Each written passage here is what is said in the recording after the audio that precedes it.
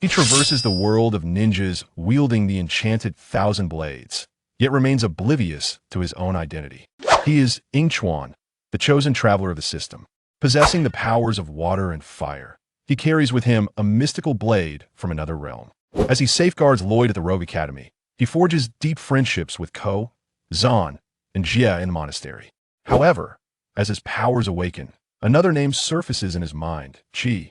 Once a pristine sheet of paper bears a mark, it can never return to its original state, no matter how fervently one attempts to erase it. Is this journey a mere accident or a meticulously orchestrated mad scheme? Chapter 1.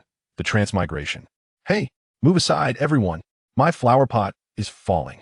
A young boy, clad in a white short-sleeved shirt and denim jeans, gazes down at his phone.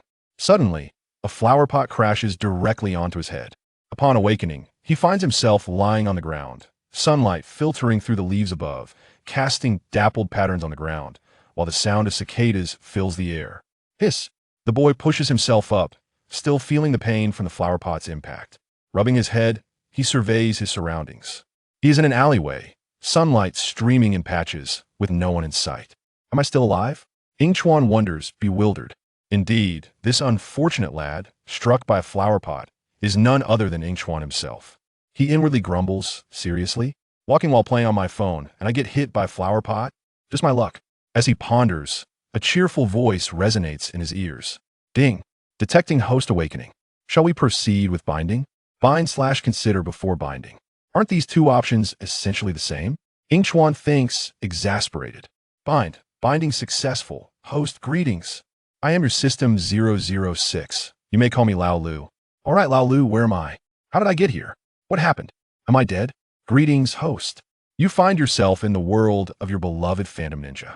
You have perished in the real world due to the flower pot incident, and I have transported you here. By the way, this is the Rogue Academy. Would you like to claim your beginner's gift package? Claim. Congratulations, host. You have acquired the power of water elements, advanced agility, and top-tier lightness techniques. You have also received a tool to draw from characters of other worlds. Once. Shall we begin the drawing? Before Yingchuan appears a grand spinning wheel, and without hesitation, he opts to draw. Ding. Congratulations, host. You have obtained the enchanted thousand blades from the anime 567. It has been stored in your space and can be viewed with your mind. Yingchuan uses his mind to access the space and discovers a blade. Wow, this is the thousand blades. It's quite impressive. No tasks available. There is one. Upon completion of all tasks, host, you may choose to leave this world. Now, the first task, find Lloyd and become his close friend. Reward, acquire the power of fire elements. Leave this world? I'll think about it later. Lao Lu, what is my current identity? Host, your current identity is the son of Master Wu's friend and a student of the Rogue Academy. Since you arrived early, Lloyd has just come today. Understood, I see him. As Yingchuan converses with the system, he walks out of the alley and spots a school not far away. Following the system's guidance, he approaches the entrance of the expansive Rogue Academy, where a little boy, around 7 or 8 years old, stands. Yingchuan brushes off the dust from his clothes and strides over, extending his hand. Hello, I'm a student here, Yingchuan. Are you new? Let's be friends. Lloyd gazes at the boy before him, noting his fair complexion, deep black eyes, and prominent nose, traits that reveal his handsomeness. All right. Then let's go, Yingchuan replies with a smile. But since I'm older, why not call me brother? Thank you, Lloyd softly adds, brother. No need, we are friends now. With that, Yingchuan takes Lloyd's hand and leads him into the Rogue Academy. Lao Lu, have I completed my task? Indeed, host. The reward has been issued. Great. Upon hearing that the reward has been issued, Yingchuan feels a surge of joy, his steps lighter. After settling everything, he plops down onto the small bed in his room, a small flame flickering in his palm. Yingchuan sighs, back to school again. I might as well stay here for now. Otherwise, it would be quite dull. Days pass in a monotonous haze, Yingchuan oscillating between sleeping and nearly sleeping. Why did you want my blanket? As Yingchuan dozes at his desk, he hears Lloyd's distressed voice nearby.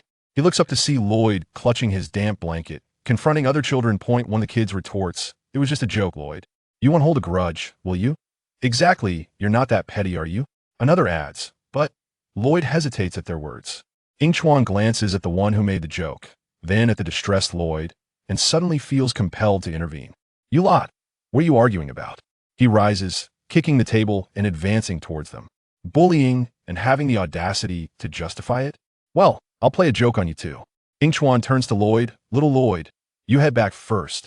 I'll handle this. The group of children, taken aback by Yingchuan's sudden assertiveness, stands momentarily stunned. We're all classmates, aren't we?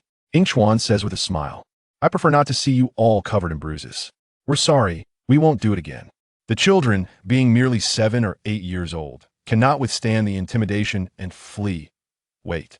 Yingchuan calls after them. If Lloyd says you're bullying him again, I won't be so merciful next time. Once they leave, Yingchuan retrieves his blanket and approaches Lloyd. Here, take it. If anyone bullies you again, just let me know. Okay, Lloyd replies, clutching the blanket tightly, offering a soft affirmation. After this incident, the other children at school refrain from bullying Lloyd, and Yingchuan finds himself with an inseparable little companion. Didn't you say you wanted to do something with me? At last, Yingchuan can't contain himself any longer. For days, Lloyd has clung to him like a shadow, making it difficult for him to accomplish his tasks. That I want to stay with you. Lloyd responds softly. Why would you want to follow me? Don't bother me. Yingchuan sighs in exasperation. You protected me, so I want to protect you too. Lloyd looks up, his gaze resolute. Yingchuan studies Lloyd carefully. The boy barely reaches his waist. After a moment of contemplation, he reaches out and ruffles Lloyd's hair. All right then, you can follow me. Yet, Yingchuan had no inkling that he would remain here for merely 6 months. Lao Lu, are you certain Master Wu resides here? Yingchuan is seen ascending a steep mountain, drenched in sweat, his irritation flaring. What kind of wretched rogue academy drives me away, leaving me no choice but to seek refuge with Master Wu? Yes, dear, the host's perseverance is the key to victory. Keep climbing. Damn it, Yingchuan muttered under his breath. If it weren't for this annoying system suddenly demanding he learn the phantom rotation technique, he wouldn't have found himself seeking Master Wu. Otherwise, he would hardly have the time to scale this dreadful mountain. Nevertheless, the reward was enticing. It was the power of ice elements. Just as Yingchuan felt he could no longer endure the exhaustion, he finally spotted the grand entrance. Host has arrived. Yingchuan was filled with excitement, hastening towards the door and knocking, eagerly awaiting someone to answer. Creak. The door swung open, revealing an elderly gentleman clad in white, a conical hat perched atop his head. The moment Yingchuan laid eyes on the old man, he recognized Master Wu instantly. He stood up, blinked, and called out, Uncle, I wonder if you remember me? I was just expelled from a wicked boarding school for troublesome students. Might I find refuge with you? Ah, I do remember you. I even held you when you were a child. Yingchuan, it is indeed surprising that you were expelled from such a school, Master Wu replied, gesturing for him to enter. With an awkward smile, Yingchuan thought to himself, how could he know? It was merely a naive incident where he nearly set the school ablaze. Who could have anticipated that the principal would be so petty? After a moment's hesitation, Yingchuan mustered the courage to step inside. Uncle, I heard you know the phantom rotation technique. Could you possibly teach it to me? Yingchuan pleaded, his eyes brimming with hope. Not unless you possess elemental power. Otherwise, I cannot teach you. Master Wu turned away. Ah, elemental power? If I have that, will you teach me? Yingchuan inquired eagerly. Do not lose heart, wait. What? You possess elemental power? Master Wu exclaimed in astonishment. Indeed, what is so surprising about it? Don't you have it too? Yingchuan replied, a hint of guilt creeping into his voice as he touched his nose. You are quite the promising student, Master Wu muttered under his breath. If you doubt me, I can demonstrate, Yingchuan declared, and with that, a flame ignited in his palm. Master Wu's gaze fixated on the flame, utterly astonished, but what followed was even more astonishing. Before long, another orb of water appeared in Yingchuan's other hand. Master Wu was rendered speechless, overwhelmed by this display. After a moment, he finally spoke. Very well, you may train for now. I shall teach you the technique in a few days. With that, he retreated into his quarters. All right, Yingchuan thought that Master Wu must be quite perplexed and decided to give him some time to ponder. The next day, Master Wu roused Yingchuan from the warmth of his bed. Hurry up! Thus began a series of grueling training sessions, leaving Yingchuan so exhausted that he could barely stand. Days passed, and after countless moments of regret, Master Wu suddenly announced, All right, you can rest this morning. I will teach you the phantom rotation technique this afternoon. Yes. Upon hearing this news, Yingchuan straightened his back, invigorated. In the blink of an eye, Afternoon arrived, and Yingchuan finally mastered the phantom rotation technique, but it required daily training. At that moment, he found himself cursing the system daily. Chapter 2. New Companions. Time flows like an arrow released from a bow, swiftly passing by. In the blink of an eye, many days had elapsed. At the summit temple of the Phantom Ninja Kingdom, voices echoed through the courtyard. If I don't knock you down this time, I won't call myself Ko. You've said that many times before. Indeed, Ko. Nay, that was in the past. I can definitely take you down now. Yingchuan. In the courtyard stood 3 figures. 2 possessed short white hair, while the other, a youth with black hair, exuded charm. Among them, the boastful white-haired individual was none other than Yingchuan, who had endured rigorous training for 6 months. The black-haired boy was Ko, currently gazing skyward, pondering life. The other white-haired youth was Zan, an exceptionally intelligent individual, though Yingchuan knew he was a robot. They had met in the temple after Yingchuan mastered the phantom rotation technique, both being disciples of Master Wu. Zan smiled gently, appearing quite the gentleman, exuding an air of sophistication. However, Yingchuan, let's not speak so definitively. How about a friendly spar between us? Yingchuan's smile vanished in an instant. Perhaps not. I think the weather's quite lovely today. Yes, quite splendid. I see you're simply timid. Hey, why say such things? I'm merely feeling a bit sore. I swear, huh? It was understandable for Yingchuan to become timid so quickly. After all, he could not best Zan. Our combined strength wouldn't even match Zan's. It's futile. Ko's mood was rather grim, as he found himself unable to defeat Yingchuan or Zan, though at least he could handle one weakling. Just then, the door swung open, and a fellow clad in blue entered. With brown hair and a scar above one eyebrow, he appeared as though just awakened, his eyes filled with a dazed innocence, reminiscent of a bright-eyed university student. Good morning, everyone. Hey, Jia, you finally woke up? The trio turned to look at Jia, whose voice had startled them. He was Jia, the master nonsense, and, as Ko described him, a weakling. He was also a disciple of Master Wu. I'm heading out shortly to buy some ingredients for lunch. Sounds good. See you. The door creaked as Jia exited. After returning with the groceries, he gathered everyone around and mysteriously said, I have monumental news to share. What? Let me guess. Master Wu has a girlfriend? Is Master Wu not returning? Has he been kidnapped? No, none of that, Jia whispered conspiratorially. I mean to say, our master has brought someone back with him. What? Someone new? Could it be a new disciple joining us? That's uncertain. Confusion reigned among the group. I noticed that the newcomer is about our age, and upon arrival, Master Wu immediately sent him off for training. What? We may truly have a new member. Zan, you might be right, Yingchuan exclaimed excitedly. Let's go give him a warm welcome. Sounds great. What do you think, Yingchuan? Just as Yingchuan was about to respond, he heard the system's voice. Beep, please respond, host. The task is participate in Ko and the others' welcoming, reward, power of the electric element. The system hopes the host will acquire all elemental powers. All right. Upon hearing the system, Yingchuan wasted no time in agreeing. After all, the reward from the system were always beneficial. Why not seize the opportunity? Very well, let's go. Days passed. At this moment, 4 heads emerged beside the wall of the courtyard. Indeed, these 4 individuals were Jay, Ko, Yingchuan, and Zan. Look, this guy's improved again. No way. If he truly joins, I won't be the weakest one, will I? Jay muttered in a fit of rage. God knows how stifled Jay felt within this team. If another person joined and he remained the least skilled, it would be utterly humiliating. That won't happen, Yingchuan said, intently focusing on the figure training below. Hearing Jay's complaints, he turned to comfort him. Upon receiving Yingchuan's words of solace, Jay's sorrow transformed into joy, as if the skies had cleared. However, his elation was premature. He will surpass you in no time and crush you, Yingchuan remarked with a teasing smile directed at Jay. This only deepened Jay's despondency.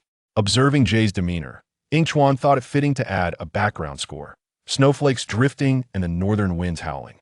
At this thought, he couldn't help but chuckle. Unfortunately, this laughter caught the attention of the others, especially Jay, who felt a wave of frustration wash over him. What are you laughing at? Ahem, it's nothing really, Yingchuan waved his hand, struggling to suppress his laughter. And yet you still laugh, Jay exclaimed, feeling an unprecedented level of anger. Not at all, Yingchuan retorted, instantly wiping the smile off his face, his mood shifting faster than a page turning. Jay huffed, redirecting his gaze to the individual training below. Yingchuan followed Jay's gaze towards Kai, only to realize that the figure had vanished moments later. Yingchuan's eyes frantically scanned the courtyard, and then he discovered that Kai had gone to summon the old master. Master Wu had emerged and was quietly sipping tea on the doorstep, while Kai commenced his training. The difference in Kai's performance on the training field was stark compared to his initial attempts. Yingchuan marveled at Kai's exceptional talent. Before long, all training exercises were swiftly completed. However, Master Wu's tea was nearly depleted. If he finished his tea without Kai passing the assessment, it would signify failure for the day. Seeing this, Jay confidently declared, "It seems he won't complete it today." Meanwhile, Zan, who had been feigning indifference, finally spoke up, managing to infuriate Jay further. "That's not necessarily true, Jay. That young man's talent surpasses yours, so it's quite likely he will succeed today." "Hey, Jay's retort was cut short by Yingchuan. "Quiet down and watch closely." Master Wu slowly brought the teacup to his lips. In a moment of quick thinking, Kai hurled the wooden sword he held towards Master Wu's teacup. The teacup flew from Master Wu's hand, momentarily startling him, but he quickly recovered and refilled it. After pouring the tea, Master Wu looked up at the training ground, only to find the young man was no longer in sight. As he puzzled over this, a voice suddenly broke through from beside him. "Would you like some sugar cubes?" "How many?" Kai had appeared beside Master Wu, standing on the steps with several sugar cubes in hand, offering them to him. Meanwhile, the four individuals above had erupted into a frenzy of chatter. "Look, Jay, the newcomer's mind works better than yours," Yingchuan teased. "Hey, I have to say something about that." Jay rolled up his sleeves, ready to defend his honor.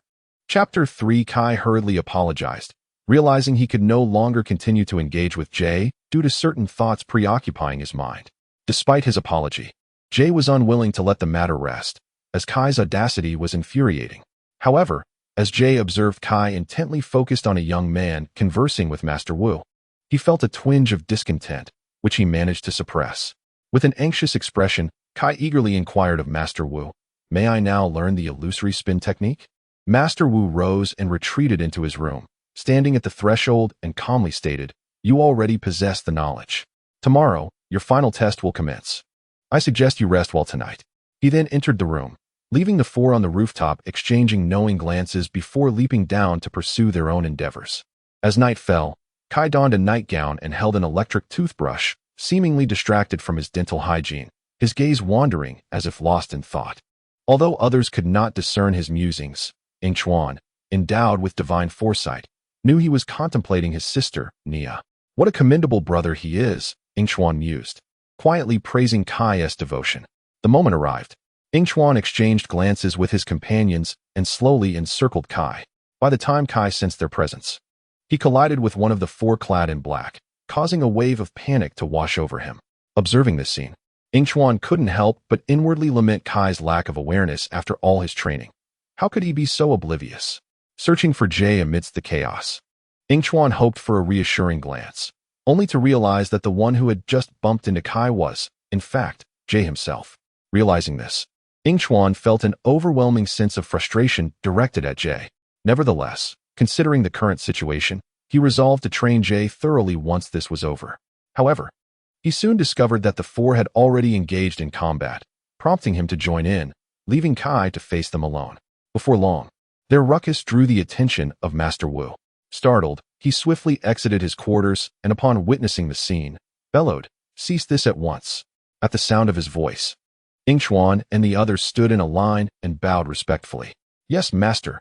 This display was quite imposing. Perhaps the others did not perceive it, but Yingchuan felt an inexplicable sensation, as if they were mere servants addressing their master. "Oh dear," he thought, feeling a wave of discomfort wash over him. Had the circumstances been more appropriate, he might have rolled on the ground laughing. With his head bowed, he could only see his shoulders quaking with suppressed laughter. Desperately wishing Master Wu would leave, but at that moment, the most vexing situation arose. "What are you laughing at?" Master Wu reprimanded, though Yingchuan kept his head down. His voice betrayed a hint of amusement. "Master, I am not laughing at anything. Perhaps you have misjudged. What, do you think I am too old to see clearly?" The other three felt a wave of anxiety for Yingchuan. Master Wu was known for his strictness, and they were taken aback when Yingchuan continued to provoke him. "And no, how could I deceive you, master?" Yingchuan finally spoke, despite the palpable tension from his companions. Upon hearing this, the three felt a wave of relief, but were soon startled by Yingchuan's following remark, which made them want to silence his reckless tongue. However, perhaps your eyesight is indeed failing, Yingchuan ventured, though he regretted it instantly as Master Wu's anger intensified. The master recalled the once innocent child he had known, now transformed into a troublesome youth. What is this delinquent academy teaching him? Wait, something was amiss. Delinquent academy? It was not the school's fault. It was his own shortcomings. Realizing this, Master Wu's ire lessened, and he decided to extend a lifeline to Yingchuan, saying, "Indeed, with age comes a decline in vision." He then gestured towards Kai, saying, "These are my other disciples. Is this my final test?" Kai asked, bewildered. "Master, you have never mentioned a fifth." A discontented Jay interjected, struggling to articulate his thoughts. "Master." Jay's intent was to convey that the four of them already formed a cohesive unit. However, he was interrupted by Ko, who could no longer endure Jay's rambling. "Wow, Jay, where has your sharp tongue gone? Did you swallow it?" Yingchuan seized the opportunity to tease. "Hey, what do you mean by that?" Jay retorted, feeling he had been angered more today than in the entire past week. Ko, exasperated, urged, "Enough bickering." As the self-proclaimed smartest member of the team, he wished to hear Master Wu's words and respectfully asked, "Master, please enlighten us." The four fell silent, the atmosphere thick with anticipation. "You are all chosen prodigies, each possessing distinct elemental powers. However, first, the illusory spin." Before Yingchuan could process this, Master Wu performed the illusory spin technique, transforming the five before him. Suddenly, their appearances altered.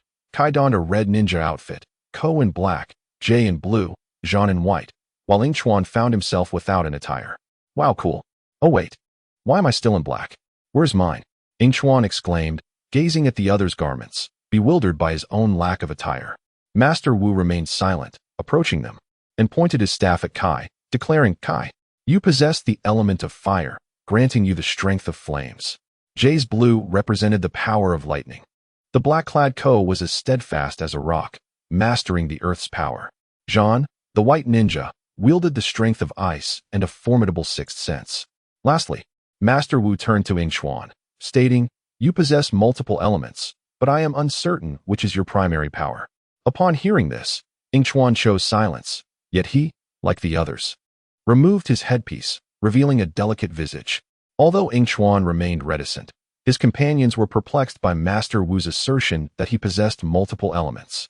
Just as their curiosity piqued, Jean stood forth to inquire, "Master, why do you say Yingchuan has multiple elements?" "Beep, the power of the electrical element has been acquired."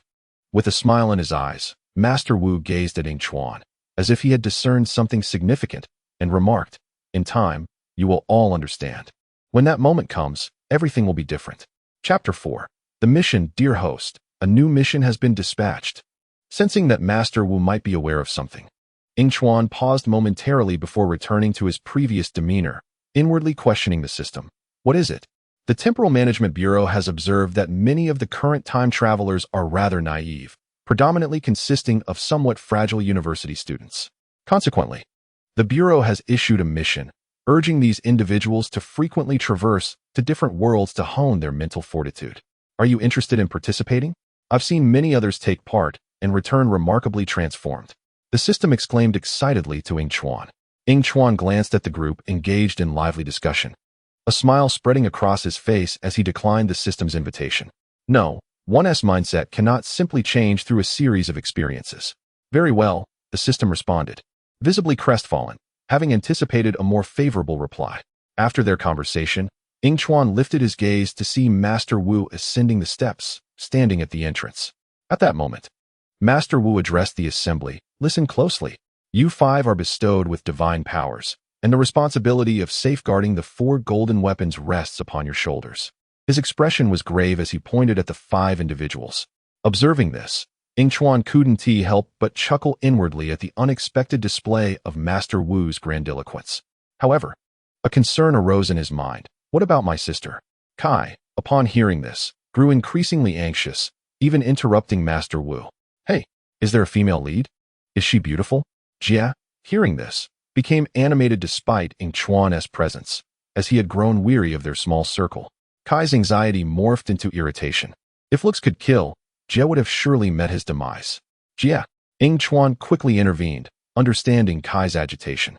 Who wouldn't he be upset if their sister was being pursued by a stranger? I merely wish to know who we are rescuing. Does she favor the color blue? Jian nervously added, though his final remark rendered his explanation nearly futile. Could you possibly seal your lips? Kai retorted angrily. At this point, Master Wu noticed Kai's restless demeanor and spoke soothingly. Do not fret. Once we locate the weapons, we shall find your sister. Gradually, Kai's anxiety dissipated, and the unsettling emotions began to fade. Yingchuan approached him, reassuring, do not worry. Your sister is certainly safe. Besides, we are here to assist. We will undoubtedly find her, right? Turning to the others for confirmation, he noted their nods before continuing, so rest easy. Kai acknowledged the comforting presence of Yingchuan, realizing his intentions were genuine, and nodded in agreement. Master Wu, witnessing this exchange, smiled appreciatively, though the expression quickly vanished. Time is of the essence, Master Wu urged. We must go save Kai's sister and search for the first golden weapon. The group responded in unison before hastily gathering their belongings. As Yingchuan turned to leave, he heard Master Wu call him. Yingchuan, come here for a moment. Upon hearing his name, Yingchuan pivoted and followed Master Wu inside. Upon entering, he found Master Wu already seated, and he promptly took a seat beside him. Master Wu regarded Yingchuan and remarked, you have grown stronger. Yingchuan, understanding the significance behind his words, met Master Wu's gaze and articulated deliberately, I hope you can keep this confidential. Please inform others that I possess no elemental power, only an ordinary blade. Master Wu, taken aback, sensed the new energy coursing through Yingchuan, but did not expect him to refuse to disclose it. Though surprised, Master Wu respected Yingchuan's choice, feeling a twinge of regret for him. Very well, I will keep it to myself. We are about to depart. Retrieve your blade. Yingchuan was taken aback by Master Wu's swift acquiescence, but felt no qualms. Understood. I have matters to attend to. I shall take my leave now. With that, he turned and exited the room. Before he could gather his belongings, he was surrounded by a few returning companions. Jia placed a hand on Yingchuan's shoulder and inquired, what did the master say to you? Indeed, what was discussed? The others chimed in. Nothing of great consequence. He merely spoke to me regarding my lack of elemental power and asked me to relay that to you all. Yingchuan stated, what? You have no elemental power? Are you feeling all right? The group exchanged bewildered glances, and finally, Ko voiced the concern. Yes, rest assured, I am fine. By the way, aren't we supposed to leave soon? Let us hurry and gather our things. Yingchuan smiled and began to pack, leaving the others in a state of confusion. Back in his room, Yingchuan retrieved the sword gifted by the system from its box, murmuring, a demonic blade with 1,000 edges? It's a fine weapon. I wonder if it can wield power akin to that of the anime character Wuyochi. With that, he unsheathed the blade. The edge was comprised of countless shards, the black hilt and half the blade adorned with blue patterns depicting malevolent spirits. It emitted a blue or purple glow, and only when the patterns shone could its true power be unleashed. Yingchuan, hurry. It's time to leave. A voice called, snapping Yingchuan from his reverie. Startled, he realized he had unknowingly drifted into deep thought. Regaining his composure, he smiled, gripping the sword tightly, and stepped out of the door, embarking on his adventure. Yingchuan's weapon inventory displayed the description of the demonic blade with 1,000 edges. The world regards the demonic blade as unparalleled in offense. Boasting a length of 161 centimeters, forged in the divine crafting nation. Weapon skills include 1,000 edges pursuing the moon, separate shards, allowing for arbitrary shape alteration. 1,000 edges unified, concentrates the shards of the demonic blade for melee attacks. 1,000 edges flying star, disperses the shards and recomposes them to penetrate opponents' defenses, inflicting significant damage. Bloody wind and rain. Shards rapidly spin, forming a vortex that ensnares nearby enemies and reduces them to dust. 1,000 edges penetration. 1,000 shards appear in various positions around the enemy, simultaneously piercing through them. 1,000 edges shield creates a semi-protective barrier with formidable defense. 1,000 edges breaking blade. After insertion into the enemy, all shards explode from various angles, penetrating the enemy. Demonic blade user. Qi, chief shadow assassin of the Xuanwu nation. Chapter 5. Yingchuan Master Wu pondered before the incense, but was interrupted by a commotion. Frowning, he stood up, opened the door, and prepared to reprimand his disciples for their noise. Although they were not in training, their raucous laughter persisted. Master Wu, recalling something, proceeded to another room. And upon opening the door, discovered Kai and his companions engrossed in a 4-player game. Fuming at the scene, Master Wu unplugged the television. Jia and the others, seeing the screen go dark, immediately complained to Master Wu. Please, Master. We've played for 3 hours to reach this point. Master Wu explained. Because the Demon King has merely temporarily vanished, he may return to seize the golden weapons, so we must remain vigilant. Upon hearing this, Zan interjected, but Master, since his disappearance, the Phantom Ninja Kingdom has been quite peaceful. Jia added, indeed. It's been so calm it's become boring. Does that not imply we have nothing to do? As the few of them quarreled, Yingchuan remained silent, for he was aware that Nia was about to arrive. Just as the saying goes, speak of the devil, Nia burst through the doorway, exclaiming in distress, this is bad. The Demon King has returned. I saw him heading towards Jia village. Upon hearing this alarming news, Kai and the others became frantic, hastily rising to their feet. In their haste, they collided with one another, all collapsing painfully to the ground. Nia stood at the doorway, exasperated, and lent a hand to Jay. Oh, thank you, Jay said as he stood up. We must hurry. Nia admonished Jay, her frustration palpable. The others, except for Yingchuan, rushed off to find Long. After they departed, Yingchuan turned to Master Wu and declared, I must also take my leave. Master Wu, stroking his beard, replied, Go ahead, unleash your full potential. With those parting words, Yingchuan instantly teleported to Jia village, having declined the option to raise a dragon. Master Wu, stroking his beard, held great regard for Yingchuan. And though he hesitated to reveal his element, it was highly likely he was the Green Ninja. However, Master Wu never anticipated that such a clever individual would one day miscalculate. Yingchuan stood atop a rooftop, observing Lloyd, who was demanding candy from the crowd. And he couldn't help but sigh, sensing that Lloyd's intelligence was lacking at that moment. He watched as Lloyd was hoisted onto the roof, consumed by a fit of rage. A mere glance at Yingchuan caused Lloyd to divert his attention, noticing Zan pick up a scroll, while Kai took it from him and unfurled it. A ninja will emerge from the Phantom Ninja to become the Green Ninja, tasked with defeating the Dark Lord. Zan interpreted the scroll. Wait, the Dark Lord, is that referring to the Demon King? Kai queried. As Yingchuan listened to Kai and the others proclaim themselves as the Green Ninja, he could not suppress his laughter. Being a time traveler well-versed in the storyline, he understood that the true Green Ninja was none other than Lloyd. Currently suspended on the roof, not Kai or Jay. Observing the departing figures, Yingchuan teleported back, unaware that Lloyd was watching him. After Yingchuan's return, Lloyd gazed at the rooftop where Yingchuan had been, murmuring, Could it be you, Yingchuan?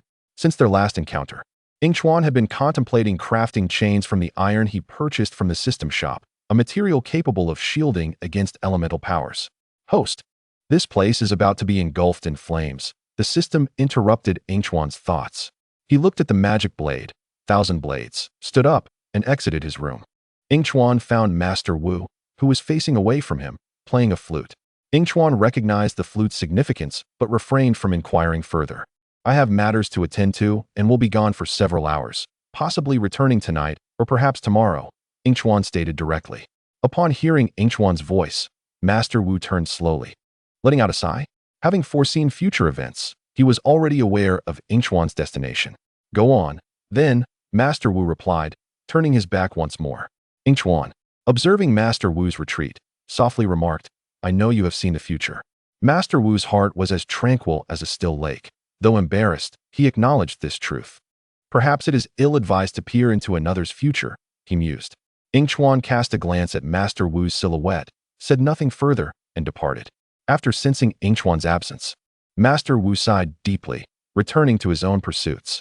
Emerging from Master Wu's chamber, Yingchuan teleported to a large tree several meters away from the wooden hut where Lloyd resided.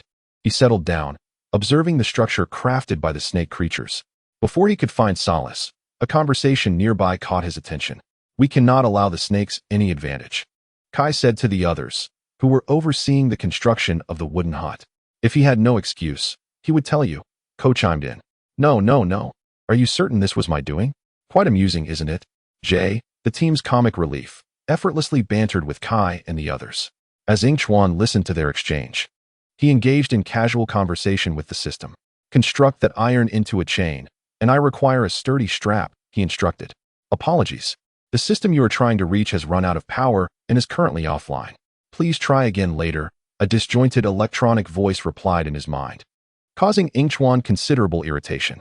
Come on, I need a chain and a strap, he warned internally. All right. A chain and a strap, got it. I'll have them ready. The system responded just as Yingchuan's countdown neared its end, before hastily disappearing. The reason the system feared Yingchuan was that he held sway over its vulnerabilities. After the system's voice faded, Yingchuan silently smirked, realizing the system had proven to be quite useful. However, after such lengthy idle chatter, he decided to assess the progress of the wooden hut. To his dismay, he fell silent upon seeing the once passable structure reduced to a heap of ruins in less than half an hour. What? No. Has the plot developed that swiftly? Yingchuan pondered, resting his chin on his hand while clutching the tree trunk, fearing he might tumble from his perch in excitement. After a moment's pause, Yingchuan stood from the branch and teleported to the ground. He brushed the dust from his clothes and glanced around, internally inquiring about Zan's whereabouts. Where is Zan now? He asked the system. He is about to locate a ship, the system replied, referencing Zan's character interface. A ship? Yingchuan mused, suspecting it was the grand vessel capable of soaring through the skies and sailing the seas. Teleport me there, he commanded inwardly. As soon as he finished, a blinding white light enveloped him, forcing him to shut his eyes. When he opened them again, he discovered he was less than 100 meters from the ship. Yingchuan surveyed his surroundings, but found no sign of Zan. He then sought a comfortable spot to rest and reclined. After waiting for what felt like an eternity without sight of Kai and the others, he scratched his nose and recalled that they were supposed to meet Zan around dusk. Gazing at the glaring sun overhead, Yingchuan fell into silence. Feeling increasingly irritated by the sunlight, he propped himself up and sought a shaded area to lie down once more. He considered whether he should inform Kai and the others about his elemental powers, yet hesitated, uncertain whether it was wise to disclose such information. Caught in this internal conflict, he succumbed to sleep. Host, wake up. Kai and the others have arrived. Yingchuan abruptly sat up from the ground, gazing around in bewilderment. It took a moment for him to grasp his surroundings, and he scratched his head, pondering inwardly. They have arrived so swiftly. The system, observing its newly awakened host, could not help but feel a sense of exasperation at having such a dim-witted counterpart. Yingchuan squinted, rising to his feet, sensing the system's silent reprimand. Yet he held no desire to engage in a dispute, for he could hear the voices of Kai and the others. Do you know? What I yearn for most at this moment is not ours, but rather the admiration of Yingchuan. The familiar voice unmistakably belonged to Kai. Yingchuan lifted his foot and made his way toward the source of the sound.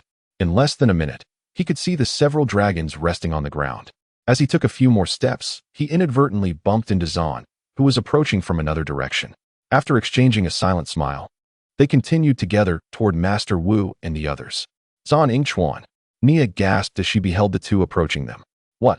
Upon hearing Nia's exclamation, Jia turned to look and, upon recognizing Yingchuan and Zan, stood up excitedly and walked over. This action naturally drew the attention of the others, who turned to see what was happening. As for what Zan and Master Wu discussed, Yingchuan remained oblivious. Although he had slept the entire afternoon, he still felt drowsy, perhaps a consequence of his late-night binge of replaying the storyline. In a state of drowsiness, Yingchuan noticed the others running toward the ship and leisurely followed suit, leaving behind the slower Master Wu and Zan. Master, do you think I will become a green ninja? Zan inquired, glancing back at Master Wu. It is too early to say, but if you persist, you shall discover your potential. Come, or the pie will be devoured without you. Master Wu placed a hand on Zan's shoulder while gesturing toward the ship. Yingchuan opened his eyes wide, sitting up from a hard wooden plank. His eyes were shadowed, resembling someone who had not slept for an entire night, though he had only managed 3 to 4 hours of sleep. The wretched wooden plank had made it impossible for him to rest well, leaving him nearly sleepless throughout the night.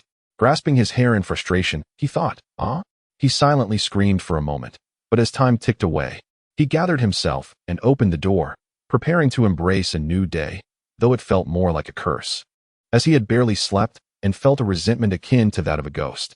Before he even opened the door, he heard a series of crackling sounds, which intensified once he stepped outside. Lloyd must be dealing with the venomous python, he mused, raising his foot to follow the source of the noise. Upon reaching the origin of the commotion, he discovered Kai and the others tidying up the room. Leaning lazily against the doorframe, he remarked. You all seemed to sleep quite well yesterday. Without lifting his head, Jia replied, Indeed, just as you have awakened. Since you are in a private room, you must tidy it yourself. Listening to Jia, Yingchuan felt his eyelids growing heavy. After Jia's statement, he merely acknowledged with a half-hearted response and returned to his room. Yingchuan surveyed his surroundings, noting that aside from a wooden plank for sleeping, there was nothing else. He stood in contemplation for a moment before concluding that he needed to purchase items from the system. Entering his room, he shut the door behind him. Display the purchase interface, he commanded. Almost immediately, a pale blue light screen appeared before him, showcasing various items for purchase. He perused the options, muttering, A protective token for 1,000 points. That's feasible. I can save up for one. He nodded and continued scrolling. Water of Forgetfulness? How many points? 10,000. Was this water divine?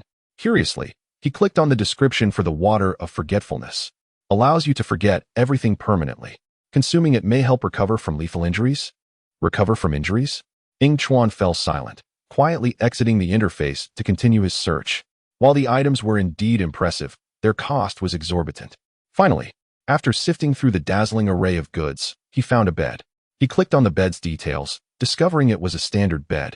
But the price was quite reasonable, 50 points, very affordable. Rubbing his hands together, he decided to purchase it. As soon as he pressed the buy button, the wretched plank transformed into a seemingly soft bed. Yingchuan approached and sat upon his new bed. Ah, it is quite soft, he mused. Perhaps Lloyd would be better suited to sleep here. Host, the chains and straps you requested are now ready. The system joyfully announced, observing the items at its feet. Ready? Yingchuan was momentarily taken aback, surprised by the system's swiftness. Hand them over. Upon speaking, he felt a strap in his hand and lifted it to examine. Unconsciously, he thought, perhaps this item is ideal for binding someone. Frowning slightly, he placed the strap, along with the chains he had yet to inspect, into his storage space. After doing so, Yingchuan lay back on the bed and fell into a deep slumber, unknowingly sleeping for an entire week. The system observed its host in silence, opting not to speak as it took control of Yingchuan's slumbering form. It ensured he conveyed the reason to Master Wu before allowing him to drift back into sleep. Once everything was in order, the system locked the door securely, quietly retrieving its tablet, lowering the volume, and resuming the playback of its favorite series featuring dual male protagonists. Chapter 7. Illusion. Yingchuan gazed at yet another manifestation of Lloyd and Kai, letting out an exasperated sigh as he brandished his blade, once more swinging the demon blade 1,000 edges at them. He could not comprehend why, upon merely falling asleep, he was thrust into an illusion. Fortunately, this illusion was rather mundane, forcing Yingchuan to repeatedly experience being killed by Lloyd and the others, only to ultimately retaliate against them. Though the intensity was quite minimal, the illusion felt strikingly realistic. During the initial encounters, Yingchuan would cut his arm to discern reality, but eventually, he abandoned the effort. Awaken, host. Hurry, wake up. What? Is that the system? Upon hearing this, the illusion rapidly crumbled, plunging Yingchuan into darkness once more. In the void, he shut his eyes, and when he reopened them, he found himself staring at the ceiling of his room. Calmly lying in bed, the prolonged experience in the illusion left Yingchuan utterly drained, rendering him incapable of movement. He queried the system in his mind. What is the timeline? The system, taken aback, did not expect Yingchuan to awaken without any inquiries. Yet it steeled itself to explain. Host, you have been asleep for a week. Lloyd has already arrived on this ship. Arrived? Yingchuan silently absorbed the system's words, contemplating. He remained unsure about the nature of the illusion, suspecting that the system was envious of his striking appearance, thus casting him into such a dream. Alas, a person as dashing as he could never lead a mundane life. After a moment of reflection, Yingchuan sat up, the sensation of soreness enveloping him once more. Yingchuan, are you awake? Kai's voice, along with the faint sounds of others outside the door, reached his ears. After hearing Kai's voice, Yingchuan walked step by step to open the door. The old door creaked loudly as it swung open. Kai and his companions were astonished at the sight before them. The strikingly handsome youth had lips devoid of color, and his drooping arms dripped with blood, creating a steady rhythm as it fell to the floor. Is something the matter? Yingchuan inquired, glancing at the group, only to suddenly notice an expected face. Lloyd, who was staring in astonishment at his own arm. Yingchuan. Master Wu's voice echoed from the corridor, filled with concern. Upon hearing this, Yingchuan diverted his gaze from Lloyd to Master Wu, who was lazily leaning against the doorframe. The pain in his shoulders surged again, and Yingchuan realized that his shoulder had been cut by his own self in the illusion. As Yingchuan pondered his injury, Master Wu had already approached him, observing him intently. Master Wu, what brings you here? Yingchuan asked, his eyes darting nervously. What happened to you? Master Wu stepped closer. After listening, Yingchuan lifted his arm for a glance and noticed that the wound was healing slowly. Goodness, what kind of blood did the system give me? This wound is healing rather swiftly, he mused inwardly, astonished. It's just a minor injury. See, it's healing well. Yingchuan raised his arm to show everyone. You need not worry. He instinctively concealed the matter of the illusion. Upon hearing Yingchuan's words, the group exchanged glances before shifting the conversation. Well, we would like Lloyd to stay with you. Is that all right? Of course, it would be my honor, Yingchuan readily agreed, elated at the prospect of sharing a space with Lloyd. However, Kai and the others seemed taken aback by Yingchuan's prompt acceptance, though they remained silent. Then, we'll take our leave. Kai waved goodbye to Yingchuan before departing with his companions. Despite their exit, Master Wu lingered, evidently wishing to converse with Yingchuan. Sensing this, Yingchuan returned his gaze to Lloyd and, feeling slightly embarrassed, pointed at the blood on the floor. Could you help me clean this up? I need to have a word with your uncle. Without waiting for Lloyd's response, Yingchuan stepped towards the corner, pulling Master Wu along with him. Once out of Lloyd's sight, Yingchuan paused, hands in his pockets, anticipating Master Wu's inquiry. Master Wu studied Yingchuan for a long while, ultimately exhaling a sigh. He turned and took a few steps before gently saying, Go take a shower. I trust your injury has healed. With that, he continued on his way. Watching Master Wu's retreating figure, Yingchuan smiled silently, realizing that indeed, his wounds had healed. He moved his arm and then turned to head in the opposite direction, intending to take a shower. However, how did Master Wu know everything? Yingchuan pondered as he opened the bathroom door. After showering, Yingchuan noticed that night had fallen. Did I take that long? He suddenly remembered the magic dagger, Qianren, beneath his pillow and hurried to his room. Creak. Yingchuan forcefully opened the door to his room and found Lloyd waiting in bed for him to join. At that moment, Yingchuan couldn't help but think that Lloyd had a rather, shall we say, wifely aura. Feeling embarrassed by his own thoughts, Yingchuan scolded himself internally. Look at you. He's just a child. Though he chastised himself, he quickly approached the bedside. Once beside the bed, he lay down, pulled back the covers, and told Lloyd, Let us sleep. With that, he closed his eyes.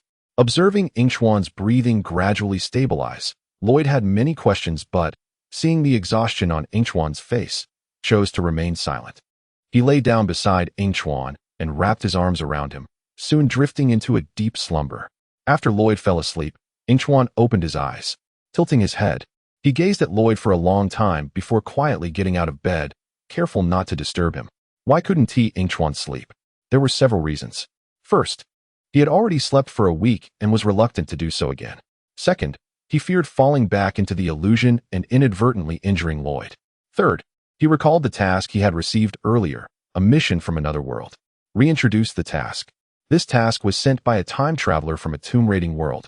Who desires your band? A band? Yingchuan furrowed his brow, still unsure of its significance. I do not know either. He is willing to offer you a vial of forgetting water and a chinching. Chinching?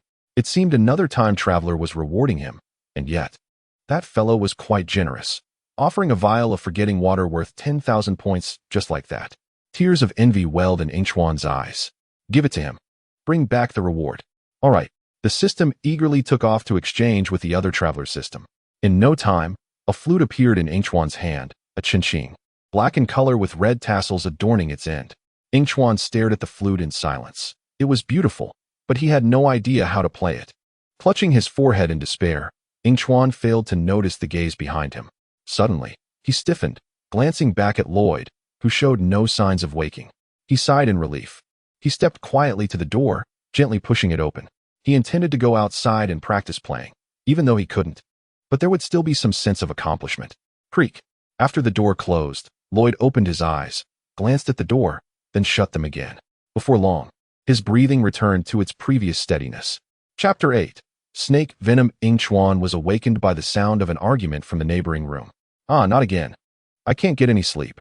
Frustrated, he buried his head under the covers, but the noise outside persisted. Once the commotion in the adjacent room subsided, he climbed out of bed and ventured out, only to find that the room was empty. Tilting his head in thought, he recalled they must be discussing the snake monster in the command room and headed in that direction. As he arrived at the command room entrance, he saw Kai and the others rushing towards him. Yingchuan sidestepped to let them pass before stepping inside. "At your command, master." Upon entering, he immediately heard Nia's dissatisfied voice and smiled teasingly. "What's wrong?" "Not happy." Nia looked at Yingchuan, hope rekindling in her eyes. How could she have forgotten him? Though he was injured and unable to go out, he could still take care of Lloyd on the ship. Pointing at Lloyd, Nia said to Yingchuan, "Could you look after him? Master doesn't want me to go out, but I need to step out for a bit. Look after Lloyd." Yingchuan turned to Master Wu. Understanding. "Sure, you have things to attend to. Go ahead." "Great. Thank you, Yingchuan," Nia replied, smiling as she departed. Yingchuan then turned to gaze at Lloyd before heading out to the deck to enjoy the scenery. "Host, are you aware that the pairing of red and blue has been a theme throughout history?" The system excitedly inquired of Yingchuan, who was gazing at the scenery. Yingchuan paused briefly, continuing to observe the sky, exclaiming, "Ah, the weather is simply splendid." No, don't you think Kai and Jay are quite an intriguing couple?" The system remarked, glancing back at the tablet in hand. "But they each have their own partners. What is there to ship?" Yingchuan replied, puzzled. "You don't understand, host. This world is not the true realm of the Phantom Ninja.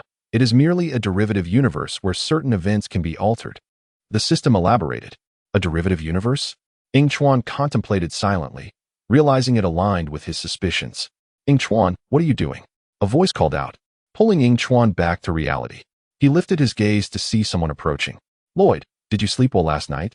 Yingchuan did not respond to Lloyd's question, instead inquiring about his sleep quality. "Oh, quite well," Lloyd answered as he exited the command room and took a seat beside Yingchuan. Sensing the presence next to him, Yingchuan abruptly stood, addressing Lloyd. "That's good to hear. I have matters to attend to." After saying this, he headed towards his room, needing to change the door, as it made too much noise when opened. When Yingchuan emerged after replacing the door, Kai and the others had returned and were preparing for dinner. "Hey, Yingchuan." Jay greeted as Yingchuan entered. What's wrong with Kai?" Yingchuan responded to Jay while directing his attention towards Kai. "He has been poisoned, but it's nothing serious," came the reply. "All right, enough about that. There are more pressing matters. Peso has released all the snake monsters, and if they unite, the legendary devourer will annihilate everything." Ko interrupted, cutting into Yingchuan and Jay's conversation. Master Wu and the others were discussing this issue, but before they could say much more, the alarm system blared. Watching the others hurriedly leave, Yingchuan sat silently, consuming his dinner. "Wow, this food is absolutely delicious." After finishing, he returned to the deck to continue his research on Qinqing.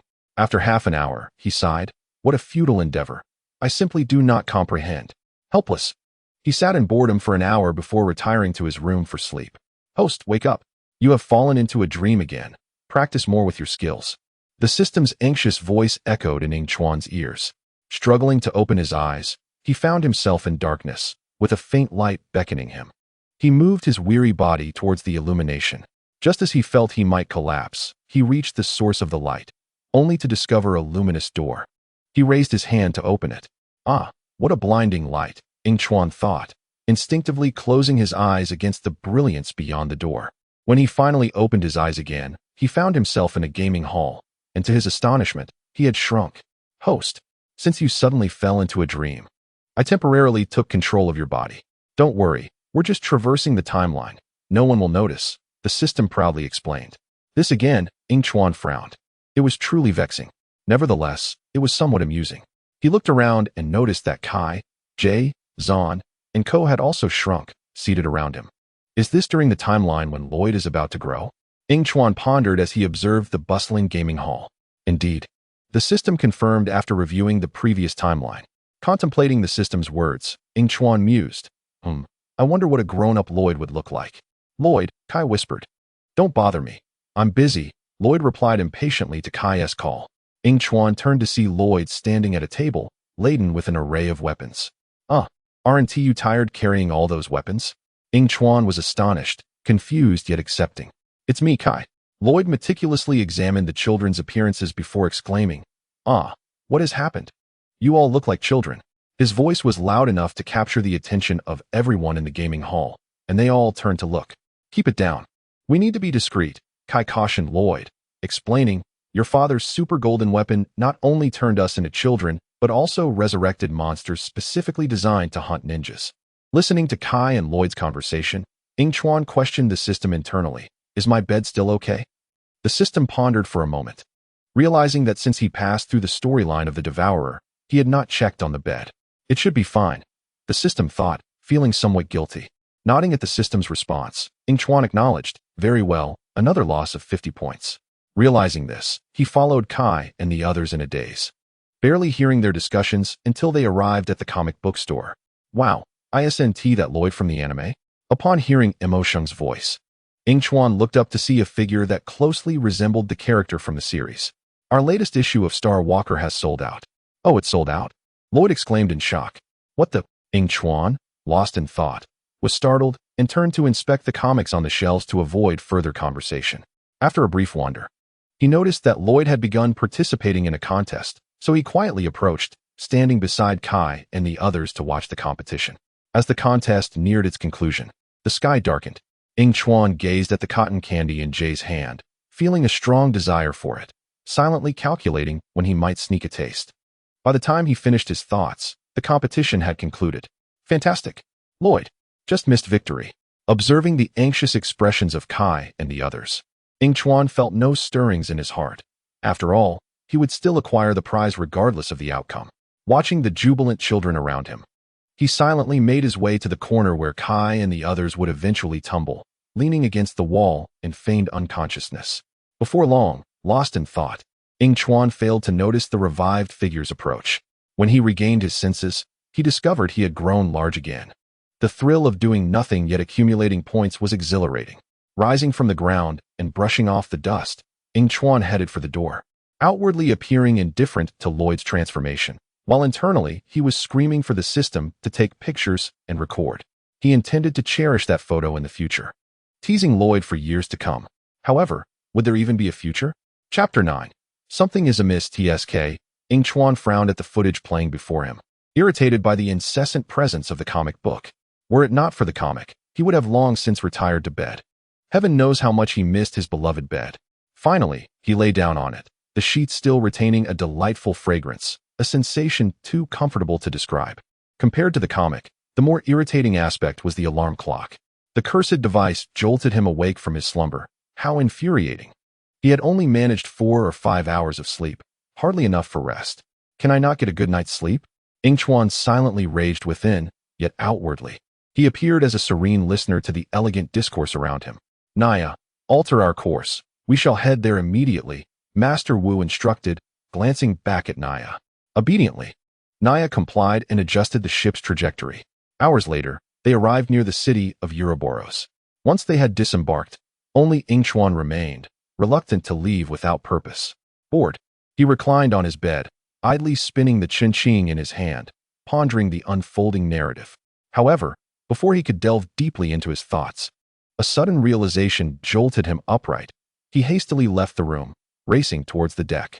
As he halted on the deck, he gazed at the distant Ouroboros city, where a momentous event was transpiring, one that would alter the course of history. A complex emotion flickered in Yingchuan's eyes. After a brief observation, he turned to return to his quarters, feeling the need for rest.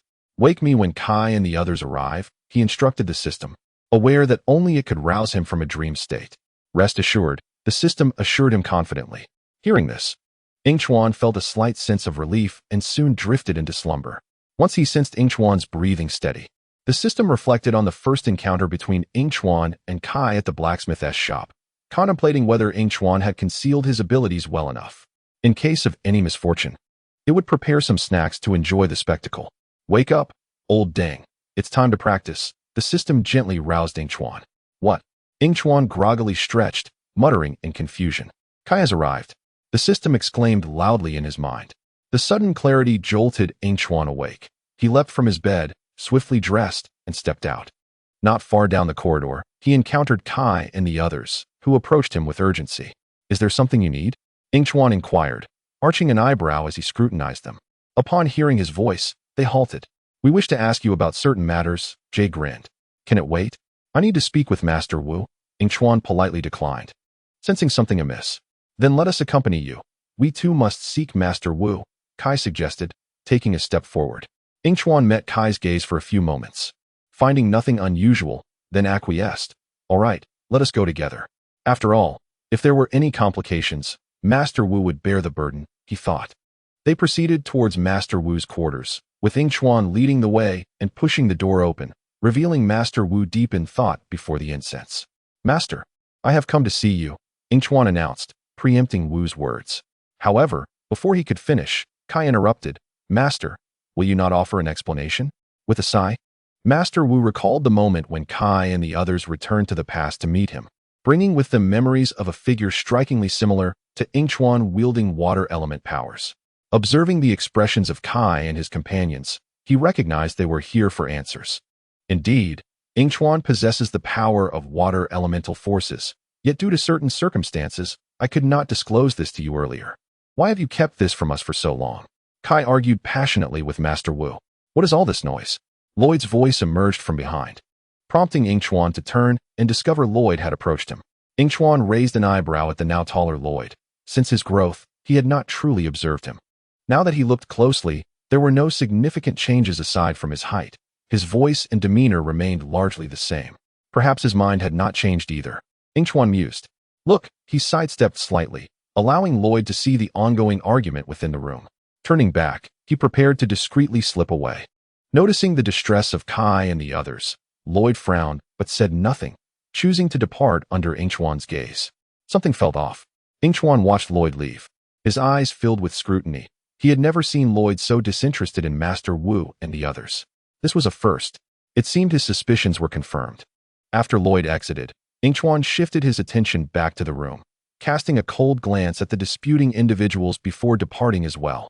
Upon returning to his quarters, Yingchuan plopped down on his bed, mentally querying, System, where's my belt? It is in the system space, came the reply. Understood. With the answer in mind, Yingchuan rose from his bed and approached the mirror connecting to Lloyd's room. He raised his hand to caress the mirror's surface, pausing as he beheld his reflection. His hand perfectly aligned with reality. Are you also a facade? He mused, smiling wryly at the sight of his own hand before withdrawing from the mirror and leaving the room. So, have you finished your quarrel? Yingchuan approached the deck to converse with Master Wu.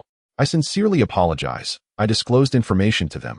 Master Wu confessed, a hint of shame in his tone. It is of little consequence. They would learn eventually, Yingchuan replied nonchalantly. Gazing at the vast expanse of the sea, Yingchuan's mood soured, a lingering doubt clouding his thoughts. He surveyed his surroundings, and after several minutes, his emotions began to calm. Clutching the magic blade, Qianren, he stood on the deck, his silhouette alone against the twilight. Yingchuan lingered on the deck for quite some time, watching the sun gradually dip below the horizon as night enveloped the scene, leaving him solitary. The night breeze was always cold, chilling him to the bone. He rubbed his hands together before turning towards Lloyd's room. What brings you here? Lloyd asked, his eyes heavy with sleep as Yingchuan entered. I missed you. Let us sleep together tonight, Yingchuan stated casually. All right, Lloyd responded, still appearing drowsy, but unbeknownst to Yingchuan. A shadow of ambiguity lingered in his gaze. Yingchuan, oblivious to the quiet Lloyd, unconsciously glanced at the mirror before shifting his focus back to Lloyd, who was intently watching him. After settling onto Lloyd's bed, the lights were extinguished. Feeling Lloyd's arms encircle him from behind, Yingchuan chose to ignore it. Unbeknownst to him, after he resisted, Lloyd pressed closer, warm breath brushing against Yingchuan's neck, evoking discomfort. Yingchuan furrowed his brow, shifting away slightly, then tried to sleep again. After moving, he noted that Lloyd had ceased his movements. Cradling the magic blade, Qianren, beneath the covers, Yingchuan felt the warmth return to his neck, stirring feelings of aversion. Finally, after enduring the wait for Lloyd to fall asleep, Yingchuan, as before, stealthily rose from the bed, the room enveloped in silence. Yingchuan slowly donned his attire, and during this process, he cast a sidelong glance at the mirror, where his reflection revealed itself. The black hood concealed him within the shadows, and likewise, his expression was shrouded in darkness, leaving only a pair of eyes, now a deep crimson, to pierce through the gloom. After a fleeting glance at his reflection, Yingchuan instantaneously transported himself to Master Wu's chamber. The darkness obscured the layout of the room, Yet it did not hinder Yingchuan's intent to eliminate Master Wu. Once vision faded, hearing would be amplified infinitely. Listening intently to the faint sound of breathing, Yingchuan stealthily approached Master Wu's bedside, where his hand, wielding a blade, fell swiftly before he vanished to the quarters of Kai and his companions. Once Yingchuan departed, silence enveloped the room anew. Even the subtle breathing ceased, while the moonlight outside cast a gentle glow in a small corner of the chamber. Before long, the moonlight discreetly faded, leaving only droplets of blood on the floor. Hidden in the darkness, Yingchuan employed the same method to deal with Kai and the others, and at last, he turned his focus to the final target, Lloyd. With a sudden clap, as Yingchuan reappeared in Lloyd's room, the lights flickered on abruptly, flooding the space with brightness that rendered the figure who had emerged from the shadows momentarily blinded. Anticipating the sudden illumination, Yingchuan had kept his eyes shut. Upon hearing the lights activate, he opened them to find Lloyd, who should have been asleep, standing before him with a mocking gaze. "You have finally arrived. You are quite astute," Lloyd remarked with a glint in his eye. "So, are you here to kill me?" Upon hearing this, Yingchuan's expression remained impassive as he swung the knife towards Lloyd, but just before it struck, he redirected the blade away, halting mere centimeters from Lloyd's neck. "What do you intend to do?" Lloyd asked, his demeanor frenzied. "Take a guess," Yingchuan replied, once again aiming the knife at Lloyd's throat. Lloyd's face contorted in shock, yet he fell straight down before completing his sentence. "I do not enjoy guessing," Yingchuan remarked coldly. Observing the gradually cooling body before him, Yingchuan felt agitation rising within. Were it not for the inhabitants of this illusion being able to sense his emotions, he would have long since eliminated these impostors. However, Lloyd had grown increasingly clever within this illusion. Stepping over Lloyd's lifeless form, Yingchuan ascended to the deck and leaped into the sea. As the water enveloped him, the air in his lungs began to diminish, the suffocating sensation akin to an invisible pressure forcing him to confront death. After enduring a protracted struggle against asphyxiation, Yingchuan's mind spiraled into chaos, plunging him into an abyss of darkness. Yet, in the end, he finally heard the words he longed for. "Wake up quickly. Kai has arrived." Chapter 10, The Stone Legion. Yingchuan jolted awake from the illusion, clutching his chest and gasping for breath. The lengthy asphyxia had led him to believe he was on the verge of meeting his great-grandmother. Had it not been for the timely intervention of the system, he would have faced death once more within that illusion. "Is he here? What about my belt?" Yingchuan inquired as he regained his composure. Host, did you forget? Your belt has already been given to another world," the system responded, perplexed. "All right, just a casual inquiry," Yingchuan said, taking a moment to gather himself before finally rising from the bed. After dressing in an outfit identical to that in the illusion, he left the room.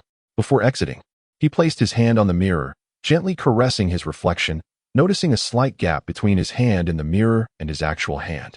Good morning." Master Wu greeted Yingchuan, and after his inquiry, he departed, leaving Yingchuan in a state of confusion. "Good morning? Is it morning? Did I sleep for an entire day?" Yingchuan pondered, bewildered. "What is going on? Did I really sleep for a whole day? Why did you call me under the pretense that Kai has arrived?" "Ding. It is because you requested it, and besides, Kai and Lloyd are aware of your elemental abilities," the system replied. "They know?" "No, they only know you possess water elements." "Water elements." That was reassuring. It seemed Master Wu was quite adept at keeping secrets, which alleviated Yingchuan's worries. "I was joking. They don't know, merely harboring some doubts." "Yingchuan, what are you doing here?" A familiar voice called from beside him, and he turned to find Lloyd hurrying past. "Where are you off to?" Yingchuan tilted his head, choosing to ignore Lloyd's question, and cheerfully countered. "Oh, I'm heading to the museum. Would you like to join?" Lloyd, unfazed by Yingchuan's disregard, patiently responded. The museum? I'd love to go," Yingchuan replied with a smile, intending to make progress on his objectives. "Great. Let us go together." Upon hearing the desired response, Lloyd was elated, eager to grasp Yingchuan's hand. "Let us go." Yingchuan felt a subtle joy as he was led along, and when Lloyd was momentarily distracted, he discreetly squeezed Lloyd's hand, noting how soft it felt. Upon arriving at the museum entrance, Yingchuan noticed Kai and the others waiting for them. "I say, Yingchuan, you've been hiding for far too long. It took you this long for us to learn of your elemental powers," Jay complained upon Yingchuan's arrival. "Indeed. We were genuinely concerned that you lacked any elemental abilities," Kai chimed in, echoing the sentiment. "What?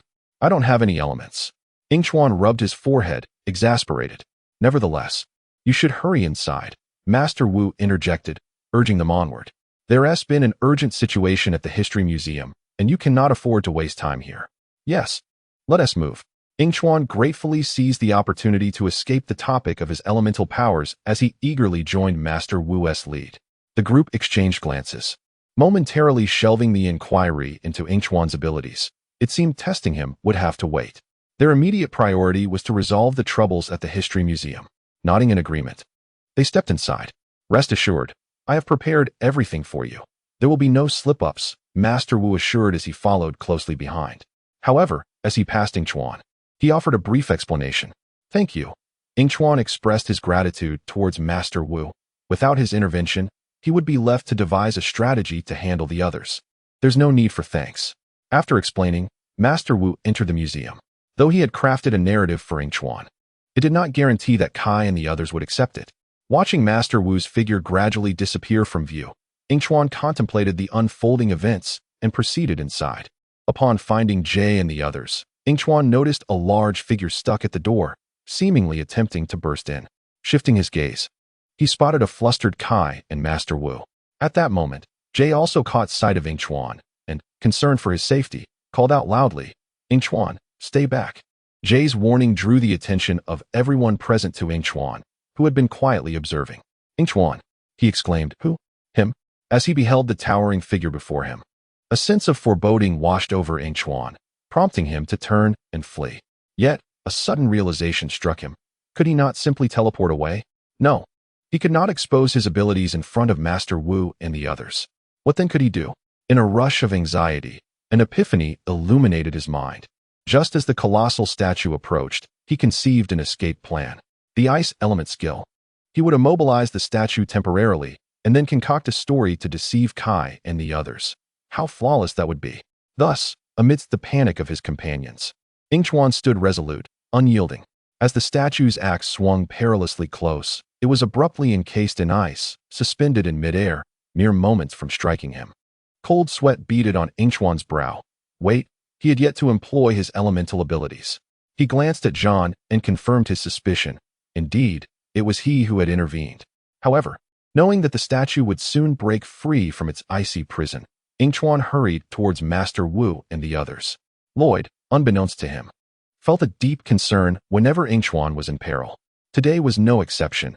His heart raced when he perceived Yingchuan in danger, but he felt a great relief upon seeing him safe. Yet, that relief was short-lived as he noticed the statue struggling to escape the ice. Run, Lloyd shouted, his voice trembling, a realization dawning upon him. Yingchuan seemed to matter greatly to him. No, he was profoundly important. What? Yingchuan exclaimed as he glanced back while running, only to see the ice encasing the statue slowly crumbling. Fueled by urgency, he quickened his pace towards Lloyd. Why are you all running so fast? He thought, bewildered, as he turned his head to find that Lloyd and the others had shifted positions. Come over here, Lloyd shouted, nearly being dragged by Kai. Crack! What is happening? Yingchuan turned once more to see the statue breaking free from the ice. His heart sank. Now, with the looming threat behind him, he increased his speed and finally reached the safety of his companions. He's coming. Run. As he paused to catch his breath, he turned back to see the statue rapidly closing in, prompting him to sprint once more. Before he could catch his breath, he was forced to run again. Exhaustion weighed heavily upon him. Over there, he thought, lifting his weary head to see a grand hall not far away, its doors potentially offering a brief respite against the stone warrior. With renewed determination, he hastened towards the entrance, slipping inside just as the statue was mere feet away, sealing the door behind him. Coughing and gasping for air, Yingchuan leaned against the wall, struggling to recover from the unaccustomed exertion. Are you all right? A voice inquired from above, and he looked up to see a pair of blue shoes before him.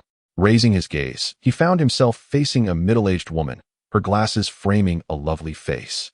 With faint crow's feet hinting at her past beauty, it dawned on him that she must have been quite the beauty in her youth, if she existed within this timeline. There was only one possible identity, Misha. Though momentarily taken aback, he quickly steadied himself against the wall and replied, "Oh, I'm fine. Thank you for your concern. Who are you?" Feigning ignorance of her identity. "She is my mother, Misha," Lloyd interjected as he approached, addressing Yingchuan's inquiry while simultaneously expressing his concern for Yingchuan's well-being. Since entering the door, he had kept a watchful eye on him, unable to quell his worry as he observed Yingchuan's distress. "Rest assured, I am truly fine." Yingchuan forced a smile, attempting to reassure them despite feeling faint and weak.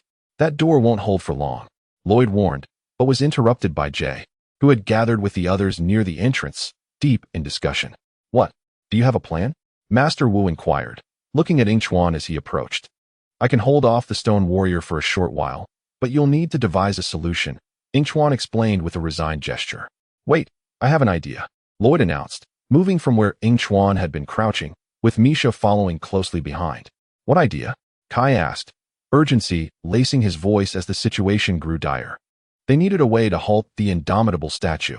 "You needn't worry about the details, just trust me to entangle it for a moment, and I'll have a way to handle it," Lloyd replied enigmatically. The group exchanged glances before Ko spoke up. "Let the boy have his chance." "Hey, you're only saying that because you don't want to face it yourself," Jay retorted angrily. "Would you prefer to confront it?" Ko countered, and upon hearing the roars from outside, Jay felt a shiver run down his spine, ultimately conceding. "All right, the boy deserves a chance," he agreed. "Be careful," Misha cautioned as Lloyd cast a lingering glance at Yingchuan before dashing towards the ventilation shaft. "I can hardly fathom it.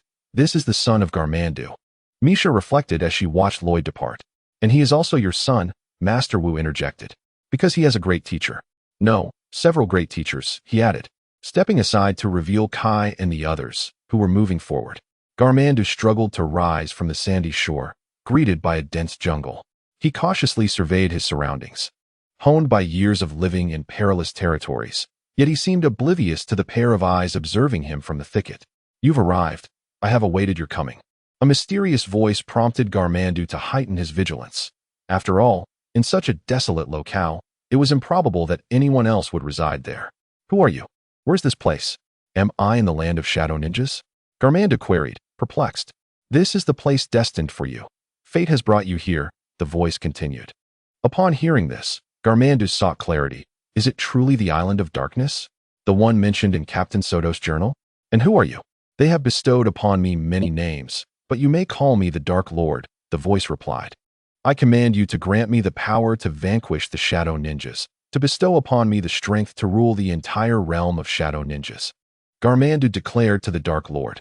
Yet, this time, he did not receive the answer he sought. Instead, he was met with mockery. "Why are you laughing?" he demanded, frustration boiling within him. "Soon, you will attain what you desire. However, first, you must fulfill a task for me." The Lord of Darkness did not respond to Jayamandu's inquiries, but instead stated his own demands. "What is this task?" Jayamandu inquired impatiently. Suddenly, the stone warrior burst through the door, wielding a blade in each of its 4 hands, seemingly ready to deliver a fatal blow to the ninjas. Yet, upon entering the hall, the stone warrior realized that no ninja was present, leading him to ponder searching the entire chamber. However, after only a few steps, he felt his body stiffen, as if encased in ice. Wait, indeed, he was frozen. The stone warrior could only momentarily halt his actions. Yet his eyes retained the ability to move. How splendid! Jay emerged from the shadows, accompanied by several others, with Yingchuan at the forefront. It was them. The stone warrior was enraged and struggled fiercely, causing the ice binding him to gradually shatter. "Oh no!" Jay shouted in despair. "I wonder if Lloyd is ready," Ko remarked. "I hope so, let's hurry," Yingchuan urged as they dashed from the exhibition hall, with the stone warrior breaking free from the ice and grotesquely pursuing them. Just as Yingchuan slid down from the flagpole, he was struck by the charging stone warrior, sending him crashing against the wall like a broken kite. Finally coming to a halt. What just happened? He pondered. Yingchuan felt a wave of pain wash over him, dizziness enveloping him as he lay on the ground. His thoughts stagnant like a still pond in the pitch-black night, the din around him fading into an endless buzzing sound. "Yingchuan," a familiar voice called out. He sensed someone lifting him, and it seemed someone was shouting his name. It was Lloyd. "I'm so sorry to worry you," he thought. "But, system, just wait for me." Yingchuan opened his mouth to comfort Lloyd, but he had seemingly overestimated his physical state. Blood surged to his throat, accompanied by a searing pain. He could no longer contain himself and coughed up blood. "I feel so sleepy. I just want to rest," Yingchuan thought. Ding. Host vitality is declining imminent forced unconsciousness in 3, 2, 1. The system's cold voice resonated in Yingchuan's mind. In an instant, he lost all perception of the outside world, as if everything were frozen in time, and he had departed from this realm, entering a chaotic void. Yingchuan. A familiar voice echoed as he lost consciousness, but he could hear no more. Perhaps even if he did, he would feel nothing. Ding. Mission accomplished. We hope the host continues to strive. Chapter 11. Who? Yingchuan's fainting did not prevent events from unfolding. Far from the ninja continent, Jiamandu, under the guidance of the Lord of Darkness, emerged from the jungle to stand before a mound of earth. Atop the mound lay a stone with 4 neatly aligned depressions, each housing a button. For hands. Is this mere coincidence? Jiamandu mused, aware that such occurrences likely bore significance. Yet, he knew that the only being possessing 4 hands on the ninja continent was himself. I have said it before, fate has led you here. Oh, very well. I do not care, Jiamandu replied nonchalantly, indifferent to whether it was coincidence or not. His sole focus was to acquire power. With that, Jiamandu approached, placing his 4 hands upon the corresponding depressions and turning the buttons. In that moment, he felt the ground tremble beneath him, panic surging as he exclaimed, "What is happening? What is this?" "Do not worry. Proceed with the task I have assigned you." The Lord of Darkness floated in midair, observing the foolish Jiamandu before him. He had grown weary of his incorporeal form, but would soon seize Jiamandu's body, prompting him to hasten. "Oh, very well," Jiamandu begrudgingly replied, kicking at the stone beneath him. Yet, remembering that he required the Lord's power, he turned away, reluctantly complying. Yingchuan felt as though he had been unconscious for an eternity. How strange, he mused.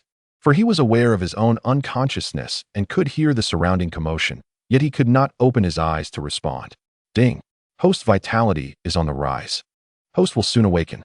After hearing this, it wasn't long before Yingchuan gradually regained consciousness, amidst a cacophony of sounds that began to clarify. Enveloped in darkness, it was as if a beam of light pierced through, allowing him to perceive the happenings around him. "Yingchuan, you are awake," a delighted voice exclaimed. Struggling, Yingchuan turned his head slowly. The pain coursing through his body forced him to move sluggishly. "Oh, do not worry. Your body is weak. Do not move hastily." "I will fetch my mother," Lloyd said, filled with excitement upon seeing Yingchuan awake.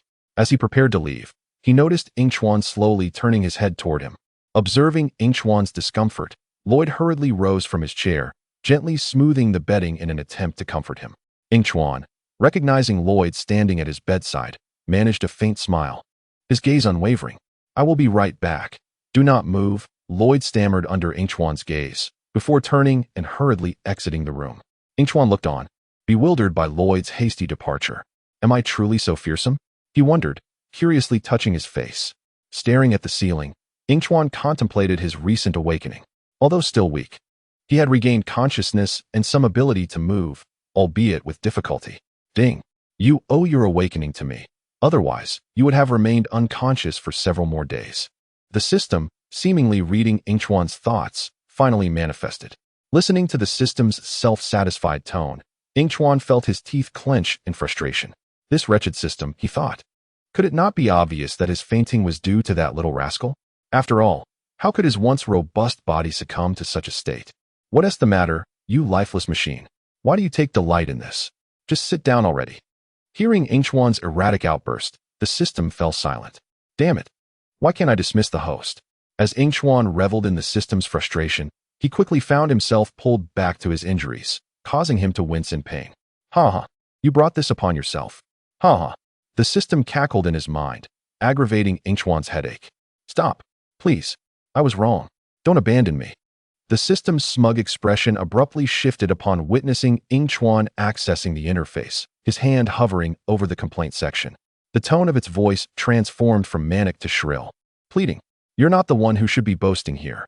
As Yingchuan reveled in his moment of triumph, the system, feeling wronged, retreated to a corner of the space. It reflected on the time it had bound itself to this host, recalling that he hadn't been so deranged then. The system wished it could travel back in time and give its past self a stern reprimand for not selecting a gentler host. Yingchuan, oblivious to the system's grievances, was interrupted as the door swung open, revealing Kai and others, including Misha, who entered one after another, standing at his bedside with expressions of concern. Faced with this scene, Yingchuan closed his eyes in exasperation, pondering whether it was still feasible to feign death. Perhaps it was. Just then, Misha's voice broke the silence, startling Yingchuan. I checked your health when you fainted and found you to be in excellent condition, with no signs of any critical issues. A few days of rest should suffice. Yingchuan was taken aback. How could he be healthy after spitting blood? Stop your fussing. You're in great shape. Just recover and quit the dramatics, the system interjected disdainfully. Despite feeling a tinge of regret, attempting to clarify the situation for Yingchuan. Am I really fine? Yingchuan questioned Misha's assessment, and the system's response only deepened his confusion. If he were truly healthy, why had he been bleeding? The system, sensing his self-doubt, nervously concealed a small button on the interface, which bore a warning.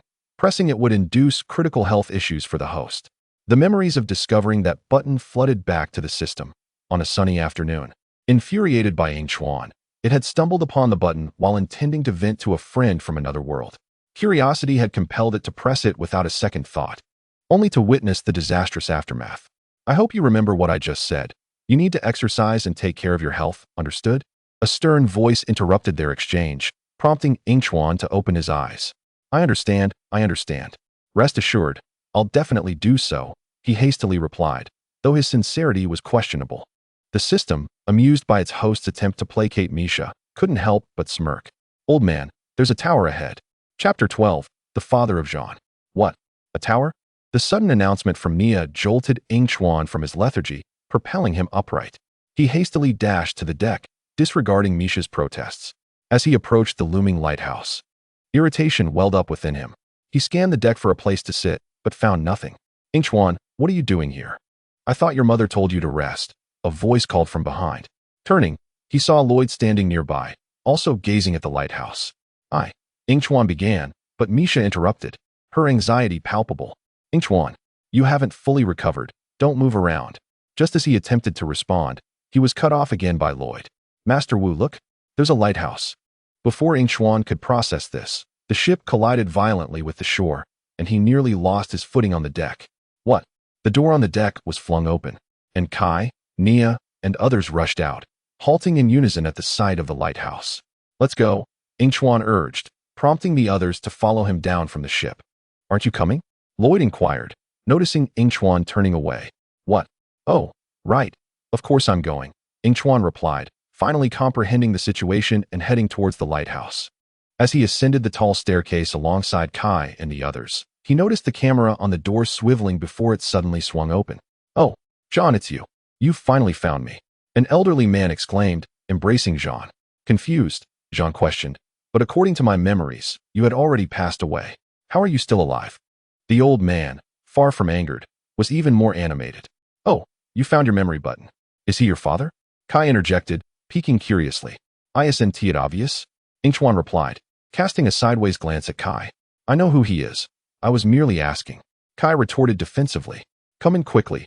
We mustn't let him discover you're here. Jean's father urged, glancing nervously around. Who is coming? Jean queried, but his father insisted, let us discuss it inside.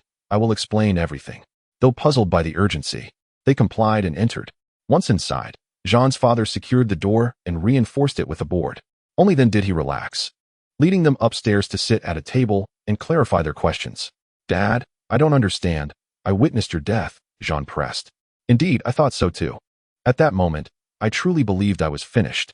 But you know how it is in the illusion ninja kingdom. Let us not dwell on the past, his father, Julian, explained. What matters is the future. Misha chimed in. Yes, I had to deactivate your memory button, which is why you didn't see it. The Skeleton King Samka used a miraculous potion to heal me. He wanted me to create the most advanced combat machines for his army, saying that unless I complied, I would never see my son again. To ensure I wouldn't escape, he locked an octopus sea monster to keep watch over me. An octopus sea monster? Yingchuan echoed. Puzzled. Was that the sound we heard earlier? Yes, Jean's father confirmed. Just as Yingchuan was about to ask another question, a notification echoed in his mind. Ding. The honor flag has been dispatched. We hope you continue to strive. However, remember that fixed things cannot be changed. What is this helpful award? And what does it mean that fixed things cannot be changed? Yingchuan pondered, staring at the honor flag that had suddenly appeared in his mind. I don't quite understand that either, but do you remember the Great Devourer? The Great Devourer? Yingchuan recalled the tale of the world's largest serpent, a narrative in which he had not participated. It was solely the system that had taken part. Could it be that the young man had rescued someone along the way? Did you perhaps perform a good deed during the journey? Yingchuan inquired tentatively. Of course. Let me show you. I recorded the events that transpired, the system replied, promptly displaying a video before Yingchuan's eyes. As he gazed upon it, he saw himself wandering through a crumbling building, boredom evident in his demeanor. Upon turning a corner, he heard the sound of sobbing. He turned to discover a family attempting to escape from an elevator, which was overcrowded, leaving only room for one among them. The parents were desperately trying to push their daughter inside. Mom, the little girl exclaimed anxiously. Don't worry, sweetheart. Your father and I will wait for you downstairs. Her mother reassured her. Witnessing this scene, Yingchuan felt an unexpected surge of compassion from the system, prompting him to rush forward. He pulled the girl out, assuring the family, do not fear. I will lead you to safety, I promise. With that, he took the girl's hand and dashed toward the emergency exit. Just as they reached safety, the path ahead was obstructed by fallen debris. Don't worry about me. You all must go. Yingchuan shouted to the family that had already escaped. The girl turned back, casting a lingering glance at Yingchuan before being pulled away by her parents. Once they had departed, the entrance was completely blocked, leaving no further means of escape. In the face of impending collapse, Yingchuan whispered teleport. After viewing the video, his perception of the system shifted significantly. He had not expected this lifeless machine to exhibit such a capacity for mercy. As Yingchuan pondered, a sound akin to a biological roar pierced his ears. Looking up, he noticed the others were tense. Is there an earthquake? Nia asked anxiously. No, hide quickly, it's coming. What? Chapter 13. Everyone yearns for freedom upon hearing the noise. Yingchuan hurriedly joined Master Wu and Misha in hiding on the staircase, observing the events unfolding within the room. Once they were concealed, a tentacle emerged from the window, resembling an eye more than a limb, scanning the interior for intruders. Silence, Julian whispered urgently, noticing several extra bowls on the table. The eye on the tentacle blinked in confusion. In a swift reaction, Julian turned the bowls upside down and began tapping them with chopsticks. I'm tapping, clink, clink, clink. It's quite entertaining to be alone, you know, I can do as I please. In an attempt to distract the octopus sea monster, Julian chuckled awkwardly. Seeing this, the octopus slowly withdrew its tentacle. Yingchuan, having observed the retreat, cautioned, if we wish to leave, we must act swiftly before it returns. As the situation settled, everyone busied themselves, and night soon fell. Everyone, board the ship, it's here. Hearing the commotion, Yingchuan turned to see tentacles emerging ominously from the ocean behind them. Without hesitation, he rushed back to the ship alongside the others. Lloyd, use your elemental powers. As the tentacles threatened to destabilize everyone, Master Wu quickly urged. Understood, Master. Just as Lloyd was about to follow Wu's instructions, Julian's voice interrupted him. Yingchuan had unsheathed his sword and leaped from the ship. With a splash, Yingchuan plunged into the frigid waters, the chill sharpening his senses. His goal was clear, sever the chains binding the octopus sea monster. He swam towards the iron chains with determination, his magic blade glowing with a brilliant purple light. With a single sweep, the chains shattered into countless glimmering fragments. Drifting through the sea, feeling the weight of its restraints disappear, the octopus raised its tentacles, realizing its chains had been broken, and released the ship, Destiny's reward. The crew, though puzzled, breathed a sigh of relief at its newfound freedom.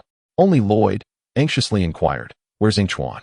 I just climbed back aboard, Yingchuan replied, eager to alleviate Lloyd's concerns. Oh, are you all right? Lloyd asked, visibly relieved. Rest assured, I'm fine. But how did you know that cutting its chains would allow us to escape? John stepped forward, puzzled. Yingchuan hesitated, unable to disclose that it was merely a statement of his own. After pondering, he decided to rephrase it. Because everyone desires freedom, even creatures of the wild. Indeed, you're quite astute, Master Wu praised, patting Yingchuan on the shoulder. It was a rare occurrence to hear commendation from Wu. The island was filled with indomitable stone warrior statues. Fortunately, we are phantom ninjas. We know how to conceal ourselves. Why hide when we have the capability to fight? I'm weary of burying my head in the sand daily. I yearn to confront them. But we have yet to identify their weaknesses. Launching an attack now would be imprudent. A discussion erupted among the group, drawing Yingchuan's attention away from the magic blade he had been examining. We must swiftly locate the Temple of Light. Master Wu emerged from the shadows of the ship to remind them. The group exchanged glances before making their way to the concealed ship. This parchment indicates that there is a hidden temple on this island. If the phantom ninjas can find it, they will be bestowed with pure elemental powers. Capable of vanquishing the stone army, Misha explained, pointing to a map showcasing the elemental skills corresponding to their group. Listening to Misha's explanation, Yingchuan's curiosity piqued, prompting him to inquire within. Are all my elemental powers pure? Not at all. What do you mean? Are you questioning my expertise? The system retorted indignantly in his mind. Feeling the system's displeasure, Yingchuan chose silence, perplexed at its apparent inadequacy. I can hear your thoughts. The system growled. Sorry, Yingchuan replied cheerfully. Disregarding the system's potential fury, he refocused on Misha, awaiting her next words. As for you, my son, this parchment indicates the green ninja. Upon finding the peace bell and ringing it, you will grasp the ultimate power of the phantom ninja, Misha continued, her gaze fixed on the map. The ultimate power of the phantom ninja? Lloyd repeated, bewildered. This signifies the awakening of the inner power of the golden divine dragon, an ancient technique pioneered by the first generation of phantom ninjas. Upon hearing Misha's explanation, the group of Yingchuan gaped in astonishment, exchanging glances with one another. Observing this scene, Lloyd felt a sense of pride, chuckling to himself. Jealous, aren't you? Wait a moment, this news sounds too good to be true. What's the catch? Yingchuan interjected, voicing what was originally Kai's line. The catch is that this temple could be located anywhere on the island. We possess only this golden metal held by Master Wu, which has 3 holes. He elucidated to Yingchuan. This metal acts like a compass. When the 3 holes align, it will reveal the temple's location, Julian added as he took the metal. How do you know this? Jay queried, gazing skeptically at Julian, who had been imprisoned for several years, yet seemed to possess such knowledge. Out of boredom, I read quite a few books. Adventure stories are my favorite, Julian explained with a smile, sensing Jay's skepticism. So what are we waiting for? Yingchuan urged the group. You can't go, Lloyd, and neither can you, Yingchuan. No way, must it be this way? Came the incredulous responses, almost in unison. It's not my concern, Yingchuan retorted, dissatisfaction evident in his tone, while Lloyd's voice dripped with disappointment. The master is right. If you encounter your father, the final stage will commence prematurely. We cannot take this risk until we are fully prepared. I suspect you still have some preparations to make, such as your flute. Master Wu and Misha addressed their concerns to Yingchuan and the others. Huh, jealous are you? Jay smugly remarked to Lloyd, only to be met with disdainful glares from Yingchuan and the others. All right. I will utilize the parts 1 brought to see if I can construct a battle vehicle to assist us in combat. Remember, you must ensure he remains unaware of our arrival, Master Wu cautioned his disciples. Of course, Master, rest assured. When have you ever seen us mess things up? Jay replied nonchalantly. Observing the incredulous looks from Master Wu and the others, Jay eventually resigned, muttering, all right then. Phantom, keep your voice down. Do you want us to be discovered? Master Wu quickly reminded, hearing Kai and the others speak out loud. Heeding Master Wu's advice, Kai and the others lowered their voices. Chapter 14. Familiarizing with skills. Has the Lord of Darkness discovered us? Yingchuan lazily leaned against a tree and inquired. Yes, and also, a message from the superior. You should promptly familiarize yourself with the various skills of Wu Lu Qi. Do not underestimate the magic blade, Qianren. The system reprimanded, shouting at the lethargic figure before it. Don't be angry. By the way, does your superior intend to toss me into that world right after I learn Wu Lu Qi's skills? Yingchuan quickly sought to placate the system and redirect the conversation. How would I know? Since you're aware now, I shall take my leave, the system replied, casting a bemused glance at Yingchuan before silently departing. Realizing the system had left, Yingchuan shifted his position against the tree. It was impossible to thoroughly comprehend Wu Lu Qi's skills, and if they had the ability, they should just send him into that world. After all, he had no time to familiarize himself now. Contemplating the imminent Lord of Darkness, Yingchuan jumped down from the tree. Although he claimed otherwise, possessing an additional skill would undoubtedly be beneficial. How do you know him? Who? Master Wu? A conversation halted Yingchuan's footsteps as he turned his head, straining to hear more clearly. No, I mean my father. What? Upon hearing these words, Yingchuan quickly pieced it together, realizing that practicing the magic blade was not as crucial as he initially thought. Hence he comfortably leaned against the battle vehicle, eavesdropping on their conversation. Son, he wasn't always like this. Evil consumed his heart after many years. Before that, we were very affectionate, and he was quite exceptional. When was that? Having heard enough, Yingchuan no longer wished to listen. He had read this narrative countless times and could recite it from memory. How boring. Yingchuan yawned, concluding that he indeed needed to practice the skill of the magic blade Qianren. Just as he uttered this, he turned his head towards the bamboo grove, his eyes glinting with curiosity, as he had caught a faint sound that had escaped his ears moments ago. He could easily surmise that the Lord of Darkness was lurking nearby, observing them from an unseen location. It was quite the challenge. By the way, can the magic blade Qianren shatter those stone legions? Yingchuan pondered, resting his chin on his hand. Perhaps it could. Indeed, it can shatter them. Oh, how so? Yingchuan inquired, intrigued. Though the stone legion is reputed to be the hardest substance, the magic blade Qianren does not originate from this world. Thus it is not influenced by the local hardness. So, the magic blade Qianren can cut through anything in this world? Yingchuan's eyes sparkled with excitement. If that were true, he would be invincible. What are you daydreaming about? It's not even evening yet, and you're already lost in fantasies. Do you think the laws of this world are mere trifles? Of course it cannot. All right. Oh my fate, why must it be so cruel? Just when I finally acquire a formidable weapon, it turns out to be not the strongest. So you just teleported to your bed? Yingchuan chuckled sheepishly as he found himself in a familiar room. Of course.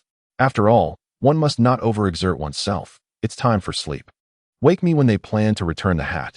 With that, Yingchuan closed his eyes and drifted into a deep slumber. Observing Yingchuan, the system, unable to contain its frustration, slammed a fist on the table but dared not wake him, resigning to continue watching anime in this world. An update? This can still be updated? The system, intrigued, clicked into the newly updated episodes. What is this situation? Yingchuan stood astonished amid a sea of corpses, never having encountered such a scenario. Blood, so much blood. As he turned to survey his surroundings, he noticed countless dead bodies. Suddenly, a realization struck him, causing his eyes to widen. Could it be? Before he could finish his thought, countless shattered blades flew overhead, originating from behind him. Turning around, he discovered a familiar yet unfamiliar silhouette clad in dark purple attire, a hood concealing their features. How familiar this figure was. You are the shadow assassin Qi? Having repeatedly encountered illusions, Yingchuan quickly regained his composure. No one can escape their past. No one can evade their fate. To obtain the magic blade Qianren, one must bear the consequences. What does this mean? This illusion feels remarkably real. A pungent smell of blood lingered around Yingchuan, and as the cold wind blew, he shivered and lifted his foot, intending to approach that figure. However, just a few steps in, the individual suddenly turned, their blood-red eyes locking onto him, causing him to involuntarily halt. You lazy bum, get up now. A sharp mechanical voice nearly shattered Yingchuan's eardrums. With a sudden thud, Yingchuan tumbled out of bed. After a brief moment, he propped himself up with his hands and slowly rose to his feet. Once he regained his balance, he glanced out the window. The sky outside was a brilliant blue, with clouds gently drifting by, and sunlight streamed through the window, warming him and alleviating the soreness from his fall. What a delightful scene it was. After a moment of reflection, Yingchuan opened the door and stepped outside. Enough. Do you wish to expose our hideout? A stern reprimand echoed in front of him. Yingchuan looked up to see Master Wu, the source of the reprimand. Forgive me, Master. We merely wanted to test our new weapons and our newfound powers. Yingchuan pleaded on behalf of Kai and the others. Indeed, Master Wu, look how good Yingchuan is. Kai chimed in, his eyes lighting up as he finally found an ally. Humph. Master Wu turned his head away in irritation, dismissing Kai and the others, and instead leaned closer to Yingchuan, lowering his voice. Have their abilities become more refined? What about yours? For a moment, Yingchuan's mind went blank before he remembered that he too possessed elemental power. However, the system had assured him that his current elemental abilities were the purest, so there was no cause for concern. Rest assured, mine has also become purer, Yingchuan confidently declared, though a teasing thought crossed his mind regarding Master Wu and Misha's mutual affection. By the way, Master Wu, do you fancy Lloyd's mother? The atmosphere between you two seems a bit off. Are you still thinking about my nephew? Master Wu did not answer Yingchuan's question, but instead presented another fact. If you won't speak, then why are you so defensive? Yingchuan retorted, I tell you, your fondness for Misha is a fact, and my concern for Lloyd is also true. He spread his hands, acknowledging the reality. After all, there were only the two of them in this secluded place, What difference did it make if he admitted it? You finally concede, Master Wu said, stroking his beard, his expression one of amusement. Fine, fine, you win. I won't argue with you, Yingchuan said, turning to walk away, only to find Lloyd standing right behind him. When did you arrive? Yingchuan exclaimed in surprise, panic rising within him at the thought of being overheard by Lloyd. Just now, why? Lloyd asked, looking puzzled. Upon hearing this, Yingchuan breathed a sigh of relief. Nothing. Do you need something? My mother asked me to call you. She seems to have discovered something, Lloyd said innocently. Then let us go together. Kai's figure appeared from the hillside, followed closely by Jay and the others. Sure. Yingchuan replied with a smile, accepting Kai's invitation to walk together. As they made their way, Master Wu pondered, stroking his beard. His nephew had been standing behind him when Yingchuan had asked about his feelings for Misha. It seemed that life was about to become quite intriguing. According to the scroll, when the Helm of Darkness is seized by the rightful candidate, the countdown to forge the ultimate weapon will commence, Misha explained as the group gathered. You mentioned the ultimate weapon? Kai inquired, bewildered. Wait, I'm still stuck on the word seize, Jay admitted, struggling to comprehend the term. Please continue, Misha. Don't let us interrupt your discussion. How can we prevent the final war? Ko asked. It does not state what phenomena will occur if the Helm of Darkness is returned to its rightful place, Misha continued, finishing her earlier thought. Interesting. Take the helm. The countdown begins. Return it. The countdown halts. Master Wu deduced from Misha's words. In that case, the final battle will never commence, Lloyd added, echoing Master Wu's conclusion. What does seize mean? Can anyone explain? Jay asked. To seize means to grasp, to take, to plunder, Yingchuan interjected, unable to hold back any longer. Oh, I see, Jay said, enlightenment dawning upon him. Sounds enticing. After answering Jay's question, Yingchuan lost interest in the others' conversations, tuning them out. Returning it to its place? He mused, stroking his chin. Returning the helm would not stop the countdown. Should he tell them or remain silent? Just as Yingchuan hesitated, the system intervened. This is a critical plot point. You cannot alter it. Fine, he sighed, realizing he couldn't even hint at the plot. While his companions were formidable, they were not yet powerful enough, Nia remarked. That's why I decided to undertake this task alone, though I will need your assistance. Yingchuan raised his gaze towards Misha, now surrounded by Kai and the others. Just as he was about to step forward, someone clapped him on the shoulder. Sorry, Lloyd, Yingchuan, but you both cannot participate in this mission. But I am stronger than before. I can handle it. Lloyd protested, his smile fading into disappointment. Not yet. We cannot allow you to meet your father. Everything we do is to avoid him, not to bring him here prematurely, Master Wu clarified. I understand, Master. But why can't Yingchuan go? Because Yingchuan lacks elemental power. Do you think he could escape from Gumen? Master Wu retorted. That is indeed a valid point. Hearing this, Yingchuan turned away, returning to his room in resignation. He regretted not mentioning that he possessed elemental power, which would have simplified matters. After all, they were unaware of it in reality, having only learned of it in the illusion. Master Wu also departed, leaving Lloyd alone, lost in thought. Are you still thinking about my nephew? Yingchuan's words echoed in Lloyd's mind. So, Yingchuan is concerned about me, Lloyd murmured softly, his flushed ears betraying his feelings. Hiding behind the sand, Master Wu shook his head, realizing that his nephew had truly fallen for Yingchuan. Chapter 15. The narcissistic Yingchuan TSK. Yingchuan languidly chewed on a blade of grass, watching Lloyd's retreating figure with a frown. What is going on with him? The system inquired, observing the departing silhouette with curiosity. How should I know? Lloyd seems to be acting oddly. Like a mouse encountering a cat whenever he sees me. Yingchuan spat out the grass, rising to his feet and heading in the direction Lloyd had fled. After several instances of Lloyd running away, Yingchuan finally lost his patience. Seizing the moment when Lloyd was distracted, he grasped his wrist and led him to his room. With a loud bang, the door slammed shut. Yingchuan leaned against the door, extending one hand behind him, and with a click, locked it. All right, let's talk. Why do you run away whenever you see me? Yingchuan crossed his arms, watching the flustered individual before him with keen interest. Lloyd, retreating slowly, hesitated inwardly. He was at a loss for words about the matter. Ever since he heard that phrase, he would blush awkwardly whenever he saw Yingchuan, which made him reluctant to meet him. What's wrong? Yingchuan inquired, stepping forward in puzzlement. As Yingchuan drew closer, Lloyd dared not meet his gaze, his eyes flitting nervously as he continued to step back until he found himself against the wall. Observing Lloyd's anxious demeanor, Yingchuan sensed something was amiss but chose to offer him an escape. You haven't stolen the snacks I hid in my room, have you? How did you know? Lloyd stammered. Yingchuan chuckled, placing an arm around Lloyd's shoulders. I was going to share those snacks with you anyway. If you want some later, just let me know. Now, let us hurry and support Kai and the others. With that, he unlocked the door and exited with Lloyd. As Lloyd gazed at the distant war machines, he sighed in relief, surprised at how easily Yingchuan could be distracted, considering he had been startled moments earlier. Just then, Nia, who had just received news and was preparing to mobilize the war machine to assist Kai and the others, spotted Yingchuan and Lloyd strolling leisurely from the ship and called out to them. You two, hurry up, get on the war machine. Okay, Yingchuan replied, glancing at Nia before grabbing Lloyd's hand and sprinting towards her. In no time, they reached the war machine.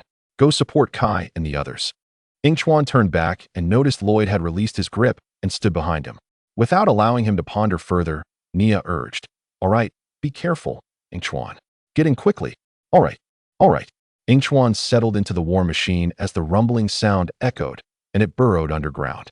We'd better think of another plan, as I am out of ideas.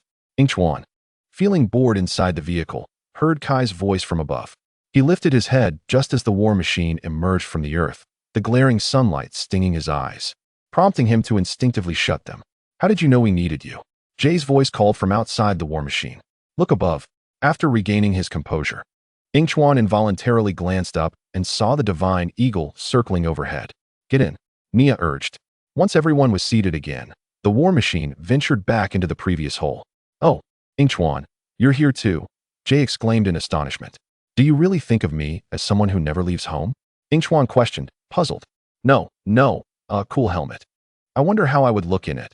Jay attempted to shift the topic, holding the dark helmet. Are you certain? If you turn evil, I will toss you out, Nia warned. Really? But there might be dandruff in the helmet. That's true, Jay replied awkwardly. Did you get the helmet? Yes, we're on our way. Great. Let me pause the countdown. Yingchuan propped his head with one hand, gazing listlessly at the pitch-black underground, longing to return the dark helmet. After feeling the war machine being battered by a legion behind them, it finally re-emerged onto the soil. I will not let you escape again, Gamandu. Hearing Gamandu's frenzied voice from behind, Yingchuan looked back and saw Gamandu controlling a machine in pursuit. Just a glance was enough for Yingchuan to turn his head away, thinking, how ugly. Gamandu's hair was quite hideous, utterly lacking in taste. Not long after Yingchuan turned away, the machine controlled by Gamandu accelerated and seized the war machine, shaking it mockingly in his grip. Watching the occupants of the war machine flail in disarray, Gamandu grinned before tossing the vehicle aside. It stuck, Yingchuan observed as Nia attempted to break free from the vehicle's impact, offering a kind reminder. Before Yingchuan could settle properly, the world spun around him. And the first thing he saw was Gamandu's exceedingly unattractive hair. I finally have you, Phantom Ninja. Right in my grasp, ha ha ha. Gamandu laughed triumphantly. Yingchuan, speechless, closed his eyes, still fixated on that dreadful hair. Let them go. Upon hearing this, Yingchuan felt the ground spin violently, and then the war machine was slammed down. Once he regained his composure and stood up, he looked outside to see Lloyd slowly approaching Gamandu's position. As Gamandu swayed precariously, Lloyd met him, and Jay exclaimed with excitement. Is this the final showdown between Lloyd and Gamandu? No, this isn't the ultimate confrontation between them, Yingchuan remarked slowly, quite interested in witnessing the spectacle. Yingchuan is right. We should hurry to release the armor, Misha cautiously suggested. But we can't afford to lose Lloyd. Eager not to miss the performance, Yingchuan quickly added. You're right, Jay pondered. Conceding to Yingchuan's reasoning, Lloyd, go for it. He is vulnerable now. Gazing at the distant duel between Lloyd and Gamandu, Yingchuan thought, this is our fate. Hearing those words, Yingchuan suddenly recalled the illusion. No one can escape their past. No one can elude their destiny. Is this fate? Just as Yingchuan became lost in thought, Lloyd, unable to bear it, chose to spare Gamandu. Observing the approaching Stone Legion, Nia urged, quick, get in the vehicle. Okay, watching Lloyd leap onto the vehicle.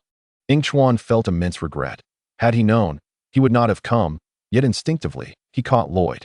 Once Yingchuan secured Lloyd, the war machine dove underground. Even in the depths below, Kai and the others could guess Yingchuan was holding Lloyd. Isn't Lloyd heavy? Kai teased. He's grown. How could he not be heavy? Jay chimed in jest. I recall Yingchuan last carried Lloyd before he grew, Ko reminisced. Indeed, since you all enjoyed debating his weight, why don't you get out and try carrying him? Yingchuan retorted, exasperated. No, no. If anyone should carry him, it should be you, Yingchuan. After all, Lloyd is quite attached to you. Remember when he first arrived, he spoke only of you? That must be because my charm is so great that even a child would be awed by my handsomeness, Yingchuan boasted. Get lost. Your charm is nothing compared to mine. Kai shot back. Huh. I think both of you are lacking, Ko mocked. Arrived. Chapter 16. Countdown. Here we are. You can chat later. Nia's voice emerged as a faint light appeared, and Yingchuan felt a brightness before the war machine resurfaced. As the glass above him opened, he loosened his grip and felt the weight before him vanish. Pausing for a moment, he exited the war machine with the others. You all need to hurry. Time is short. We must quickly locate the previous position of the dark helmet. Yingchuan raised his gaze to the enormous clock and, upon noticing the time, cautioned. We must move swiftly. Upon hearing this, Lloyd felt an inexplicable discomfort, sensing that Yingchuan seemed to be distancing himself from them. Thinking of this, Lloyd instinctively glanced at Yingchuan, who appeared to notice Lloyd's gaze, and their eyes met in the air. What's wrong? Yingchuan queried, looking at Lloyd in confusion. What has happened? Noticing Lloyd shaking his head gently, Yingchuan withdrew his gaze and resumed staring at the clock before him, amused by his own thoughts. Lloyd found it ludicrous to consider that these were indeed Yingchuan's relatives. Everyone dispersed to locate the helmets, which could be anywhere. Upon hearing Yingchuan's words, Misha hurriedly directed the others. Don't you know how to return the helmet to its original place? Master Wu inquired, frowning at this remark. I believe there should be a designated spot, Misha replied, observing the others springing into action. Watching everyone busily scurrying about, Yingchuan leaned against the war chariot, feeling bored. Since the outcome was already known, there was no need to expend so much energy.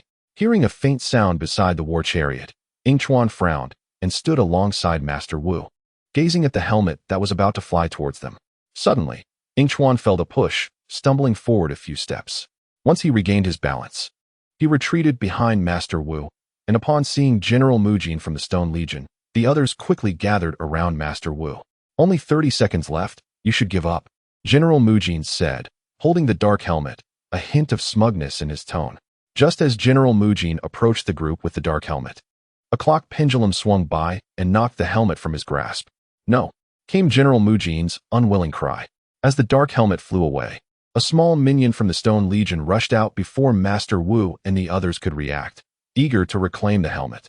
Quick, grab the helmet, Misha finally realized. Urging everyone, Ko hurriedly dashed out. Watching Ko's figure weave through the clock's pendulums, Yingchuan instinctively took a few steps forward to stand beside Nia. Observing the helmet soaring through the air, ultimately landing among the clock's pendulums, Misha quickly exclaimed, the helmet is right here, directly beneath the clock. Only 10 seconds left. Master Wu reminded. I'll get it, Misha declared, sprinting forward, only to be blocked by a small minion from the Stone Legion. Quickly, Misha urged as Master Wu sprang from the side and took down the minion. Afterward, Misha rushed forward, managing to place the helmet back just as time was running out. Amid everyone's anticipation, the clock was successfully halted. Wonderful, we have succeeded, Nia exclaimed joyfully. Except for Master Wu and his companions, the Stone Legion was filled with discontent. Yingchuan observed the scene before him without much joy, for he knew the clock would soon restart. Indeed, the next second, a piercing sound echoed as the clock resumed its original state, heralding the imminent battle between good and evil. No, Master Wu exclaimed in shock. The annihilation beam. We are too late, Misha lamented. Nearby, Gamandu also heard the shrill noise from the clock, questioning the Dark Lord. What has happened? It has begun, the Dark Lord replied triumphantly, as his plan, crafted over thousands of years, was finally coming to fruition. He would soon unify the Phantom Ninja Kingdom. Shortly after the shrill sound, a beam of light erupted from within the clock, connecting with the exterior circular pendulum and directing itself toward Gamandu's stronghold. Witnessing this, the Stone Legion advanced smugly toward Master Wu and his companions. As Kai and the others drew their weapons in preparation for battle, they felt the ground beneath them trembling. Before they could react, they, along with the ground, began to plummet, leaving only Nia and Yingchuan above. Yingchuan, Nia, two voices cried out simultaneously, calling for their most cherished ones. Observing this, General Mujin behind them grinned maliciously as he seized Yingchuan and Nia. Yingchuan silently watched as Kai and the others fell, an outcome that was entirely foreseeable, so he felt no surprise. Nia, however, was deeply worried for those who had plunged into the sea, while Yingchuan remained unfazed, reassured that they were the protagonists of this world and would not perish. Lloyd struggled to climb out of the water before he could catch his breath. He looked up and saw that Yingchuan and Nia had been taken away by the Stone Legion, leaving behind only their triumphant laughter. "It's all my fault. I shouldn't have missed this opportunity," Lloyd lamented, watching Yingchuan vanish. "We all share the blame, child. We burnt the bread." Ko stepped forward, attempting to console Lloyd. "You still have time to joke. They captured Nia, and you jest." Unexpectedly, Jia was enraged by Ko's words, grabbing him by the collar and pinning him to the ground. "I'm sorry, I was merely miswording. Enough. Is our loss not great enough already? Stop this." Master Wu chastised Jia sternly. "I don't care. I must save them," Kai declared recklessly, recalling his memories with the two. "By the time we return, they will have long gone. We will rescue your sister, but not now." The countdown had concluded, and the final battle could commence at any moment. "We must return to the ship and prepare, so that next time, Lloyd will not hesitate," Misha stated calmly. "Come, Lloyd, we are going home. You still have a chance." When Master Wu and the others safely returned to the ship, on the other side, the Dark Lord floated in the sky, watching as the stronghold was engulfed in a yellow light, boasting, "Behold, Gamandu, our ultimate weapon is now bestowed upon you. I have never witnessed such a marvelous sight," Gamandu said as he entered the stronghold, observing the yellow light enveloping the ultimate weapon with delight. With that, the two broke into triumphant laughter.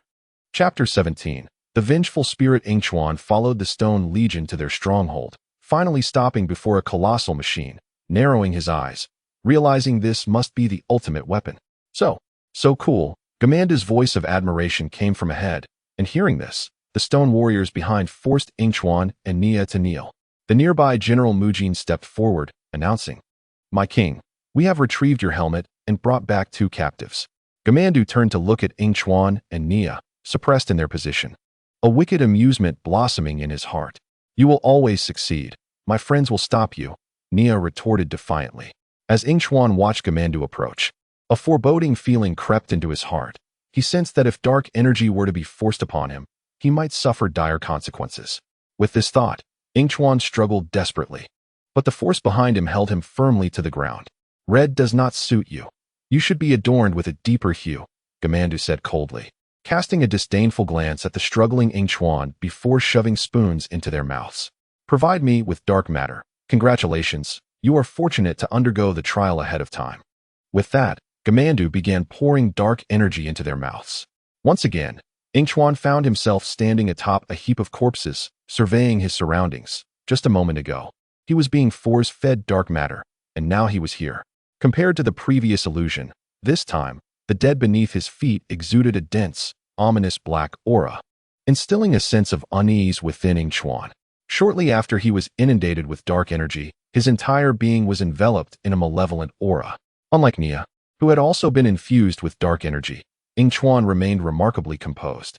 He lowered his head, allowing his disheveled hair to obscure his eyes, rendering his expression a mystery.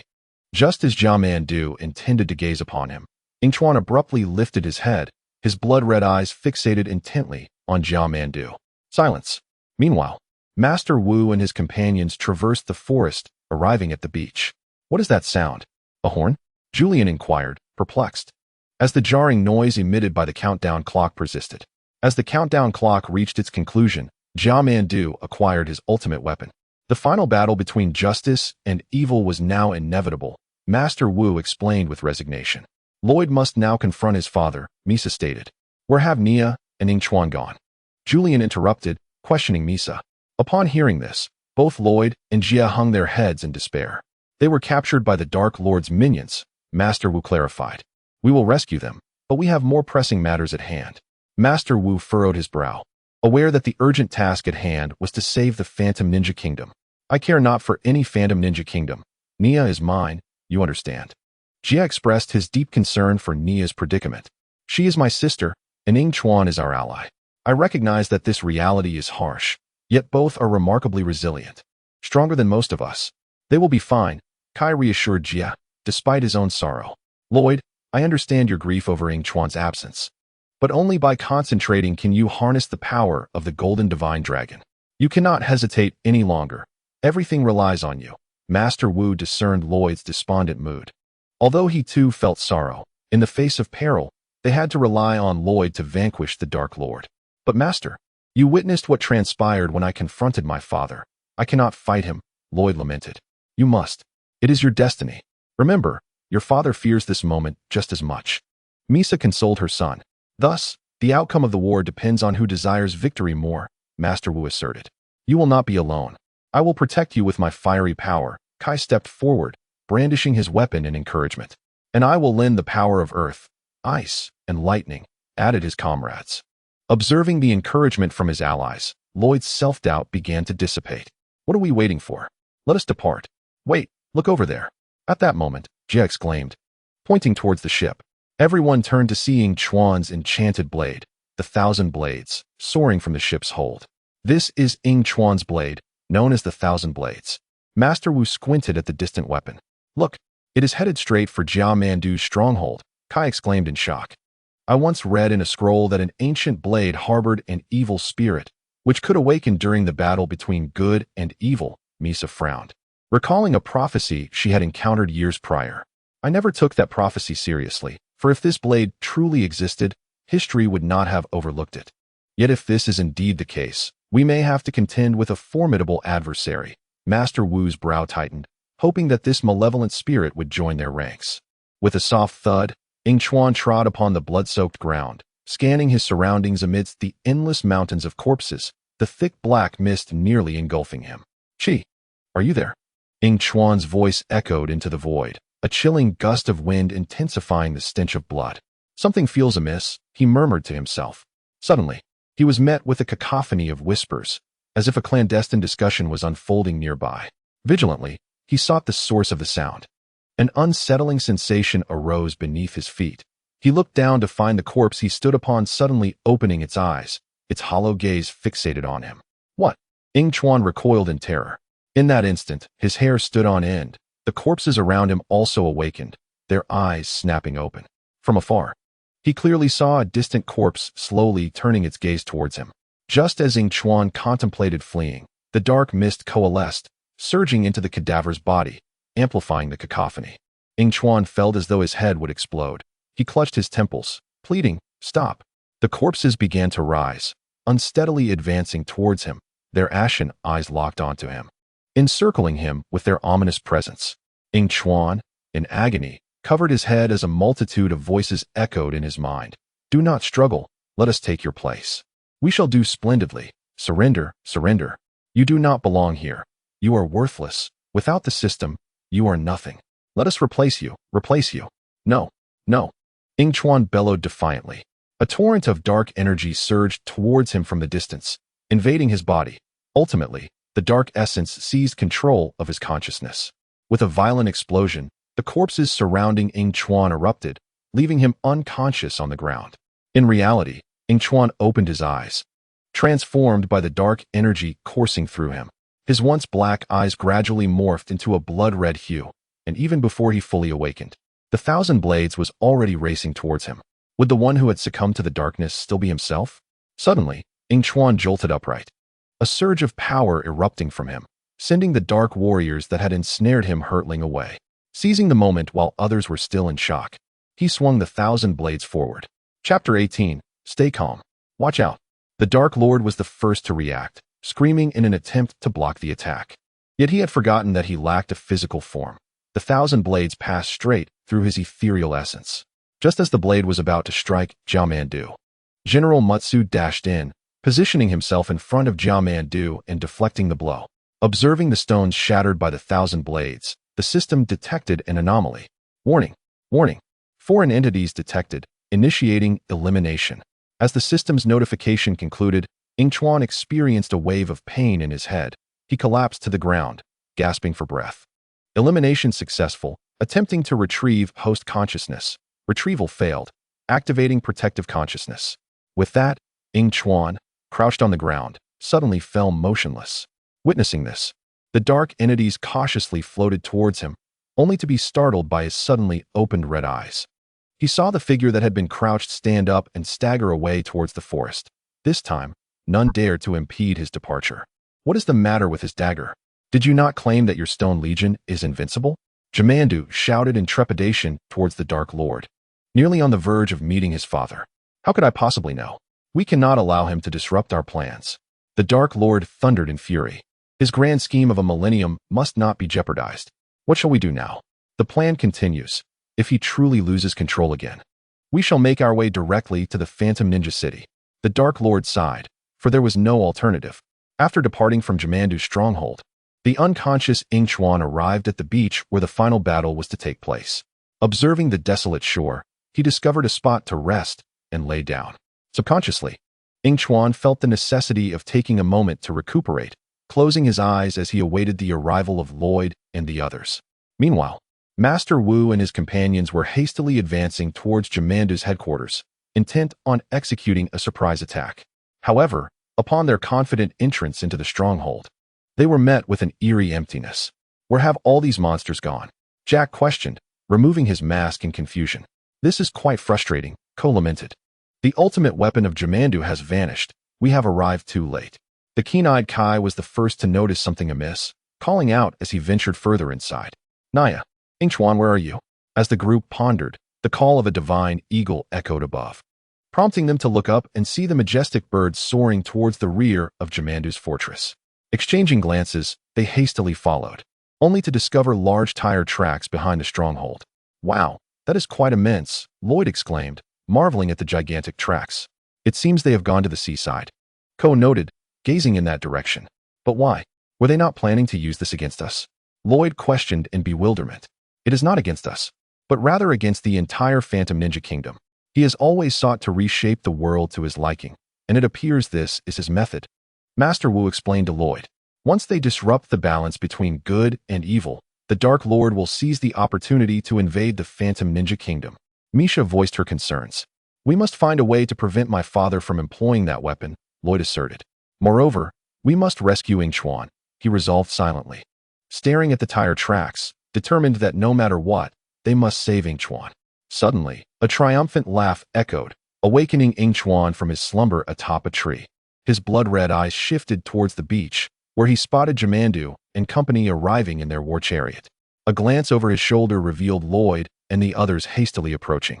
The system furrowed its brow, observing Yingchuan, who, despite numerous attempts, could not be awakened from his consciousness, and thus activated his self-protection instincts.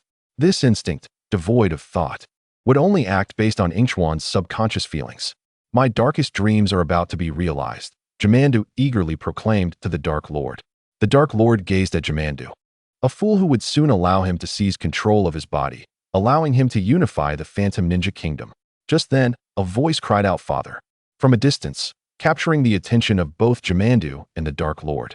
Turning around, they beheld Lloyd and his companions, who had just arrived. What are you waiting for? Press the button, the Dark Lord urged as he noticed Jimandu's hesitation. Very well.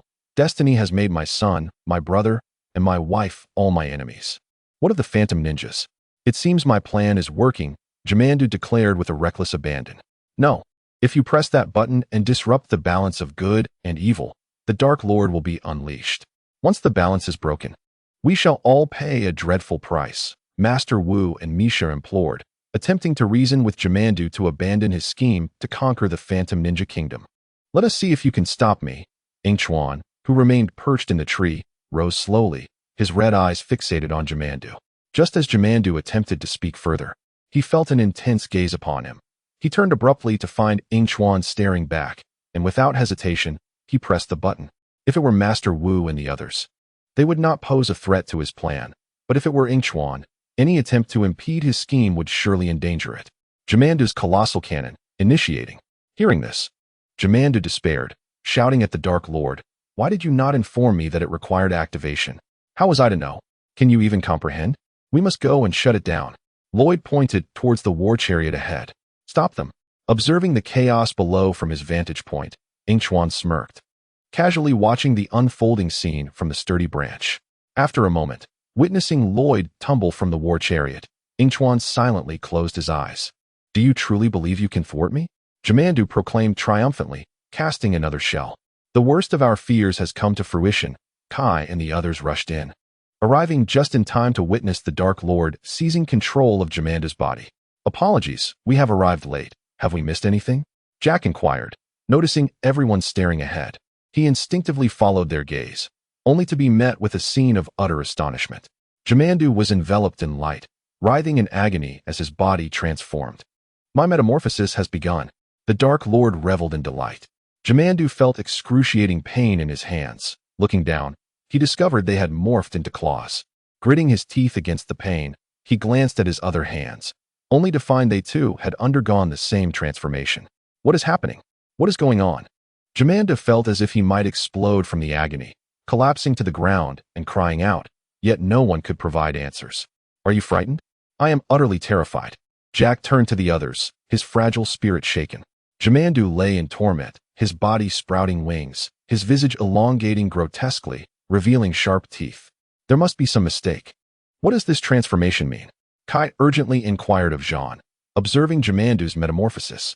Transformation is a biological evolution process through which an organism can evolve into a new form, Jean, the robot, swiftly explained. Yes, and it may evolve into something even more hideous, Ko interjected. Father. Lloyd stepped forward, yearning to reach his father once more. No, Lloyd. He is no longer your father. Master Wu grasped him, timely halting his actions. But the prophecy foretold that I would confront my father in the final battle, Lloyd persisted. That is true. However, the Dark Lord has now taken possession of his body, and this individual will show you no mercy, Misha explained, observing the transforming Jamandu. You can do this, Lloyd, Kai reassured him, sensing his hesitation as he patted his shoulder. We are right here, not going anywhere. He is formidable, but you are even more so. We must eliminate him before he grows stronger and more wicked. If Yingchuan were here, he would wish for you to do this. Encouraged by his companion's words, Lloyd resolved, let us put an end to this. With that, they dashed towards Jamandu. Phantom spin. As Lloyd led his companions into a fierce battle against the Stone Legion, Yingchuan stiffly tilted his head, gripping the enchanted blade, Qianren, for the imminent clash of good and evil. This ends now. Seizing the chaos, Lloyd climbed onto the war chariot, glaring at the Dark Lord ahead, and barked. The final battle has finally arrived. I hope he is prepared. After enduring so much, it is for this moment, Lloyd declared. Foolish child. I have prepared for this moment for thousands of years, the Dark Lord scoffed, mockingly regarding the audacious boy who dared to boast, oblivious to the trials he had endured over millennia. Feel this. Lloyd concentrated his energy into a green sphere, unleashing a powerful force that pushed the Dark Lord back several paces. Go, Lloyd, Ko urged. Infuriated by the perceived slight, the Dark Lord retaliated, striking Lloyd in the abdomen and sending him tumbling from the chariot. Observing Lloyd's disheveled state, the Dark Lord gleefully soared nearby, gathering dark energy in his four hands, intent on utterly overwhelming Lloyd. Quickly rising, Lloyd mirrored the Dark Lord, channeling energy in his own hands. The two forces clashed, culminating in an explosive exchange as the Dark Lord, in a fit of rage, unleashed his energy towards Lloyd. Dodging the attack, Lloyd sprinted to the Dark Lord's side, seizing the moment to fire his energy, sending the Dark Lord flying into the distance. Well done, Jay shouted in satisfaction at the sight of the retreating Dark Lord, only to be dismayed as the Dark Lord re-emerged from the jungle. No, Jay and Ko exclaimed in disbelief. With a triumphant demeanor, the Dark Lord charged towards Lloyd, aiming to strike him down, but his speed was overwhelming, and Lloyd barely had time to react before being sent careening away. Be careful. Witnessing Lloyd's plight, Yingchuan teleported, catching Lloyd in midair before he hit the ground, executing a flawless backflip to land safely. What are you doing here? As the dust settled, the Dark Lord, elated, spotted Yingchuan embracing Lloyd. Yingchuan, look, it's Yingchuan, Jay exclaimed, pointing excitedly at the figure holding Lloyd. Indeed, how could he be here? Master Wu furrowed his brow, noting that Yingchuan's appearance had changed, his once black eyes now a striking crimson. Could it be that the prophecy is true? Misha pondered, also recognizing Yingchuan's unusual transformation. It seems to be true. Hearing Jay's excited shout from afar, Lloyd turned to see the person he had longed for. The words Yingchuan, I miss you, were swallowed in his throat as he noted Yingchuan's altered demeanor. Coldly glancing at Lloyd, Yingchuan withdrew his hand and confronted the Dark Lord. positioning himself protectively in front of Lloyd.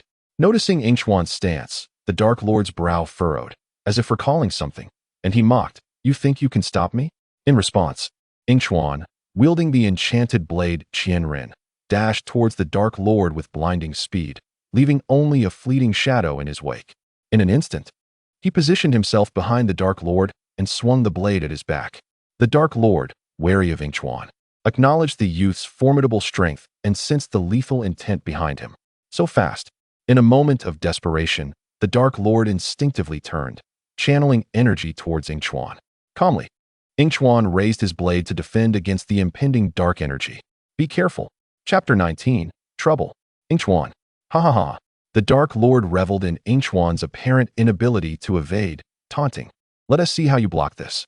As Yingchuan braced himself with the blade, the Dark Lord sneered, belittling the young human's audacity to withstand his power.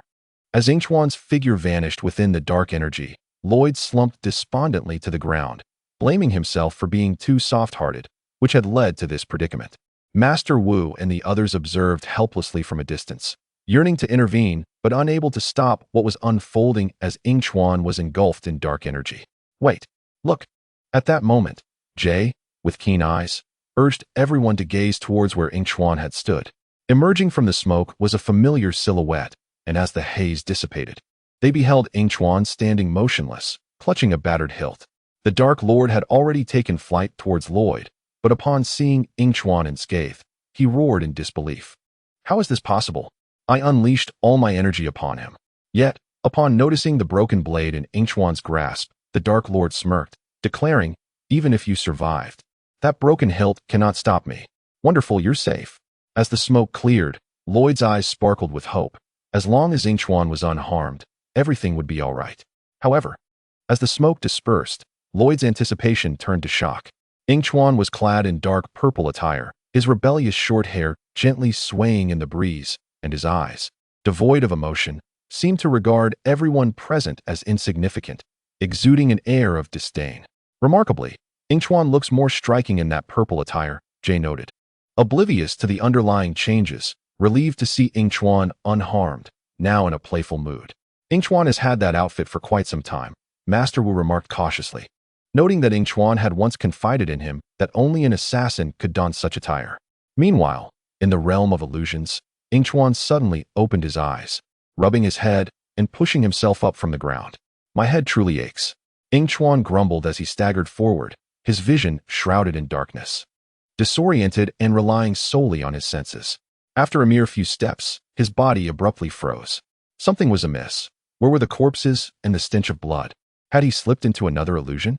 Resolute, he pressed forward a few more steps, yet nothing felt out of the ordinary, and he sighed in relief. All the bodies had vanished, replaced by a shaft of light piercing through the darkness, illuminating his path. With renewed determination, Yingchuan hastened towards the radiant glow, ultimately vanishing within its embrace. The Lord of Darkness observed Yingchuan, motionless, mistakenly believing that he had frightened him. He boasted triumphantly, "Huh? Scared, are you? Scram. What can you do with that broken blade?" At that moment, the hilt of his blade began to emit a soft purple light. Fragments scattered on the ground responded, igniting with a similar violet glow, floating languidly around Yingchuan as if liberated from the constraints of gravity. Impassively, Yingchuan regarded the Lord of Darkness, raising the demon blade. Thousand edges. The shimmering shards, drawn to the hilt's call, swiftly soared towards it. In the blink of an eye, the once mangled hilt transformed into a blade of standard length. What is happening? The Lord of Darkness exclaimed in disbelief. Yet, before he could ponder further, Yingchuan sprang into action. Without bending his knees, he moved with uncanny speed, appearing before the Lord of Darkness as if teleporting. With a smirk, Yingchuan thrust the blade towards the Lord of Darkness's heart. Yingchuan, no. Just as the blade was about to pierce, he sensed a surge of energy approaching him from a distance. Relinquishing the attack, he utilized his agility to swiftly evade to the side. The green energy whizzed past him. Had he hesitated, it would have struck him directly. Impatient, Yingchuan shifted his gaze to the source of the attack, Lloyd. Seeing that Yingchuan had halted, Lloyd breathed a sigh of relief, rushing to position himself before the Lord of Darkness. Don't do this. He's using my father's body. In the next instant, the cold blade pressed against Lloyd's throat, threatening to spill blood with a mere increase in pressure. Step aside if you wish to live. Yingchuan's voice was icy as he uttered the words, I am the shadow assassin of the Xuanwu kingdom. In the following moment, the blade vanished from Lloyd's neck, replaced by Yingchuan's head. Yingchuan, what's wrong? Lloyd anxiously cradled him, shaking him in a fit of worry. Something is not right. The system typed furiously, sensing a familiar aura and resolutely pressing a button nearby. Seeing Yingchuan collapsed before Lloyd, the Lord of Darkness hastily retreated to his war chariot, intent on resuming his interrupted scheme. Upon witnessing this, Master Wu and the others rushed to Lloyd's side. As Lloyd desperately shook Yingchuan, Master Wu intervened, do not worry. He merely fainted. Leave him to us. You must stop the Lord of Darkness. Understood. Lloyd cast a lingering glance at the unconscious Yingchuan before hurrying towards the war chariot. When will Yingchuan awaken? A voice asked anxiously. Do not fret. He will awaken shortly, another reassured. Finally, Yingchuan stirred, blinking groggily at the brilliant sun above. As he surveyed his surroundings, he found Master Wu and the others surrounding him, all eyes fixed intently upon him. What is the matter? Why are you all staring at me? Yingchuan inquired, bewildered. Upon hearing his voice, the group seemed to exhale in relief as they assisted him to his feet. You scared us when you fainted. One exclaimed. Yeah, you startled Lloyd, another added. As Yingchuan stretched, he noted the absence of anyone else. It was evident they had failed to thwart the Lord of Darkness. What transpired? Did you win the battle between good and evil? He feigned ignorance, knowing full well the answer. Indeed, as anticipated, they collectively lowered their heads in silence, except for Lloyd, who stepped forward to encourage the group. I have been a troublesome child, always causing chaos. Yet, meeting you all transformed me into a brave and strong individual, teaching me the essence of goodness. During the first battle between light and dark, when the first Phantom Ninja was driven to the brink, he did not consider retreat. Instead, he passed on the elemental power to us. Host, this task will yield rewards upon completion, the system chimed. I advise you to maintain a respectful demeanor. Is that true, Father? Indeed, Yingchuan replied, his anticipation mounting for the rewards promised. I believe his actions stem from a profound belief in us, never yielding or surrendering. This is the choice of the Phantom Ninjas since time immemorial. I trust in us. The Phantom Ninjas shall never concede defeat. He speaks true. Even if we must swim across the ocean, we shall do so. Follow me, Kai declared, invigorated by the words. But I lack a flotation device, Jay lamented. Observing their predicament, Yingchuan sighed, deciding to interject, for relying solely on them would delay his rewards indefinitely. You must return to the Temple of Light, he proclaimed. The Temple of Light? We have already been there, and it was empty, Jay questioned, perplexed. Regardless, we must revisit it, Yingchuan affirmed, disregarding Jay's doubts. Exchanging glances, the others ultimately concurred. Let us go. Perhaps there are clues we overlooked, Ko suggested. Indeed, this is far more plausible than Kai's swimming across the ocean, they agreed. The group boarded the mech, returning to the Temple of Light.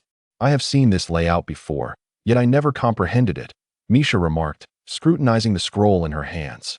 As they entered the temple, it appeared just as dilapidated as their last visit. Kai swept away the cobwebs with his weapon, inadvertently uncovering a hole. He inspected his weapon before inserting it into the opening. As others observed Kai's movements, a sudden realization dawned upon them. Similarly, Ko and his companions discovered openings beneath other pillars, inserting their devices, which soon emitted a resounding rumble. What is happening? Kai anxiously inquired, glancing back. In the next moment, a figure emerged from the depths, adorned with dual swords and a conical hat, encased in gleaming golden armor. This was the legendary golden mech utilized by the first generation of Phantom Ninjas during their confrontations with the Dark Lord. Misha, having perused countless tomes and scrolls, immediately recognized the armor. Are you suggesting that the first generation of Phantom Ninja once sat here? Ko climbed onto the mech, occupying the vacant space beneath the hat. But how does one operate this thing? Regrettably, I fear time has rendered it merely a relic, Julian speculated. If the first generation of Phantom Ninjas could wield it, perhaps the next generation can as well. Master Wu caressed the mech and turned to Lloyd, who was approaching. It is worth a try. With that, Lloyd ascended the mech, and Ko relinquished his position, jumping down. Hey, be careful. It doesn't seem to work. Lloyd settled into the seat and fiddled with the levers. Yet, in the next instant, the golden mech radiated a soft golden light, bending its knees in response. Wow, Lloyd exclaimed, startled by the sudden movement. But the others were elated to witness the mech come to life. This is fantastic. So cool. Their joy stemmed from the realization that as long as Lloyd could control the mech, he could return to the city of phantom ninjas and thwart the Dark Lord. How do your feet feel? Master Wu inquired with concern. Upon hearing his mentor's inquiry, Lloyd wiggled his feet, and the mech mirrored his movements. Very powerful, Lloyd affirmed. Now that we know how he can return, what about us? Misha asked, perplexed. Just then, a sound resembling that of an animal echoed from behind them. Jay turned and, in an instant, shouted with excitement. That familiar sound, it's our dragon. I believe we have a way to leave this place. Master Wu stroked his beard, elated. Thus, Lloyd maneuvered the mech while the others boarded the dragon, returning to the city of phantom ninjas. I see the city of phantom ninjas. We are almost there, Kai exclaimed, pointing ahead with enthusiasm. Are you certain that is the city of phantom ninjas? Ko responded uncertainly, gazing at the lifeless city in the distance. As they conversed, Lloyd surged ahead, the dragon following closely. Before long, they reached the heart of the city of phantom ninjas. What is that? Kai wondered, staring at the fortress below. The Gameltron battle car. Master Wu recognized it immediately, explaining to Kai. It has transformed into a fortress. Misha remarked incredulously. But where is the Dark Lord? Julian inquired, voicing the question that lingered in everyone's mind. Chapter 20. Rewards. Yingchuan sat quietly atop the dragon, his gaze inscrutable as he observed Lloyd battling the Dark Lord atop a distant rooftop. What rewards does the system bestow? He murmured softly. His thoughts raced back to events that transpired mere hours prior. They had avoided alarming the enemy, hiding near the Gameltron battle car. He has turned everyone to evil. Yingchuan noted, stealthily watching the people on the street, who wandered aimlessly with vacant expressions, much like what he had witnessed with Nia. Now they all submit to him. Jay and Ko expressed their concerns, recognizing the urgency for Lloyd to defeat the Dark Lord. I can hardly wait to see the look on the Dark Lord's face when he sees us. Ko withdrew, clenching his fists in excitement. At that moment, a piercing sound emanated from the distant building, signaling the countdown's conclusion. Oh no! Jay anxiously glanced at the structure. What is that? In the next instant, a surge of black energy erupted from the rooftop, hurtling towards them. Oh no! The group, filled with despair, closed their eyes, yet the anticipated outcome did not occur. When they opened their eyes, they discovered the black energy had struck the ground before them. Is this what you were expecting? Jean questioned as he gazed upward at the building's summit. There stood a massive, pitch-black dragon, its scales shimmering ominously, claws resembling those of a malevolent spirit. No, Jean declared. Its transformation is complete. The Dark Lord has evolved into his original form. Misha pointed at the dragon atop the building. But we cannot fly up there. We have the golden mech. We must draw their fire to allow Lloyd to approach. Master Wu proposed, tapping the ground with his staff. Understood, Master. The group, except for Lloyd, boarded the dragon, their expressions solemn as they flew toward the building where the Dark Lord resided. Wait, General Mujin grasped a sword in each hand, his expression grave as he watched the approaching dragon. Recently resurrected by the Dark Lord, he could not afford any mistakes. As the dragon neared, General Mujin seized the moment. Shouting now? In the next instant, several fireballs were launched toward the dragon. Master, be careful. The occupants of the dragon were unprepared for this turn of events as the fireballs zoomed closer. Master Wu piloted the dragon, narrowly evading the fireballs as they passed overhead. However, before they could catch their breath, an onslaught of darts flew in from the side. Kai, still recovering from the previous attack, spotted the multitude of darts and cried, "Stretch, quick, stretch." At that critical moment, the dragon ascended, narrowly avoiding the darts that grazed its surface. The dragon surveyed the vicinity of the building, where countless stone warriors stood guard, blocking any approach. The stone army, ever loyal to their master, would not allow Lloyd to come near. We must get in, Misha urged anxiously. Meanwhile, Darius, hidden in his shop, caught sight of the golden mech shimmering in the distance. He rushed outside, a smile creeping across his face as he witnessed the golden mech charging forth. I knew they would return. On the other side, Lloyd, controlling the golden mech, drew his sword and sprinted toward the wall erected by the stone army, aiming to break through. It's time for you to experience my power. The stone army, taken aback by the sudden appearance of this intruder, rushed to intercept the golden mech as it barreled through their wall. Just as Lloyd was about to unleash his phantom spin, an unseen force struck one of the mech's arms, severing it. Ah! As Lloyd gazed in horror at the severed arm on the ground, he looked up to find the now malevolent Nia controlling a weapon aimed squarely at him. The laser emitted from the weapon proved too overwhelming for the golden mech, which succumbed under the strain. After all, it had been several millennia, and it was hardly a new model. Its mere functionality was commendable. He was struck, and we must protect him, Master Wu declared decisively. Kai, J. Cole, Zane. You four must shield Lloyd, while we hasten to locate the dark helmet, Yingchuan urged anxiously. Thus, it was settled. Lloyd descended from the mech, retreating as he beheld the advancing stone army. Just as despair threatened to engulf him, Kai and the others descended as if they were angels. Phantom spin.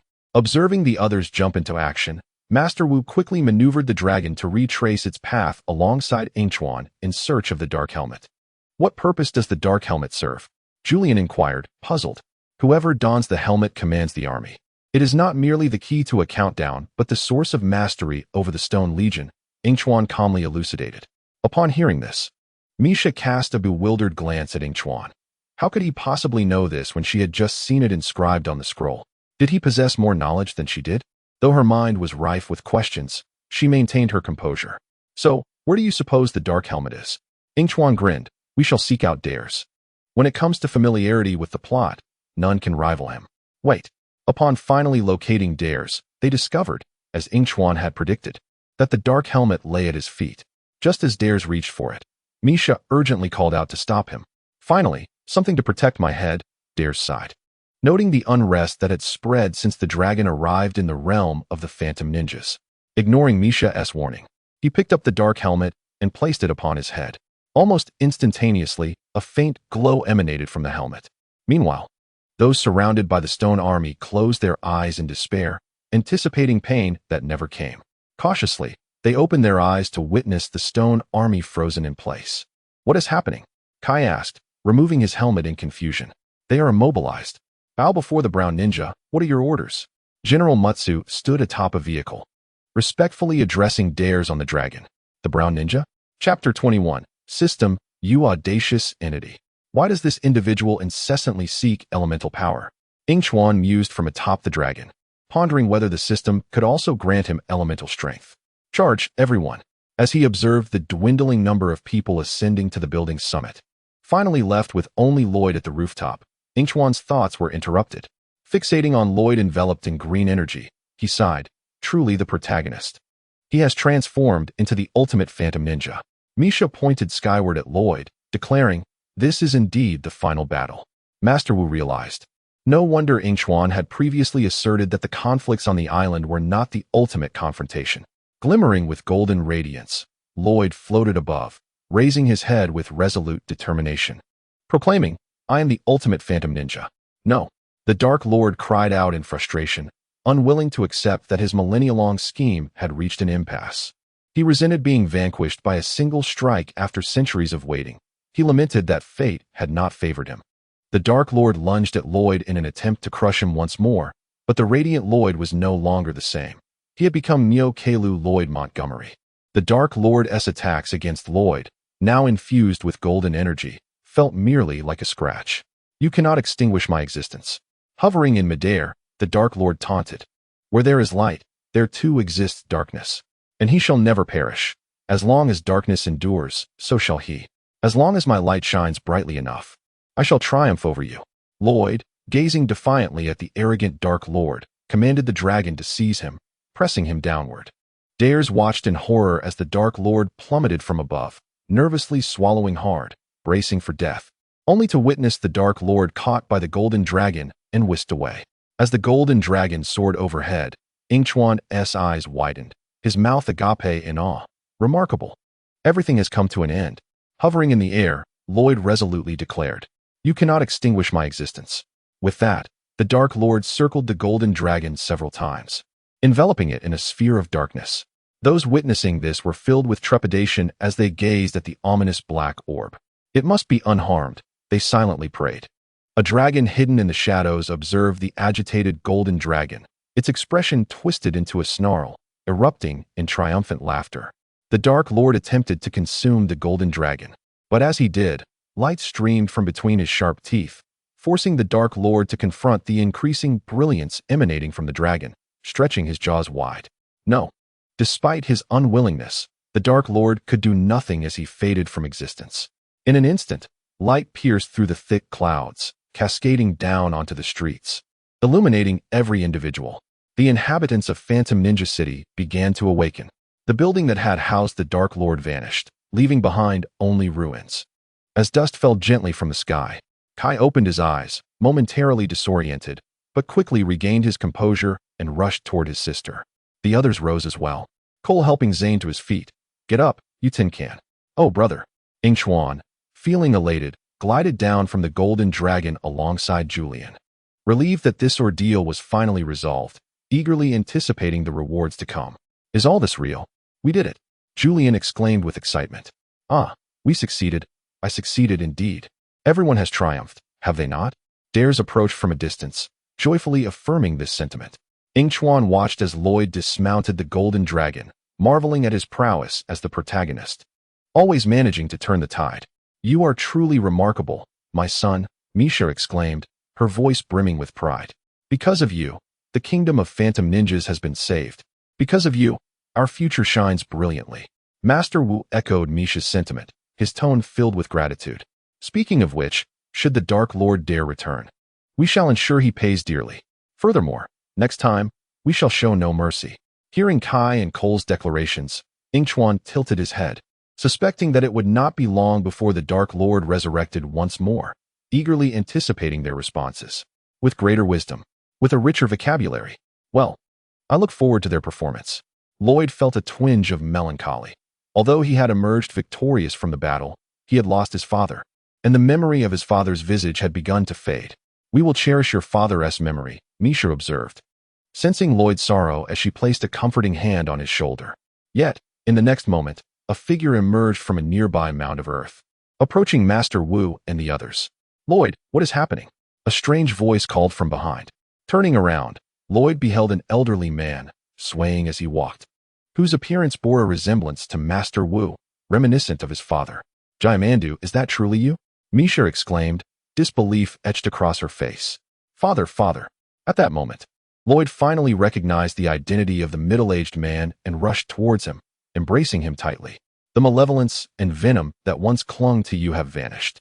Observing the heartwarming scene of Misha and the others in an embrace, Yingchuan smiled gently. "Well, this is a moment of joy for all." A small twist of fate ensued as Yingchuan glanced at the rewards in his hand, his expression darkening as he mentally berated the system. "Come now. Can you please reiterate the rewards?" "Certainly. Reward 1, a bag of snacks, absolutely delightful. Reward 2, a protective token, a unique token of 567, and a pair of scissors. Reward 3, a Yingchuan doll." Hearing this, Yingchuan's expression soured further. "What on earth is a doll? And what is this second reward? Is it to exchange for 567? Are you suggesting I should cosplay as 567? The system replied leisurely, stroking its non-existent beard. After Yingchuan vented his frustrations, the system continued, "Do not be upset. These rewards were generated randomly, not deliberately assigned." Upon hearing the system's explanation, Yingchuan grasped the essence of the furious yet sardonic humor found in dominant narratives. Letting out a scoff. "How amusing. I could tolerate the scissors, but do enlighten me about the inscription on this token. Open your eyes and behold what is written." Upon hearing Yingchuan's inquiry, the system finally glanced at the token, only to realize it bore the character for Dai. "Oh no, this is Dai? Not she." Sweat trickled down the system's forehead. Yet it maintained its stubborn demeanor. "Oh, it is merely Dai. Consider it a unique symbol, exclusively yours, truly fortunate." Watching the system scramble for excuses in his mind, Yingchuan felt exasperated. "So this is how it is to be played, is it? You, a mere machine." Chapter 22, The New Phantom Ninja City, The Ultimate Battle. The one that would resolve all disputes seemed a distant memory now. After the Golden Phantom Ninja triumphed over the Dark Lord, Phantom Ninja City had transformed into a veritable ruin. It was time to relinquish our past and forge our future. In the remnants where the Dark Lord once resided, many individuals were bustling about, constructing their own destinies. "Well done, citizens. United, we can create anything through diligent labor and modern technology." A man in a wheelchair observed the industrious individuals below, encouraging them with his words. Phantom Ninja City soon blossomed into the new Phantom Ninja City. gradually evolving into a hub of advanced technology. With no enemies to oppose them, the era of ninjas came to an end. A man dressed in a blue top held a camera, humming a tune as he headed towards the bathroom. Must we not have any privacy? A head protruded from behind a cloth in front of the bathroom, one hand clutching the fabric to avoid exposure, clearly aware that another person was capturing footage. He exclaimed in anger. Just then, a chorus of laughter erupted, and the irate young man vanished, his voice now panicked. Oh, it must have been a mistake. It was then realized that what had transpired was merely footage. Indeed, the irate male was Kai. Could someone please turn on the lights? Thank you. With a resounding clap, the classroom was illuminated, the curtains drawn open, allowing sunlight to pour in and enveloping the room in warmth. Suddenly, the door at the back of the classroom swung open, and a child rushed in, urging everyone to come next door. Hurry, Teacher Zahn has short-circuited. In the adjacent room, Zahn stood atop a table, his limbs flailing uncontrollably, surrounded by several students who were watching in amusement, one of whom held a remote control, seemingly pressing buttons. What is happening here? Upon hearing the news, Ko hurried over, and upon opening the door, he was met with the sight before him. Blade had returned from the new Phantom Ninja City with a remote control, using it to manipulate Teacher Zahn. One of the female students beside Blade, unaware that Teacher Ko had arrived, began to explain. What's all this ruckus? A voice boomed from the entrance, and upon hearing it, the students fell silent, as if frozen in place. Even the most unruly among them, Blade, silently set down the remote. Your presence is indeed beneficial, Kai remarked, gazing at Yingchuan in awe. Clad in dark purple attire and wielding the enchanted blade, Qianren, Yingchuan entered the classroom with a serious expression, snatching the remote from Blade's hands. Quickly, Yingchuan, this current is about to short-circuit. Zahn, suffering atop the table, found his body uncontrollable due to the remote's influence. Without hesitation, Yingchuan hurled the remote to the ground with force, shattering it, and Zahn, feeling relieved, sat down. Having resolved the situation, Yingchuan turned his cold gaze towards the students. You lot, what do you intend to do if you aren't attending class properly? Blade, you are to clean the classroom for 2 weeks. As for the rest of you, after witnessing Blade's actions, you shall share in the punishment. Hearing Yingchuan's reprimand, the students quietly bowed their heads, resembling wilted eggplants, exuding an aura of dejection. What? Do you have any grievances? Yingchuan questioned, eyeing the students. No, they hurriedly replied. Well aware that incurring the wrath of other teachers was akin to provoking a storm, they dared not invoke elemental forces against them, for this teacher was different. The school bell rang, signaling the end of class, and Yingchuan, no longer inclined to chastise the students, waved them off to play outside. Ah, who consumed my pudding? Jay, spoon in hand, eagerly opened the refrigerator, yearning for the delectable treat, only to find no trace of pudding within. I even wrote my name on it. I didn't see you inscribe Big Mouth King anywhere, Ko remarked, lounging on the couch, spooning mouthfuls of pudding, provoking Jay's ire further. I shall inform the principal. Jay fumed, witnessing his pudding unceremoniously discarded in the trash by Ko. Don't look for me. I'm resting. Master Wu's languid voice interrupted Jay's thoughts from afar. Relax, Jay here. Have mine.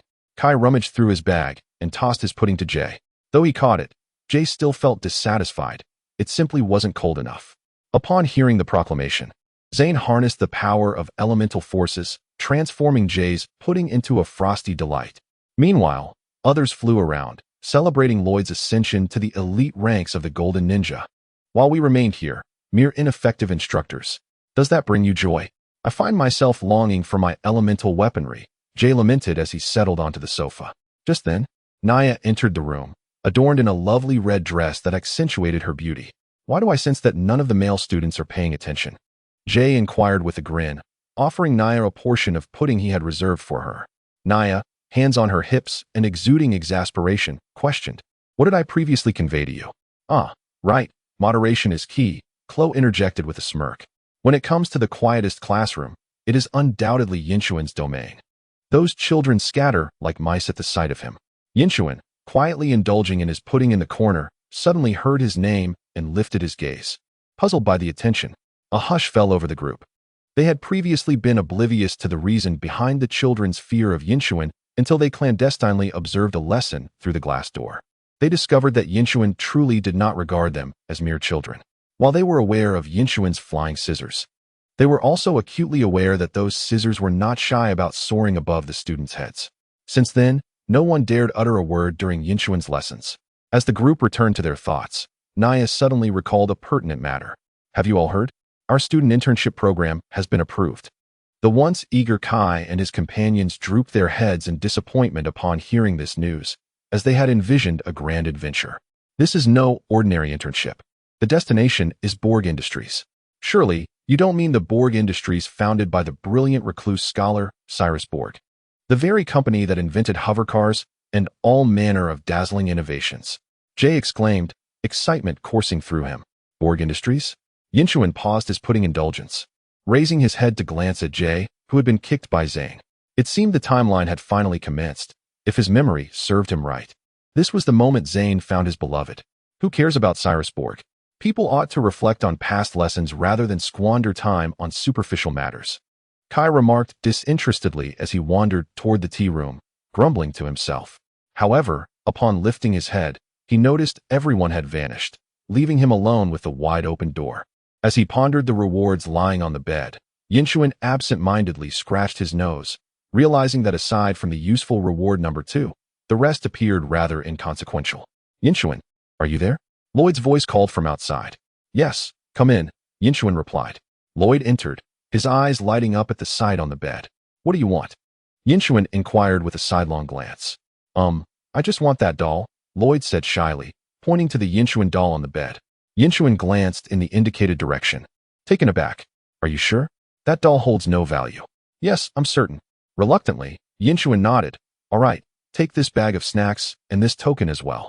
Without waiting for Lloyd to refuse, Yingchuan swiftly placed the items in his arms and pushed him out of the room. Wait, Lloyd exclaimed as he stared at the closed door, glancing down at his treasures and letting out a sigh as he returned to his own room. Chapter 23. Yingchuan's perfect partner. Why can't we ride the ultimate dragon or the supersonic car? A disgruntled male student grumbled. Because they don't have that, Chloe exclaimed, coolly holding a microphone. With this microphone, I am a rap artist, Super Chloe. Listening to Chloe's exuberant voice echoing in the bus, Yingchuan shook his head in resignation and hurried aboard before Master Wu. Yingchuan approached his seat and began conversing with Zane. So, are we truly headed back? Kai stated, reminding them that they had not returned since that fateful day. Master Wu ambled onto the bus, tapping his cane against the floor. Yesterday is gone. Tomorrow has yet to come. We must seize the present, or else our invitation shall expire. Let us depart, Naya. At your command, Master, Naya responded. As Yingchuan leaned closer to Zane, he whispered mysteriously, I can foresee the future. Do you wish to guess what I have seen? Zane, puzzled by Yingchuan's sudden proclamation, replied, when did you become a seer? I personally believe that predicting the future is a fallacy, yet some individuals can sense concealed information and variables, thus foreseeing outcomes that appear akin to prophecy. Yingchuan, feeling exasperated by Zane's lengthy explanation, interrupted, do you want to know or not? Sensing Yingchuan's frustration, Zane, to cheer him up, replied, yes, what did you predict? Evidently pleased by Zane's response, Yingchuan turned and lightly declared, the Dark Lord still lives. This statement struck like thunder on a clear day, leaving Zane momentarily speechless. How could this be? The Dark Lord had been vanquished. Meanwhile, the individual who had instigated Zane's contemplation was contentedly gazing out the window, humming a cheerful tune. As the hours rolled by, the group finally arrived at the dazzling new Phantom Ninja City. The students marveled at the illuminated skyline, a sight they had never before witnessed. As we approached Borg Industries, our bus unexpectedly collided with something, causing everyone aboard to lurch forward. Who still uses wheeled vehicles? Keep up with the times, will you? An irate voice came from the front, revealing that their bus had struck one of the new vehicles created by Phantom Ninja City. Fear not. We shall yield, Chloe declared. Stepping off the bus, it's time to put my past muscles to use. He took a few steps forward, placing his hands beneath the vehicle, summoning all his strength to lift it, but shortly after, a mechanical voice rang out behind him. Step back, pedestrian. From inside the bus, Yingchuan heard this and turned to see 2 robots standing behind Chloe. In recent times, Phantom Ninja City had progressed remarkably, now featuring robots. Who are you calling pedestrian? Chloe shouted indignantly at the robots. It seems our approach may not be suitable here. Well, I still prefer the old way, let's walk. Besides, it seems we do not have to walk far. Master Wu was the first to step off the bus, followed closely by the others who rose from their seats. Upon disembarking, they were greeted by the sight of an extraordinarily tall building, its luminous facade becoming the most striking feature in the city. Yingchuan entered the edifice, feeling a sense of unfamiliarity in every blade of grass and tree. He gazed upwards, entirely oblivious to Kai, who was caught in the door behind him. "Welcome to Borg Industrial Company. I am Piksha." A girl descended the nearby staircase, speaking as she approached. Yingchuan regarded her and instinctively quickened his pace to stand beside Zan. "Cyrus, junior interactive humanoid assistant," the girl continued, her lips barely moving. Zan stared at the girl, an inexplicable feeling burgeoning within him. "I express my deepest regrets regarding your transportation mishap," Piksha remarked, raising her hand with a concerned expression, appearing as lifelike as any human. "Your news travels remarkably fast," Yingchuan interjected, standing nearby. "Everything in the new Phantom Ninja City is fully automated and interconnected, is it not? Indeed, your outdated bus will soon be repaired." Piksha acknowledged with a nod, her gaze returning to Zan. "And you, Zan, what does your name represent?" she inquired, her tone rife with curiosity. "I symbolize peace, freedom, and confronting all dangers from the Phantom Ninja Kingdom," Zan replied, his response somewhat delayed until prompted by Jia, who stepped forward, placing a hand on Zan's shoulder. "He was asking for your name, Tin Head." "I believe that's what Zan means," he finally answered, following Jia's guidance. "May I scan you?" Piksha asked, her expression neutral as her eyes projected Zan's face. Before Zan could respond, Yingchuan stepped forward, positioning himself protectively in front of Zan.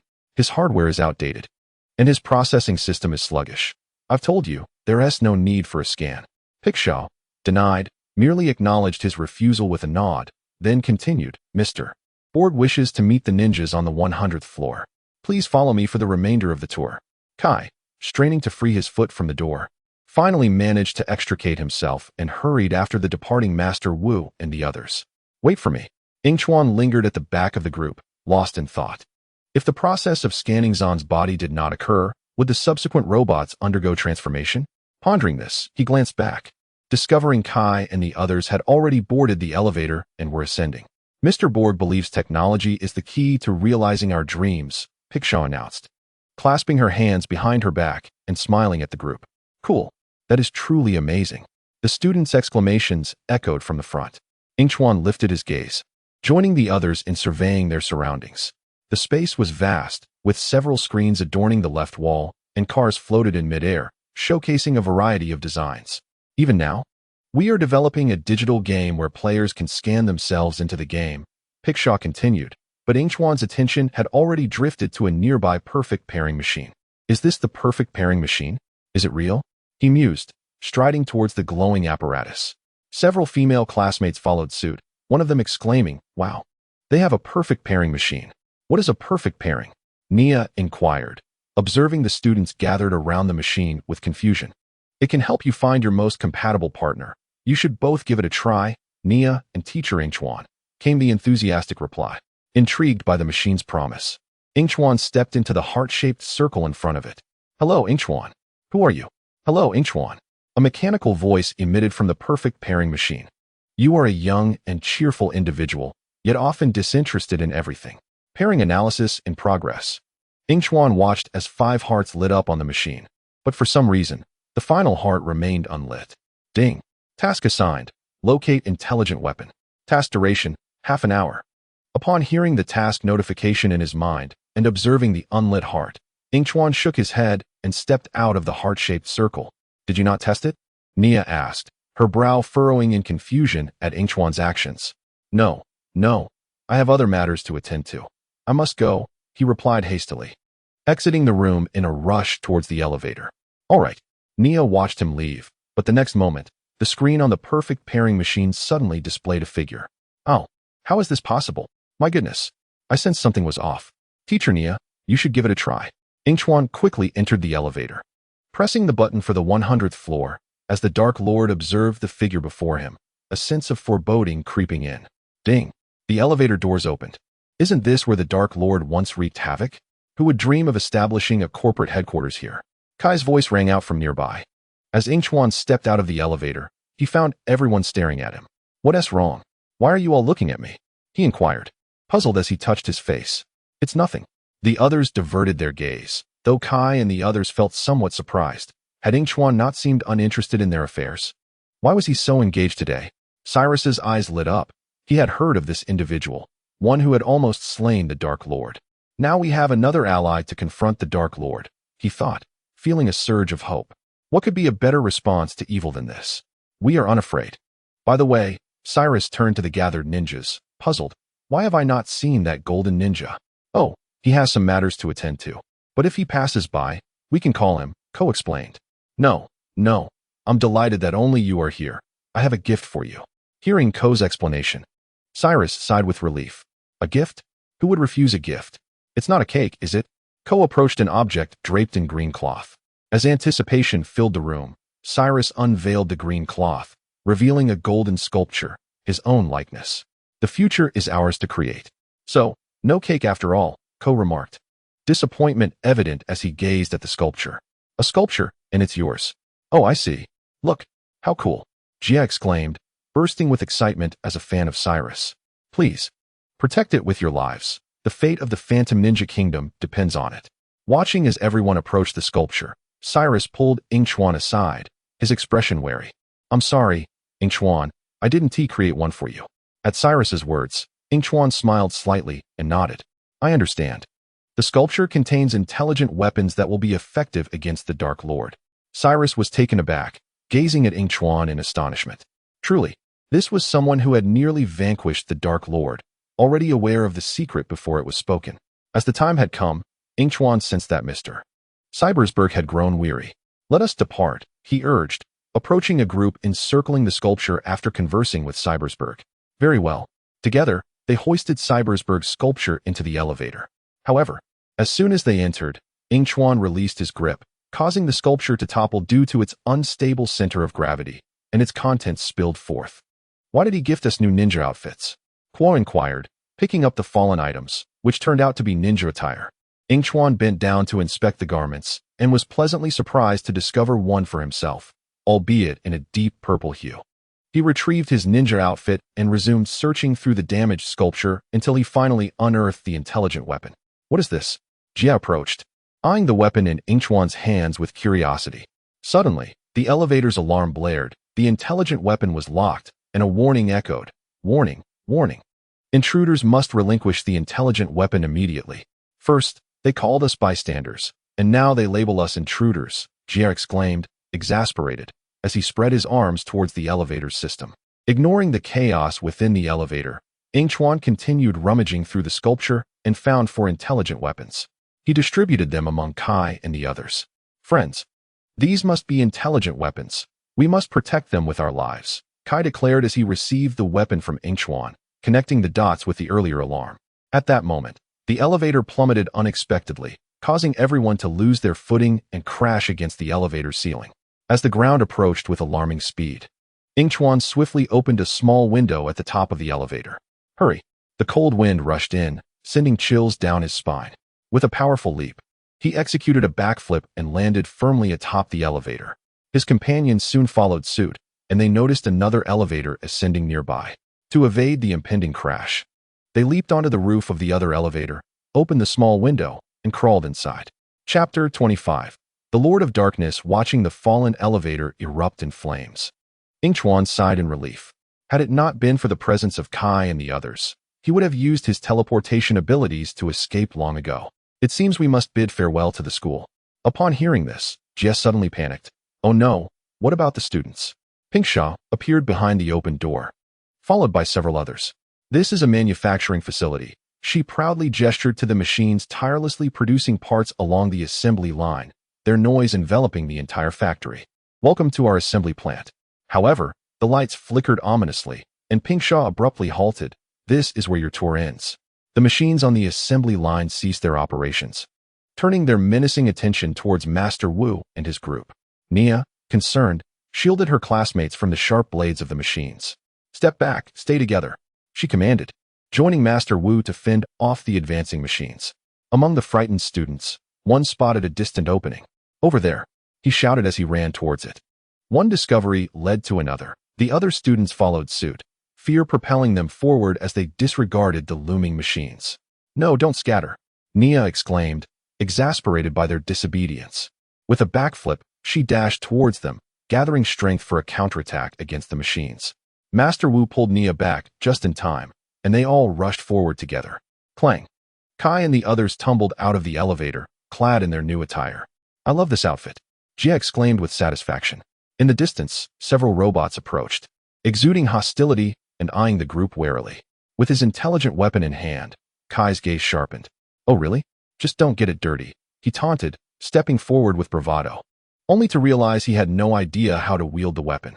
As the robots advanced, Kai and the others turned to flee, seeking either an escape from the robots or a way to understand how to use their intelligent weapons.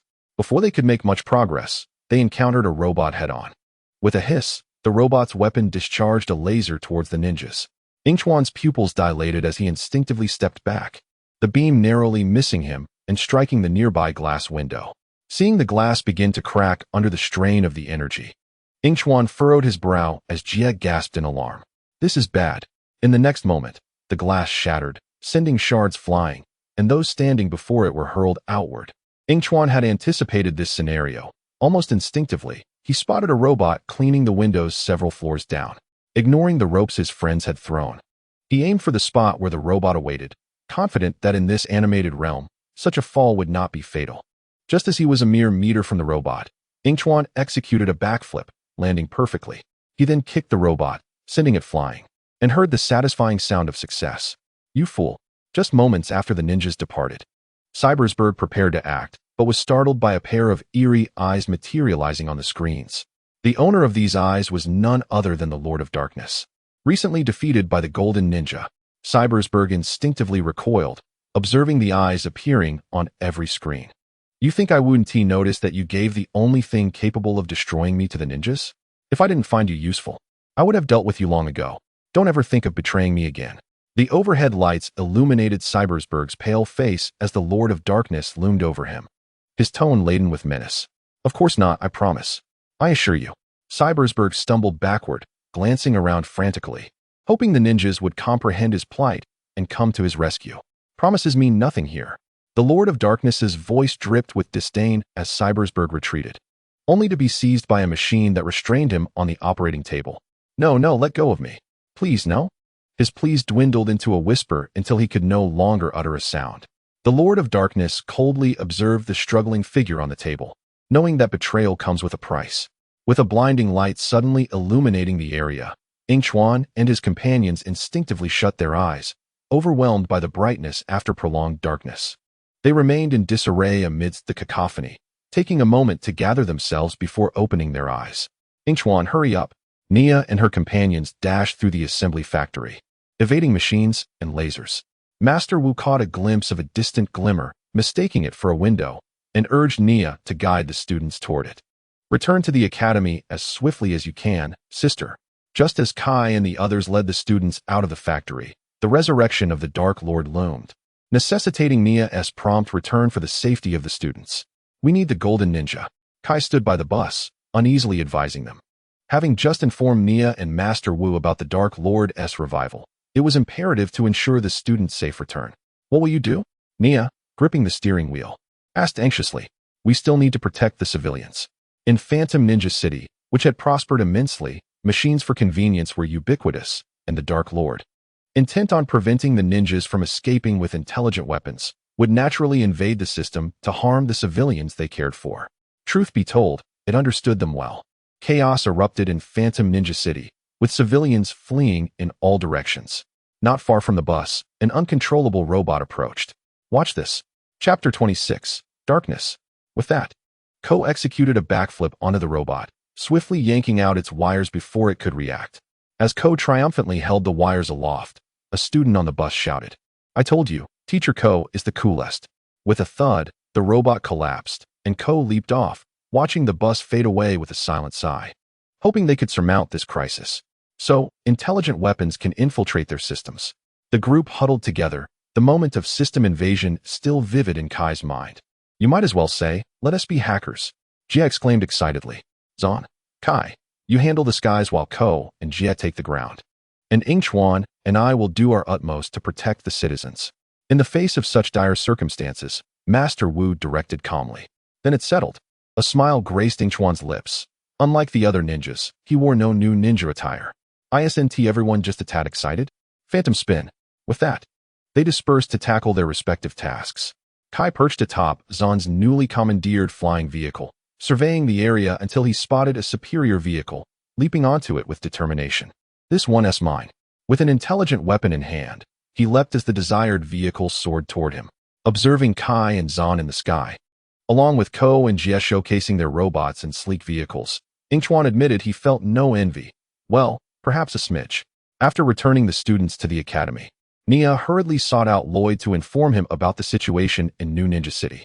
As she rushed past a room, she caught a fleeting glimpse of a figure and retraced her steps, pushing open the door. The ninjas are in trouble. However, the anticipated scene did not unfold. Dares was captivated by Nia's abrupt entrance while watching television. "Oh, hello, Nia. Guess what I found? I was just watching my favorite judo match when you barged in and nearly scared me to death."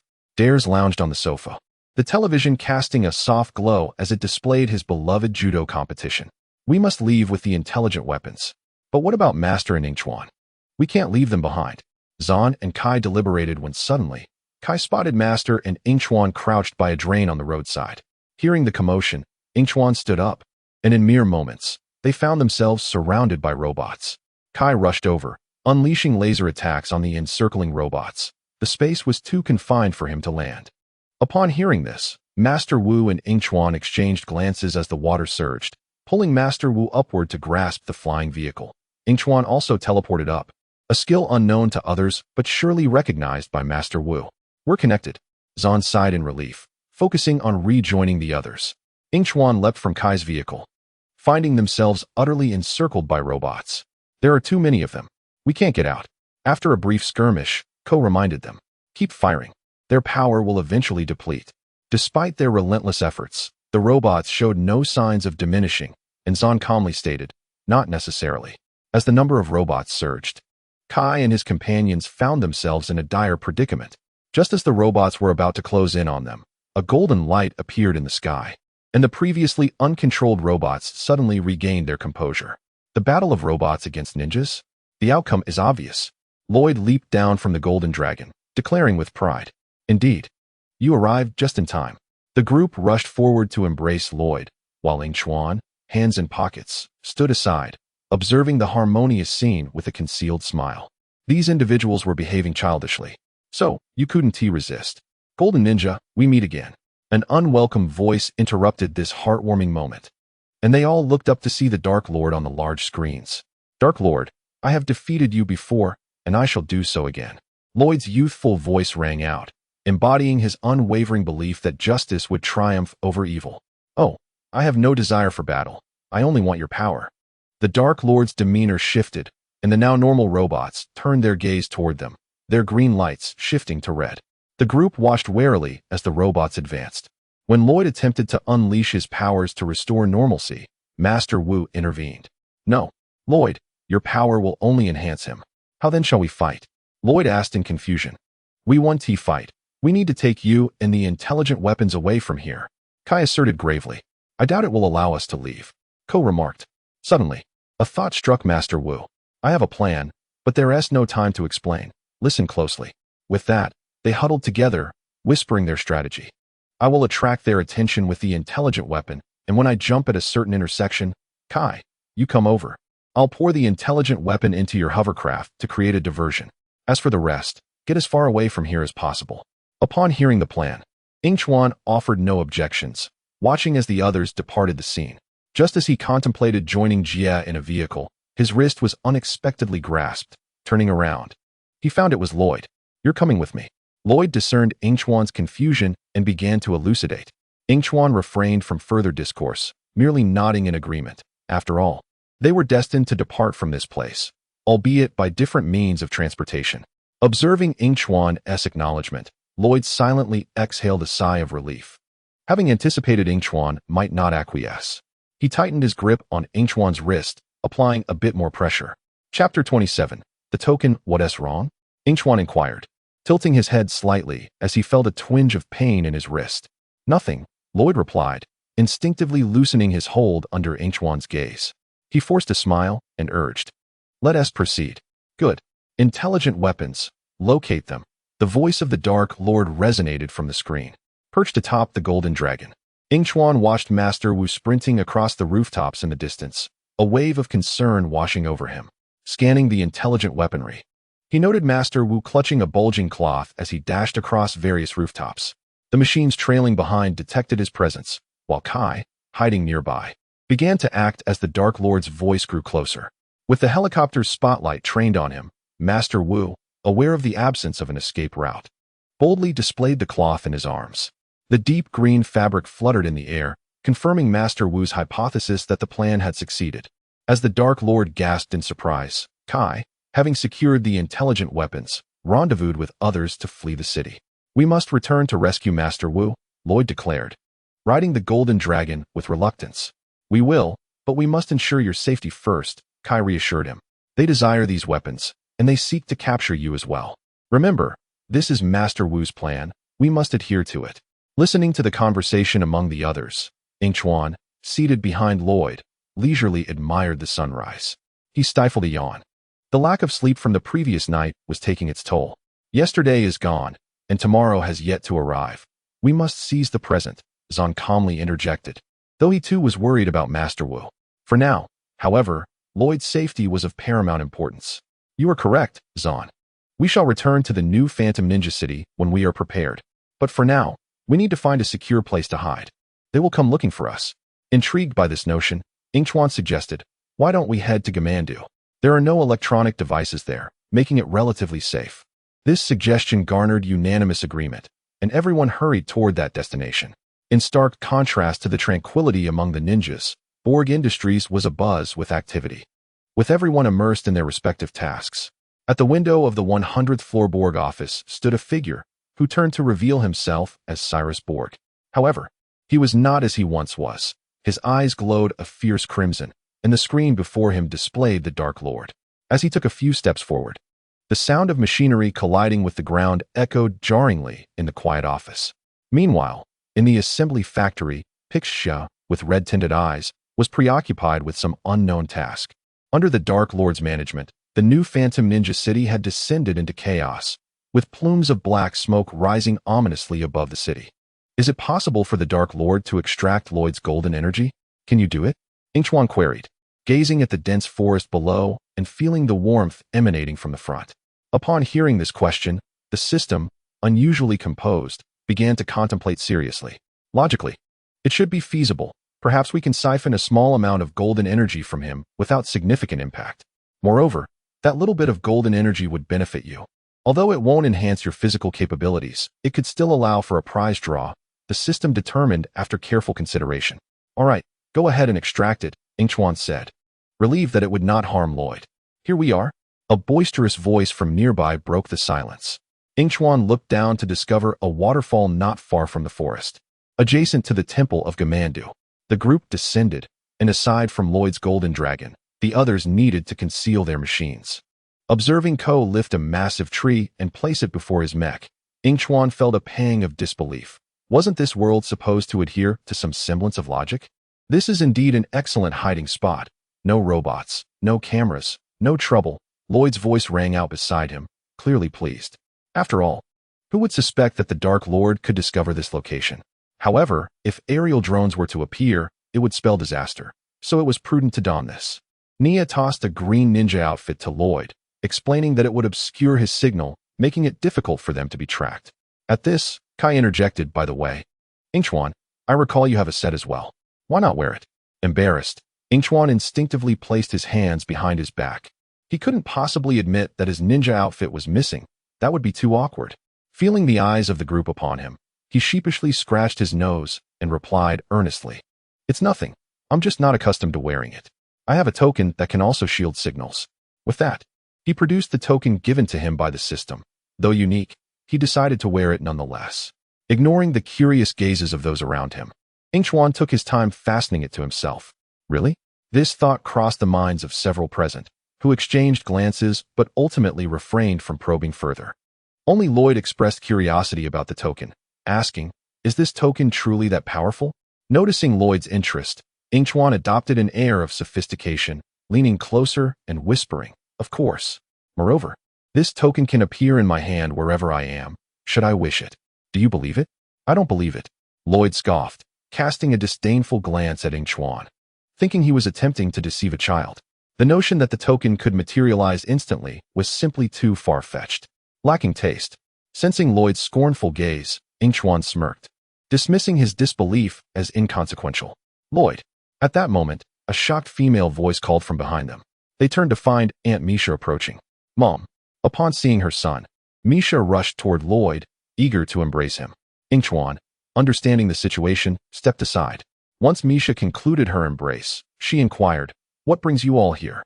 "The Dark Lord has returned. The new ninja city now lies within his grasp," Lloyd explained anxiously to Misha. "And Master Wu." Lloyd lowered his head, filled with concern for Master Wu. Observing Lloyd's troubled demeanor, Misha offered reassurance.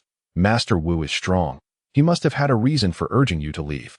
This prompted Lloyd to recollect his father, asking, "Where is Dad?" "Right. Where is the Gamanda Demon King?" Kai, burdened with the intelligent weaponry, questioned. "He is no longer a Demon King.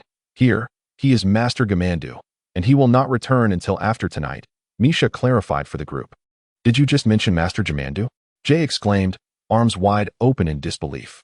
It was truly delightful to see him standing alongside us, but Master Wu was currently absent, and we needed his assistance. Chapter 28.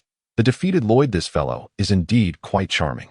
Observing the children dashing past him, Yingchuan helplessly shrugged. He turned and approached Lloyd, who was surrounded by the little ones. Placing a hand on his shoulder, he jested, "You're quite the celebrity, aren't you?" Lloyd grinned sheepishly in response. Nearby, Nia watched the two conversing with an expression of unspoken concern. "What's wrong?" Misha inquired, noticing Nia's troubled demeanor. Startled by the sudden voice, Nia turned to see Misha and breathed a sigh of relief. "It's nothing, but don't you think Lloyd and Yingchuan seem a bit too close?" "Do they?" Misha looked over at the pair playing with the children, illuminated by the warm afternoon sun. "I recall that Lloyd and Yingchuan used to share the same bed. But they're not sleeping together now. Why do you ask?" Nia hesitated, then divulged, "Before we came here, the perfect match machine indicated that Yingchuan's ideal partner is your son." "The perfect match machine? I know of it. It's supposed to help find one's true soulmate." Misha began to understand Nia's implication, smiling slightly. "Machines can err, though. Since you've mentioned it, I presume you already know who your perfect partner is?" "Yes, indeed," Nia murmured, lowering her head, her voice barely audible. Observing her demeanor, Misha comprehended. Sometimes, it is wise to heed one's heart. With that, she departed, leaving Nia to ponder. As night descended, the moonlight bathed the earth. Jean, who volunteered to guard the weapons, sat on the ground, gazing at the intelligent weapon beside him. Suddenly, he seemed to sense something and turned toward the temple. Flickering lights revealed a few individuals seated in silence, their faces devoid of expression, seemingly waiting for something. Moments later, a shadow appeared on the sliding door, casting 4 arms, sending a chill down Jay's spine. With a loud creak, the door swung open, revealing an unfamiliar student who retreated with his head bowed. Only then did they see Jamandu. "Ah, my son, I am delighted that you could join us," Jamandu said leisurely as he entered. "Long time no see, father," Lloyd cheerfully waved at Jamandu. Yingchuan, seated beside Lloyd, leaned closer to Jay and Co., eager to catch their whispered conversation. "This new master seems quite formidable," Jay remarked, only to feel a sudden pain on his head the next moment. "Silence. Close your mouths and listen," Jamandu commanded sternly. Today's lesson focuses on the power of the silent fist, which embodies victory without conflict. Holding his cane, he positioned his hand behind him, the candlelight casting a solemn and dignified glow upon his face. "Is there anyone willing to volunteer for a demonstration?" he asked, turning to indicate the students. A few exchanged glances of uncertainty. Lloyd attempted to raise his hand, but Yingchuan beat him to it, excitedly exclaiming, I want to try."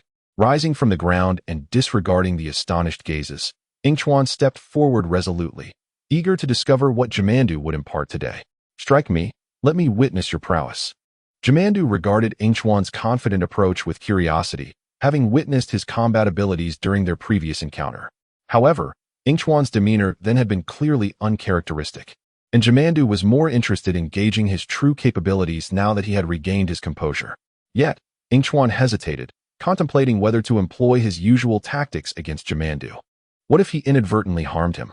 Seemingly sensing Yingchuan's internal conflict, Jimandu reassured him, just use your normal techniques. Upon hearing this, Yingchuan still felt uneasy and glanced at Jimandu. Seizing the moment when the crowd was momentarily distracted, he swiftly dashed behind Jimandu, kicking towards his back. Jimandu, however, detected the movement and sidestepped, evading the attack. Yingchuan hadn't anticipated Jimandu would evade him. His eyes widened in surprise, causing him to lose his balance and fall to the ground. Did you see? Even with great speed, you still fell.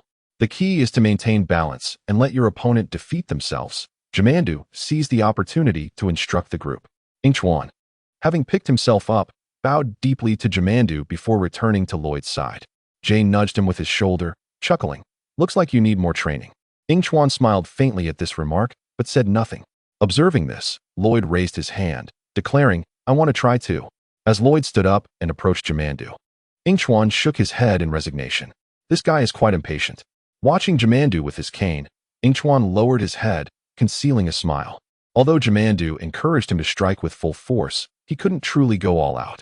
Thus, Yingchuan held back a little. Otherwise, given Jimandu's reflexes, it was uncertain if he could evade his attack. In their previous encounters, Jimandu had not been so slow. Even Jimandu seemed to recognize that Yingchuan was holding back. They both tacitly agreed not to address it, except for Lloyd, who remained oblivious. Students, allow me to introduce the most powerful ninja in the world, the Golden Ninja. As expected, Lloyd quickly found himself on the ground. Yingchuan helped him up, resting his head against a pillar. Regaining his composure, Lloyd stood up reluctantly, his right hand gathering golden energy, a determined expression on his face, as if he wouldn't rest until he defeated Jimandu. Calm down, my son, Jimandu urged, concerned for his precious temple. This is just a lesson. Realizing this, Lloyd abruptly halted his actions, apologizing. I didn't mean to act out. You let your anger take control, Jimandu approached, comfortingly patting Lloyd on the shoulder. I understand that feeling. Now, pair up for practice. With that, the remaining students eagerly stood up, eager to find partners to hone their skills. Outside the temple, Jean seemed to have noticed something. Chapter 29. Let us walk together. What is happening? The others inside, alerted by the noise, rushed out. Kai led the charge, and upon opening the door, he was met with a startling sight. Jean held an intelligent weapon in one hand and a rope binding Pika Sha in the other, approaching them. It's Pika Sha? How did she end up here? Ko queried, puzzled, turning to look back. Let us chop her into pieces and find out, Kai said, slapping Ko on the shoulder as he advanced menacingly toward Pika Sha. Wait, Jean interjected, blocking Kai's path. Pika Sha, tilting her head, observed the unfolding scene. Her inner turmoil seemingly shifting. She merely acted according to the program directives, and there might be problematic answers concerning her. Zahn picked up the intelligent weapon, which immediately emanated a soft blue light. However, we have a more straightforward method to obtain it. No. Unfathomably, Jamon wished to stop Zahn, while Jean reassured him. This blade will only infiltrate the system. There's nothing to worry about. Observing this scene, Yingchuan contemplated.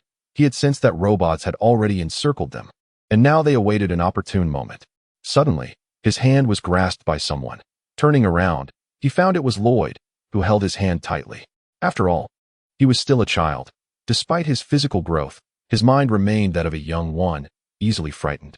Do not fear. You can hide behind me, Yingchuan said, pulling Lloyd behind him. Remembering Lloyd's future experiences, he unconsciously tightened his grip. Lloyd lowered his gaze, lost in thought, yet obediently edged forward. A sight captured by Nia not far away. Where am I? The blue glowing blade gently touched Pixie's forehead, her eyes gradually clearing as her consciousness returned. Attempting to move, she realized she was bound by ropes. Puzzled, she asked, why am I tied up? Seeing Pixie awaken, Zahn approached her and untied the ropes. You were under the control of the electronic Dark Lord. How did you find us? Pixie stretched her limbs and responded. They manipulated Master Wu's memories. The electronic Dark Lord knows all your hiding places. Upon hearing that Master Wu was in peril, everyone grew tense, and Jamon hastily inquired, my brother, is he all right? He is safe, but the Dark Lord desires your son. Pixie paused before adding. The golden energy within him is the only means for him to break free from his electronic form and regain his true self. Why did Borg entrust us with the protection of the intelligent weapon? Why are they so significant? Kai curiously fiddled with the weapon, questioning further. Because once they merge, they can reboot the system, cleanse the main computer, and eradicate the electronic dark arts virus forever. Upon hearing this, Pixie's voice instinctively rose, and suddenly, her body trembled. Her mouth slightly agape. Nia seemed to perceive something, pointing towards the distant sky. What is that? I did not come alone. Pixie appeared to recall something. Her tone laced with concern. Who else came with you? Jean quickly asked.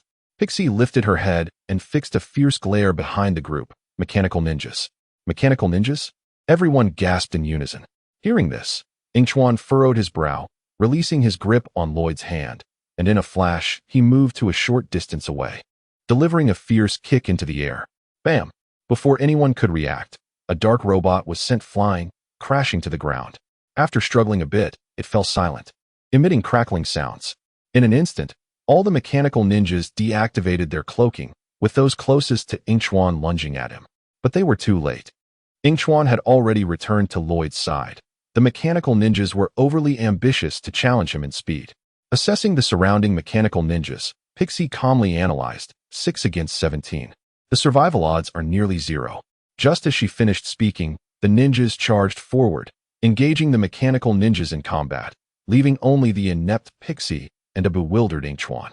Amidst the cacophony of battle, Yingchuan desperately attempted to control the scissors, but found them utterly unresponsive. A question mark appeared above his head. With no time to ponder further, he resigned himself to hand-to-hand combat. As mechanical ninjas converged around him, Yingchuan's gaze sharpened, and he flashed behind one, delivering a swift kick that sent it flying. More mechanical ninjas surrounded him, and he continued to wrestle with them, mentally questioning the system. Why was I able to control the scissors last time, but not this time? The system promptly responded, examining the scissors user manual. Dear user, it appears you are a novice and have not yet mastered this skill. It is recommended you concentrate your focus and try again. Gritting his teeth, Yingchuan attempted to center his attention, and finally, the scissors began to spin and flew towards him.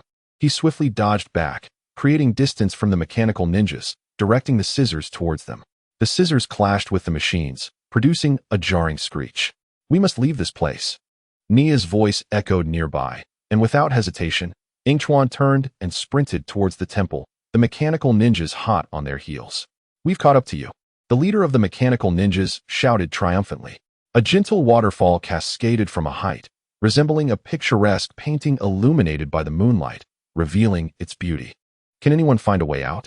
The door swung open, and Kai and the others rushed out, the pure white moonlight gracing their faces, creating a warm ambience. Nearby, only the water wheel was in motion. Ko observed it, an idea forming in his mind. I have thought of a plan. The relentless wave of mechanical ninjas ascended the temple, and suddenly, the water wheel came rolling from a distance, crashing into numerous mechanical ninjas.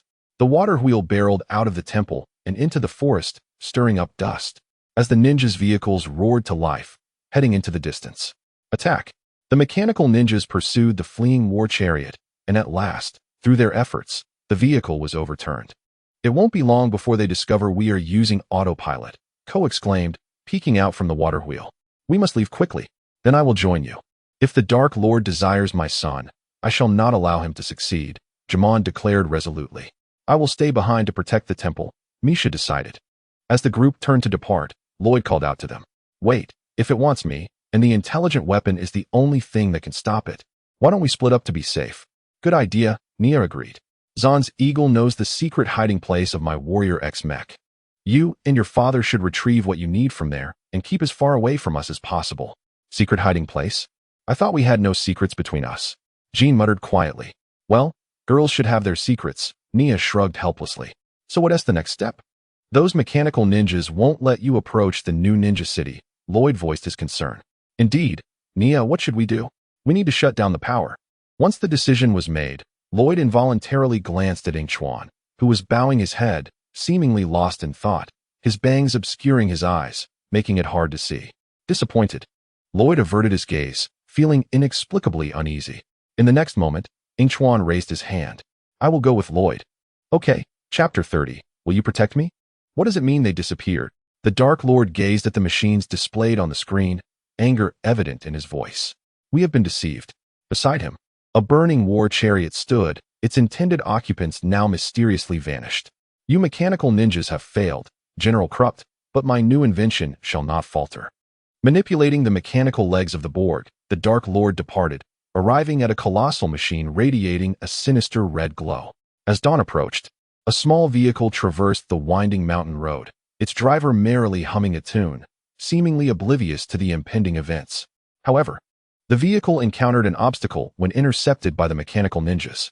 Observing the ninjas inspecting the vehicle, the occupant smiled politely and teasingly remarked, "No ninjas. Would you like to check my sleeves?" Upon hearing this, a ninja dismounted and gestured, "You may proceed." "Thank you. We can only escort you to the outskirts of Storm Farm."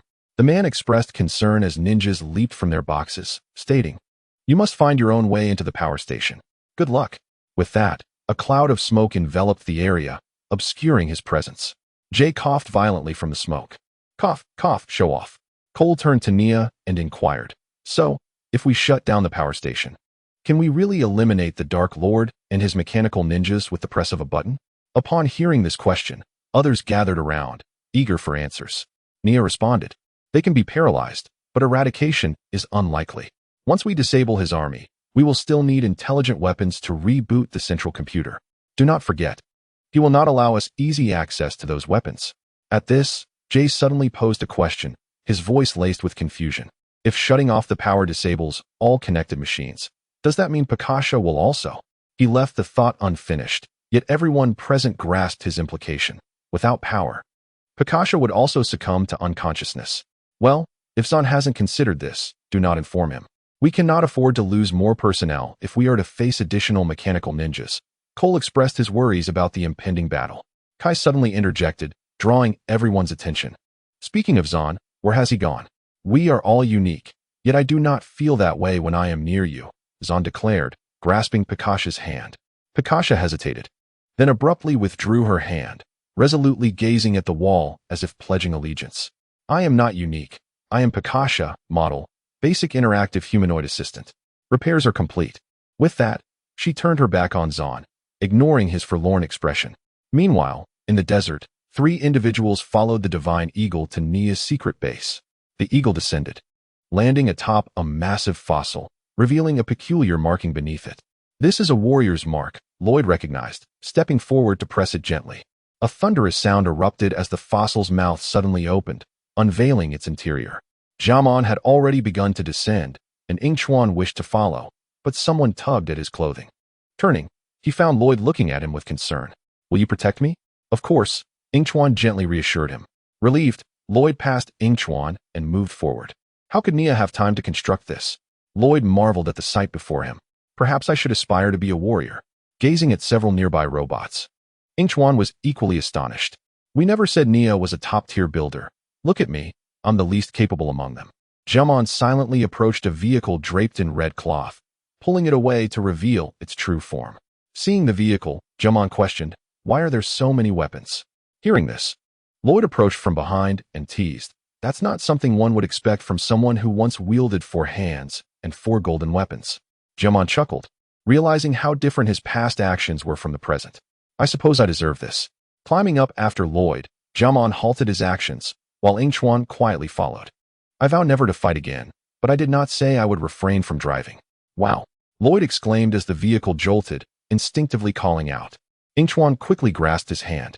Surprised by this gesture, Lloyd felt a bit embarrassed and hurriedly asked, "Where are we headed?" "The farther, the better," Jamon replied. As night fell, the vehicle carrying Jay and his companions ambled along the road. Inside, Cole was engrossed in a book while Nia hurriedly concealed her face with a newspaper, eager to depart. A voice then called out to her, "Nia, how are our children?" Startled, Nia dropped the newspaper and turned, excitedly asking, "Children? How could we have children? We aren't even married, let alone." Cole interrupted her confusion. "I meant the students, you fool. Since we left school, I've been worried about them." With that, Nia sighed in relief. "Dallas is looking after them." Quickly, she added, "Cole, you know you never get what you deserve." Cole, puzzled, inquired, "What do you mean?" "I mean, you always consider others. I know other ninjas often overshadow you, but I just want to say you are a good person," Nia explained, placing her hand on the table. "Ah, don't tell Jay. Understanding dawned on Cole as he grasped Mia's hand. What should I tell you? Just then, Jay's voice interrupted the moment, shattering the atmosphere. Oh, we've been seen. The two quickly withdrew their hands as Kai approached from a distance, observing the scene. I hope we haven't interrupted anything. We have arrived. They exited the vehicle, gazing at the power station nearby, where lightning danced overhead, crackling ominously. A bolt struck near Pakasha, startling her. Having never witnessed such a spectacle. Pakasha was taken aback, and Zahn steadied her shoulder. Be careful.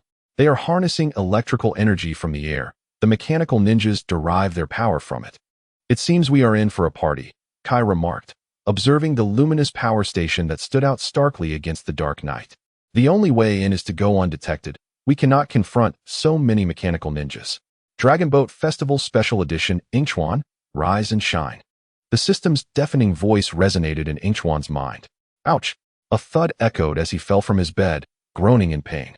Rubbing his back, he clambered up, tousling his hair and glancing at his phone. It's only 6:30. Why are you waking me up? The system leisurely sat on a chair in its digital realm, taking a delicate sip of tea. Today is the Dragon Boat Festival, and you have a multitude of tasks ahead of you. If you wish to enjoy the holiday, you better get to work. No, if you weren't constantly pressing me, you wouldn't have anything to do, would you? Yingchuan glanced out of the window. The day had dawned bright, and he inwardly cursed. This insufferable system dares to say that?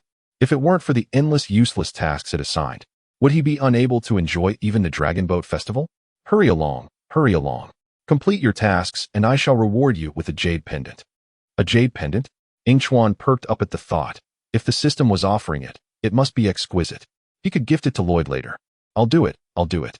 Just as Yingchuan was about to wash his face, he realized his coat was missing. Where's my coat? He looked around, even lifting his blanket to check, yet still found nothing. Never mind, I'll wear Lloyd's. With that, Yingchuan quickly opened the wardrobe and donned the coat hanging there. After washing his face and tidying up his bed, he jotted down a few notes on a piece of paper and stealthily slipped out the door. The fresh morning air was invigorating. Observing the bustling street, Yingchuan squinted and stretched lazily. What is the first task? Let me see. The system scrolled through the myriad of tasks until it finally found one, hesitatingly announcing, please perform in front of an audience of over 2,000 people? Yingchuan was taken aback. What was this? A performance? He had no such skills. That's a mistake. That's a mistake. Your actual task is, Yingchuan. Get up. Lloyd rubbed his eyes, yawning, but still knocked on Yingchuan's door, urging him to hurry. When there was no response, Lloyd became puzzled, twisted the doorknob, and with a creak, the door swung open. Yingchuan didn't lock the door? He muttered to himself, seizing the opportunity to scare Yingchuan. Yet, upon entering, he found the room empty. Lloyd plopped down on Yingchuan's bed, feeling the sheets, which were already cold. What could have gotten him up so early? After surveying the room, he discovered a note on the table, hastily written. Judging by the scrawl, he was certain it was Yingchuan's handwriting. Lloyd picked up the note and read it aloud slowly. Little Lau, I have matters to attend to. I'll return in the afternoon. Lloyd's lips twitched. He truly found this fellow remarkable. Oh, it seems Yingchuan left early. A cheeky voice chimed from behind him. Let us explore the area down the hill tonight. Holding the note, Lloyd replied without turning. Jay, you're up early too. Still watching? Have you fallen for Yingchuan? Jay leaned in, teasingly. At this comment, Lloyd was about to retort when Jay continued. Why does Yingchuan always address you specifically in his notes? He must care about you. All right. Let us hurry and get ready. Lloyd stuffed the note into his pocket and pulled Jay towards the door. Wait, slow down. Jay stumbled as Lloyd yanked him forward, almost losing his balance. With a thud, Jay's complaints faded into the room, while unseen, the token hanging by Yingchuan's bedside glimmered faintly with a red light. Why is my task to steal something? Yingchuan crouched on a rooftop, observing a man below, internally grumbling. He has stolen something of great importance from an elderly woman, and the police are currently unable to locate him. You must retrieve it and return it to her. The system spoke with a hint of pride. Such matters are better left to the police. Yingchuan sighed in resignation. While he disapproved of thievery, it seemed the system's intentions were not entirely malevolent, perhaps. He pondered this while keeping a keen eye on the man below, and just then, the man stood from his chair and exited the building. Quickly, system. What did he steal? Yingchuan leapt from the rooftop and stealthily entered the house, surveying the surroundings. It's in the nightstand, a bracelet. Following the system's guidance, Yingchuan swiftly located the stolen bracelet. He pulled out his phone and deftly dialed the number. "Hello, police. I have a report of a thief." After successfully assisting the police in apprehending the culprit, Yingchuan promptly set about his next task. As the sun began to set, darkness enveloped the land, and the streetlights flickered to life. Amidst the hurried crowd, Yingchuan clutched the jade pendant offered by the system, anxiously making his way forward. Oh no! Oh no! After running for several minutes, he finally spotted a few familiar faces. "Lloyd, since we're all out to have fun, don't be so glum," Nia remarked, glancing at a nearby stall. Yingchuan has only been gone a day. Why the long face?" Kai patted Lloyd's shoulder, bemused. "Sigh. The main character is just staring at the cobblestones." At that moment, a familiar voice echoed in Lloyd's ear, prompting him to look up and see Yingchuan approaching. Slightly breathless from his recent run, he hurried forward to greet the others. "You all are quite hard to find." Yingchuan raised a finger, a smile brightening his face. "Thank goodness you're here, or else Lloyd would have missed you and thought it dull. He'd be heading home." Cole teased, ruffling Lloyd's hair. "Really?" Yingchuan's eyes sparkled as he turned to Lloyd. "Nonsense, of course not." Under Yingchuan's gaze, Lloyd's ears gradually flushed a shade of red. All right, let us get moving." Master Wu observed everything, closing his eyes before urging them along. Yes, let us go." Just as they began to stroll forward, Nia suddenly spoke up. "Oh, Yingchuan, let Lloyd sleep with you tonight. His blanket isn't dry yet." "His blanket isn't dry? Didn't he sleep with Jay last night?" Yingchuan asked, puzzled. "Yes. Jay was restless and kicked Lloyd off several times, which is why you're sharing with him tonight," Nia explained. "What about the others?" Yingchuan remarked with a frown, wondering how he had never known Jay was such a restless sleeper. The others exchanged knowing glances, all aware that aside from the dim-witted Jay, they understood Lloyd had feelings for Yingchuan and preferred not to interfere with their budding romance. "We're not very good at sleeping either," Zan scratched his head, fabricating an excuse. "Oh, all right." Yingchuan nodded, saying no more. Lloyd walked quietly behind him, and seeing this, Kai suddenly smacked his forehead. "Didn't you say you wanted to buy some trinkets?" Yingchuan, "Lloyd, you two go back after exploring. We'll go shopping." "All right," Lloyd agreed. "What? When did we say that?" Jay scratched his head, bewildered. "Let us go." Master Wu sighed, and Zhan hurriedly led Jialao away. As he watched them disappear into the crowd, Yingchuan suddenly recalled something. "Lloyd, I have a gift for you." "What gift?" Lloyd tilted his head, his eyes sparkling as he looked at Yingchuan. Hee. Yingchuan took out a jade pendant from his pocket and placed it before Lloyd. "This is for me?" Lloyd held the pendant, his face lighting up with joy as he examined it closely. The pendant was circular, its color warm and translucent, with an intricate carving of the charactering upon it. "This pendant is extraordinary. It will shatter upon my death. What do you think?" "Quite splendid, isn't it?" Yingchuan said, pride evident in his voice. "Stop speaking such nonsense. How could you ever die?" Lloyd carefully tucked the pendant away. "By the way, are you wearing that outfit today? My coat went missing. What about it?" "Nothing." Lloyd's ears flushed again, realizing it was a couple's style. He had purposely gifted it to Yingchuan, but to his surprise, Yingchuan had only worn it once before leaving it in the wardrobe. Yingchuan looked at Lloyd, who was staring down at the ground, puzzled. "Is there something wrong with this coat?" Suddenly, a little girl nearby pointed at Lloyd and exclaimed to her mother, "Mom, look at those two big brothers. Their clothes look like couple outfits." "Couple outfits?"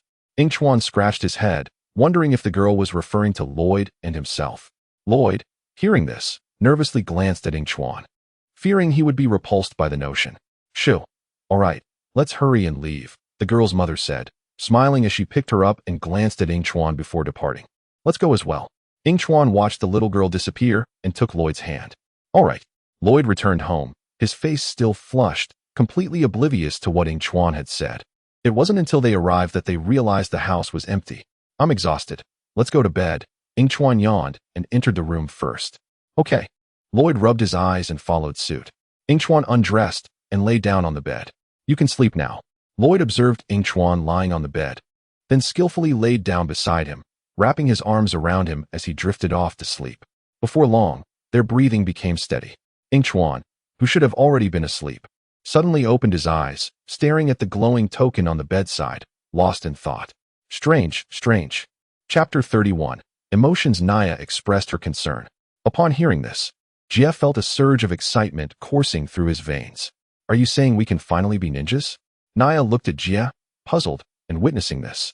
Pika said to Jean beside her, I will cover for you.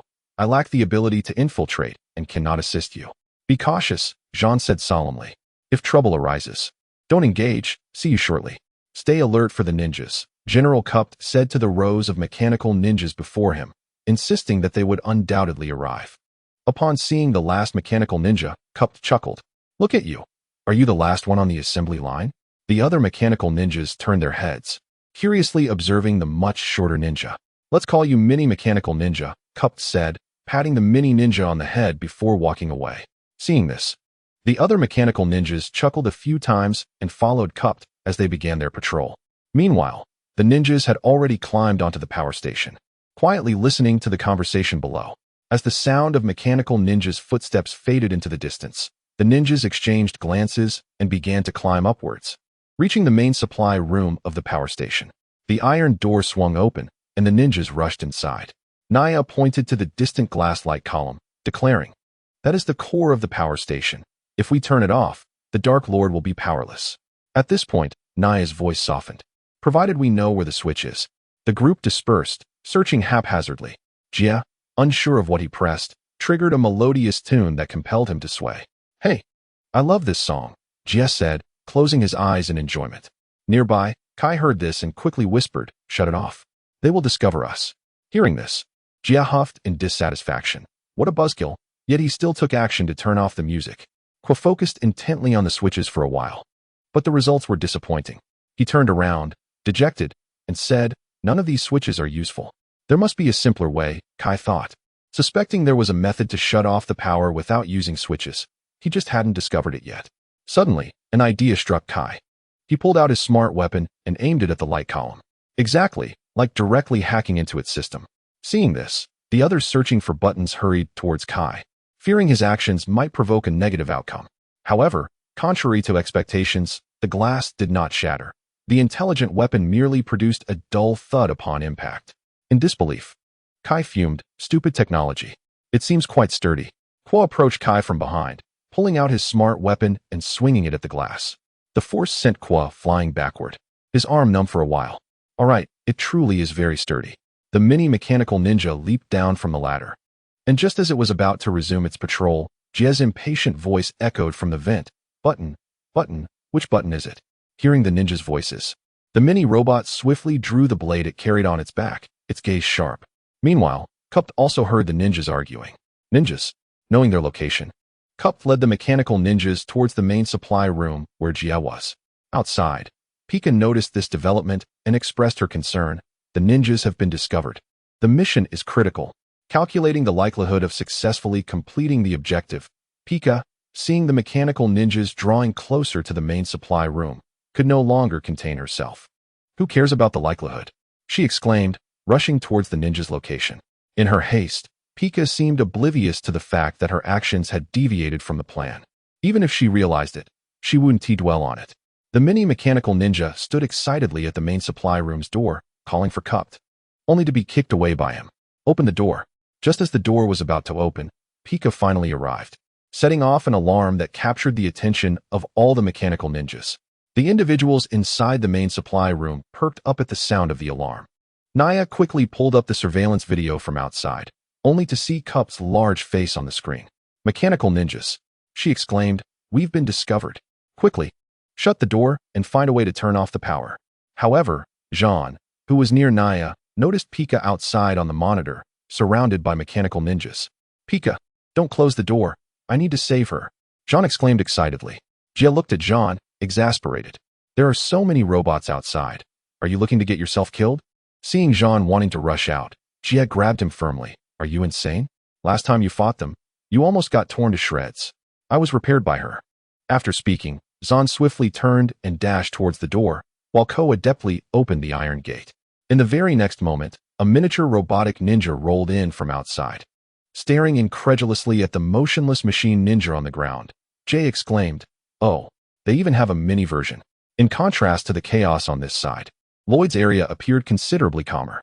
Yingchuan sat on the ground, observing Lloyd quenching his thirst not far away, while Jayamandu lounged leisurely in the vehicle, gazing at the sky. Suddenly, Yingchuan's ears perked up, He sprang to his feet and pulled Lloyd towards the vehicle. Yingchuan, what's wrong? Lloyd, still perplexed from being yanked up while drinking, choked on his water. Meanwhile, Jayamandu, lying in the car, noticed a mechanical dragon flying in from the sky and quickly sat up. Yingchuan managed to pull Lloyd into the vehicle just as Jayamandu started the engine. Perhaps due to Yingchuan's involvement, the vehicle moved without hesitation. Jayamandu deftly maneuvered the car and sped away, leaving a cloud of dust in their wake. It's getting closer, Lloyd shouted from beside Yingchuan. Perhaps it has some fireworks or similar devices. Jayamandu frantically searched for something and decisively pressed a button. Yingchuan's seat rotated, and he observed energy striking the mechanical dragon, seemingly having little effect. Weapons are truly bothersome, Jayamandu remarked in annoyance. The pursuing mechanical dragon accelerated towards Yingchuan and the others. Phantom spin. Zan raced towards Pixia, defeating several machine ninjas along the way. Ah! Pixia's startled cry echoed nearby. Zan looked up to see Kaput gripping Pixia by the neck, lifting her off the ground. Without hesitation, Zan drew his intelligent weapon and rushed over. Just as his weapon was about to make contact with Kaput, it was caught effortlessly with one hand. Unwilling to yield, Zan pressed forward with determination. Primitive machine ninja, you are merely an emotional canister, Kaput sneered, exerting force and tossing Zan and his weapon aside.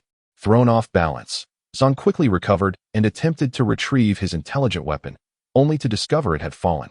Now, he had to rely solely on himself. Seeing Zan flung away, Pixia struggled desperately but was slammed against the wall by Kaput, pain engulfing her and causing her to cry out.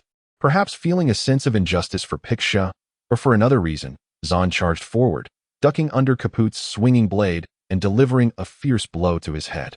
Kaput, impervious to pain, retaliated by kicking Zan away, sending him flying 2 to 3 meters. Kaput slowly approached, activating his invisibility. Zan, be careful, Pixia urgently warned. But it was in vain as Zan, just regaining his footing, was struck several times. With the enemy concealed and Zan exposed, defeating Kaput became increasingly daunting. Chapter 32. Moving Mountains. Welcome to the future, Kaput said with a hint of mockery after defeating Zan. Meanwhile, in the command center, aside from Nia, the other three were cornered by the mini-machine ninjas against the glass-like column. The mini-machine ninjas brandished their blades, spinning towards them menacingly. Use the intelligent weapon to infiltrate it, Kai shouted. Hearing this, Ko attempted to hurl the intelligent weapon at the mini-machine ninja, but it was repelled by the rapidly spinning blade. I've tried. You should give it a shot too. It just keeps going, Ko said helplessly, glancing at Kai. In the next moment, the mini-machine ninja abruptly halted and shot a laser at Ko. Reacting instinctively, Ko sidestepped, and the laser struck the glass-like column, leaving a faint crack. Suddenly, Kai recalled Jayamandu's lesson and excitedly turned to Jay. Oh right, it should be a victory without battle. This is not the time for class. Kai, Jay replied, bewildered. However, Kai stood before the glass-like column, taunting the mini-machine ninja. Hey little one, come on. He even provocatively wiggled his backside. Seeing the enemy's arrogance, the mini-machine ninja fired another laser at Kai, just as he had hoped. He dodged aside, causing more cracks to appear in the glass-like column, which seemed on the verge of shattering. We should make it angrier, Kai suggested. Lying on the ground and looking at Ko. Or let in more machine ninjas, Ko proposed. Nia, open the door. Hearing their conversation, Nia quickly rushed to pull open the iron gate, and the waiting machine ninjas outside surged in. Instantly, countless lasers erupted, forcing the group in front of the glass to dodge to avoid being hit. We did it, Nia shouted excitedly as she observed the increasing number of cracks in the glass. Be careful, Lloyd urgently warned, observing the mechanical dragon nearby. Yingchuan wielded scissors against the mechanical dragon, managing only to slow its flight. As the mechanical dragon hovered above them, Jayamandu commented while driving. Now you understand why I vowed for peace. The group in the command center was preoccupied with dodging lasers when, at last, a mini-machine ninja charged from a distance, aiming to kick Jay. Unfortunately for it, the kick did not topple Jay but shattered the glass, which could not bear the impact. The ninja's entire form merged into the beam of light, spinning rapidly and emitting a blinding blue glow. Finally, as its body reached a critical point, it unleashed a powerful surge of energy that spread outward, engulfing the entire Phantom Ninja kingdom in darkness. The mechanical dragon, deprived of power, began to falter in flight, ultimately ceasing operation. Its heavy body uncontrollably toppled forward, crashing to the ground and stirring up clouds of dust. Observing the mechanical dragon from a distance, the occupants of the vehicle finally exhaled in relief, raising their hands in celebration.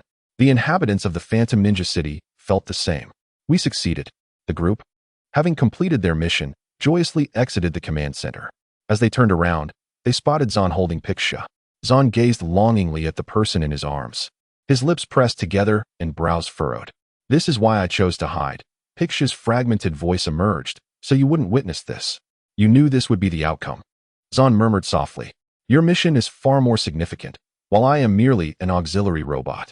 Auxiliary. As she spoke, Pixia's voice gradually faded, as if she were on the brink of slumber. "You have exhausted your reserve power. Do not speak any longer.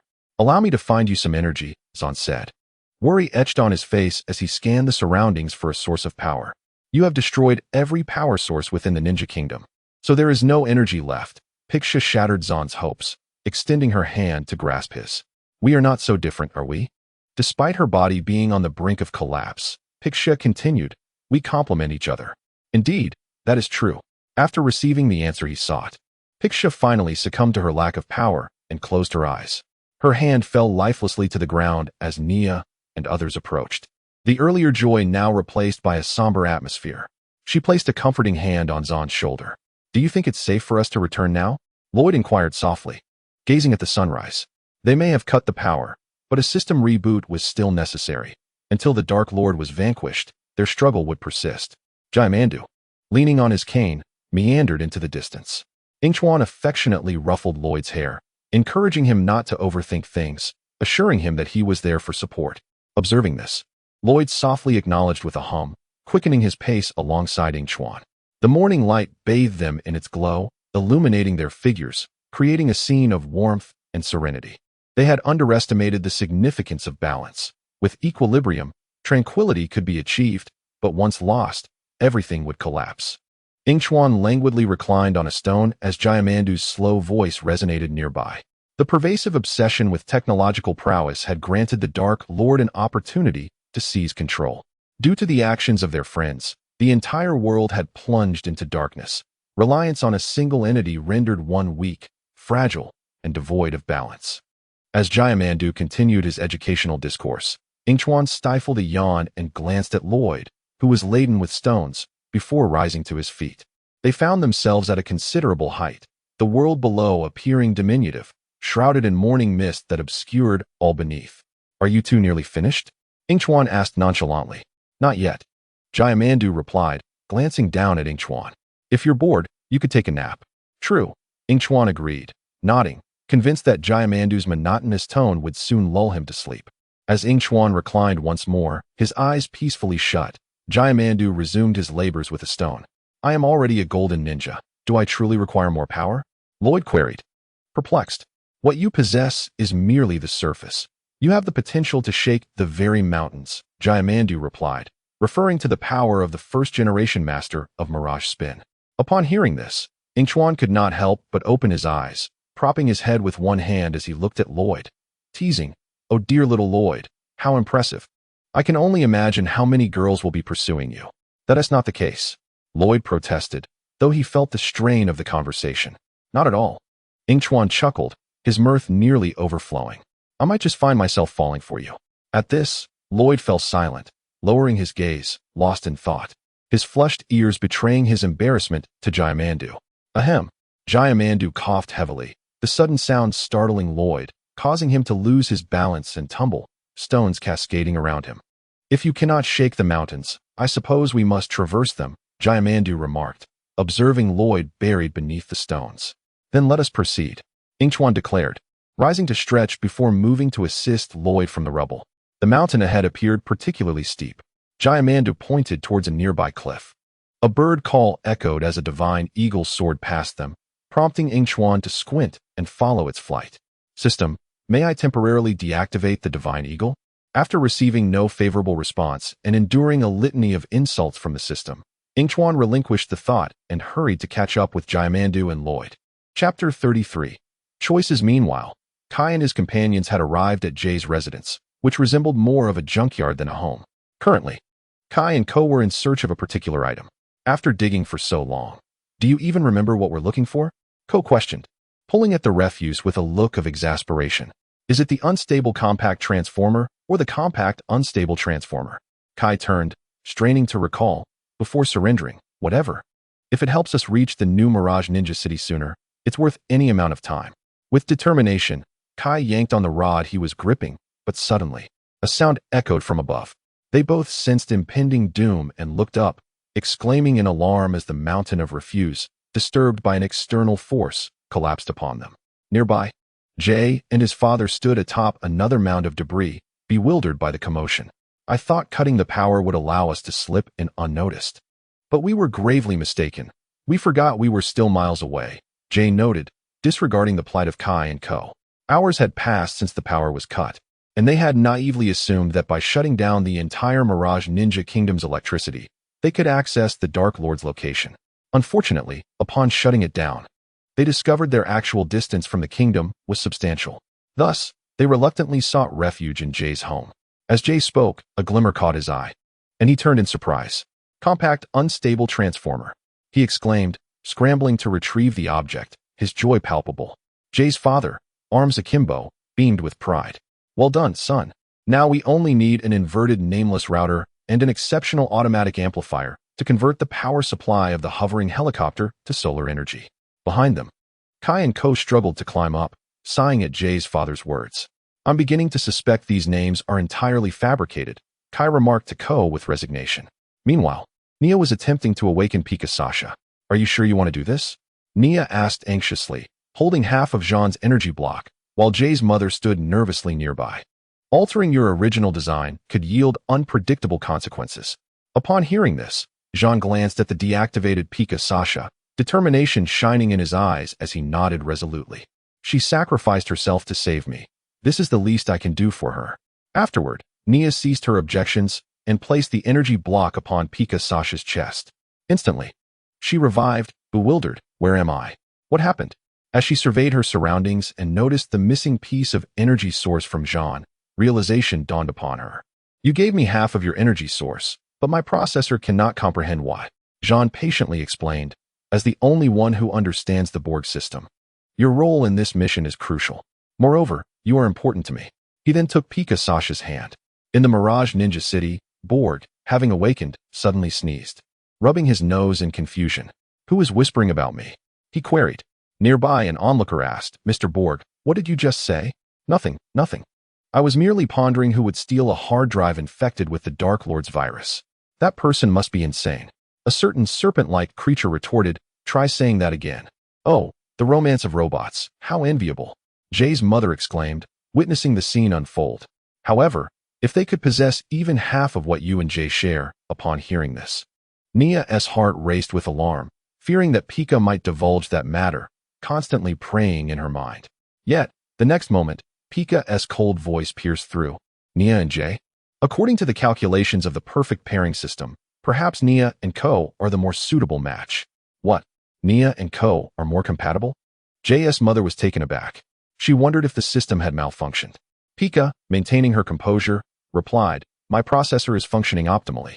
Nia's perfect partner is Ko, not Jay. Furthermore, our perfect pairing machine has also detected Yingchuan as compatibility. Just as Pika was about to elaborate, Jay's incredulous voice interrupted. Tinged with a hint of grievance, Ko is her perfect partner. Nia stood there, stunned, having never anticipated that Jay would burst in at this moment, coincidentally overhearing their conversation. Nia regained her senses and approached, intending to take his hand, but as expected, an unexpected incident occurred. At that moment, the door swung open, and the other protagonist, Ko, entered, utterly unaware of the current awkward situation. Why is it so quiet here? Did I miss something? Is it J's embarrassing moment again? Upon hearing Ko's voice, J's recently quelled anger flared up again, and he turned around, shouting furiously, you little schemer behind my back. With that, he lunged at Ko, and a scuffle ensued. The events unfolded too swiftly for Kai, standing beside Ko, to intervene. What is wrong with you two? Kai lamented, hoping that Lloyd's situation would be more manageable than theirs, which was turning into chaos. Meanwhile, the three individuals mentioned arrived at the edge of a cliff, gazing at the severed bridge. Lloyd, in a relaxed tone, remarked, "Hey, we've got the golden dragon now. Do we even need a bridge?" He attempted to summon the golden dragon, but was interrupted by Jamman. "You rely too much on your golden energy. Use this opportunity to practice. Focus your thoughts on moving that mountain." Looking at the mountain in the distance, Lloyd's smile vanished, and in disbelief, he asked, "What? Move that? You must be joking." "Find a way, seek balance, concentrate," Jamman said, firmly pressing on Lloyd's shoulder. Yingchuan, who had been idly kicking stones nearby, approached to offer comfort. "It's all right. You can give it a try, just like your father said. Though I know I can't." Receiving encouragement, Lloyd felt more tense rather than relieved. He focused intently on the mountain, struggling to move it, and countless stones, under his command, connected to the bridge. Just as he was on the verge of success, fatigue overwhelmed him, causing the stones to explode. Sensing danger, Yingchuan swiftly pulled Lloyd behind him, shielding him with his body. Resting his hand on the back of Lloyd's head to protect him from the debris, the explosion sent the three of them crashing to the ground. And as they got up amidst the shower of small stones, Lloyd exclaimed, "This is pointless, especially compared to my technique." With that, a surge of green energy enveloped him, lifting him into the air. In a flash of white light, Lloyd soared on the golden dragon, consolidating energy to form a new bridge, radiant with golden light. After completing the bridge, the golden dragon disintegrated into dust, and Lloyd landed triumphantly. "I am not the first-generation Phantom Whirlwind Master. I never aspired to be like him. I am the Golden Ninja," Lloyd declared with confidence. Witnessing this scene, Jamman closed his eyes in frustration, while Yingchuan quietly observed the vibrant Lloyd, realizing that without this energy, there would be no opportunity to succeed. However, as long as he was present, the Lord of Darkness would not prevail. "I understand. I was once like you," Jamman said, refraining from saying more, allowing Lloyd to ponder on his own. The situation in the junkyard seemed to worsen, igniting Ko's fury. Jay shoved Ko forcefully. "Do you know why you're the Black Ninja? Because that's the color of your heart." Ko, taken aback by J's nonsensical insult, retorted defiantly, "Oh really? What about your Blue Ninja? Are you trying to imitate the shabby school uniform from back in the day?" The argument between the two drowned out the commotion outside. "Take back those words. Our school has produced some outstanding performers." Jay, oblivious to the impending danger, had one hand on Ko's neck while the other was fiercely tugging at his face. A black cane crashed onto the ground, raising a cloud of dust. It was Master Wu, or more accurately, the darkened version of Master Wu. In that brief moment, the two inside resumed their tussle. "I don't understand why you want to wrestle with me when you know I possess super strength." Ko gripped J's arm tightly, pinning him down. The darkened Master Wu exhibited remarkable strength, effortlessly flipping the vehicle that concealed the mechanical ninja and placing the electrically charged eel upon it. As the eel slowly slithered up, the mechanical ninja convulsed, emitting crackling sounds. Despite the loud commotion outside, the four inside remained oblivious, engaged in their heated verbal sparring. Nia sighed in exasperation, weary of the two. "These silly antics will only make you both look more foolish." She stomped her foot and turned away, wishing not to see Ko and Jay any longer. "Perhaps you two are the perfect pair." Just then, the building shook violently, prompting everyone to halt their actions. "What is happening?" Kai asked, puzzled.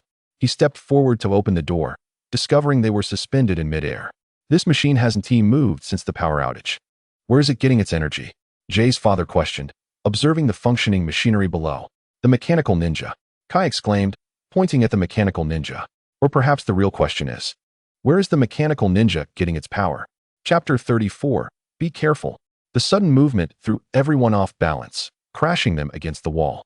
"It's targeting the intelligent weapon," Pika stated calmly, as a mechanical ninja climbed from the nearby junk pile, unleashing a barrage of lasers towards the ninjas. Metal plates struck by the lasers fell away, revealing the sky above, leaving the group with little doubt about the situation. A laser shot past J's mother, prompting Jay to worry. "Hey, they almost hit my mom." Upon hearing this, J's mother smiled, while J's father tinkered with something behind her. "Oh, don't worry about us, darling. We're prepared for anything." With that, he donned a modified version 20 jetpack, ready to leap into action, when Jay curiously asked, "Didn't you prepare one for me?" Realizing her oversight, J's mother turned back, her expression apologetic. "Oh dear, I'm sorry, sweetheart. You haven't been around much, have you?" As he watched his wife turn to leap down, Jack's father bid farewell to him, wishing him luck, "My boy." and these burdens I entrust to you." With that, the two departed, leaving Jack, who lay on the ground, with a twitch at the corner of his mouth. He couldn't shake the feeling that his parents no longer loved him. Was he truly their biological son? Contemplating this, Jack angrily grasped his companion, Cole, and shouted, "It's all your fault." Suddenly called out, Cole widened his eyes. "What does this have to do with me?" He retorted, "You chose to remain in this garbage heap teeming with machine ninjas." Not far away, Kai could no longer bear to watch. He jumped in to intervene. "Enough, you two. Although we lack elemental weapons, we still possess the phantom spin technique." With that, he turned to the others. "Are you all alright? Though not designed for combat, my protective mechanism remains effective," Pika declared solemnly. Behind her, Zahn gazed at Pika gently, completely oblivious to the fact that he could not perform the phantom spin at all. "Well then, you'll soon need it," Nia reminded. As the entire area they occupied began to sway, everyone except Zahn and Pika utilized the phantom spin to escape. "I can't perform the phantom spin anymore," Zahn exclaimed, realizing this unfortunate news as he fell to the ground beside Pika. Looking down at Zahn, Pika expressed her concern. "Your heart must be divided, affecting your combat ability." "This is truly an inopportune time," Zahn replied. The two exchanged a knowing smile. Suddenly, Zahn, lying on the ground, spotted a machine ninja not far off, preparing to fire a laser in their direction.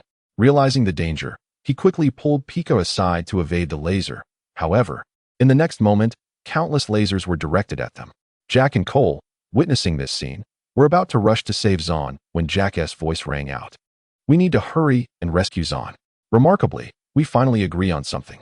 With that, the two sprinted toward Zahn's location, but just a few steps in, the ground beneath them gave way, and they found themselves trapped in a garbage compactor. "We're stuck," Cole exclaimed anxiously. Jack, who had fallen alongside him, stepped forward. "Still with you, you rotten person." Just as they were about to launch a fresh round of insults, a loud clang echoed as the walls began to close in. "It would be a shame for someone as handsome as me to be crushed," Jack lamented, scanning his surroundings in frustration. "Hey, can someone stop this?" Cole's helpless cry reached Kai's ears. He glanced at Nia, who was entangled with the machine ninja above, and hurried toward Cole and Jack. "They're trapped." Kai crouched down, observing the walls gradually converging and the two in a panic. Just as he contemplated rising, he heard footsteps nearby. Turning, he was met with the last person he wished to see, the corrupted Master Wu. "Master." Faced with the half-machine visage of Master Wu, Kai could hardly believe. "What have they done to you?" Regrettably, the darkened version of Master Wu had lost all memory and struck Kai fiercely, sending him flying. As Kai clumsily picked himself up, he was greeted by a kick from Master Wu, which sent him crashing into a nearby pile of garbage. As Master Wu charged toward him, Kai urgently shouted to Nia, "You must quickly turn off the garbage compactor." Nia, engaged in a struggle with the machine ninja, heard him and swiftly threw it to the ground before dashing toward the location of Jack and Cole. Kai, buried in the garbage, had no time to consider the others' situations. Master Wu was closing in rapidly. With a sweeping motion of his staff, he sent Kai hurtling toward another heap of trash. As Kai flew through the air, pain surged through him. What was happening to Master Wu? Should he confront him? Kai's thoughts were tumultuous. No. Nia lay on the ground, anxiously watching as the two below were nearly crushed into oblivion. "Can anyone shut this off?" Cole strained to shout. The walls were steadily closing in, and he and Jack could barely hold on. If Nia didn't react soon, they would truly become one with the garbage. Hearing Cole's plea, Nia finally snapped into action, racing toward the control panel of the compactor. If she could just turn off the garbage compactor, Cole and Jack would be able to escape. However, the moment she pressed the button, she discovered that the compactor continued to operate. "I can't stop it. You better hurry, otherwise Cole and I will truly be reduced to nothing," Jack urged anxiously, wondering if such a handsome young man would meet his end here. "You said we were meant to be together. Please don't let that joke become reality." Jack's incessant voice chimed in, while Cole struggled against the walls, attempting to slow their convergence, but to little avail. "I can't hold on much longer." Nia, now increasingly frantic, smashed the glass beside the button. Faced with the two wires before her, she was torn. One blue wire, one black wire. To stop it, I must sever one of them. But if I choose wrong, you'll be crushed instantly. With that, Nia picked up a shard of glass, the two wires resembling her dilemma. Should she choose the black wire or the blue wire? Or rather, should she choose Cole or Jack? Of course, pick the blue wire, Nia. You understand, blue? and choosing blue feels natural. Although it was a struggle, Jack interjected. Of course, pick the blue wire. Nia, you understand blue, and it's only natural. Upon hearing this, Cole countered, choose black. Black is better than blue. Hey, watch me turn you into a blue mess and a black mess. Jack shouted in anger. Time is running out. Cole was exhausted, and quarreling with Jack felt futile. Nia was in a state of extreme tension, holding the glass shard against the two wires, hesitating. This truly was a life or death choice. A single misstep would cause her friends to vanish forever. Nia stared at the wires, her heart heavy with conflict, black or blue. Why was this decision so agonizing? Ultimately, she steeled herself, closed her eyes, and with a decisive motion, severed one of the wires. At that moment, the space the two were in dwindled. Jack summoned all his strength to brace against the closing walls. Glancing at the equally strained Cole, he gritted his teeth. I thought you were strong. I believed we were a team. Cole looked at Jack, who seemed to regard him as a mortal enemy, struggling to comprehend why Jack was treating him like a nemesis. Yet despite everything, Cole cherished Jack's friendship immensely. He believed Jack felt the same. Just as Cole prepared to speak, Jack beat him to it. I take back what I said earlier. No, you're right. I should be a better friend. The space remaining for them was shrinking rapidly. The walls were now pressing against their heads, and the convergence was imminent. It's my fault, I was wrong. After Ko uttered what he believed to be his final words, he despaired and closed his eyes, awaiting the arrival of death. Suddenly, a loud crash echoed, and the walls on either side swiftly retracted. The two men collapsed helplessly, gasping for fresh air, while Nia stood above them, observing. Nia, you did it, Ko exclaimed, regaining his composure. Which wire did you choose in the end? Jay inquired anxiously, rising to his feet. Noticing the eager expressions on their faces, Nia turned her head away and replied with a hint of pride, I won't tell you. She then dashed away. The two men exchanged perplexed glances before resuming their brief contest of insults. Meanwhile, Kai, left behind in the refuse, lamented his situation. Realizing he had been foolish to worry about how to stop Master Wu, it dawned on him that he was merely a jester. He could never defeat Master Wu in a confrontation.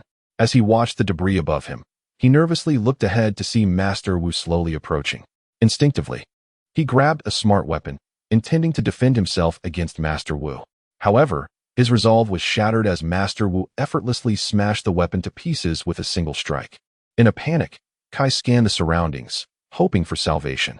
Just as Master Wu prepared to deliver another blow, Ko's astonished voice rang out, Master Wu. The sound turned Master Wu's head toward the group behind him. The others, equally confused, wondered what had come over him. He has turned evil. Please save me, Kai cried out, spotting a potential savior. This plea seemed to provoke Master Wu, who retaliated with a strike aimed at Kai, but he managed to dodge just in time. But he is our master, Ko protested, echoing Kai's earlier sentiments. Kai rolled away, seizing the remnants of the shattered smart weapon, and successfully blocked Master Wu's next attack. Not anymore. Chapter 35, System, have you disabled my attack key? Ko observed the unfolding chaos with a sense of amusement. Bad master, truly wicked. Both Ko and Jay charged at Master Wu with the smart weapons. Seeing this, Master Wu advanced a few steps and knocked Ko to the ground with a swift blow. Haha. Jay laughed mercilessly at the sight, thinking Ko deserved it for stealing his girlfriend. You had it coming, to be honest. Just as Jay was about to continue his mockery, Master Wu struck him in the abdomen, leaving Jay gasping in surprise. Haha, now we're even. Ko chuckled from the ground, unable to contain his delight. Let me handle this. Nia could no longer watch from the sidelines and executed a sliding attack toward Master Wu. He nimbly leaped to evade her assault. As he landed in front of Ko and Jay silently gestured for Ko to launch a surprise attack. Confused by Jay's silent instructions, Ko was left bewildered. Sensing Ko's confusion, Jay grew anxious, pointing at Ko and then at Master Wu while mimicking an attack motion. Ko, unsure of Jay's intentions, assumed he was being too timid and needed assistance. Therefore, he stealthily approached Jay and suddenly pushed him forward. Wait, not me, Jay exclaimed in disbelief as he stumbled and collided with someone. He looked up to find Master Wu glaring at him, forcing a nervous laugh. Master Wu, have you had lunch yet? Despite his feigned concern, Jay's legs betrayed him as he instinctively kicked at Master Wu. Ouch! Jay propelled away, felt the sting of betrayal from Ko, who had pushed him into danger. Exchanging glances, Ko and Kai decided to join forces against Master Wu. However, they were no match for him, quickly being overwhelmed. Their smart weapons were seized, and suddenly, the sound of a vehicle approaching filled the air. Just as Jay returned from the refuse, he noticed that Master Wu's weapon had been magnetically attracted to a magnet in the distance. Observing the situation, the operator of the machine instinctively turned to Pika's, who was starting to ship this unexpected pairing. I've always thought there was some chemistry between them. Really? Nia, watching from afar, replied skeptically. From atop a nearby pile of trash, a mysterious figure wielding a bow and arrow shot arrows like lightning, severing the ropes that bound Master Wu. The smart weapon fell to the ground, allowing Master Wu to break free and stand alongside the enigmatic archer. Who is that? Jay questioned, gazing at the white-clad figure with curiosity. As Master Wu prepared to attack again, he felt a hand on his shoulder. Enough, the Dark Lord is already pleased. Hearing this, Master Wu, still reluctant, glanced at the ninja and ultimately agreed to leave with the mysterious figure. Seriously, who is this person? Jay felt overwhelmed, struggling to comprehend the situation. Adding another layer of complexity to their troubles, they now faced an unknown adversary. Maybe it's a woman? Nia speculated, puzzled. Regardless of who they are, Kai picked up the fallen smart weapon. This person is responsible for turning our master against us. If we wish to save him, we must first uncover the identity of this mysterious figure. Ko stepped forward, calmly analyzing the situation. Perhaps if we wait a moment, I can provide you with answers. Pika's, examining an object that clearly did not belong, observed it with glowing eyes, scanning its features. After a while, she picked it up, deep in thought. What is this? Ko wondered, eyeing the nail-like object in Pika's hand. This is clearly a clue, you fool. Jay retorted, still harboring resentment from earlier. I know it's a clue, dimwit. Ko shot back, but he was too young to be taken seriously. I just want to know. Before Ko could finish, Nia interrupted. Enough, you too. Pika's, can you analyze this? In response to Nia's inquiry, Pika sighed. The sample is simply too small. She added, but if you give me some time, I can reach a conclusion. Then let us not waste any more time. We should head to the city. I will send my eagle to inform Lloyd of our findings. Jean urged, acting as a background character. I initially thought cutting off the power would give us an advantage, but it seems they are now in control. Nia expressed her concerns. I suspect they have found an alternative energy source. Don't worry, sister. We will rescue our master. Kai reassured Nia, though he too felt uncertain, especially watching Jay and Ko bicker like children. Meanwhile, on the other side, Yingchuan and the others were scaling a towering mountain. At the forefront, Lloyd lost his footing, nearly sending loose stones crashing down on Jaimanda's face. A touch of nostalgia for my 4 hands, humph. Lloyd remarked with a hint of pride as he gazed down at Gamandu. At this moment, it would prove quite useful. Your abilities are formidable, yet your sense of humor leaves much to be desired. Upon hearing Gamandu's words, Yingchuan couldn't help but burst into laughter. Ha ha ha, Lloyd, what Gamandu has said is indeed true. Ha ha. Embarrassed by the laughter, Lloyd chuckled awkwardly, but still resisted the urge to use the golden divine dragon. Right? Still not allowed. Gamandu quickly ascended, reaching Lloyd's side, while Yingchuan hastened his pace to follow. If you wish to command the power of the first-generation Phantom Rotation Master, you must concentrate on maintaining your balance. After saying this, Gamandu ceased to look at Lloyd and swiftly continued climbing. Yingchuan, having caught up to Lloyd, raised an eyebrow and teased, your humor truly is lacking. Just as Lloyd was about to respond, Gamandu turned back and added, and find your center. Observing Yingchuan descending from the nest, Lloyd exchanged a glance with Gamandu before following suit. Seeing the adorable little birds in the nest, Lloyd's heart softened, revealing a smile. Daddy! Gamandu had already reached the mountaintop and was looking at Lloyd, who was holding a fledgling vulture. Sensing Lloyd's intentions, the fledgling protested, do not touch it. It must learn to fly on its own. Slowly but surely, continue climbing. Yingchuan, hurry up. Upon being called, Yingchuan nodded and swiftly climbed past Lloyd to reach the summit. He will undoubtedly intervene. Yingchuan observed Lloyd's stillness with conviction. Just then, the fledgling tumbled from the nest, and thanks to Lloyd's quick reflexes, he caught it, saving its life. He is kind like you, which is good, but it makes him vulnerable, Gamandu lamented to Yingchuan. Suddenly, Gamandu's expression changed, and he shouted down to Lloyd. What have you done? Now it knows someone has touched its offspring. Lloyd, cradling the fledgling, was perplexed, while Yingchuan sighed, observing Lloyd's innocent face.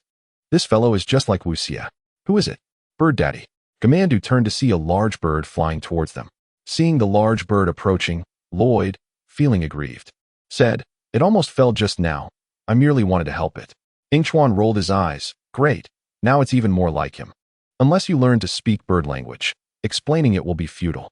After saying this, Gamandu jumped beside Lloyd. Yingchuan watched as Gamandu leaped down, reasoning that the vulture wouldn't attack him, or at least he hoped so. Never mind. Yingchuan closed his eyes in resignation, awaiting his fate. "System, you're not faring much better. Quick, we need to find a place to take cover," Gamandu urged, scanning the surroundings as if searching for something. Suddenly, he pointed to a small platform below and began to descend. Just as Lloyd was about to lower the fledgling, he was horrified to see the vulture diving towards him with ferocity. As it was about to strike, Lloyd quickly bent down, regaining his balance and holding the fledgling once again. "I won't let you fall," Lloyd declared resolutely. "Compassion is of no use here," Gamandu remarked. Suddenly, a cacophony of bird calls filled the air as Gamandu noticed the vulture flying towards him. Yingchuan panicked, wishing to use elemental power to stop the vulture, only to find he could not summon it. "System, what is going on? Why can't I use elemental power?" Yingchuan anxiously questioned in his mind. The system, lounging idly, sprang up at Yingchuan's inquiry, typing away at an invisible keyboard before responding. "You can no longer use your elemental powers. Only the demon blade and scissors are available to you. Good luck with that. Didn't you say you hoped I would gather all elemental powers? Why restrict me now? Did I say that? I don't recall." Hearing the system's response, Yingchuan felt his heart sink, the moment of hope extinguished. Why impose restrictions now of all times? With elemental powers unavailable and the location of the scissors and demon blade uncertain, Yingchuan could only watch helplessly as Gamandu fell from the mountain. "Daddy!" A frantic shout from Lloyd echoed in his ears as Gamandu grasped a rock, narrowly escaping disaster. "I take back what I said. I truly miss having 4 hands." Gamandu, suspended in midair, gasped. Despite this, seeing Lloyd channeling energy, he cautioned, "Do not misuse your energy. It will only weaken you. It's coming back." The vulture swooped back around, intent on dislodging Gamandu from the mountain. Hearing this, Yingchuan involuntarily rolled his eyes, pretending to be dead. If it weren't for the life-threatening situation, he would have loved to give Gamandu a couple of whacks. A cry of distress from Gamandu filled the air as the vulture snatched him up and flew away. Lloyd, witnessing this, abandoned all restraint and unleashed his energy towards the vulture. The injured vulture instinctively released its grip, causing Gamandu to plummet into the clouds below. Chapter 36. The Vast and Flourishing Forest. Watching Gamandu vanish into the clouds, Yingchuan began counting in his mind. 3, 2, 1. Just as he finished counting, a thunderous sound erupted, and Gamandu reappeared in his line of sight. Observing Lloyd, who had moved mountains for Gamandu, Yingchuan felt an inexplicable sense of disparity. Could he truly become a companion to Lloyd? "You just moved a mountain, son." Gamandu's praise snapped Yingchuan back to reality, and he smiled at Lloyd's figure. Lately, he couldn't shake the feeling that he and Lloyd were on different paths, but why dwell on it? Shaking his head, Yingchuan donned a smile and leaped down to Lloyd's side. "Indeed, quite impressive," Yingchuan exclaimed, placing a hand on Lloyd's shoulder. Hee. Lloyd sheepishly scratched his head, gazing up at the disgruntled vulture when suddenly, the cries of the fledgling echoed nearby. Yingchuan and Lloyd turned to see the fledgling, which had flopped and fallen over the cliff. "Be careful." Yingchuan instinctively reached out to catch the fledgling, but grasped only air. Seeing Lloyd attempting to move the mountain to save the fledgling, and glancing at the fledgling vulture that had learned to fly, Yingchuan instinctively stepped back, distancing himself from Lloyd. It dawned on him that without the system, he possessed no abilities, rendering him as inconspicuous as a mere pebble. Not to mention the prospect of befriending the protagonists. While Yingchuan pondered alone, Gamandu remarked, "It appears you are not the only one learning to grow." After watching the vulture carry its fledgling away, Lloyd summoned his golden energy, and stairways began to materialize before them. "Please, father." Lloyd stepped aside, turning back to glance at Yingchuan, who was staring down with an expressionless face, his forehead's stray hairs obscuring his eyes. "Shall we go?" Lloyd's voice, filled with anticipation, broke the silence. As Yingchuan was lost in thought, a warm sensation enveloped his hand. Someone had taken hold of it. He looked up to find that it was Lloyd, who was now intently gazing at him. The boy's eyes sparkled with a light, as if illuminated by an inner glow, suggesting that all things in the world were imbued with beauty. "Well then, shall we go?" Lloyd repeated, his tone expectant. "Go." Yingchuan tilted his head to glance behind Lloyd, realizing that the others had already distanced themselves. Apologies, I was lost in thought. With that, he withdrew his hand from Lloyd's grasp and hurriedly followed after the others, oblivious to the fleeting disappointment that flickered in Lloyd's eyes. Just as they had not traveled far, a majestic eagle soared toward them from afar, landing gracefully before them. "Hey, ninjas, we have news," Lloyd proclaimed cheerfully. At that moment, Nia appeared before them. "Lloyd, we bear unfortunate tidings. We encountered a mysterious individual who can provide new energy for the machine ninjas." In the next instant, a despondent Jay materialized before Yingchuan, lamenting, "And he has turned our master wicked, causing him to grow a black beard." Nia interjected, "We now suspect this individual may have stolen a hard drive containing the Dark Lord virus and reawakened it. Without the hard drive, we cannot reboot the system, rendering our intelligent weapons useless. However, this mysterious figure left behind a clue." "A clue?" Yingchuan furrowed his brow, searching his mind for recollection. He remembered something from the anime he had watched. "A white scale. We suspect it may belong to a serpent creature." "Wait, Scales. A serpent creature?" Yingchuan mused, stroking his chin. "Do you know what it is?" Nia inquired anxiously, her gaze fixed on Yingchuan, while Lloyd turned his head to look at him as well. "Oh, I've got it," Yingchuan exclaimed, slapping his forehead with excitement. "Isn't that the creature called something like Paisa?" Upon hearing this, Lloyd and Jay exchanged puzzled glances, both bewildered. "Paisa? Oh, right, that's it." Yingchuan nodded, feeling quite pleased with his memory. "But aren't Paisa's scales not white?"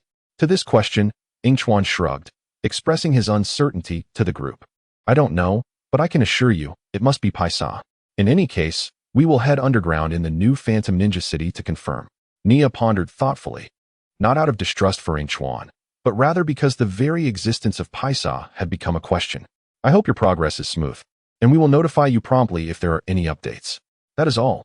As Nia vanished from view, Lloyd expressed his concern, the serpent creature. At this moment, his desire to return reached a peak. "We cannot go back. We must move forward," Jay stated, aware that retreat was no longer an option. His hand pointed through the mist towards the distance. Following his gesture, Yingchuan looked on alert. Ahead lay the vast and dense Hausher forest, a sprawling jungle where those hidden within had never been discovered. "We must act swiftly. All right, let us vanish," Yingchuan thought to himself as he listened to Lloyd's words. Entering this forest indeed felt like disappearing. Not only did people vanish, but the golden energy did as well. Meanwhile, underground in Phantom Ninja City, the mysterious individual observed the red dot on the tracker before him. "You have failed. Not even you can stop them," the Dark Lord's voice echoed with regret. "I did not intend to stop them, merely to lead them into a greater trap." After speaking, the mysterious figure manipulated something, and Jay's voice resonated. "Hausher Forest. A sprawling jungle where those hidden within have never been discovered. We must act swiftly." Listening to this, the mysterious figure narrowed his eyes. "That individual knows my identity. Who could they possibly be? However, attacking the ninjas is merely to frighten them, ensuring they send warning messages to the Chosen One." As the tracker continued to blink with red dots, "I have intercepted their signals. Thus, we shall know where the Golden Ninja is located. The electronic eagle has now become our tool. It will lead us to him." The mysterious figure brimmed with confidence, knowing his identity mattered little, for the Golden Ninja would still fall into his grasp. With this thought, the mysterious figure felt elated, eagerly anticipating the commencement of his plan. "No matter who you are, I shall claim you soon. Your power will soon be mine." At that moment, as Yingchuan stepped into the forest, he seemed to notice something and gazed up at the eagle soaring overhead. "Yingchuan, hurry up," Lloyd called out, realizing Yingchuan stood several meters away, urging him on. "Oh, right." Yingchuan quickly averted his gaze and followed Lloyd, though an uneasy premonition lingered in his heart. He hoped everything would turn out well. Meanwhile, in Phantom Ninja City, Kai and the others had just set foot on the ground, surveying the lifeless city before them. "What has happened?" Kai questioned, perplexed. "A power outage, that is all," Ko replied in a solemn tone. "We have arrived too late." As they continued, for reasons unknown, a stack of cars nearby suddenly collapsed, startling them into retreating several steps. The ninjas were baffled by the crowd that emerged from the vehicles. Outsiders must heed the messenger's commands. A leader announced loudly, "I declare." The messenger's voice rang out, and once the crowd quieted, he continued, "The original is returned." The hushed crowd erupted in excitement, waving their weapons and cheering. Confused, Kai spread his hands, exchanging glances with the others. You have finally arrived. Ignore these savages, a familiar voice called out. They instinctively turned to see Borg pushing his wheelchair through the throng. Since the power outage, everyone here has grown bored.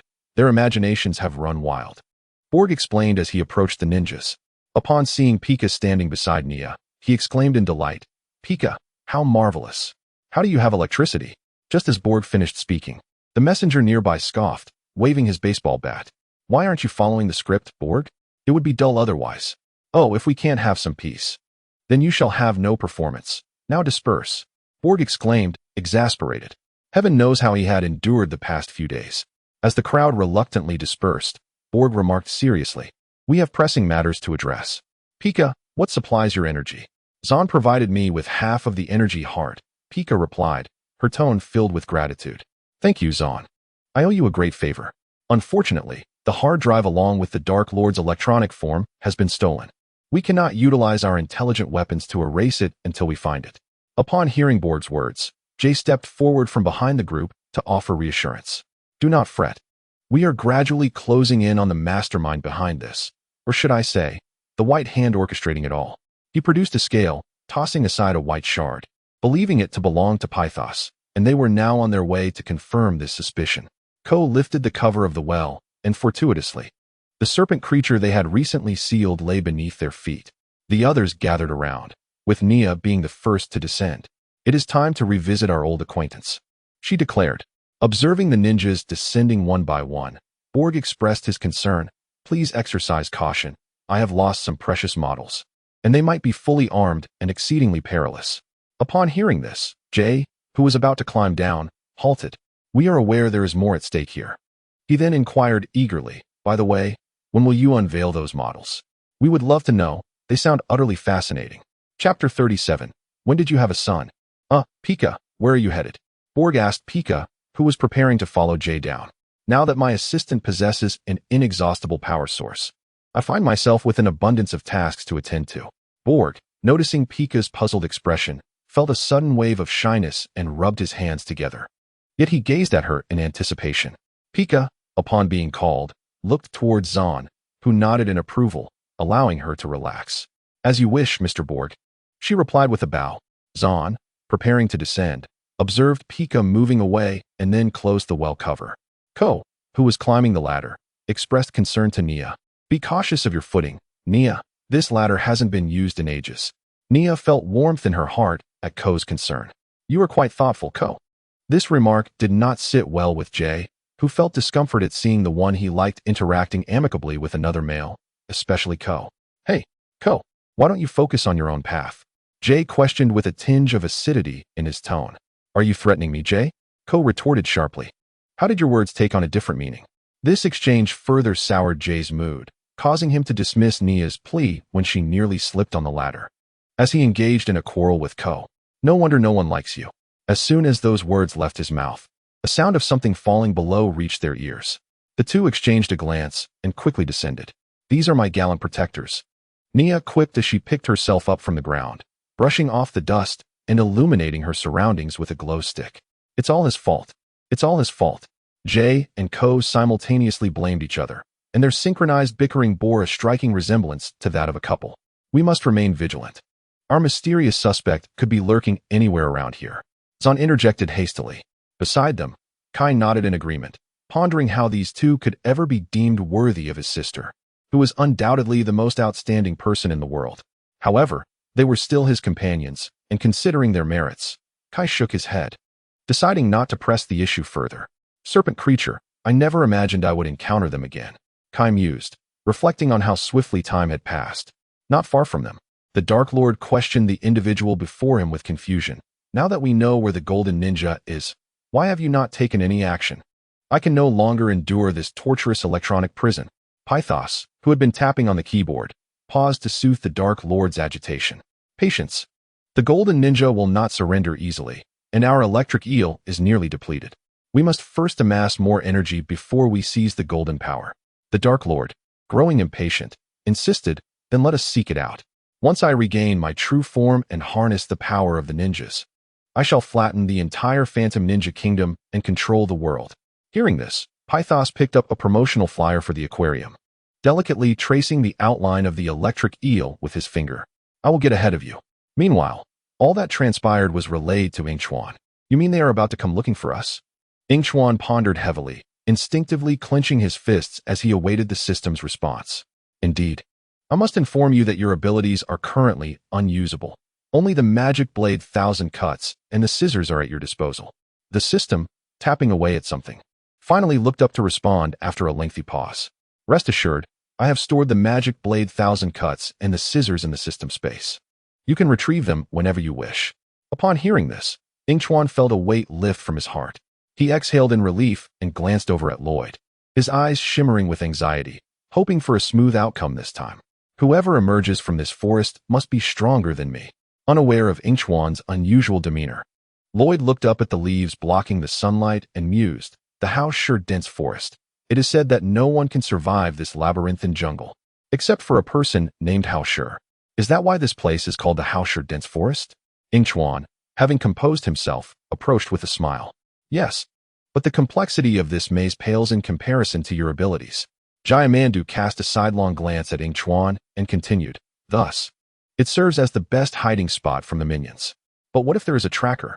Would this still be the best hiding place? Yingchuan raised an eyebrow, probing Jiamandu. If there is a tracker, then pretend I never said anything, Jiamandu replied, not even glancing at Yingchuan as he continued onward. Yingchuan shrugged in resignation at this response. Lloyd, curious, asked, do we have trackers on us? Turning to Lloyd, Yingchuan smiled and placed a finger to his lips. Shill. Who knows?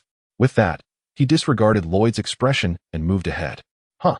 Lloyd, perplexed, scratched his head but, seeing Yingchuan had moved on, hurried after him. Yingchuan.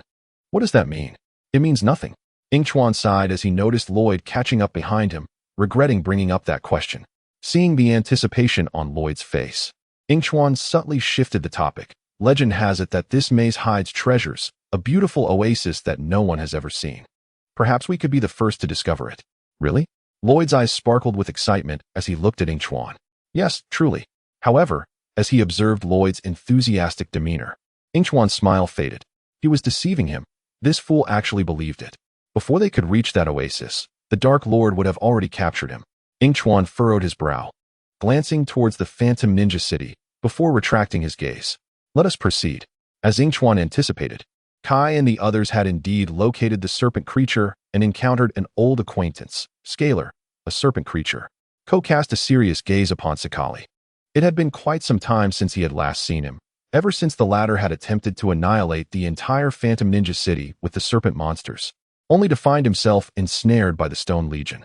There was no doubt that this serpentine creature had committed numerous heinous acts and had likely instigated Master Wu to turn rogue.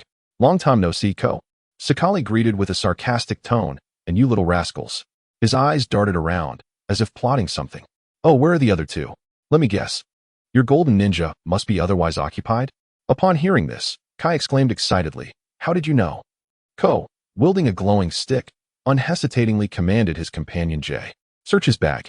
A flicker of panic crossed Sakali's eyes, but he quickly regained his composure as he watched Kai and Jay stride forward to seize his bag. This is absurd. I haven't done anything. Sakali protested. Except for stealing the hard drive. Where is it? What else are you hiding? Jay demanded, disregarding Sakali's explanation. Meanwhile, Kai began emptying the contents of the backpack onto the ground. Among the items, there was. When they reached the bottom, Kai hesitated, revealing some odds and ends. What is this? He wondered aloud, examining the items in the glow of the stick. And the latest issue of the Ninja City Times? Kai and Jay exchanged puzzled glances, each reflecting confusion in the other's eyes. What to say? I love the crossword puzzles in the newspaper. Sorry, Sakali snatched the paper from Kai's hands. You've got the wrong snake. Just then, a youthful voice chimed from behind Zon. Daddy. The ninjas instinctively turned to see two serpent monsters. One was an adult, entirely pink with only its arms and a few spots in white, while the other was a small serpent with wary red eyes. Are you all right? As the little serpent attempted to step forward, the pink one halted him gently, whispering, Don't go out, my little Sakali. Little Sakali? You have a son? Kai inquired, raising the glowing stick as he watched Sakali pass by, a look of confusion on his face. Since you left, we have been quite busy. And we intended to continue as such, Sakali said, placing his hand behind his back and slowly walking towards little Sakali, affectionately patting his head. Is it about the Golden Master? Is he going to harm us? The little Sakali looked up, anxious, as Sakali reassured him, it's just a story, son. They are leaving now. Although Sakali had issued a dismissal, he could not easily depart upon hearing tales related to Lloyd. Is it about the Golden Master and Lloyd? Son asked urgently. Just like you. We, too, have our own legends, but I suspect that within, you are the true villains. Sakali's emotions flared suddenly, his voice rising, only to gradually diminish. What legend? Naya asked, puzzled. The silent mother of little Sakali finally spoke. They have the right to know. If we are to become serpents again, we must open our doors to guests. Sakali sighed in resignation, glancing at the ninjas.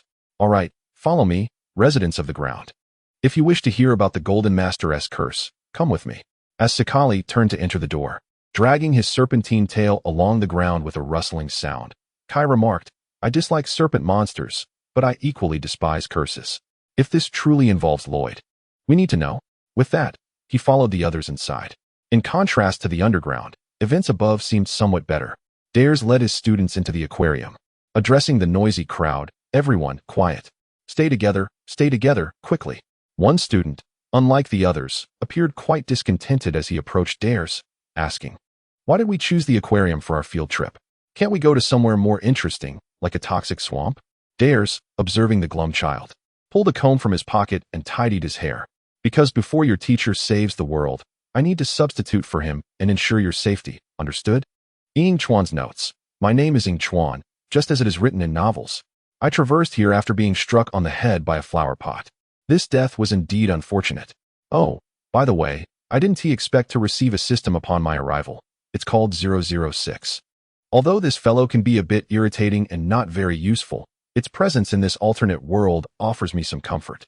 It's a pity about the fruit I had just bought. I wish I had consumed it before my journey. And there's the big yellow dog next door. I promised it some food today. Never mind. That silly dog doesn't understand human speech anyway. In truth, compared to my original world, this place is rather pleasant. Honestly, I even believe that arriving here was a blessing. However, since my transition, my childhood memories have begun to blur, and I can scarcely recall what transpired. Later, guided by the system, I approached the main characters of this world and began my story. When I first arrived, I stayed at the Bad School Boarding Academy, receiving the fire element as a reward from the system. I was quite thrilled, practicing in solitude until one day, I nearly set the entire school ablaze, leading to my expulsion by the principal. With nowhere to stay, I sought out Master Wu. They were very kind, and I even met the future Green Ninja, Lloyd. I had seen him at the Bad School Boarding Academy when I first arrived. He was standing alone at the entrance, and I was the one who led him inside. Our relationship was very friendly, as I was his only true friend at school. Lloyd is adorable. Despite his misdeeds, his nature is fundamentally good. I still remember the first time I encountered Lloyd in the ninja group. He was so cute, constantly chattering about wanting candy. However, the system seems to disagree with my sentiment, believing I see him through rose-colored glasses. I ignored it. After all, Lloyd is still just a child. Eventually, Lloyd joined our team. During a previous battle against the dinosaurs created by Garma, he grew alongside us. A child? Oh no, he is now my age. Ever since he grew up, he moved out of my room. Although I claim not to care, I feel a twinge of loss inside. I do not understand why he always runs away when he sees me. Am I some kind of monster? I also don't know why. Ever since Lloyd joined our team, I've been falling into illusions every time I sleep. Fortunately, this situation soon came to an end. The system previously gifted me a magical blade, 1,000 blades, which I once thought was simply an ordinary knife. Yet, during my duel with the Lord of Darkness, I found myself ensnared in a realm of corpses and blood. There, I encountered Chi, whose words left me utterly bewildered. What is this fate he speaks of? Am I truly a dashing and formidable assassin? How absurd. Surely, I am overthinking this. Unbeknownst to me, I have lingered in this world for over a year. Yet it feels as though merely a few days have passed. The system, that old miser, has barred me from all elemental rewards, leaving me with only the cursed blade of 1,000 edges and a pair of scissors. As for that token, I shan't even mention it. The system has provided me with a counterfeit. The anime clearly depicts Chi, yet I received a die instead. Truly, this system is utterly untrustworthy. Well, I shall conclude my thoughts here. Lloyd is calling me to dine. Chapter 38. the curse of the Golden Master having spoken. He paid no heed to whether his classmates' mood had improved. Dares raised his voice towards the students gathered not far off. All right, one by one, please enter. Under Dare's watchful gaze, the students entered the aquarium, with a female student trailing behind. Did I ever mention my familiarity with various marine languages? Upon hearing this, the girl halted and turned to look at Dares. You have, Mr. Dares, she replied, her face adorned with a radiant smile. I am your brown ninja instructor, Sally. Pleased with her response, Dares swelled with pride. Just as he intended to say more, Sally shook her head in exasperation and walked away. Seeing the only person who would listen to him depart, Dares had no desire to linger and hurried after the students. Behind him, he heard faint sounds and turned abruptly, only to find no one there. Could it be my imagination? He murmured. Mr. Dares, hurry up, came Sally's voice from ahead. All right, he replied hastily, quickening his pace to catch up. I believe Mr. Dares' mouth is much larger than his. Just as he joined the group, he overheard a remark. I heard that. Dares feigned annoyance before stealthily approaching a nearby security guard. Excuse me, could you direct me to the electric eel exhibit? I've heard it's rather terrifying. The guard, with a resigned gesture, pointed in a direction. After thanking him, Dares called the students to follow him to the electric eel display. Within the massive glass enclosure, several electric eels swam gracefully. Wow, how impressive! Echoed the astonished exclamations from the students, causing Dares to beam with satisfaction. Suddenly, an alarm blared. What was that noise? The guard, close by, heard it, and Sally, too, tensed at the sound. The light-hearted demeanor of Dares shifted to one of gravity. Stay together, children. Not far away, an invisible figure suddenly emerged, opening the aquarium's drainage system.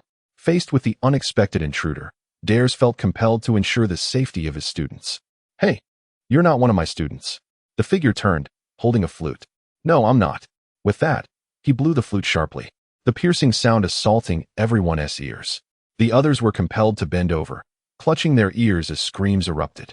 In the next moment, the glass before them shattered, and torrents of water surged through the breach. What is happening? The students cried in panic. Dares quickly gathered several students close, the water rising rapidly, soon reaching their waists. Struggling against the current, Dares endeavored to lead his students to safety. Hold on, children, hold on.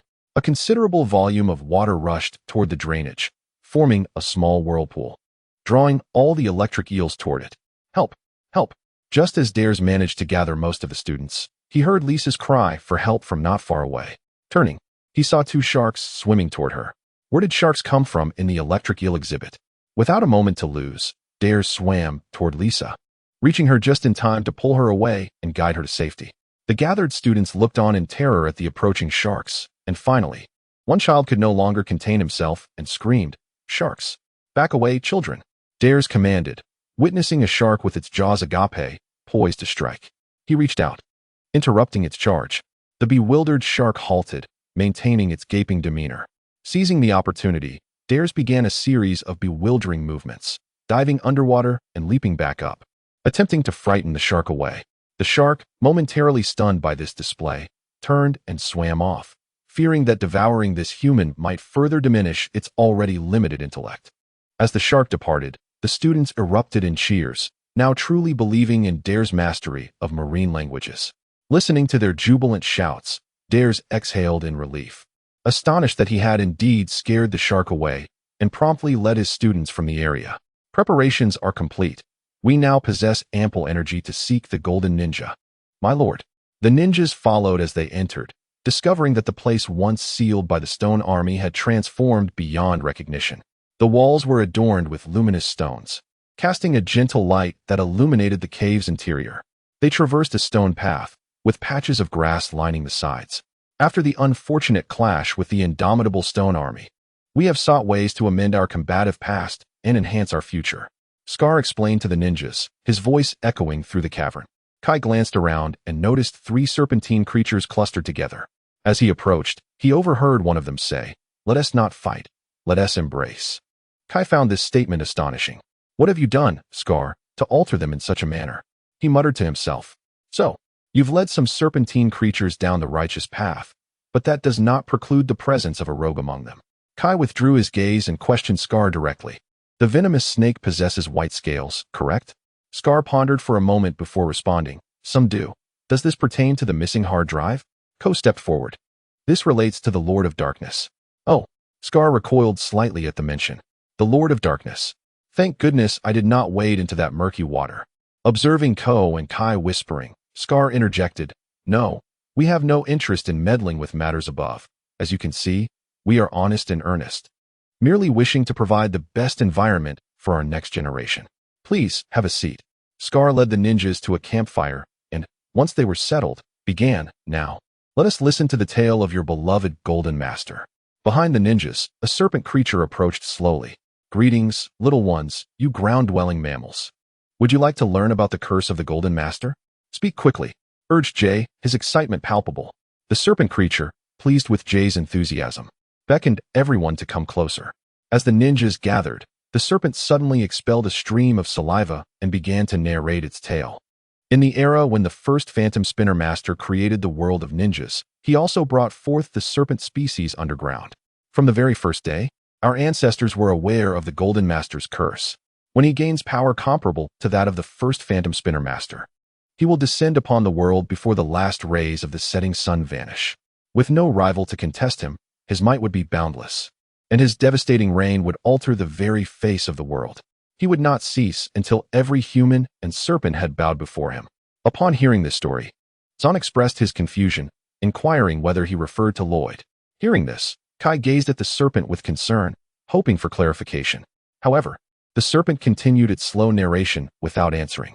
The serpent had intended to warn the humans above, yet they dismissed them as foes, unaware that they merely sought to prevent the terrifying prophecy of the Golden Master from coming to fruition.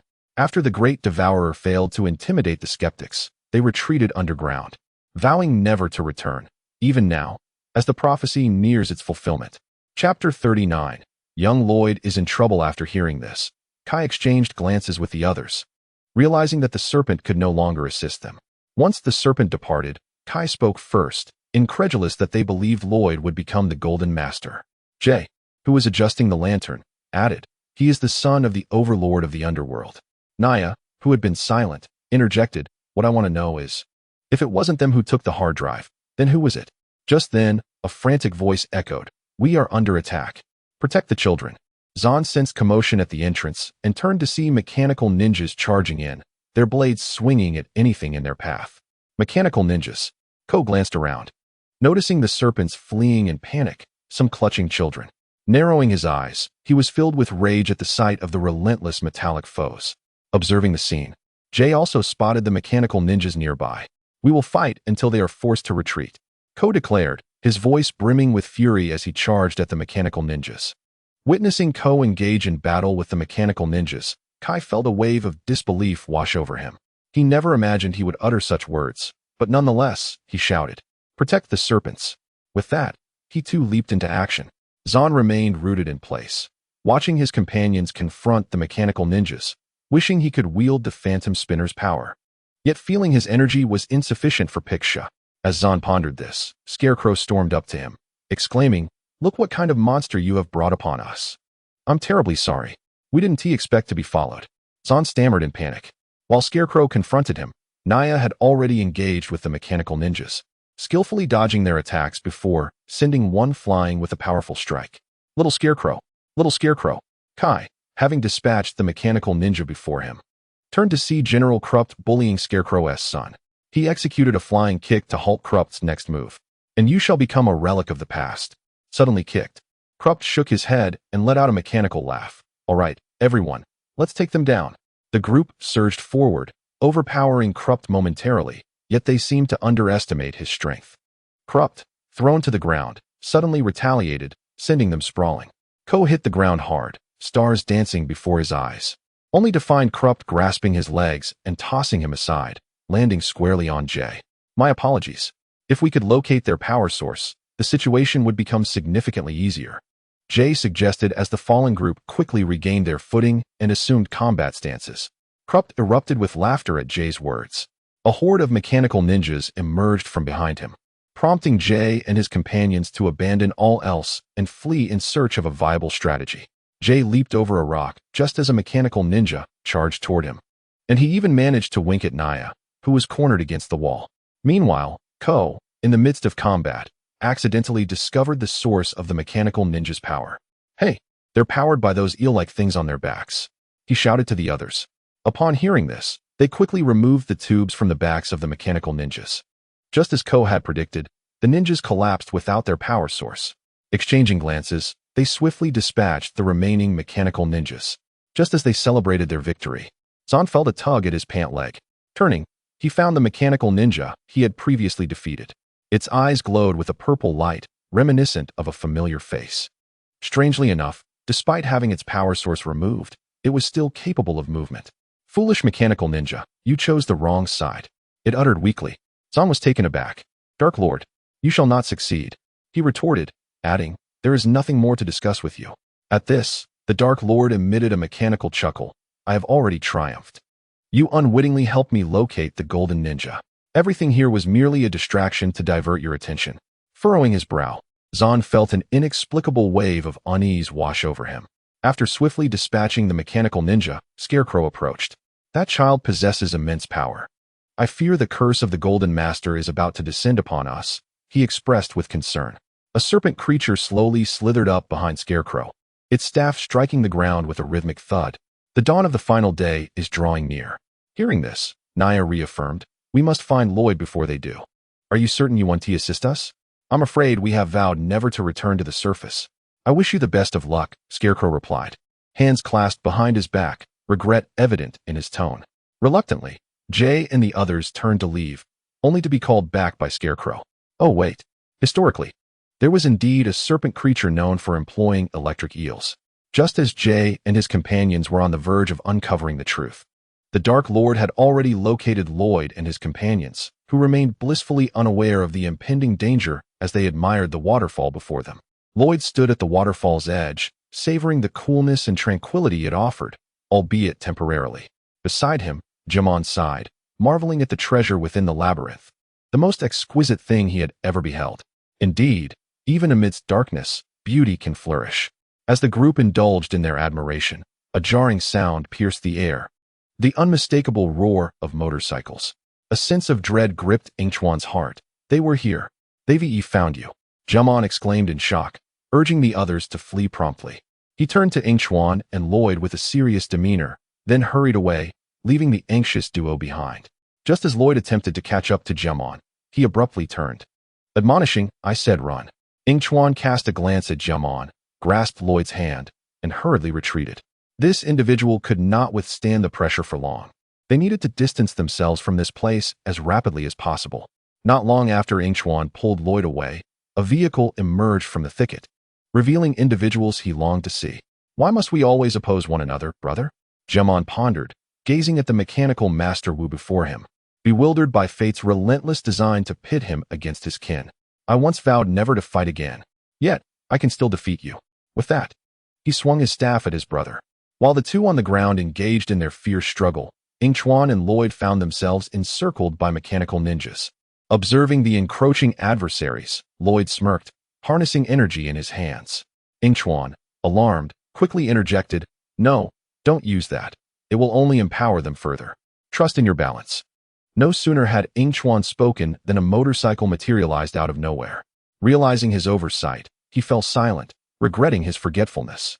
Chapter 40. The cost. Lloyd led Yingchuan away from the mechanical ninjas as they fled through the jungle. Dense foliage blocking the sun's rays while moisture hung heavily in the air.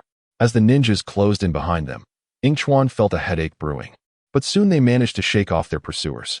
Unfortunately, Lloyd brought Yingchuan to the edge of a cliff, abruptly halting as waves crashed against the rocky face below, sending sprays of water into the air. This is bad. Yingchuan observed the mechanical dragon soaring nearby, while Jamon was held at bay by Master Wu's staff against his throat. In a moment of panic, Lloyd shouted, Father. Hearing his name, Jamon strained to utter, Run, Lloyd. Don't look back. You think you can escape? Then your father will plunge into the abyss. The Dark Lord taunted, as Master Wu dangled Jamon precariously over the edge. Upon hearing this, Lloyd retracted his energy, causing the motorcycle to vanish, and Yingchuan landed securely on the ground, alert to the sounds behind him. He noticed Lloyd's ears twitch as a sound reminiscent of scales scraping against the earth filled the air. Damn it, there are two more. Yingchuan withdrew scissors from his pocket. swiftly turning to confront a serpent slithering toward him. As the snake drew near, he prepared to wield the scissors, only to find himself frozen in place. Helplessly watching the serpent approach Lloyd. "I hope you can remain calm," a voice whispered in Yingchuan's ear, fading as it spoke. "Hello, old friend," it addressed Lloyd, whose astonishment was palpable. "Paijuo, I thought you were dead?" Lloyd exclaimed. Paijuo, recalling his own ordeal, gritted his teeth and replied, "In truth, it was more agonizing than death. Enduring torment within the belly of the great devourer would utterly ruin one's complexion." He raised his arm to inspect his hand, then pointed at Master Wu not far away. "I was not as fortunate as Wu. He remains unscathed. At last, the golden ninja shall be mine, and the restoration plan can commence." Through the screen, the Dark Lord watched as Lloyd and Yingchuan remained firmly confined, a smile of satisfaction spreading across his face. He had finally succeeded. Now that he had found Lloyd, Xiaomon was of no further use. "Cast him overboard." "No." As Lloyd's anguished voice echoed, Master Wu thrust Xiaomon into the sea, a splash of white foam erupting. By the time Xiaomon reached the shore, the Dark Lord had already departed with Lloyd and the others. Gazing at the distant sunset, he drew strength, perhaps for himself or for Lloyd, vowing, "Be strong, my son. I will find you. I will certainly find you." The following day, the new Phantom Ninja City appeared foreign and desolate, streets devoid of life, vehicles and goods strewn as if ravaged by battle. At this moment, Borg sat in his office, fingers dancing across the keyboard, while Pico walked restlessly nearby, and others huddled in discussion. "I think we should place the main switch here, concealing it slightly." Once completed, Borg took a red button and positioned it in a more discreet location. Afterward, he wheeled himself to another table, utilizing smart weapons to reboot the system, the only means to defeat the electronic Dark Lord entirely. Hearing this, Jay stepped forward. "Did you not say we needed the stolen hard drive for this?"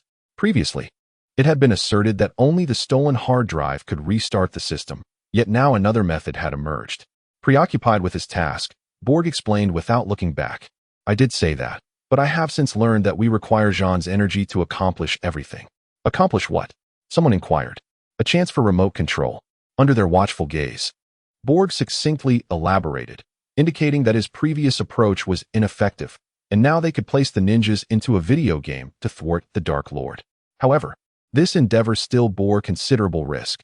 How could the ninjas be confined to the electronic realm indefinitely?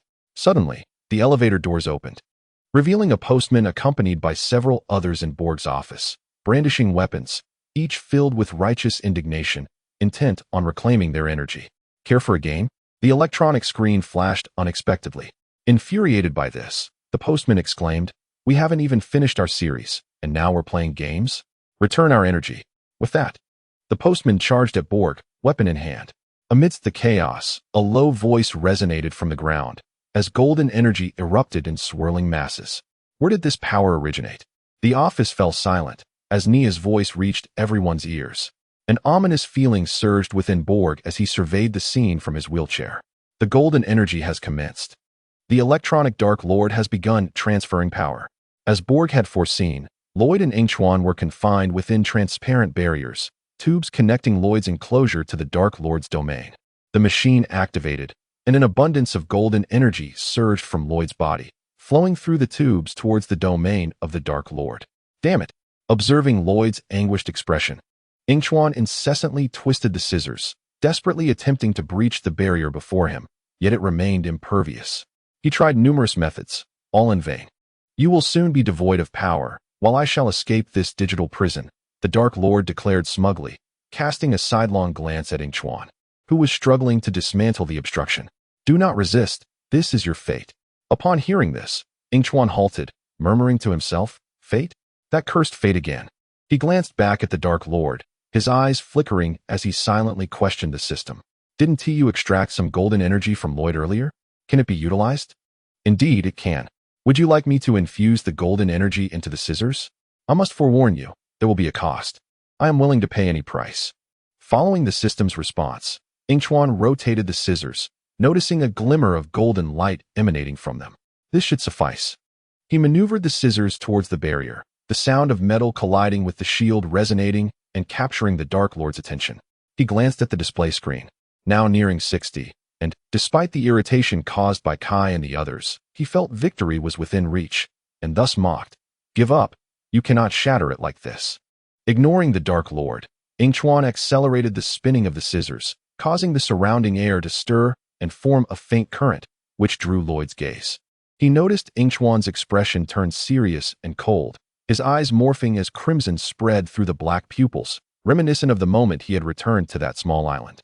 With all his strength, Yingchuan struck the barrier, and with a crack, it fractured. Although he had yearned for the barrier's collapse, its actual destruction left no trace of joy upon his face. The scissors whirled faster in his grasp, radiating brilliance. As Yingchuan's icy gaze locked onto the Dark Lord, the latter sensed impending peril, and indeed, with a mere flick of Yingchuan's wrist, the blade traced an arc, severing the tube that linked Lloyd and the Dark Lord. Lloyd collapsed in agony, and in the instant the tube shattered, a torrent of golden energy surged forth, enveloping him in a radiant glow. Chapter 41. Is it Yingchuan or die? Had there not been others to impede you, you would never have succeeded. The Dark Lord bellowed in frustration. To Yingchuan, this sounded like a grand jest, a sardonic smile playing at the corners of his lips. If you lack the ability, own it. Why fabricate excuses? Practice more if you are inept. With that, Yingchuan pressed the button that held Lloyd captive, lifting him from the ground. Gazing at Yingchuan, Lloyd moved his lips, attempting to articulate something, but seemingly found no words to convey. Let us depart. Under Lloyd's watchful eyes, Yingchuan furrowed his brow, feeling a wave of dizziness wash over him, as if he might faint at any moment. Suddenly, a tremor beneath his feet accompanied a blaring alarm, and both of them began to plummet. Ha ha ha, I shall vanish soon, and you will not survive. The Dark Lord cackled malevolently. System, what is happening? Yingchuan rubbed his eyes, darkness flickering before him. This is the cost. Has it begun? Is there danger? The system pondered before responding. This is merely the beginning. The cost, perhaps? It should not be significant. Yingchuan fell silent, feeling faint. Sensing their descent, he grasped Lloyd's hand, seizing the moment of lucidity to smile at him. Little Lloyd, I have kept something from you. What is it? Upon hearing this address, Lloyd felt an ominous premonition, recalling that whenever Yingchuan used that name, misfortune would follow. He anxiously regarded Yingchuan, wondering if this instance would be no different. Noticing Lloyd's tension, Yingchuan gently patted his head. The token I gave you possesses the power of instant teleportation, albeit only for one person and can be used just once. I had intended to save that revelation for later, but it seems I will not have the opportunity. At this revelation, Lloyd's eyes widened in shock. Farewell, Yingchuan said with a smile, activating the token. In the next moment, a glowing circle appeared beneath Lloyd's feet. Before Lloyd could utter another word, he watched as Yingchuan vanished, only to find himself beside his father, just after rescuing Nia and restoring his brother, Jamon's side. Turning to gaze out the window, startled by Lloyd's sudden appearance. Lloyd, Jamon exclaimed, his eyes widening at the sight of his son, who had been taken by the Dark Lord, now returned to his side. However, the next moment, he sensed something amiss. Where is Yingchuan? Lloyd slowly began to speak. Yingchuan. He left me the only chance for escape. Now before Lloyd could finish, Jamon comprehended his meaning and patted Lloyd's shoulder, while Kai and the others, having emerged from the digital realm, gathered around. What happened to him? Kai queried, gazing at the sorrowful Lloyd. Jamon gave a sidelong glance at Lloyd, explaining to the group. Previously, due to my negligence, Lloyd and Yingchuan were captured by the Dark Lord. It is likely that after their capture, the Dark Lord drained my energy, but Yingchuan intervened. However, in retaliation, the Dark Lord intends to keep us all trapped in the sea. Yingchuan mentioned that the token he gave could teleport, but only once, which is how I arrived here. As he spoke, Lloyd's voice faded, becoming choked with emotion. Seeing the others on the verge of tears, Pika Shah interjected. Perhaps we can locate him through the item Yingchuan possessed. Yingchuan smiled as he watched Lloyd disappear from his sight, and soon a countdown echoed behind him. 5, 4.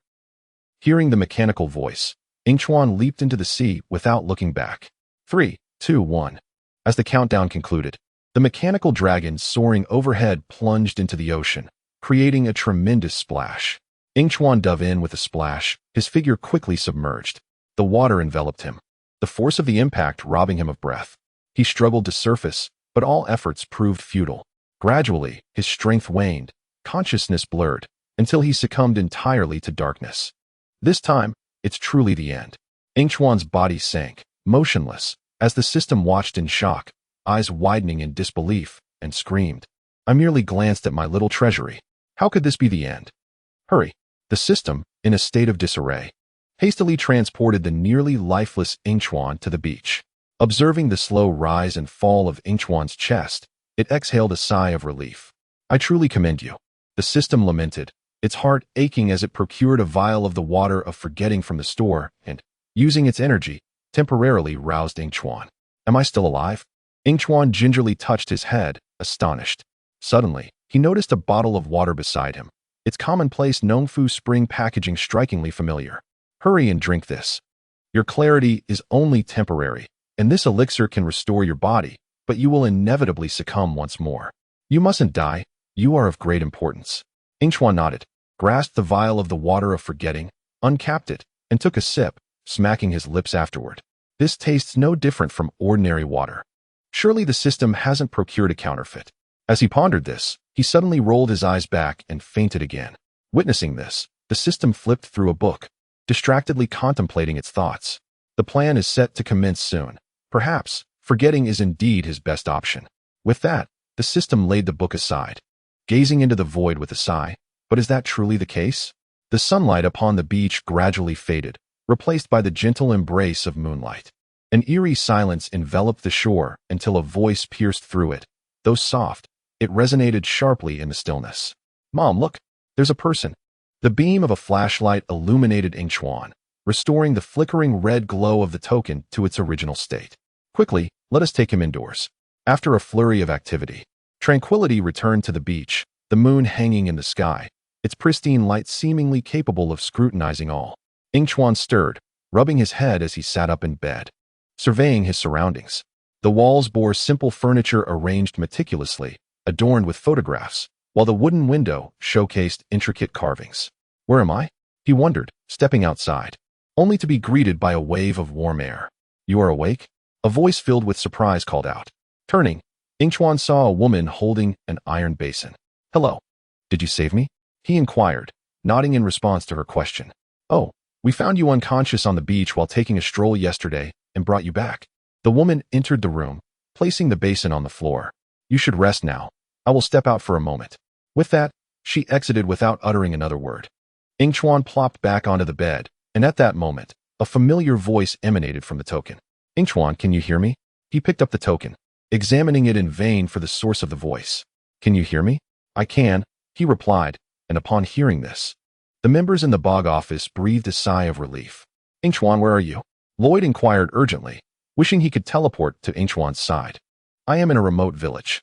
Yingchuan offered little elaboration, feeling a throbbing headache, as though he had forgotten something critical. Stay put. We will come to get you. All right. After their brief exchange, Yingchuan stepped outside, encountering the woman again. My friends will come to collect me shortly. I truly appreciate your care. The woman nodded. That is for the best. May I ask your name? She smiled, waving her hand dismissively.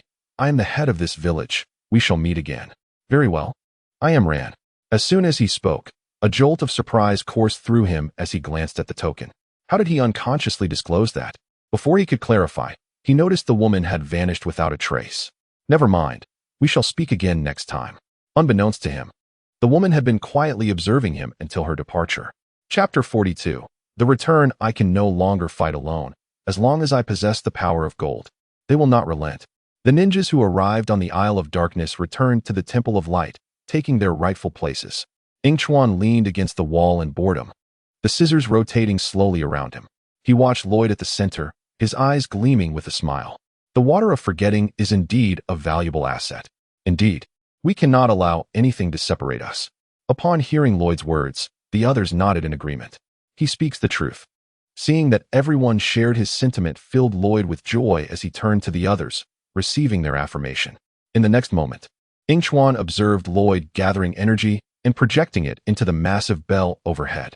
As the energy dissipated within, four distinct forces surged towards the other ninjas, swiftly entering their bodies. As the energy coursed through them, Kai and the others felt stronger than before, eagerly channeling their elements and discovering their powers had become notably purer. The elemental force resides within us now, Kai exclaimed, gazing at the ice he had conjured with delight. Quickly unleashed the fire. Huh! Behold this remarkable technique. At the entrance to the Temple of Light, Jiamandu and Master Wu observed the chaos inside with disapproval. This is foolish. Such decisions place everyone in peril. A being like the Dark Lord can seize Lloyd's energy and could just as easily take from others. If everyone possesses energy, then all are in jeopardy. But this is your son's decision, Master Wu remarked, leaning on his cane. Since Lloyd has resolved this, he must have his reasoning. These youngsters bear too much risk. They ought to heed their fathers, Jiamandu retorted, turning away to avoid watching Kai's fiery antics. He gazed at the setting sun in the distance, sighing softly. The lack of news from Paizo was rather unusual. Without risk, they may never know how far they can go. You must have faith. We will apprehend Paizo and locate Bog, then you can rest easy. Master Wu understood his brother's concerns and stroked his beard reassuringly. Indeed, Master Wu is correct. Do not fret excessively. They turned around, only to find Yingchuan standing behind them, scissors in hand. Let us hope so. I cannot shake the feeling that something ominous looms. Acknowledging Yingchuan's sentiments, Jiamanda nodded, having always considered him the most level-headed among the group. I shall seek out Nia and the others. With a flick of his wrist, Yingchuan tossed the scissors into the air, where they spun gracefully before he departed down the hill. Who do you think is the most formidable among these children? As Jiaman observed Yingchuan's silhouette gradually fading from view, the scissors spun around him, evoking memories of the moment when the Dark Lord was obliterated. Among these children, their strengths were relatively comparable, with the exception of Yingchuan, whose enigmatic nature rendered him a mystery. Even I am unaware of the extent of his elemental abilities, nor the teleportation talisman, the flying scissors, and the magical blade Thousand Blades. I have never encountered such weaponry. Master Wu silently gazed at the sinking sun, perceiving that Yingchuan harbored too many secrets worthy of exploration. We must take our leave, he finally declared, waving his hand. Overthinking is not beneficial. And he departed with the others. As for the Borg that Master Wu mentioned, he had become a laborer, engrossed in repairing machinery, sparks flying like fireworks. Once finished, Borg straightened up, maneuvering his mechanical legs to approach Paizo. Paizo, my robots have begun to question your assertions. You claim this is the Dark Lord's plan. Yet we have not glimpsed his presence. Accompanying Paizo was General Koot, who expressed his dissatisfaction, demanding an accurate response lest his subordinates grow restless. No, he is currently conserving his strength, Paizo replied. Upon receiving a satisfactory answer, Koot squinted, recognizing the grandeur of the plan. If we discover that you deceived us about his survival merely to manipulate us, you will pay dearly. Sensing Koot's distrust, a flicker of anger flashed in Paizo's eyes. Quickly concealed, the Dark Lord would reveal himself at the time of his choosing. I must remind you, you are susceptible to reprogramming. With that, Paizo retreated into the control room, raising the barrier that isolated him from the outside world. Suddenly, he felt a constriction in his throat. He spat onto the ground, a deep purple liquid pooling at his feet, which he scrutinized intently. The ninja robots are losing patience. They question your existence. In the next moment, the liquid began to form a tentacle, with only its eyes discernible. I must not allow them to witness my weakened state. If it were not for those damned ninjas and Yingchuan interrupting the transmission, I would not be in this predicament. Oh, do not worry. I shall regain my strength swiftly, and we will soon realize the Great Hornstar plan. The Dark Lord leaned weakly against the wall, observing the rocket before him. Though the process had been tumultuous, the outcome appeared promising. Forgive my conflicting emotions. It is merely this plan. Paizo understood that the possibility of failure loomed large, and they could not afford to falter. Perhaps they could manipulate Lloyd. This was the sole path to my ascension as the Golden Master. Lloyd relinquished his golden powers. There was no need to pursue him relentlessly. The Dark Lord's utterance seemed to drain his energy. Paizo gazed at the rocket before him, acknowledging that it was time to create difficulties for the ninjas. Just then, a newcomer arrived at Borg's office. As the elevator doors opened, Jamon immediately spotted Zahn and Pickshaw beside the computer. He hastened over to them, inquiring, "Have there been any developments in the search?" Master Wu, who stood beside Zahn, answered, "The cameras have not captured any sign of Paizo or Borg, but the ninjas are active in areas lacking surveillance." Following Wu's gaze, Jamon noticed they were maintaining contact with Lloyd and Yingchuan. There are no traces of ninja robots in the toxic swamp. Indeed, none, Wu affirmed. Hearing this, he asked, "Do you two have time to search the Wasteland Glacier?" Yingchuan, who was stationed in the toxic swamp, interjected before Lloyd could respond. Searching the wasteland glacier is a trivial task. Let Lloyd handle it alone while I return to assist you. Lloyd, feeling overly attached, retorted, "Hey, what if you disappear again?" Yingchuan widened his eyes, incredulous, pointing to himself. Who would vanish? Me? Impossible. I am quite mature now. Enough, Yingchuan, return. Lloyd, you search elsewhere. With Master Wu's directive, Yingchuan patted Lloyd on the shoulder, declaring, "All right, I'm off." He mounted his motorcycle and rode away, leaving a begrudging Lloyd behind. Chapter 43. The Great Horn Star Plan. After detailing Lloyd's tasks, Jumon wore a grave expression as he contemplated the clues before him. The Great Horn Star Plan. 2 days prior, Zahn and Pickshaw intercepted an encrypted message titled The Great Horn Star Plan. Master Wu approached slowly from behind, explaining to Jumon why he had summoned him. The Great Horn Star? Jumon queried, recalling an encounter long ago with a serpent general of that name. Indeed, Master Wu acknowledged, recalling the distant event and the celestial palace named after it, uncertain if there was a connection. As Jumon pondered, a peculiar sound caught his attention. What is that noise? He asked Pickshaw. Our facial recognition system has identified an individual. Pickshaw brought up the video, revealing Robot Kput driving a large truck on the highway, followed by several others. Kput, I surmise they are constructing something with Borg, Zahn speculated from his perch on the desk. We need to ascertain which direction those trucks are headed. Bring me the nearest ninja. Furrowing his brow, Master Wu recognized that Kput was undoubtedly linked to the Great Horn Star Plan. What precisely did this plan entail? Meanwhile, at a cinema near Borg Industrial, Nia was watching a space movie with Jay and Co. They munched on a bucket of popcorn, engrossed in the film. However, their raucous behavior had drawn reprimands multiple times, and Nia could no longer tolerate it. Hey, this outing was not my idea. You should maintain some decorum while watching a movie. Just then, her communicator beeped, emitting a sound that irritated the other patrons. You are excessively loud. Can you not be quiet? 2 individuals in the front row stood up, angrily tossing popcorn in their direction. Please turn off all mobile phones and communication devices. A robot no taller than Jay interjected politely. All right, understood. Nia smiled apologetically as she silenced her flashing communicator. My apologies. After waiting in vain for a response, Zahn finally remarked, they are not answering. He pointed to 2 red dots on the map, indicating Kai and Yingchuan as the nearest ninjas. Then they should reach Prototype X, one swiftly. Pickshaw nodded. Very well, but inform Yingchuan to keep an eye on Kai and avoid any unauthorized engagements. We cannot allow the enemy to discover they are being tracked. On the roadside outside the new Phantom Ninja City, Yingchuan sat idly, gazing at his watch. Is this truly your most popular snack? Came Kai's voice from the cash register. Yingchuan rolled his eyes. He didn't mind letting Lloyd stick around for a while.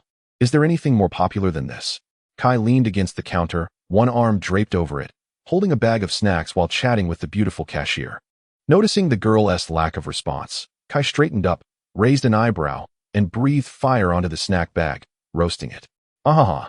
The sight amused the cashier. Kai ripped open the packaging, pouring the chips into his mouth. Yingchuan, standing behind him, shook his head in disbelief. Suddenly, a voice crackled through the radio behind the girl. You are tuned into 99.9, the new Phantom Ninja radio. Welcome to our broadcast. The timing of the broadcast seemed off. The girl turned to look outside, where a red car was parked. Your ride is out there. Pretty cool, she remarked. Kai shrugged dismissively. That old thing is just Prototype X1. He then rested his chin on his hand, his tone dripping with mystery. I could say it's a secret agent's vehicle. Realizing too late, he quickly covered his mouth. Oh, now it's not a secret. Want to take a spin? Yingchuan hoped Kai would reimburse him, as his mental state was currently compromised. How could he flirt with girls with such pitiful skills? Yingchuan. Kai, I need your response. Pixie's anxious voice came through the car's phone. Upon hearing this, Yingchuan hurried over and gave Kai a hearty slap on the back, successfully restoring him to his usual self. Let us go, secret agent. We have a new mission. Reluctantly, Yingchuan dragged Kai into the car, turning back to apologize with a smile to the cashier. Is it inconvenient for you to talk right now? Pixie seemed to sense something. Sighing, Yingchuan asked, do you need us to do something? He was relieved to no longer witness Kai's abysmal flirting techniques as he settled into the back seat. You better have a good reason for calling us. With that, Kai revved the engine, flooring the gas pedal, and executed a drift as they sped away. A ninja robot guard squad was heading west, and Klupter was among them. Klupter? We need you and Yingchuan to follow them without being detected. Kai raised an eyebrow disdainfully, his tone rising. We are ninjas, just watch. He then donned a pair of sunglasses, tossing another pair to Yingchuan. As Yingchuan fiddled with the sunglasses, he pondered. Isn't it said that drinking the water of forgetfulness erases memory? There are distinctions. The more you drink, the more memories fade. The recovery brings more pain. Conversely, the lesser you drink, the lesser the impact. Yingchuan contemplated and tentatively asked, System, can you tell me what will happen next? Cannot disclose, came the system's reply. Frowning at the lack of information, Yingchuan wondered if the system was telling the truth. Yet, he felt as though he had forgotten something recently. We're serious, Kai. Pixie. Familiar with Kai's character, sense trouble, your carelessness cannot jeopardize the mission. Relax, when have I ever been careless? Kai retorted, turning off the communicator. In the back seat, Yingchuan donned the sunglasses, realizing from Kai's demeanor that this mission was likely doomed. Especially considering Kai's self-satisfied expression, he had already guessed the outcome. It wasn't that he didn't trust Kai, it was that he truly couldn't. Meanwhile, Pixie, unable to reach Kai, grew increasingly anxious and took remote control of the car. I've remotely controlled X1, escaping me 1 TB easy. Fine by me, Kai replied lazily, reclining in his seat. Yingchuan was overwhelmed with emotion. Kai's driving nearly knocked his sunglasses off, and the ride had finally stabilized. How far are we from the convoy? Approximately 3 minutes until you near the convoy, Pixie calculated. Upon hearing this, Kai became excited, accelerating to see if they could shave off 2 minutes. Sitting in the back, Yingchuan preferred silence. The wind was too harsh, and speaking could be detrimental. The red rims spun rapidly, propelling the vehicle forward as they swiftly approached the convoy. Observing the moving red dot on the map, Klupter questioned, You can't even control your own team. Have a bit of faith, brother, Master Wu reassured him. As they moved towards the mountain pass. Kai, it's time to take action, Pixie commanded. All right, Kai replied confidently, gripping the steering wheel. While Yingchuan thought this experience was quite remarkable, though he wouldn't return for another. After rounding a corner, they finally spotted Klupter's team. Remember to keep your distance. We only need to know their direction. Chapter 44. The flip. This is so boring. I want to know what they are hiding. Kai's voice brimmed with excitement as he observed the convoy ahead. After a while, Kai maneuvered the car into close proximity with another vehicle. Yingchuan turned to glance at the car that had just been bumped, feeling concerned for those inside, while also voicing his criticism. Kai, your driving skills are truly impressive. You might as well have eyes under your eyebrows, only blinking without seeing. Meanwhile, Pixie's warning echoed. Eyes on the road, Kai. I was just testing. Every car drives differently, Kai defended himself. This car is worth much more than yours, Kai, Pixie pointed out. You'd better not return with any scratches. Understood, Kai replied dismissively, pressing a button to showcase its firepower. A missile launcher emerged from behind Yingchuan. Realizing the impending trouble, Yingchuan attempted to intervene. But 2 missiles had already been launched, exploding in the sky. The noise stirred a sense of alertness in Paiso, who peered out the window and spotted Kai tailing them. We're being followed, accelerate. Paiso ordered. Yes, sir. As the convoy sped up considerably, Yingchuan couldn't help but remark, Kai, you're truly something else. Even the enemy noticed us.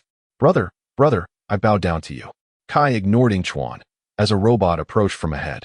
Seeing the enemy draw near, Kai hastily swerved to avoid them, but managed to leave a scratch on the vehicle in the process. Haha, Kai, you're doomed. Yingchuan relished the spectacle, imagining Pixie's fury upon seeing this. If we're doomed, we're both going down together, Kai retorted. Stunned, Yingchuan pondered the truth in that statement. He had indeed boarded a sinking ship. Could he still return to when he fled from Lloyd by listening to the clock ticking in reverse 100 times? Yingchuan felt increasingly irate and, with a mere flick of his wrist, directed the scissors to bring down the 2 robots. Observing them plummet down the mountain, Kai ceased his futile chatter and hastened to follow suit. Enough is enough. From this moment forth, I shall take control. Pika Sha could no longer bear it. Her most cherished vehicle bore 2 unsightly scratches. If Kai continued to drive, the entire car would surely be ruined. I was just driving, Kai exclaimed, bewildered by the sudden cessation of his control. Not anymore, Pika Sha retorted, her tone laced with barely concealed anger. Thus, she commandeered the vehicle, trailing directly behind the convoy. Disregarding the need for stealth. What are you doing? Kai questioned, incredulous. The plan has been compromised. We only hope you can discern what the enemy is transporting. Pikasha replied. Seeing the similarity between her plan and his thoughts, Kai sighed in relief, relishing the synchronicity of their strategies. As the vehicles drew closer, Yingchuan noticed the mechanical ninjas on the large truck turn their gaze toward them. In the blink of an eye, they unleashed lasers at Kai, who desperately maneuvered to evade them, only to slam his head against the seat back. Pikasha, this is beyond excessive. Can I at least say something? The vehicle abruptly reversed, distancing itself from the convoy, yet maintaining a safe proximity. The pilots in the convoy observed this spectacle and devised a plan. Fire toward the mountain, commanded Kupute, unleashing lasers that struck the rocks above. Kai, your voice would be wasted on anything but a singing career. Yingchuan clamped his hands over his ears, lamenting his misfortune, as Kai's shrill cries threatened to shatter his eardrums. The missile launcher behind him targeted the obstructing stones ahead, successfully clearing the path. This is utterly hilarious. Kai exhaled with relief. I only know that getting closer is the objective of this mission. As they swiftly approached the convoy, Pikasha realized something alarming. I can't surpass them. Brace yourself. For reasons unknown, Yingchuan's right eyelid began to twitch. Why? Kai queried, panic creeping into his voice. For this. Just as Pikasha spoke, Kai discovered that the area where he had been seated had inexplicably transformed into a motorcycle. What the? Yingchuan exclaimed. Stunned to see the once occupied space now glaringly empty, the highway laid bare before him. Please spare me. I shall never undertake a mission with Kai again. Yingchuan, you are now in control of this vehicle, Pikasha instructed. Huh. Yingchuan rubbed his head, contemplating his newfound responsibility. I suppose I could give it a try. Good. Receiving his affirmative response, Pikasha deftly maneuvered the partially empty vehicle, quickly catching up to Kai. What a rush. Yingchuan exclaimed as he watched Kai collide with the large truck, yet remain upright, even climbing atop it. The motorcycle slowly returned, merging with the sports car, reverting to its original form. Yingchuan, wide-eyed, clutched the seat and tumbled into the driver's position. At that moment, Kai cautiously leaned against the truck. Put on your sunglasses. He is our communication receiver. All right, prepare for the show. Kai ascended to the top of the truck, but as soon as his head emerged, 3 mechanical ninjas unleashed lasers at him. He quickly ducked down, igniting flames in his hand before thrusting his head out to hurl a fireball at one of the robots. Do you enjoy barbecues? Seizing the moment while the other mechanical ninjas were momentarily stunned, he dispatched them one by one. Watching the robots tumble from the truck, Yingchuan distanced the vehicle, disdain evident in his control. Kai, you truly are remarkable. He silently applauded Kai as the convoy ignited in flames due to his fireball. Phantom spin. Kai suddenly realized he was precariously perched atop a large drum of aviation fuel. If the fire continued to spread, he would surely be reduced to ashes. Pikasha, I'm standing on a huge drum of aviation fuel, and I think I've ignited it. He shouted in desperation. Aviation fuel? He had to descend before an explosion occurred. On the other side, Jiaomon, having overheard, urged sternly, Pikasha, you and Yingchuan must work together to extract him. Pikasha, now serious, instructed, Kai, there is a single-lane tunnel ahead.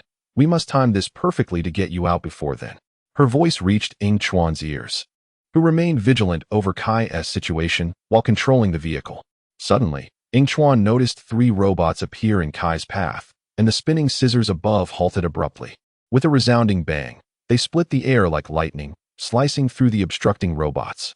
After successfully dispatching the 3 mechanical ninjas, the vehicle swiftly reached Kai's side. No more dawdling. Jump. Yingchuan urged.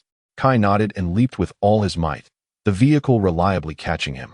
Kai, you are truly a master of creating chaos. As he watched the convoy recede into the distance, Yingchuan quipped. Acknowledging his own shortcomings, Kai remained silent, prompting Yingchuan to glance at him in surprise. Have you been possessed? Shouldn't you be berating me right now? Upon hearing this, Kai could no longer contain himself. To hell with you. If I don't insult you. You want to be happy. You too, hurry back. Jiaomon's voice was no longer filled with urgency, as uncertainty loomed over where the convoy was headed. All right, Yingchuan replied, surveying his surroundings, and skillfully turned the steering wheel to redirect the vehicle. You'll be done for when we return, Yingchuan teased. Why can't we both be done for? You better hope for my good fortune. Chapter 45. Space. Time is of the essence. Quickly follow the map. This storyline must be pursued. Where are we headed? Yingchuan inquired, puzzled. To Uroboros City. There lies the answer you seek. Uroboros City?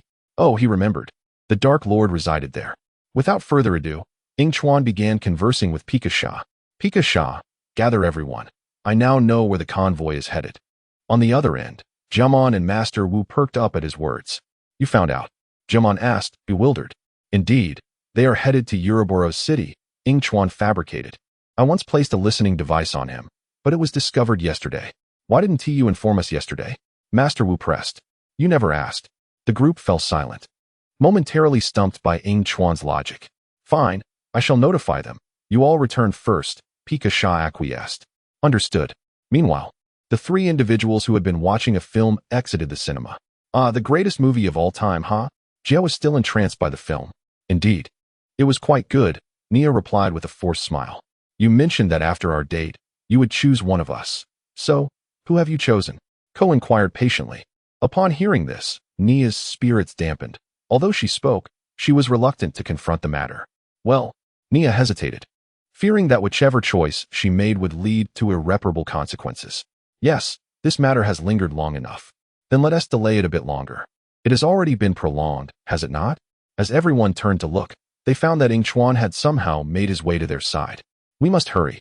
There's a mission at hand, Yingchuan interjected, coming to Nia's aid while simultaneously critiquing Kai, exclaiming that his driving skills were nearly sending him to meet his great-grandmother. Kai, are you with him? Nia seemed to have found a lifeline, quickly picking up the conversation. Yes, but he has already gone ahead to find Master Wu and the others. We should move swiftly. The group exchanged glances, and Nia spoke up. What are we waiting for? Let's go. With that, Yingchuan hastily dragged the reluctant Jay along, and the other two followed suit. With a chime, the elevator doors opened, and Nia and her companions entered Bog's office, where the remaining members were gathered around the desk. Their expressions grave. Mission, proceed to space. Reward, a protection card that allows instantaneous relocation to any location, valid for one use only. Yingchuan, could you elaborate? Everyone turned to the arriving Yingchuan, who nodded in affirmation.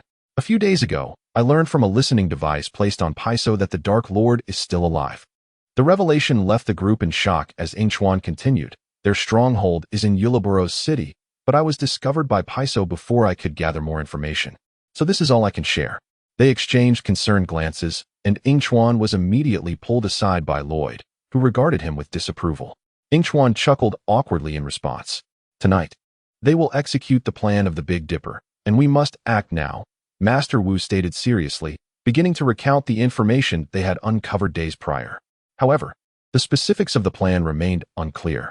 Yingchuan nodded, summarizing, now that we know their location, we should strike directly at their lair. Kai was eager at the prospect, but Yingchuan shot him a scrutinizing glance, furrowing his brow in contemplation. Noticing this, Nia inquired, do you know something more? Perhaps, Yingchuan replied, though I cannot be certain if it's a lead. His brow relaxed as he chuckled lightly. Do you remember the time we followed Gamandu back to the past? At that time, Kai and the others had destroyed Gamandu's super golden weapon, but in the collision, they had entered space. Did that really happen? Lloyd asked the others. Lloyd, you don't recall? It was because we returned to the present that history was altered, Jean interjected. But how do you remember this, Yingchuan? Jean inquired, raising an eyebrow. Yingchuan gestured to his head. The Dark Lord has always aspired to become a golden master.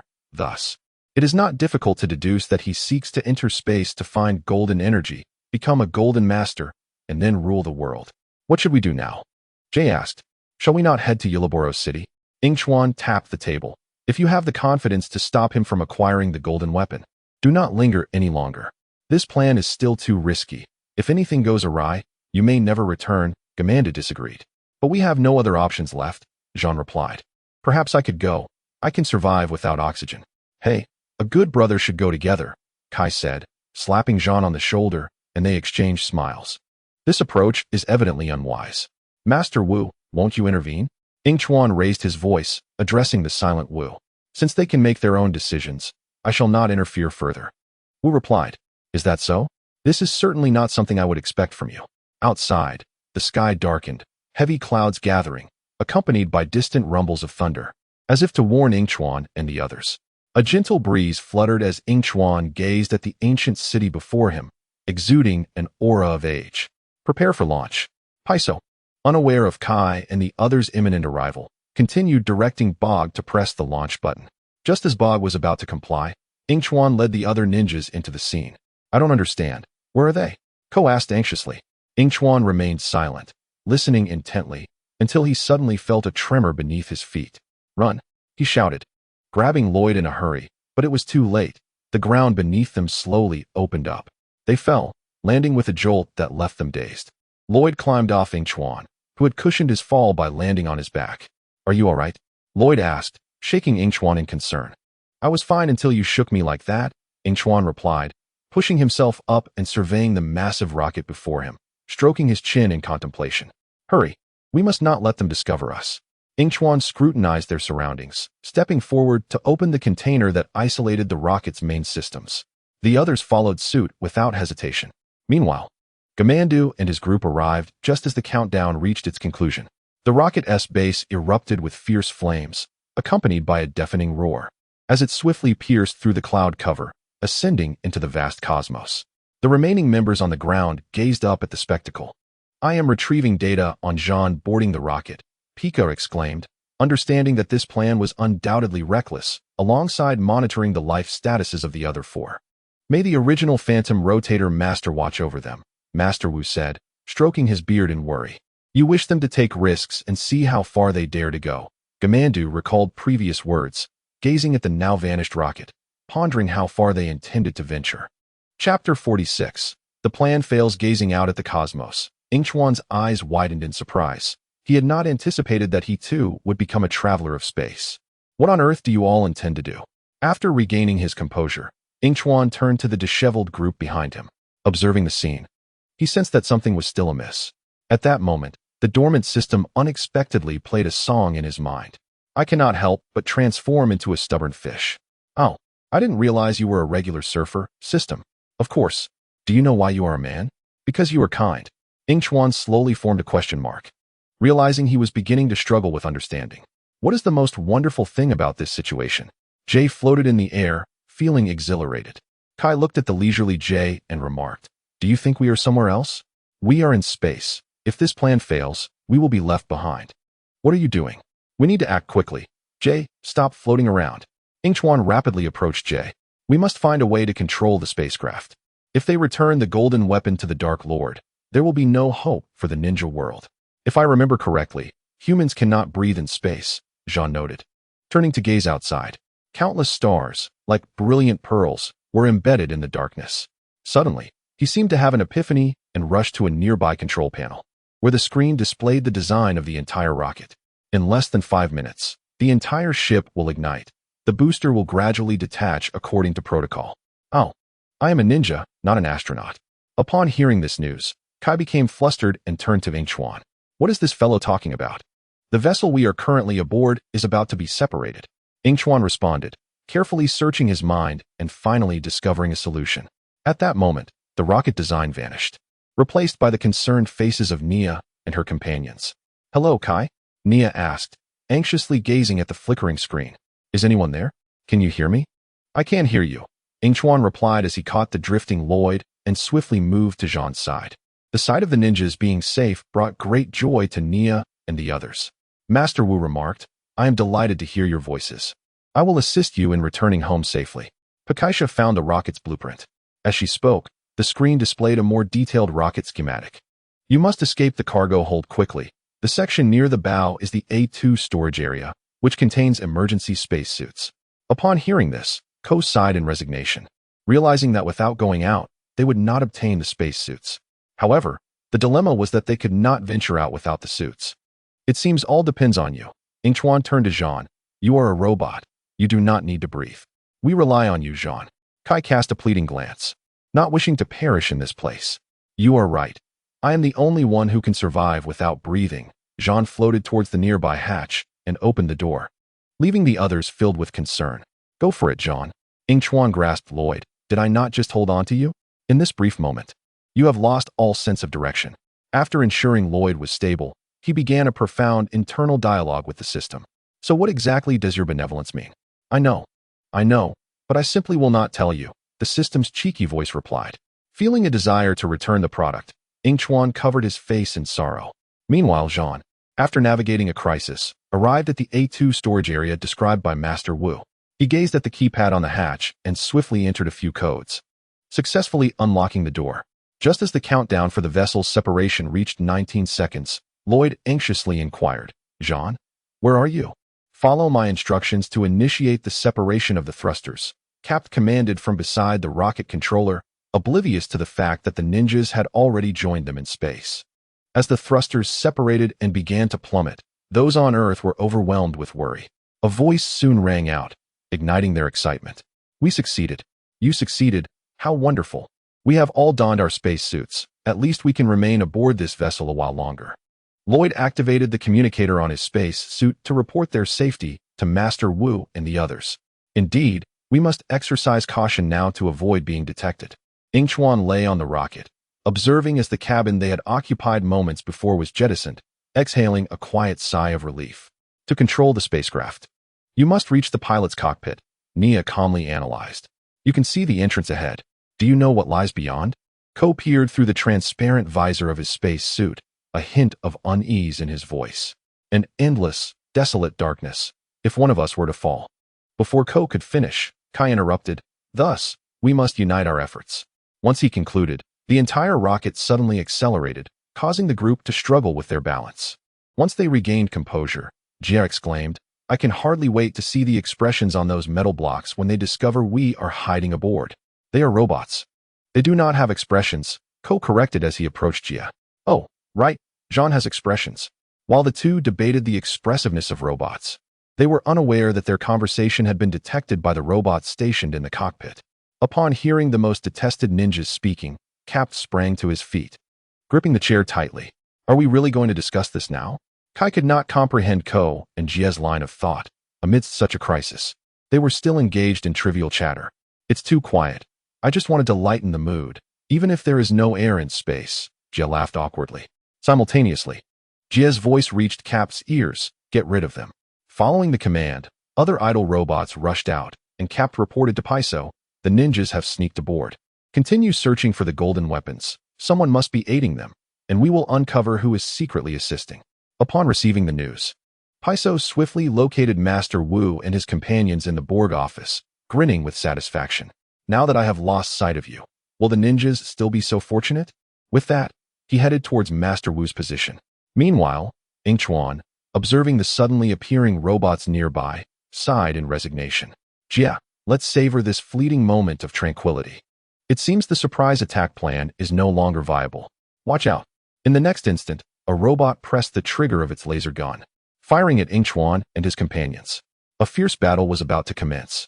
Chapter 47. Hello. Yingchuan and his companions hastily dodged the laser. One of the robots flew directly in front of Jia, the dark muzzle aimed squarely at him, leaving him in a precarious situation. With the weapon trained on him, Jia swiftly countered and seized the robot's weapon. "Jia, that was incredible." The others cheered upon witnessing the scene. "Not Jia, it's Fritz Donegan," Jia boasted, having taken down several robots, declaring, "Fear does not exist in my world." Oh dear, I should not have introduced him to that movie. Lloyd felt a twinge of regret, recalling how he had once shown Jia a space film featuring Fritz Donegan, after which Jia had become an ardent fan. "Do not say that. While we cannot change the environment, we can still alter ourselves." Kai was unwilling to dampen Jia's excitement. "So, should we just stand by and watch?" Yingchuan joined Jia, declaring, "Open fire." Flames erupted from Kai's hands as he hurled them towards the robot, sending it flying. Lloyd carefully evaded the lasers and, witnessing Kai's actions, gathered energy into a sphere, surrounding himself completely. "I hope this proves useful. Ice out. Do not use phantom spinning technique." Just as Yingchuan sent a robot flying, he noticed Ko and quickly warned him. "In zero gravity, we cannot utilize the phantom spinning technique. The resistance is too minimal," Jean explained to the group. Seeing Ko nod in understanding, Yingchuan exhaled in relief. He raised his gaze towards the distant planet. "We must conclude this battle. Golden weapon, prepare for entry." Meanwhile, Cap issued orders. "Let us pass through the comet's tail." "General, the comet is releasing a multitude of debris," a robot responded with concern. "Proceed as instructed." Upon hearing Kabut's words, the robot remained silent, diligently attending to its tasks. The spaceship altered its course, heading towards the comet. "You are about to reach the cockpit," Master Wu instructed from the side, ensuring you remained on track and focused on the immediate task. Master, the signal is weak here. I can barely hear you, Kai remarked, standing alongside a few others, as Master Wu's voice crackled through their headsets. Gazing ahead, Kai noticed a rock hurtling towards him and swiftly dodged. A small meteor. Jean exclaimed anxiously upon witnessing the scene. This is not an opportune moment for a battle. One misstep could lead to being cast into the void of space forever. Kabut has steered us into the comet's tail. Find cover. A meteor zipped past Yingchuan's head, continuing on its trajectory. What cover? Ko questioned, glancing at the desolate expanse surrounding them. Look, Yingchuan pointed ahead, where a faction of mechanical ninjas abandoned their comrades and sought refuge aboard the spaceship. The remaining mechanical ninjas exchanged bewildered glances before huddling together, trembling. Hey, look at their expressions, Jia exclaimed joyfully, recalling the incident. However, his tone shifted to one of awkwardness as he observed the mechanical ninjas being struck by debris. Forget I said anything. Meanwhile, within the tranquil confines of Phantom Ninja City, sounds emanated from Borg's office. Due to the meteor shower, they cannot hear us. Master Wu expressed his concern. They must be preparing to land. However, we need to caution them about the other creatures on that comet, Gaman added. Indeed, Nia instinctively agreed as she observed the surveillance footage of the building before them. We are not alone. The group turned to the monitors. Witnessing the tightly sealed entrance of the building being blasted open as Paiso and a throng of mechanical ninjas surged inside. As the smoke dissipated, Borg's figure emerged. The transmission signal originated from here. Paiso assessed the surroundings, his tone serious. Behind him, 4 robots carried a large iron canister, its glass surface revealing a pair of familiar eyes. Secure the entire building. Wait for them to return with the golden weapons. The voice of the Dark Lord resonated. This location will be crucial to our grand design. Go forth. Seeing the mechanical ninjas remain motionless, Paiso commanded, we must depart. A sense of unease washed over Master Wu upon encountering the familiar Paiso. But we must warn them. We cannot withhold what lies there, Gaman exclaimed, flustered. Then they will be left to fend for themselves. Take whatever you can. Upon hearing this, Nia and the others gathered some equipment, gazing at the massive glass window. This way, Nia urged. With a chime, the elevator doors opened, and Paiso entered the office with several mechanical ninjas. The scene revealed shattered windows and scattered devices. The cowards have fled, Borg declared as he stepped out from behind Paiso, but the Great Horn Star is about to land. Prepare the factory. Just as he finished speaking, a commotion erupted, and from the shadows, figures stumbled forth. Gazing at the radiant sky outside, he envisioned his impending victory. The moment of the ninja's return would herald the birth of the Golden Master. Not far beneath the Dark Lord, Master Wu and his companions clung to the window cleaning machine. He is weak. We must confront him now, Gaman assessed. No, we cannot act recklessly before the ninjas return home safely, Master Wu countered, his sense of foreboding intensifying. We must wait until they are back before we devise our next move. We need to re-establish contact and find a location that remains undetected. I happen to know such a place. Gaman recalled a secluded area he once inhabited, isolated from Phantom Ninja City. What place? We would love to hear about it. Paiso's head poked through the window, gazing at the group below with a smug expression. They have found us, Nia cried out, looking down at the towering building, where the figures below appeared as tiny ants. Should we fall, we would perish here. Don't discard those computer components. We need them all, Paiso instructed, commanding Borg to sever one side of the window cleaning machine's track. Master Wu formulated a plan, eyeing a nearby platform. Quickly, let us combine our strength. With their collective efforts, the window cleaning machine swayed towards the platform, while above, Borg prepared to sabotage the remaining track. With a loud crash, the entire machine plummeted to the ground. But the individuals on top had already leapt onto the platform. Well, now we can no longer escape this place, Yingchuan lamented as Master Wu and the others remained silent. As they observed the approaching celestial body, Yingchuan lay atop the spaceship, securing his arm over Lloyd to prevent him from being thrown off. It seems we must brace for a hard landing. Hold on tight. Chapter 48. The dire consequences. Is everyone all right? The spaceship touched down, and they tumbled to the ground. Yingchuan helped the prone Lloyd to his feet, expressing concern.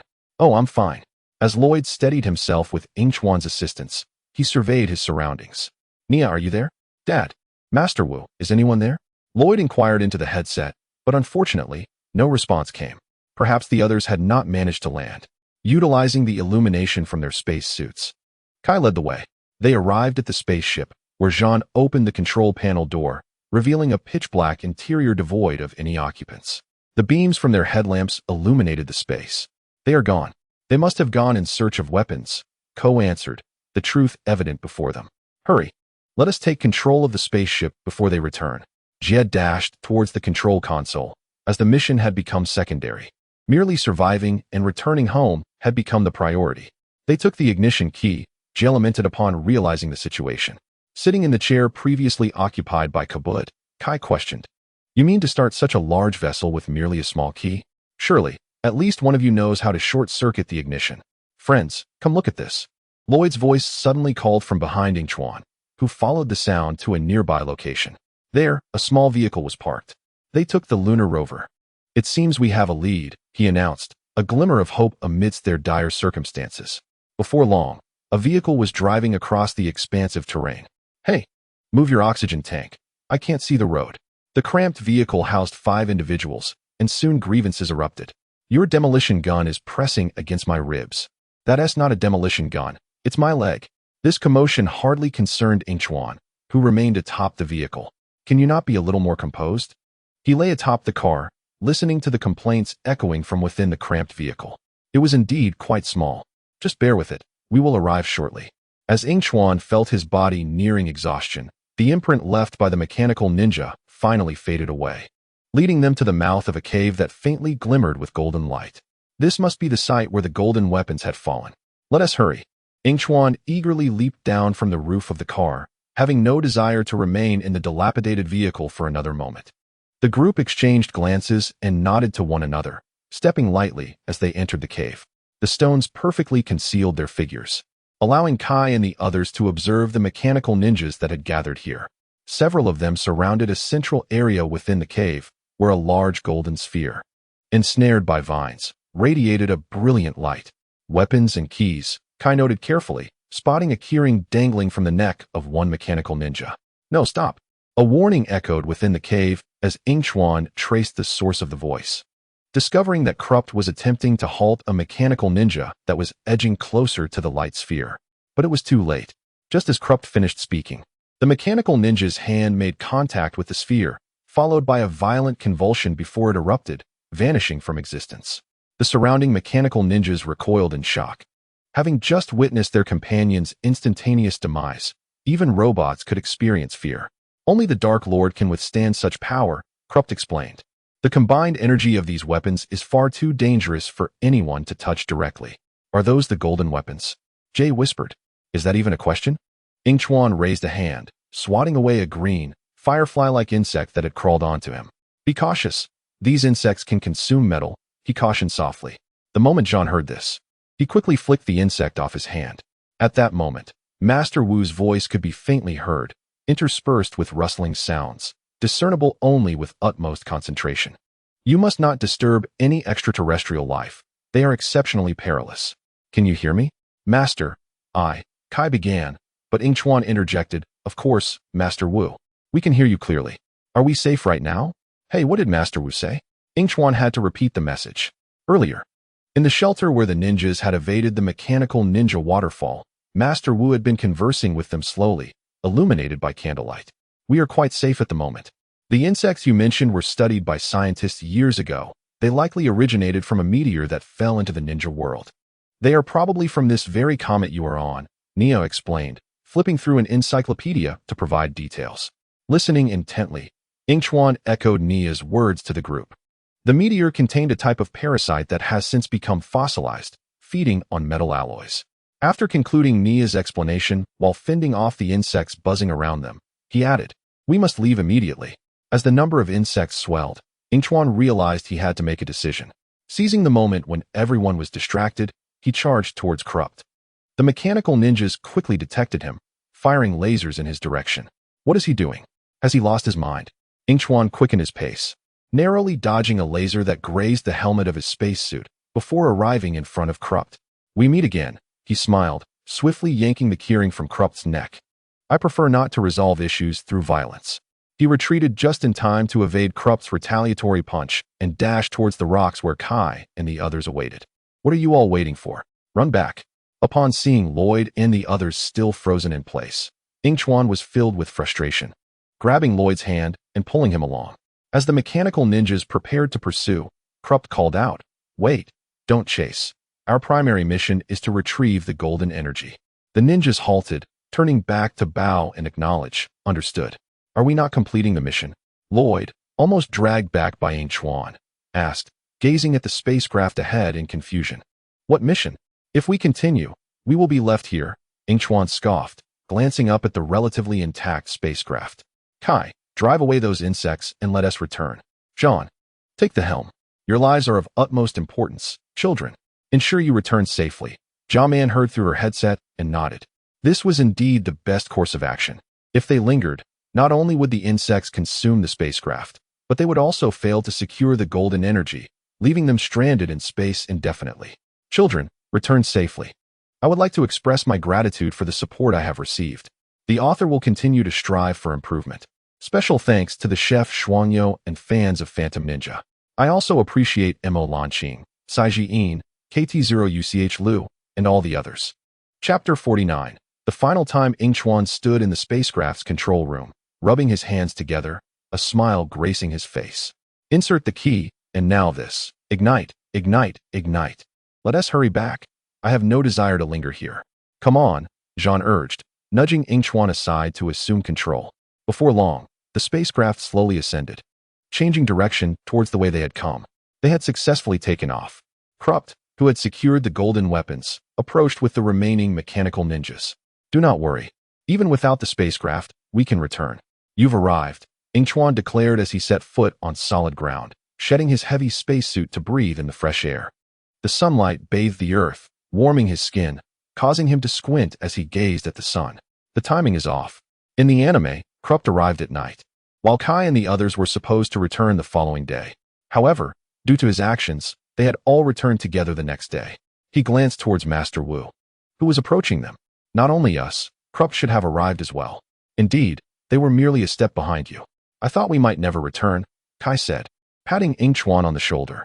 I do not wish to experience that again. Let us go? Jia-man approached, and Lloyd excitedly embraced him. Let us move, Yingchuan declared, leading the way towards Jia-man's temple. Have you all been waiting here? As they approached the chamber where the tranquil fist was studied, Yingchuan observed several flickering candles. The flames danced gently, casting a warm, yellow glow upon his face. Is it clear enough for you all to see? He remarked, just as the words left his lips. An alarm blared throughout the room. What now? Nia exclaimed, rushing to the computer to scrutinize the surveillance footage. This is bad. The Dark Lord is attacking Phantom Ninja City. It seemed that the fiend could no longer wait. Yingchuan calculated the time. Seizing the moment when no one was paying attention, he discreetly retrieved the protective card from the system's space. Wait, Zahn, take this card, he instructed, calling out to Zahn, who was trailing behind Lloyd. Zahn turned to see Yingchuan presenting a card before him. What is this? He inquired, taking the card, which bore no markings on either side, appearing rather unremarkable. It's a life-saving card, Yingchuan replied, patting Zahn on the shoulder without elaborating further. By the time this is all over, you'll be a new person when we meet again. What? Zahn began to ask for clarification, but was interrupted by Lloyd's impatient voice. Hurry up. What are you two doing? Yingchuan dashed towards Lloyd, with Zahn following closely, still pondering Yingchuan's cryptic words. He wondered if adding another person to their ride would be beneficial. Yingchuan's voice echoed in his ears, prompting him to look in that direction, but he still could not decipher the meaning. Time was of the essence, leaving Zahn no choice but to shelve his questions as they hurried towards Phantom Ninja City. It's the Phantom Ninjas, how exciting! Cheered the residents of the city upon seeing the ninjas arrive, halting their retreat from the Dark Lord. The cheers were a piercing sound to the Dark Lord, who had once been trapped within Garmadon's body and then confined to the digital realm. Now that he had finally regained his freedom, he faced the audacity of those accursed ninjas. If the ninjas bring them hope, then we shall extinguish them, he commanded. Prepare for battle. Yingchuan, seated on a motorcycle with his arms wrapped around Lloyd's waist, sighed deeply. Having a means of transportation is convenient, but it's disheartening that they all have one while I do not. Hearing this, Lloyd turned to him, puzzled. Didn't you say you'd rather not drive?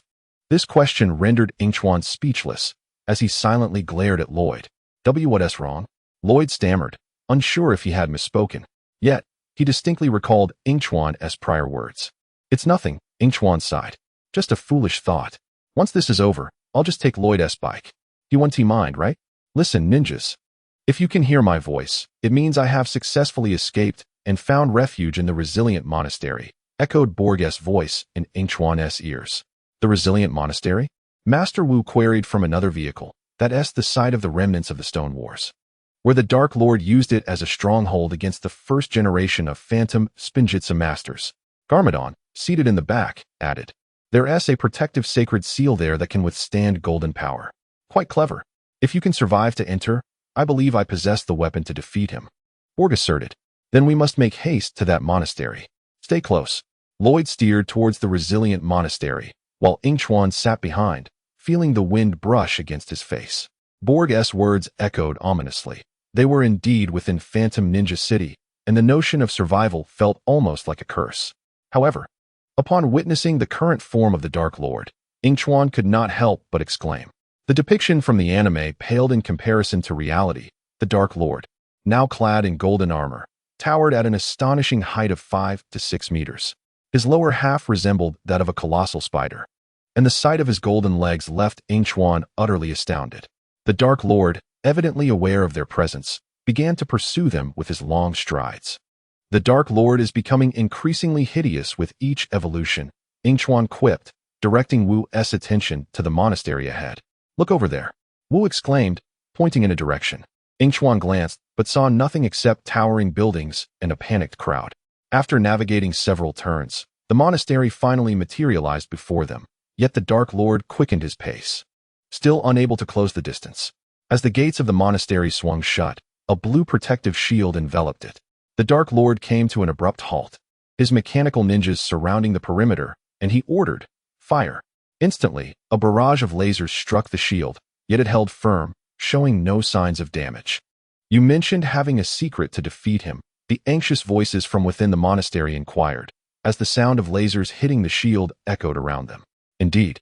This is a secret I have kept well guarded, Borg replied, as the ground in front of them sank, revealing a heavily fortified box. What is it? Jay asked eagerly. Is it dangerous? Is it alive? Does it come with a manual? However, as they peered into the box, J's excitement waned. Is it a pill? Borg lifted the capsule, explaining, This is not just any ordinary pill. It is a nanotechnology pill. For years, scientists have sought after this coveted invention. It is a genuinely effective weight loss solution. Once Borg concluded his explanation, Garmadon stepped forward, stating, You'll understand its significance when you grow older. Then, gripping Borg's arm tightly, he pressed, Tell me, Borg, does it work? Under the expectant gazes of the others, Borg finally spoke. It doesn't work. The surrounding individuals gave him a look that suggested they might retaliate, prompting Borg to hastily add, However, the nanotechnology has a counter effect. Not only can it shrink your waistline, but it also has a more astonishing effect. It can shrink you. Chapter 50 concludes. You mean to say you've created a shrinking pill? Zahn deduced. Wait a moment. Kai interjected, pausing before articulating slowly. You want us to approach this armored figure, who could incinerate us with a mere touch, and then give him the pill? As he spoke, Kai's agitation grew. Just like that? Precisely, Garmadon replied, falling silent as a realization struck him. Master Wu, do you remember when we fought side by side? You're right, brother, Master Wu recalled. Back when we were children, on that playground, battling the Temple Guardian. I threw a tricky curveball, and your staff could thread a needle. We never lost. Exactly. Master Wu suddenly grasped Garmadon's implication. Ninjas, let us draw near and administer the pill to the Golden Master. Standing behind Lloyd, Yingchuan was about to voice something when a crackling electronic sound filled his mind. Host, I have undergone an update. You must stay alive. Yingchuan hastily inquired. What new abilities will you have post-update? The items in the system store will double, meaning you will never lack for resources again, and this update also grants one opportunity to foresee the future. Never lack resources again? Yingchuan felt that the system was genuinely concerned for him, yet it neglected to consider whether his points were sufficient for purchase. Just as Yingchuan finished speaking, the system fell silent, and while he was distracted, it surreptitiously granted him a modest amount of points before vanishing without a trace. However, It was imperative that the ninjas took some precautions. Master Wu turned his gaze towards a set of armor positioned in every corner. Are you truly certain this will protect us? Kai approached and, picking up one of the armors, inquired with skepticism. If the Dark Lord Stone Warriors could withstand the first generation of phantom spinners using this method, I believe we too can employ it against the same force, explained Jimandu. Indeed, it was a reversal of fortunes. Centuries ago, the Dark Lord Stone Warriors had used this very armor to fend off the first generation of phantom spinners. And now it was utilized to resist the Dark Lord himself. Recognizing the significance of the armor, Lloyd turned to Yingchuan and handed it over. Here, take this. Huh.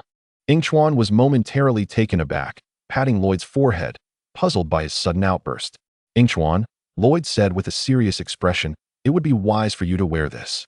The summoned individual chuckled and ruffled Lloyd's hair, reassuring him, do not worry, I value my life. He gestured towards Zan, expressing his intent to bestow the armor upon her. You and Zan are crucial during this operation, do not fret about me. All right, Lloyd replied, visibly relieved, and a smile broke across his face. We must depart. With Jimandu's words, the ninjas donned their armors, and remarkably, upon contact, the armor vanished. The shield is failing, hurry. Yingchuan glanced outside, alarmed to see the protective barrier dissipating. The mechanical ninjas outside could no longer contain their anticipation and surged inward. Phantom spin. After dispatching the surrounding mechanical ninjas, Kai and the others sprinted towards the Dark Lord in the city center. As Yingchuan joined them, he observed that the entire city was interconnected by web-like structures, gleaming with golden hues. It feels like we've returned to the past, does it not? Master Wu and Jimandu trailed behind Yingchuan, as a gentle breeze caressed their cheeks, reminiscent of their childhood on the playground. Indeed, this feeling is exquisite. Suddenly, with a resounding crash, tiles from a neighboring building gathered together to form a massive hand, striking towards the individuals sheltered within. Yingchuan shut his eyes tightly. No pain followed, but the sound of shattering tiles echoed in his ears. He hesitated before reopening his eyes. The armor had fulfilled its purpose. The Dark Lord's attack was rendered completely ineffective. I can hardly believe it. This armor truly works. Onward. We must assist our master in clearing the obstacles. The ninjas leaped amidst the golden lines, while the Dark Lord, noticing their proximity, grew increasingly anxious. My powers are ineffective against them. They keep rushing towards me. Then, attack the civilians. Paiso was well aware of the ninjas' tendencies to prioritize the safety of innocent bystanders, a behavior he profoundly detested. An explosion reverberated, as debris from a destroyed building cascaded downwards, and witnessing the panicked crowd, Lloyd urged, we must rescue the civilians. We need to bring our master closer to the target. Just as the ninjas hesitated on how to proceed, the manhole cover of a sewer suddenly burst open, and Sakarl emerged, shouting, people of the ninja world, follow me. With Sakarl's arrival, more civilian lives were safeguarded. Witnessing this, Jay exclaimed excitedly, the serpent is with us. This is splendid. I've seen everything now. Relieved, Kai gazed at the Dark Lord perched atop a distant building like a spider on its web. We are never close enough. We do not need to be, Jimandu replied, looking into the darkness. Brother, prepare to weave the thread. Let them taste the might of our old bones. With that, Jimandu leaped onto a golden line, using its elasticity to propel himself upward, catching Master Wu mid-jump and elevating him higher. Just as Wu was about to descend, Jimandu tossed a hidden pill towards him. Wu, with impeccable timing, struck the pill towards the Dark Lord with his cane. As all eyes eagerly watched, the pill soared towards the Dark Lord's mouth, when suddenly, Paiso emerged from nowhere and swallowed it whole. He landed on a nearby building, coughing incessantly. Wu and Jimandu exchanged glances, both realizing the gravity of the situation. After a moment of coughing, Paiso abruptly felt a surge of pain throughout his body, rapidly shrinking until he was no taller than a water bottle. No, he shouted, drawing the attention of a nearby divine eagle. And as the giant bird charged towards him, Paiso screamed and dashed inside without looking back. Is this the end? The Dark Lord felt a wave of fear wash over him upon witnessing Paiso's transformation, but soon regained his composure. Is this all you are capable of? A golden line ensnared the group, leaving only Zan remaining. As the Dark Lord tightened his grip, Ko struggled to inquire, why has the armor failed? Because your time has come. Zan evaded the encroaching golden lines, observing his suffering companions, seemingly making a resolute decision. Friends, Lend me one last hand. With the captured individuals upside down, Zan stepped on their feet to reach the Dark Lord. He touched the golden armor, releasing a torrent of ice elements. Yet the overwhelming golden energy began to take its toll on Zan's body. Release my friends. Zan strained to utter this phrase through clenched teeth. What difference does it make to release you doomed ninjas? The Dark Lord sneered, observing Zan's body begin to crumble. The golden weapon is far too powerful for you. Your chances of survival are negligible. This is not about chance. It concerns family. As the prolonged contact with the golden armor took its toll, Zan's energy could no longer withstand the strain. The others, now safely returned to the ground, expressed their growing concern. His heart is nearing its breaking point. If it overloads, it will explode, and he will perish.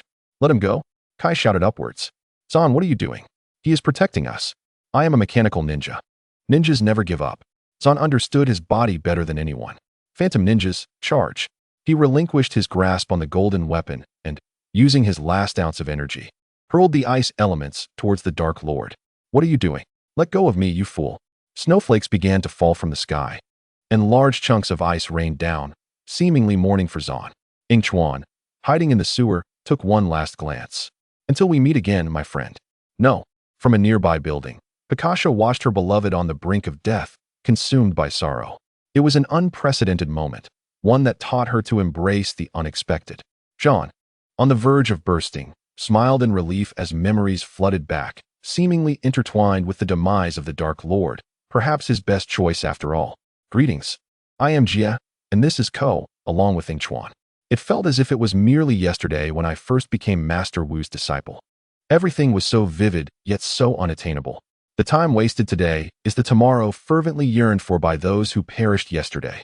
The present you disdain is a past that can never be revisited. The warmth of familial and friendly bonds ignited Jean's once icy heart, yet this time, he fell into the snow. Ding, detecting imminent threat to the user's life, initiating rapid teleportation.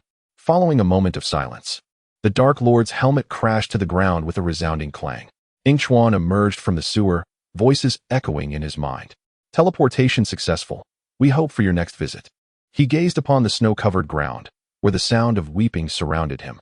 Days later, in a park within Ninja Phantom City, a new sculpture was erected alongside John's photo, while Bog was saying something as dozens stood silently, listening. I once believed technology held the answer to all problems. Yet I soon encountered new, devastating issues, until a machine ninja named Jean saved us all. He was the perfect balance between humanity and technology, teaching us that life itself is a balance. After the memorial service, Yingchuan watched the birds soar in the sky, as Master Wu approached and softly remarked, Jean is still alive. Master Wu halted, astonished at Yingchuan's words. Yingchuan plucked a flower nearby, its petals dancing in the air, heralding the onset of a new tale. Chapter 51. Elemental Arena competition months had passed since Jean vanished from everyone's sight. Each individual was an indispensable force within the team. Without one, the entire group would crumble. This was the case with Kai and the others. Everyone was engrossed in their tasks, while Yingchuan remained confined in his room, unaware of what he was doing. Where are you heading, Lloyd? Yingchuan opened the door to find Lloyd hurriedly departing. Going to find Kai and the others? Indeed, I have a plan. Stopped in his tracks. Lloyd pondered that perhaps new members were about to join their team. New members? Yingchuan murmured, considering it might be a good approach, albeit one that could worsen their current situation. I know, but what can be done? Lloyd sighed. Everyone is engulfed in sorrow. We must rally ourselves. Hearing this, Yingchuan raised an eyebrow. This everyone surely did not include him. Remember to meet at Master Chen's noodle shop tonight, Lloyd added before stepping outside. Host, I have completed the update. Just as Yingchuan closed his door and sat at the table, aimlessly twirling a pen, the long-absent system suddenly reappeared. What new items are in the system store? I can't say. You can check for yourself. The system's tone was somewhat subdued, but it quickly brightened again. Yingchuan subconsciously recalled the forgotten water, priced at over 10,000 points. Upon opening the store page, he discovered that the forgotten water was now limited in purchase. It's limited? Only 10 bottles available. Who would be foolish enough to buy it? Yingchuan scoffed, continuing to scroll, indeed finding items he had never seen before. Delicious snacks. 10 points per pack.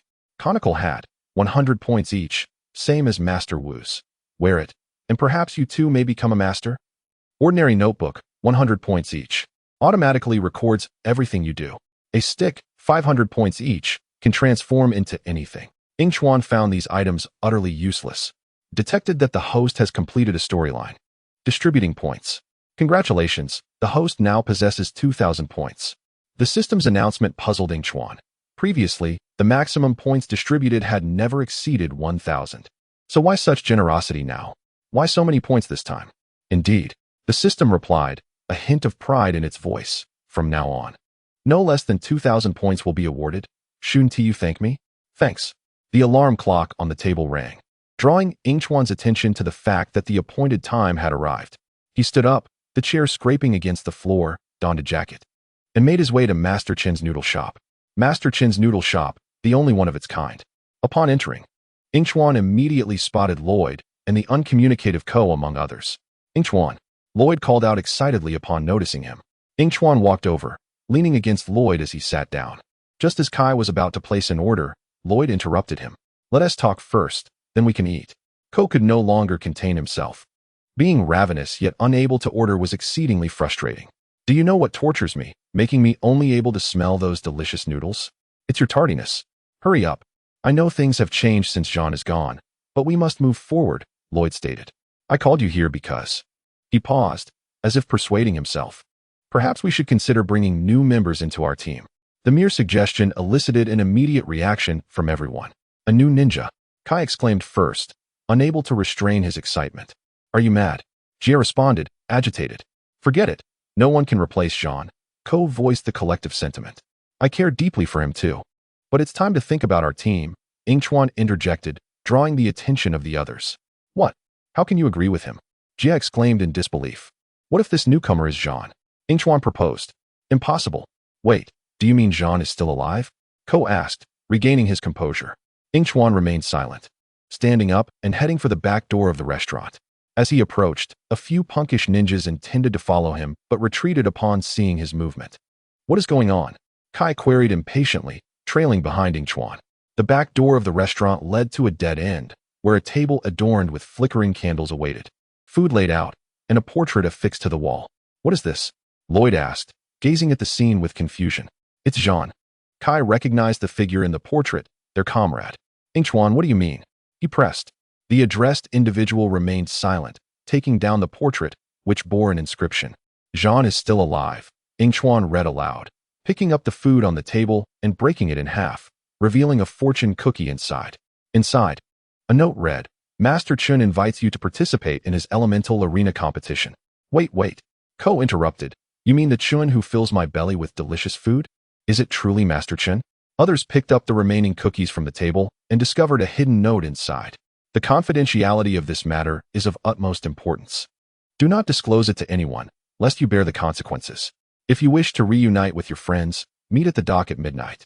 And do not bring any weapons. Yingchuan observed the notes in everyone's hands and sensed something amiss. Wasn't there supposed to be 4 notes in the anime? Why was there an extra cookie now? Yingchuan broke open the last cookie, and a note inside read, Master Chun invites the 5 of you. After everyone had perused their notes, a loud bang erupted as all the notes exploded. Well, now even I have been invited, Yingchuan thought, feeling somewhat bewildered. He possessed no elemental power. What invitation did he merit? Do you not consider this could be a trap? Lloyd inquired, a note of concern in his voice. A scheme set to ensnare us, Kai added. Indeed, but what if it is not? Jay countered. If their friends are truly alive, that would be a fortunate turn of events. If they are alive, we must go. Epilogue. Lloyd's notes. Greetings, I am Lloyd, the son of Jamandu. I cannot recall my mother's visage, for I have never seen her since childhood, having grown up in a dismal boarding school. In this dismal institution, I was not well received by anyone, save for one person, Yingchuan. He personally escorted me into the dreadful school one summer afternoon, the cicada songs ringing in my ears. I shall never forget that moment. The boy, with a gentle smile and bright, sparkling eyes, reached out his hand to me. Hello, I am a student here, Yingchuan. Are you new? Let us be friends. All right, thank you, brother.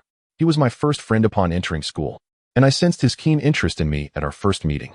Yet, for reasons unknown, after ensuring my arrival, he exhibited an air of indifference. My presence at the boarding school was not well received by others. To put it plainly, they found my eagerness to answer questions during class quite irksome. In my absence, they soaked my blanket with cold water.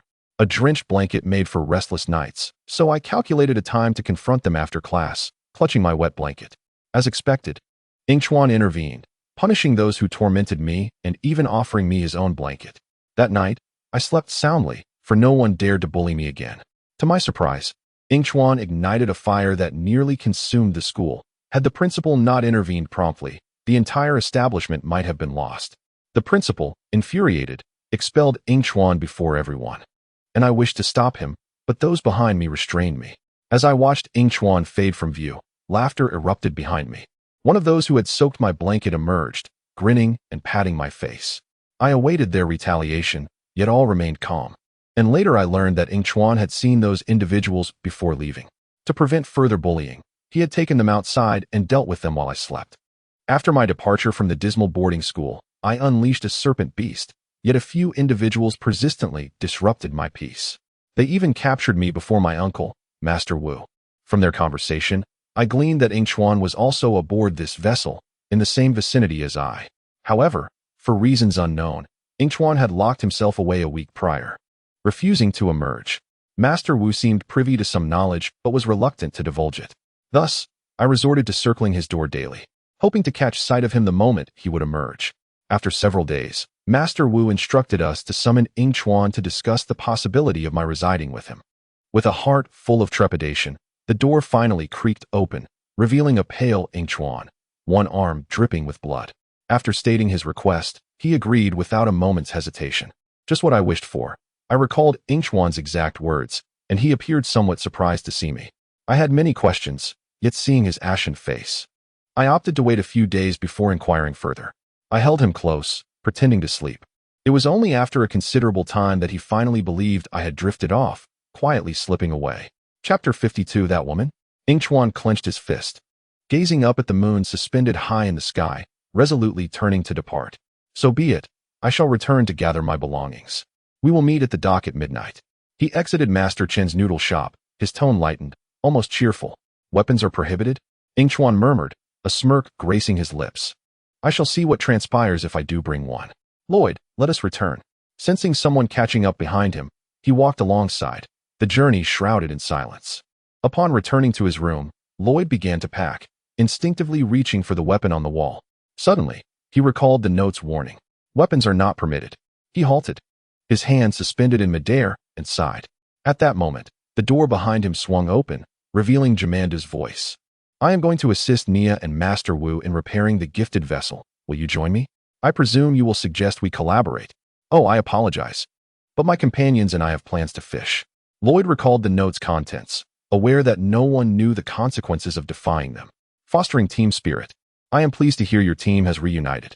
Dad, regarding our elemental powers, are there others who share similar abilities? Upon hearing Lloyd's inquiry, Jamanda sensed trouble. His son might be concealing significant information. Why do you ask? Lloyd, feeling uneasy, turned away. Oh, it is nothing. I merely had a sudden curiosity. Jamanda's gaze shifted to a box in the room, narrow at the bottom and widening at the top, adorned with a familiar pattern. Farewell, the early bird catches the worm. Lloyd shouldered his bag and awkwardly exited the room. Jamanda's eyes drifted to the nearby fishing rod, and with that pattern in mind, he began to piece together the truth. Master Chun at a dock not far from the quiet city, a large group had gathered. Yingchuan was the last to arrive. Kai and the others donned conspicuous ninja attire, easily visible without a search. I warned you all that we should not dress this way, Kai grumbled, realizing the same. Elemental arena?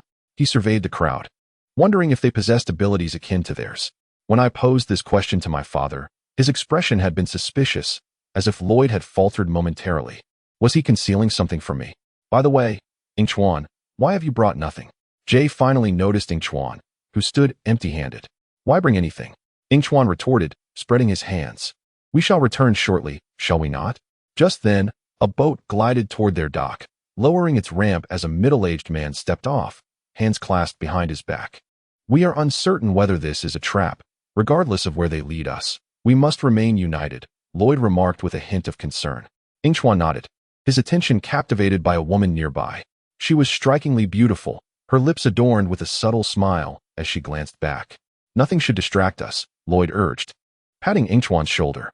Did you hear that, Yingchuan? Yes, I heard, Yingchuan replied, redirecting his gaze to Kai, who had succumbed to infatuation. Lloyd chided, Kai, look at yourself. Hey, you were just as lost in thought as I was.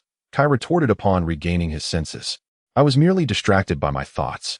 Master Chin will be pleased that you accepted his invitation. The group ahead boarded the vessel, and soon it was time for Jay and the others. Noticing that all invitees were present, the middle-aged man retrieved a pair of nunchaku from Jay's bag. Everyone here has a reason to fight, he declared, shaking the nunchaku in hand. Jay forced a few awkward laughs. Those are chopsticks. I'm a foodie. Damn foodie, Yingchuan thought, feeling embarrassed for Jay. Believing Kai to be the true foodie, the middle-aged man raised an eyebrow, tossing the nunchaku into the sea, gesturing for Jay to board the ship and clear the way for others. Lloyd, wait a moment. A familiar voice called out to the last person in line, and he turned to find his father, Gamandu, approaching. What are you doing here, Dad? Master Chun is a dangerous individual. You cannot trust him, no matter what promises he makes. The middle-aged man, ready to board, suddenly turned around, speaking with a mocking tone. Gamandu, the Demon King, long time no see. Now you are Master Gamandu, correct? He turned away, continuing, I can never keep track. Gamandu regarded the man with equal disdain. Klaus, I see you're still running errands for Master Chun. I must go, Dad, Lloyd resolved. This concerns Jean. We are family. And if we wish to become a complete team again, I must board that ship. I will ask you one last time. Will you get on or not? Klaus's voice brimmed with impatience. As Lloyd moved toward the vessel, Gamandu grasped the situation. I cannot stop you, my child, but I can accompany you. Klaus, hearing Gamandu's words, interjected gleefully. Sorry, there are no extra spots on the ship. No spots. Glancing at the empty space within the vessel, Gamandu swiftly leaped over, sending a crew member who was collecting planks into the sea. Hearing the splash behind him, Klaus turned, conceding, I admit I was mistaken. There is now space. Do not worry. I am not here to compete. Gamandu placed a hand on Lloyd's shoulder. I am merely here to care for those I cherish. Yingchuan leaned against the wall, arms crossed, as Klaus's languid voice drifted from nearby, preparing to set sail. He straightened, surveying the entire ship before rejoining the others. Do you know him? Lloyd queried Klaus about Gamandu, who had mentioned a name, Klaus. Do not be deceived by his appearance. He is a master of dark arts and Master Chen's second-in-command.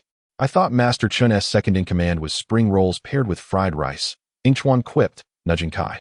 Why didn't Tu and Master Wu inform us that others possess abilities similar to ours? Kai asked, puzzled. Because there are matters we wish to keep from you. We guided you to believe you are unique, and you never inquired about the origins of your powers. Are you implying that I am not unique? Jay questioned, arms akimbo. Everyone aboard this vessel is a descendant of the original Elemental Masters. Elemental Masters? Lloyd repeated the phrase, pondering who they were. They are guardians and mentors of the first-generation illusory spiral arts masters, each bestowed with elemental power, a force passed down through generations. Chapter 53, Tianla. Kai, perplexed, responded. If what you say is true, my sister Nia should possess elemental power as well, yet she lacks my strength. Does she? Gamandu countered. The power resides within all of you. It merely needs to be awakened. Upon hearing this, Yingchuan silently nodded, realizing the coincidence. The next timeline pertains to Nia. These warriors do not bow to any master. They have successfully unleashed their true potential. Gamandu pointed to a figure barely visible, clad in only a hat and clothing. For instance, the Invisible Man, a distant relative of the Master of Light. Upon closer inspection, you will see how he has concealed himself all these years. As Gamandu spoke, the only visible clothing gradually faded, rendering him entirely invisible. Suddenly, Yingchuan felt a gust of wind tousling his hair, and with Gamandu's introduction, he gazed ahead. This is Sonic Boy, grandson of the Master of Speed. A young man wearing sunglasses raised an eyebrow and crossed his arms, observing them. In the blink of an eye, the youth, who had just been standing still, appeared right before Yingchuan. Hey, you can't even touch me. With that, the young man sped away, exclaiming, I can accelerate beyond the speed of sound. Master of Speed? Jay and the others followed the young man to the other side of the ship. That is not an element, Gamandu remarked, passing by Jay. Go ask the Master of Light. Who is she? Kai leaned against the wall, glancing at a distant girl gazing out at the sea, inquiring shyly. I do not know, Gamandu replied, racking his brain for her identity. I have not seen most of the people here, but they will stand against you. As if she had heard Gamandu's words, the girl turned, and upon spotting Yingchuan, she hurried over. Hello, my name is Tianla. What is yours? Kai, believing the girl was approaching him, was filled with excitement, ready to shake hands, only to find her extending her hand toward Yingchuan instead. I am Yingchuan. It is a pleasure to meet you, Yingchuan said, shaking her hand. Hi, I am Kai, seizing the opportunity to introduce himself as well. All right, I understand, Tianla said before hastily departing. It seems that Tianla is quite interested in Yingchuan, Lloyd remarked from behind. Yingchuan felt a twinge of unease, managing only a hollow laugh. Watching Tianla's retreating figure, he vaguely grasped the reason Master Chun had invited him. We have arrived. Klaus pointed to a nearby island, welcoming you to Master Chen's island. As everyone was drawn toward it, Klaus stepped into a corner, taking out a communicator, seemingly speaking to someone. Master Chun, this is Klaus. Gamandu has returned, stating he is here to care for those he cherishes. Klaus glanced back at Gamandu, recalling something, and continued. By the way, the fellow named Yingchuan lacks elemental power. Should we leave him some space? The person on the other side murmured something, and a fierce glint flickered in Klaus's eyes. If it were possible, he would wish to confine Gamandu to this very place forever. I swear, I shall never return. Gazing at the distant isle, Gamandu felt a tumult of emotions. You know, one should not make oaths. It is a poor rhetorical device. If Zahn is on that island, we will locate him. We must find him. Lloyd's tone was resolute. As the ship drew closer, the true visage of the island came into view. Look, how magnificent!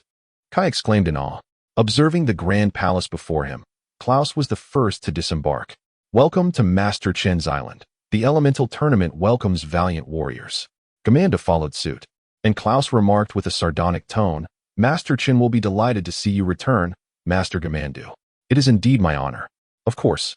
After uttering this, Klaus turned and departed. It seems there is a palpable tension between you two. Jay craned his neck from behind, observing Klaus's retreating figure. Indeed. How would one feel arriving at an island never before seen on any map? Ko stepped in front of Gamandu, interrupting Kai's discourse. Could you elucidate how the most popular ramen shop in the ninja world clandestinely organizes underground fighting tournaments? Master Chun was once our ally, yet now he is a traitor. In the war against the Serpent Fiend, Master Chun betrayed his kin, siding with the treacherous Serpent Fiend. Gamandu succinctly articulated the misdeeds of Master Chun. Was it during that battle alongside Uncle Wu? Master Chun was an enemy then, Lloyd questioned, puzzled. He sowed discord among the elemental masters through deception, and we barely triumphed over the Serpent Fiend. As a surrendering party, he was mandated to never leave this island. We were utterly unaware that he began constructing his nefarious empire from here. Gamandu entered the palace alongside the others.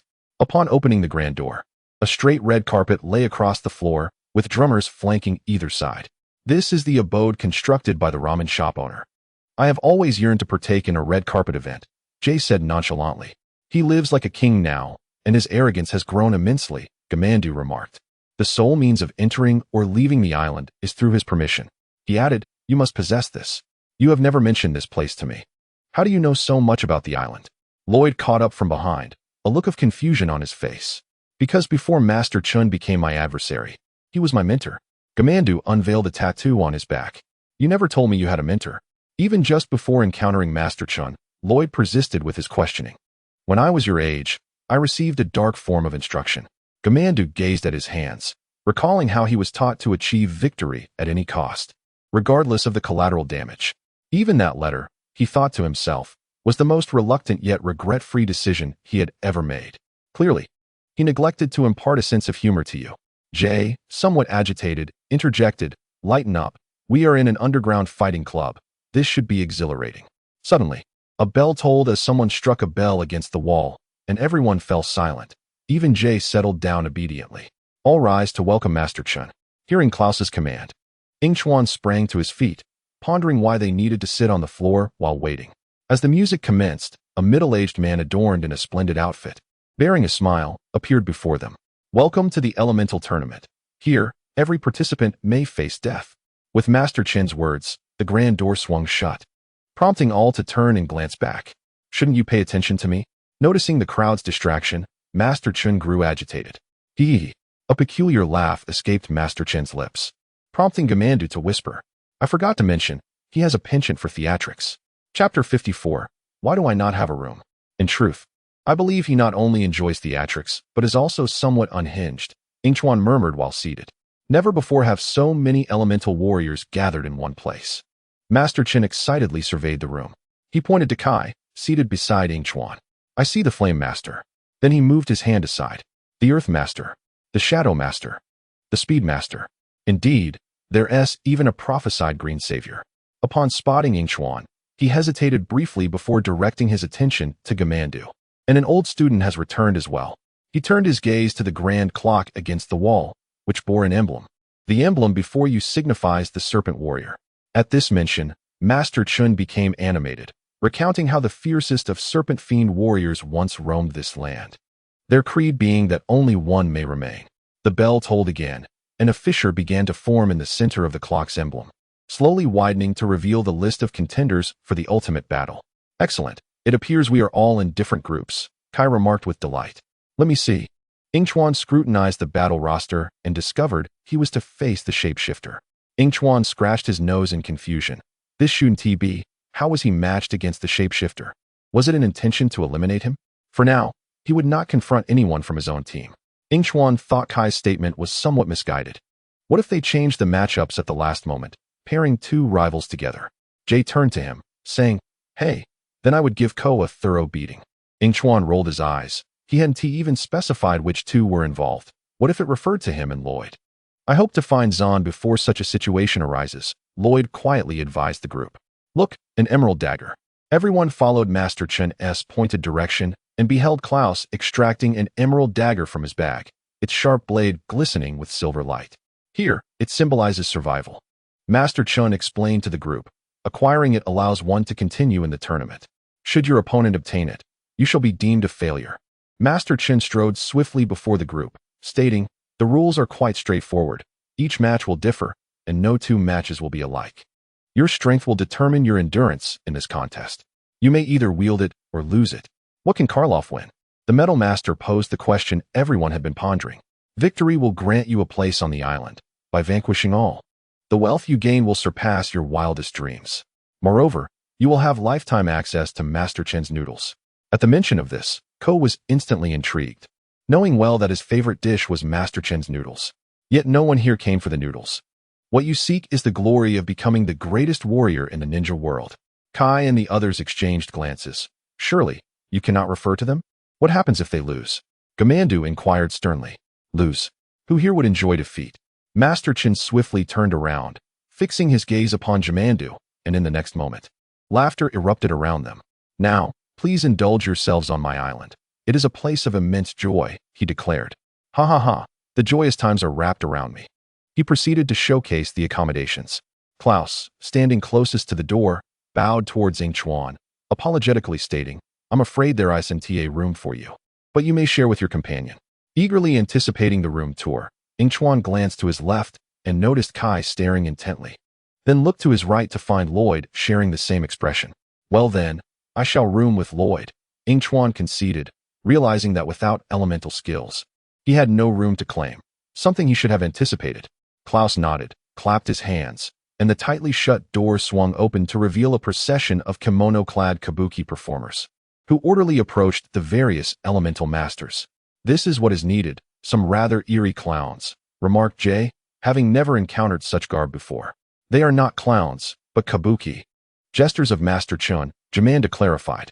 The kabuki performers, each taking the hand of an elemental master, led them towards their respective rooms, leaving Jamandu alone in place. Yingchuan leisurely followed behind Lloyd, his scissors quietly nestled in the system space, awaiting the opportune moment. He remained vigilant, ensuring his focus did not waver. As they neared the room, Yingchuan fixed his gaze on Jamandu and verbatim repeated his words. You're sweet, Master Lloyd. The kabuki performer guiding Lloyd stopped before a door, respectfully closing it after both had entered. Yingchuan flopped onto the bed, which was even softer than the one he had purchased from the system's marketplace. So comfortable. He mused, flipping over to rest on his arms, the walls adorned primarily in vibrant green. Green, a color teeming with life, suits you quite well, he remarked, sitting up to observe Lloyd, who had already changed into different attire. What is your favorite color? Lloyd casually inquired, gazing at his reflection in the mirror. Green, Yingchuan replied, winking mischievously. Just as Lloyd was about to respond, a trumpet blared. Warriors, my island conceals a plethora of emerald sabers, prepared for each participant, except for one type. The empty-handed losers returning to the arena. The competition begins now. The word losers grated on Yingchuan, a term he loathed, yet the emerald sabers. He had spotted one concealed beneath the bed, much deeper than he had expected. Lloyd opened the door to find chaos outside, with several individuals grappling for the emerald sabers strewn across the ground. Just as he prepared to join the fray, a voice called out to him. Lloyd, wait. He turned to see Yingchuan tossing something towards him. Instinctively, he caught it, realizing it was an emerald saber. Where did you find this? Lloyd asked, perplexed. From under your bed. Yingchuan shrugged nonchalantly. What will you do now? Lloyd attempted to return the saber to Yingchuan, only to have another appear in his hand. I prefer to be prepared on both fronts. Yingchuan pulled Lloyd back to the doorway, suggesting they wait until the competition concluded. While the two had secured their emerald sabers, the others were not faring as well, especially Kai. He was escorted by a kabuki performer to the fiery suite. Upon stepping onto the balcony for a breath of fresh air, he discovered Tianla residing next door. As Master Chen's announcement echoed, they both spotted an emerald saber perched above the gap between their balconies. Exchanging glances, Tianla quickly sprang into action, vaulting over the balcony to knock Kai to the ground. Seizing the moment while Kai was momentarily stunned, she leaped onto the upper balcony. Kai scrambled to his feet, hot on her heels, prompting Tianla to attempt to push him off. Stop! At that moment, Tianla lost her grip, plummeting downward, but Kai, quick on his feet, grasped her ankle. Help me! Tianla's plea resonated, and with gritted teeth, Kai resolved to forsake the emerald saber, propelling her upward so she could grasp it. Sorry, handsome, she retorted as the sound of metal clattering to the ground filled the air. Kai looked down to see metallurgist Karlov searching for the emerald saber. An idea sparked in Kai's mind as he jumped down. Startled by his sudden appearance, Karlov quickly spotted the emerald saber not far off. His eyes gleamed with confidence as he sprinted toward it.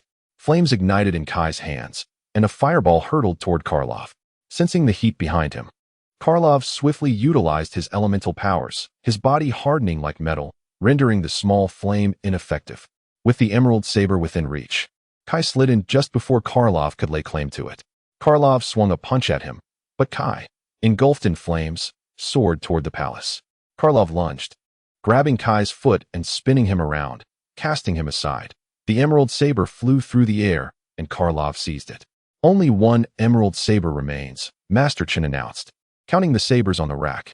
Just then, footsteps echoed at the entrance. The gathered crowd turned to see Karlov holding the emerald saber aloft. Karlov has won. Yingchuan and the others exchanged incredulous glances, unable to believe Kai had lost.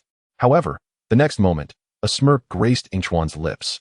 With a screwdriver in hand, Kai stealthily circled behind Karlov, timing his move perfectly to loosen the grip on the emerald saber as Karlov raised it. The saber clattered to the ground with a crisp sound, and Kai picked it up, glancing back to taunt. Looks like your screws are a bit loose. With that, he unleashed a fireball and soared toward Master Chen, placing the final emerald saber on the rack. Cheers erupted from the crowd as Kai turned to Tianla, a confident smile adorning his face. The losers have emerged. Everyone turned to see Karlov at the entrance, fiddling with his metallic gloves. This is unfair. He cheated. The honest Karlov protested. I merely did what was necessary. Well, I concede defeat, Karlov said, eager to leave the stench of this island behind. Hearing his words, Master Chen's tone turned sorrowful. Oh, it is regrettable to hear you wish to depart. A triumphant smile spread across Master Chen's face. Observing the multitude of buttons on his seat, he pressed one, and the ground beneath Karlov opened, screams echoing as he vanished from sight. Turning to the unexpectedly victorious Kai, Master Chen stated, as you have seen, failure results in elimination. Breaching any rules will also lead to expulsion. Do not be ungrateful. Master Chen's delightful noodles will now take a break. The competition will resume tomorrow. The nameplate of Karlov was removed from the battle list, crushed in a tight grip, ensuring he would lose his eligibility to compete. At least the food is decent, Ko remarked, enjoying the noodles in his bowl, feeling quite pleased. It is truly tormenting. What lies beneath the trapdoor? What will happen if we lose? Jay is engulfed in confusion, his mind consumed by these questions. Don't dwell on those thoughts, suggested Gon. But I can't help it. Even if I win, I'll feel guilty. It's an unbearable feeling. Do you think you are the only one suffering? Consider my feelings as well. Kai interjected, slapping the table in frustration. He felt responsible for Karlov's disappearance, and his mood soured further. Tonight, we find Zahn and escape this mad island. What should we do? Kwa asked Kai. You heard Master Chen say that violating the rules will lead to elimination. He won't allow us to roam freely. Fortunately, we are ninjas. Come to my room tonight. Just as Kai finished speaking, the invisible man approached their table, holding his lunch. Mind if I join you? Get lost, buddy. This is a private space. Jay retorted without hesitation, eager to dismiss the invisible man. Yingchuan, engrossed in his noodles, lifted his head sharply upon hearing J's words. Witnessing the peculiar sight of the invisible man's lunch tray floating in midair. I know you're still here. I can see your lunch tray. Jay felt his intelligence insulted. Although he wasn't as clever as the others, he wasn't a fool. Once the invisible man finally departed, Kwa exclaimed incredulously, Wow, Jay. You were really harsh just now. How was I to know whether we should trust him? Look at what this island has done to me. Jay, wielding chopsticks, was agitated. This must end. See you tonight. A few hours later, as Kai admired his reflection in the mirror, he noticed the clock behind him indicating it was past 9 p.m. He quickly made his way to the balcony, keeping a vigilant eye on the patrolling guards below. Sensing movement above, he looked up to see Lloyd jumping onto his balcony, followed by Kwa and Yingchuan. Only Jay was missing. Just then, the balcony door next to them swung open, and Kai felt a pang of dread as Tianla stepped onto the balcony for some fresh air. Inopportunely, Jay leapt onto the balcony as well, and to prevent Tianla from noticing him, Kai pushed him down. Jay let out a small yelp just as Tianla caught wind of it. What did you just say? She asked, puzzled. I meant, delightful. Kai stammered, trying to gather his thoughts. What a beautiful night it is. Tianla tilted her head, recalling that Kai hadn't said that before. Kai caught a glimpse of Jay, who was clinging to the edge of the balcony, and laughed nervously. What do you think they did to Karlov? Tianla asked, her concern evident. I feel awful. If only I had known what would happen.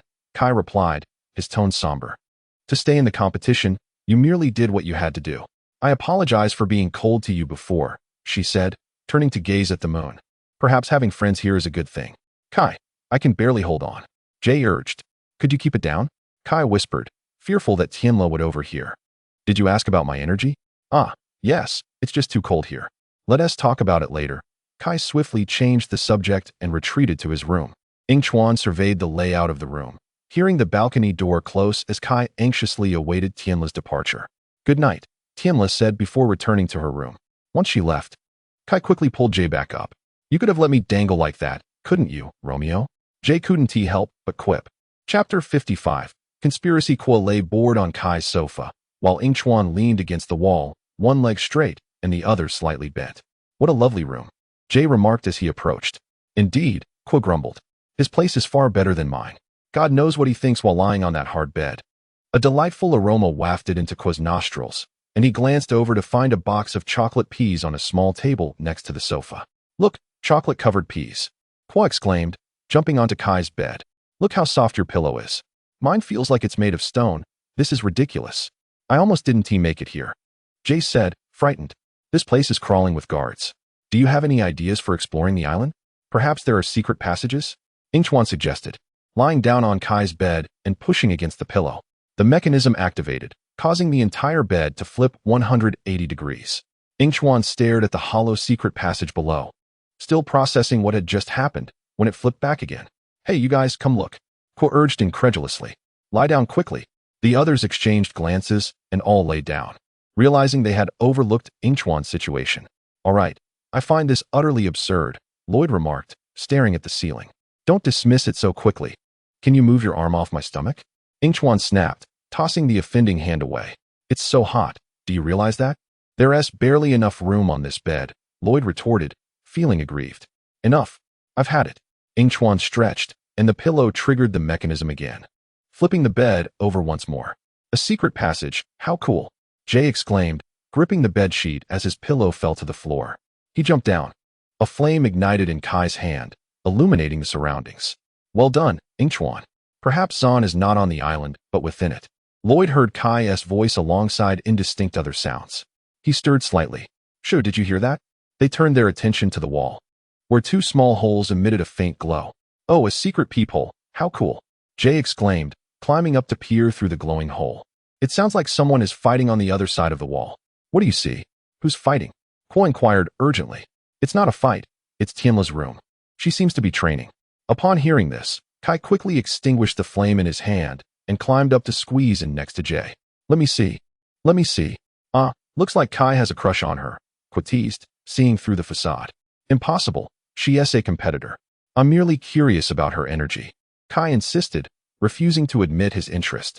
There has to be a turn-taking system. Jay almost fell off as Kai pushed him. At least we can watch together. In Tianla's room, a portrait of Master Chen hung on the wall, and at that moment, the eyes in the painting began to rotate. After her workout, flames ignited in Tianla's hands, and upon witnessing this, Kai momentarily held his breath. What's wrong? What did you see? Her energy is fire. Kai managed to utter the last two words with difficulty. Wait, if we are all descendants of elemental masters. Lloyd began but hesitated. Kai's heart was aflame. And for the first time, Kuo found joy in Kai's discomfort, singing off-key in delight. You two are peeking into someone's privacy. This is quite rude, Yingchuan exclaimed, finally pulling Kai and Jay down. Additionally, Ko, you truly embody the essence of a lark. By the way, Tianla is the master of amber. She possesses the remarkable ability to absorb any elemental energy she encounters. Lloyd turned to glance at Yingchuan, and upon sensing Lloyd's gaze, Yingchuan shrugged in confusion. Lloyd shook his head, indicating there was nothing amiss, and redirected his attention. How did you know? Jia inquired, perplexed. Suddenly, Yingchuan comprehended why Lloyd had looked at him earlier. Stealing a sidelong glance at Lloyd's expression, he hesitantly replied, just a guess? Noting Lloyd's skeptical demeanor, Yingchuan continued, I remember now. It was Jiamon who informed me. A cold sweat broke out on Yingchuan's brow as he felt an unsettling premonition that if he did not clarify, someone might take drastic measures against him. Let us hurry along, he urged with urgency. Ko turned back to pick up a chocolate pea, munching on it as they walked. This place resembles a labyrinth, Kai remarked, surveying their surroundings. Fortunately, you left markers leading to our room. Hearing Kai's words, Ko looked back in confusion, noticing that his chocolate peas were dropping as he ate. Oh, right, that was intentional. Upon reaching a dead end, they discovered a downward ladder. After descending, they found themselves in an underground passage. Lloyd remained vigilant, scanning the area. As he observed Kai about to trigger a mechanism ahead, he quickly intervened, urging everyone to halt.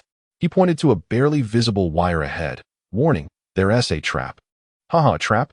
This just got cooler, Yingchuan remarked, glancing back at Jia. Under the weight of their gazes, Jia awkwardly amended his statement.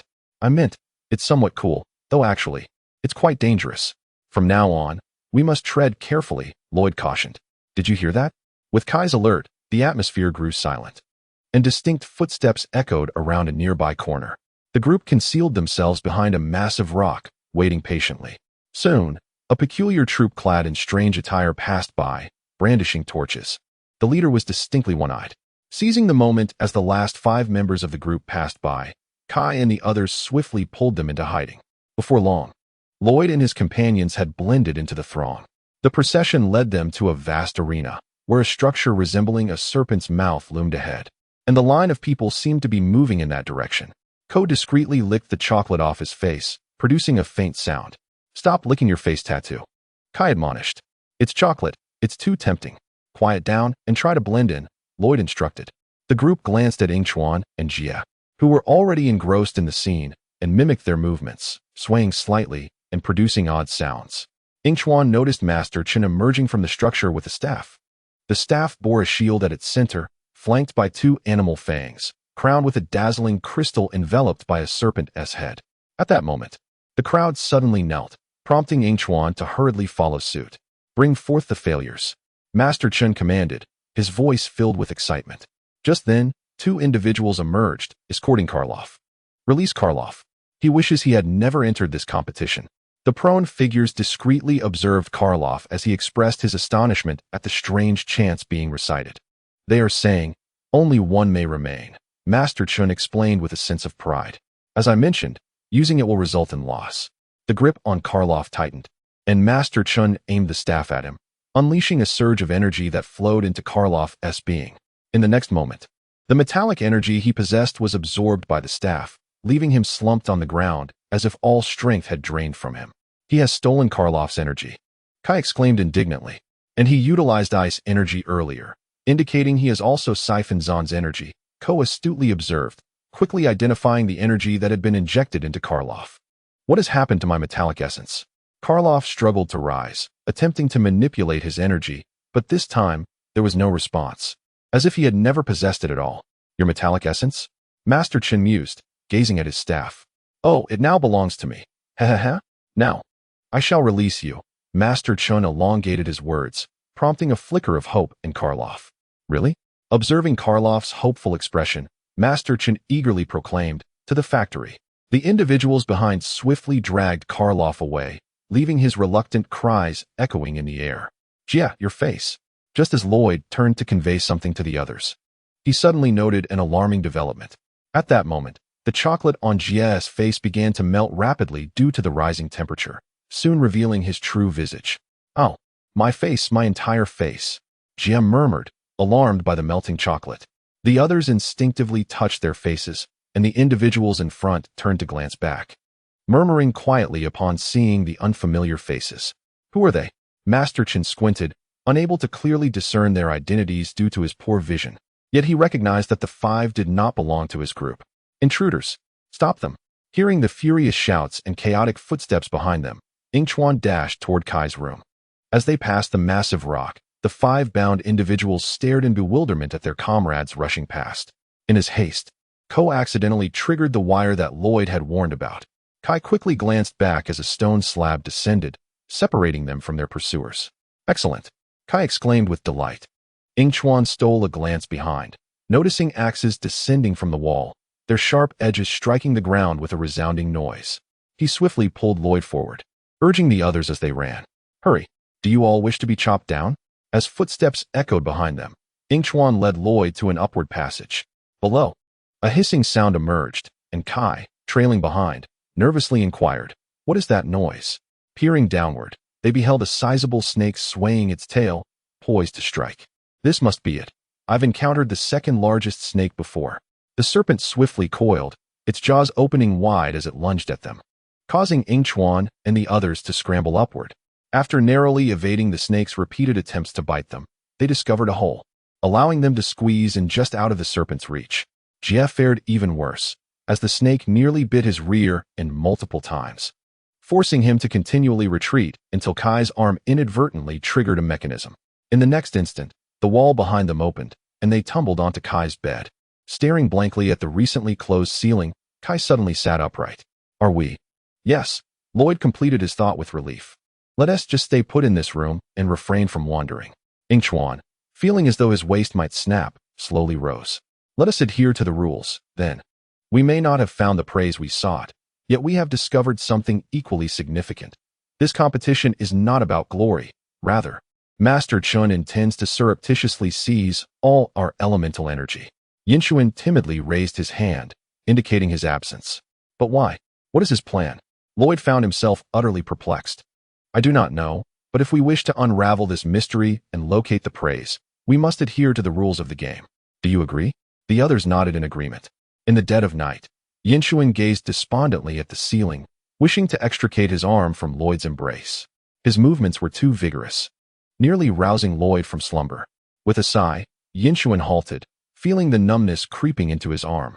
At that moment, he regretted sharing a bed with Lloyd. He attempted to summon the system. System, are you awake?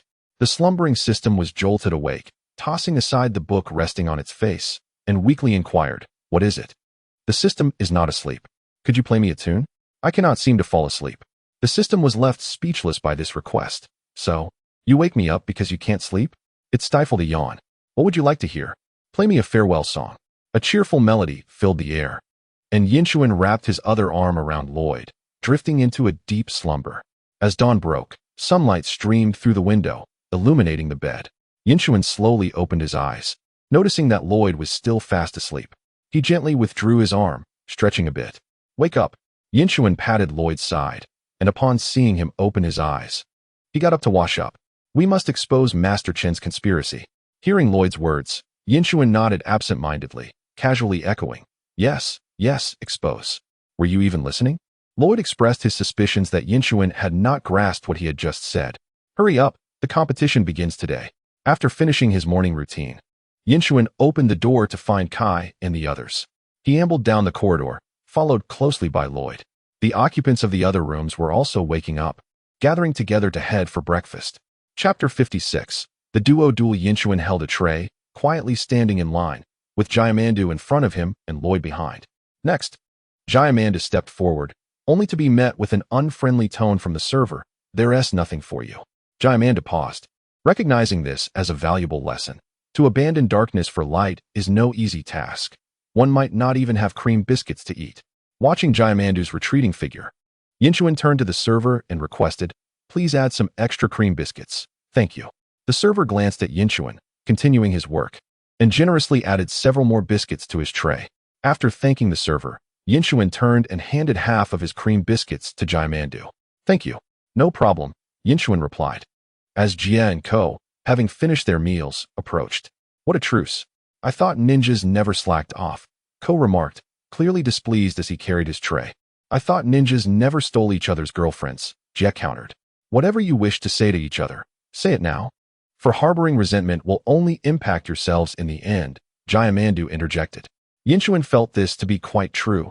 Jiamandu was indeed speaking profound wisdom. Father is right. You should be ready to confront the next enemy rather than your own companions. Upon hearing Lloyd's words, Ko hesitated to acknowledge. "What resentment? I have long since moved on." Jin nudged Ko, asserting, "I was the first to let go." "Nonsense. You're the one talking nonsense." Amid their playful shoving, Jia's tray toppled, spilling cream biscuits and drinks onto the floor. "Look what you've done," Jia exclaimed angrily at the sight of the mess. This competition posed a significant test for them. Jiamandu sighed, realizing they either needed to find a peaceful way to coexist or none would remain in the competition. Just then, the sound of a bell from the broadcast captured everyone's attention. Master Chin's voice resonated. "The elemental arena competition continues. Let us play together. The following masters. Please proceed to the designated arena. Master of sound, master of gravity, master of smoke, master of nature, master of mind, master of transformation, and lastly, yet equally important, master of flame," along with his companion, Yingchuan. The gazes of Lloyd and the others fell upon Kai and Yingchuan. Master Chun continued, "Remember, there can only be one victor." After breakfast, under the sun, a group of individuals drummed in rhythm, signaling the impending competition. Master Chun sat outdoors, eagerly observing the two competitors. Yingchuan occupied a spectator's seat, as his match was scheduled for later that evening. Thus he felt no urgency. The duel would take place beside a grand tree, where the emerald dagger rested atop its highest bough. The master of sound stood on a protruding rock nearby, while the master of gravity floated cross-legged in the air. The master of sound, Turner, was to face the master of gravity, Glavis. Master Chin briefly introduced the two before declaring, "Let the battle commence." As his words fell, Turner dashed towards the tree like a flash of lightning, with Glavis swiftly following, propelling himself upwards towards the tree's summit. Glavis quickly reached a sturdy branch. Watching as Glavis floated past him, prompting him to hasten towards the emerald dagger, Glavis noticed Glavis' figure disappearing among the flowers but paid it no mind, continuing to ascend, only to be unexpectedly struck by Glavis, who had hidden among the blossoms. Glavis bore a grudge and, regaining his composure, floated onward. Upon hearing laughter behind him, he used gravity to forcefully swat a branch towards Glavis. Glavis quickly stabilized himself, utilizing energy to dart away. Glavis furrowed his brow, scanning the surroundings. "What's wrong? Can't keep up?" Glavis taunted. "I'm right here. Can't catch me, can you?" Unable to contain himself any longer, Glavis floated towards Glavis, but his speed was lacking, resulting in Glavis delivering a swift kick. Using gravity, he sent a few flowers soaring, striking Glavis. Glavis quickly reacted, shedding the flowers and vanishing from sight. Glavis could no longer see him, only hearing sounds. He looked up at the emerald dagger high above, unable to suppress a chuckle. He employed gravity to send the emerald dagger descending, but unexpectedly, as it passed a branch, Glavis intercepted it. "A winner is born," Master Chin announced, eyeing the regretful Glavis floating in the air. "And the loser?" The ground beneath Glavis opened up, revealing an unfathomable abyss. Glavis, witnessing this, remained unfazed, believing he would not fall since he was floating. However, Master Chun, unable to tolerate Glavis' smug demeanor, pressed another button, causing a sandbag to drop from above, plunging him into the abyss. Wow, how many buttons does that person have? Gina held the jade dagger, perplexed. The second match commenced. The Master of Mind, Ninjago, faced off against the Master of Nature, Bolobo, as the battle began. Ninjago launched the first assault, initiating a mental attack against Bolobo. Bolobo grasped his staff tightly, emitting peculiar sounds as he resisted Ninjago's onslaught. Is this truly a battle? Lloyd, seated in the audience, expressed his disbelief. Just wait and see, replied the unhurried Gammon beside him. Ninjago, harnessing his abilities, discerned Bolobo's thoughts. He leaped onto a massive stone nearby, atop which stood a jade dagger. In the next moment, a profusion of plants erupted from the very spot where Ninjago had just been standing, catching Bolobo off guard and inciting his ire. He struck the ground violently with his staff, causing a plant to rise beneath him, aiming to propel him towards the jade dagger. As Ninjago neared the dagger, Bolobo thrust his staff forward, sending green vines to ensnare him. Ninjago, with a forceful tug, freed himself from the vines and hurled them back, causing Bolobo to tumble to the ground. Never underestimate the power of the mind, Ninjago declared, momentarily delaying his pursuit of the jade dagger as he used his mental attack to keep Bolobo incapacitated. Gritting his teeth, Bolobo broke free from Ninjago's control and sprang up behind him, vines extending from his staff to bind him once more. I did not foresee this, Ninjago managed to utter. In the contest between man and nature, nature invariably prevails.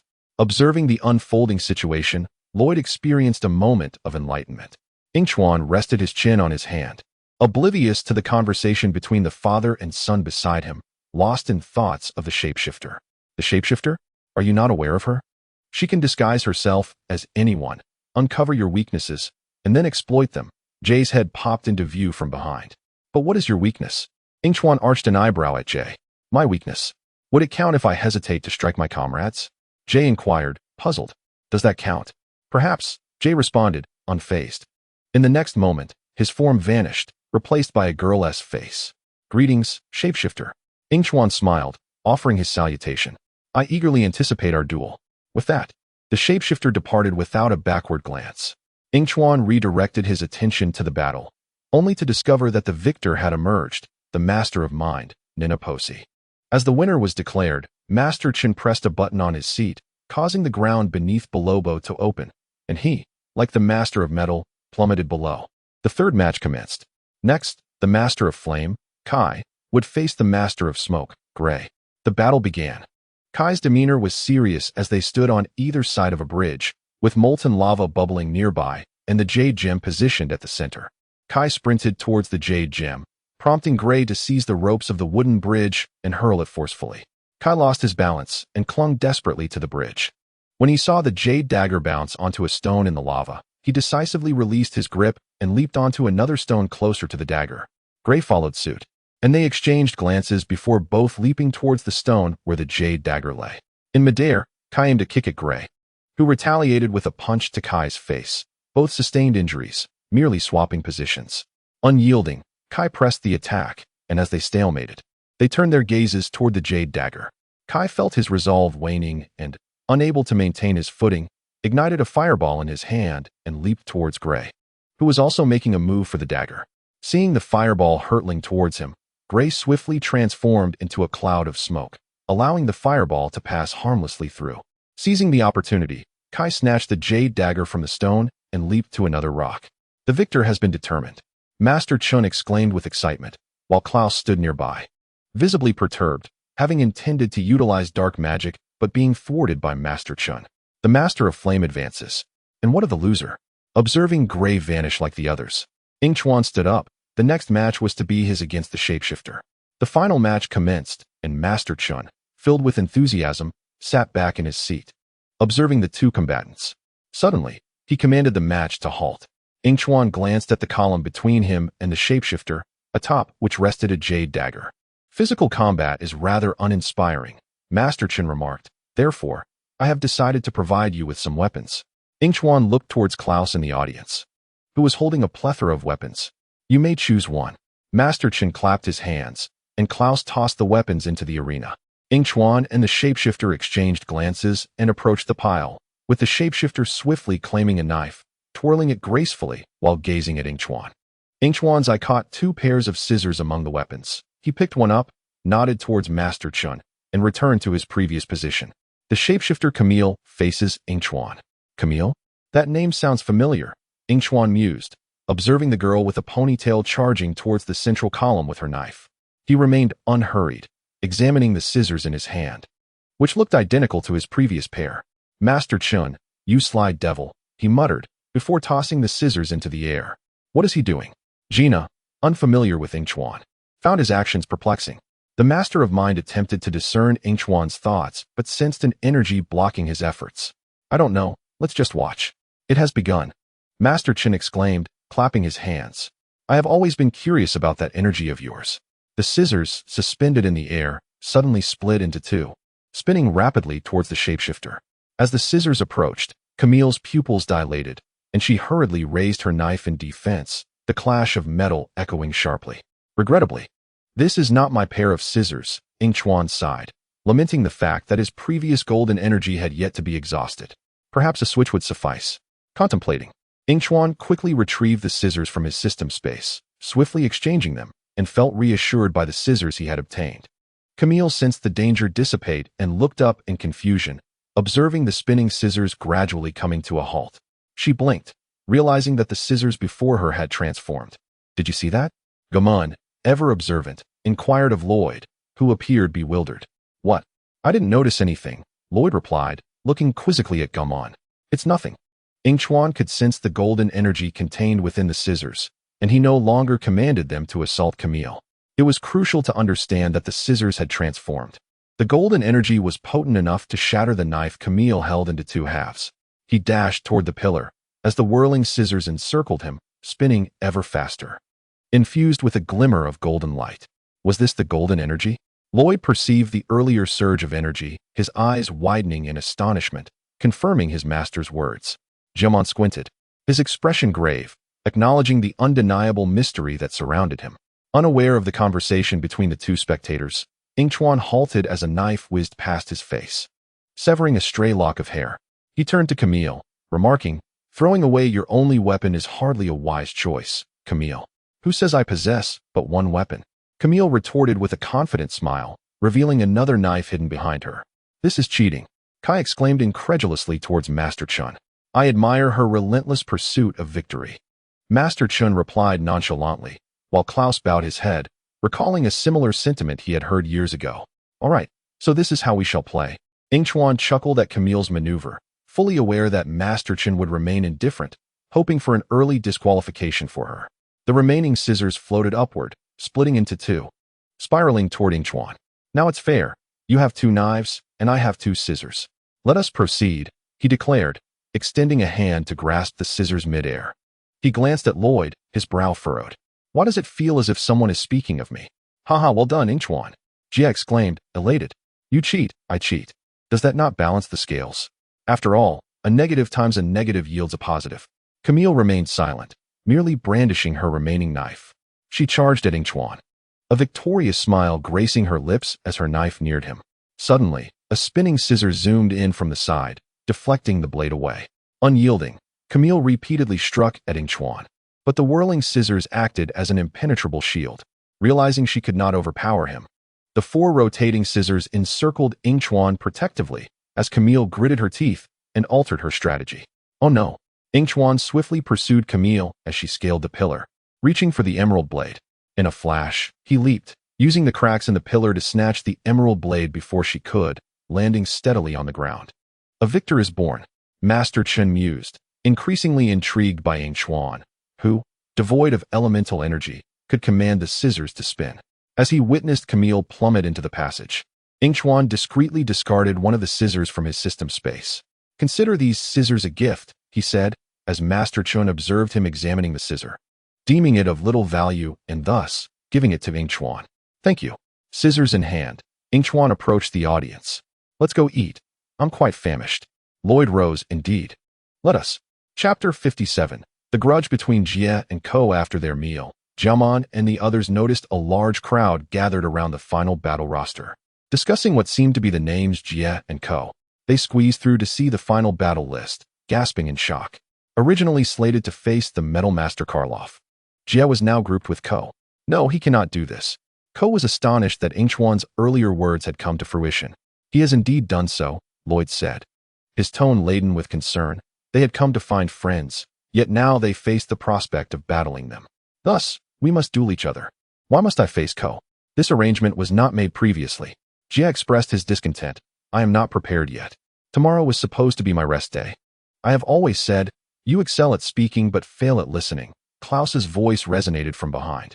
Yingchuan turned to him, wishing they could collectively pummel Klaus. You schemed. You altered the grouping. Ko's voice brimmed with anger. Though there was some enmity between him and Jie, it had not escalated to the point of enmity. Oh, my apologies. Klaus replied, having long held disdain for these ninjas. Now, he relished in their discomfort. Once Klaus departed, Lloyd spoke urgently. Now we can only hope Jiamon has a plan. What shall we do? We cannot allow them to duel. Our purpose here is to unite, not to fracture. Since the situation is irretrievable, my only advice is to confront it with equanimity. Equanimity? Jie squeezed through the crowd. One of us must lose. He sighed. Oh, heavens, it shall undoubtedly be me. Ko possesses superhuman strength, while I have. What? He pounded his chest, exclaiming, tell me quickly, what do I possess? Do not heed my father's words. Lloyd never anticipated things could worsen. If we can find John, then no one must fight. Your match begins tomorrow, thus. We still have time to unravel Master Chen's scheme and avert this calamity. Speaking of unraveling, perhaps there is a suitable candidate, Yingchuan suggested. What of the mind master Ninjago? Let him delve into Master Chen's thoughts. A smile crept onto Lloyd's face. Excellent idea. They ventured outdoors, locating Ninjago meditating upon a stone. We require your assistance, Ninjago, Lloyd implored. Facing away from them, Ninjago seemed aware of everything. You wish for me to approach Master Chen and read his mind, enabling you to locate your robotic companion without engaging in duels. Furthermore, Kai attempted to interject, but was cut off by Ninjago. You also need to uncover Master Chen's schemes and the secrets he conceals. Incredible, Ninjago. Jie marveled at the coolness of such a power. It is Ninjago, he responded calmly, unable to suppress a smirk as he turned to Jie, the mind master. He read the thoughts of those present, and Ko speculated that Jie would not endure long in the competition. Do you truly believe so? Jie replied, astonished. You just stated that yourself. But you need not take it to heart. Jie retaliated with a punch aimed at Ko. No offense intended, Ko. Ninjago readied to stoke the flames. Jie considers you the least valuable ninja. Surely not. Ko returned the jab. Lloyd hurriedly separated the two brawlers. We require your assistance, Ninjago. He turned to the two, hoping to avert further chaos. Witnessing Ninjago's formidable elemental prowess, Yingchuan silently inquired of the system. Can he read my mind? No. Receiving the system's affirmative reply, he felt slightly relieved. Why would I assist you? You are competitors, and your early elimination benefits me. Upon hearing this, Lloyd decided to disclose the events of the previous night to Ninjago. If you wish to act in your best interest, delve into my mind, and you will discern the true nature of this competition. Upon glimpsing Lloyd's thoughts, Ninjago comprehended the situation. Master Chen's participation in this competition was solely to seize their elemental powers. Continuing to follow Master Chen's plan, he will eventually steal your elemental strength. Sensing a hint of hesitation from Ninjago, Lloyd persisted in his persuasion. Now, will you assist us? Ninjago fell into contemplation and ultimately acquiesced, prompting a sigh of relief from Lloyd, who now awaited news from Ninjago on the morrow. In the dead of night, Yingchuan surmised that Lloyd had succumbed to slumber, and quietly rose from his bed. Upon reaching the balcony, he glanced back at Lloyd before leaping down, his silhouette gradually vanishing into the darkness. The match between Jie and Ko was imminent. That morning, both had indulged in a hearty breakfast. Yingchuan returned to the duel arena, yet this time, he was not a contestant. Meanwhile, in a dungeon on the island, a dialogue transpired. Zahn, your structure is different. You must search your innermost depths. The individual known as Zahn remained silent as a saw-like appendage emerged from his arm, gnawing at the chains that bound him. You remember now, conversed a female voice, her tone imbued with astonishment. Tonight's match will be extraordinary. Whom do you support, Jie or Ko? The guards outside exchanged words. I support Ko, for I have an aversion to the color blue. What an unpleasant sound. Startled, Zahn quickly retracted his tool as a guard peered through the door's window. Finding nothing amiss, he resumed his post. I must have misheard. he muttered to another guard. All right, let us depart. Once the guards had vacated, Zan lifted his head, intent on continuing, only to be interrupted by the female voice. Wait, it's not safe now. I suggest you escape while everyone is preoccupied watching the match. From their conversations over the past few days, it was evident that she was fervently focused on facilitating his escape. You mean we must flee? Zan inquired. Indeed, of course. Elsewhere, Nino Bosi stealthily approached the dressing room where Master Chin resided. As he emerged, he was suddenly confronted by Klaus. This level is not open to the public. Realizing he had been discovered, Nino Bosi quickly donned a smile. Klaus, I was just leaving. I saw you conversing with a ninja. If the other contestants discover that you are aiding a ninja, you will be humiliated. I would never, Nino Bosi replied, placing his hand on his forehead, discreetly probing Klaus's thoughts. I am a master of the mind. I would never commit such a folly. Having said that, he lowered his hand and swiftly exited the dressing room to locate the ninja. Yingchuan and Lloyd stood guard by Ko's side, while Kai protected Jia. As the match was about to commence, Nino Bosi had yet to arrive, and anxiety gripped everyone's hearts. Jia struck the punching bag before him, noticing Ko's image affixed to it. This would not be an easy contest. With that, Jia pivoted and executed a powerful roundhouse kick against the bag. You will see what I am capable of. After delivering several blows, Jia's anger remained unabated. He performed a backflip, reaching the door, and unleashed a bolt of lightning at the bag. As the punching bag burst, sand scattered across the ground, rendering Ko's picture unrecognizable. Jia felt no relief. Rather, a deeper sorrow enveloped him, and he fell into silence. Yingchuan, stationed outside Ko's door, observed that Ko, much like Jia, was lost in thought, gazing at the image of his opponent. In a brief span of mere minutes, only the punching bag had suffered damage. Kai glanced into the distance and spotted Nino Bosi rushing towards him. Thank goodness you've arrived. Did you glean anything from his mind? I'm sorry, Klaus intercepted me. Jia turned to Kai. Very well, let us resolve this like true men. However, I did see some things. The moment I encountered Klaus, I discreetly read his thoughts. Nino Bosi shifted the topic. He collects elemental powers for a spell. What kind of spell, I do not know, but it resides on page 149 of his spellbook. I apologize, but I could not discern enough to prevent the battle.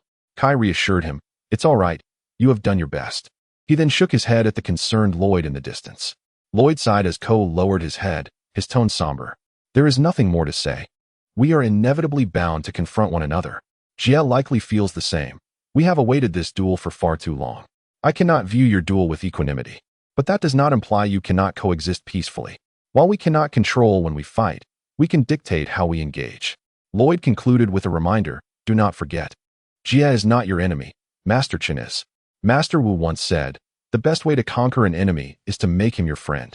But how does one triumph over a friend? Faced with Ko's query, Lloyd had no answer. The sound of music emanated from the loudspeakers, signaling the commencement of the match. Lloyd, Kai, and Yingchuan returned to the viewing area. Kai cast a glance at Yingchuan. We have all done our utmost. Now, it rests in their hands. I hope they comprehend this as well. Master Chun, exuberant, welcomed everyone to the elemental arena competition. He gestured towards the two contestants below, the Lightning Master Jia, facing off against the Earth Master Ko. As Jia stepped forth, he launched an immediate assault on Ko. Ko leaped to evade Jia's lightning strike, forcefully striking the ground, causing protruding rocks to surge toward Jia.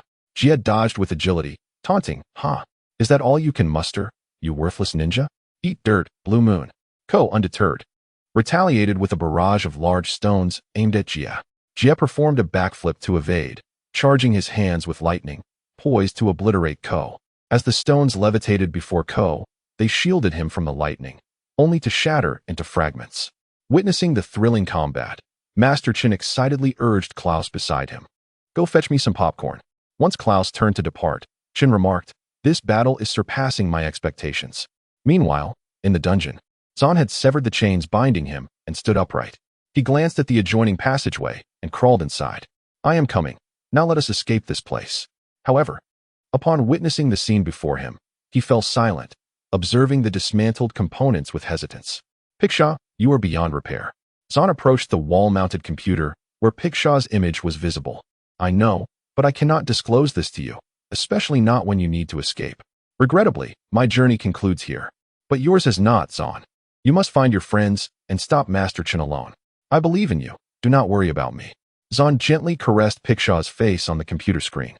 I will forever remain by your side. Upon hearing Pikshaw's words, Zahn's spirits lifted. Yes, you will always be with me. He then took the neural drive connected to the computer and plugged it into his own processor. In the next moment, a girl appeared within his vision. Zahn, you have taken my neural drive and installed it into your processor. You are truly a genius.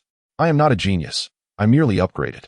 Zahn wandered over to the computer, certain that further surprises awaited our discovery. Before we delve into those, let us venture outside together. A panicked voice from Pika echoed, Zahn, be cautious behind you, quickly dodge. Yet, before she could finish, Zahn felt a surge of electricity coursing through him, and just before losing consciousness, he glimpsed Klaus's face. Next time, a sufficiently thick chain should be employed to bind the mechanical ninja, lest he attempt to escape once more. Observing the duel between the two combatants, a bucket of popcorn materialized before Master Chen. Thank you, Klaus. He took some popcorn, savored a few bites, and gazed with intrigue at the two below. I am undoubtedly stronger than you imagine. Betrayal flows through my veins. At that moment, fury consumed Jay's mind, overshadowing rational thought. I eagerly anticipate the peace and quiet that will follow your withdrawal from the competition. With determination, Ko struck Jay down, and cheers erupted from the spectator stands, prompting Ko to regain his composure. What are we doing? I do not wish for you to withdraw. You are not my enemy. He gestured towards Master Chen, who was nonchalantly enjoying popcorn. He is the true adversary. Jay rose from the ground, exclaiming, Oh, splendid. You feigned brotherhood to lower my guard, and then seized the emerald dagger. Lightning crackled in Jay's hand, producing a crackling sound, a quintessential Ko strategy. I never intended to harm you. Had I known it would jeopardize our friendship, I would have refrained. Upon hearing Ko's words, Jay paused. Well, if we are to be candid, I admit that losing Mia has saddened me greatly. Yet, I am more frustrated with myself. What pains me most is losing you. We were once the best of friends. Ko emphasized, we should have been honest with one another sooner, rather than suppressing our feelings. I concur. But how can we cease the battle? We cannot both emerge victorious. Perhaps we can prolong the competition until the judges declare us tied. Hurry, strike me. But do not hold back too much. Ko devised a plan. The lightning in Jay's hand dissipated, and they charged towards one another, shouting in unison. Watching their childlike scuffle, Master Chen tossed aside his popcorn. What are they doing? Performing for the streets? He reclined in his chair, arms crossed, finding it all rather tedious. Release the rampaging Python battle vehicles. Upon hearing Master Chen's command, the duel arena's doors swung open, and several vehicles equipped with spinning blades encircled the two. Jay and Ko stood back to back, declaring, I will guard this side. I will handle the other, Jay replied. A vehicle charged in, and the pair employed their phantom spin technique, parting just before the vehicle collided with them, causing its occupant to crash into an unsuspecting wall. They fought valiantly together. Amidst the anger of others, the few ninjas finally felt at ease. Well done, my son, praised Gonman. Indeed, I occasionally heed my father's advice. Master Chen sat, glaring as Ko and Jay incapacitated his entire team, his nose nearly crinkling with indignation. Enough, he bellowed, drawing the attention of Ko and Jay, who felt a wave of unease wash over them. I am fully aware of the tricks you are playing. Should you fail to determine a victor, I shall declare you all losers. Following Master Chen's ultimatum, the crowd erupted in even louder cheers as he frantically pressed buttons on his seat, causing the floor of the arena to begin collapsing, revealing a bottomless pit beneath. Jay and Ko leaped across the crumbling floor. Realizing this was not a sustainable solution, Ko glanced at the emerald dagger. We cannot both lose. Master Chen is right. Only one can prevail. Jay pointed at Ko. That victor should be you. I am fortunate to have come this far. He closed his eyes and urged, go retrieve the emerald dagger. Ko sprinted towards the dagger resting on a pillar as Jay dodged the collapsing floor. Watching Ko ascend the pillar and seize the emerald dagger, Jay braced himself for Master Chen's disqualification call, when suddenly, something flew towards him. Instinctively, Jay caught it, only to discover it was the emerald dagger. A victor has emerged. Master Chen exclaimed eagerly. Loser, behold the ascendance of the lightning master. Ko leapt down from the pillar, declaring, it is yours. I should have withdrawn long ago. You must win. Suddenly, a sensation of weightlessness enveloped Ko as he fell into the abyss, his fate unknown. Finally, it is as it should be, Master Chen proclaimed, smugly perched on his seat. The spectators, however, did not share in his delight. Ko had exited the competition without truly losing, imparting a valuable lesson to all. Know your enemy, but more importantly, know your friends, Gonman reflected, showcasing the essence of a ninja. On a road within Phantom Ninja City, Nia was tasked with locating Yingchuan and the others. As she drove her self-constructed X vehicle, peering through binoculars at the distant scenery, a bird flew into her line of sight. Why am I here? Nia queried in confusion. The bird chirped, and suddenly understanding. She turned to see a location signal on her vehicle indicating a place outside the Ninja Nation. Zan's signal, she exclaimed, astonished, from the other side of the coast. Her tone brimmed with skepticism, but that is impossible. She grasped the communicator beside her. Master Wu, can you hear me? This is Nia, can you hear me? I believe I may have found the ninjas. As the morning sun slowly rose, its warm rays dispelled the darkness and cold of the previous night, hinting at a glimmer of hope. Everyone, may I ask if anyone is interested in a vehicle-themed narrative? If not, I shall refrain from writing it. If there is interest, you may decide who will ascend or descend. I shall select the one with the highest enthusiasm to write. The deadline is tomorrow night at 8. Chapter 0, Epilogue. The future as summer approached. A gentle breeze caressed the face, leaves rustled, and a cat lounged in the shade, slowly and intently grooming its fur. In a secluded alley, a muffled groan was heard. TSK. Yingchuan pressed against his wound, weakly leaning against the wall. He had just escaped from the world of Wuyochi, relentlessly pursued by the top assassins. Even Manjishawa had poisoned him during their encounter. What was it called? An aphrodisiac? Yingchuan took a few sips of the restorative water from his system space, shaking the remaining liquid in the bottle before returning it. He planned to venture out once his wound healed. Whatever, he thought, the restorative water will take care of it. Were it not for helping Qingfeng complete that plan, I would have eliminated those troublesome individuals long ago. Ugh, my head aches. Gazing at the glaring sunlight outside, Yingchuan resolved to remain there until nightfall.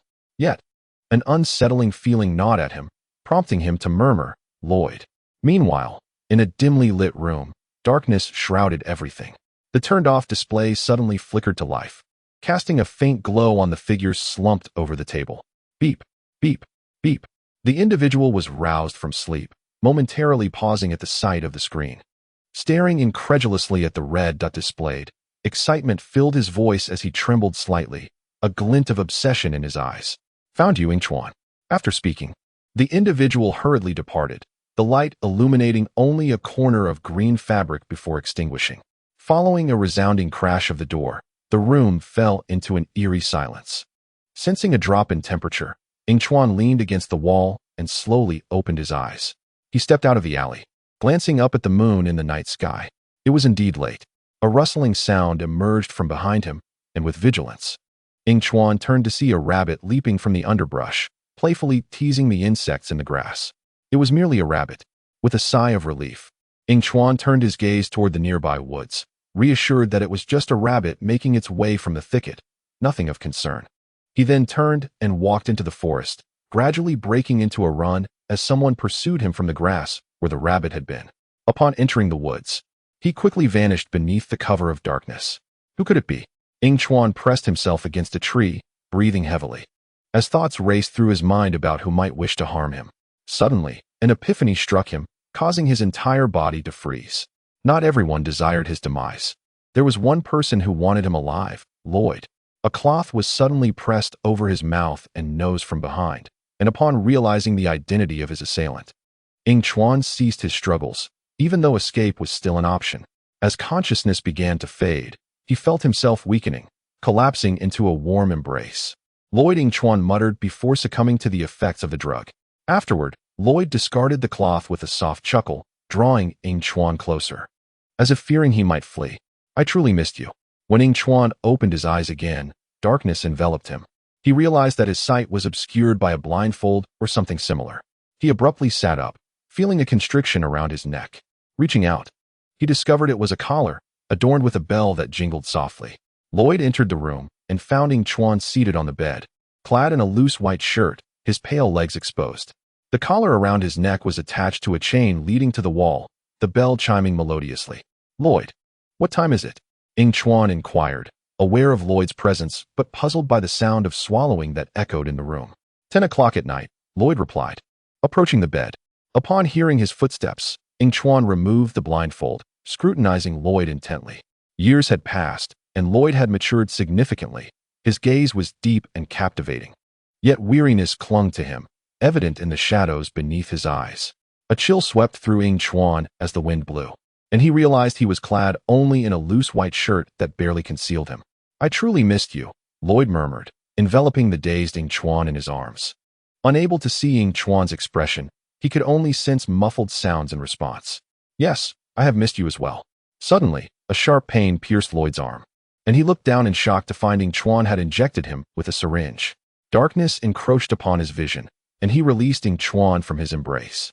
The eyes are the windows to the soul, revealing many secrets inadvertently. At that moment, Lloyd discerned the madness reflected in Yingchuan's gaze. "What have you given me?" he managed to ask as his body slumped back, struggling to comprehend the situation. "A love potion," Yingchuan replied, supporting Lloyd's faltering form with a triumphant smile. "Don't worry, it won't harm you. It may just cause some discomfort." Lloyd's awareness wavered, and he could only respond briefly, his breaths becoming labored as he fought against the urge to reach for Yingchuan. Yingchuan intertwined their hands, listening to Lloyd's increasingly rapid breaths, and he laughed softly. "Why are you silent? I wish to hear you speak once more. Why can't you stay by my side forever?" Yingchuan, undeterred by the lack of response, studied Lloyd's face, which bore the marks of resisting the drug, before leaning in to kiss him. Lloyd's mind fought against the effects of the potion, leaving him in a state of confusion. His eyes widened in sudden clarity as he gazed at Yingchuan. Yingchuan released his grip on Lloyd's head and produced a pair of scissors, swiftly severing the chain connected to the collar. "Now, please, remain here for a while," Yingchuan commanded, leaping from the bed. Lloyd caught a fleeting glimpse of Yingchuan's legs as he dashed away. "Wait, don't go," Lloyd called out, instinctively grasping Yingchuan's ankle, only to be kicked away as Yingchuan's face loomed closer. Lingering fears, Yingchuan murmured, lifting Lloyd's chin to reveal traces of tears on his face. "Why are you crying?" After wiping away the tears, Yingchuan noticed the intensity of obsession in Lloyd's deep-set eyes. "Don't look at me like that." A wicked delight surged within Yingchuan as he tugged at the loose shirt, several buttons popping open to reveal his delicate collarbone. Lloyd's gaze darkened, and he instinctively recoiled, realizing that if he continued to look, the drug's effects would become uncontrollable. "Why are you retreating?" Yingchuan grasped Lloyd's ankle, pulling him closer. "Is there nothing you wish to do?" "Something I wish to do?" Lloyd's eyes fixated on Yingchuan's collarbone, his desire to leave a mark evident as he turned his head away. Yingchuan repositioned Lloyd's face to meet his own, slowly leaning closer. "Can you truly resist? After all, we are kindred spirits." Lloyd swallowed hard, aware that such actions were inappropriate, that he ought not to indulge. Frustration coursed through Yingchuan as he cradled Lloyd's body and tossed him back onto the bed, attempting to leave, only to have his wrist caught in a firm grip, pulling him into another embrace. A sharp sting pierced Yingchuan's neck, followed by a tingling sensation. He broke free, flipping Lloyd onto the bed. "You really bite," Yingchuan exclaimed, but he soon realized something was amiss. Lloyd was gasping for air, his eyes reddening with discomfort as his hand slipped beneath the shirt, gradually finding its way to Yingchuan's waist.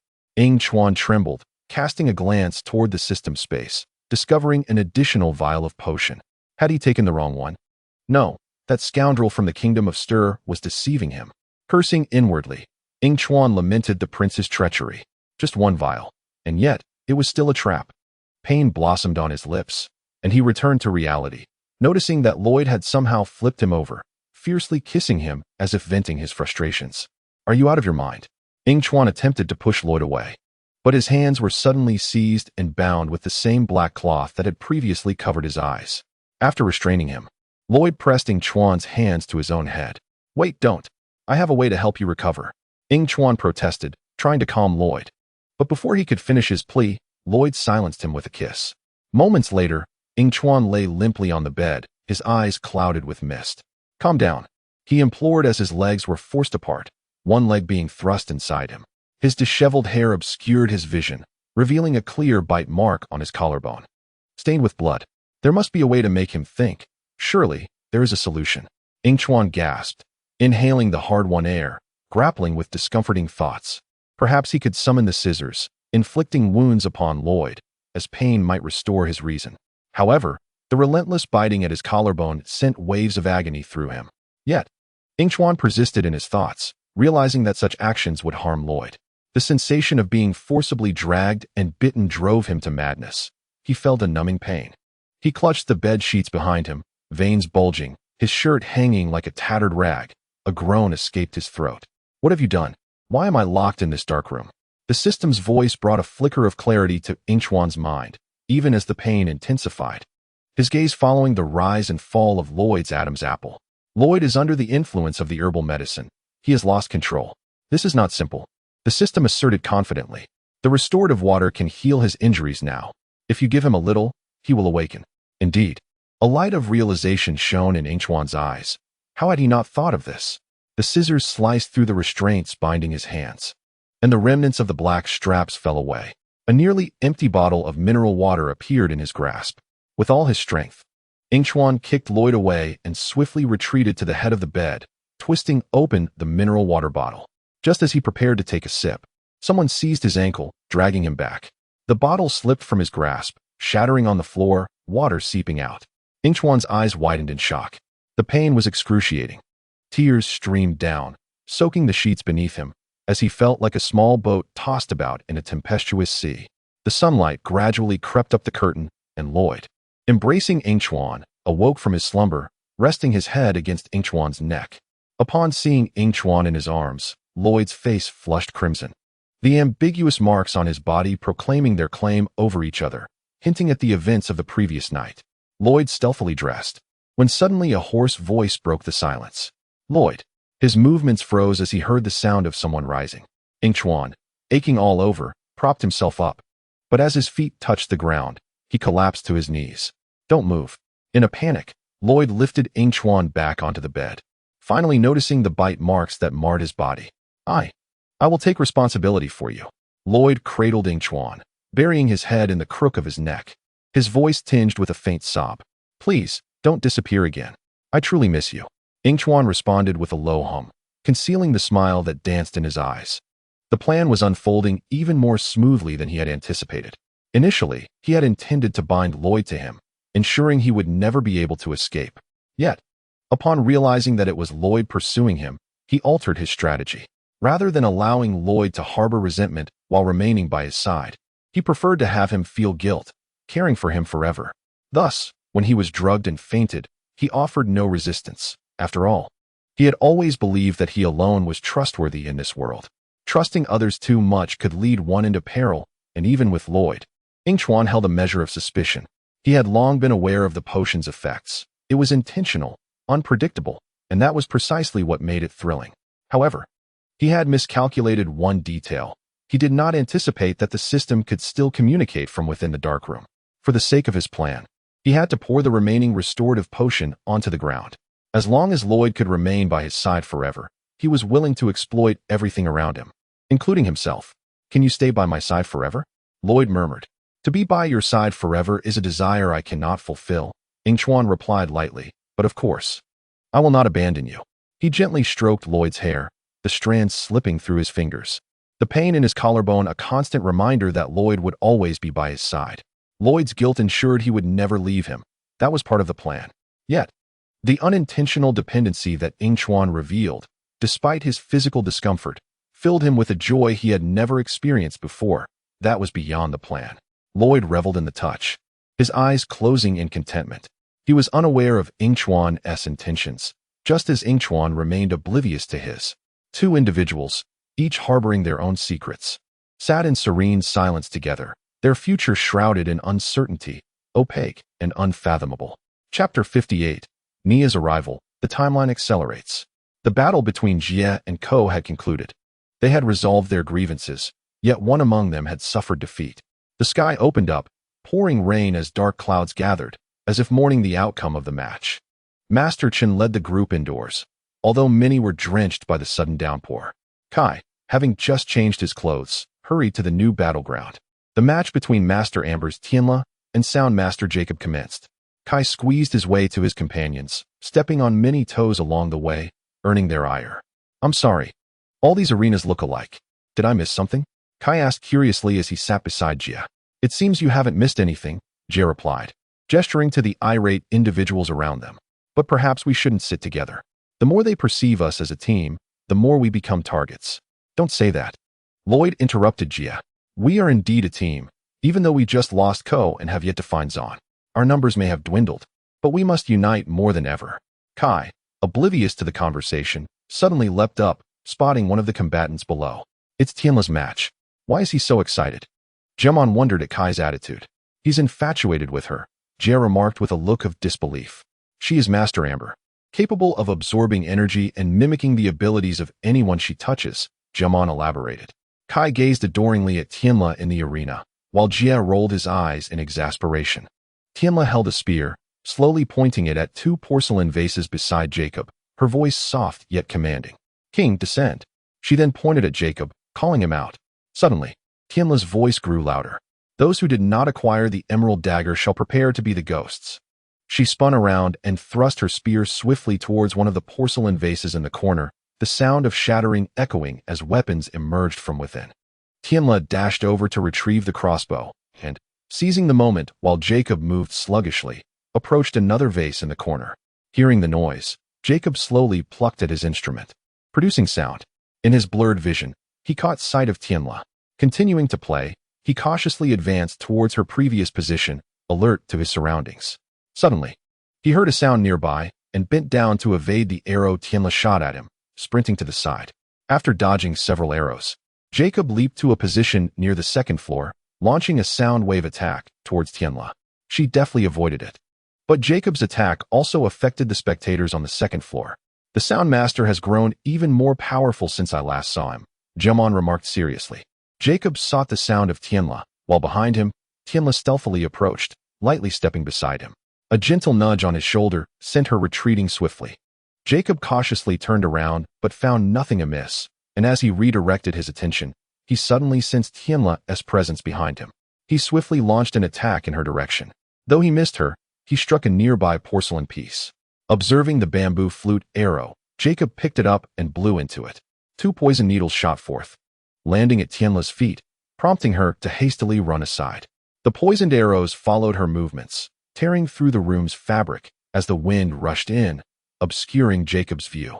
He watched as Tianla's silhouette gradually vanished, and a sound emerged behind him, followed by Master Chen's voice announcing, "A winner is born." Jacob realized that during the moment he could not see her, Tianla had seized the emerald dagger. As for the loser, Master Chen slowly remarked. Observing Jacob's departure from the room, "I hope the elemental arena can bring joy to everyone, and to me as well." At that moment, Klaus whispered a few words in his ear. Master Chen glanced at Yingchuan, taking the treasure from Klaus's hands. As a token of appreciation, I wish to bestow each participating master with a precious gem and countless sparkling jewels. The crowd erupted in cheers, yet Master Chen spitefully tossed the jewels behind him. However, during yesterday's battle, Masters Jia and Ko attempted to spoil the enjoyment of the competition by colluding and refusing to fight, which greatly disappointed me. The previously jubilant other masters, hearing of the treasures slipping away, glared angrily at Jia. "Due to your disregard for the rules, you shall no longer enjoy luxurious accommodations. Tonight, all of you will have to share a night in the noodle house." Yingchuan fixed his gaze on Master Chen, awaiting his next words. "That will suffice, thank you. You may leave."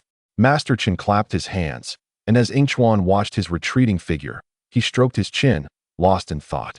"Well done, Jia," Kai said, delivering a light punch to Jia's shoulder. "Calm down, Romeo. Don't fret over them. We are not here to make friends, but to rescue our allies," Lloyd interjected softly, attempting to remind them of their original purpose. "Indeed, but ostracizing others only cultivates enemies. Remember, how you treat those around you is how they will treat you," Yingchuan said, idly spinning a coin. After the conversation concluded, he yawned and followed Lloyd to their sleeping quarters for the night.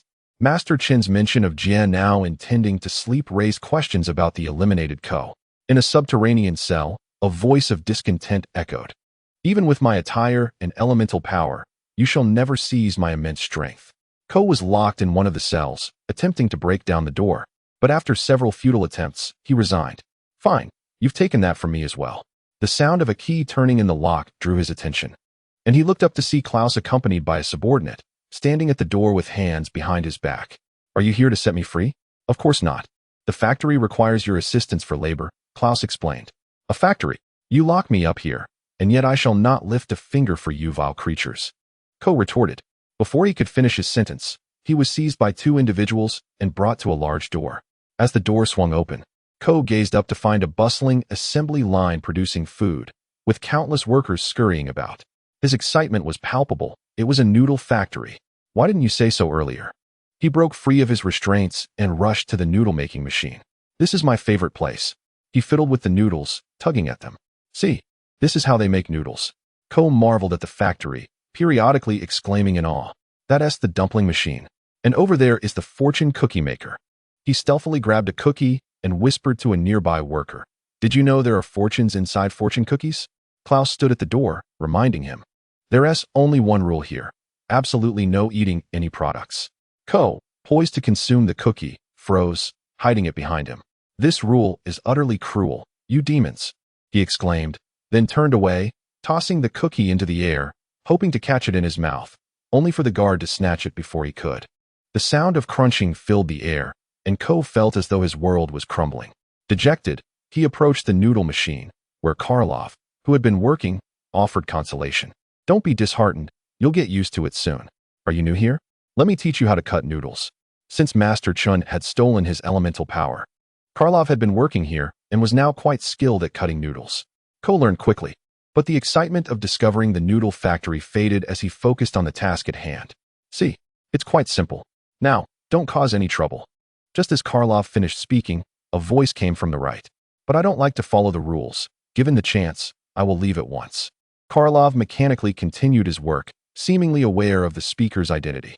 Even if you manage to evade the guards, blind man, you still must navigate a labyrinth guarded by a colossal serpent. A labyrinth guarded by a colossal serpent? Ko recalled their encounter with Master Chun a few nights prior, when they had stumbled upon a great serpent. Surely it couldn't be the same one. He chose to keep this thought to himself and quietly continued his work. The voice from the right spoke again, evidently having overheard Karlov's earlier remarks. My name is not Blind Man. I am Jacob. You may have lost hope, but I have not, nor has my brother Ko, correct? Ko chimed in. Actually, I'm to your left. Jacob quipped. Impressive, you sneaky ninja.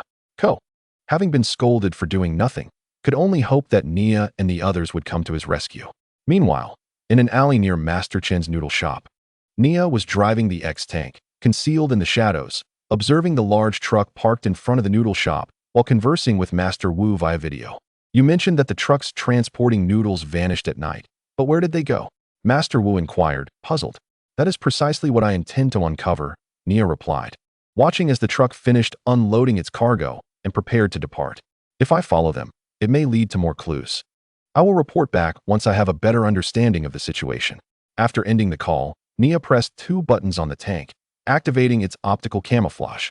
Soon, the X-Tank transformed to resemble the large truck parked in front of Master Chen's noodle shop, trailing behind it. You are not the only one capable of disappearing. Behind the truck, Dales, who had been seeking Master Chen for a discussion regarding the absence of the large dumplings, noticed Nia's transformation and gave chase. Inside the noodle house, Yingchuan lay painfully atop what was referred to as a bed, desperately trying to fall asleep. Just as he was drifting off, Lloyd, who was also unable to sleep, sat up on the adjacent bed.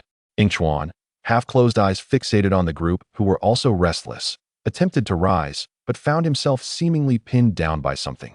Unable to move, as his consciousness was swept into a dreamlike state. What is that sound? Lloyd turned his gaze towards Yingchuan, illuminated by the moonlight, casting a blurry glance at his slumbering figure, and could not help but marvel at Yingchuan's remarkable adaptability. Beside him, Jie and Kai also looked over. Jie felt a twinge of admiration for Yingchuan, who could sleep soundly on merely a sheet spread over a wooden plank. How exhausted must he be? If Yingchuan were aware of Jie's thoughts at that moment, he would have surely given him a thumbs up, for such a notion was utterly exaggerated. Kai and the others climbed back onto their beds, convinced that if Yingchuan could find rest, so could they. Yet, with this mindset, they continued to wrestle with insomnia for several more hours. The Yingchuan, whom they believed to be fast asleep, now stood in a corridor. Bright lights illuminating the walls adorned with a plethora of fox masks. A sudden gust of wind, inexplicably sourced, caused the masks to sway. Yingchuan surveyed his surroundings. To the right, the corridor seemed endless, while to the left, not far off, stood a door. Fox masks. Yingchuan was not in haste. The appearance of an unknown door within this illusion was hardly a favorable sign. He approached one of the fox masks, its silver surface marred by conspicuous red streaks, reminiscent of splattered blood. Upon inspecting the others, he found them to be identical. It seemed inevitable that he must proceed. Yingchuan lifted his foot, advancing towards the door. The sound of his footsteps echoing in the hushed corridor, each step reminiscent of a countdown before plunging into the abyss. Standing before the door, he steadied his emotions, grasped the doorknob, and forcefully swung it open. Before him lay a display case emanating a luminous glow from its base, housing a solitary exhibit, a pitch-black fox mask. The instant he beheld the mask, whispers flooded his mind, urging and pleading him to don it. Retreating a few steps, Yingchuan realized that the mask resembled a curse. If he did not wear it, it would entwine itself with him eternally until his demise. The wall behind the display case was densely inscribed with words. After a moment of contemplation, Yingchuan silently approached the case, and the mask unexpectedly floated before him, the whispers abruptly ceasing, leaving only the sound of his heartbeat. An illusion? A mask? The boundary between reality and deception blurred. In a fit of agitation, Yingchuan donned the mask, an avalanche of information bombarding his mind. As he closed his eyes to process the influx of data, the black fox mask emanated a disquieting aura, and the scissors of the system space began to fly unbidden. Once the torrent of information subsided, the corridor lights behind Yingchuan extinguished one after another, darkness gradually encroaching upon him until he was engulfed. Your identity shall bestow upon you power. This is both a reward and a punishment. Only humanity, with its fleeting lifespan, can render every endeavor a mere void. Yet the heart, though modest in size, must be cleansed for the soul to traverse further realms. Removing the mask, Yingchuan found himself enveloped in darkness. With only a glowing display case before him, the sole alteration was the emergence of a silver fox mask, identical to the one in his hand, lying quietly in wait for the next visitor. Yet, Yingchuan knew who its master was. He turned and exited the room, racing into the abyss. The revelations brought forth by the mask, deception, darkness, brutality, unveiled the grotesqueness of humanity and the events that transpired. At that moment, something within Yingchuan shifted. This marked a pivotal choice in his life, leading him down a path starkly opposed to that of his friends, a road of no return. Chapter 59, Nia's Discovery. Yingchuan, awaken. Lloyd gently shook the sleeping figure lying in bed. Upon witnessing the opening of his eyes, he prepared to join the others for breakfast. A throbbing headache assailed Yingchuan as he propped himself up, realizing that the corridor from the previous night was not merely an illusion. The words behind the exhibition had imparted some truths to him. However, he needed to verify their authenticity. System, can you not remove my elements? No. A smile crept onto Yingchuan's lips. It appeared that the information was indeed true. After freshening up, he accompanied everyone to breakfast. Observing the food laid out on the table, he felt surprisingly unhungry. As he picked at the noodles in his bowl, a group of kabuki performers entered. Yingchuan hastily finished his mouthful and scanned the performers, and suddenly, his eyes lit up upon spotting Nia, intricately dressed and mingling among them. He feigned casualness, quickly diverting his gaze. Beside Master Chun, Klaus was watching him intently, resembling a specter. It felt as though he was being targeted. Relax, everyone. This feast is to celebrate your successful advancement to the second round, Master Chun interjected, noticing the awkward atmosphere. However, this mysterious figure left behind a clue. A clue? I would also like to commend Master Shadow for his valiant defeat of Master Poison Gas. She is quite a formidable opponent, wouldn't you agree? Master Chin took a skewer, listening to the laughter of the nearby kabuki performers, and suddenly remarked, laugh a bit louder, please. Relax, Lloyd. Even if we must continue to fight. Once everyone knows of Master Chin's scheme to siphon elemental powers, we can unite against him. Upon hearing Kai's words, Yingchuan lifted his head and surveyed the gathering. They were already aware. I had Nino Posey spread the word long ago. Excellent. Yingchuan continued. They have already intended to form a team with us. But one individual remains unwilling. Who is it? Lloyd inquired, puzzled. Yingchuan swallowed his food, Master Shadow. His abilities are akin to that of an invisible man. He can render himself temporarily unseen. If your plan is to thwart Master Chun, you must work in unison, for every warrior who falls will only strengthen him. And soon he will grow powerful enough that you will be unable to defeat him even together. Listening to the gravity of the situation, Lloyd glanced at Master Shadow. Just then, A kabuki performer approached with a platter of fortune cookies. Master Chin's eyes gleamed at the sight of the food, and he clapped his hands in excitement. Oh, fortune cookies. Bring them to me. Klaus, assuming Master Chun desired to eat, intervened. But that's for your intended capture, I mean, for our esteemed guests. Master Chin took a cookie and poked Klaus's face with it. I do not wish to consume them, Klaus. I merely wish to read the fortunes inside. That is my favorite part. Yingchuan listened intently to Master Chin's words, as a kabuki performer quietly approached him. I must warn you, our guests enjoy whispering, Klaus said, taking the fortune cookie from Master Chin's hand slowly. And I do not believe they are discussing your food. As I mentioned yesterday, they have gradually united in secret, and the ritual we are conducting has been made public by that insufferable fellow, Yingchuan. Master Chin attempted to retrieve the fortune cookie from Klaus. Worry etched on his face. Do they know about the curse? Not yet, but we must act preemptively. Master Chun accepted the cookie from Klaus and reluctantly placed it back on the platter. The kabuki performer carrying the tray of cookies walked away, approaching the others. Yingchuan gazed at the plate of fortune cookies, taking the remaining cookie left by Master Chun. As he broke it open, he discovered a note from Ko. I have heard whispers circulating in secrecy, alleging that I am stealing the elemental powers of each individual. Lloyd, listening to Master Chin's words, initially thought he was attempting to defend himself, only to be taken aback as Master Chin pivoted his discourse. Indeed, I have stolen. The crowd gasped in astonishment, unable to believe that Master Chin had made such a confession, yet he insisted it was all for the sake of this staff. A geisha presented the staff reverently to Master Chun, and as he beheld the gems atop it, imbued with a myriad of elements, he accepted it and raised it high. Behold, this is the elemental staff.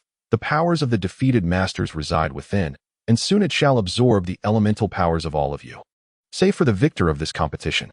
The one who triumphs will receive this prize and be heralded as the greatest warrior in the annals of the ninja world. Master Chun concluded swiftly, observing the reactions of those present. A few individuals at the table exchanged glances, their hearts inevitably stirred.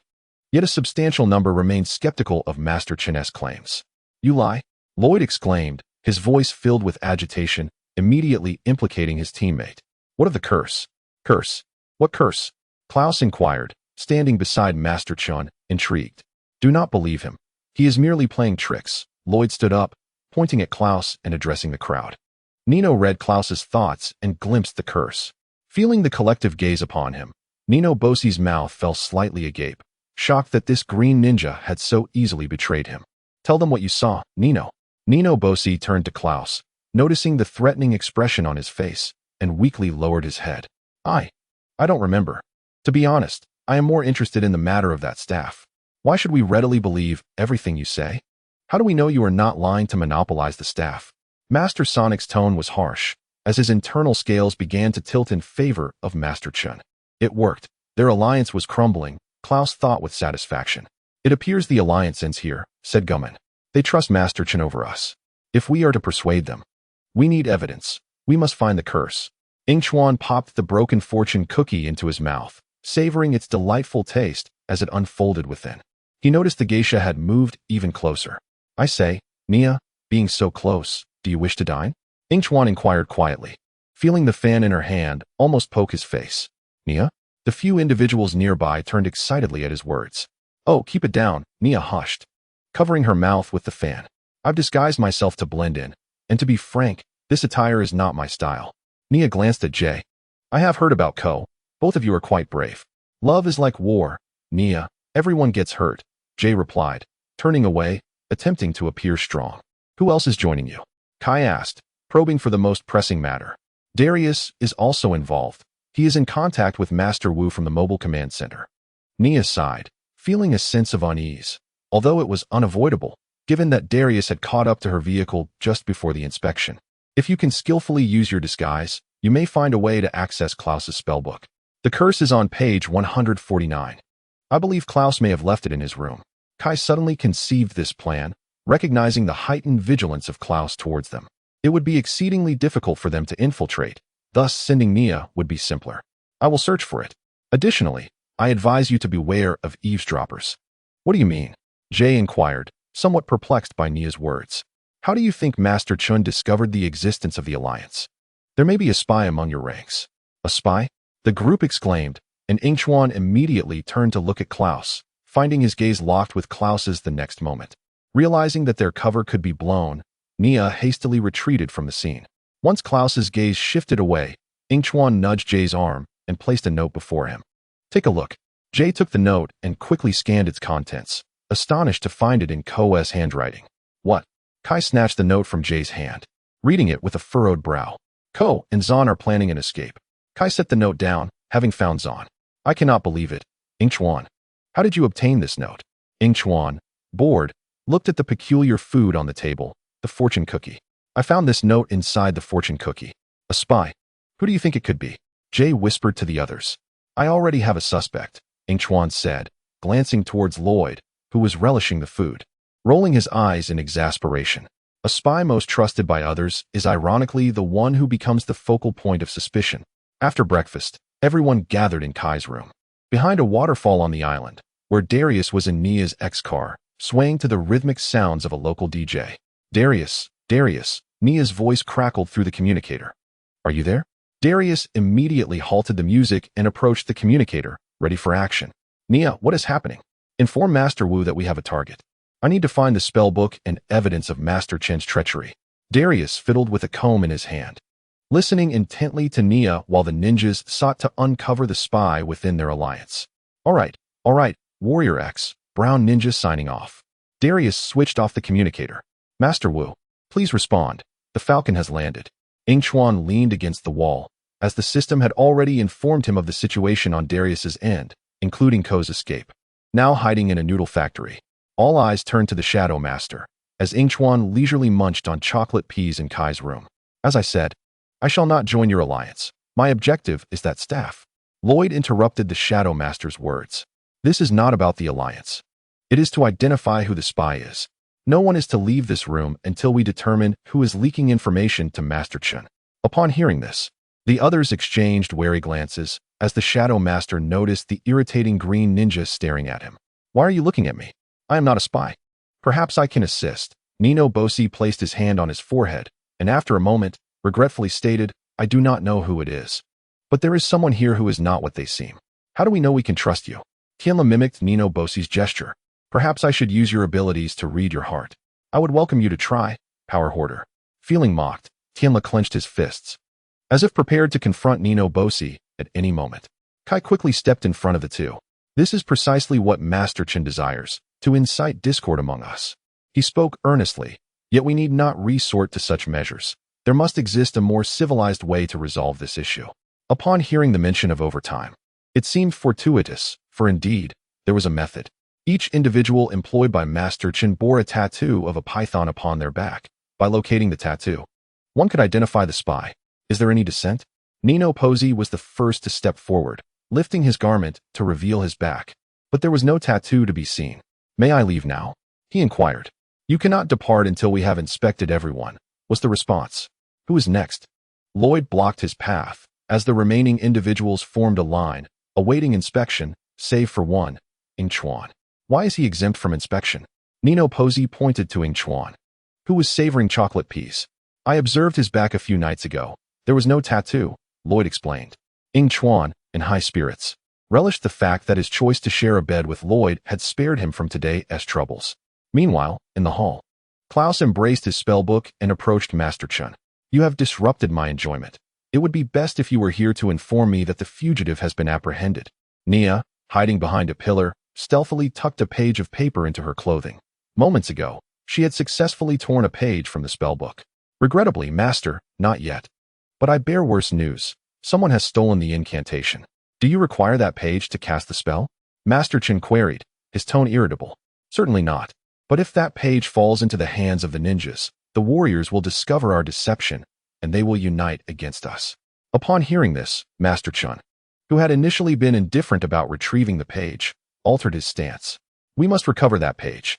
With an agitated wave of his hand, he lamented, Oh, the geisha S rouge, it clings everywhere.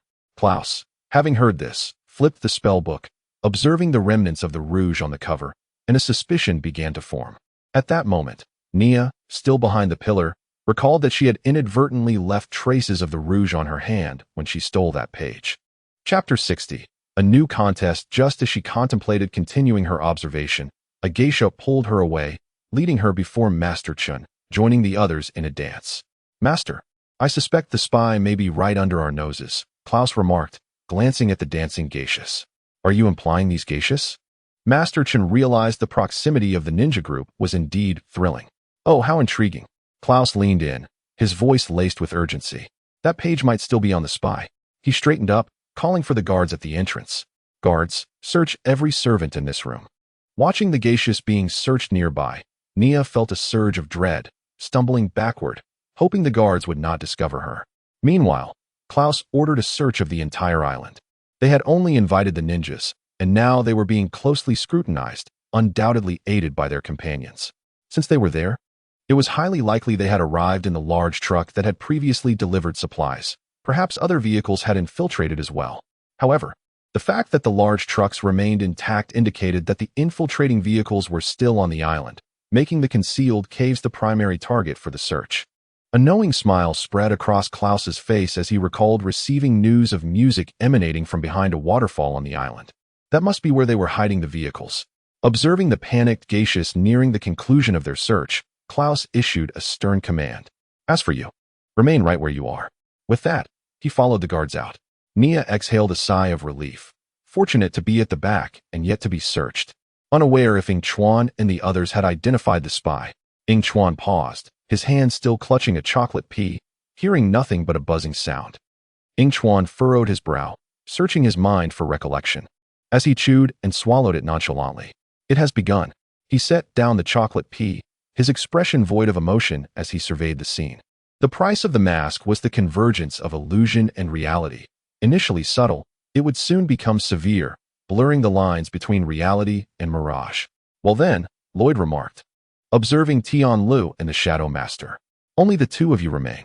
Kai approached Tian Lu, exhaling heavily. I am reluctant to do this. But the time has come for you. He politely asked, may I inspect your back? Please. Tian Lu, hands on her hips, was taken aback by Kai's request. How can you doubt me? I was the one who helped Nino reveal Master Chin's plot. I apologize, but this is necessary. Yingchuan moved to the window, gazing at the distant sea. Indeed, Tian Lu had been furious upon learning of Master Chin's scheme and had quickly disseminated the news. Yet what of it? Love truly can blind one. Wait, where has the shadow gone? Lloyd's astonished voice came from behind. Yingchuan turned to see Jay surveying the area in disbelief. He has vanished from his own shadow. The sound speed master pointed to a corner beside Jay, where the shadow master stood, alert and vigilant. There he is, seize him. I am neither the spy you seek nor your ally. The staff is mine. At that moment, Master Chin's words successfully brainwashed the shadow master. Lloyd charged up energy in his hand, directing it towards the shadow master. The residual energy, however, caused a painting behind Jay to fall heavily onto his leg. Ah! Jay cried out, slapping the ground frantically. My leg, please help me remove it. Yingchuan hurriedly ran a few steps, forcefully lifting the painting off Jay and helping him to sit. Is your leg all right? Yingchuan inquired with concern. It hurts, Jay replied, leaning against the wall, feeling a distinct numbness in his leg. If it's broken, will Nia still love me? Yingchuan rolled his eyes, understanding J's thoughts merely by his expression. These individuals were surely drowning in the river of love. Gabon stood guard at the door, entangled with the Shadow Master, preventing his escape from the room. You are quite skilled, old man. After exchanging a few moves with Gabon, the Shadow Master activated his ability and, when Gabon was momentarily distracted, made his escape. It must be the Shadow. He is the spy, Nino Posey declared, rising. Initially, he harbored mere suspicions, but the Shadow Master's demeanor was undeniably suspect. With the spy now identified, the others could leave the room. Kai grasped Tian Lu's shoulder. Tian Lu, listen. Observing her furious expression, Kai offered an apologetic smile. I am truly sorry. No need to apologize. If you still suspect me of being a spy, just watch me exit through that door. Unhesitatingly, Tian Lu strode forward, revealing her back at the doorway, clean, devoid of any python tattoo. What has become of our alliance? Jay inquired, perplexed. What alliance? Lloyd replied, exasperated. Suddenly, Yingchuan interjected. I recall Tian Lu having contact with the Shadow Master and the Invisible Man. Moreover, not everyone working for Master Chin bears a tattoo, do they? For instance, what about his daughter? At that moment, Yingchuan was desperate to reveal the answer to everyone. Knowing it in advance was indeed vexing. How could it be?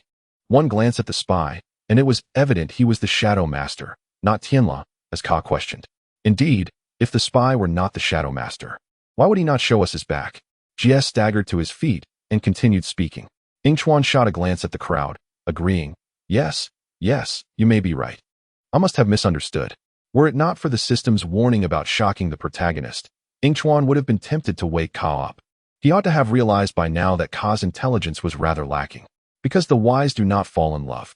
Yingchuan stepped out of the door, waving his hand without looking back, stating that he would enjoy the scenery and not partake in the discussion.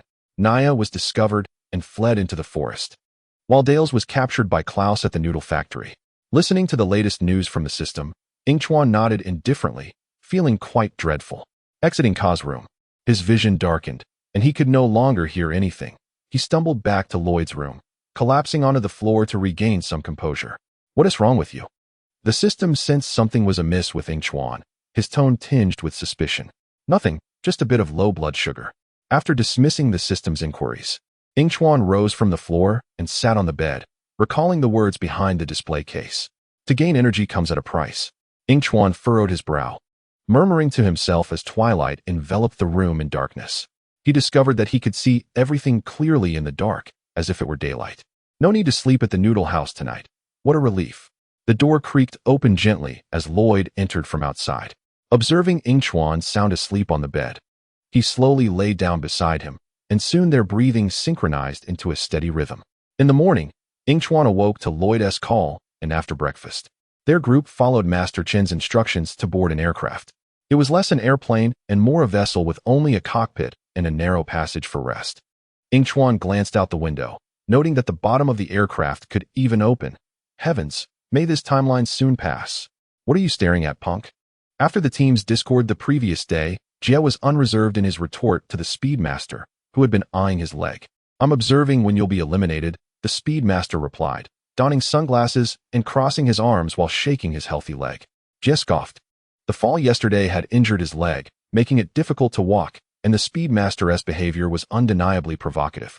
Why are you so afraid to let us see your back? Are you worried we'll discover your tattoo and realize you're working for Master Chen? Ka, brimming with unwarranted confidence, was now convinced that the Shadow Master was the spy and pressed for answers. I hope our next match is a duel. That way, I can show you your own back, the Shadow Master retorted, unable to bear the fixation on yesterday's incident. Is that really wise? Tianla glanced at the invisible person beside him, tilting away in disapproval of the Shadow Master's method. Tension escalated as everyone observed the current situation. A palpable anxiety spreading through the air. Indeed, but not as high as us, Lloyd remarked, gazing down at the island below, nearly obscured from view. I've had enough. Ninaposi stood up from his seat and strode toward the cockpit, abruptly opening the door. I have a fear of heights. Where is Master Chen? The next sight left him stunned. The cockpit was completely empty. Oh, how could I have missed that this thing started recording? In Ninaposi's terrified gaze, Master Chen's enlarged eyes appeared on a screen facing the door. Can you see me? Now. He cleared his throat. Greetings, the final 9. I know you are all eager to commence the competition.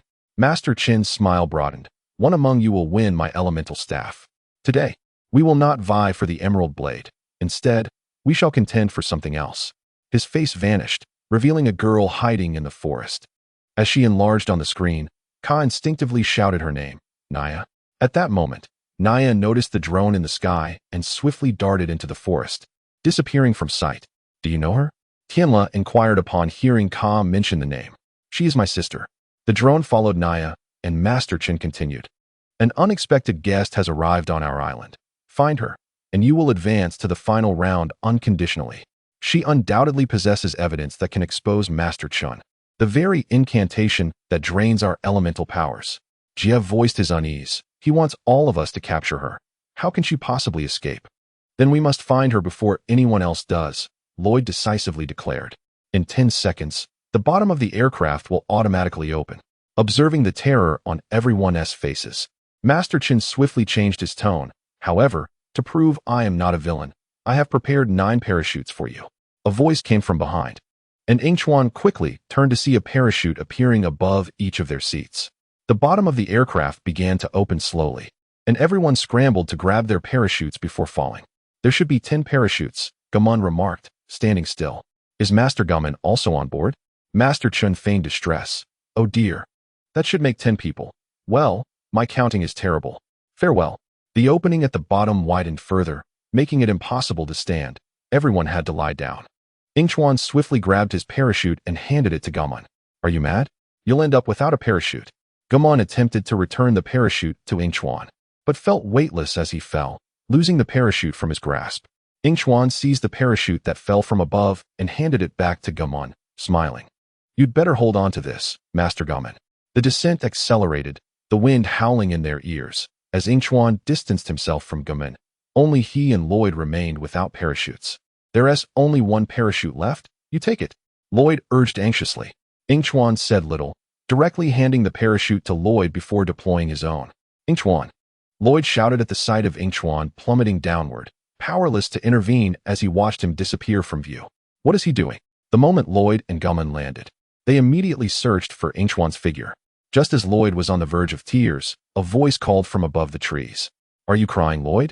Yingchuan jumped down from the tree, standing in scathe before the two. At your age, why are you still crying? Suddenly, he received a heavy thump on his chest from the irate Lloyd, completely oblivious to the reason. Hey, why are you angry? Hearing Yingchuan's words, Lloyd turned away, calming himself.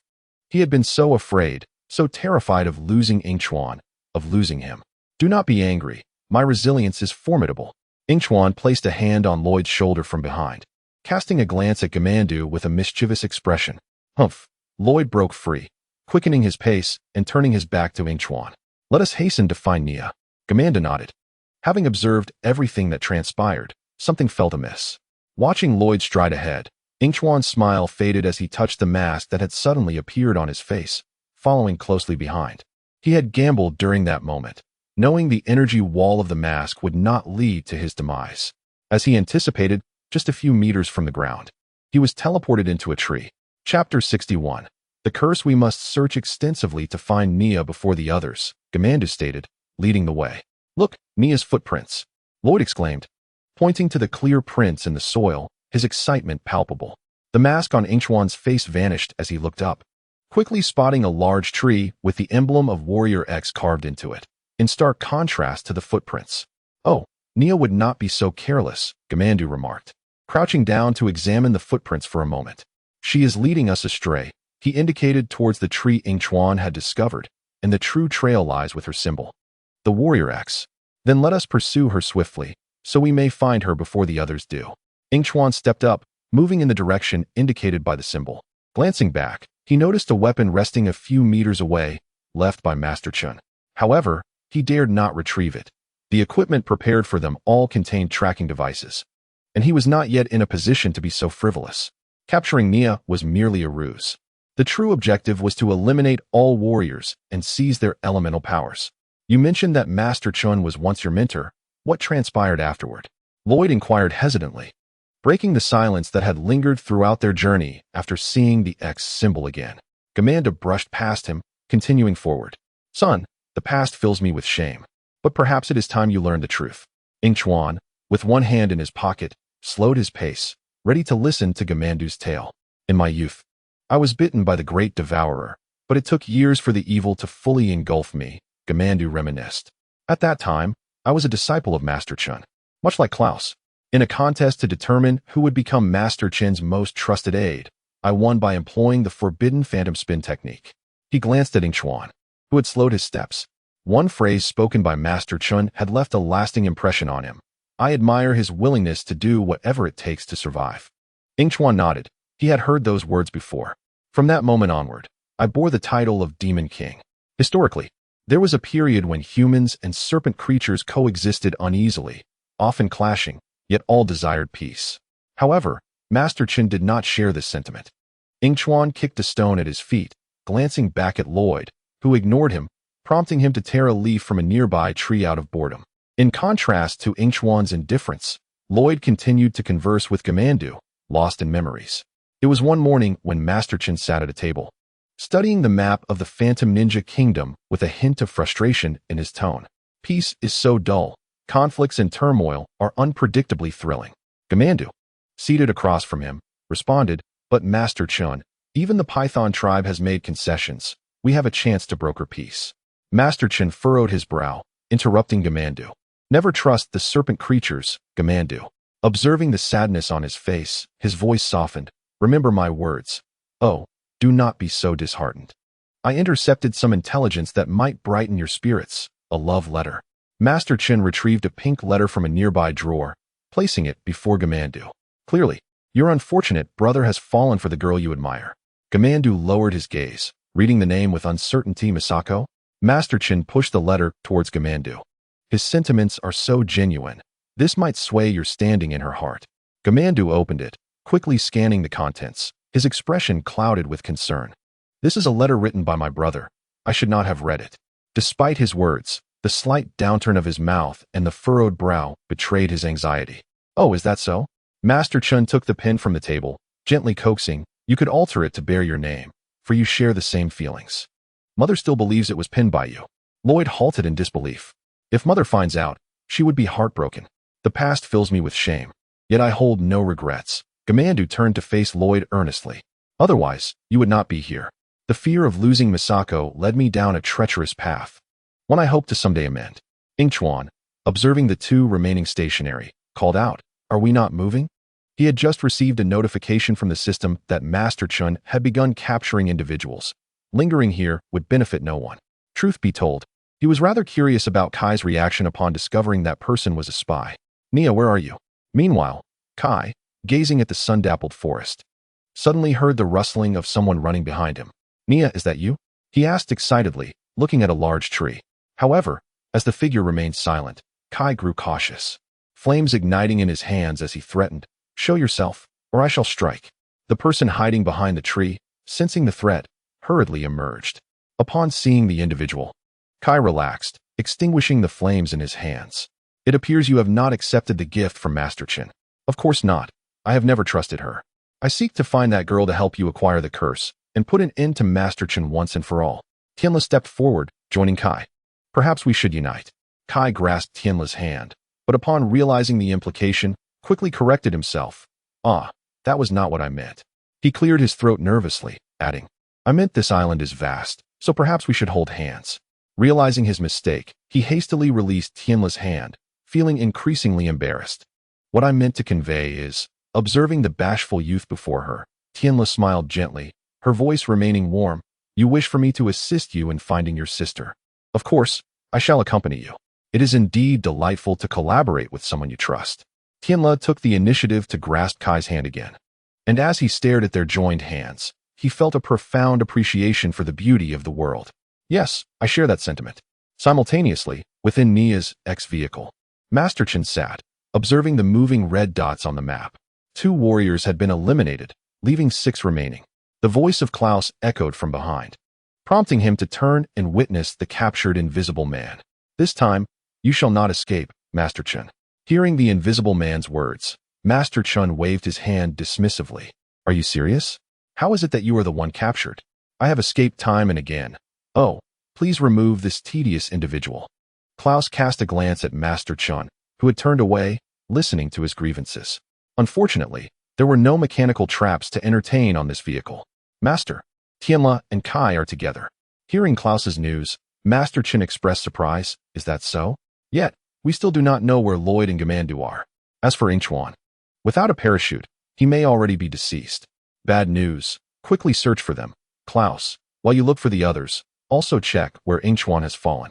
At that moment, Yingchuan, whom Master Chin mentioned, was leisurely gazing at the sunset above, when suddenly he sneezed and wondered aloud, who is cursing me?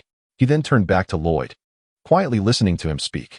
Father, I do not quite understand. You once took Master Chin as your teacher, yet you fought alongside Master Wu. What transpired between you? Gamandu sighed. Master Chin said never to trust the serpent monster. He was indeed correct. If the serpent monster were to launch an attack first, Yingchuan, listening beside him, summarized. It means the serpent monster has attacked, and the elemental warriors are unable to resist.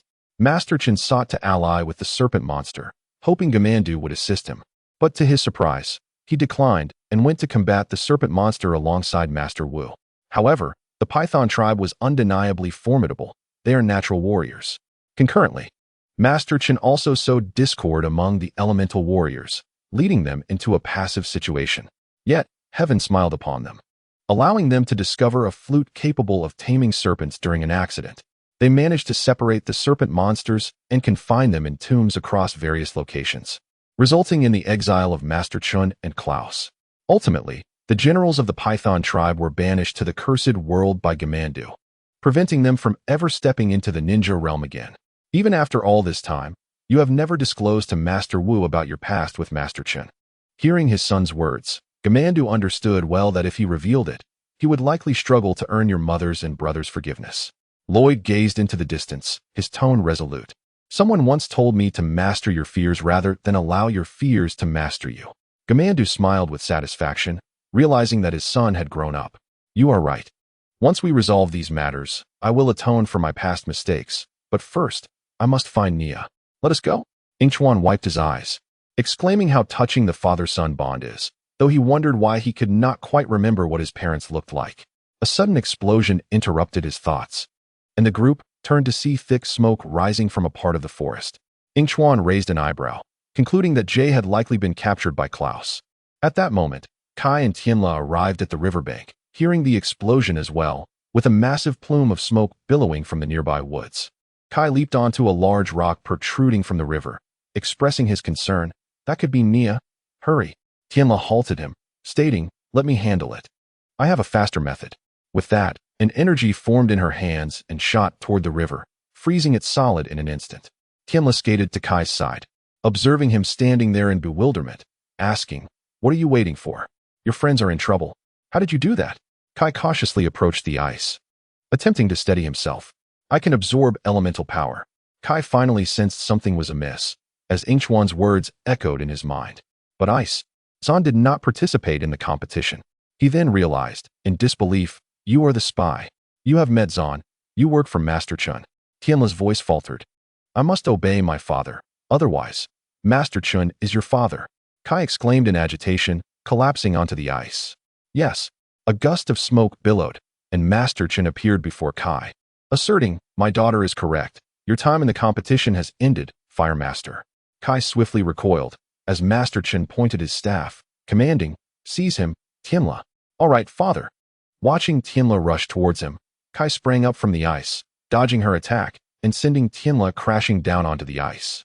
You lack a tattoo because you utilized the Master of Transformation's abilities. Staring at Kai, who had pinned her down with a raised fist, Tianla responded with irritation, and now, I shall employ the Master of Smoke's powers. The ground beneath Kai vanished, pain surged from behind, and Tianla kicked him away. Observing Kai lying on the ground, Master Chen chuckled in triumph. Kai gritted his teeth, engulfing his hand in flames, but Tianla grasped his arm, halting his actions. If you do that, we will both fall into the water. Kai sat up, his other hand also ablaze, propelling Tianla away. Phantom spin. What are you doing? The entire ice surface cracked, sending Master Chun tumbling into the water. After Tianla rescued him, he raised his staff, aiming at Kai, who was about to flee into the forest. I have had enough. Branches erupted from the ground, ensnaring Kai, who struggled vigorously. A series of gasps echoed in the quiet forest as someone suddenly collided with Lloyd from behind. Nia. Lloyd turned to see the one they had been searching for. Before Lloyd could say another word, Nia interrupted, pointing toward the forest behind them. They have captured Jay. They have taken everyone. Speak slowly, Nia. Gamanda stepped forward. A page appeared before Lloyd, and Yingchuan focused intently, exclaiming, wow, a transformation spell. It is only you left, Lloyd. Only you can stop Master Chen. Stop what? Lloyd took the page, examining it closely. This is a transformation spell. Gamanda's gaze shifted from the paper. Could it be? A transformation spell, transforming into what? The army of the Python tribe. The competition may have concluded, but the next war against the serpent monster is likely to commence. Gamanda stated solemnly. Trouble is brewing. When do you plan to rescue them? Yingchuan, who had been lurking in the shadows, stepped forward to inquire. Kai, captured by Master Chun, was thrown into the vehicle, glancing up to find everyone present except Lloyd. Do not worry. Lloyd will come to rescue us. Jay reassured him from the side. That is precisely my plan. Master Chen abruptly shut the iron door, everything within his grasp. Chapter 62. Behold, This is a moment worth documenting. Kai and the others were brought back to the location where they had previously sneaked in to witness Master Chun stealing elemental power. The sound of drums echoed around them, and a group of individuals knelt before the serpent-headed structure, continuously worshipping, chanting that there is only one victor. Bring forth the prisoners. When the time was right, Klaus and Tianla stood within the serpent-headed structure, turning to face the encroaching darkness. Shortly after, Kai and the others were escorted in, their hands bound in iron chains. You were correct. This is not a mere tournament. It is an outright conspiracy. The Sound Master regretted not believing the ninjas initially, instead trusting Master Chen's words. How did you figure it out? The Shadow Master advanced slowly. Was it the fervent followers or that enormous serpent head? We have battled amongst ourselves for so long, and only now have we finally united, albeit too late. As he witnessed his elemental energy about to be seized by Master Chun, Nino's tone turned somber. Amidst the crowd, there stood a conspicuous figure, Jay. Unlike the others, he held his head high, his posture erect, a smile adorning his face as he hummed a tune. Unable to contain his frustration, Kai turned to him and questioned, "How can you still find the spirit to hum a song when they are about to strip us of our elemental powers?" Jay replied, "These cursed handcuffs may restrain our abilities, but I choose to confront this ordeal with positive thinking." He had faith in his comrades, for in dire moments such as these, Lloyd would invariably emerge from the shadows to deliver a resounding lesson to their foes. Lloyd will come to our rescue, just wait and see. Feeling an angry gaze upon him, Tianla instinctively glanced up at Kai amidst the throng, only to quickly avert his eyes. "You dare not meet my gaze, do you?" Kai's voice quivered with agitation, unable to fathom that someone he had trusted for so long could be a spy. "You know full well that once he takes our powers, he will treat you the same. You do not understand. Whatever my father desires, he will acquire. I have no other choice." At that moment, Kai seemed to have discovered a secret to charm, decisively asking, "Just tell me one thing. Was it his idea for me to fall for you, or yours?" Because it certainly worked. Tianla's mouth fell open in surprise, his gaze shifting elsewhere as a sweet smile graced his lips. Jay, standing behind Kai, observed the exchange between the two with incredulity. This is hardly the time for declarations of love. Make them kneel, everyone stand, and welcome Master Chun. Following these words, the atmosphere intensified, the previously halted drumming resumed, and flames erupted from the ground. Master Chun, seated upon his throne, held a staff aloft, floating in the air. "Look, I'm flying." As the throne descended before Klaus, Master Chun surveyed the surroundings, exclaiming in delight, "This place looks magnificent. I almost lost my focus. Well done, Klaus. You certainly know how to set the mood." His gaze shifted to the dejected figures of the defeated. "Oh, look at you all. Soon, your powers will belong to me." He laughed heartily, raising his hands. "I can't help but admire myself." With unwavering conviction, Jay confronted Master Chun, stating, "Even if you take our powers, you will never obtain the strength of the Green Ninja." Upon hearing this, Master Chun sighed in exasperation. "You are correct." He leapt from his seat. "I wager that he is about to rush in to save you, only to appear at the last moment and teach me a painful lesson." "Very well. I shall await him. I do love a good lesson." Kai and the others anticipated the arrival of their ally, yet as time passed, the Green Ninja failed to materialize. Master Chun, losing patience, pointed his staff at them. "Enough. I have waited long enough. It's time for you to learn a lesson. Do not be a sore loser, for there can only be one victor." Various colors of elemental energy erupted from within, and Jay found himself sitting on the ground, his spirits plummeting as he realized their ally had not come. "Take them to the factory." Tianla watched as Kai stood, turning to plead with Master Chun. "Father, please let Kai go. He is different. He can help you." "Ah, you've grown fond of that lad, haven't you?" Master Chun mused. "If it brings you joy, then let the red-haired boy stay." As the sun began to set, Yingchuan lingered near the palace, able to see the guards at the entrance, with a worried Lloyd by his side. "He knows I will come, but I cannot hide here and do nothing. We must wait until evening to act." Naya gazed at the multitude of guards at the entrance. There are far too many. The thought of rescuing their friend tormented Lloyd, with each passing minute. Master Chun grows stronger. Jiaomon, understanding his son well, placed a hand on Lloyd's shoulder. Master Chun gains strength by seizing others' powers. But true strength lies in empowering those around you, just as you have empowered me. We will confront Master Chun and destroy his staff. Yingchuan turned away from the sunset. Time seemed to crawl as minutes felt like centuries to Lloyd. Finally, darkness enveloped the land. Remember, once the staff is destroyed, everyone's powers will be restored. You are here to reunite your team and complete the mission, Jimon reiterated before they set off. After eliminating the guards they encountered, they arrived at a corridor leading to Master Chin's location.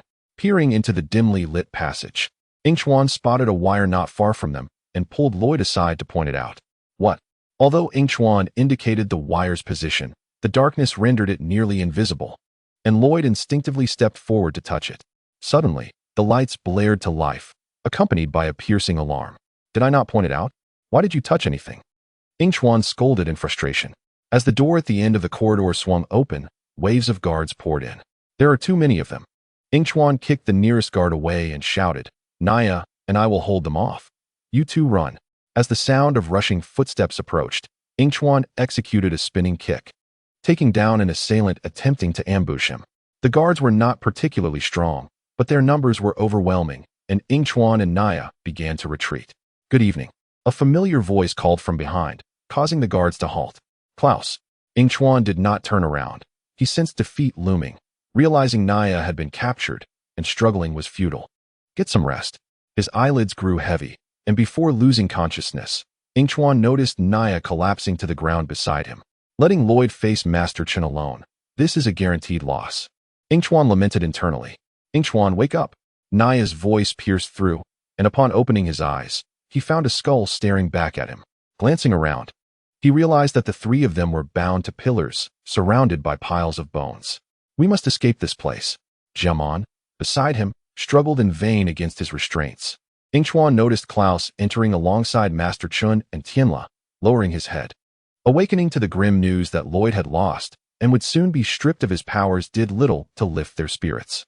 My pet relishes the scent of fear, Klaus remarked, strolling slowly before Jiamon, hands clasped behind his back. Observing the staff in Master Chin's possession, Jiamon grasped the reality of Lloyd's defeat. Where's my son? What have you done to him? I have captured your son, but I shall only claim his powers during tonight's ceremony, Master Chin taunted, standing before Jiamon with a mocking gaze. I am sorry, but you were not invited. Reflecting on a betrayal from long ago, he added, it saddens me a little. But how did you defeat him? Naya inquired, perplexed. Oh, finally, someone asks the right question, Master Chin chuckled, pointing to a figure entering the room, head bowed. I received a bit of assistance. Upon discerning the visage of the individual before her, Nia's squinted eyes widened in shock.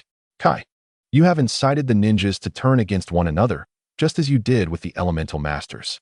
Why, Kai, how could you do this? Nia could scarcely believe that her brother would betray them, her voice laced with incredulity. Master Chun has acquired all the power, Lloyd never stood a chance alone. I must devise a strategy that benefits us the most. He will allow you to leave if... Nia interrupted Kai's explanation, exclaiming, I would rather be devoured by a serpent. Suddenly, Gamandu pulled Tianla closer with his foot, gripping her throat with his hand, threatening her viciously, untie me at once. Witnessing the peril that threatened his daughter's life, Master Chin unexpectedly laughed. What a turn of events. You are no longer the person you once were, remember? You are Master Gamandu. You are a good person. Threats hold no weight with me. Reluctantly, Gamandu loosened his grip, pushing Tianla away. Coughing, Tianla regained her composure. My pet may take a brief nap, Klaus remarked, raising a metal plate behind him, his tone betraying a sense of pride, but she always awakens quite famished. Things seem to be progressing smoothly, Gamandu. But all good things must come to an end. Master Chin laughed heartily as he departed. Nia gazed at Kai, seeking to rekindle his conscience. This is not you, Kai. Do not proceed down this path. Kai turned, his voice tinged with sorrow. I'm sorry, sister. This is the only way. Observing the three individuals exiting, a smile crept onto Kai's face as he winked, eliciting surprised glances between the trio. As they stepped through the door, Master Chun instructed, prepare food for the celebration ceremony. Klaus. Noticing Klaus nodding and quickening his pace, he added, I could really go for some noodles. Kai and Tianla lagged behind. He grasped her shoulder and said, is this truly how your father treats you? It should not be this way. Tianla pointed towards Master Chin's retreating figure. I do not wish for it to be this way either, but he wields the staff, and I feel powerless. What if I could thwart him? Kai mused. Alone. Lloyd stands little chance, but if Master Chin trusts me, I could approach the staff. And then, Tianla, feeling peculiar, interrupted. Why are you sharing this with me after I have betrayed you? There is a reason you released me, Kai replied, hands on his hips. And you know my charm is hard to resist. Tianla smiled at him, acquiescing to his sentiment. Yingchuan hung his head, his gaze listlessly scanning the bones scattered around him. Muttering, when will we be free? Suddenly, he recalled tossing a pair of scissors here earlier. Perhaps he could manipulate them. It's a bit far. I wonder if I can succeed, but I must try. Success. Nia turned her head towards Yingchuan. What succeeded? In the next moment, a rapidly spinning pair of scissors broke through the door, appearing before them. Wow, your ability is incredible. Nia gasped in disbelief. How did those scissors take flight? Yingchuan wielded the scissors, severing the chains that bound him, standing to stretch his limbs, and replied, the secrets of the universe must remain undisclosed. As they spoke, a massive serpent's head emerged from the elevated iron door, hissing as it slithered closer.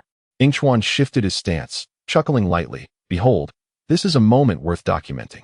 Before Nia could react, the scissors spun rapidly, gradually enlarging until, as the serpent approached, they had grown to the size of a wheel.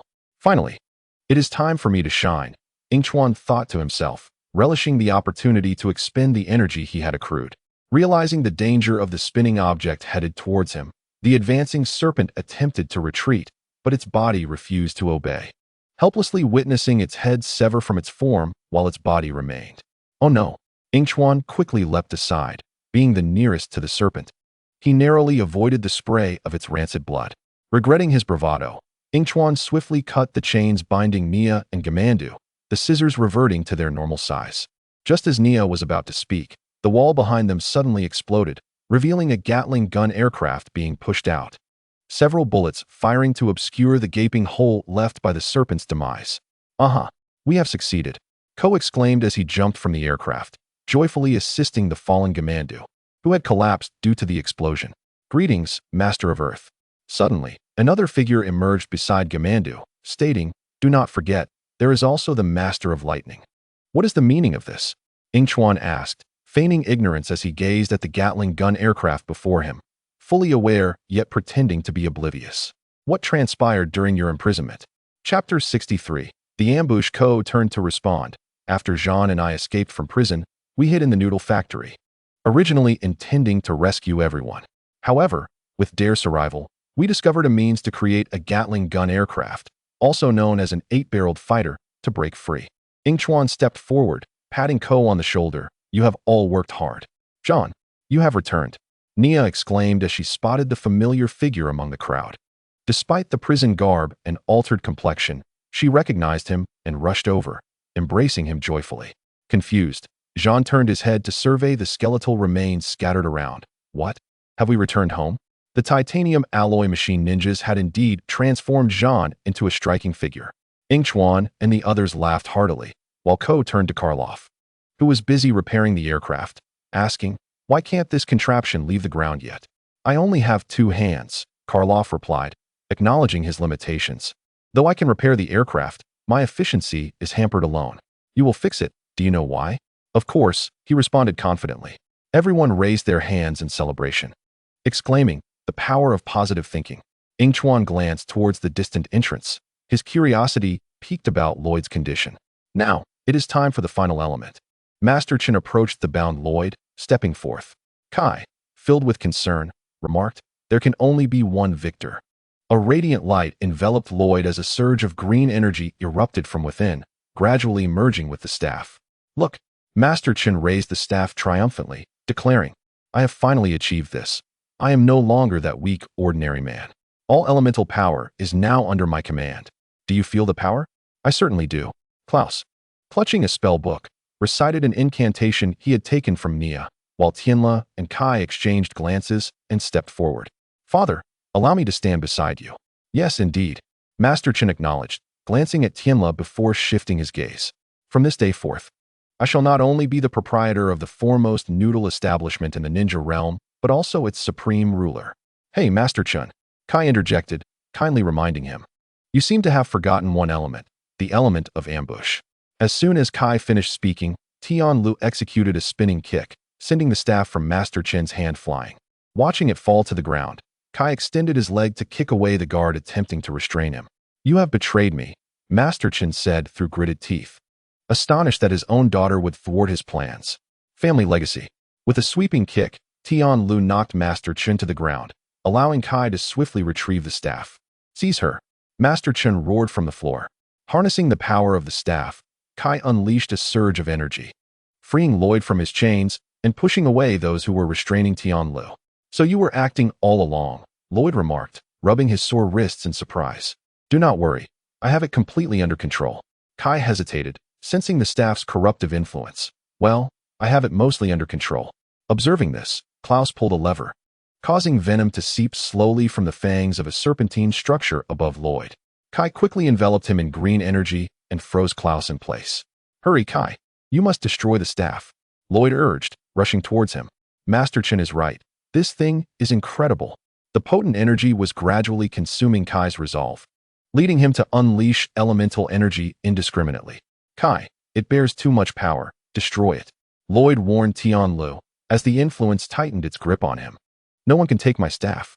Kai snarled menacingly. You have wielded such immense power for so long.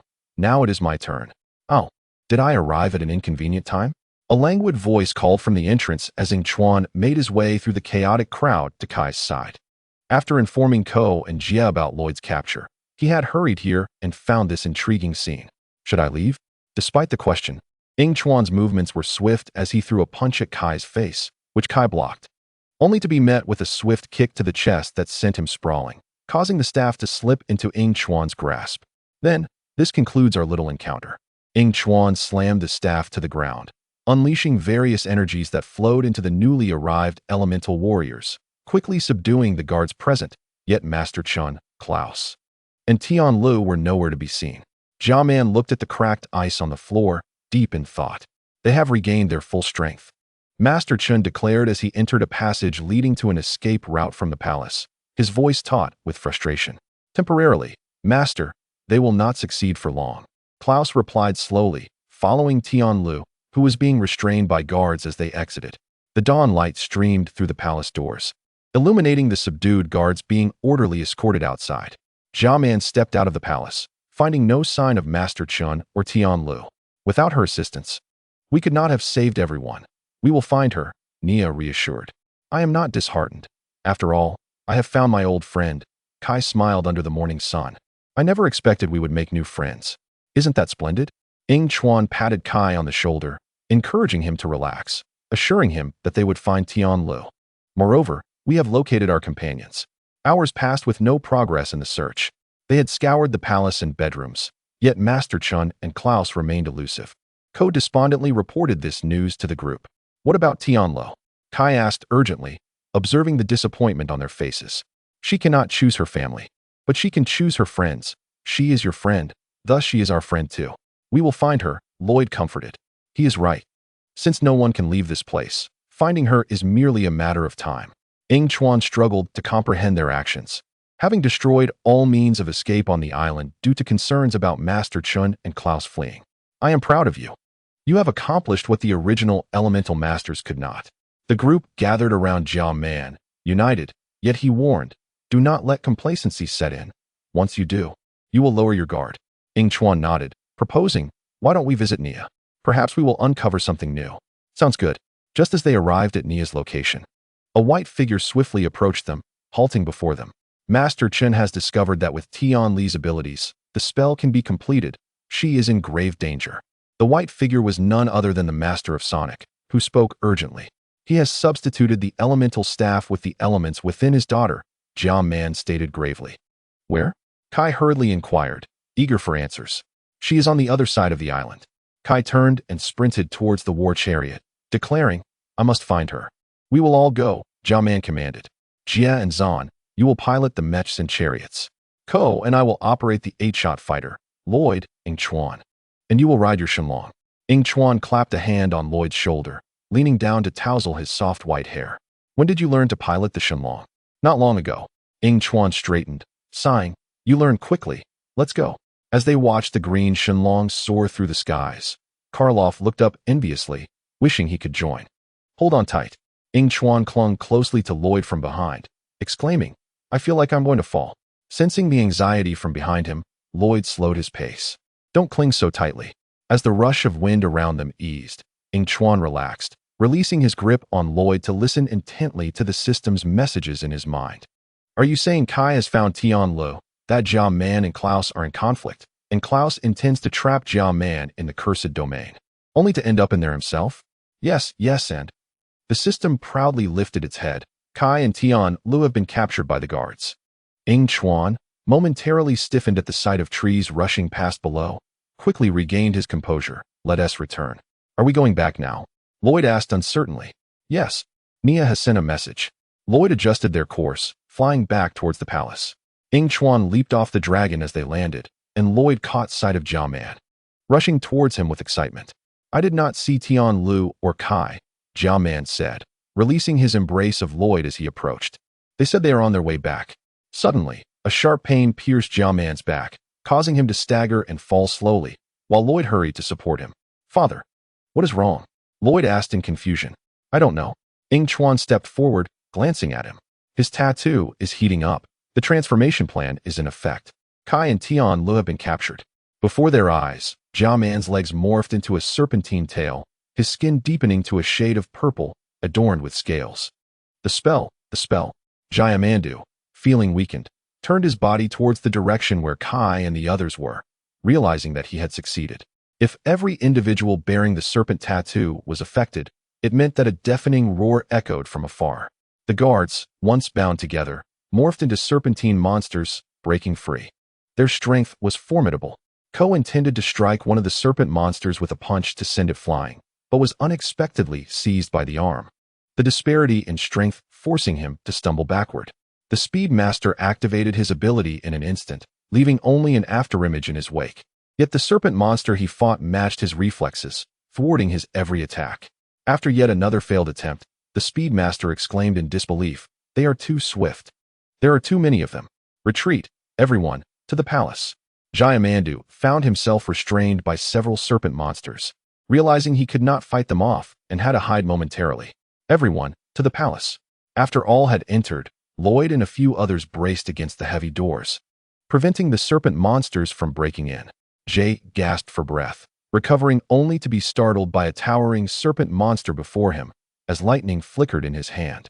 "We have snakes here," Lloyd interjected, positioning himself protectively in front of Jay. "No, he is my father."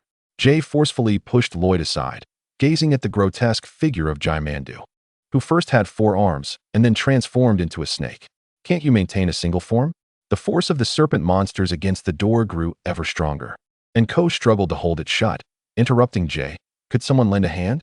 Yingchuan climbed the palace ladder, noticing the serpent monsters had ceased their assault and were heading towards their rapid-fire battle aircraft. "You all must come see." Several individuals hurriedly ascended, standing atop the walls just in time to witness the serpent monsters commandeering the rapid-fire helicopters and departing. This. Jay was left speechless in his fury, finally managing to utter, "This is utterly outrageous. They have taken the ninja rapid-fire aircraft and all the serpent helicopters. We have utterly failed." Nia looked up at the helicopters disappearing from their view. "Our families are in the ninja world." The Speed Master turned anxiously. "Moreover, we have destroyed all means of leaving the island." Jay lamented, "Whose idea was this?" "Your father was right, Lloyd." Ko regretted, "We thought we had the upper hand, leading to a lapse in our defense. This is the consequence. Nobody ever listens to me." Jay's voice continued to ring out. "You all said I was overreacting. I will go alone." Lloyd resolved himself and faced Master Chen's entire army. "Here, only I possess the elemental dragon." A voice emerged from above, causing everyone to look up and discover Zahn flying in on a blue elemental dragon. "He has unleashed a dragon as well," Karloff remarked, perplexed. Jay finally ceased his outburst. Intrigued, he asked Zahn, "None of us could achieve this before. Tell us, how did you manage it?" I confronted my fears. When I realized that what obstructed me was not before my eyes but within my heart, I discovered a deeper power, the power to summon the elemental dragon. Another voice followed Zahn's. Zahn is correct. Kai was piloting the fire elemental dragon towards them, with Tianla, now transformed into a snake, seated behind him. Within us all resides this power. However, you must understand that our fear is not of the Serpent Clan, but of our own doubts. Those endowed with elemental powers erupted in cheers as Lloyd was the first to summon his elemental dragon. Energy. Then came the others: earth, metal, speed, mind. The arduous battles of the past returned, but we would bravely embrace the challenge. Jiamandu sat behind Lloyd, declaring, Master Chen has decreed that there can only be one victor. Now, we shall become that victor. Hearing Kai's words, Yingchuan laughed. Master Chen is surely going to be furious upon witnessing such victors. Phantom Ninja Kingdom, we are coming. Chapter 64. The Dispatch. Remember, regardless of what transpires in the Phantom Ninja City, we are a united force, fighting side by side. After a lengthy flight, Lloyd finally arrived at Phantom Ninja City. Observing the crowd below, he proclaimed, side by side. Jay shouted, accelerating ahead to lead the way. The residents of Ninja City, witnessing so many dragons in the sky, eagerly pulled out their phones to capture the moment, preparing to share it on social media. Kai brought the elemental dragon to a halt on the road, and the bystanders, upon seeing Tianla in serpent form, screamed and fled. Watching the scattering crowd below, Tianla covered her face. I wish I still had the power to transform. You do not need to transform. You have us now. If we are the first snakes they see, then why hasn't Team Master Chen initiated an attack? Jiamandu pondered, perplexed. Has Master Chen truly turned over a new leaf? Or is he concocting an even grander scheme? Before we issue a warning to everyone, we must ensure your safety and that of my father. Lloyd instructed the dragons stationed on various buildings. Others, maintain formation and protect the crowd. Yingchuan leaped from Ko's dragon, flexing his wrist as he approached Tianla. The spell is dissipating.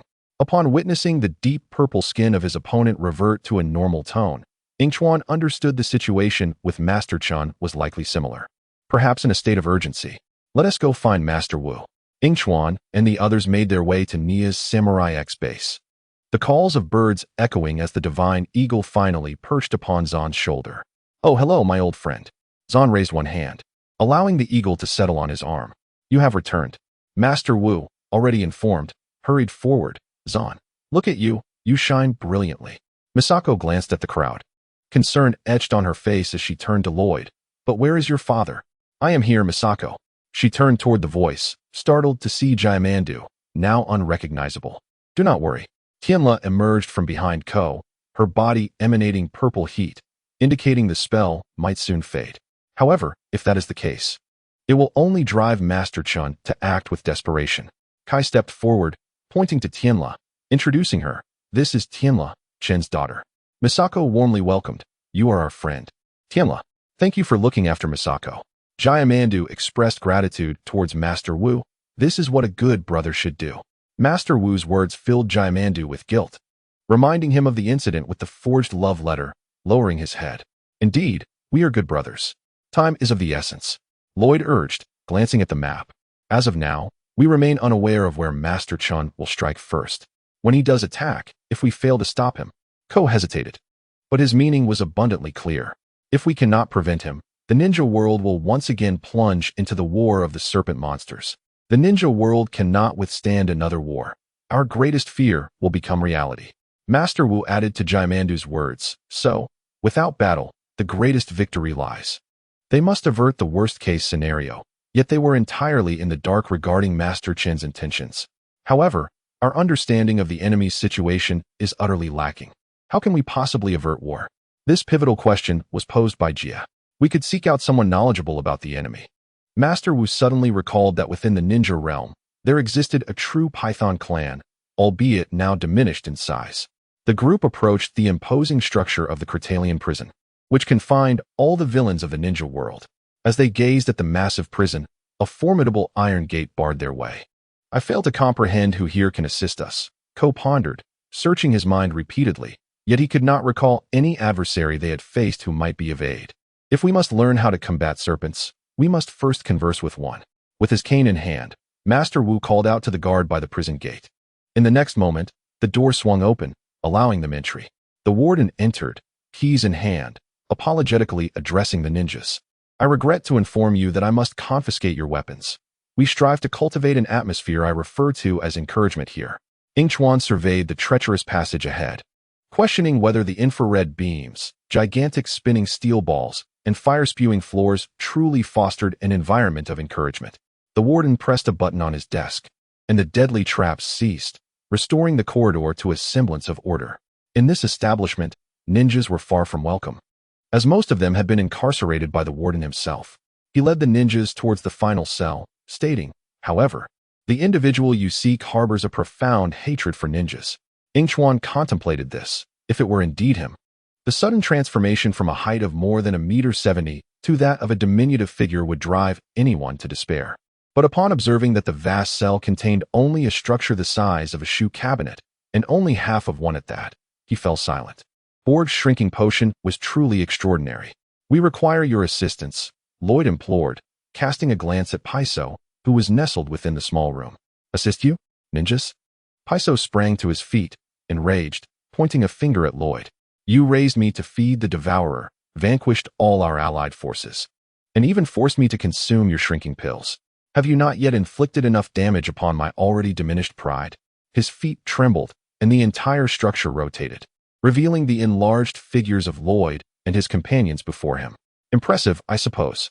I surmise you wish to inquire about that lowly noodle tycoon and his ilk who have now transformed into the Python clan, Paiso remarked, exasperatedly raising his hands. They are charlatans of the underworld, should you wish to know. You are the last of the Python clan. You must know how to stop them. Paiso crossed his arms, turning his head away from Jia, declaring, I shall not utter a word until you reveal to me how to regain my size. He turned his back, insisting that he could not trust the words of ninjas. Jaimandu bent down, gazing at Paiso's back. Would you trust a serpent? The python, Jaimandu? Paiso's interest was finally piqued, and an idea surfaced in his mind. Now you've captured my attention. Let us make a deal, shall we? Pickshaw suddenly alerted Jean's mind. I think you should be aware that someone is infiltrating the Cretalian prison's database. The intruder seems particularly interested in that small serpent. Yingchuan sensed Jean moving outward, while Paiso aimed to extract information regarding size augmentation from them. Following Jean, he arrived at the cell's exterior. Master Chen, Jean uttered those 3 words, and Yingchuan stared at his head for a moment before turning to leave. Once you discover the incantation, I will divulge their weaknesses. The diminutive Paiso continued speaking when suddenly the intercom blared. Intruders have breached Sector 2. The voice hesitated before exclaiming in terror, the Python clan. They are coming for me. They can see me speaking through the intercom. Oh heavens! They are here. Cheers erupted within the prison, and Yingchuan cast a glance at the quaking Paiso, beginning to suspect that the shrinking pill had also diminished his courage. Tell us how to stop them. What are their weaknesses? Jaimandu urgently inquired. Do you not comprehend? Paiso craned his neck to observe Jaimandu, the entire serpent appearing somewhat distraught. They possess no weaknesses. They are the Python clan. Kai leaned out of the cell, watching as the corridor door swung open, allowing 2 serpent monsters to enter. Gentlemen, we have visitors, he announced. Allow me to handle them. Ko leaped to the observation area of the prison, grabbing bricks from within and hurling them at the serpent monsters. The Python clan reacted with remarkable speed, effortlessly dodging Ko's attack, as the stones struck the iron door of the rear cell, nearly bending it. Jia dashed from the cell, jesting, wow. I prefer to capture prisoners rather than let them escape. Yingchuan remained still. After all, they were merely 2 serpent monsters, and the 3 of them should be able to manage. Jaimandu seized Paiso, the sweat on his head dripping onto Jaimandu's now normal arm, and upon contact, he reverted to the form of a serpent monster. Ah, your hand. This may be why they came for Paiso. Is it not the key to eternal transformation? Jean realized this, understanding the reason the Python clan had arrived. Thus, Master Chen refrains from attacking. If it is the key to preventing war, we must extract them from here. They must not fall into the hands of evildoers. Lloyd emphasized, absolutely not. Paiso, gazing at his entire form being held by Jaimandu, loathed his height. I understand, you mock my stature. Very amusing, yet I find the topic of size rather irksome. Jaimandu inquired, just a little irksome? Very well. Forget I said anything. Paiso observed that despite being of the Python clan, Jaimandu's size far exceeded his own, rendering him utterly disinterested. Yingchuan watched as the 2 serpent monsters, despite being outnumbered, continued to overpower the 3 of them, beginning to question the capabilities of his companions. Quickly, we must go. The alarm blared throughout the prison as the exit door of the corridor they had entered began to close. Jaimandu and the others hastened to escape just seconds before the door shut. Not you 4. Yingchuan glanced back at the 4 who remained behind, while Jean shot past him like a meteor. Isn't the Python clan supposed to be this formidable? This is unfair. Why do they possess weapons while we do not? Ko panted, narrowly dodging the serpent monster's returning sword. Only you for lack them. Yingchuan stood not far off, controlling scissors to join the fray. As a mage, I shall not participate. Jie stretched his hand into a cell, retrieving a toothbrush. There are weapons everywhere. He charged forward, colliding with the serpent monster that bound John.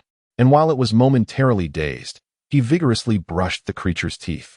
Jie, are you seriously brushing its teeth with such enthusiasm? Yingchuan, watching from a distance, was struck dumb by Jie's absurd display and hurried to resolve the situation with the two serpent monsters. The scissors sent the weapon from the serpent monster's grasp flying, while Yingchuan produced a length of rope from seemingly nowhere, tossing one end to Kai. The two of them dashed away, and by the time the serpent monsters regained their senses, they had already tied themselves together securely. Yingchuan, why do you still carry a rope with you? Jie inquired, glancing at the struggling snake monster on the ground. Haha, Yingchuan chuckled awkwardly. One cannot simply admit to boredom. Let us hasten our departure. The pressing question remains. How shall we pass through this door? It is constructed of metal. Kai approached the firmly shut gate and kicked it. Ko turned around, examining the wall beside the door, stating emphatically, I never suggested exiting through the door. He bellowed, summoning all his strength, and struck the wall, shattering it. Will this incur costs? The first thought that crossed Yingchuan's mind, given his financial constraints, was this query. Ko paused. Having not contemplated this issue, he hesitantly replied, it should not, right? Never mind. Let us move quickly. Yingchuan sighed deeply, unable to suppress the grin at the corner of his mouth. Hee. I just noticed that 100 points can be exchanged for 500 yuan. How is it so inexpensive? Because it is quite ordinary and commonplace in the system's marketplace. The rarer the item, the higher the price. The system interjected, providing clarification to Yingchuan, though it too was puzzled as to why other system affiliates received a black card while he did not. During a prison break, individuals typically act with stealth rather than shouting aloud. Ko remained silent, smashing through another wall, and after several repetitions, they finally located Master Wu and his companions in the area designated for basketball within the prison. Did you capture him? Yingchuan, upon emerging, spotted the snake monster perched upon the wall, with Gonman and Lloyd attempting to prevent them from acquiring Paijuo. Just as he was about to speak, a gust of wind swept in, blinding him with dust. Master Wu, observing the ninjas who had broken through the wall, turned to check on the Paijuo he had rescued from the snake monster's jaws, only to find it missing. The helicopter had already departed, and witnessing its ascent, Ko anxiously exclaimed, we must pursue them swiftly, we cannot allow them to escape. Cough, cough. Yingchuan bent over, coughing a few times. It is futile. They have long since fled. Ah, fraudsters, fraudsters. Two charlatans. Paijuo, captured by the snake monster, was confined within a small bottle, shouting at Master Chun who held him. Two hypocritical swindlers. Chapter 65. Master Chin's trap. How can we extract enough sweat from this tiny creature to restore all of us? Master Chin placed Paijuo's bottle atop a large glass wheel and fitted a small glass vial over his head, connected by a transparent tube. Run. Paijuo closed his eyes, disdainfully declaring, a true member of the Python clan would never belittle themselves. I possess my own dignity, as you well know. Meanwhile, a guard entered, cradling a swamp rat, which he placed upon the wheel. Paijuo shrieked and began to run. The swamp rat, eyes glowing red, followed suit. As you can see, fear is a formidable force. Sweat dripped through the transparent tube onto Master Chin's hands, and witnessing the restoration of his deep purple skin, the guard beside him gasped in astonishment. Oh, it is the essence. It is indeed effective. Soon, I shall have ample sweat to ensure my entire army becomes permanent members of the Python clan. Master Chin stepped outside. Recognizing that the issue was being resolved, it was time to challenge the ninjas and instill some fear. We returned at the utmost speed. Upon receiving news of Master Chin's assault, Kai and the others returned to the base. 20 noodle trucks were en route to Phantom Ninja City, 50 miles away. Nia pointed to the blue dot on the map display. Let me guess, they are not carrying noodles, are they? Ko positioned himself at the forefront, stating, 20 trucks can transport 200 berserk warriors. Zan calculated that if they arrived before them, the city would be theirs, and they would seize the most critical strategic positions in the war. We must prevent them. Yingchuan lingered at the back, his focus entirely on the system marketplace. I have ordered the others to eliminate them before the trucks depart. Nia continued, they should be able to hold the line, guiding you and providing support. She turned, indicating the blue dot on the map where the trucks were located. I have equipped them so we can communicate with each other. Just as she finished speaking, an update from Shadow Master emerged. We have reached the target location. Should they appear, we will undoubtedly fight valiantly. They will soon arrive at your position. Shadow Master gazed into the distance, observing the noodle trucks making their way down the straight road. Let them experience our might. The assembled elemental masters leaped into the air, summoning their elemental dragons to soar above. As the trucks drew nearer, Nino Bosi was astonished to see them split up, taking different routes, with none heading towards Phantom Ninja City. What does this mean? Jie queried, hands on his hips, perplexed. Are they not headed to Ninja City? I am uncertain of their destination. They are not acting in unison, replied Shadow Master. There are over 12 densely populated villages within a 10-mile radius. Misa voiced her concern. They do not intend to assault a single location, but are planning multiple strikes. What shall we do? Shadow Master, suddenly at a loss for a plan, queried. You mentioned we should concentrate our forces. Master Chen understood that it was impossible to eliminate everyone at once. Gonman turned to the ninjas, thus he attempted to divide you. Now, those trucks are heading towards the densely populated villages, and the villagers will be in danger. Misa quickly articulated this sentiment. We must protect the villagers. Inform the elemental masters that we must split our forces. Lloyd decisively commanded, everyone, intercept the truck. We cannot allow them to approach the village. Did you not say we must fight together, no matter what? Jie spread his hands, looking at Lloyd. This is not a matter for a vote. We all understand that it concerns the prevention of the destruction of the ninja world. Jie nodded solemnly, and the group swiftly departed, leaving Yingchuan bewildered. A talisman can block the possession of ghosts. Hee, only 50 points, I will buy it. Yingchuan's eyes sparkled as he gazed at the items in the system marketplace. It mattered not that the others had left him behind to undertake missions. He was preparing for the upcoming task. As for this talisman, he would give it to Lloyd upon his return. Suddenly, a red dot appeared on the storage space page of the system marketplace. Yingchuan clicked on it, discovering another opportunity to know the future. The remaining storage time was 3 days, and as he watched the countdown diminish, Yingchuan's eyes widened in astonishment. Wait, why does this reward come with a time limit? Did you not know? System 006 emerged from the system chat interface. Having learned from other systems that a madman had reset the world over 80 times to save the one he loved. You did not inform me. Yingchuan rummaged through the storage space, discovering a flute, scissors, and the magic blade, Qianren. So the system space is merely a storage space? 006 chuckled weakly, asking timidly, did you not know? I was unaware before. I now understand. Yingchuan calculated the time. Today counts as 1 day. And by the time this timeline concludes, the opportunity to know the future would be just right. One wonders how long this time he could remain in slumber. It may be 1 day or 2, perhaps a week or even a month.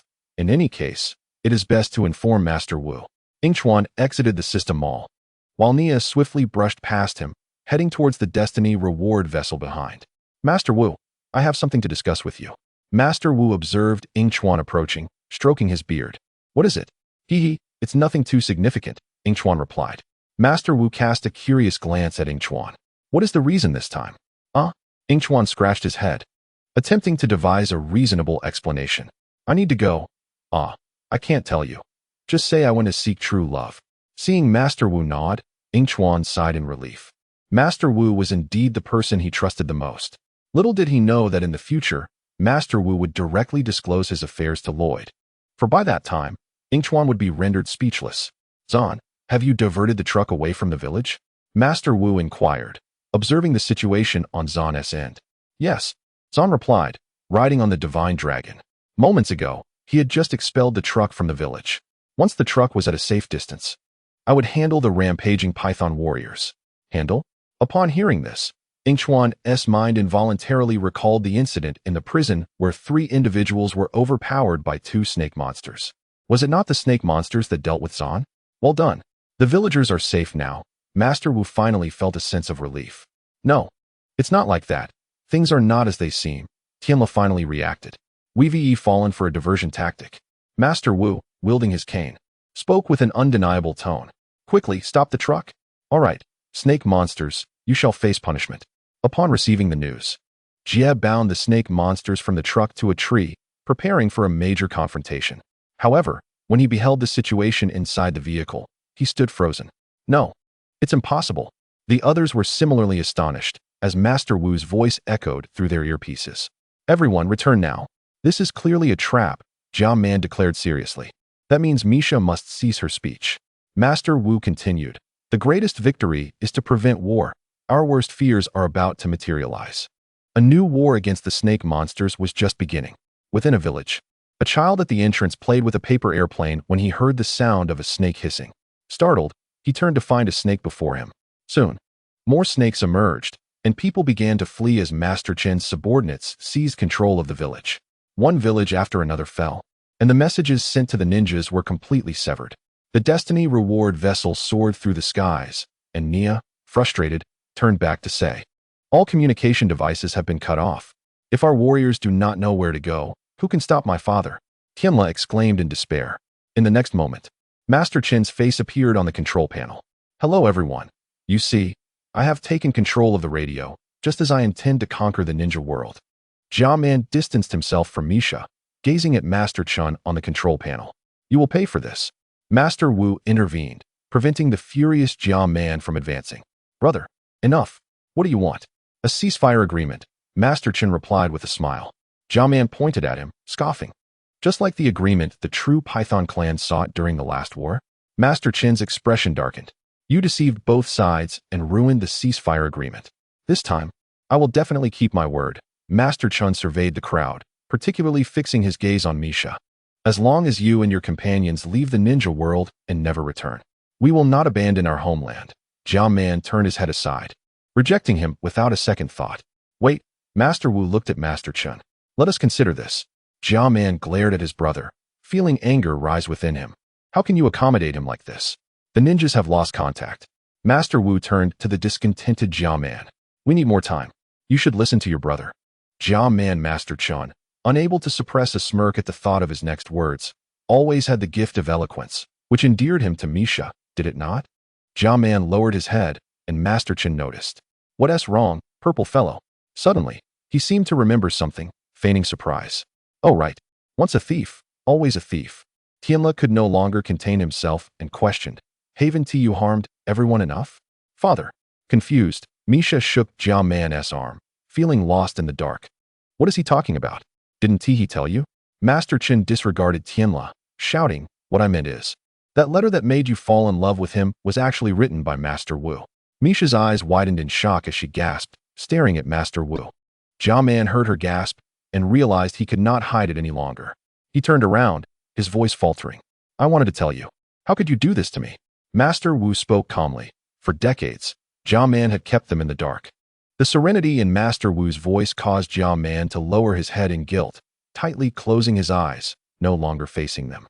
As he knew his brother was extremely angry at that moment, Master Chen broke the deadlock, speaking lightly. Oh, regarding the ceasefire agreement, there's no need for a ceasefire. I merely wanted to toss that delicious gossip bomb. Goodbye. With Master Chen's disappearance, Master Wu swiftly approached Jia Man. I truly misjudged you. Brother, do not allow anger to cloud your judgment. Jia Man spoke fearfully. The most unbearable thing in his life was Master Wu's furious gaze. Do not tell me what to do. You are not the master. Enough. All of you calm down.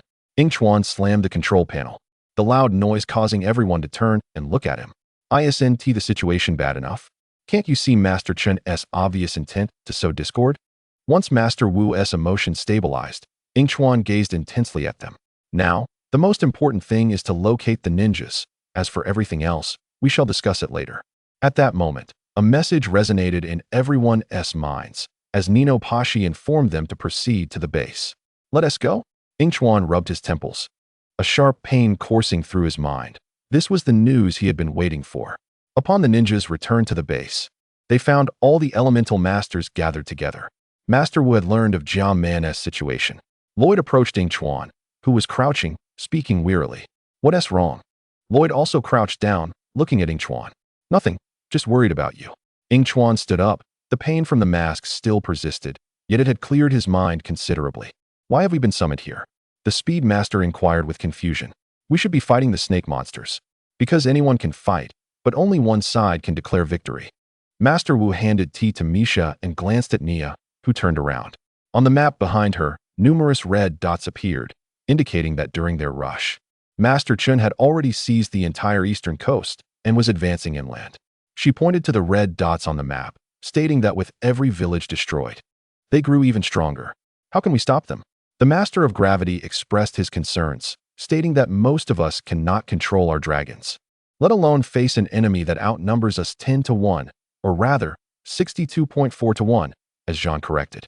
After Lloyd handed a cup of tea to Yingchuan, he continued, "Look, I share your fears.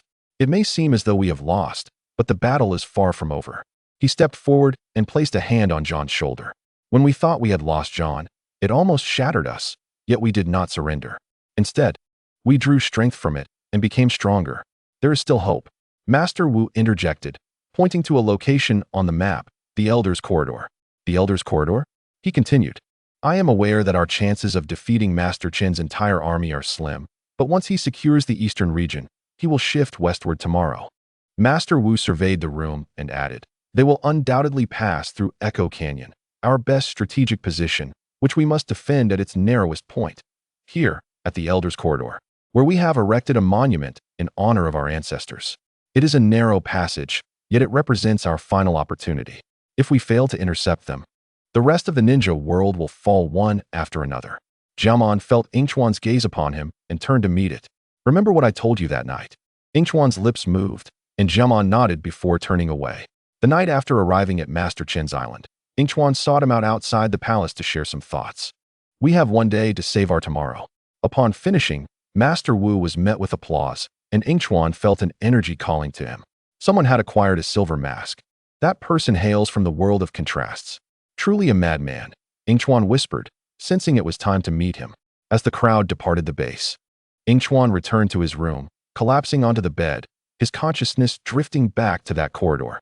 He saw the door at the end open, revealing a figure standing before a display case.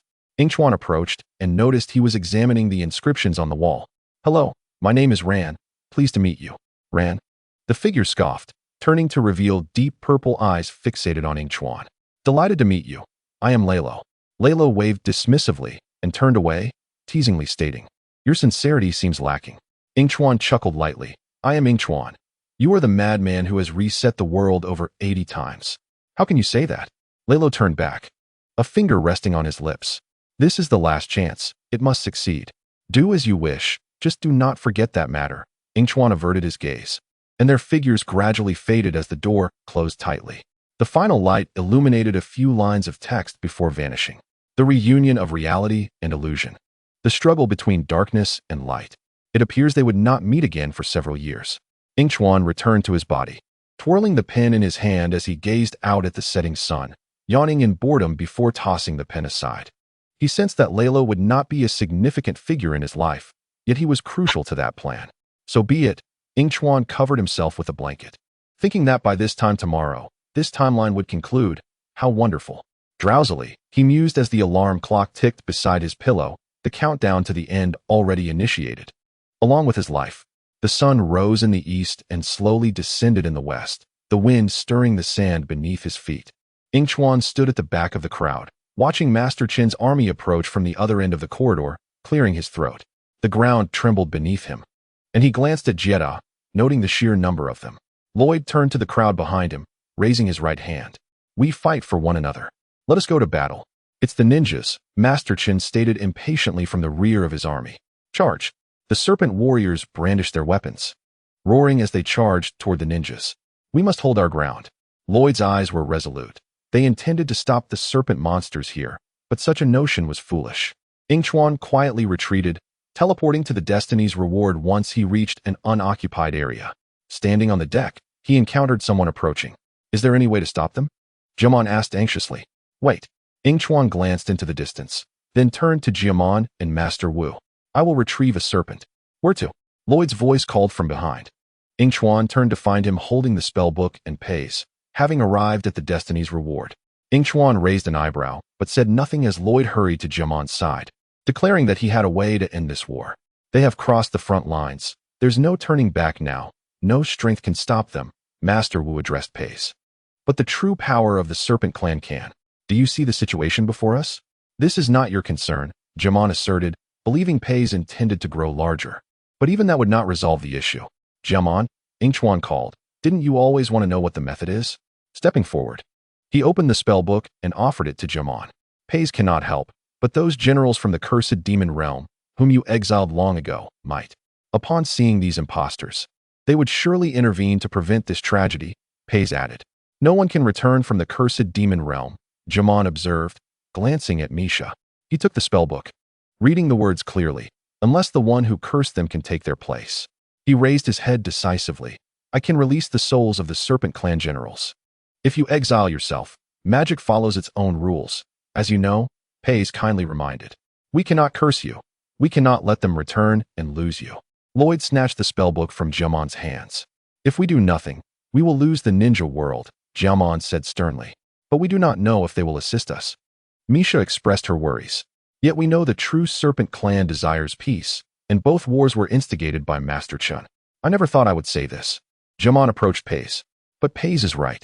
Yingchuan found it amusing to see Pays proudly turn his head away. He had never realized this fellow was somewhat proud. I cannot permit you to do this, brother, Master Wu intervened. Who are we fooling? Jamon stubbornly replied. I no longer have enough time to atone for the pain I have caused others throughout my life. But if I can save the ninja world, you expect me to bless your abandonment of us again. Very well, Lloyd angrily shoved the spell book into Jamon's arms. But do not expect me to stand here and watch you leave. My true family needs me. Yingchuan observed as Lloyd leaped from the Destiny's Reward. Jamon attempting to stop him. Lloyd, wait. Suddenly, the ground trembled. An attack was launched against the Destiny's Reward, causing instability. If we decide to do this, I suggest we begin now. Yingchuan hesitated before taking the spellbook from Jaimandu's hands and urged him to recite the incantation. Jaimandu turned to gaze at the sky, which was painted red by the setting sun. As Yingchuan began to chant the spell, Jaimandu ascended into the air, surrounded by whirling blue energy. Misha, will you forgive me for that letter? He asked. I have already forgiven you, came the reply. Jaimandu continued. Tell Lloyd that I am sorry. You can say it to me directly, Lloyd interjected, returning to Yingchuan's side to take the spellbook from his hands. If anyone should see you off, it should be me. Yingchuan cast a silent glance at Jaimandu and stepped back. As the incantation reached its conclusion, a surge of energy erupted from Jaimandu, shooting skyward and revealing the entrance to the cursed demon realm. With a heavy heart, Lloyd finished reciting the final spell. Just before Jaimandu was drawn into the cursed demon realm, he looked at Lloyd and said, I long to construct a world in my image. Yet I never realized that I already possessed it. It's you, my son. As soon as he finished speaking, he was whisked away to the cursed demon realm. Watching Jaimandu vanish into the vortex, Misha murmured, Is he? We will know soon enough. A blinding white light enveloped them, forcing Yingchuan and the others to shut their eyes. Several green orbs of light surged past them, transporting the serpentine beasts below into the cursed demon realm. General Dajiao, what are you doing? Master Chen exclaimed in terror as he beheld the green orbs surrounding him. We are on the same side. The green orbs revealed the forms of several serpentine beasts, one of whom declared, You were never one of us, for you are a liar, a fraud, a counterfeit. Feeling his body uncontrollably rising into the air, Master Chen cried out, I cannot be cursed. He suddenly turned to Tianlu beside him, pleading, Help me. Tianlu. The serpentine visage of Tianlu vanished, and with her hands on her hips, she made no move to intervene as Master Chen disappeared from this world. The remaining serpentine beasts were vanquished, and the entrance to the cursed demon realm faded once more, prompting a wave of cheers as everyone celebrated their hard-won victory. Only Lloyd remained, sorrowful over his father's departure. The war is over, Misha said, stroking Lloyd's head. Although she too mourned Jaimandu's absence, she comforted him. It must come to an end. Just then, the spirit of General Kwang Mang appeared before them. General Dajiao looked at Lloyd and the others, gratitude evident in his expression. Thank you, Paijuo. Your bravery deserves reward. You have made your ancestors proud. You have finally succeeded. Wow, what can I say? Paijuo replied, somewhat taken aback. Everyone can change. A surge of energy struck Paijuo, and as the light faded, he was astonished to find himself finally transformed. Now this is more like it. He laughed heartily. General Dajiao approached Lloyd once more, bowing with one hand on his waist. Thank you, Master Lloyd. You and your friends have achieved what we could never accomplish, uniting the serpentine beasts with your kind. Because of you, balance has been restored. Because of your father, our spirits have been freed. You will earn our everlasting respect, for you are the greatest warrior in the world of ninjas." After he finished speaking, the spirits vanished into the air, and the destiny-graced ship landed. The group disembarked. "Ha ha ha, you proved yourself to them."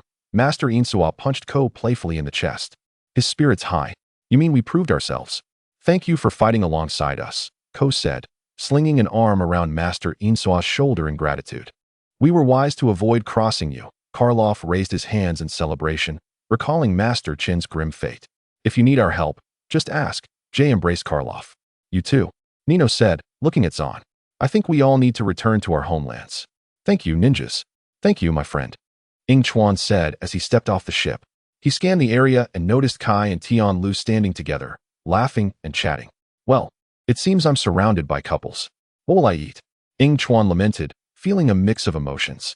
He and the ninjas stood atop a massive stone, watching the flames dance, with Yingchuan holding a cup of tea. "To the Kuangmeng clan, the greatest warriors of our time," Kai raised his cup, looking at the others. "Indeed, it is our turn to make our ancestors proud." Jay, who had heard the truth from Yingchuan, chuckled. "Let us all honor the ancestors who have guided our way." Lloyd bowed his head. "Goodbye, father. His departure has impacted us all." Master Wu's tone was somber. "Not a departure, but his life has made us stronger and united us further." The group looked up at the sky, where a few stars twinkled brightly. "I am Lloyd Jaimandu, son of the demon king Jaimandu," Master Wu added, holding the teapot, "and also a disciple of Master Jaimandu. He shaped the person I am today.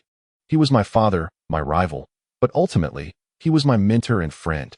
Because of him, we can live to embrace tomorrow." Zahn, cradling his teacup, declared, "For every tomorrow, we must strive to live in his memory." Lloyd cast the spell book into the fire, watching it slowly char until it reduced to ashes. The group stood up, gazing at the statue of Jaimandu being constructed behind them. "We will all be ready," Jay said, a smile gracing his face.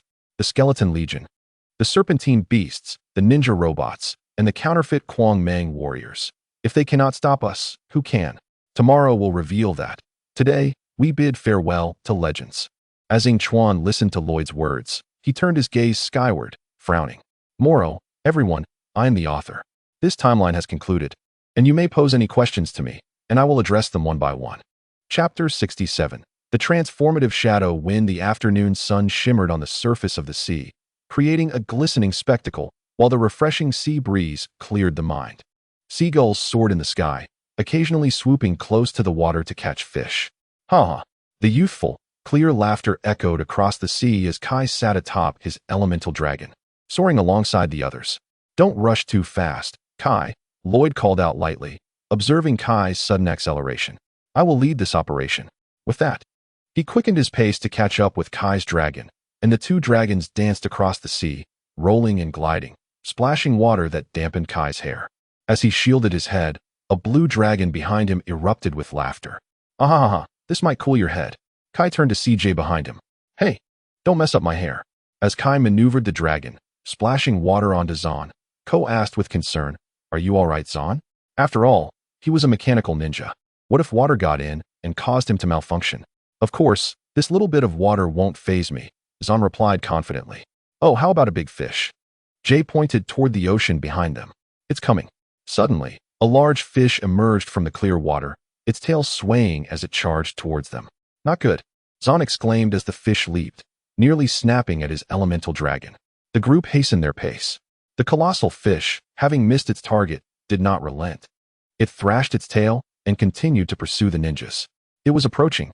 Ko had been keenly observing the movements of the massive fish since the very beginning and, witnessing this development, alerted his teammates. Zahn gazed at the creature, and in her mind, she recalled the analysis by Pika, based on its weight and size. This was indeed the mutant fong fish that had been wreaking havoc on the coastal villages, severely diminishing the villagers' food sources. Pika was referring to this very fish. Lloyd chuckled, suggesting that since it was already hooked, they might as well reel it in and send it to an aquarium. The group maneuvered the divine dragon to change direction. And Jay could not resist teasing Kai. "I bet you've never caught a fish this large." "Not true," Kai retorted. "The fish I've caught are twice as big." Just as he finished speaking, the fong fish leapt violently, and had Kai not swiftly pulled back, the tail of his divine dragon would have been bitten. "It can eat just like you, Ko," Jay remarked, relishing the spectacle. And just as ugly as you, Jay, Kai shot back. Lloyd pointed towards a nearby small boat, declaring that it was time to net the catch. He turned to the others, instructing the ninjas to line up. It's right behind us. Ko, positioned at the end of the line, was quite anxious about whether the fish might leap up and strike him. Now, Lloyd commanded, and the divine dragon dispersed, allowing the Fong fish to leap onto the small boat. The tremendous impact caused those aboard to tumble to the ground, prompting a cheer from the few who had performed this good deed. The divine dragon circled above the boat, and Jay excitedly exclaimed that this was what they called a willing catch, and they could wrap things up. They soared towards the dock. Kai and Lloyd stood at the dock, observing a family, including a young boy, purchasing fishing gear. It seems the villagers can safely venture out to fish again, Kai remarked. If your father were still here, he would undoubtedly be proud. You have become a remarkable leader. No, Lloyd countered, everyone is exceptional. He turned his head away, adding, but I do miss him. The two turned to see the other three coordinating the fish's entry into the tank, which ultimately resulted in them getting drenched by the tank's water. After my father left, I often felt lost. Sometimes, I even worried about what I would become, Lloyd confessed, taking a few steps forward to gaze at his hands. I understand that feeling, Kai said, placing a hand on Lloyd's shoulder. When I lost my father, I too felt adrift, but fortunately, I had a sister to watch over me. He gently ruffled Lloyd's hair, reassuring him, don't worry, big guy. We are here to protect you now. Lloyd chuckled, stopping Kai's gesture. Hey, Kai, don't mess up my hair. Jay joined the two, asking, would you like to take a picture? The photographer stood in front of the truck filled with fish, and the group posed together, albeit with one member missing. Do you remember Master Wu saying that Yingchuan went to seek his true love, the celestial maiden?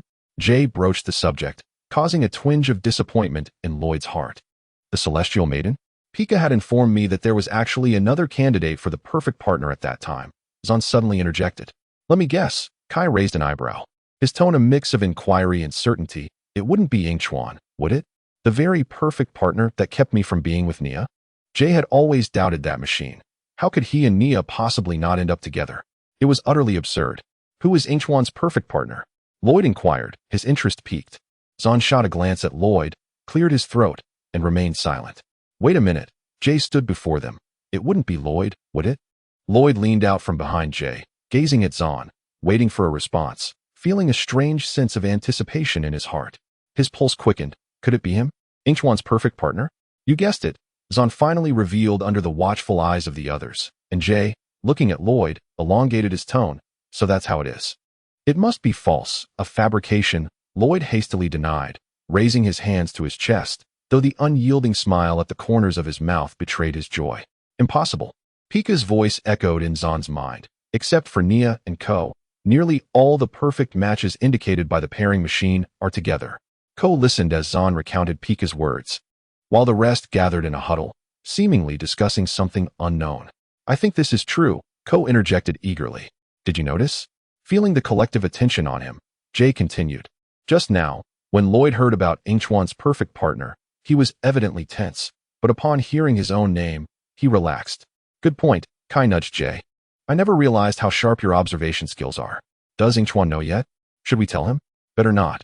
I bet we won't tell him, and Lloyd certainly won't either. Let's just watch.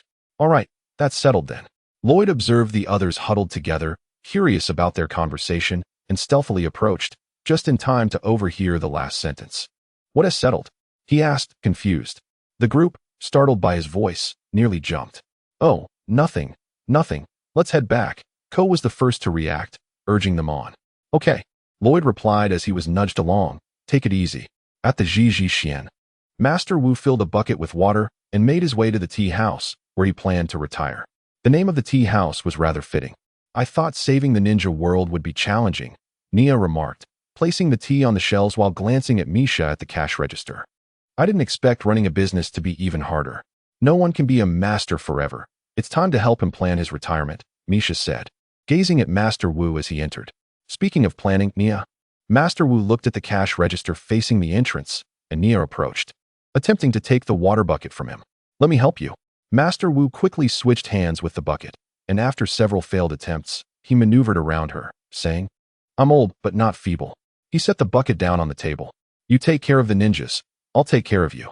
Hearing Misha's words, Nia contemplated for a moment, then said, All right, Xian is increasingly resembling a proper tea house. We just need one thing more: customers. Master Wu glanced at the box by his feet, realizing that patience was key. I mean, this fish is quite large, but I've seen ones even bigger. Kai's voice drifted in from outside the tea house, as several divine dragons landed in the open space.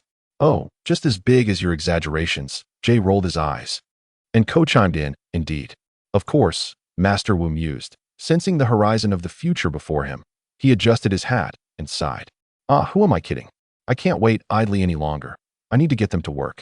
Master Wu picked up the box from his feet and addressed the ninjas in the open space. Ninjas, hurry and attract customers. Jay jumped down from the divine dragon. You couldn't say a simple hello, express how glad you are that we saved everyone, and offer some encouragement? Sorry, Master, we're all a bit tired. Do you mind if we tackle it tomorrow? Ko apologized. If this business succeeds, we all stand to gain. Otherwise, how can an old man like me afford your new uniforms? Master Wu placed the box on the ground and slowly opened it. I almost forgot. The new uniforms have arrived. New uniforms? Mine must be the most handsome. So beautiful. However, the anticipation of several individuals was extinguished upon seeing what Master Wu held in his hands: a set of yellow work attire with a blue collar and short sleeves, adorned with an image of a teapot. Jean approached, his tone uncertain. That doesn't seem like ninja attire. It looks more like work clothes. You are quite observant, Jean. We must focus on promoting brand awareness. Master Wu praised as he retrieved flyers from the box. Here are some flyers. I need you to distribute them in the city center. You want me to hand out advertisements? I might go mad first, Jie lamented. A series of ringing sounds erupted, and Misha glanced at the phone on the table. Perhaps it was the first order. Riding the energy dragon in this getup will look rather foolish, won't it? Kai hesitantly asked, wearing a hat shaped like a teapot. No flying on anything. We sell tea, not perform magic. Moreover, you have become overly reliant on the conveniences brought by elemental powers. True strength comes from within. We shall heed your teachings, Master Wu. Thank you. I will inform him immediately, Misha said as she hung up the phone. Nia leaned closer and inquired, is it a big order? It's the police. They are looking for Lloyd. Someone has trespassed into the museum. Ko, clutching the order, approached Lloyd. You go. I'll handle the distribution. Thank you. I owe you one. As Lloyd prepared to leave, Misha called out to him. Hey, aren't you going to kiss your mom goodbye before you leave? Lloyd replied with a hint of exasperation. Not turning around, Mom, didn't we agree? We'll talk later. Just as he intended to summon the elemental dragon to fly away, he recalled Yingchuan's parting words. This is a very important talisman. Don't forget to take it. Absolutely don't. It's just a trip to the museum. It should be fine, Lloyd reassured himself. With that, he summoned the dragon and soared towards the museum. Before long, he arrived. The two police officers guarding the entrance felt relieved upon seeing him. Look who's here, the green ninja. That's reassuring. Lloyd jumped over the police line. I received a report of a break-in. A young officer pointed to an old officer sitting on a bench. That night shift guard is terrified and remembers nothing. He can't be of much help. Perhaps you can extract some information. Thank you, Lloyd said as he approached the tea-carrying guard. Is it you who notified him to come? The young officer, watching Lloyd's retreating figure, questioned the old officer. No, was it you? The old officer replied, denying it. The young officer shook his head. No? I want to know who it was. Were you on duty last night when the incident occurred? Lloyd gently asked the guard. Could you take me to the scene? Noticing the guard's indifference, Lloyd placed a hand on his shoulder. I'm here to help you. No. Yingchuan jolted awake, gasping for air. He glanced at the curtains blocking the sunlight and abruptly yanked them open. The blinding light caused a sharp pain in his eyes. Once he closed them and regained composure, a sense of unease washed over him. Where's Lloyd? He is at the museum now. The system's voice interrupted Yingchuan's thoughts, prompting him to quickly dress and splash water on his face. Water dripped from the ends of his hair as he stared into the mirror, his pupils dilating before returning to normal. Is it already that serious? Why the rush? Didn't you give him the talisman? The system remarked, puzzled by his urgency. He won't take it. Yingchuan clenched his fist, sensing the absence of the talisman on Lloyd. Despite his warnings, why wouldn't he carry it? The previous jade pendant was the same. Lloyd seemed disinclined to accept gifts from him. Did Lloyd not appreciate his offerings? Maybe he should refrain from giving him gifts in the future. Emerging from the bathroom, Yingchuan downed a glass of water from the table, wiping his mouth afterward. Perhaps I should refrain from teleporting. The corruption of energy is becoming increasingly severe. In the bathroom, I saw my bloodied self standing behind me, now utilizing energy, soon. I want to even be able to tell who has harmed me. Not to mention, it could be one of my companions. Chapter 68. Ghost Stories. I advise you not to go, the system kindly cautioned. Forcing changes in the narrative will incur the wrath of fate.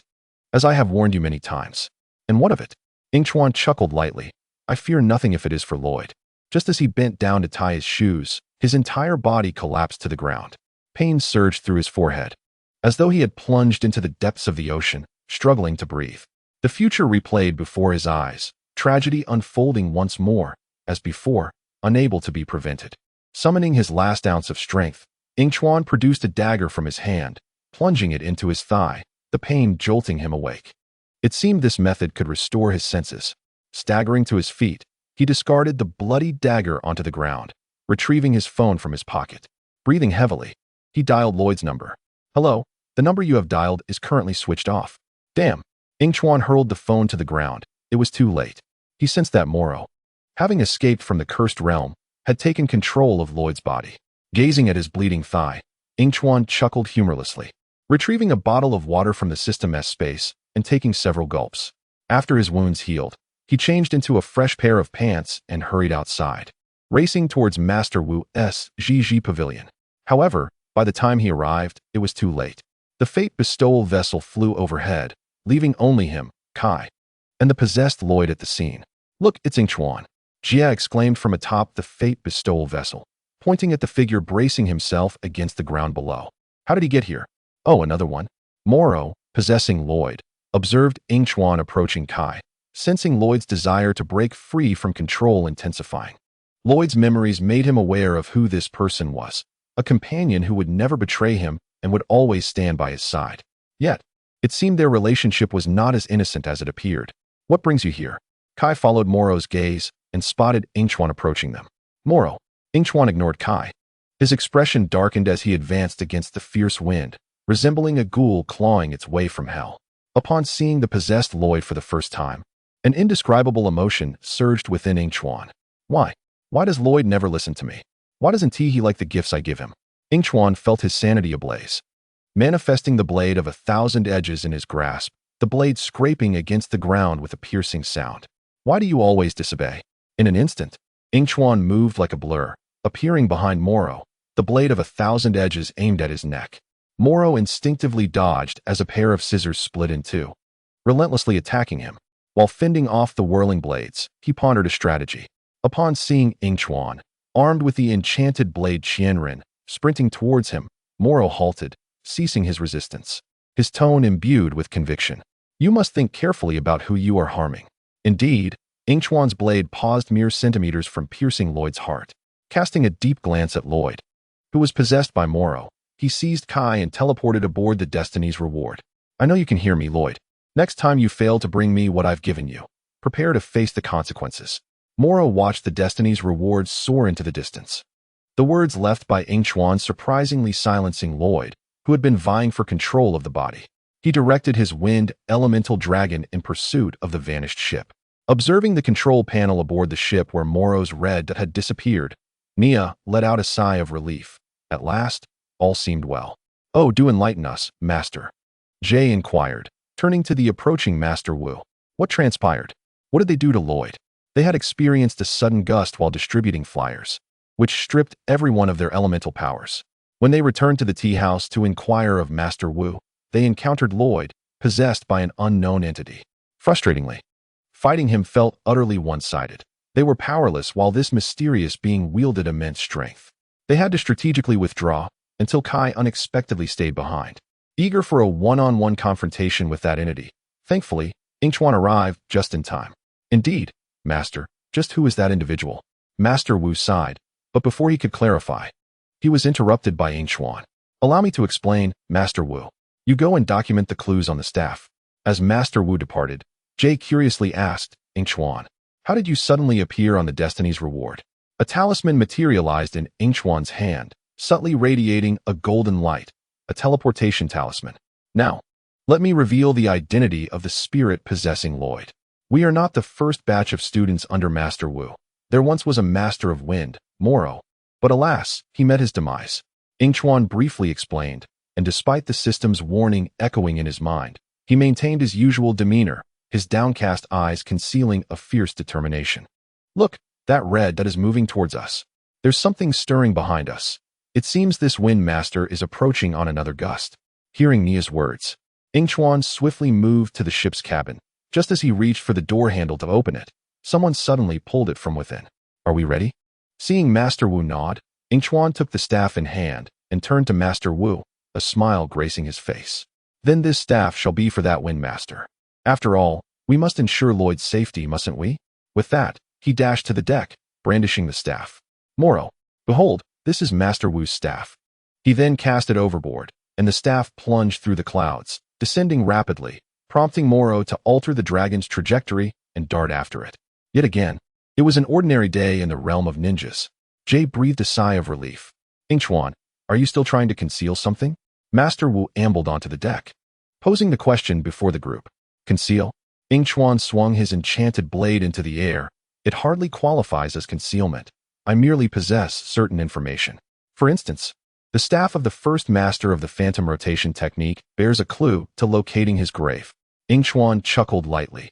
Making the enchanted blade disappear, he departed, leaving behind a fleeting remark. Let us go and uncover the clues left by the first master of the phantom rotation technique. The group followed Yingchuan into the cabin, where the clues were boldly inscribed upon the wall. There were 3 clues. Leaning against the wall, Yingchuan's toes barely touched the ground. One resembled the phantom rotation technique. Another depicted a sword piercing the clouds, and the last was a skull. Do you have any leads? Finally, Yingchuan stood, posing the question. Long ago, my father informed me he would leave messages to guide me in finding his resting place. Master Wu mused, his gaze lingering on the skull. After his passing, I searched tirelessly, yet it was always so close at hand. Are you suggesting? Indeed. These symbols will lead us to the grave of the first master of the phantom rotation technique. The only issue is that I do not comprehend the meanings behind these symbols, Master Wu replied, disappointment lacing his voice. If Moro's aim is the grave, we must find it before him. The group stared at the 3 clues, their minds in disarray, utterly perplexed. Perhaps Aunt Misha could assist with deciphering. She is quite the history enthusiast, co-proposed, to which Yingchuan nodded in agreement. Piksha, release the eagle eye and inform her of our location. The magnificent eagle soared into the twilight, vanishing from sight. Would you like to hear the tale of that spirit? Master Wu seated himself, while Yingchuan leaned against the wall, a coin spinning on his fingertip before he tossed it into the air, clenching it in his fist. Speak, Master Wu, they are unaware. Yingchuan's voice was soft yet clear, reaching every ear present. Once you finish, I shall reveal the first clue. Do you know what the first clue refers to? Zan's gaze shifted to Yingchuan, his tone assured, sensing that Yingchuan held all the answers regarding their predicament. Guess correctly.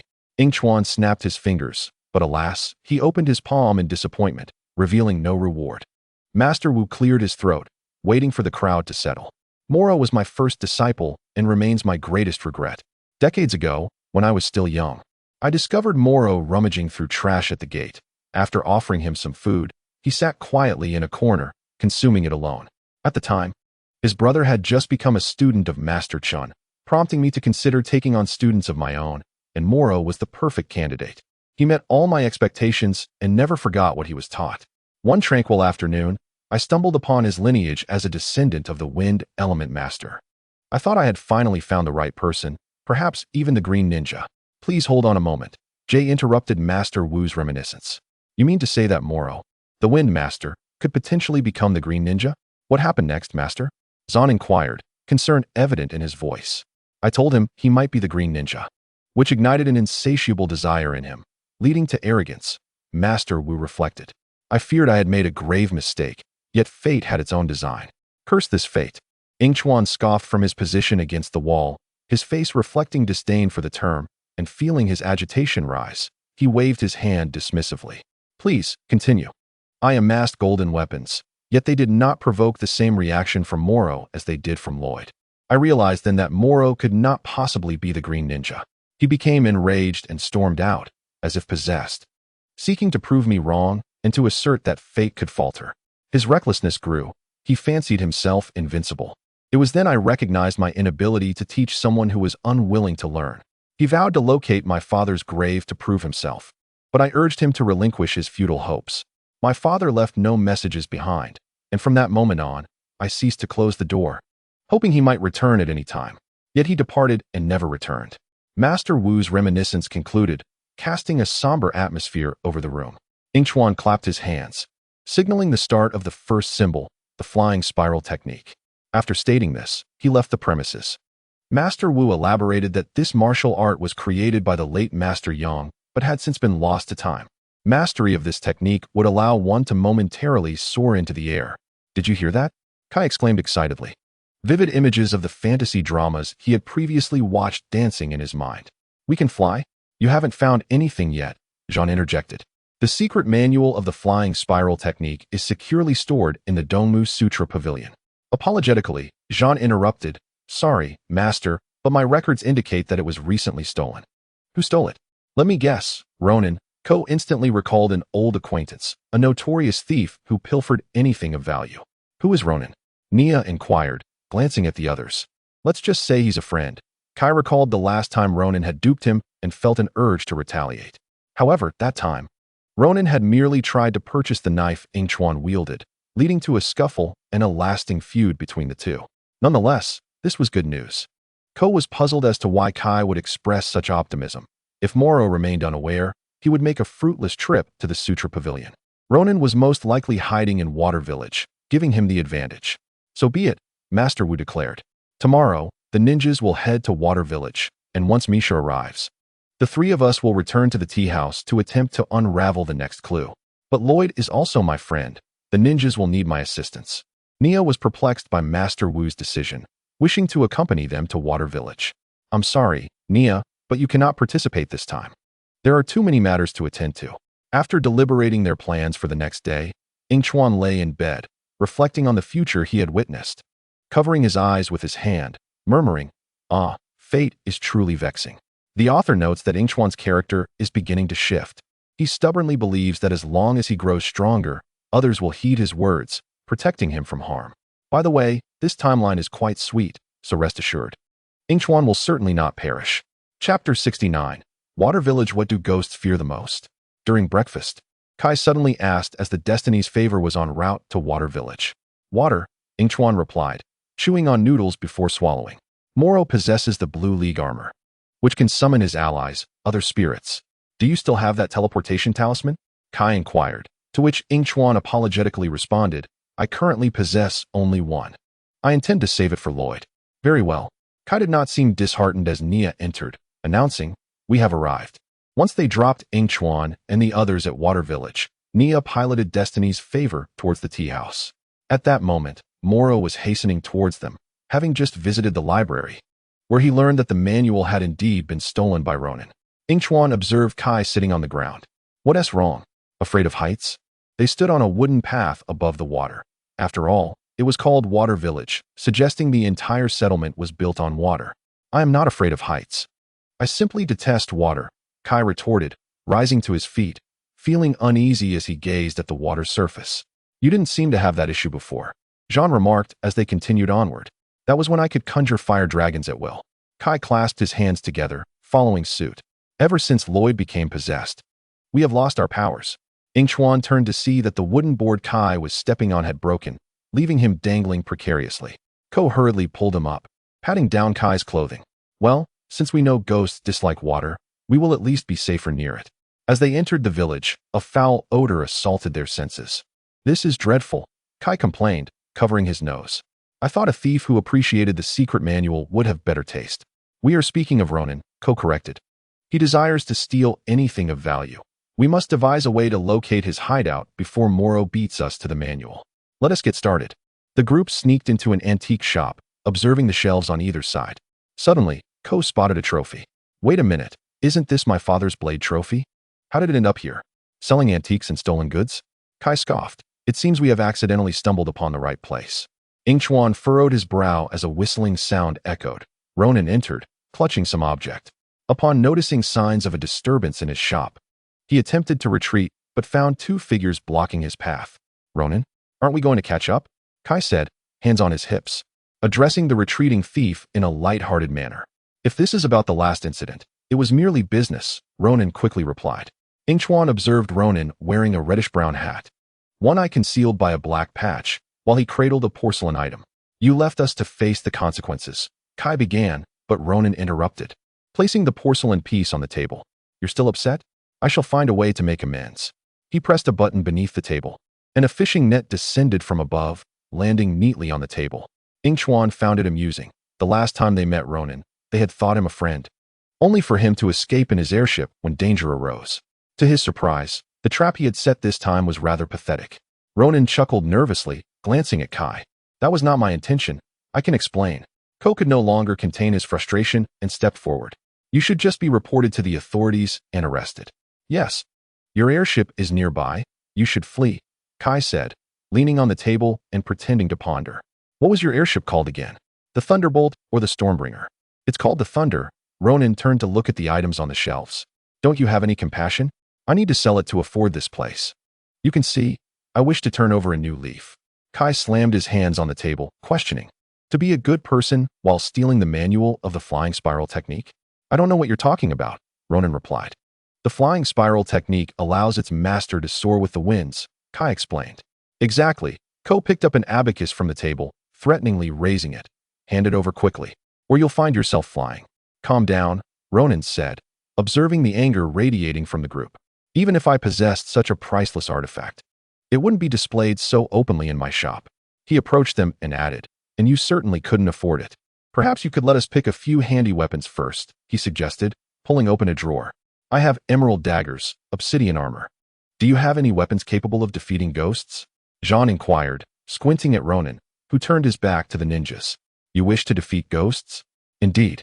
They despise water. We can't carry water balls everywhere. We need something more effective. Ronan's lips curled into a smile as he swiftly glided to another shelf, so fast that Kwa had yet to react. How about considering a throwing knife? Ronan picked up a dagger and introduced it to the group, explaining that it was forged from deep stone, a unique material sourced from the ocean's depths, ensuring its high value. Kai, infuriated, exclaimed, doesn't anyone see he's toying with us?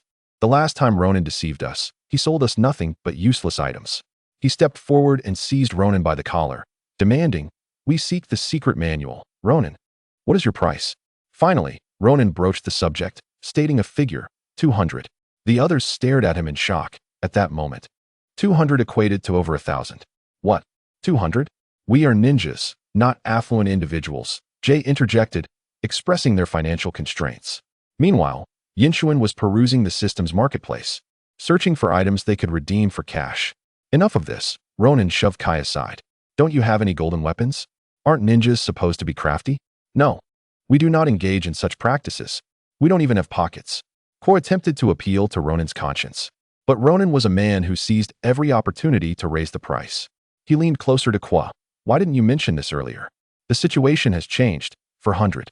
Oh. Jay scratched his head, noting how the price had doubled in less than half a minute. This is my shop, and I set the terms. The group huddled together, and Kai suggested, let's discuss this. Kwa turned to Zan, asking for his opinion. Zan remained silent. Kai, displeased, questioned, don't you want to hear my thoughts? We no longer wish to hear your opinions. Kai, Jay recalled the poor advice Kai had given during their last encounter with Ronan. We should accept his offer. If we don't, someone else will. Yingchuan continued scrolling through the marketplace, albeit at a quicker pace. All right. Kai approached Ronan, stating, but let me negotiate. 200. Ronan averted his gaze, remaining steadfast at 400. 300. 400. 350. Kai persisted, and Ronan grew agitated, raising the price further to 450. Deal. Kai's bold maneuver left the others dumbfounded, and Yingchuan, having just completed a transaction, overheard the agreement. Kai, you truly are a master negotiator. Yingchuan pondered Kai's reasoning, questioning whether he and Ronan were in cahoots. He stepped forward to Ronan, handing over 500, the manual, please. Ronan's smile widened as he accepted the money and moved to a nearby table, retrieving the contents from a porcelain container. Yingchuan took the manual and exited the antique shop with the others. Where did you get that money? Jay inquired, puzzled. A secret, Yingchuan replied, opening the manual, which detailed how to master the flying spiral technique. He skimmed through it before passing it to the others. You see, I'll return for another purchase. After Yingchuan departed, The rest gathered to practice the flying spiral technique. Ronan watched Yingchuan return, knowing more business was at hand. Do you have scissors forged from deep stone? Of course, Ronan replied, handing the scissors to Yingchuan, who inspected them and then regarded Ronan. How about we strike a deal? Once Jay and the others mastered the technique, they planned to return the manual to the library when Yingchuan and Ronan emerged. Ronan, what are you up to now? Jay asked, eyeing the locked door with suspicion. Calm down. This fellow is paying me to stay close to you until the crisis passes, Ronan said as he secured the door, pointing at Yingchuan. Are we returning the manual? Yingchuan ignored Ronan and addressed the others. Yes, Zan nodded. Yingchuan turned back to Ronan. It's up to you, Ronan. My money was not spent in vain. Upon returning to the tea house, Nia felt quite dejected, questioning why she should participate in a search for someone when this small place needed her more. Misha and Master Wu entered, finding her sulking while organizing the shelves. You must speak to her soon. Misha believed the matter could no longer be concealed. She isn't ready yet. You took so long to mention Moro. And what came of it? Misha said gently, observing Nia's back. Nia, darling, we are not keeping you here just to manage the tea house. Nia paused her work, rising slowly. Really? Then why? Misha looked at Master Wu, who sighed and began. I haven't clarified matters regarding your parents.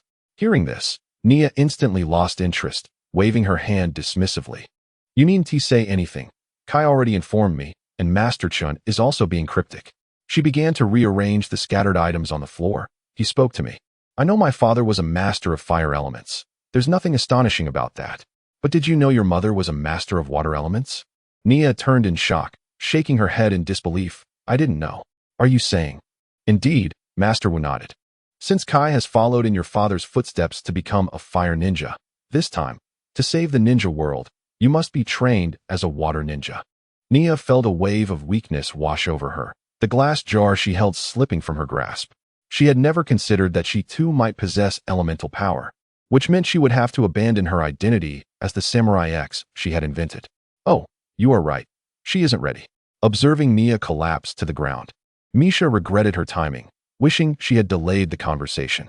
When Nia finally regained consciousness, Master Wu commenced her training by the small waterfall behind the tea house. Sitting on a stone beside the waterfall with a cup of tea in hand, he declared, the training to become a water master begins now. Nia stood on one foot atop a stone in the river, arms extended. Master Wu sipped his tea, continuing, to transform into water. You must find the corresponding qualities within yourself. The earth is strong, the air is agile, and water embodies both strength and agility. Over time, water can carve through stone. Master Wu looked at his empty teacup, placing it under the waterfall.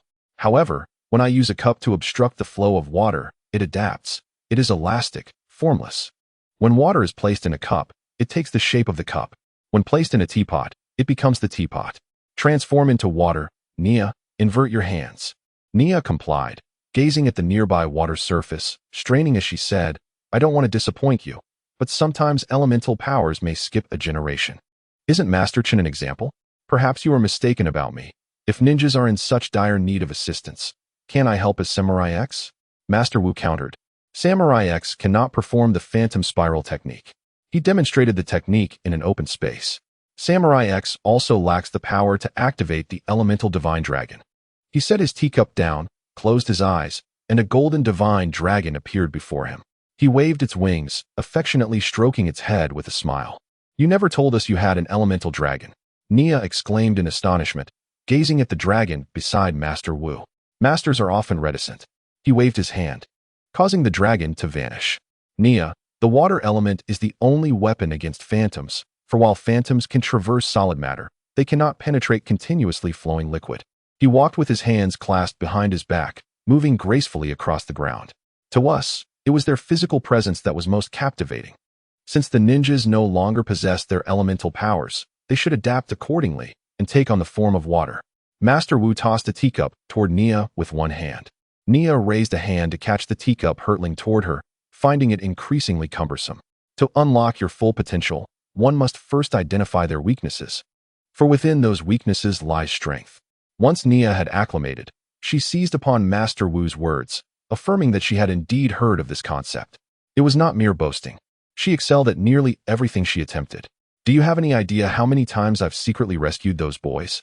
Master Wu turned and picked up a nearby overturned bucket. Indeed, Nia, no one denies your merits and contributions. He glanced at the bottom of the bucket, adding, before the sun sets, your shortcomings will also be revealed. Master Wu hurled the bucket toward Nia, announcing, now, the test of the bucket. Nia watched the bucket fly toward her, quickly placing the teacup on a floating lily pad before steadying herself to catch the bucket. What? It dawned on her then as she looked at the bucket she was now holding. The test of the bucket? Quite simple. Fill it with water. Master Wu, with his hands still behind his back, stroked his beard and turned toward the tea house, declaring that today's training would conclude once the bucket was filled. Chapter 70. The Sword of Sanctuary. Nia watched the water trickling from the bucket, feeling exasperated. The task was simple, yet not easy. Remember to adapt to the situation. After Master Wu's words, he returned to the tea house, and suddenly, a voice called out from outside. Kai, this operation will be led by Yingchuan. You need not contest it. What's wrong with me leading? An airship landed in front of the tea house, and ninjas descended from it, with Yingchuan following Ronin, fiddling with his phone as if chatting with someone. Did you find the secret manual? Master Wu stepped outside to inquire. Yes, Ko nodded. Once we learn it, we shall return it to the library. Indeed, at that time, Ronin only offered 200 for the manual, but Kai managed to negotiate it to 450. You bought the manual? Master Wu questioned, puzzled as he glanced at the group. Who paid for it? Yingchuan tucked his phone into his pocket. I did. He felt a pang of regret over his points. What about Moro? You needn't worry about that, Moro replied, surprised by a message on his phone. A ghost he had just summoned floating beside him, armed with a bow and arrow, known as the Ghost Archer. Who is he? The Ghost Archer inquired, looking at the message on the phone. Nothing, Moro said, standing atop a hill and gazing toward the distant waterland village before turning to summon a divine dragon, soaring toward the library. What about Nia? Yingchuan scanned the area, failing to spot her before approaching Master Wu. She is completing today's training. Seeing that Master Wu would not elaborate further, Yingchuan rolled his eyes. She is a master of water. Isn't it obvious what her weaknesses are? He walked toward a small waterfall behind the tea house, and indeed found Nia filling the bucket with water. Master Wu approached from behind, hands clasped behind him. As Nia looked at the water in the bucket, she quickly leaped onto a stone and stood before the two. She had no time to greet Yingchuan as she presented the bucket to Master Wu. The bucket was full. It wasn't that difficult after all. Master Wu observed the water leaking from the bottom of the bucket, the water rapidly depleting. Try again. Nia felt the weight of the bucket become lighter, sensing that Master Wu was playing tricks on her. How could she fill a bucket with a broken bottom? It was an impossible task. Yingchuan saw Master Wu turning away and remarked, nothing is impossible. The key lies in thinking outside the bucket, adapting to the situation, and identifying your weaknesses. Nia, hearing Master Wu's words, retorted angrily, I am not weak. It's the bucket that is weak. She hurled the bucket into the water, complaining, I've been trying here all day. I can never do it. I will never be a water ninja. She stormed off, muttering that this was unfair, as she had indeed filled it. It seemed that no progress had been made today. After settling the ninjas, Misha arrived and watched Nia's figure gradually fade from view. On the contrary, Misha said, looking at Master Wu, puzzled by his words, I have finally identified her weakness. She becomes easily impatient. She always performs exceptionally, but when faced with failure, she gives up due to her temper, not even realizing she has completed the task. Yingchuan glanced at the bucket that had been tossed into the water. Fish swimming through the hole at the bottom. Her bucket was indeed full. Yingchuan approached Misha. Aunt Misha, do you know the second clue? No. Misha shook her head regretfully, asking, do you? I'll tell you tomorrow. Yingchuan winked, placing his hands behind his back, mimicking Master Wu as he departed. Misha looked at Yingchuan, while Master Wu frowned in concern. It's changed. Back in his room, Yingchuan opened his phone, glancing at the chat page with Lloyd before casually exiting. The night had fallen, and Yingchuan gazed at the moon hanging in the sky, the blue armor once worn by Moro resting beneath his bed. He exchanged a bottle of sleeping pills from the system store and mixed it with water before swallowing it. In the morning, the Destiny's Favor ship flew aimlessly through the sky. A few ninjas were practicing the sky spinning technique on the deck, while Yingchuan and Misha worked on deciphering the second clue. So, do you think this sword is the sword of sanctuary from the cloud-lifting kingdom? Yingchuan nodded at Misha, continuing, indeed, the intelligence I have also suggests so. We must proceed swiftly. Yingchuan shifted uncomfortably in his new battle robe, which felt excessively heavy. According to Master Wu, It contained deep-sea minerals designed to protect them from possession. Upon reaching the deck, he saw Jay once more failing at the sky spinning technique, rising from the ground and suddenly exclaiming, "I think the name sky spinning technique has sent powerful enough. It should be renamed to something more imposing." He excitedly raised his hand, suggesting, "How about storm path?" As he finished speaking, a sudden burst of laughter erupted behind him. Yingchuan cleared his throat, silencing the laughter under the gaze of the others. "We have already uncovered the clue. Follow me." Everyone remained in the room as Misha looked at the image projected by the projector of a sword amidst the clouds. According to Yingchuan, both Moro and you have now mastered the sky spinning technique. We must unlock the next clue to advance. The sword in the mist, she continued. My instincts tell me it holds many possibilities.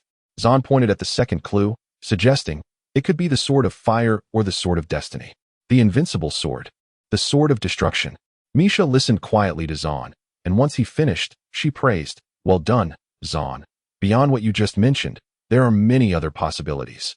However, Yingchuan provided me with a piece of information. This sword does not exist in the ninja world, so I conclude that this sword is the sword of sanctuary from the Cloud-Lifting Kingdom. The Cloud-Lifting Kingdom?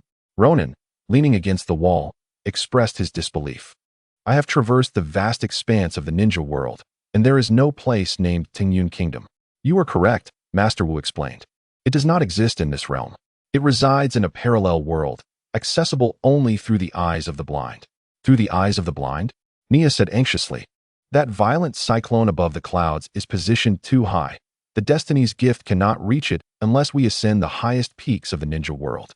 Misha gazed at the projection of a mountain on the wall, the Weeping Alps. Indeed, the Weeping Alps. When the eyes of the blind traverse its summit, you four ninjas must leap into its eye of the storm, employing your learned skills of aerial rotation to enter Tingyun Kingdom, visit the Guardian, and retrieve the Sword of Sanctuary. Master, what you just described sounds utterly fantastical. Jie raised his chin defiantly. You've mistakenly referred to the technique. It is called Storm Path, not aerial rotation. Just as he finished speaking, he was met with a punch from Zahn and Kai. Is there anything particularly special about this sort of sanctuary we seek? Coco questioned, not believing it to be unlike any other sword. Its uniqueness lies in its blade, which reflects images, allowing one to foresee the opponent's movements. Master Wu elucidated to Coco. The one who possesses it will hold a significant advantage in battle. Misha turned to the others, reminding them. This quest transcends the mere search for the tomb of the first generation's master of rotation. It pertains to whether I can save my son. Upon hearing Lloyd's name, Yingchuan clenched his hands into fists beside him, raising them to Master Wu in a plea. I wish to go as well. But you cannot execute the storm path. How will you enter? Jie speculated. Do you possess some hidden skill? Yingchuan nodded. Fear not. I have my methods. Master Wu, seeing Yingchuan's determination, conceded, then be cautious. Let us prepare. Kai leapt from his chair. A great mountain awaits our ascent. Nia piloted the Destiny's gift, altering its course towards the Weeping Alps. Arriving at the destination shortly thereafter, the temperature plummeted suddenly. Jie shivered at the sight of the distant snowy peak. It's freezing. I feel like I might freeze solid. Yingchuan counted his points, still possessing around 4,000. The teleportation talisman in the system store required 500 points. Sufficient. Everyone, please stand by in the airdrop pod. Nia instructed as she walked onto the deck. Yingchuan glanced at the four mechs within the airdrop pod, his lips twitching. He needed to find someone to share the ride. Without a mech, survival in such extreme weather would be impossible. I've equipped headphones in your helmets for communication. Give it a try. Yingchuan sat in Zahn's mech, the heavy clothing warming them. Jie coughed and asked Zahn, how high is this mountain? The Weeping Alps stand at an altitude of 4,280 meters. Zahn replied, remember, once you reach the summit, you will have but one opportunity to traverse the eyes of the blind. Ronan grasped the lever behind him. Issuing a final warning, seize the chance. The floor beneath them opened, revealing the snowy ground below. Jie cheered. Is anyone else feeling exhilarated? Kai gulped, his voice trembling. Yes. At the brink of life and death. Airdrop, Ronan urged. The mechs plummeted, accompanied by Coco's scream, while the other three mechs steadied themselves. Coco and his mech landing clumsily in the snow. Coco, are you all right? Kai asked, pulling Coco's mech upright with concern. I need to practice my landings. Coco replied as he regained his footing. Let us commence. The group moved forward, with Nia calculating mech positions. The eyes of the blind will cross the summit in the next 4 hours. If all goes well, we should arrive on time. Watching the two in the control room, Ronan leaned against the railing. I'm curious, why are they called the Weeping Alps? When super strong winds sweep through the canyon, they create sounds akin to weeping within the valley, Misha explained, observing the mechs climbing the mountain. It is said that during fierce winds, people can be blown off the slopes into the abyss. Wow, Ronan remarked, that sounds perilous. Bored in Zan's mech, Yingchuan browsed the system store when Jie's voice broke through. Regarding the Sword of Sanctuary, can it truly see through all of an opponent's moves? Jie mused about the future. With such power, even Moro could not stop us. But if Moro were to obtain it, he would be invincible. Kai reiterated, thus, we absolutely must not fail. We must acquire it swiftly. Rest assured, Yingchuan reassured. Glancing back at the anxious Kai, let us hope so. Kai felt the temperature drop further, shivering as he asked, Zan, how much longer until we reach the summit? We are still quite far.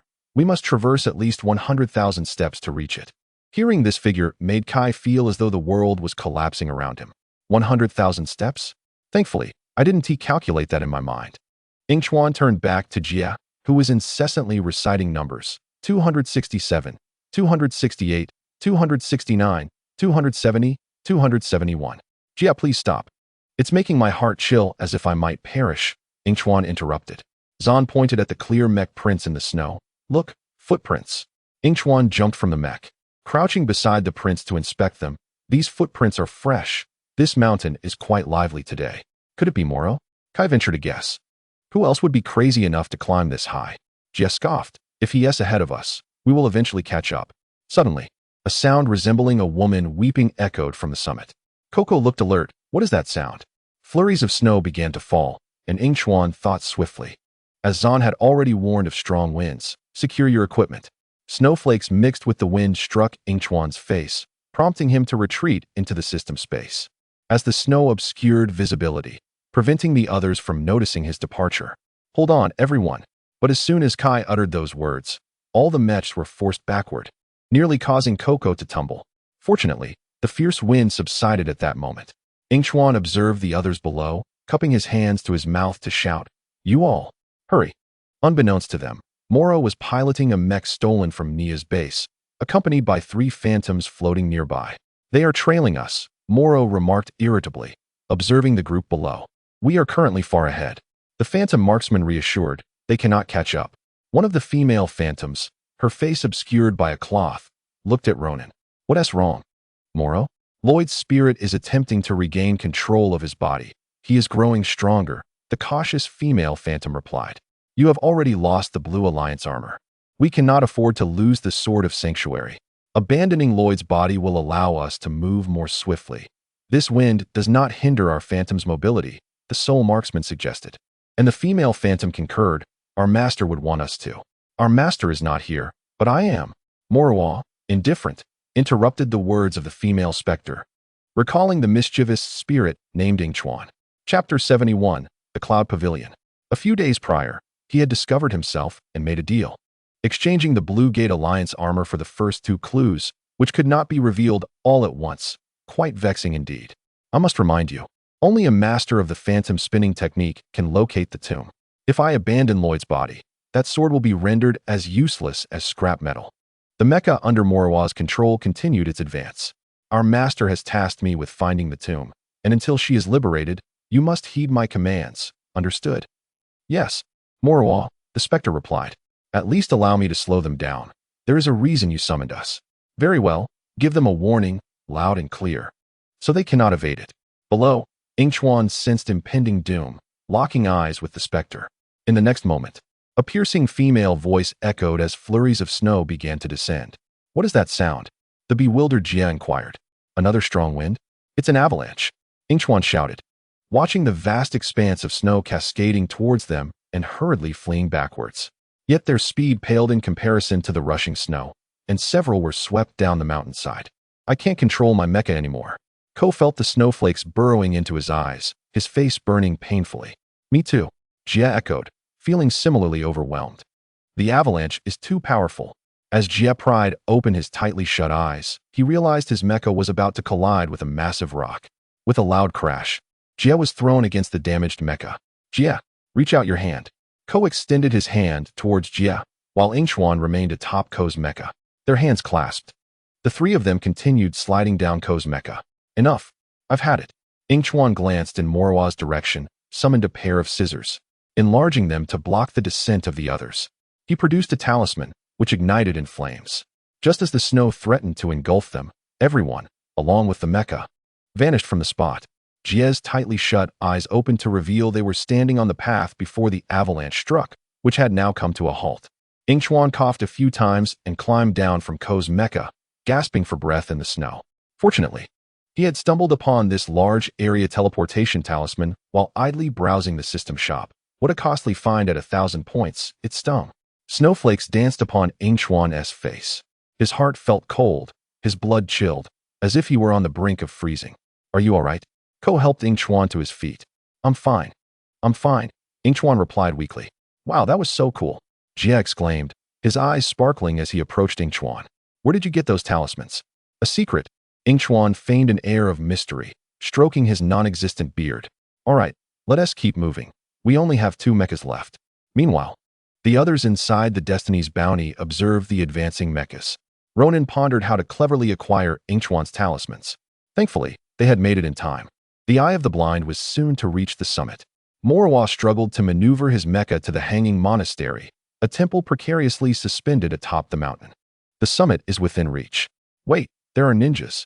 The female specter pointed at the 2 advancing mechas. Moroa glanced over and asked, You said you dealt with them. I clearly pushed them down the slope. It's evident your push lacked sufficient force. Moroa understood that he could not continue like this. He needed to accelerate, for this was slowing him down. He leaped from the mecha, declaring, I will walk the remaining distance myself. Aren't you afraid of the strong winds, Moroa? The Soul Archer inquired. I am a master of the wind, Moroa replied, gesturing to the 3 specters. You will maintain control of the situation and prevent them from approaching the summit. On the other side, Kai gazed at the Hanging Monastery, exclaiming in delight. The summit is just ahead. Simultaneously, the 3rd specter summoned by Moroa, donned with a conical hat akin to Ronin's, raised its hands and commanded, Kuda, attack.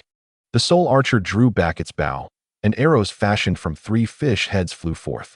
Upon hearing the sound, Jia looked up and warned, the enemy approaches.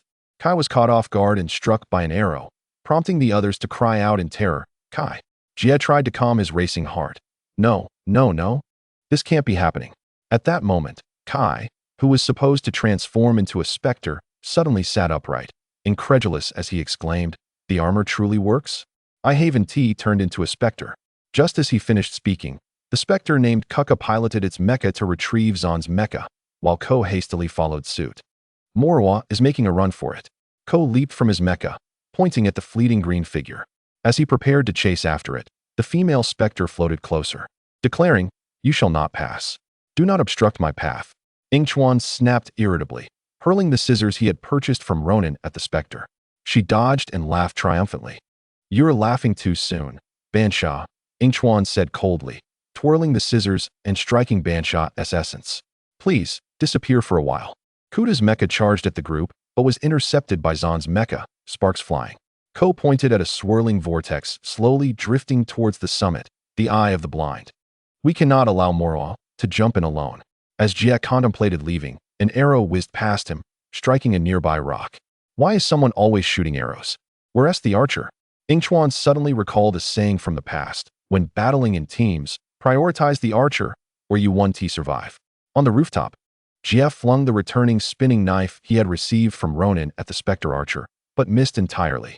Let us go, there's no time to waste. Yingchuan, feeling anxious, grasped Jia's hand and urged him forward. Just as the specter archer prepared to shoot another arrow, Yingchuan threw the returning spinning knife behind Jia, striking it down beneath the Hanging Monastery. Jia caught the returning knife, and the 3 of them rushed ahead, leaving only Zan entangled with Kuda in their wake. You 1T escaped from Kuda. An idea sparked in Zan's mind. He pressed a button on his mecha, and a rope shot out from behind, binding their mechas together. Then, don't let go of the handles. He pressed another button and swiftly jumped out, as flames erupted from the feet of the mecha, propelling both Zan and Kuda down the mountainside. Hurry, we can't afford to delay any longer. Once Zan rejoined the group, they quickened their pace. Jia observed Moroa atop the ice pillar at the summit, stating, "P.S. up there, the contest is not over yet." Moroa kicked down several nearby ice pillars, which Yingchuan shattered with his rotating scissors. "We're almost there, keep pushing." The group climbed atop the ice pillars, gazing at the eye of the blind nearing the summit. Yingchuan urged them, "We one team make it at this pace. Utilize the whirling storm technique." Jie chuckled, "I told you someone would appreciate my naming skills." "Hurry up." Yingchuan, eager to avoid further conversation, declared, "I have a method. You all move quickly." Watching as those around him soared towards the summit, Yingchuan gritted his teeth and executed a teleportation to ascend. "I did it. I've mastered the whirling storm." Jie exclaimed excitedly. "Look, it's the eye of the blind." There's only one opportunity. As Moro painstakingly ascended to the summit, several ninjas had already traversed the blind eye, gazing at its closed form. The sole archer remarked that he had missed his opportunity. Nia watched as the ninja's signal vanished atop the mountain, perplexed by its abrupt disappearance. Where had they gone? The mission had been successful. They had successfully entered the Kingdom of Cloud. A tremendous noise interrupted their celebration as Ronin observed Kuda leisurely descending from the mech. Feeling uncertain, was that not a ghost? Ronin placed an iron cage over Kuda's head, glancing at the specter within, before turning to Master Wu, who was currently grappling with the situation. "Bring him up. I have questions for him." Nia looked back at the now open blind eye, sensing an unsettling anomaly. Kai and his companions arrived in the Kingdom of Cloud, feeling the temperature rise around them. Suddenly, Kai awakened with a start. "Where are we?" Yingchuan stood from the clouds, gazing at the Kingdom of Cloud floating nearby, brushing off his garments. "That is the Kingdom of Cloud." Jay rose and joined the others, exclaiming, "All right, let us find that so-called sword of refuge." Upon reaching the entrance of the Kingdom of Cloud, they were halted by a massive iron gate. At that moment, Yingchuan spotted a middle-aged man approaching them, and the gate opened from the center. "Welcome to the Kingdom of Cloud," the man said in a gentle tone, dissipating the tension in their hearts. "We have eagerly anticipated your arrival." Jay shrugged, glancing at the clouds beneath his feet, his voice trembling. "How can we be standing on clouds?" The middle-aged man patiently explained, "It is quite simple. Different worlds abide by different rules." He introduced himself, "I am Fenwick, here to guide you through your surroundings." "It's a pleasure to meet you." Kai eagerly began to introduce himself, but was interrupted by Fenwick. "Kai, yes. We are aware of your popularity among the monks." After casting a glance at Yingchuan, he continued, "From here, we can observe everything happening in the ninja world. You have traveled great distances to seek the Sword of Refuge, which can foresee an opponent's next move. Its power is formidable." Fenwick's polite demeanor bridged the gap between him and the ninjas, though Yingchuan remained vigilant. The tomb of the first master of the phantom rotation technique can only be located with this second clue. Zahn expressed his astonishment, never having realized such possibilities existed in the world, yet he felt a twinge of confusion. "Incredible. But how?" Fenwick smiled slightly. "I understand your thoughts. It is indeed a tad disconcerting. However, those who reside here have, how shall I put it, knowledge of what will transpire next. Come, I know Moro is close behind. Let me explain this to you slowly." Following Fenwick, Yingchuan observed his surroundings, realizing the houses and land floated upon the clouds, with small flying boats flitting around them. Fenwick led the ninjas to a place resembling a library. The sound of the doors opening startled those engaged in writing, and their whispers reached Yingchuan's ears. "Look, a ninja. The one in red is Kai. His hairstyle is so cool." Yingchuan's mouth twitched. Who lacked such discernment? That hairstyle was practically a hazard. He certainly did not appreciate it. "You should have a basic understanding of the neighboring allied nations." Fenwick guided the ninjas toward another door, explaining that this was a parallel nation not connected to the ninja world, with a total of 17 such realms. 17 parallel nations? Yingchuan furrowed his brow at Fenwick. Wasn't there only supposed to be 16? Indeed, but the last nation has never been entered. It is said to be filled with cruelty. Fenwick nodded with a hint of pride. "In the Kingdom of Cloud, we strive to enhance understanding while eliminating distractions." Yingchuan surveyed the area. "What about him?" he asked. "Is he just a passerby who does not exist in this world? Even so, can his fate be controlled? There are no televisions or video games here."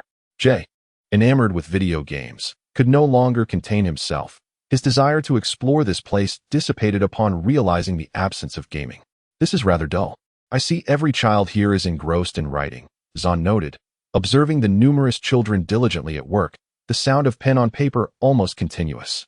"In our nation, Writing holds immense significance. Fenwick pointed to a nearby child scribbling away.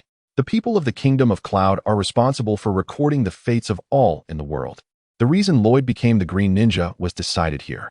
Upon hearing this, Yingchuan's mind sparked with an idea. Perhaps he could steal Lloyd's scroll and rewrite it, ensuring that Lloyd would be obedient. However, Fenwick continued, since Lloyd was designated as the Green Ninja, your scroll has become uncontrollable. No one can alter it.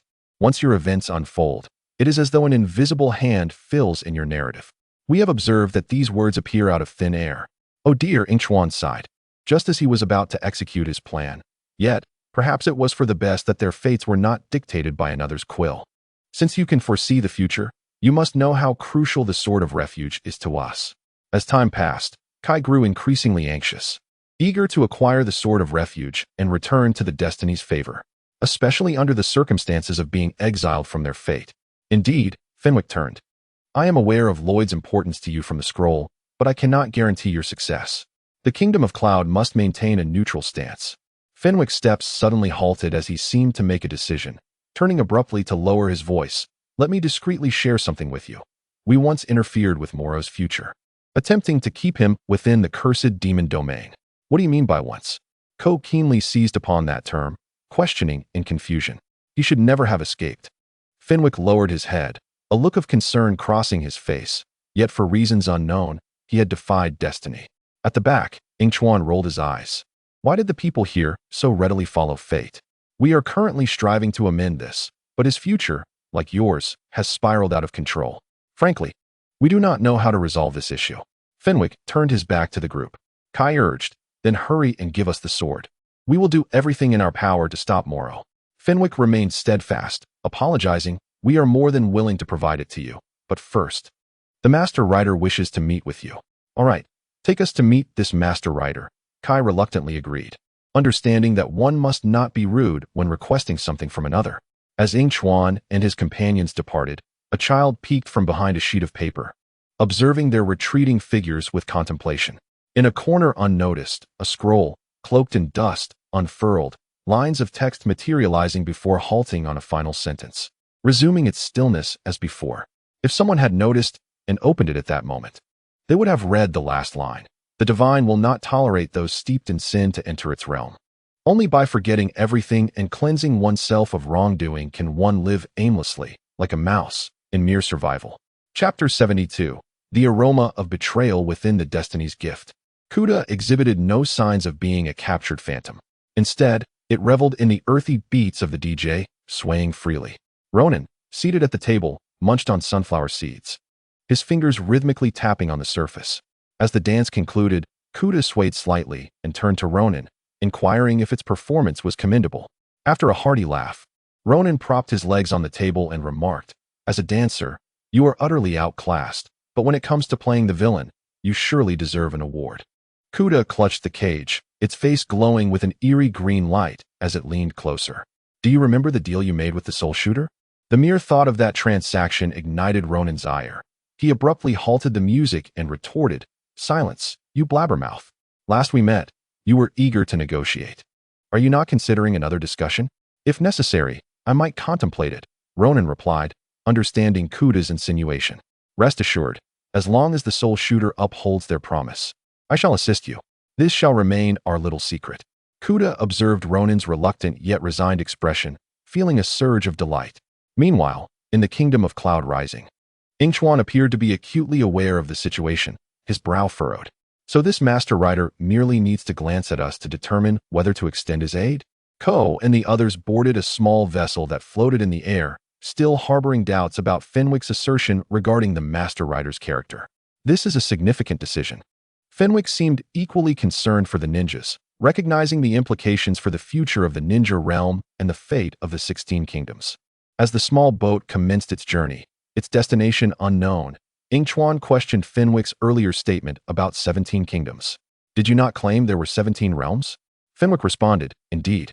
The last kingdom, although referred to as the parallel realm, remains untouched by any kingdom, isolated, with no one knowing how to reach it. Are you aware of what lies within the tomb? Kai pondered why Moro was fixated on the tomb of the first-generation master of rotating arts. Did it conceal something capable of resurrecting the dead? I know, Fenwick replied, watching as the boat approached the clouds. He waved his arm, parting the thick mist to reveal a dark passage within. What Moro seeks is the Crystal of Passage. It serves as a portal to the 16 kingdoms. As Fenwick's voice echoed, a colossal crystal emerged before the vessel. It could foster understanding among the kingdoms, but also potentially lead to mutual annihilation. As the boat glided past the crystal, it vanished like a bubble upon contact.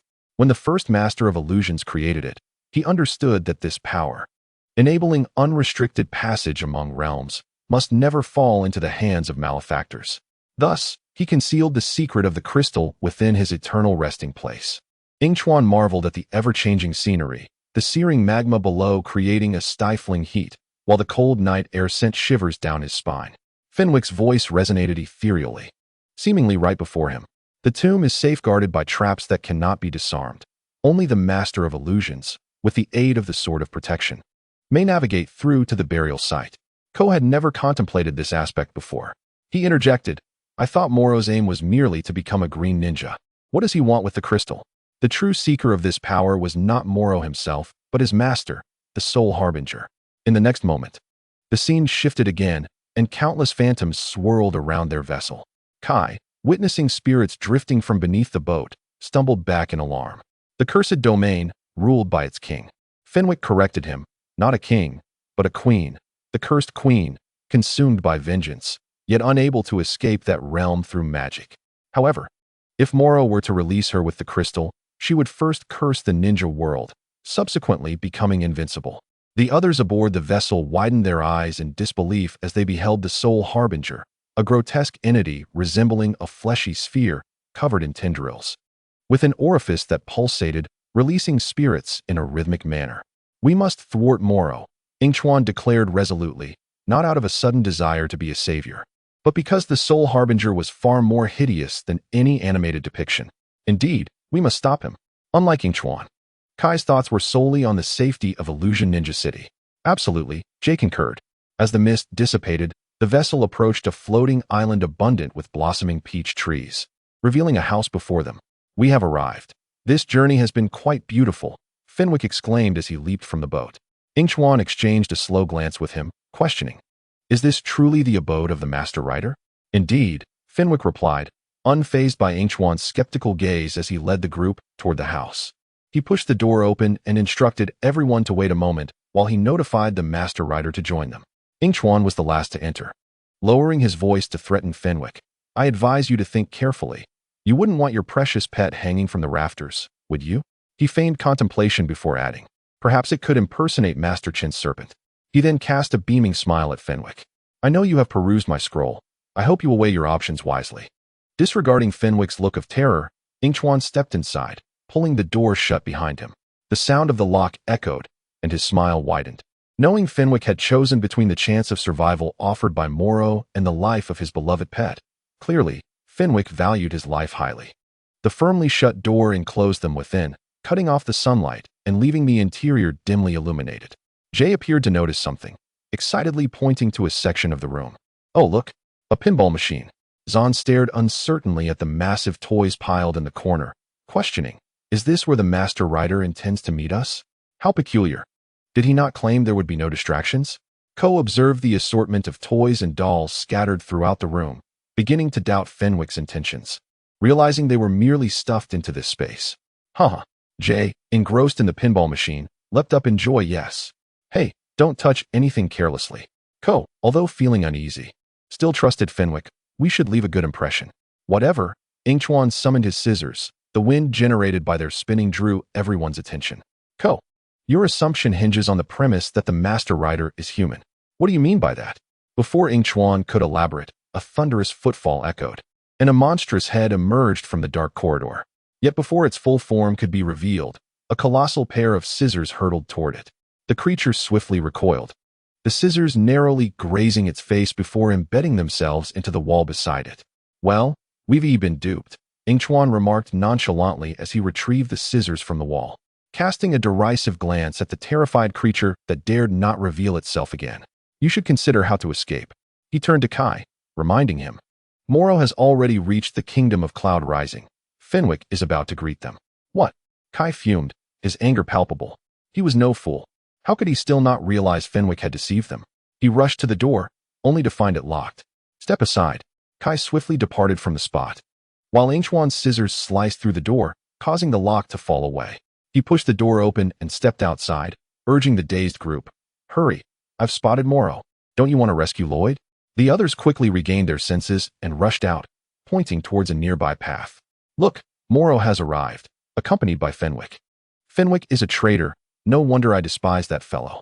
Jay turned his gaze towards Yingchuan, who was looking back at him, and asked, What's wrong? Can't you see? Quite unexpected indeed. Yingchuan turned back, declaring, Let us go. Behind them, a creature emerged from the house only after the group had moved away, contentedly clutching its toy. The sword of Aegis is at the very top of the tower.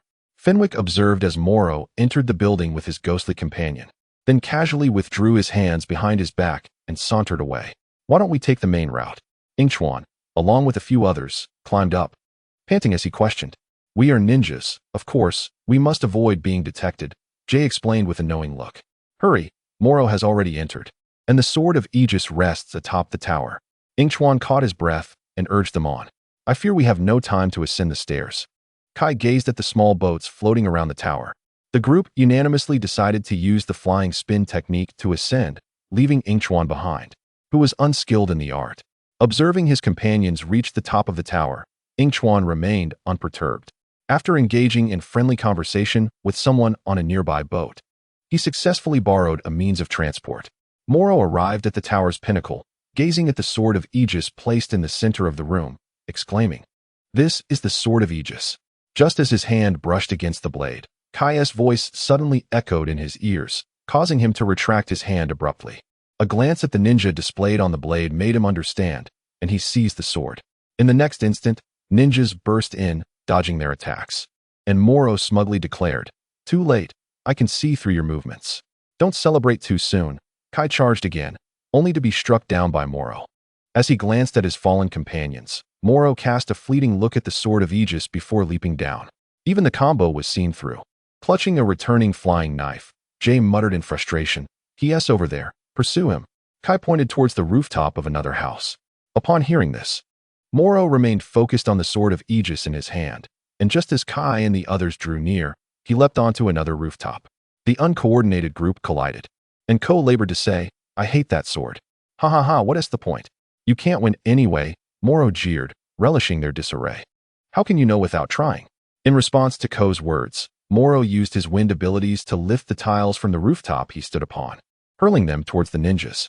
Watch out, Kai instinctively warned as the tiles flew towards them. Tempest technique. Jay shattered the incoming tiles. Realizing Moro had used the Tempest technique to escape, the group hurriedly pursued him. Goodbye, ninjas, Moro called back as he observed two ghosts below snatching a boat. After bidding farewell, he jumped down, landing gracefully on the vessel. Sing them a farewell song, Bansha. Bansha, floating on the small boat, complied, unleashing a piercing female voice that seemed to shatter eardrums, sending tiles flying. Kai and the others, unable to withstand it, fell down. What the?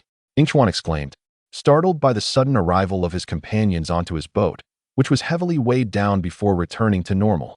Yingchuan, what are you doing here? Ko, climbing back up, asked curiously as he observed Yingchuan grappling with how to operate the boat. Moro is escaping. Who can pilot this thing? Yingchuan anxiously ran his fingers through his hair, nearing madness from the wretched vessel. I will.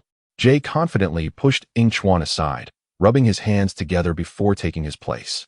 The boat lurched downward, sending Yingchuan tumbling to the ground. Jay, I thought you were a master at sailing.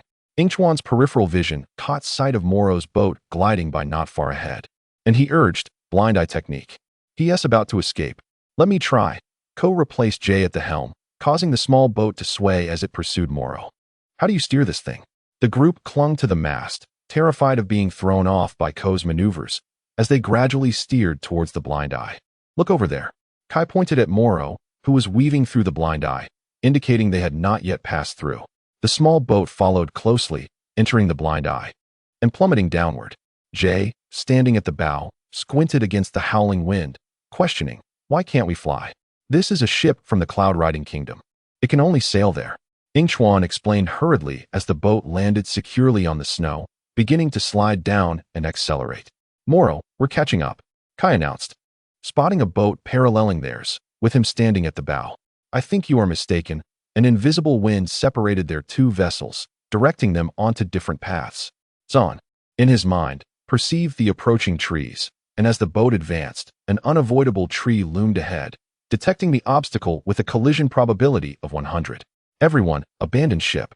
Zan's warning came too late, as the entire boat collided with the tree, splintering into pieces.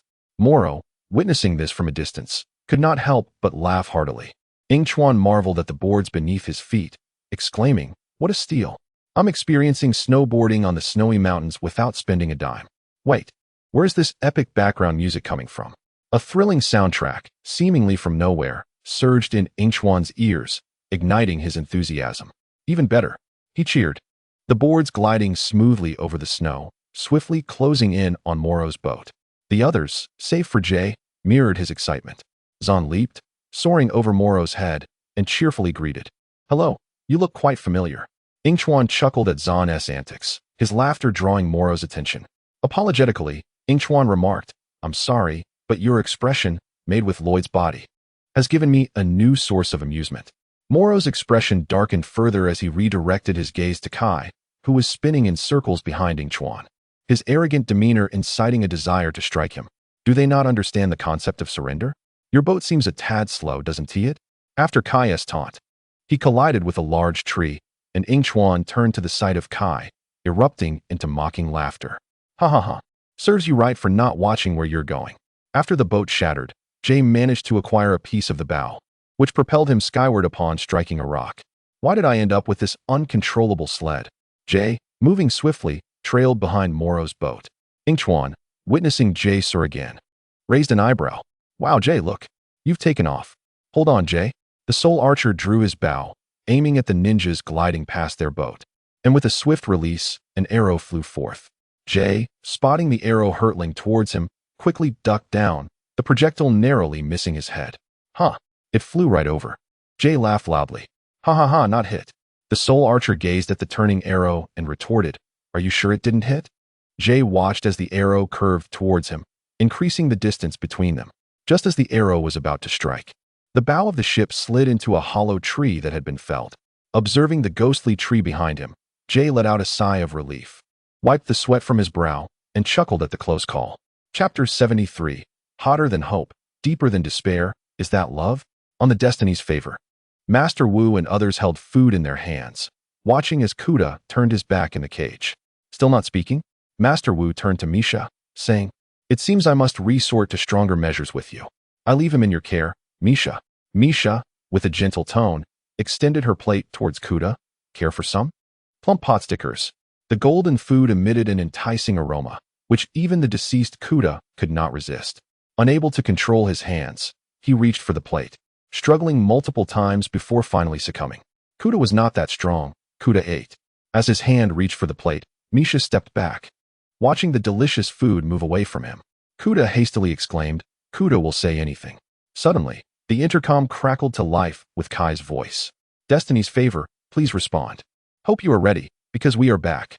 Master Wu turned, the plate in his hand crashing to the ground. "Ninjas, everyone back to your posts." Ronin knew the moment had arrived. The dim light accompanied the keys that had fallen alongside the plate. Kuda watched helplessly as his desired plump pot stickers were smashed to the ground, letting out a whimper. But upon glancing around, he spotted the keys left by Ronin. The sword of sanctuary rested in Moro's hands. Misha anxiously observed the situation below. We know what Moro desires. He wishes to traverse the crystal, release the soul enchanters, and curse the 16 kingdoms. Kai looked at Moro aboard the ship and addressed the others on the Destiny's Favor. We must unite to thwart Moro's ambitions. Master Wu understood the gravity of the situation. Naya, initiate full activation immediately. Hurry to your stations. Ronin, watching the departing individuals, questioned, "Why is everyone rushing to battle? We should be fleeing." The only response was the sound of the Destiny's Favor powering up. Yingchuan instinctively ducked as the Destiny's Favor flew overhead. Naya stood on the deck, with a cannon before her, aiming at Moro. "Taste my new weapon, the water balloon cannon." In the next moment, a water balloon shot forth, Moro sidestepped the attack. But unfortunate Jay was not so lucky, as the balloon struck the bow of the ship. Aim better, Jay shouted to Naya, nearly being thrown overboard. Oh, my apologies. Naya looked anxiously at Jay below, unaware that Kuda had escaped from the cage and was approaching her, scythe in hand. As the scythe swung, the gust of wind alerted Naya, who quickly bent down to evade. During their entanglement, the sole archer on the small boat released an arrow aimed at Naya. With no time to dodge, just as the arrow was about to strike her, a throwing knife soared in, intercepting the attack. Well done, Ronin. But the ship needs someone at the helm. Naya expressed her gratitude, though concern lingered. I'm on it, young lady. Ronin performed a backflip, controlling the ship to ascend slowly, easing Naya's worries as she faced the ghost before her. Finally, Kuda leaped onto Moro's ship. Feeling the vessel sink rapidly, Moro turned and shouted, "You fat pig. Why have you gained weight? Are you a ghost?" Kuda adored fluffy pot stickers. Embarrassed, he rubbed his belly, apologizing.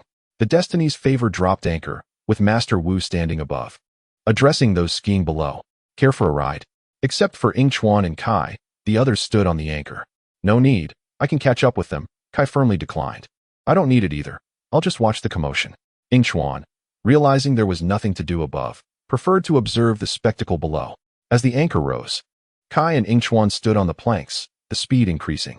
Kai drew his returning throwing knife and hurled it at Moro's small boat. This action caught Moro's attention as he was examining the Sword of Sanctuary, turning to look back. Behind. But it was too late. The throwing knife struck the mast, causing the ghosts aboard to tumble down. Yingchuan watched as Kai leaped onto the boat, glancing back at Moro, pondering a question. Why did Lloyd's hair turn black after possession? Is it for easier distinction? To get a closer look at the excitement, Yingchuan jumped onto the small boat as well. The individuals aboard the Destiny's Favor stood on deck, and Jay expressed his concern. I can't see Kai and Yingchuan. Continue to follow them, Master Wu commanded, turning back. Yingchuan, observing the combatants on the ship, unable to intervene, focused on the Sword of Sanctuary in Moro's possession. Is this thing truly that extraordinary? He instantly teleported behind Moro and kicked him away, successfully obtaining the Sword of Sanctuary. Yingchuan picked up the sword, scrutinizing it, but finding nothing unusual. Boring, Kai, let us go.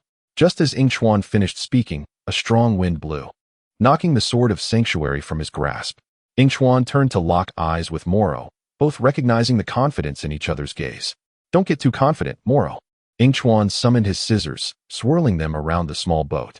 He and Kai exchanged glances, with Kai dashing forward to shield the sword from Moro, giving Yingchuan the chance to retrieve the sword from the ground. Goodbye. A smirk graced Yingchuan's lips as he placed a hand on Kai's shoulder, their figures vanishing from the small boat. Wishing you a pleasant journey. Yingchuan appeared aboard the Destiny's Favor, tossing the Sword of Sanctuary to Master Wu. Observing Moro and his small boat plummet off the cliff, glancing back at Ronin. Wow, Yingchuan, that was so cool. Jay's eyes sparkled at the sudden appearance of the two beside him. Don't think about it, no way. Yingchuan's words coldly interrupted Jay's thoughts, feeling the weight of punishment increase, yet remaining within tolerable limits. Let us go. Our main task now is to locate the tomb and enter it. Master Wu stroked his beard, gazing at the distant sky. But no one knows where the tomb is. Ronin interjected, breaking the excited atmosphere. Oh, everyone. I'm just kindly reminding you. Naya sighed, while Yingchuan chuckled, giving Ronin the title of Atmosphere Terminator. The Destiny's Favor soared towards the tea house. The sunset in the sky exceptionally beautiful. Though the future remained uncertain, it was undoubtedly bright and radiant. Yingchuan reveled in the evening breeze. No matter how convoluted the path ahead, he had friends by his side. Suddenly, his phone chimed. Yingchuan opened it, glancing in surprise at the chat with Lloyd, and after a long pause, slowly typed out 2 lines before setting the phone aside. A day later, at the tea house, a sign indicating temporary closure was hung at the door. A sigh of relief escaped. All right, now customers won't come. The shop is under renovation. Or perhaps, the shop is undergoing ghostly renovations. Kai placed a basin of water at the entrance of the tea house, ready to drench anyone who dared to open the door, turning them into a soggy mess. Should Moro audaciously seek refuge in this place, he would surely face dire consequences.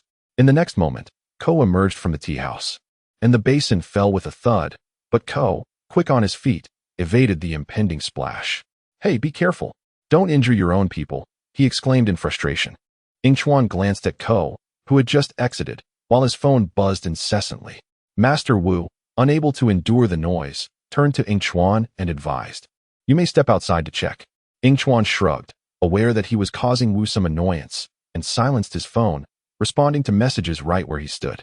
As he read a message from Lloyd, a light chuckle escaped him. What were his feelings for Lloyd? More fervent than hope, deeper than despair. Could it be love? Yingchuan couldn't help but recall the future he had glimpsed, his fingers instinctively curling around his phone. Did he have feelings for Lloyd? Master Wu turned around, removing a paper with the third clue inscribed upon it. The skull symbol represented the master's tomb. I have perused various texts based on the clues, yet I cannot find any mention of relevant information. Where could it possibly be? Misha's voice was weary as she stared at an open book before her, the prolonged reading having strained her eyes. All the clues are here. What have we overlooked? At that moment, Misha felt as if she were but a thin veil away from the truth, on the verge of discovery. We cannot give up. If Moro were to seize the time crystal first, the consequences would be unimaginable, Master Wu reassured her. A sudden jingling echoed, and Misha lifted her gaze to the bell in the room, her tone laced with worry. The first alarm has been triggered. Don't mind it. It certainly isn't Moro. Yingchuan concealed a smile, stepping towards Misha. Do you wish to know the third clue? I can enlighten you. You know? Misha asked, puzzled. Indeed. But we must rescue Lloyd first. How about we discuss a plan? Yingchuan arched an eyebrow, resting his hand on the counter, his fingertips tapping lightly. After hearing Yingchuan's proposal, Wu and Misha exchanged glances and nodded in agreement. Very well, I shall take care of it. Yingchuan turned and walked outside, calling to Kai and the others. Come here for a moment. What is the matter? Do you have a lead? Kai approached, holding a document just delivered by the postman. Master Wu wishes to speak with you. Yingchuan glanced at the paper in his hand, stepped aside, and invited them in. Meanwhile, Nia stood by the small waterfall behind the tea house, focusing intently on mastering the control of water, while Ronan polished his airship, the Thunderbolt. Come on, Nia. Become one with the water. Reverse the flow, she murmured, eyes tightly shut, hands pressed against her forehead, gently reassuring herself. Upon opening her eyes, filled with anticipation, she saw the water still cascading downward, and in frustration, she turned away. Ronan, observing her agitation, inquired, Are you really giving up? Of course not. Nia recalled Master Wu's previous words, which suggested that overcoming her fear of failure would grant her the freedom to control water. But right now, I cannot even manage a single drop. Nia turned back, gritting her teeth, straining her arm, attempting to redirect the water droplets. Ronan, noticing her renewed disappointment, spoke lightly. You can consult me about failure. I'm practically the king of it. A friendly piece of advice. Let go of your fixation. If you're not fixated, you won't fail. Let go? What a futile suggestion, Nia retorted, firmly believing that only through effort could one achieve success. How could I not strive? Ronan approached the creek, dipped the basin into the water, then straightened up, interrupting Nia, but you aren't even trying right now. Hesitantly, Nia turned around, noticing the previously flowing droplets now flying back towards her. She erupted in delight. Oh my goodness, I did it. I truly did it. Ronan, holding the water bucket, genuinely rejoiced for her. Didn't I say? Don't be so fixated. When one pursues a goal too obsessively, they may trip over what lies beneath. He hummed a tune as he moved towards the Thunderbolt, when suddenly a gust of wind swept through, causing the cloth he was using to slip from his grasp. Ronan stood frozen, hearing a voice. Moro, residing in Water Village, directed a question at Bansha. Of course, he heard it. Tell him it's time to settle his debts. And instruct him to bring the sword to me. Thank you all for coming so swiftly. Within the tea house, Ronan was searching for the refuge sword when Misha's voice wafted in from the doorway. He quickly stood, feigning nonchalance. Are you looking for something? Ronan turned to evade Kai's gaze. Oh, just ensuring the tea order is correct. All set now. Kai found it peculiar, but said nothing further, moving to stand beside Misha. Have you located the tomb? Jay, standing next to Misha, asked with curiosity. Not yet, but we have a general direction. Ronan planned to take advantage of the moment to slip away from the tea house, but as he reached the door, Master Wu unexpectedly opened it and walked in. Yingchuan, noticing Ronan sidestepping past Wu, exchanged glances with the others inside, tossing a coin into the air. Success. The room fell into an eerie silence as everyone peered through the window at Ronan, who was now in the room containing the refuge sword. Finally, Jay broke the stillness. Are we really going to do this? Yingchuan did not turn back. Certainly, We have already ascertained the precise location of the tomb. Why not let Ronin go to deliver a message to Moro? He pointed at Ronin, who was awkwardly fleeing from the house, then turned to Kai and the others. Exchanging a knowing glance, they understood and surged forward aggressively. Yingchuan glanced at Kai and the others, while Ronin, holding the refuge sword, dashed toward the tea house. He pushed open the door to find Misha and Master Wu standing at the counter, while Yingchuan leaned against the wall, appearing disinterested. "We want to allow you to leave this room," Misha stated firmly, holding the sword with one hand. Ronin raised the refuge sword, observing the image displayed upon it, and raised his hand to block Master Wu's attack. Misha swung her sword at him, but Ronin leaped over it. As Ronin landed atop the counter, a pair of scissors flew toward him, severing the nearby dragon pearl tea, releasing a rich aroma that obscured the vision of those present. And Ronin seized the opportunity to escape. He failed to notice that Yingchuan and the others remained stationary, not pursuing him at all. Chapter 74. Does he like me? Or perhaps, do I like him? Where did Nia go? Everyone gathered, and Kai scanned the group, questioning with confusion. She went after Ronin. Yingchuan produced the secret manual he had obtained with great effort from the system's marketplace, shaking the paper. It was nearly indistinguishable from the genuine article. On the reverse side of the manual, a map of the Phantom Ninja Kingdom revealed a location circled in red. Aunt Misha, the reason you cannot find the tomb of the first-generation rotating master on the ninja continent is that it is not located there at all. As Yingchuan spoke, he turned the secret manual over and handed it to Misha, revealing that it lay beneath the sea. At that moment, Nia was by a brook behind the tea house. Observing the flowing water, rising slowly from her crouched position, she lowered her head and walked towards the tea house. A cheerful whistle halted her steps, and upon turning to look, she discovered Ronin navigating a small boat along the brook behind her, holding the sword of sanctuary. "Don't run," Nia exclaimed, quickly moving to pursue him. What a thought! Ronin's cheerful demeanor vanished instantly, and without glancing back, his tone turned icy. "Why are you doing this?" Nia was bewildered. Wasn't Ronin on their side? You know why? Ronin pondered the debt he owed to the soul archer. If he surrendered the sword of sanctuary to them, he might be liberated from the curse that haunted his soul. Yet, a twinge of sadness welled within him. The ninjas genuinely regarded him as a friend, and he had betrayed them time and again. Shaking off that notion, he banished it from his mind. Knowing the ninjas would not come to his aid, self-reliance was his only option. Nia, watching the boat drift farther away, lost her footing on a protruding stone and stumbled. She quickly rose and continued her pursuit. Handing the sword to Moro was her only chance at survival. Glancing at Ronin aboard the boat, she felt a strong desire not to lose any friends, even him, whom she had known for such a brief time. Moro could not fulfill his promises. She must not trust him. I have no choice but to believe. Ronin understood he could only pray that Moro would keep his word. Eventually, Nia could run no longer. She stood panting heavily, her gaze suddenly resolute as she stared at the flowing river. In that moment, her yearning to possess elemental power reached its zenith. "I want to become water." With arms outstretched and her body slightly leaning back, she surrendered to the flow of water, relinquishing her identity as a warrior and reluctantly embracing a new self. "I want to become water." As she articulated each phrase, a faint energy surged within her. Ronin, bewildered, noticed the boat's speed diminishing, even appearing to drift backward. He swallowed in disbelief, his eyes wide with shock, and turned to look at Nia on the shore. This must be a joke. The boat began swaying violently in reverse, prompting Ronin to unfurl the sail. Nia gritted her teeth, straining to manipulate the brook's waters, but ultimately exhausted her strength. With a sense of frustration, Nia watched the retreating boat regain its forward momentum as Ronin turned away. "Admit it, Nia. You are not strong enough. You cling to too many obsessions." Obsessions? Nia pondered Ronin's words as she collapsed to the ground, her heart swelling with helplessness and anger. She could not protect others, nor could she even retain her companions. "I'm sorry, Nia. It's unfortunate we've come to this." Hearing Ronin's words, Nia lifted her head, a web of dissatisfaction and regret constricting her breath, forcing her to pound the ground in anger.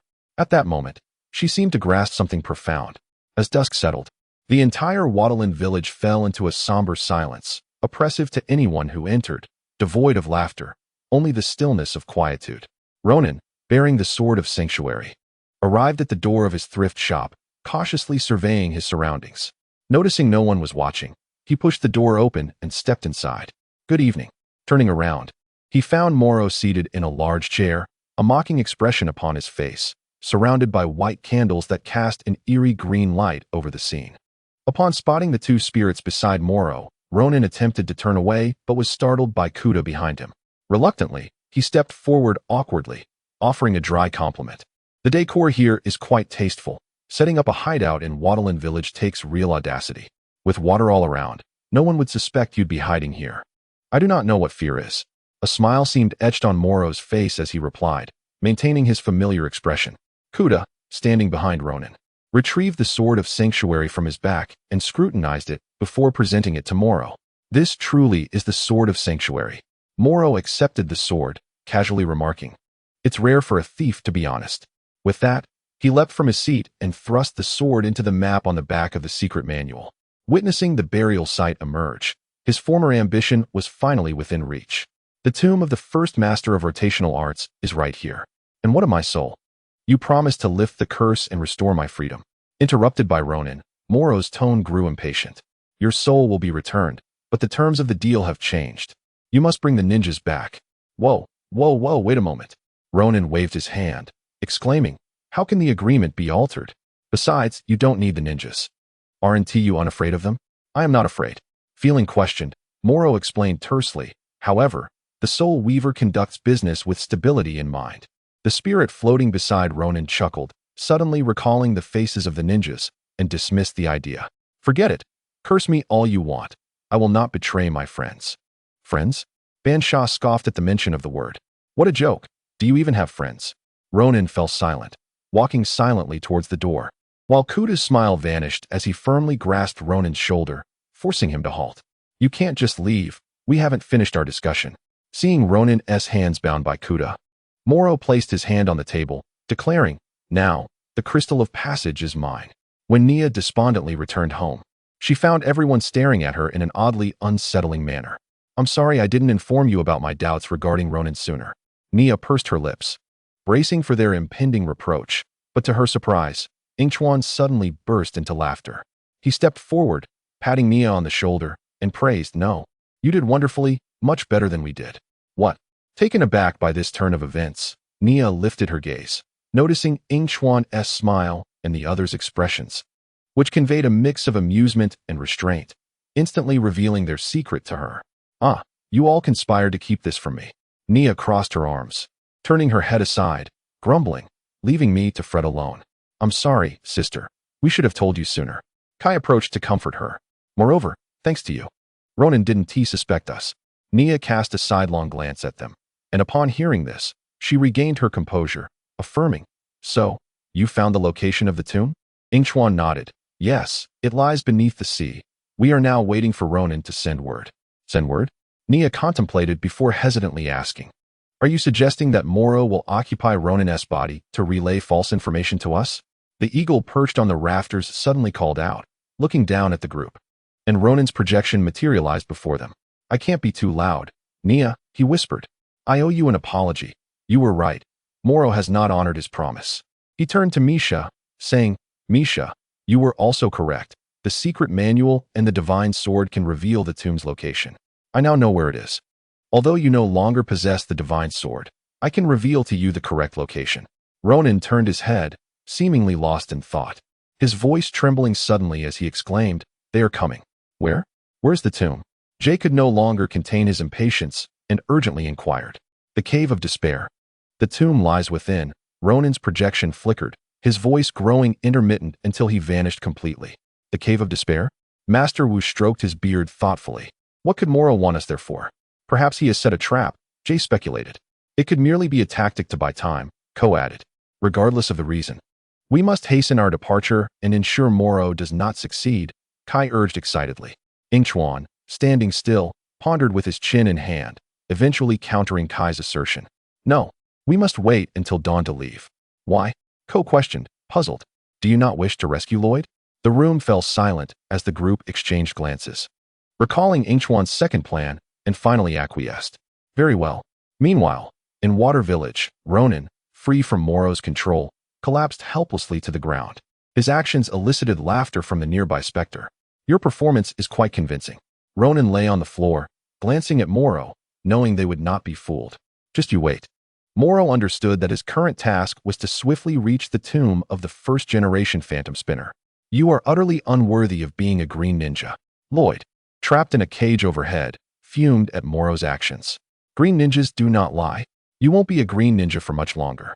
A mocking smile crept across Moro's face as he picked up Lloyd's phone from the table, turning it on and aiming it at Lloyd. Aren't you curious why I detached from your body to use your phone? Allow me to show you. Lloyd scrutinized the screen, noticing several new messages in his chat with Yingchuan, ending on a particular line. To me, what is important, what cannot be lost, is Lloyd and only him.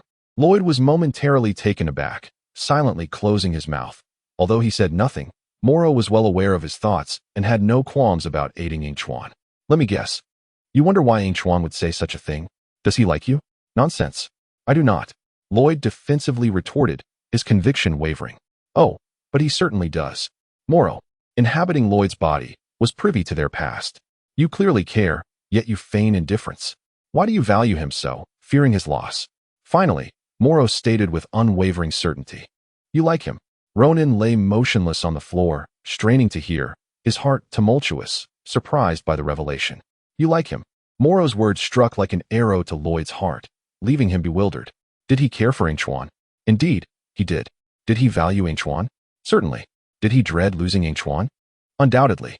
Lloyd suddenly recalled the incident with Master Chen's parachute, when Yingchuan's figure vanished into the jungle. A storm of anger, anxiety, and an indescribable emotion flooded his mind. Previously, he had not understood that feeling. Now, after reflection, he realized it was love. It was love that made him cautious around Yingchuan. It was love that caused him to worry when Yingchuan left. It was love that made him anxious upon hearing of Yingchuan's perfect partner. Everything stemmed from the fact that he, Lloyd, liked Yingchuan. Moro observed Lloyd's back, unable to discern his expression, but certain he was deeply conflicted. He set down Lloyd's phone and addressed the other specters, everyone. Prepare to depart at dawn. Moro glanced back at Lloyd's silhouette, allowing him some time to contemplate. Once the room was empty, Lloyd raised his gaze to the sky, unable to suppress his chaotic thoughts. He liked Yingchuan, but did Yingchuan feel the same? Did he truly like Yingchuan? Or was it merely that they had spent considerable time together? What if he did not like Yingchuan? Even if he did, what if Yingchuan hated him upon discovering his feelings? What if Yingchuan chose not to play with him anymore? What if Yingchuan liked someone else? The multitude of what-ifs weighed heavily on Lloyd's heart, causing him to clench his fists and shut his eyes. Deep within his mind, unnoticed by anyone, love and obsession were slowly spreading, waiting for the opportune moment to erupt. That moment was drawing near. Yingchuan lay in bed, resting his head on his arm and staring at the ceiling, struggling with insomnia. He repeatedly reviewed his conversations with Lloyd, ultimately setting down his phone to ponder Moro's question. Could he possibly like Lloyd? Chapter 75. Why can't I see? Yingchuan, did you not sleep well last night? Jay asked with concern, observing Yingchuan, who was yawning heavily in his chair. Yingchuan pointed to the dark circles under his eyes, fatigued, not just poorly. I didn't sleep at all. Are you worried about Lloyd? Jay's lips curled up as he noted the time was 6:30, recalling Ronin had shared some information at 6. I suppose so. Yingchuan yawned again, urging, let us hurry to the tomb. Jay shrugged and quickly finished his breakfast before heading to the deck. Yingchuan watched his retreating figure, his expression inscrutable. Half his face obscured in shadow, his weariness momentarily vanishing as he slowly crossed his legs and leaned back in his chair. The others must be hiding something from him. But it likely wasn't of great importance. You have arrived. Receiving the system prompt, Yingchuan stood and joined the others on deck, feeling his protective token sway at his waist as he gazed at the sea below, urging, all right, let us go down. Moro and the others have already entered. Kai and the others exchanged glances, nodded, and stepped onto the thunder, the vessel Ronin had lent them, peering into the unfathomable depths of the ocean. Behind the glass of the thunder, fish swam merrily. As the thunder descended further, sunlight ceased to penetrate the water. Observing the map on the display, Jean pointed and declared, we are nearing the tomb of the first-generation phantom spinner. Ko cheered Ye. After all this effort, we are finally reaching the tomb. In contrast to Ko's excitement, Kai appeared skeptical, furrowing his brow as he gazed at the swimming fish. I can't believe I am underwater. What is the big deal, Kai? Yingchuan nudged him with his arm. Your sister is a water ninja, after all. Moro is already ahead of you. Now you must rely on yourselves. Master Wu's serious tone came through the video call on the display. I have discovered a riddle that may aid you.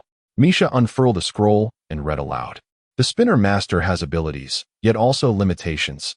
Advance without looking back, and you shall reach the resting place. I don't understand, Ko sighed. This is truly a test of patience. Do not worry. I understand it. Yingchuan reassured him, patting Ko's shoulder and giving him a thumbs up. We will succeed. Ko chuckled at Yingchuan's movements, his tone light and carefree, for he knew that having someone as well-informed as Yingchuan around was indeed a blessing. Amidst their jovial banter, the thunder arrived at the tomb of the first master of the phantom rotation technique, surfacing from the depths. Yingchuan surveyed the surroundings. They were currently at the seabed. Yet there was oxygen, with a direct path leading to the tomb. Was this an attempt to construct a secret burial site? Ko, having leapt off the thunder, pondered the time spent on this journey, realizing it was indeed quite concealed. Jie stepped forward, observing the branches scattered on the ground, among which hung shredded fabric belonging to Moro. He picked it up, immediately recognizing evidence of Moro's presence here. A series of footprints led directly to the tomb, strikingly visible in the soft earth. Kai patted Jie on the shoulder, urging him to remain optimistic. Wait, we are about to embark on an adventure through unknown traps, and the only support we have is each other. Just being here is fortunate enough. Jie squinted at Kai, catching the reproach in his words, and exaggeratedly replied, Oh, my apologies, you are right. Allow me to adjust my tone. He widened his eyes, forcing a smile. Look, we have proof that Moro has been here. We are not alone. Hooray, we have another chance to battle him. Even though their last encounter had left them utterly defeated, the future remained uncertain. For a ninja never yields. Finally, Jie spread his arms, gazing at Kai with a resigned expression. Is that all right? Kai, caught in Jie's direct gaze, averted his eyes, offering a reluctant compliment. Actually, it's not bad. Ha ha ha, cough cough. Yingchuan, nearly choking on his own saliva under Jie's glare, bent over and waved his hands. No more laughing. No more laughing. Only then did Jie retract his gaze, a smirk gracing his lips.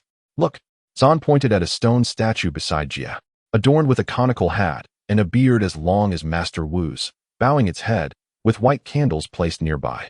The tiny flames flickered, swaying gently, appearing as if a mere breeze could extinguish them, plunging the area into darkness. This is the first master of the phantom rotation technique. He is the creator of the ninja world. From the thunder behind them came mechanical sounds, indicating they had reached their destination and were now initiating an automated return. Automated return? Jie turned to see the thunder's silhouette fading into the water, and he hastily reached out. No, don't leave us. Our air knives are still inside. As he watched the thunder vanish beneath the surface, Zan remarked, I was planning to take it back with me. Kai lowered his head, expressing his disappointment. Upon hearing this, Jie abruptly turned around, seemingly to retaliate against Kai's earlier remarks. Hey, stay optimistic. Since we've decided to move forward, why worry about the way back? Kai's gaze instantly hardened. No weapons, no power, it's not a big deal. He fixed his eyes on Jie, then scanned the group. We can overcome this, mates. Because we will look out for one another, right? Exactly, brothers tempering brothers. Yingchuan encouraged, stepping forward. He glanced back at the dim passage, where unknown stones glimmered with a blue light, ensuring the path was not entirely obscured. Let us go? Yingchuan cast a sidelong glance at the others and led the way, pushing open the door at the end. They entered a closed space with a dozen doors, each bearing engravings of the rotation master holding a glowing crystal, with unique patterns adorning each door. Once everyone had entered, the door behind them suddenly slammed shut, the loud noise prompting an instinctive glance back. This might be the first trial. Ko recalled Master Wu's words about the tomb containing 3 perilous challenges. Why had he set traps? Seeing so many doors, Jie felt overwhelmed and complained to Kai. Why not assign a monster to guard the tomb? We're skilled at fighting monsters. Yingchuan chuckled at Jie's remark and replied, If a monster were to be assigned, it would surely be formidable. Are you confident you could defeat it without any elemental power? Hearing Yingchuan's retort, Jie instantly deflated, hanging his head as memories of his lost elemental powers flooded back, nearly bringing him to tears. Ah, it's fine, Yingchuan, fearing Jie might genuinely cry, clumsily reassured him. Although you lack elemental power now, even if you had it, you'd still be quite lacking. Wait, that's not what I meant. Yingchuan fumbled, realizing his words might truly upset Jie, and sought Kai's help with a pleading glance. Don't worry about him. Kai met Yingchuan's gaze, feigning indifference. Upon hearing this, Jia quickly lifted his head, countering, "Am I really that terrible in your eyes?" Noticing Jia's lack of sadness, Yingchuan resisted the urge to chastise him, gritting his teeth before placing a hand on Jia's shoulder. "Jia, you're not upset?" Jia sensed trouble and hurriedly darted behind Zan, laughing nervously. "I never said I was upset." "Humph," Yingchuan replied, hands in pockets, realizing his misunderstanding. Still, he pouted. "All right, let us not waste time here. We must hurry." With that, he turned towards the door they had entered, only for Ko to hesitantly interject. "Are you sure? That's the door we came through." Yingchuan turned back, smiling brightly. "You may not trust anyone, but you must trust me." Because the door slowly opened, revealing the scene outside. "I am your partner." The scenery beyond the door transformed instantly. What was once a dark passageway had morphed into a stone cave, at the end of which lay a golden staff glowing with radiance. How could it change like this? It's the same door, yet the scenery is entirely different. Ko stepped past Yingchuan, advancing closer. "Indeed. Welcome to the tomb of the first master of the phantom rotation technique," Kai remarked in awe. Yingchuan lingered at the back, as Jia turned to him with praise. "Well done, Yingchuan. With someone as well-informed as you, who needs this sort of protection?" "Absolutely," Yingchuan responded, giving Jia a thumbs up, his eyes crinkling with laughter. "Do you not know who I am? That is the staff of the first master of the phantom rotation technique." Ko hurriedly pulled Kai back, cautioning, "This could very well be a second trap." "Zan, what do you think?" Ko inquired. Zan scrutinized the stone cave carefully, shaking his head. "Pickshaw detects no anomalies. I have no idea what we are meant to do." "The rotation master has abilities, yet also limitations," Yingchuan remarked, approaching Kai, seemingly oblivious to the implications. "It's quite easy to guess. The first trial is that the rotation master has abilities, hence this represents what the rotation master lacks." Jia's mind suddenly sparked with realization, and he expected Yingchuan to uncover the truth in the next moment. However, Jia merely stated, "I really dislike this phrase." This nearly caused Yingchuan to stumble, as he sighed and turned to Kai. Just then, Kai stepped forward, and suddenly, beneath his feet, the stone slab gave way. "Kai!" he exclaimed. As arrows shot towards them from beneath the staff, Yingchuan swiftly dodged the onslaught, while Ko asked the others, "Is everyone all right?" "That was a close call," Zan remarked, staring at the arrows that had narrowly missed him, feeling his heart race. "That was too perilous," Jia said as he rose from the ground, relieved yet shaken. "The closer we get to the staff, the more mechanisms will activate to prevent us from obtaining it." Zan glanced at the sunken stone bricks, realizing that the traps in this secret chamber were indeed formidable to decipher. If it were true that even a master of rotation could face limitations, then acquiring the prize seemed an even more distant prospect. "Learn from this," Kai said, turning to Cole, activating the flying rotation technique, and perched himself on a nearby stone close to the staff. Before Yingchuan could intervene, an arrow shot from an unknown direction interrupted Kai's action, causing him to hastily retreat a few steps, inadvertently triggering more mechanisms. After enduring flames, poison needles, toxic gas, and flooding waters, the area they occupied was significantly reduced, prompting Jia to call a halt. "Please, everyone, remain still." Yingchuan swallowed hard, observing the bricks beneath him had nearly crumbled, revealing a seemingly bottomless passage. "I can make it through." Kai inhaled deeply, refusing to surrender, believing he just needed to jog and leap. "Wait," Yingchuan exclaimed, seeing Kai about to dash forward. "I know how to navigate this challenge." Jia's hopeful gaze turned towards Yingchuan, his eagerness palpable. "How do we get through?" In the next instant, his pupils constricted as he watched Yingchuan close his eyes and leap into the abyss below. "Is he insane?" Jia stared in disbelief as Yingchuan's figure faded from view. The group exchanged glances, assuming Yingchuan had perished, only to hear his jubilant shout from below. "What a fortune! Hurry down. He was still alive." After Zan uttered these words, he leaped down, followed closely by Jia and Cole, leaving Kai alone.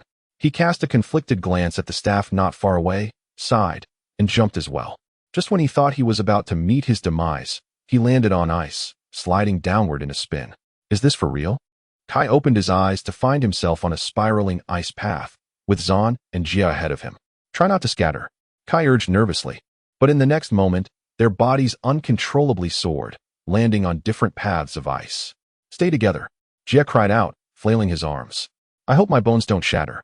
"How exhilarating." Yingchuan's laughter rang out as they sped along like a roller coaster. Who pushed me? Yingchuan felt a pair of hands shove him from behind, causing him to lose balance and crash onto the ice. He turned to see Kai in a panic. Oh, I forgot, you can't skate. At the end of the ice path, Yingchuan felt himself plummet, crashing onto the ice, watching the others cling to a colossal ice pillar, struggling to hold on. Which was quite amusing. You lot, hurry down. Yingchuan grimaced, having nearly met his grandmother due to the fall. Oh wait, he doesn't have a grandmother. Before Yingchuan could finish his thought, he saw an ice wall ahead and collided with it, the others quickly following suit. Is everyone alright? Zan, like a robot, paused for a moment before returning to normal. Yingchuan rubbed his head, stars swirling around him. I'm fine, I'm fine. He bit his tongue to regain clarity. Staring at the towering ice wall, Kai approached with confusion. Where have we been transported? Jia, glancing at the snow where they had just landed, sprinted a few steps up, revealing a labyrinth before him. Oh, it's a maze. I excel at navigating mazes. Kai inadvertently caught a glimpse of his reflection on the ice wall and was taken aback by his aged appearance, letting out a soft sigh. If these reflections hold any significance, I fear we will linger in this strange maze for quite some time. Zan also glanced at his reflection, as if peering into a mirror. Is that me? I've aged.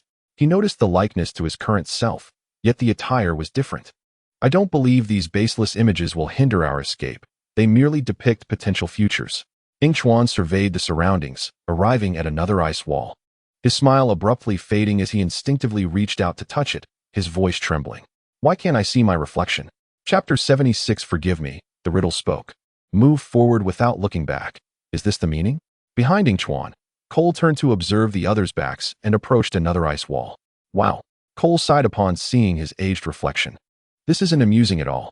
Yingchuan, feeling agitated, ran his fingers through his hair. Let us get moving. Jia's irritating voice chimed in. Hey everyone, I brought a beautiful eye mask, and it seems there's more?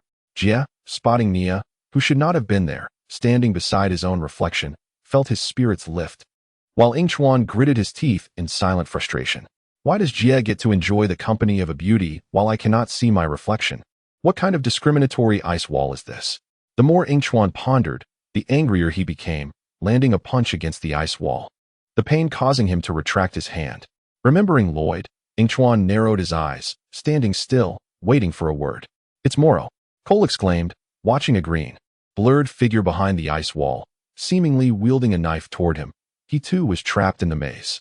The ice wall shattered, sending Cole's body flying, while Jia saw Moro, sword in hand, advancing toward him, retreating step by step against the ice blocks behind him.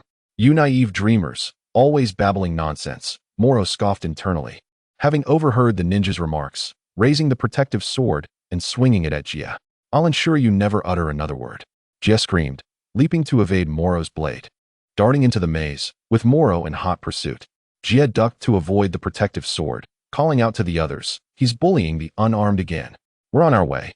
As the passageway to Jia's side was blocked by ice, Kai hurriedly navigated around the ice wall ahead, racing forward.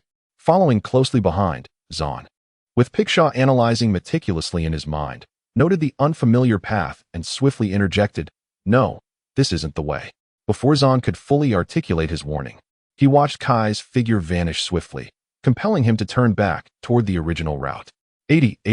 Yingchuan remained stationary, having stayed still when Moro approached, waiting for Jia to draw him in before swiftly crouching down to strike the ice beneath him.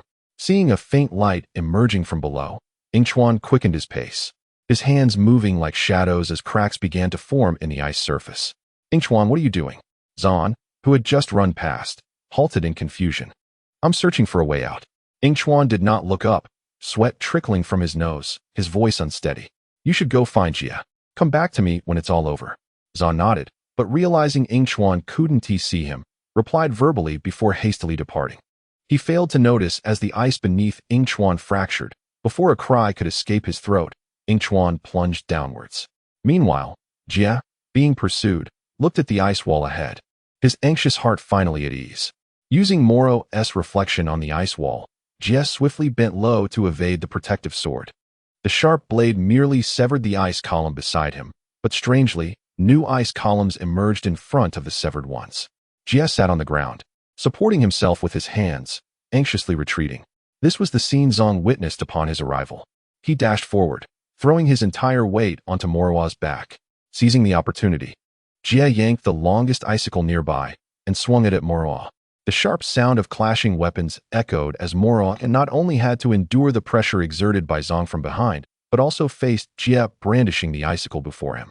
As Jie gripped the icicle, after a collision with the sword of protection, he felt his wrist slipping away. Zong, where are you? I'm here. Ko emerged from around the corner of the ice wall, slipping on the smooth ground and tumbling down, inadvertently separating Moroa from Zong. Enraged after feeling his face meet the earth, Moroa redirected his attack towards Ko. As Ko dodged the incoming sword of protection, a severed icicle hurtled towards him. Catching the icicle, Ko laughed, his confidence soaring as he charged forward. However, it wasn't long before the icicle in his hands was sent flying. Jie assessed the icicle he held and hurled it towards Moroa. Luckily, after knocking Ko's weapon away, Moroa glanced at the sword of protection. Otherwise, he would have been ambushed by the icicle thrown by Jie. The individuals present engaged Moroa, and with each strike of the sword against the ice pillars, several more would emerge from the ground. Upon witnessing this, Kai formulated a plan. Finally, Moroa conjured a gust of wind, knocking down the three present. Just as he intended to breathe a sigh of relief, Kai, holding an icicle, appeared behind a cluster of ice pillars, confidently challenging Moroa. Come on, if you can hit me. Seeing Moroa raise the sword of protection once more, Kai quickly jumped behind the ice pillars. The sword, of course, did not strike Kai. Instead, the severed ice pillars surged from the ground, forming a cage that trapped him within. Moroa continued to hack away at the ice pillars, increasingly ensnared until he could only emit a furious roar. Do not get too complacent. Through the gaps between the ice pillars, Moroa glared menacingly at the ninja rising from the ground, threatening, I will escape, and then you will be the ones in trouble. How do we get out of here? Jie paid no heed to Moroa's words, knowing that even if they managed to escape, it would consume a considerable amount of time. To Yingchuan, Zong led the group to the place where they had previously stayed, but found no one there, only a large pit. As everyone peered in, they saw Yingchuan lying motionless on the ground, unresponsive to their calls, deeply asleep. Yingchuan. Jie jumped down, one hand patting Yingchuan's face while the other reached into his pocket, retrieving a marker, preparing to draw a new face if he remained unresponsive. Fortunately, Yingchuan opened his eyes, his dark orbs fixating on Jie before slowly shifting to the marker in his hand. What is this? Jie chuckled awkwardly, retracting the pen and helping Yingchuan to his feet, brushing off non-existent dust from his clothes. Yingchuan raised an eyebrow, realizing Jie was up to his usual antics, and thought he was not a bad person, just someone who often stole his pudding. Ahem, Yingchuan cleared his throat. Where are the others? Jie shifted aside, revealing Kai and the others gathered near the remains of the first generation of the illusory rotation technique master. This is the first generation of the illusory rotation technique, Ko remarked admiringly, gazing at the skeleton holding the time crystal. This is the time crystal. Everyone, including the newly arrived Yingchuan and Jie, bowed deeply in respect to the master of the rotation technique. Once they finished, Zong exchanged glances with the others and slowly approached, gently lifting the glowing time crystal. How do we use it? Kai inquired softly. Moroa also descended into the pit, one hand gripping Lloyd. Hearing Kai's question, he threatened. The method is simple. Hand over the crystal immediately, or say goodbye to your friend. Lloyd, held captive, opened his eyes and glanced at Kai and the others, hastily averting his gaze when he met Yingchuan's. I'm sorry, I can't stop him. Lloyd's voice was filled with distress. Yingchuan frowned, casting a glance at Zong.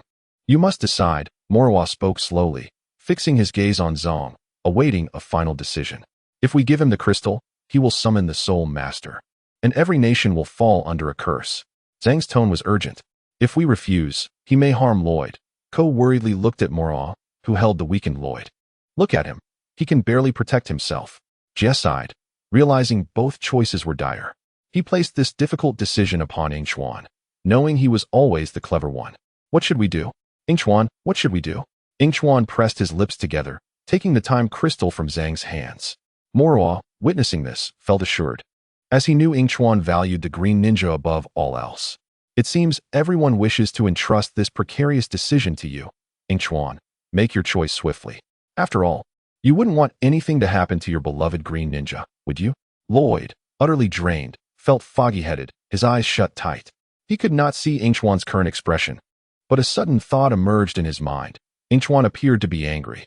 We need to think this through. Yingchuan glanced at Lloyd, as if Moroa's grip on Lloyd was not that of a friend, but of someone crucial to him.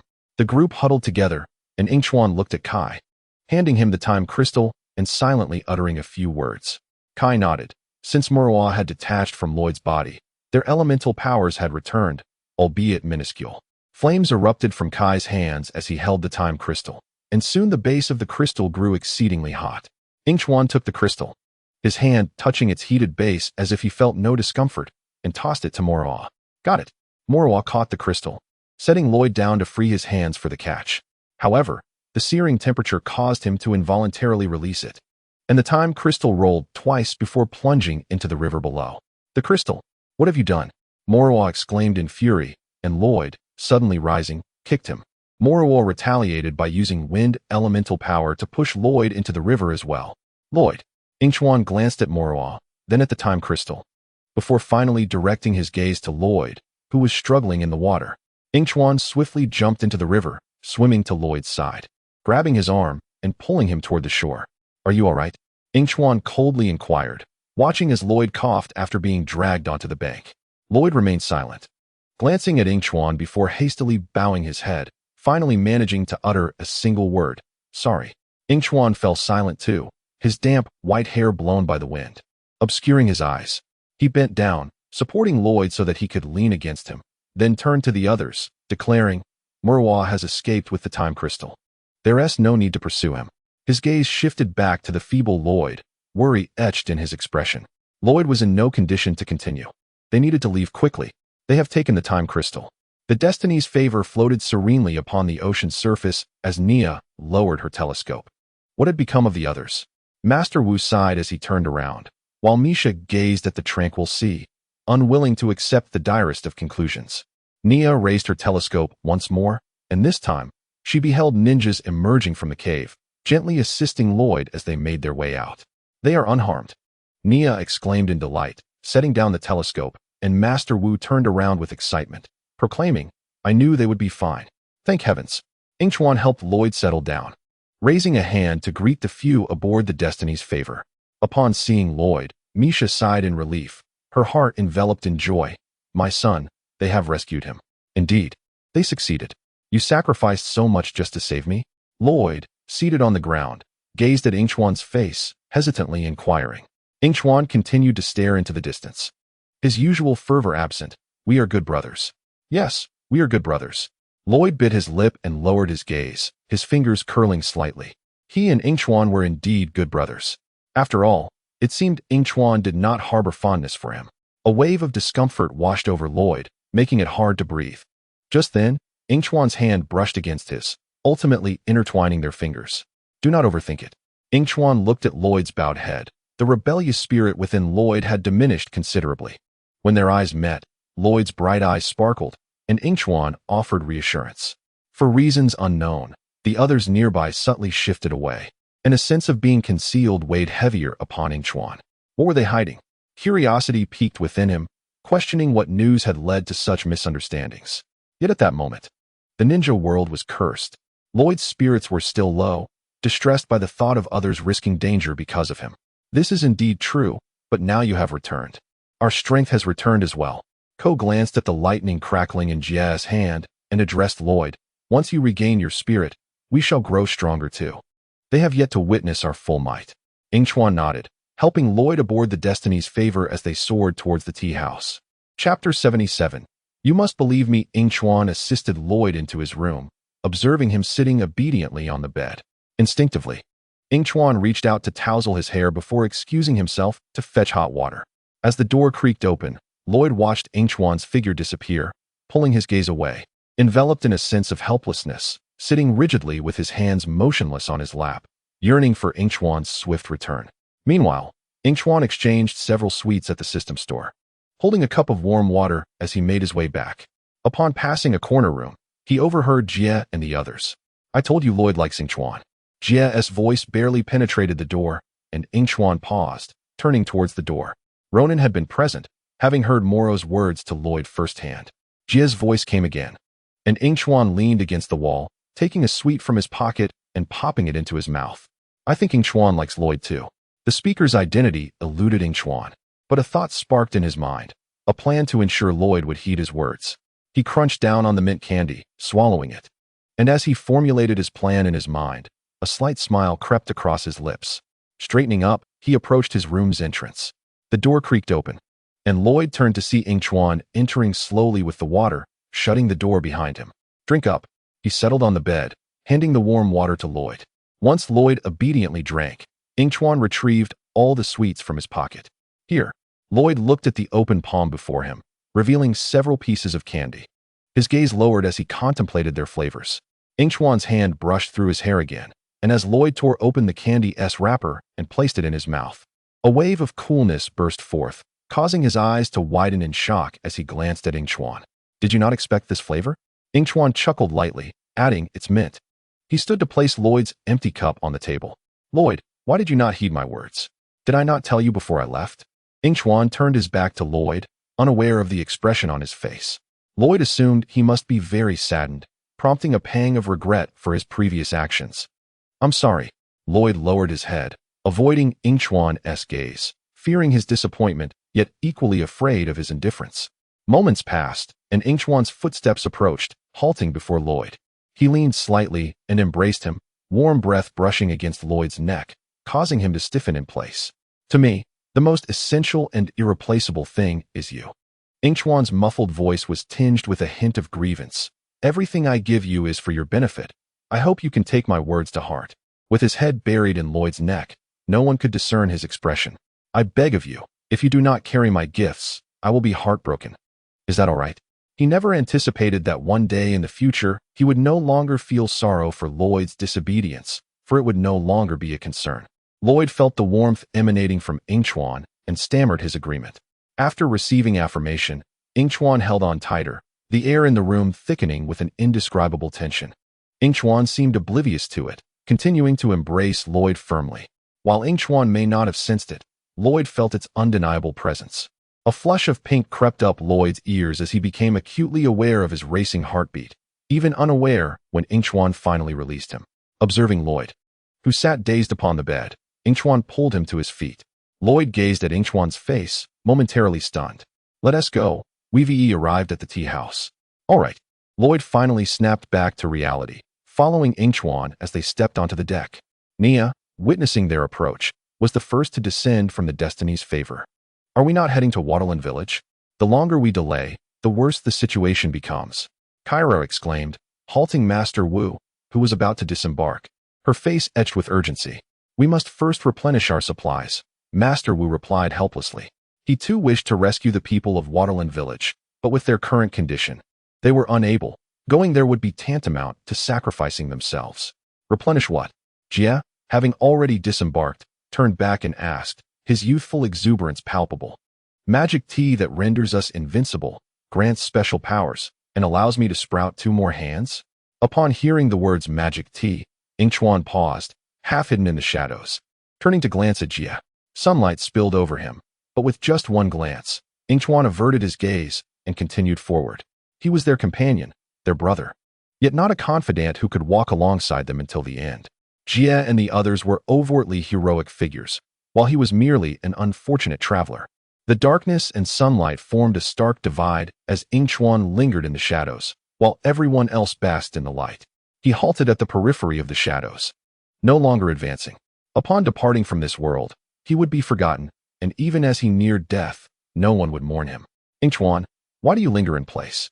Lloyd, noticing Yingchuan had fallen behind, turned to find him standing in the shadows, head bowed in contemplation. It's nothing, Yingchuan replied, lifting his gaze with a radiant smile as he hurriedly stepped out of the shadows to join Lloyd. Lost in thought again, are we? He cast aside the sorrowful musings in his mind, resigning himself to the notion that he could simply remain in this world for a lifetime. Alas, today there was no tea to be had. Master Wu led the group, his attention drawn to a white sheet of paper affixed to the tea house door, marked with a red cross. I sold the tea house along with some other odds and ends, he explained. What? Unbelievable. You sold the shop? That was meant for your retirement. Suddenly, The door of the tea house swung open with force, revealing Borg seated in a wheelchair, greeting everyone. "Hello, ninjas. Long time no see." Master Wu stepped forward to clarify Borg's presence. "After selling the tea house, I enlisted Borg to utilize the funds to help us create some new gadgets to combat Moro." Borg pushed his wheelchair past Master Wu and approached the ninjas, who were keenly observing him. Master Wu quietly added, "These inventions are rather expensive, you know." Surveying the group, Borg exclaimed, "It's been so long that I've nearly forgotten what you all look like." He addressed each one, his demeanor warm. "Yingchuan, you've grown stronger. Lloyd, you've matured. Naya, you've become a water ninja. And Cole, you've grown even more handsome." Beside Cole, Jay looked at Borg with anticipation, hoping for a compliment about his own appearance, but Borg struck a heartfelt blow. "Jay, it seems you've gotten shorter." Jay hung his head in disappointment, feeling the sting of favoritism. Borg then turned to the last of the group, Kai. "And Kai, why haven't you changed at all?" After hearing Borg's assessment, Jay felt even more disheartened. While Kai remained unchanged, he had been deemed shorter. "Hey, why did you say I've gotten shorter?" Kai interjected. "I'm sorry, Borg. Please speak plainly. Our time is limited," Kai urged, still preoccupied with the fate of Water Tribe Village, having received news that Moro had already seized it, unleashing countless specters upon the populace, putting lives in jeopardy. "You've always lacked patience," Borg retorted, turning his wheelchair to enter the tea house. He pressed a newly installed button and then looked back outside. "Never mind that. Let me introduce you to something." A mechanical whirring sound emanated from behind them as Yingchuan turned to see the floor slowly descending, splitting open to reveal a machine rising from within. Borg gazed proudly at the three machines he had personally constructed. "Jay, you're like lightning, fast, precise, and fierce. Thus, I've created a spectacular lightning cannon battle car for you." A blue battle car caught Jay's eye, its dazzling paint job undeniably the most impressive vehicle he had ever seen. It absorbs specters from the front and stores them at the rear. With that, Jay dashed towards his new battle car, turning back to boast, "Those specters will surely scatter in fear once they see me driving this handsome car." Yingchuan couldn't help but smirk at his audacity, thoroughly amused. What a shameless display, impressive indeed. "And behold, Titan Ice Colossus," Borg continued. Yingchuan's gaze shifted to the final mech at the back, a predominantly white machine that appeared quite similar to its predecessors. On the surface, it seemed no different from any ordinary mech. Borg, however, shifted the narrative. But the truly remarkable feature lies in the deep stone particle cannon on its arm. Capable of freezing specters, Borg glanced at Zane, who was diligently repairing them. "It's incredibly cool," Zane exclaimed, racing toward it, excitement evident in his voice. "You know I never exaggerate." Cole observed Zane rushing towards the mech and glanced at Jay, who was excitedly riding his new battle car like a mouse scurrying about. The next moment, Borg addressed him. "Cole, I've created for you the Earth-armored heavy motorcycle." Cole instinctively turned to the last motorcycle in the vicinity. Borg continued, "It features iron cannons on both sides, an automatic buffering system, and is entirely crafted from deep stone, perfectly shaped for anyone without weight." Cole beamed at the motorcycle that suited him perfectly, his joy palpable. Borg added, "I've even set all the music channels to your favorite genres." Cole approached slowly, caressing the bike before sitting atop it. As he activated the music, beautiful melodies filled the air, lulling him into a state of bliss. Borg turned to meet Kai's gaze, while Yingchuan, covering his mouth, prepared to chuckle. Borg produced a headband he had hidden and tossed it to Kai. "A headband?" Kai caught it and inquired, puzzled. Observing the pure red headband in Kai's hands, Borg felt a twinge of embarrassment. While he had gifted others with mechs and battle cars, Kai received only a headband.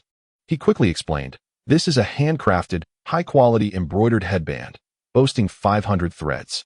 It's quite comfortable even when worn on a bald head." Yingchuan lingered by Lloyd's side, unable to suppress a laugh, prompting Lloyd to glance at him before promptly suppressing his own smile. "I apologize," Borg acknowledged. "I must apologize. I lost track of time while working on their vehicles." He then turned to Lloyd and Yingchuan. You two don't have gifts either." "Lloyd, honestly, I'm not even certain you'll return to my side safely." Lloyd, undeterred, smiled brightly. "I'm just grateful to return, regardless of what you offer." Yingchuan looked at Lloyd and then at the now silver-haired Borg, echoing, "I feel the same." After all, the items in the system's marketplace far surpassed these gifts. Although purchasing them was somewhat painful, it was unnecessary to trouble Borg. He had done enough already. I've heard that Moro has acquired the crystal and intends to connect it to the cursed realm, Borg remarked, gently maneuvering his wheelchair. Sunlight glinted off his silver hair, suggesting he hadn't slept well, dark circles evident beneath his eyes. The Soul Reapers still require time to pass through. Yingchuan noticed Kai, who was lost in thought while holding the headband, and stifled a yawn. He sensed that acquiring a bottle of sleeping pills would be prudent for the upcoming days, as he anticipated sleepless nights ahead. Thus, we must employ Lloyd's strength to destroy the crystal before the situation spirals out of control. If the ninja world falls to the curse, other realms will inevitably succumb as well. Naya stepped forward to inquire of Master Wu, but they won to be unprepared. And besides, the sword of protection remains in Moro's possession. Jay, seated atop his battle car, rolled forward, the tires squealing against the ground, capturing Borg's attention. Even if you provide us with formidable weapons, how will we ever approach Moro? Naya pressed further. Indeed, are we expected to storm Water Tribe Village? Lloyd suggested. Perhaps I could lure him out, as Moro still wishes to be the Green Ninja, he proposed, though Yingchuan's gaze made him regret it. No. He must assist the Soul Reapers through the portal. He cannot afford to reveal himself easily, Master Wu countered, dismissing Lloyd's suggestion. As the attention focused away from Lloyd, Yingchuan feigned nonchalance and redirected his gaze elsewhere. Though our powers have been restored, he is well acquainted with our abilities. Kai pushed his younger sister forward in front of the crowd, declaring that they would deploy their secret weapon, the water-style ninja, whom he had yet to encounter. However, Nia disagreed with Kai's words, her head drooping in disappointment. I have just begun my training. I still cannot wield water ninjutsu freely. Kai, he said, patting Nia on the shoulder. When Mom and Dad left, you supported me. Now it's my turn to support you. Indeed, Ko agreed. You are the nemesis of the spirits. Our greatest strength lies not in the weapons we wield, but in the unity of everyone gathered here, a cohesive team. Nia, what do you think? Are you ready to lead them into battle? Master Wu gazed at Nia, his eyes brimming with expectation. I can, Nia replied, a smile gracing her lips. With such trust from her companions, how could she remain inactive? However, if I am to take charge, I would prefer to catch the villains off guard. Interesting. Do you have a plan? Nia looked up at Zahn, who was in the mech. I will explain it to everyone on the way. Chapter 78. The real and fake green ninja in the Waterland village. The festive laughter was nowhere to be heard. Fragments of glass lay scattered on the ground, and ghostly green lights flickered ominously. Countless spirits floated through the houses, passing through walls, seemingly becoming the rulers of this village. Captain, dinner is ready. A middle-aged man dressed in a black uniform with a white hat surveyed the desolate Waterland village, his furrowed brow betraying his anxiety. The voice of the ship's cook called from behind, and he turned to see a figure in a white chef's outfit approaching, carrying several pizza boxes stacked high with burgers. Oh, the middle-aged man replied calmly, continue to bring the food up. Who knew these spirits would have such hearty appetites? The cook, peering through the gaps between the burgers, hurriedly made his way toward Waterland village. As he passed a ghost resting against a chair, his heart raced with trepidation, even though he had encountered many before. Considering the dire situation of Waterland village, the cook proceeded cautiously. The spirits were soon drawn by the aroma of food, grabbing several burgers to devour, their chewing sounds attracting more nearby spirits. As a ghost approached him with a mischievous grin, the cook cried out for help and fled. No one heeded his cries, and the spirits quickly caught up with him, snatching the food and settling down to eat. The cook, oblivious to what lay behind him, turned a corner and arrived at the place where the villagers were imprisoned. Upon seeing the cook, the villagers' faces lit up with joy, having been deprived of food. They looked at him with hopeful eyes through the bars. You must be starving, the cook said with concern. Just as he intended to share the food with the imprisoned villagers, a few spirits suddenly appeared from nowhere, seizing all the food. Enjoy your meal, the cook lamented, his hands now empty, gazing helplessly at the starving villagers.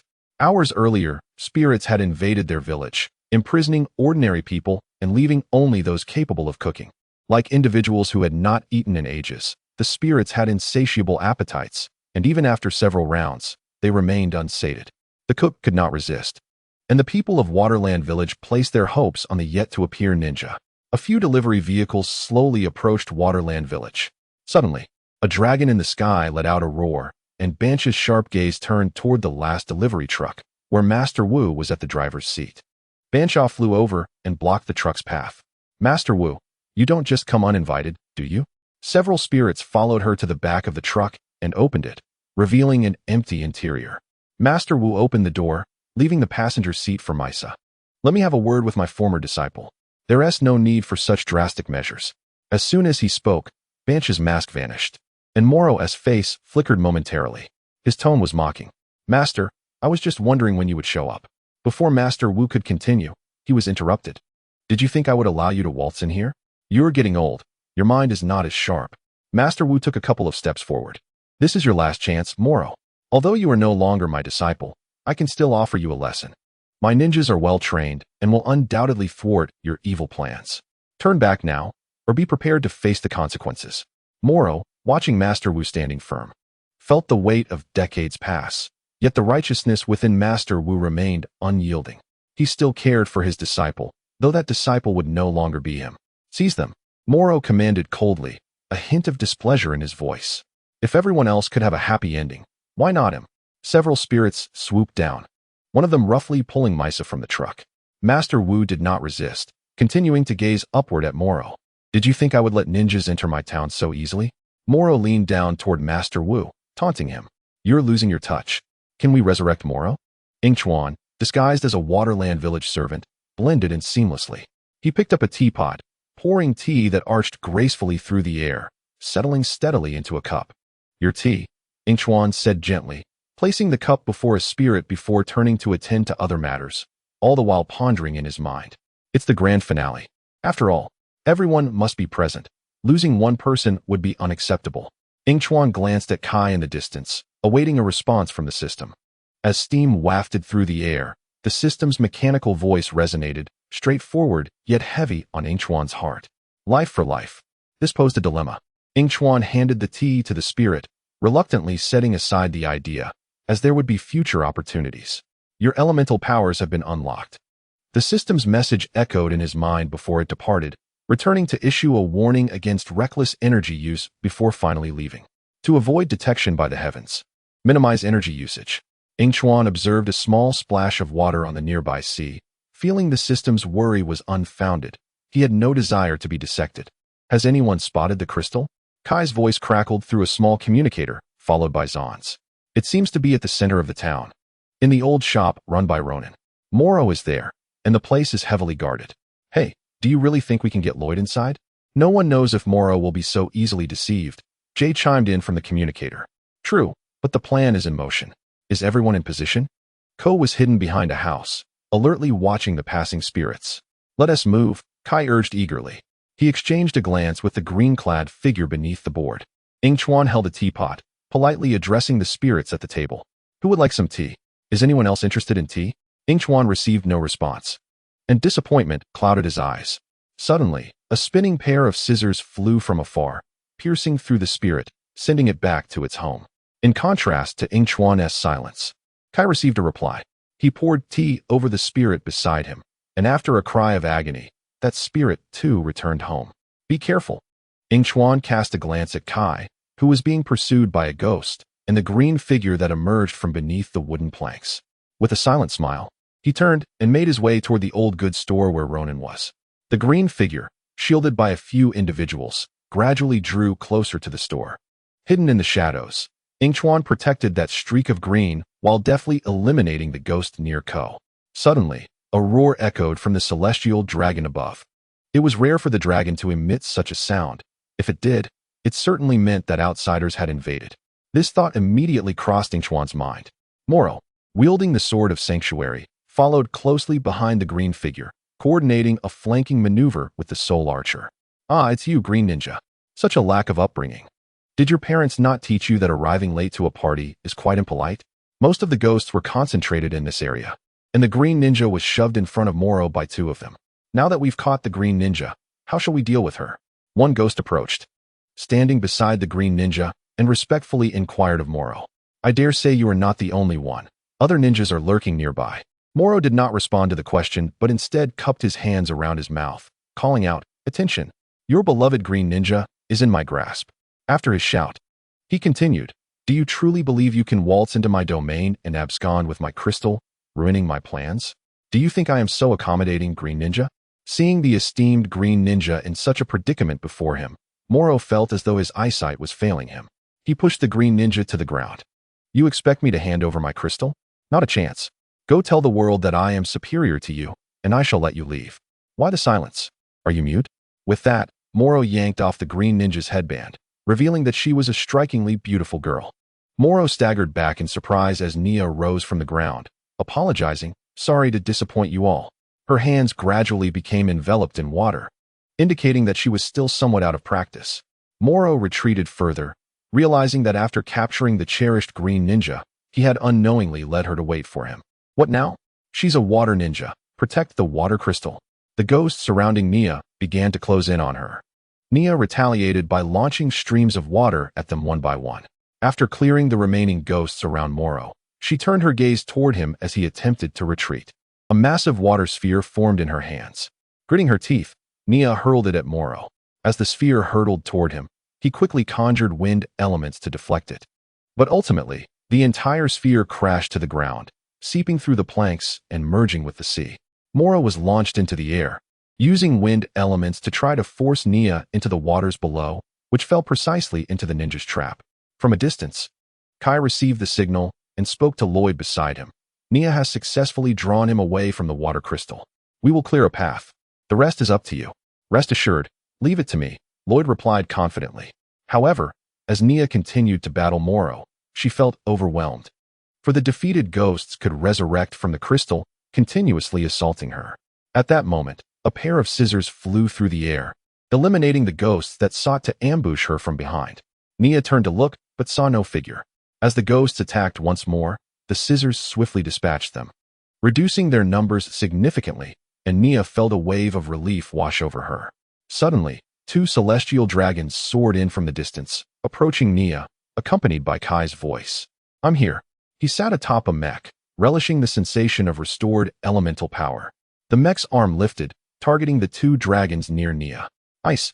A massive block of ice caught the attention of Master Wu, who, noticing the bamboo cage enclosing him, realized that the plan had commenced. It is time to free everyone from their prison. Everyone, please step back.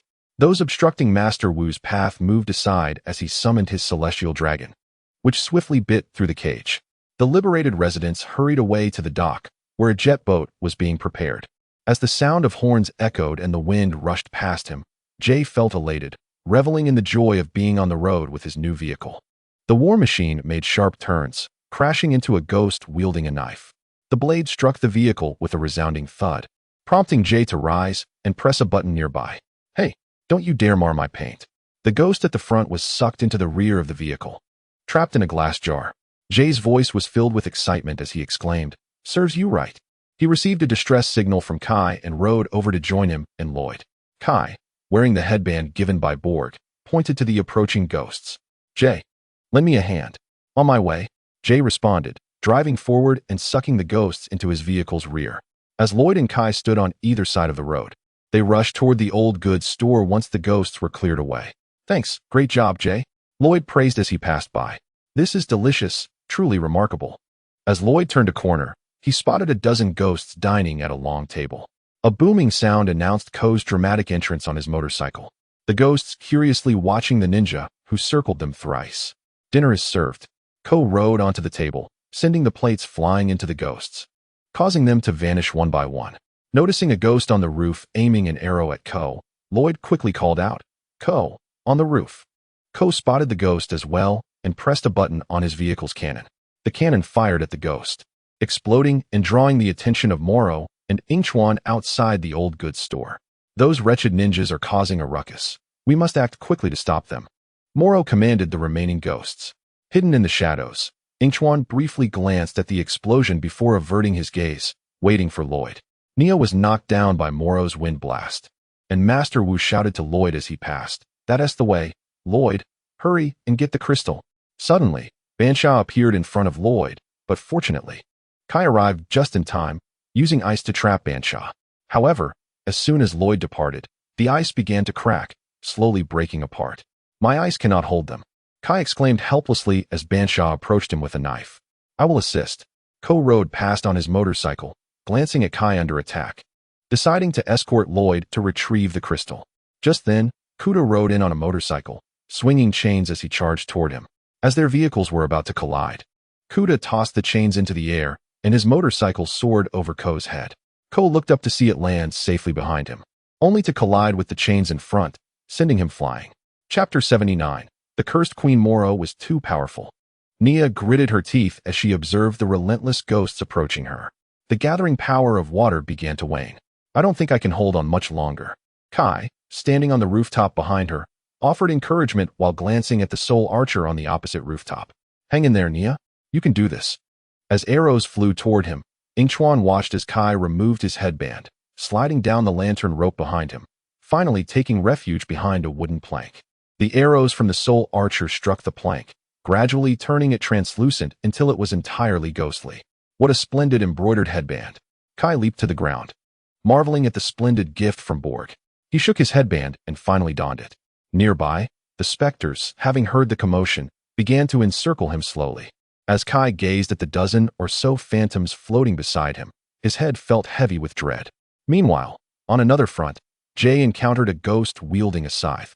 Although the specter was drawn in, the scythe remained outside, tightly gripped in its hand, ultimately causing the entire machine to malfunction and releasing all the trapped ghosts at the rear of the vehicle.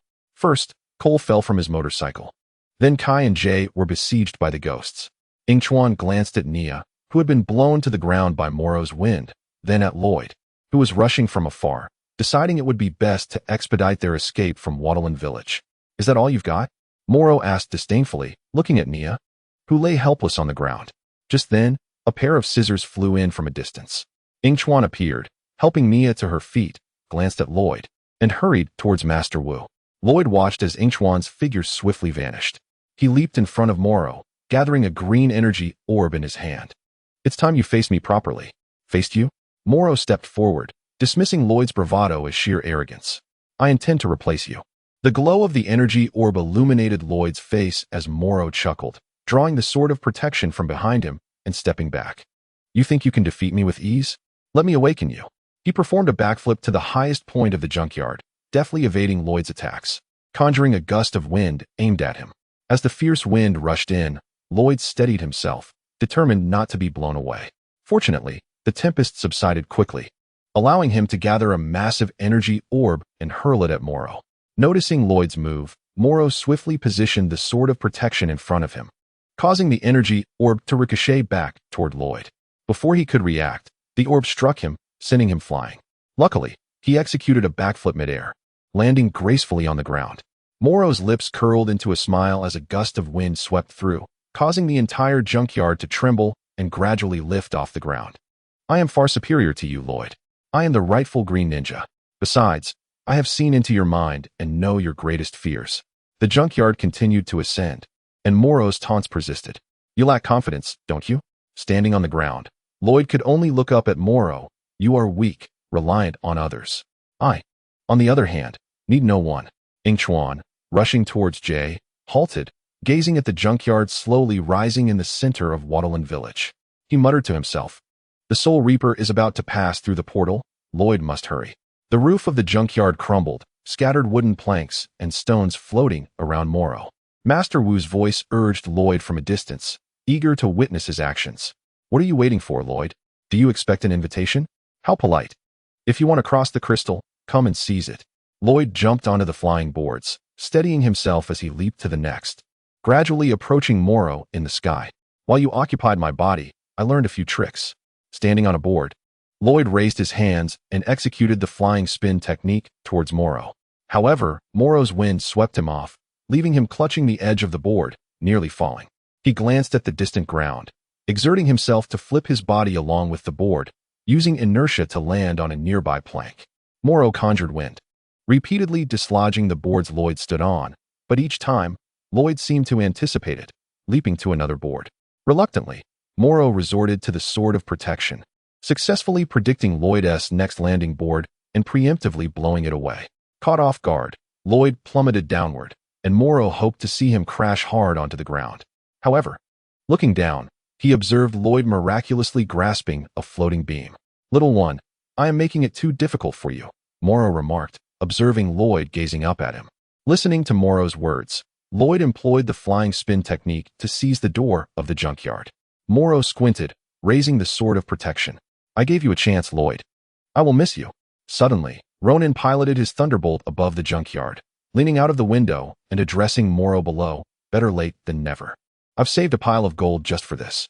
With that, he pressed a button, and the entire thunderbolt tilted, showering countless gold coins down upon Moro.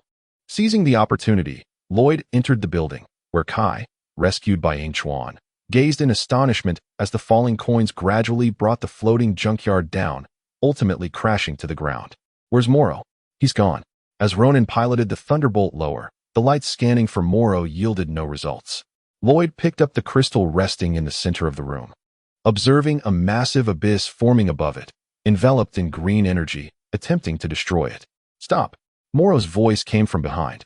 Lloyd, holding the crystal, turned cautiously to see Moro. No longer imposing, now looking pitiful. No, please. Moro, this is not where you wish to be. Lloyd took a step back as Moro approached. Admit it. The crystal must be destroyed completely. The first-generation Phantom Spin Master never wanted us to possess it. But if you destroy it, Moro feigned innocence, then your only chance to see your father will vanish. Yingchuan, peering through a crack in the junkyard window, spotted Lloyd locked in a standoff with Moro. Lloyd, hurry and destroy that thing. Hearing Yingchuan's urging, Lloyd hesitated, recalling his father, Kamdu. That moment of indecision was precisely what Moro sought. As the portal stabilized and the Soul Reaper was set to emerge, the only thing that could make Lloyd hesitate was his father, trapped in the cursed demon realm. Yes, indeed, I have seen him, Moro continued, enticingly. Yingchuan, watching from outside, felt a surge of urgency, deciding to replicate the incident in Cloud Kingdom. Kai Nia stepped back. He is trapped in the cursed demon realm. If you destroy the crystal, the portals to other realms will disappear, and you will never have the chance to see your beloved father again. Stop with your nonsense. Yingchuan shouted from outside, as he hacked through the debris blocking the door with enormous scissors. Panting, he entered. Act, Lloyd, act. Yingchuan wiped the blood from his nose, generated by the energy exertion, and coughed. Hurry up. Moro glared at Yingchuan, a sudden realization crossing his mind, and he laughed. It's futile. Your body can't take it anymore. The consequences of using energy, are you sure you can bear them? You scoundrel. Yingchuan frowned at Moro, suspecting he had some inside knowledge about his condition. Indeed, Moro was right. The energy consumed by teleportation was no less than that of amplifying the scissors, yet it was not fatal. Suddenly, he noticed a deep blue tendril silently emerging from the abyss behind Moro. Yingchuan's pupils dilated as he ran towards Lloyd, grasping his hand in an attempt to escape, only to find several tendrils ensnaring his limbs, dragging him towards the abyss. The portal has been established, and my master is about to descend. Moro placed his hand over his chest and slowly retreated, his voice imbued with profound reverence. Yingchuan. Lloyd watched as Yingchuan was ensnared by the tendrils, blood trickling from his nose. The words of Moro did not bode well. Clutching the crystal of traversal, Lloyd attempted to pull Yingchuan back. You won't die, Yingchuan reassured, sensing the pull behind him, smiling as he spoke. Don't worry, by the way, hand me the crystal. In the next moment, a flash of white light enveloped them, and Lloyd, along with a few others outside, was transported to Master Wu at the dock. The tendrils began to creep up Yingchuan's waist, drawing him into the cursed realm of demons. As Moro's visage faded from view, Yingchuan's consciousness sank into darkness. Indeed, it seemed he was destined to pay a visit to the cursed lands. This was the last thought that crossed his mind before he succumbed to oblivion. Yingchuan. Lloyd gazed upon the dock where he stood, the crystal now in Yingchuan's possession. He swiftly turned to glance in the direction of the antique shop, only to see a deep blue tendril suddenly emerge, followed by 3 or 4 more, and then 5 or 6. Amidst the ruins, a creature adorned with tendrils emerged, spewing forth phantoms. Keenly observing, Kai recognized it as the cursed queen they had encountered in the Kingdom of Cloud. Yingchuan has taken the crystal. Lloyd blinked rapidly, turning to Master Wu, but Nia had already noticed the moisture beneath his eyes. The Soul Harbinger has arrived. Master Wu cast a glance at Lloyd before continuing to direct the villagers of Water Village to evacuate safely onto the boats. We must hasten the evacuation. Time is of the essence.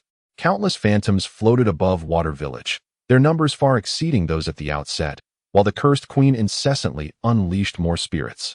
The ninjas gathered near the Soul Harbinger, bereft of time to mourn for Yingchuan, The immediate crisis was of paramount importance. Should they fail to destroy it in time, they would lose the ninja realm. Nia unleashed a torrent of water upon one of the tendrils, only to find it merely swayed in response before lunging at them. All present directed their elemental powers toward the Soul Harbinger, yet their efforts bore no fruit. Zahn, seated within the mech, appeared unscathed. Jay maneuvered the battle vehicle, weaving between the buildings as the tendrils relentlessly pursued him. I detest creatures with long appendages. Look, it's Lloyd. Misha commanded the crowd's evacuation at the dock, inadvertently glancing at the sky nearby, her eyes sparkling with surprise. That's not Lloyd. It's Moro, Master Wu recognized instantly. Who underestimated me back then, Master Wu? Moro, ensnared upon one of the Soul Harbinger's tendrils, reveled in his success, exclaiming, "What fate is predetermined? If I cannot become the Green Ninja, I shall forge my own destiny, and yours shall soon meet its end." As Moro drew ever nearer, Master Wu, staff in hand, spoke sternly, "I am exceedingly disappointed in you. The Soul Harbinger will consume the ninja realm and curse 16 nations. I trained you to protect your homeland, not to bring calamity upon it. It is you who led me to believe I was the unique Green Ninja. Now, allow me to prove it to you." A tendril coiled around Misha's waist, lifting her into the air alongside Moro. For the more souls the Harbinger absorbed, the stronger she would become. The tendrils gradually retreated, prompting Master Wu to chase after them. Moro, observing Master Wu from a distance, declared, "Tonight, you shall bid farewell to your loved ones. Tonight, you shall say goodbye to the ninja world. Prepare the ship. Once we rescue everyone, we shall depart," Ronin commanded, brandishing his sword. After severing one of the Soul Harbinger's tendrils, he urged the captain, "Hurry aboard, quickly." Nia and her companions held their ground at the dock, unleashing frost upon the tendrils of the Soul Harbinger. "I am at a loss as to how to stop the Soul Harbinger. The tendrils are endless. Whenever you sever one, two more sprout in its place," Kai added. He turned to Nia, recognizing her as their most vital asset. "If you have a way to immediately unleash your potential, speak now. Just flip the switch to activate my potential. Oh, don't forget, I'm not a machine ninja. I have no switch." Nia felt the weight of responsibility heavy upon her. She too longed to unleash her potential, yet how could she accomplish it? Ghosts fear objects forged from deep stone. Perhaps the Soul Harbinger shares the same weakness, but it would require a substantial weight, Zahn suggested from the sidelines. Ko glanced at his motorcycle, pointing toward the Soul Harbinger. "My bike is made of deep stone. Why not shove the entire thing into her mouth? Cover me." Ko revved his motorcycle, circling back to the platform nearest the Soul Harbinger. "Are you hungry? Allow me to offer you some deep stone, all right?" The motorcycle sped forth, swiftly reaching the Soul Harbinger. Ko leapt off, forcefully cramming the entire vehicle into the Harbinger's maw. "Phantom Ninja, charge!" The Soul Harbinger writhed in discomfort, thrashing about as her tendrils frantically lashed out at the ninjas. Yingchuan, feeling the tumult, opened his eyes to behold a dark passageway. Is this the belly of the Soul Harbinger? He climbed to his feet, surveying his surroundings. Noticing the warmth of blood on his face, he had forgotten that he was still bleeding. He tended to his wound briefly before advancing deeper into the passage. Drawn by a faint glimmer of light, he knew that was where Gamandu was imprisoned. As it stands, Yingchuan learns that acquiring the mask demands a price. And at the end of this cost lies the convergence of reality and illusion. The first cost manifests as intermittent darkness and accompanying tinnitus. The second cost brings prolonged insomnia and emotional volatility. The third cost leads to physical strain, resulting in intermittent nosebleeds that may persist for 3 to 4 months. The fourth cost sees the previous symptoms vanish, while the world perceived by the target descends into chaos. Pain serves as a temporary awakening for the target. Should they depart this realm or fully assimilate the mask's power, the cost shall cease to exist. Chapter 80, Maximum Potential Gamandu, we meet again. Yingchuan greeted the figure bound by chains at the far end. "It's you." Gamandu looked up, noting Yingchuan's pallid complexion. One hand clutching the crystal of traversal, while the other emitted flames that illuminated the surrounding darkness. "How do you possess fire element?" Yingchuan smirked. "Surprised, are you? I have other abilities as well." He approached step by step, his flames morphing into ice, water, and other elements. Standing before Gamandu, he asked, "Do you need me to convey a message to your son?" "It's on the house." Gamandu sighed, the visage of Lloyd before his departure flashing in his mind. "The cursed realm is the Soul Harbinger, and the Soul Harbinger is the cursed realm. Tell Lloyd that as a father, I am deeply sorry. But I hope he can thrive without me, facing challenges without succumbing easily. Is that all? Yingchuan noted, awaiting more, but Gamandu fell silent. You have the crystal of traversal. You must leave this place at once. Listening to Gamandu's words, Yingchuan remained silent, retrieving a talisman from his system space. As long as that person holds a thought, he can be transported to Gamandu's side. What is this? Gamandu questioned, eyeing the talisman Yingchuan tucked into his pocket, bewildered. Just remember that it is useful. Yingchuan offered no extensive introduction. Instead, he produced a voice recorder, which caught the attention of Gamandu. With a playful blink, Yingchuan remarked, My recounting pales in comparison to your words. Moments later, he stowed the recorder away, bid farewell to Gamandu, and teleported back to Shuidi village. Upon his return, he spotted Moro and Ronin by the dock, and upon shifting his gaze, he met the surprised eyes of Kai on the steamship. Look, that's Yingchuan. Kai broke the silence, pointing at him and calling out to the others. Yingchuan. Lloyd followed Kai's finger, his eyes widening as he noticed the bloodstains still marring Yingchuan's face. What happened to you? Kai has sharp eyes, Yingchuan quipped, seizing the moment before Moro approached, tossing the crystal of traversal to the ground and instantly teleporting himself and Ronin onto the ship. Yingchuan. Lloyd exclaimed, rushing forward as Yingchuan emerged from the shadows behind him, his voice laced with concern. What is wrong with you? Haha, I'm perfectly fine. Ronin chimed in from behind, as Yingchuan, noticing Lloyd's worried expression, let out a nervous chuckle and began to fabricate a lie. His heart racing, yet his face betraying no signs of alarm. Once this is over, I'll have my mother check me out. Lloyd grasped Yingchuan's arm firmly, pulling him closer to Misha, and began to inform her of Yingchuan's condition. As Yingchuan evaded Misha's scrutinizing gaze, he urged, Lloyd, let us discuss this once everything is settled. Feeling his hand released, Lloyd fell silent, turning his attention back to Moro at the dock.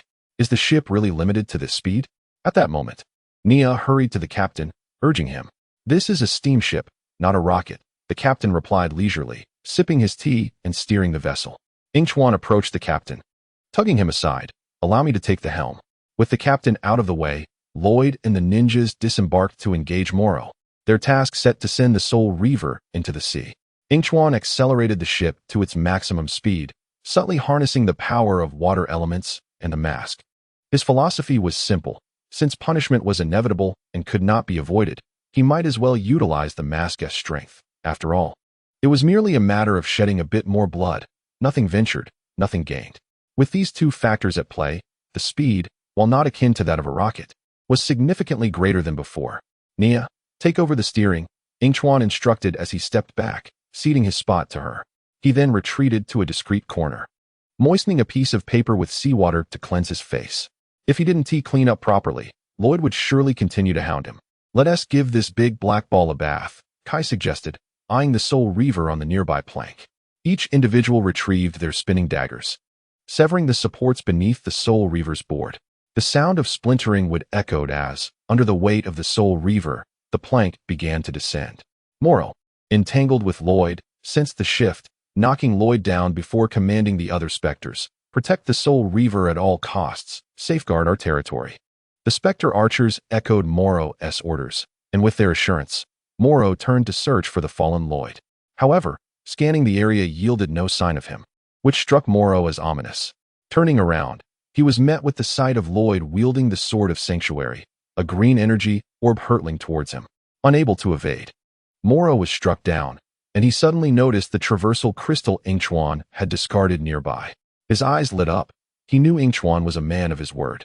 Scrambling to his feet, Moro snatched the crystal, and a chasm opened above him, into which he leaped, closely followed by Lloyd. Upon hearing the Spectre archer's commands, all specters united to encase the houses of Shuidi village around the Soul Reaver. Jay observed the fully armed Soul Reaver, realizing that all their efforts had been in vain. They could barely handle the Soul Reaver in version 10. Now that it has leveled up, we should enhance the ninjas. How relentless they are. Under the Spectre army's control, the Soul Reaver began to drift away from the steamship, departing Shuidi village. Yingchuan wiped his face clean and approached Master Wu, hoping she wouldn't be a swimmer. Given the distance between them and the Soul Reaver, they would soon be caught up. Clearing his throat, Yingchuan resolved to return and assist the ninjas. After sharing his thoughts with Master Wu and Misha, they reached a consensus. Yingchuan nodded, stepping back to the rear of the group before teleporting to Jay's side. According to Pixish's calculations, this mobile fortress was swarming with over 500 specters, and their numbers were still rising. Just as he joined his companions, he spoke up. "We must halt the Soul Reaver." "Wow," Jay remarked, glancing at Yingchuan. "You're quite intimidating." Yingchuan raised an eyebrow at Jay. "Am I? If vanquishing the Soul Reaver means eliminating the other specters, then we truly must fight with all our might," Ko interjected, noting that Yingchuan and Jay could chatter endlessly. A colossal shadow loomed overhead as a foot assembled from the Soul Reaver descended towards them. The group utilized their aerial spinning technique to ascend onto the constructed tentacle. Countless specters surged towards them, but a torrent of water dispersed the specters behind them. Upon witnessing this, Nia joined Yingchuan's side. "Hello, everyone need a hand?" Gripping a pillar, she simultaneously struck down several approaching specters. "Thanks, Nia." Ko quickly began to climb higher, while Zahn, caught off guard, was ensnared by a chain. The force emanating from the specter was potent enough to render Zahn insubstantial, and the chain inched closer. Seeing the impending danger, Jay swiftly unleashed electricity to sever the chain, sending a jolt through the specter, which convulsed before slowly descending. "Wow, Jay, impressive," Yingchuan exclaimed, having witnessed Jay's intervention. "What kind of power is that?" They found themselves outside an inverted house. Nia knocked on the door. "Is anyone home?" Kai opened the door, and they swiftly entered. "Hurry, let us create some chaos." As soon as Jay stepped inside, he began to reason with Zahn, playing the role of a nurse. "Doctor, I believe the patient's knee needs ice to alleviate the pain." Zahn stepped forward, releasing ice elements from his hands. "Ice therapy is my forte." The exterior of the house was enveloped in ice, and the Soul Reaver felt the chill, leaning back slightly, which caused Kai and the others to tumble to the farthest corner of the house. The Soul Reaver shook its tentacles, and the ice Zahn had conjured dissipated, causing its tentacle to plunge into the water before retracting sharply. Master Wu aboard the ship exclaimed with delight, "Wonderful! It cannot follow us into the sea." Just as the crew aboard the ship breathed a sigh of relief, they saw the Soul Reaver stepping into the water, approaching them. Misha was perplexed. Isn't it unable to touch water? As long as the Spectre army provided cover, it seemed there was nothing beyond its reach. Master Wu's expression turned grave as he glanced at the Soul Reaver, then turned to the ship's occupants, commanding, "Throw everything unnecessary overboard. We must lighten the load to increase our speed." Countless useless crates were tossed into the sea, and indeed, the ship's speed increased significantly. The ninjas, recognizing the urgency, swiftly climbed upwards, wreaking havoc on the Soul Reaver, though to no avail. "Can we increase the speed further?" Master Wu anxiously inquired of Ronan, who was at the helm. "We are already at full speed." As Misha listened to the conversation between the two, she noticed a thick fog rising ahead and suddenly had an idea to steer the ship into the mist for cover. However, the Soulbinder was already drawing near, and the ninjas were besieged by phantoms. They watched as the Soulbinder continuously unleashed spirits, yet they resolved to return to the ship to protect the residents first. Yingchuan followed a few back to the vessel, which had already entered the fog, obscuring the relentless figure of the Soulbinder behind them. "If we are to utterly destroy the Soulbinder, we must take decisive action," Master Wu solemnly addressed the group. "Are you certain, Master Wu?" Yingchuan kindly interjected. "The 16 realms are interconnected. If one realm vanishes, the surrounding ones may collapse in succession." He cast a meaningful glance at Nia, who, sensing his gaze, queried, "What is it?" "Nothing," Yingchuan replied, redirecting his focus to Master Wu. "At that point, we will face troubles even greater than the Soulbinder." Master Wu turned away, stating, "Let us deal with the immediate threat first." "I have a concern," Ronan spoke up after the others finished. "We need to refuel. If we turn back now, we will have enough fuel to return. Otherwise, should we reach the Abyssal Trench, we will be at the mercy of fate." "Abyssal Trench?" Kai exclaimed, hearing the term for the first time. "Is it deep enough to drown the Soulbinder? If you wish to discover the answer, we must proceed at full speed," came the reply. The Soulbinder was closing in, and the phantoms controlling its limbs struck the ship as propeller, causing it to lurch before coming to a halt. Ko, without needing to look back, understood the gravity of the situation. "This is dire." The Soulbinder now stood at the edge of the Abyssal Trench. One more step, and it would plunge into the sea, never to rise again. A chasm opened above the Soulbinder, and Moro leaped from within, steadying himself on the creature's tendrils. realizing that Lloyd had remained in another realm and did not follow. I have succeeded. I am finally free from you. The crew aboard the ship was in a state of panic, their hopes for the future extinguished, cries for help echoing through the air. Nia stood on the deck, residents rushing past her in a frenzy, one brushing against her shoulder. She turned her gaze towards the soulbinder, recalling Master Wu's teachings. Unless you recognize your weaknesses, you will never unlock your true potential. Nia stood frozen, enveloped in a void, reflecting on her past. She remembered crying as a child over a fallen ice cream. Master Wu's voice continued, "Your weakness is that you give up too easily." She recalled relinquishing basketball simply because she could not shoot well. You always seek to evade difficult challenges. As she reminisced about discovering her identity as a water ninja, standing by the river at sunset, cupping water in her hands and feeling it slip away, she finally understood. Failure is a natural part of existence. As ordinary as water flowing through one's fingers into the river. Yingchuan stood behind Nia, watching her slowly extend her arms as countless droplets converged towards her. Kai and the others rushed to her side, and the flowing water enveloped Nia entirely. She had liberated her true potential. Kai observed this scene, feeling a profound sense of fulfillment akin to that of a father witnessing his daughter's growth. A massive wave surged towards the soulbinder, engulfing it, while Nia, supported by Kai, gazed at the thrashing creature on the water's surface. At last, she took a few steps forward, confronting the abyssal ocean. Moro harnessed the wind element, soaring into the sky with the crystal of passage, defiantly shouting. The soulbinder's tendrils thrashed wildly, the sea turned a vibrant green, and the crew erupted in cheers. While Master Wu piloted the divine dragon towards Moro, meticulously scanning the water's surface. He noticed Moro ensnared by a tendril, being dragged down, and hastily maneuvered the divine dragon closer, extending his hand towards him. "Grab my hand. Don't deceive me." Moro looked up at his former mentor. "What you truly desire is the crystal of passage, to use it to bring back your precious disciple. You are all my cherished students. Not a single one can be lost," Master Wu insisted, reaching out further. "Moro, you are strong, but collaboration is what will amplify our strength. I too grasp my hand. And let us grow stronger together." Master Wu's voice was laced with urgency, revealing his deep concern for Moro. At that moment, Yingchuan overheard their exchange. "Well, since the system mentions exchanging lives, it is predicated on Moro's demise." Just then, Moro seized Master Wu's hand, attempting to break free from the tendril, but realizing he was utterly trapped. He glanced at the tendril, then back at Master Wu, lips pressed tightly together. "You should only save those who sincerely seek guidance. Farewell." "Who says farewell?" A carefree voice emerged from behind Master Wu. Yingchuan leaned forward, beaming at Moro. "You have yet to fulfill our agreement. You think you can simply end it all? Not a chance." A pair of scissors appeared in Yingchuan's hand, which he tossed into the air. The spinning scissors severed the tendrils binding Moro. Seizing this opportunity, Master Wu pulled him onto the divine dragon.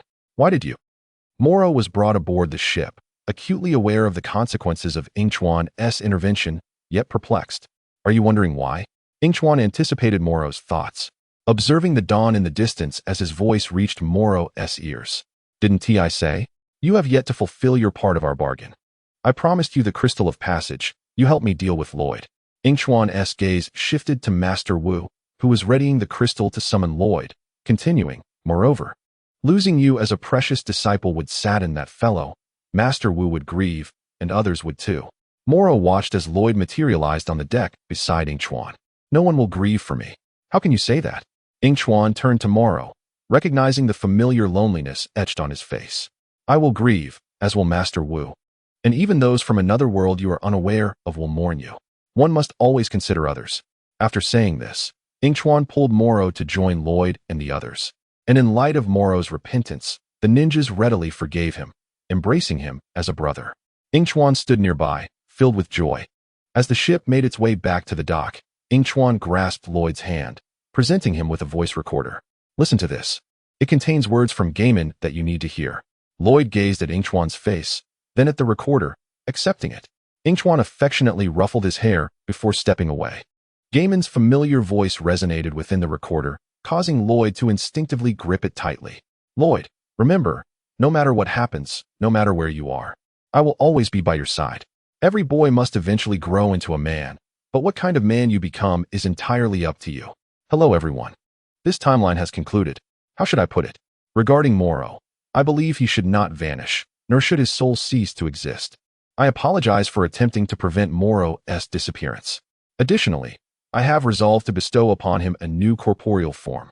After all, he is the senior disciple, and it is quite unbecoming for him to remain in a spectral state.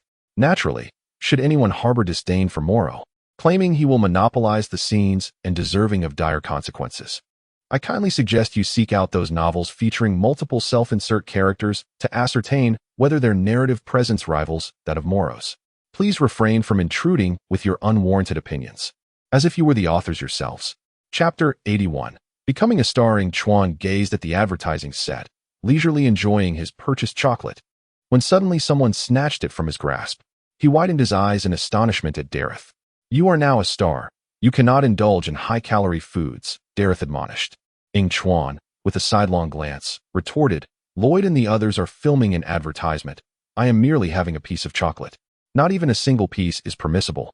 Dareth replied sternly, clutching the chocolate and departing under Yingchuan's sorrowful gaze. Sighing, Yingchuan reflected on how, since their rescue of Water Village a month prior, Dareth had whimsically decided to package them as celebrities, and to their surprise, they had truly gained popularity. Now, even their manager, Dareth, was regulating their diets. Resigned, Yingchuan settled into a chair, observing Lloyd reciting his lines on set. At this rate, the timeline would surely progress swiftly. All right, cut, Dareth exclaimed, satisfied as Lloyd and the others completed the advertisement. Emerging from the shadows, he praised, excellent performance. Let us quickly tidy up the set. We are done for the day. Done for the day? Nia, passing by Yingchuan, paused in surprise at Dareth's announcement. I just arrived.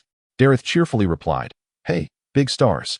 Not only is your illusion spinning technique impressive, but your acting skills are commendable as well. He dashed to Nia's side, lauding the ninja. And only after finishing did he seem to notice her presence. Hey, young lady, would you care to stay a bit longer and teach our girls how to apply makeup?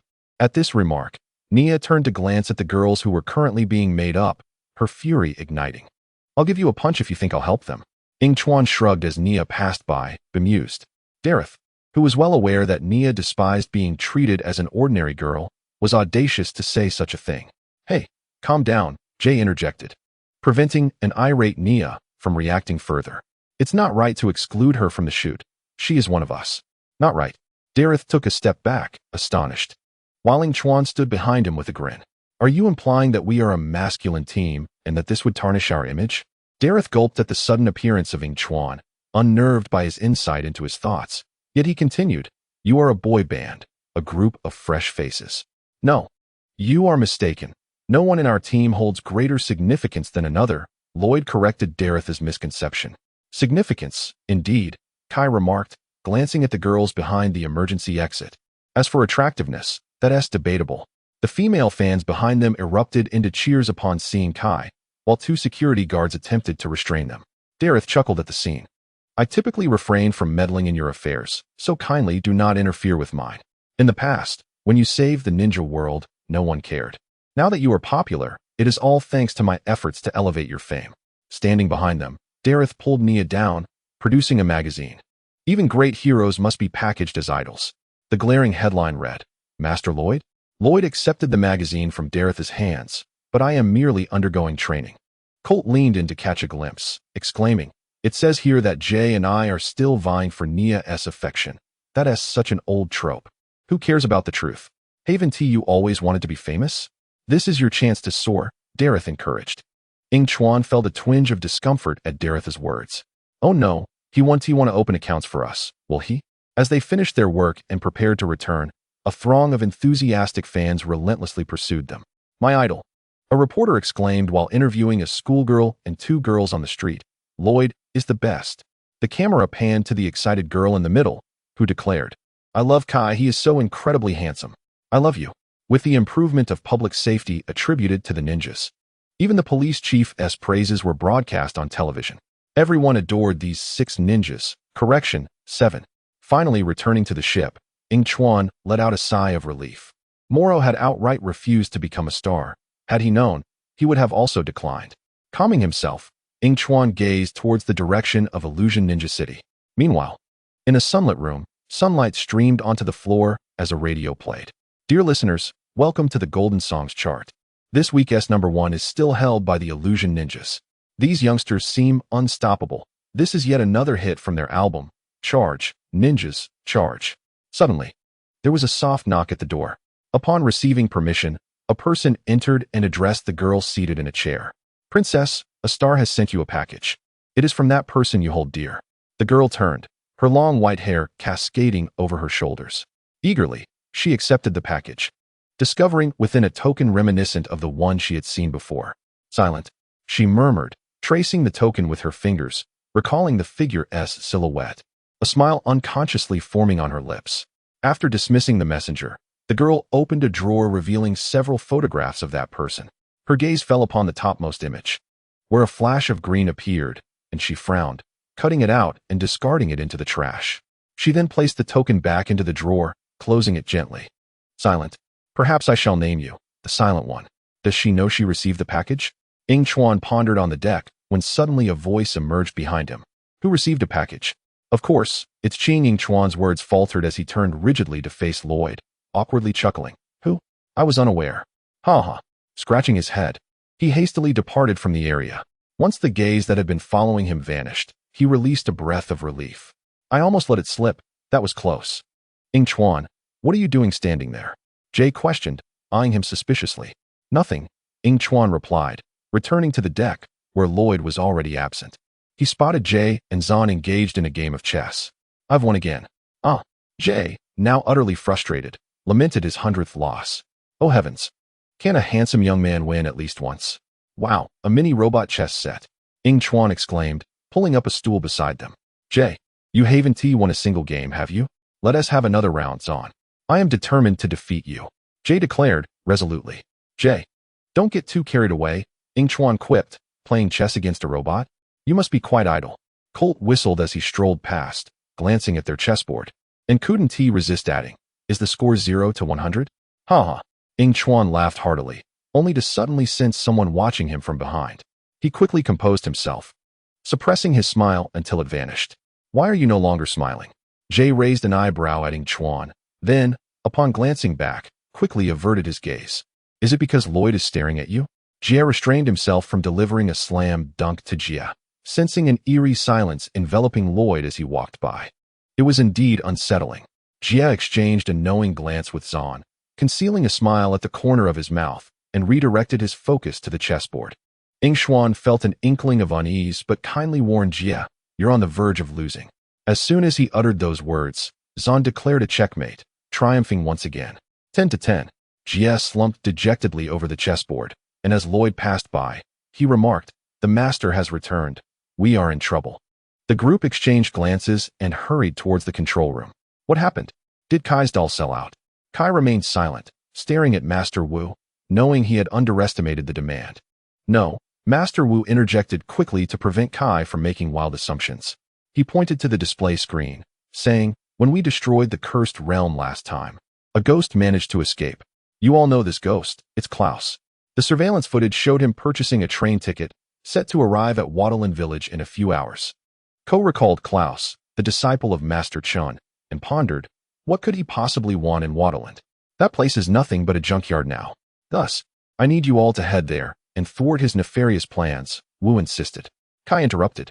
But Dares wants us to visit a child with a broken leg in the hospital. Hey, Lloyd pulled Kai aside. We should heed Master Wu's instructions, not Dares. Little Nelson has a broken leg. If his wish is to be a ninja for just one day, I'm sure he would be willing to wait until tomorrow. Let's go? Misha observed the departing figures and sighed. They've grown quite a bit. Indeed, they have, Wu acknowledged, but I fear the ninja world may face a crisis without us. Suddenly, Yingchuan turned back, and Wu asked in confusion, what's wrong? Master Wu, could you please check the library for something called the Talahan's pot? Yingchuan's expression was grave as he pleaded, this concerns Jia's love. After receiving Wu's affirmative response, Yingchuan hurriedly made his exit. Watching the others vanish from the deck, he fell into a deep silence. Oh no, I forgot to ask Lloyd to wait. Yingchuan, hurry up, Lloyd urged as he piloted the Shunlong into the air, glancing back at Yingchuan still on the deck. I'm coming. Yingchuan, feeling emotional at Lloyd's unwavering support, thought, this is what true brotherhood is. Brother, let's embrace. Next time. I won't wait for you. Don't say that. We share both joys and hardships. Yingchuan sat on the shenlong, hugging Lloyd's waist. Lately, he had been struggling with insomnia. A bottle of sleeping pills resting on his bedside. Leaning against Lloyd's back, he closed his eyes and began to rest. This is my forte, Nia thought, recalling dares and feeling irritated. Teaching other girls to cook and do makeup? They can all go to hell. If it weren't for the fate-granting ship, we wouldn't have a moment of peace. Jia watched as people below began taking photos of them, pondering how their lives would be without the granting ship. We're just passing through Ninja City. We're headed to that hospital, Kai suggested, pointing to the building below. Shall we make a brief stop? We don't have time. Lloyd sensed the fatigue of his companions, eager to finish the task and inquire about Yingchuan's situation from Moro, who refused to share anything. Actually, we can, as long as we avoid trouble. Zan agreed with Kai's rationale. Guys, doesn't Master Wu always remind us? Today's tasks should be completed today. Ko maneuvered the shenlong downward, and Yingchuan tightened his grip around Lloyd's hand, suggesting, let's go. Lloyd had no choice but to comply, following the others as they flew onward. On behalf of the Wish Granting Foundation, we hereby award you the honorary title of ninja for 1 day. Lloyd signed the bandage of a child with a broken leg and handed him a green headband. Amidst the cheers of other children in the hospital ward, the boy solemnly donned the headband. Oh, I wish I had broken both my legs, one disappointed child remarked. Can you also sign for them? Nia looked at the boy with a broken leg, unwilling to dampen his enthusiasm. We would love to, but we have a mission at hand. Ko cautiously approached the window. Observing the scene below, we might be delayed. There's a gathering of fans downstairs. Jia glanced out the window and quickly imitated Ko, concealing his body behind the curtain. How did they find us? Reply, Kai said, tapping his phone, the light illuminating his face. Of course, I'm at the hospital. My hairstyle is super cool, he sent. Are you messaging someone? Nia questioned, perplexed by her brother's antics amid the chaos. Kai turned to Nia, defensively saying, my fans have the right to know. Yingchuan coughed. Let Kai enjoy his moment. He's the first one to receive a gift here. Do you remember? Zan pointed outside, slowly pacing to the window. I said if we avoid trouble, we can arrive at Waterland on time. Witnessing the frenzy of fans below, Zan took a few steps back, realizing, we're in big trouble now. Indeed, there are helicopters buzzing outside. It's not convenient to summon the elemental shenlong, Ko remarked. Yes, right. We can't ride the dragon. To travel quietly, we must avoid drawing attention. Lloyd glanced at Yingchuan, who was leaning against the wall with closed eyes, and nodded in agreement. Below, a female fan was looking at Kai's Weibo on her phone, exclaiming, my hairstyle is super cool. He's really here. The enthusiastic female fan pushed past the security at the entrance, storming into the building, while a young police officer looked on in shock. Please. They're here. What should we do? Ko, keeping a close watch on the scene below, turned to the group. Since I am a one-day ninja, I shall be the purple ninja. The child with the broken leg declared, pulling on the purple mask and maneuvering his wheelchair toward the door. That mask looks cool. Did you make it yourself?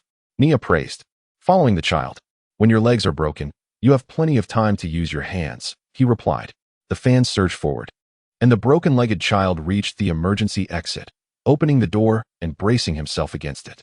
I can only take you this far. Run up the escape ladder to the rooftop, then slip out through the back alley. I will hold them off here. Little Nelson, Lloyd was moved by his bravery, saying, Purple Ninja, thank you. No, thank you. You've made my dream come true. The group ascended to the rooftop, and Ko exhaled in relief. We should have shaken them off. But the next rooftop is too far. We can't make that jump, Lloyd expressed his worry. How about the flying spiral technique? Kai suggested. Nia sighed. I just learned how to summon the water shenlong. I still can't perform the flying spiral technique. But if we don't leave now, we won't make it to Waterland in time to stop Klaus. We are a team and must act together, Jess stated, moving closer to Zan and looking at Nia. Thanks. But I'd rather rely on myself, Nia responded, turning to walk ahead, passing by Ko, who merely wanted to resolve the issue. It's all right. This isn't our first argument. What do you mean? This isn't our first argument? Nia spun around, infuriated by Jia's words, as though they were familiar with each other. We're going to be photographed. Lloyd pointed towards the helicopter soaring in their direction, gripping Yingchuan's hand as they hurried behind a billboard. Quickly, find cover. Nia, you must hide too, Jay urged, glancing anxiously at Nia, who stood on the rooftop, still contemplating his previous words. Yingchuan, positioned behind Lloyd, pondered the necessity of establishing a save point here when suddenly, a foreboding sensation washed over him. Just as he intended to retrieve some paper from his pocket, blood trickled from his nose. When will this punishment cease? I had just stocked up on tissue rolls in the system space. What did you mean by that earlier? I am a ninja, not anyone's girlfriend. Just grab him, Nia. Otherwise, we'll be spotted. The helicopter flew overhead, and Kai regretted his earlier actions. It was too late to prevent Klaus. All he could do was hope that Klaus had missed the train. After Lloyd spoke, he turned to look at Yingchuan, who was frantically wiping the blood from his face. What happened to you? The blood quickly stained the pristine paper red. Lloyd, concerned, pulled out a few sheets from his pocket and attempted to conceal Yingchuan behind him. Yet they were still spotted by dares in the helicopter. Perhaps a romantic subplot between Lloyd and Yingchuan could be brewed. Dares whimsically ordered his men to capture the moment of Lloyd shielding Yingchuan. As for the reason behind Yingchuan's nosebleed, he had previously inquired, and the guy had claimed it was nothing significant, so it must indeed be trivial. Chapter 82. Klaus's first blood. We've been exposed. What now? Ko squinted against the helicopter's spotlight. Dares opened the helicopter door and replied to Ko, do what you must, just don't evade the cameras. Face them head on. Yingchuan stared in disbelief at Dares in the helicopter, thinking, ninja visits to the hospital, what a fresh topic. Lloyd pulled Yingchuan behind him, noting that if Master Wu learned of their disobedience, he would be furious. For now, cease your promotions. We must head to Water Village to thwart Klaus. Dare's eyes lit up upon hearing this. He turned his back on the ninjas, feeling exceptionally fortunate, and urged, this is a major exclusive. Let us not delay. Hurry aboard. The group boarded the helicopter, heading towards Water Village. Meanwhile, amidst the ruins of Water Village, Klaus rummaged through debris, tossing items aside while muttering, nothing, nothing. His gaze suddenly shifted, spotting a dusty teapot, which he picked up, realizing it corresponded with what he sought. Excellent. Klaus observed the nearby individuals scavenging through the wreckage and swiftly entered an unnoticed room. The room's floorboards were uneven, as if they might collapse at any moment. Finally found it. Utilizing the light filtering in from outside, Klaus scrutinized the teapot in his hand, the teapot of Talahan. He anxiously wiped off the dust with his sleeve, urging himself to hurry. Dust clung to his clothing, revealing the teapot's former appearance, its brown hue emerging. Klaus noticed a mismatched puzzle piece between the lid and the body of the teapot. Once they were aligned, a golden light erupted from within the teapot of Talahan, causing the entire vessel to tremble. Klaus quickly tossed it to the ground, and a cloud of brown smoke enveloped the spot where the teapot had landed. As the smoke gradually dissipated, a deep voice resonated, I am free. From the haze emerged a man, manipulating his forearms, reminiscent of the legendary Jamon. His head tilted back, adorned with a single ponytail, while his lower half swirled in mist, floating ethereally. Where's this? What era is it? The man inquired, directing his gaze at Klaus. Klaus's pupils dilated in disbelief as he staggered back, exclaiming, Nauticon, how could it be like this? I released a spirit? The man, Nauticon, circled Klaus, correcting him, I prefer to be called a giant spirit. His face loomed closer to Klaus's, causing Klaus to retreat again. Taking a deep breath, he struggled to contain his excitement. I don't care. I want my 3 wishes. Upon hearing the word wishes, Natikin's interest peaked, pointing a finger at Klaus. Let me make it clear. You cannot wish for love, death, or, of course. Natikin's words were slow, and Klaus couldn't help but interrupt, more wishes. I understand the rules. He stroked his chin and confidently declared his first wish. I wish to reclaim my spellbook. No problem. The morning sunlight illuminated Natikin's face as he bowed to Klaus. Your wish has been granted. Suddenly, a loud pop echoed nearby, and the brown smoke appeared and dissipated, revealing the intact spellbook. Klaus rushed over to retrieve it, flipping through a few pages to confirm its authenticity before bursting into a triumphant laugh. You were deceived. With the spellbook in hand, who needs wishes? Nauticon, standing behind him, displayed no anger but merely observed Klaus quietly. After the spellbook was consumed by flames, Nauticon emerged. I forgot this book ultimately met its fiery end. Klaus attempted to extinguish the flames consuming the spellbook, but it was futile. Nauticon, slyly turning away, kindly warned. Perhaps you should wish cautiously, lest you face disappointment. You. Klaus pounded the ground in frustration. That treacherous spirit. Nauticon furrowed his brow and floated behind Klaus, gritting his teeth. It is giant spirit. So what is your second wish? Klaus stood up, assessing his current form.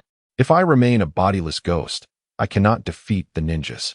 I wish to revert to being a corporeal human. Nadakon clasped his hands together, a glint of calculation in his eyes. Your wish has been granted. A gentle green light enveloped Klaus, and within moments, he transformed back into a human. Excellent, excellent, it worked, Klaus exclaimed, a sound of joy resonating in the room. I finally feel again. He looked at his arms, feeling a surge of pain spreading from head to toe. Unable to withstand it, he collapsed to the ground. My hands, my head, it hurts. Of course, the moment of regaining corporeality was agonizing. Nadakon watched Klaus writhing on the floor, calmly suggesting, I also believe that short pain is better than long pain. Regrettably, you are nearing your final wish. But the pain will interfere, clouding your thoughts. Nadakon floated before Klaus.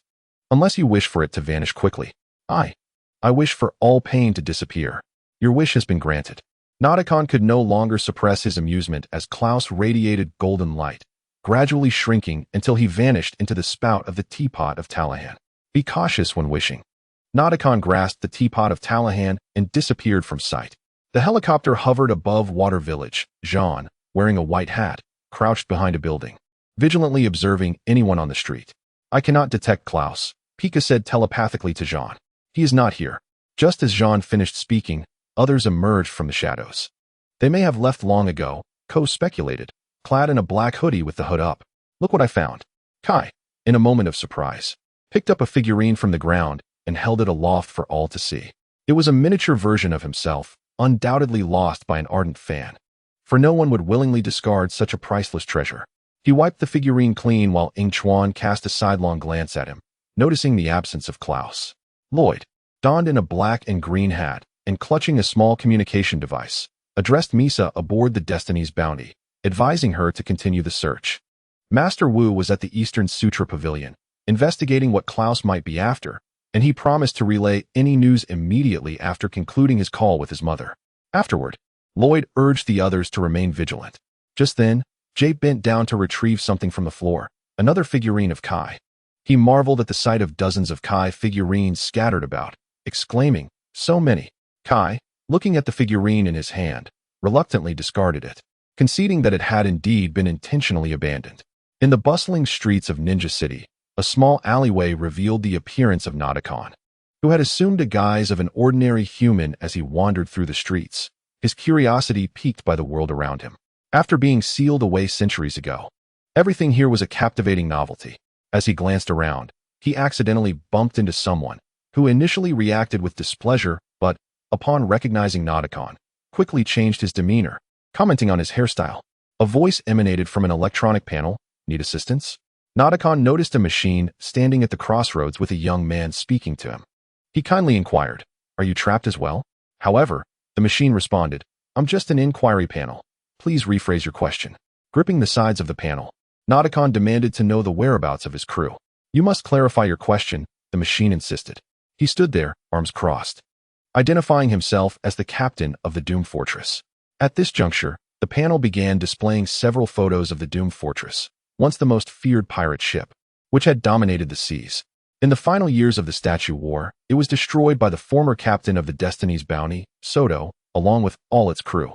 Nadakon, the colossal captain of the Doom Fortress, possessed the power to fulfill others' wishes, yet he was confined within the vessel known as the Terrakin's Pot. While his crew was dispersed across different worlds, the panel showcased Nadakin's likeness, confirming its accuracy. Upon hearing the term different worlds, he expressed his confusion. Different worlds? An image of the Crystal of Crossing burst forth, and the voice continued. When the Crystal of Crossing was discovered at the tomb of the first-generation Phantom Spin Master, it became known that the ninja world consists of 16 realms. Bored, Nadakon glanced at his wristwatch, which contained a photograph of a woman. Upon seeing her, he impatiently inquired, Delara, in which world is she? Her image was untraceable. She was the helmsman of the Doom Fortress and Nadakin's beloved, who had passed away after his imprisonment. Passed away? He echoed in disbelief. The panel, sensing his confusion, elaborated on the term, passed away, ascended, deceased, or kicked the bucket. Where's the Crystal of Crossing located? He pressed. The location is classified. Traversing different worlds is illegal. Currently, Master Wu, the Phantom Spin Master, along with his disciples, provides protection. With half-closed eyes, Nauticon formulated a plan. Tell me how to find them. Meanwhile, in Water Village, Lloyd sighed, seated on a chair with a glass of water before him. Asking around is futile. They've witnessed too many ghosts in their lifetimes, he lamented. Indeed, Ko added, no one has even approached me for an autograph. Kai turned to another table and loudly inquired, excuse me. Kai, silence. Yingchuan interjected, casting a quick glance at the other table and offering an apologetic smile before lowering his voice to reprimand Kai. What is the matter? Kai, clearly displeased at being interrupted, quieted upon seeing Yingchuan's grim expression. Yingchuan, what is wrong? Lloyd asked, puzzled by Yingchuan's demeanor, wondering if there was a new development. I have received a piece of news. Yingchuan replied, glancing at the television hanging in the establishment, which was broadcasting news about someone impersonating them in the city, with most people believing it. The police are after us. We should make a swift exit. Impossible. My charisma is unmatched. Kai proudly patted his hair, to which Yingchuan rolled his eyes and pointed at the television. See for yourself. Everyone turned to look, and indeed, the news was about them. Earlier today, the green ninja Lloyd Garmadon was spotted robbing a bank.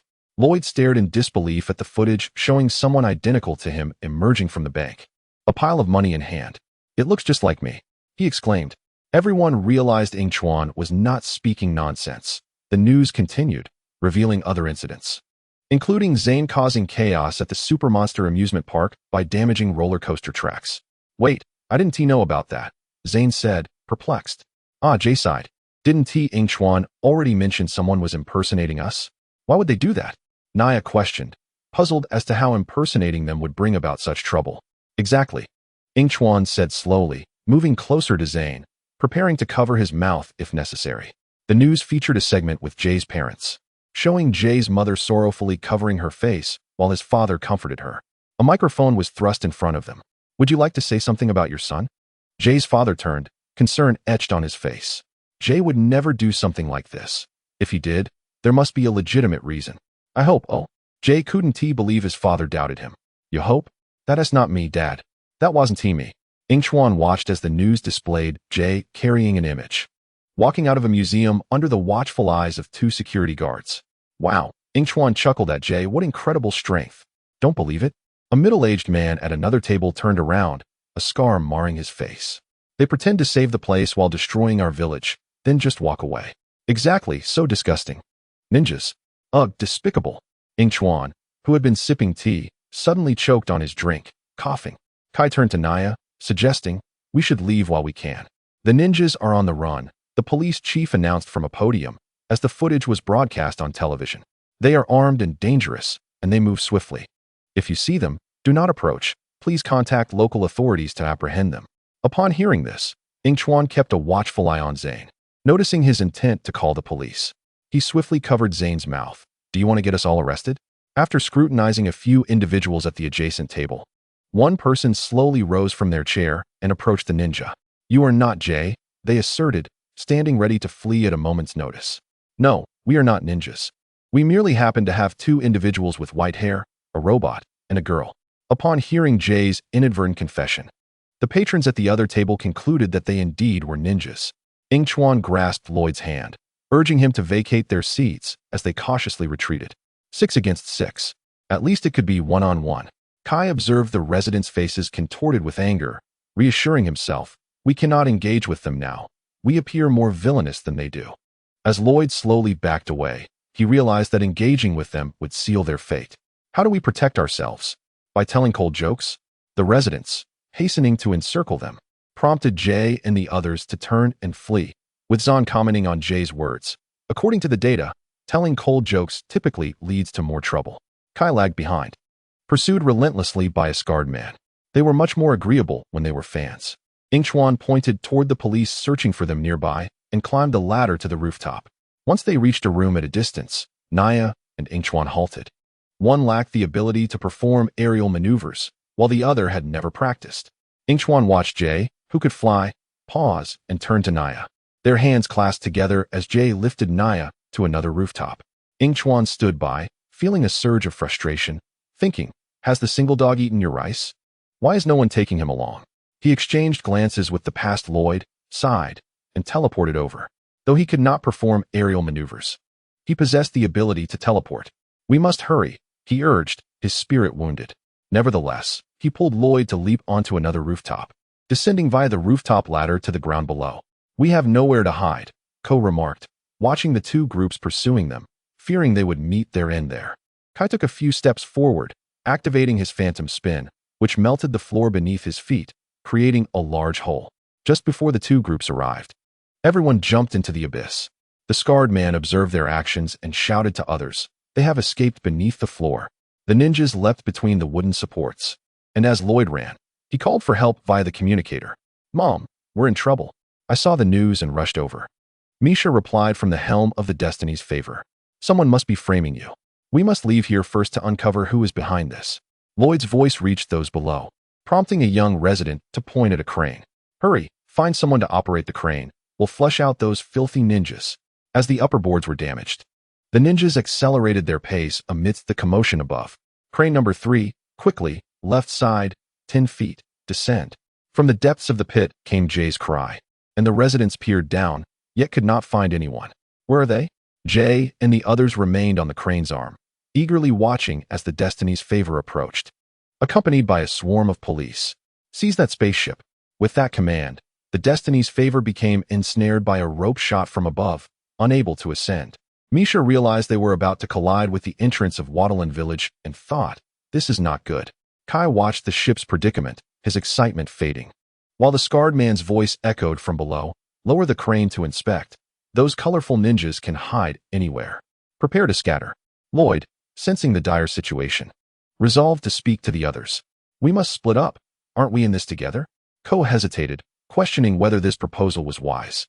"Only by separating can we have a chance to escape," Lloyd explained. "But every time we split up, it leads to trouble."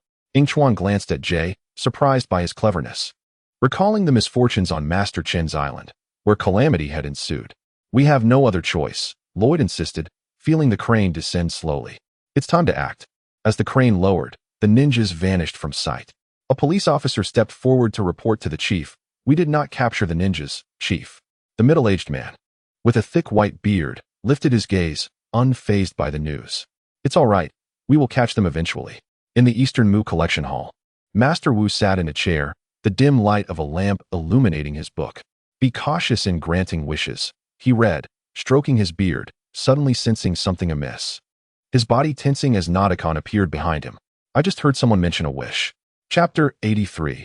The Vanishing Master Wu. As night deepened, a young man stood outside a bar, gazing at the wanted poster for ninjas before finally pushing the door open. "We're closing," came the languid voice from within, as the patrons reclined in their chairs, issuing a dismissal.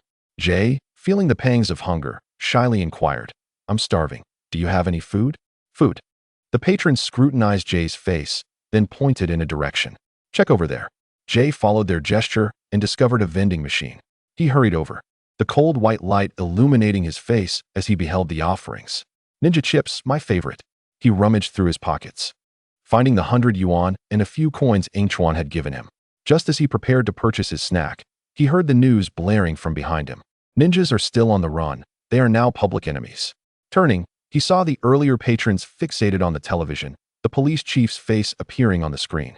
"All right," Jay said as he inserted his money, successfully retrieving his beloved ninja chips. He tore open the packaging, the aroma wafting toward him, and after satisfying his hunger, he exited the bar. "Why won't you tell me where Master Wu is?" "I need to speak with your superior," Misha demanded, seated in the interrogation room as the two officers who had been questioning her left. "Make a wish, and you can see him," a deep, slow voice resonated in the cramped room. Upon scrutinizing the figure before her, Misha gasped in astonishment. "Make a wish? It's you." Nadakon regarded the woman, knowing that the old man called Master Wu had already entered the teapot, and soon, another would join him. Indeed, with a sudden bang, Nadakon vanished, leaving Misha aware that she too might soon disappear. She cried out for help to those outside. "Help! Unshackle me! Don't leave me alone with him!" Nadakon, hearing her plea, reappeared beside her, somewhat irked. "Shouting won't help. How pitiful. Oh, and I brought donuts to see you." "I know you," Misha replied, her voice trembling. "The infamous giant, Nadakon. Klaus is searching for the teapot of tyranny." "Oh." A rather unremarkable brown teapot appeared in the hands of Nadakon, who raised it and placed it upon the table before Misha. You mean this? Misha gazed at the teapot, her mouth slightly agape. Her eyes behind the lenses filled with disbelief. Nadakon continued, "It may look small, I know." He tapped the lid. "But I harbor no nostalgia for the bitter days spent within that vessel.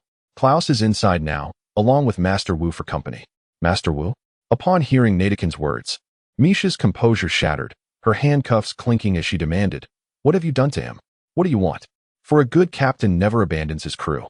Nadakon fixed his gaze on Misha, enunciating each word, "I want my people back." Gone was her earlier panic. After a deep breath, Misha calmly replied, "I have heard your tale. You are a pirate captain, rumored to grant wishes for others, yet unable to fulfill your own. So, you survive by stealing what does not belong to you?" Precisely. Even in the face of such accusations, Nadakon displayed no anger, readily admitting, "I cannot wish for myself." He shifted the conversation. "However, I have never lost what I desired. Master Wu has already revealed to me the path through the crystal. Yet I require your assistance for a small favor." "How delightful," Misha retorted, her limits of indignation tested yet again, as she unhesitatingly declined. "Even if you manage to enter the Haoshima forest, you will not find your way out." "Is that so?" Satisfied by her response, Nadakon wore a smile that suggested he held all the cards. "It seems the way is hidden within that jungle maze." "Thank you." Misha, ever astute, turned her head away, regretting her earlier slip of the tongue. It became evident that Master Wu had not divulged this information to him. "You scoundrel," she sighed. "I truly wish I had never met you." Nadakon lifted the teapot. "Do you truly mean that? I thought you would never wish." At his words, Misha's pupils constricted. "No?" Outside the door, an officer heard her exclamation and burst in, flipping on the lights of the interrogation room, only to find it empty, save for a pair of handcuffs lying on the table. "One of the young officers is missing," he reported to the chief behind him. "I saw it," the chief lamented. Fearing for his own position, in just a moment, the person vanished. "Chief, your eyelid is twitching," another officer remarked, pulling out his phone to check Kai's social media. "We might have a lead on one of the ninjas. Kai just updated his status." The chief's right eyelid continued its erratic dance as he looked at the officer. "Is that true?" A multitude of police officers mobilized, sirens blaring as they raced toward Kai's location. Even a helicopter soared above. "Where did he say he was?" the chief asked, piloting the helicopter while observing the buildings below. "The signal indicates he is on North Van Buren Avenue." "Oh, wait. Now it's Southeast Fleming Avenue," came the reply. A police car sped by, and a short-haired girl with blonde hair glanced at the television set outside a shop, where the news was being broadcast. There hasn't been any news of ninjas for days, but just now, one ninja updated his status. "A peaceful place, a battlefield, on the night of fate. Brotherhood was born. What does this mean?" "This is a message." The blonde girl retrieved a pair of sunglasses, donning them as she turned away from the news, striding towards the other side of the street. The chief's helicopter flew overhead as officers monitored a flickering red dot on their devices. "Now he has moved to Banana Avenue. He has entered an alley," one officer reported. "I must catch him," the chief insisted, his eyelids still twitching. "Hurry and descend." Police cars surrounded the alley entrance as the chief disembarked from the helicopter, officers brandishing their weapons and pointing into the dark passage. "Hands on your head, come out." In response, a large rat equipped with a communication device scurried out. "That is not Kai, sir. It's merely a communication device he placed on the rat to confuse our tracking." Even so, the officer beside the chief did not appear disheartened. "Looks like we've been played," he chuckled. "You can still find humor in this, detective?" The chief glared at his inept subordinate in frustration. The detective, concerned, remarked, "Your eyelid is still twitching. I don't need you to remind me." The chief could no longer contain his irritation and shouted at the detective. Above the clouds, several dragons soared over an old dojo as ninjas descended from above. "Is this real?" Jay observed Kai on the ground. "I was the last to discover this was Master Wu's old dojo. Lloyd hasn't even been here." Yingchuan glanced at the dojo, nearly consumed by flames, scrutinizing it. "I'll return here in a few months. The police will find this place. It's merely a matter of time, so there's no time for pleasantries." Lloyd was acutely aware that, given the police's intelligence, they would soon deduce this location. "Son, what have you found?" Lloyd turned to inquire. "I accessed the surveillance footage of Master Wu at the Eastern Sutra Hall." Zan stepped in front of a relatively intact wall and projected the footage he had uncovered. Master Wu was seen seated at a table, seemingly unaware of the unfolding events, turning his head towards a direction. "What is happening? Who is he looking at?" Kai questioned, perplexed. "I don't know," They vanished shortly afterward, Ko remarked after reviewing the footage with curiosity. The computer database indicated he had borrowed a book detailing the Terahan teapot, but it was not meant for dealing with Klaus. If my assumptions are correct, the situation is direr than I had anticipated. Zahn retracted the projection and turned to the others. Our adversary may be the Jotun. The Jotun? Jay, intrigued by the term, approached. He had never heard of such a thing. Similar to spirits, yet when you make a wish upon them, the outcome is often not what you desire. Nia succinctly explained to Jay. Is there any more information about the Jotun? Not much. We only know they are elusive and possess formidable powers. The group convened to discuss strategies, while only Jay and Yingchuan stood aside, identical smiles adorning their faces. Noticing this, Zahn approached them with a suggestion. I personally believe that facing an enemy like the Jotun, smiling may not be entirely appropriate. But Nia said they can help grant your wishes, Jay countered, addressing Zahn. As long as wishes can be made, all things are possible, Yingchuan added, echoing Jay's sentiment. The two turned to Yingchuan. Already aware that Jay desired a wish due to Nia's indifference towards him, they now wondered what Yingchuan wished for. Why are you both looking at me like that? Yingchuan felt the weight of their scrutiny, raising his hands in surrender. Can't I wish for something like Jay? Zahn averted his gaze, addressing the two. My logical parameters cannot ascertain the true significance of a wish, yet I am quite curious about your intentions. Yingchuan remained silent, his eyes flickering towards Lloyd. While Jay responded to Zahn, Nia made it clear, we will never have a future together, yet the future I saw was us together. Perhaps I need only to make a wish. Perhaps that is the catalyst for her to fall in love with me. Yingchuan, upon hearing the mention of the future, ceased to fixate on Lloyd. Oh, I did not see the future at that time. Your future may be illusory. Let us leave it at that. After the discussion concluded, Lloyd addressed the others, clearly indicating that their understanding of the giant spirit was limited, and they must return to the city for further inquiries. Wait a moment. Ko suddenly recalled the police's pursuit of them, feeling a headache arise. If we return together, the police will apprehend everyone immediately. We must act separately. Yet, the giant spirit would target those who were isolated, causing them to vanish one by one. Listening to Kai's words, Yingchuan naturally interjected, then we simply refrain from making wishes. Correct? Let us pair up. Lloyd proposed, turning to Zahn. Zahn, you and I shall head to the library to see what we can uncover. Upon hearing about pairing up, Jie joyfully rushed to Nia, eager to embark on a mission with her. However, Ko pulled Jie aside to join him. Jie and I will search for clues at the crime scene where we were framed. Jie's smile instantly faded, and he shook his head vigorously in disbelief. Ko continued to press him. What is the matter? Are you recalling the past? Hearing this, Jie felt a wave of sadness wash over him. Yet, he begrudgingly agreed to Ko's plan, knowing he was being scrutinized by Nia. I miss the old days, don't you, Kai? You and your sister should investigate other leads. If we aim to clear our names and rescue the master, we must locate the giant spirit and deal with him. Let us reconvene at dawn. Suddenly, Lloyd sensed a gaze upon him, and an idea struck him. He turned to meet Yingchuan's eyes. Are you? Before Yingchuan could finish, Lloyd swiftly replied, Yingchuan, you shall accompany me. TSK, Yingchuan averted his gaze, feeling somewhat displeased. Never mind. I will seek out Moro on my own. I need to discuss some matters with him. Upon hearing Moro's name, Lloyd quickly pulled Yingchuan closer. Please, stay with me. No. Yingchuan turned away, ignoring Lloyd. After all, they had been good brothers for many years. The thought of being separated was disheartening. Very well, Lloyd conceded to Yingchuan's wish, acknowledging that the individual in question had not impersonated Yingchuan in a crime, and the police were not pursuing him at present. Once more, Lloyd addressed the group. Everyone, please look out for one another. With that, they all departed, leaving Yingchuan alone. A sigh echoed in the quiet courtyard, and a drop of blood fell to the ground, plunging the area into silence. You startled me. Inside a house, Moro was cooking. Upon turning around, he spotted Yingchuan with a nosebleed and quickly offered him some tissues. When will your punishment end? Yingchuan leaned against the kitchen door, observing Moro at work, and casually waved his hand. Perhaps in 2 months. I'll wash up. After saying this, Yingchuan headed to the bathroom. The place where Moro resided was a house he had drawn from the system. Having no time to live there himself, he allowed Moro to stay. Once his nosebleed had stopped, Yingchuan emerged to find Moro seated at a wooden dining table, having thoughtfully set out a bowl and chopsticks for him. What is the news? Moro asked, chewing on his vegetables while glancing at Yingchuan, who was picking at his rice. A giant spirit named Nadakon is impersonating a ninja, and has put us all on the wanted list, Yingchuan replied, his words muffled by food. How is your body adjusting? Yingchuan set down his bowl and inquired about Moro, as this body had been created using the energy of a mask, which had caused him considerable distress. It's manageable. Moro flexed his hands. Thank you.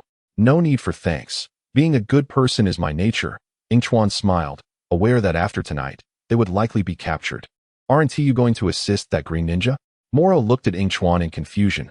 Isn't that guy your top priority? No. Yingchuan felt anger rising at the thought. That guy has forgotten me even in the group. It's too painful. Therefore, I've decided that if I encounter Naruto, I shall make a wish to. Chapter 84. Greetings. Naruto. After finishing dinner and washing the pot, Yingchuan waved goodbye and set off to meet Naruto personally. Naruto arrived at the vast forest. Gazing at a fortress-like structure before him, the crystal of time is right here. He floated a few steps forward and triggered the outer alarm, causing the gates to open as machine ninjas modified by Borg surrounded him. Intruder, do not move. You are surrounded, one of the machine ninjas announced, brandishing a weapon. Curious metal beings, Naruto observed the robots with intrigue, slowly raising both hands. You indeed have me surrounded, but I am a captain. He patted his chest, declaring, Captains do not heed others' commands. Suddenly, small blades appeared on his four hands, causing the robots to step back. No mercy. The foe is armed. Open fire. Lasers shot towards Naruto, who vanished in an instant. A flash of white light engulfed the area, causing the machine ninjas to collapse one by one under the laser fire. The forest fell silent. The sound of lasers startled the birds into flight, and Naruto, wielding his blades, chuckled at their feebleness. What marvelous future technology! As Naruto entered the fortress, he accidentally triggered a mechanism that opened 3 large doors, unleashing a dozen more machine ninjas. Without uttering a word, Naruto deflected the incoming lasers with his blades, striking down several machine ninjas in the process. After several exchanges, all the machine ninjas were felled by their own lasers, while Naruto remained unscathed. He navigated past the fallen robots and discovered a small door leading to an elevator, which promptly closed behind him. Excellent. This is child's play. Naruto stood still, awaiting the descent of the elevator, when suddenly, a surge of water gathered beneath him. Looking up, he noticed gaps around the elevator, with water spilling in from above. Now things are getting interesting. In a swift motion, Naruto leaped to the top of the elevator, observing the floors as they passed, revealing various items displayed within. Suddenly, the crystal of time came into view, and Naruto realized he had underestimated the current generation. That was indeed the crystal of time.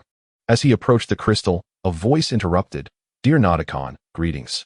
Naruto turned to see a familiar white-haired boy by his side. Recognizing him as one of the stars associated with the ninjas. It's you. He reached for the crystal of time, casually asking, What brings you here? That is a facade, the white-haired boy observed, a smile adorning his face as he reminded Naruto, who finally shifted his gaze to him. What was your name again? Was it Yingchuan or Yingchuan? The boy maintained his smile. I am Yingchuan, and I have a question that I'd like you to answer. Upon your response, I shall reveal to you the true location of the crystal of time. Naruto squinted his eyes, intrigued, ask away. Yingchuan raised an eyebrow and cleared his throat, saying, Since you have chosen to masquerade as my partner in crime, why not impersonate me as well? This was because Naruto recalled his previous thoughts about these celebrities, remarking that Yingchuan was not as formidable as his companion. Oh, are you certain? Yingchuan retorted, pointing to his own face. What a feeble excuse. Naruto nodded. Now you must reveal to me the true location of the time travel crystal. Follow me. Yingchuan sighed deeply, leading Naruto to the elevator as they ascended to the final floor. I am quite curious, Naruto remarked, observing Yingchuan. Why do you choose to assist me? Are you hoping to make a wish? Spare me. Yingchuan replied without turning back. I know you could obtain the time travel crystal without my help, yet you wish to ensnare me. How cunning of you. I hardly believe your intentions are altruistic. Naruto shot back as the elevator doors opened, revealing the time travel crystal at the end. He floated toward it and seized it. Perhaps I could pin the theft of the crystal on you, Naruto suggested, pointing to the approaching robots as he attempted to flee. Do you think you can escape? Yingchuan smirked, a pair of scissors flying through the air to knock down the robotic ninja behind him. Why are you still standing there? Yingchuan asked, retrieving the scissors and stepping in front of Naruto. I have a proposition for you. Would you care to listen? How delightful, Naruto replied. Moments later, the two appeared on the beach, where Yingchuan watched Naruto vanish with the time travel crystal, feeling a deep sense of anxiety for Jay's love. He teleported to the amusement park where Jay and Ko were investigating, encountering Ronan, who had captured both of them. Ronan, surprised by the unexpected turn of events, said, "It seems you can join them now. Is that so?" Yingchuan feigned contemplation. "Could you charge me with illegal entry?" However, he raised a finger, producing a $100 bill. "I know you have captured Lloyd and the others. Would you consider making a deal?" "What sort of deal?" Ronan recalled the last time Yingchuan had offered him $1,000, thinking back to that moment. "Sell me the weapon you used to capture Lloyd. How about it? I'll offer 500, and throw me in as well, so you can pocket a little extra." "Deal." The thought of the hefty bag of bounty from the director made Ronan's eyes gleam. Although he no longer owed the sole sharpshooter, his finances were still tight. The next morning, the director stood before a throng of reporters, excitedly announcing, "We have finally apprehended all the ninjas, and the ninja world is safe once more." Ronan, grinning beside him with a large bag of bounty, felt he had struck gold, earning an additional $600. This serves as a lesson to everyone. No matter your identity or fame, justice will find you. Behind the reporters, the ninjas boarded a bus designated for them, with Lloyd sitting in the front row, disheartened as he looked at the handcuffs on his wrists while countless reporters snapped photos outside. The bus slowly started, and the director continued, "Criminals belong in Kritalian prison." Holding the time travel crystal, Naruto stood atop a building, watching the bus carrying the ninjas disappear from view. Having dealt with one group, I must now retrieve my own.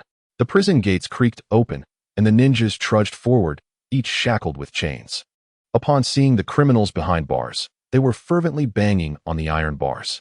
"What brings you here?" Lloyd questioned Yingchuan in confusion. Yingchuan turned to him, locking eyes. "Because I enjoy your company." Observing Lloyd's panicked reaction, Yingchuan smirked. "Of course, it is to meet someone here. Only you would believe such a thing." Kritalian prison. "We have been here before," Zahn remarked from the back of the line, watching the criminals incessantly banging on the bars. "Back then, we were visitors, not inmates." Lloyd struggled against the shackles binding his hands, but to no avail. "Save your strength," the warden advised, glancing at the former ninjas. "These shackles are forged from vengeful stone, capable of sealing your elemental powers. Moreover, they ensure that Yingchuan cannot teleport away unnoticed." Oh, Yingchuan felt the warden's statement was flawed. While vengeful stone could suppress elemental powers, it could not inhibit his other abilities. "I refuse to believe this can contain my strength." Ko's elemental power was immense, and as he spoke, he mimicked Lloyd's struggles. However, the reality proved disappointing. "I told you to conserve your energy," Nia remarked at Ko. "Hey, isn't that the Phantom Ninja?" As they passed one of the cells, a skeleton within grasped its arm and violently struck the iron bars. "I ended up here because of these guys. Since you are celebrities, I shall be generous and grant you a special treatment of honor." The warden turned, revealing a large red door behind him. Who wouldn't appreciate such treatment? Kai tilted his head, questioning the others behind him. "That means you will be housed in the same area as our most dangerous criminals." The warden opened the door to reveal a massive prison area shaped like a diamond, with cells lining its sides and a two-story observation tower in the center. "Quite the honor indeed," Nia remarked feebly to Kai. "We shall cooperate, warden, and remain here until the case is resolved." Lloyd addressed the warden leading them. "As we stated before, we are innocent." "Inmates always claim such," the warden replied, pausing to point at a cell beside them. "Now, step inside, prisoners." He patted himself down, realizing the keys meant to hang from his waist were missing. "Oh dear, I forgot to bring the keys." "Stay put, I'll retrieve them." With that, he hurried off, leaving the ninjas surrounded by the gazes of the inmates, all eager to devour them alive. At least they can't escape. Jay's uncanny ability to predict events activated at a critical moment, and in the next instant, the iron doors of all the cells swung open, and the criminals began to march toward the ninjas in unison. "Nice little gadget you have there. Did you make it yourself?" Lloyd observed a middle-aged man approaching, his right eye seemingly a scanner, equipped with machinery. "They call me the mechanic. Anyone who crosses my path is doomed. Most of these people were sent here by me. I reckon your luck isn't any better. I used to repair the trucks for Master Chun and his underground organization. Thanks to you, I'm now unemployed." The mechanic clapped Lloyd on the shoulder with an unfriendly tone, adding, "This debt will be settled with you." Yingchuan frowned and stepped forward, shielding Lloyd. "Come now. This is your fault, not my friend Lloyd's. Furthermore, you previously worked for Master Chun. That man was a criminal, Do you not understand? However, my perspective is different. The mechanic retorted, hands on hips, refusing to relent. Every grievance has its source. Prepare to suffer the consequences. Yingchuan remained silent, while Lloyd yearned to interject, but was silenced by a mere glance. Having found the key, the warden hummed a tune as he approached from behind, pulling the mechanic forward with an enthusiastic greeting, shaking hands, and establishing a camaraderie. Yingchuan exchanged a glance with the mechanic, and under the warden's watchful gaze, they reconciled with a handshake. I shall dismantle your robot. Just wait and see. The mechanic retorted with a tooth-gritting response, to which Yingchuan, smiling, replied, then await your demise. All right, gentlemen, back to your cells, commanded the officer, dispersing the gathered criminals. Kai was the last to enter the cell, hoping that Dales would expedite their release, for this place would likely not extend its hospitality toward them. Indeed, it was unfriendly. Yingchuan glanced at the Baron's cell, noting the absence of even a single bed, with only a washing basin present. He leaned against the wall and sat down beside Lloyd, who emanated a reassuring scent. Yingchuan rested his head on Lloyd's shoulder and closed his eyes to begin his rest. Despite his earlier words, he genuinely enjoyed Lloyd's company. It was simply the soothing aroma he exuded that brought him comfort. Lloyd shifted slightly, making it more comfortable for Yingchuan. During his last visit to Yingchuan's room, he had discovered an entire bottle of sleeping pills, and tissues stained with blood from a nosebleed were found in the trash. What was happening to Yingchuan? A day passed, and Dales came to visit the ninjas, who huddled together in a small compartment, with Lloyd seated at the head of the table. As he picked up the phone for communication, anxious voices erupted from the others. How will you get us out of here? This place is unsuitable for machine ninjas. I look dreadful in prison garb. They are all so cruel. Please help us. Lloyd gestured for silence, picking up the phone. Yingchuan is still in his cell. We need to get him out soon. We're trapped here, while the giant spirit roams free outside. I am aware, Dales replied, his expression somber as he took a seat. I've done what I can. Borg asked me to inform you that the giant spirit recently invaded the Hashimori forest and stole the crystal of passage. The good news is that she is unharmed. The bad news is that the giant spirit may have regained her subordinates. Kai raised his handcuffs for Dales to see. Get us out of here quickly. You are our agent. How will you handle this situation? Dales cast a wary glance at the guard by the door and lowered his voice to Kai. Did you get the cake? I hid tools to sever the shackles inside. Cake. Jay suddenly popped his head up from behind Kai, his eyes darting. We never even saw a cake. His tone was filled with regret. I didn't expect anything would be inside. I swallowed it when I got hungry. You swallowed our only means of escape. Jay exclaimed, his agitation rising. If I have to stay in this wretched prison any longer, I shall go mad. You all must fend for yourselves, Dales said, placing a hand on the glass. Stay strong, my friends. What does fend for yourselves mean? Ko stared as Dales hung up and departed. You can't just leave like this. Come back, Dales. Ignoring their cries, Dales strode confidently to the warden. If anything happens to them inside, the brown ninja will come to you in a fury.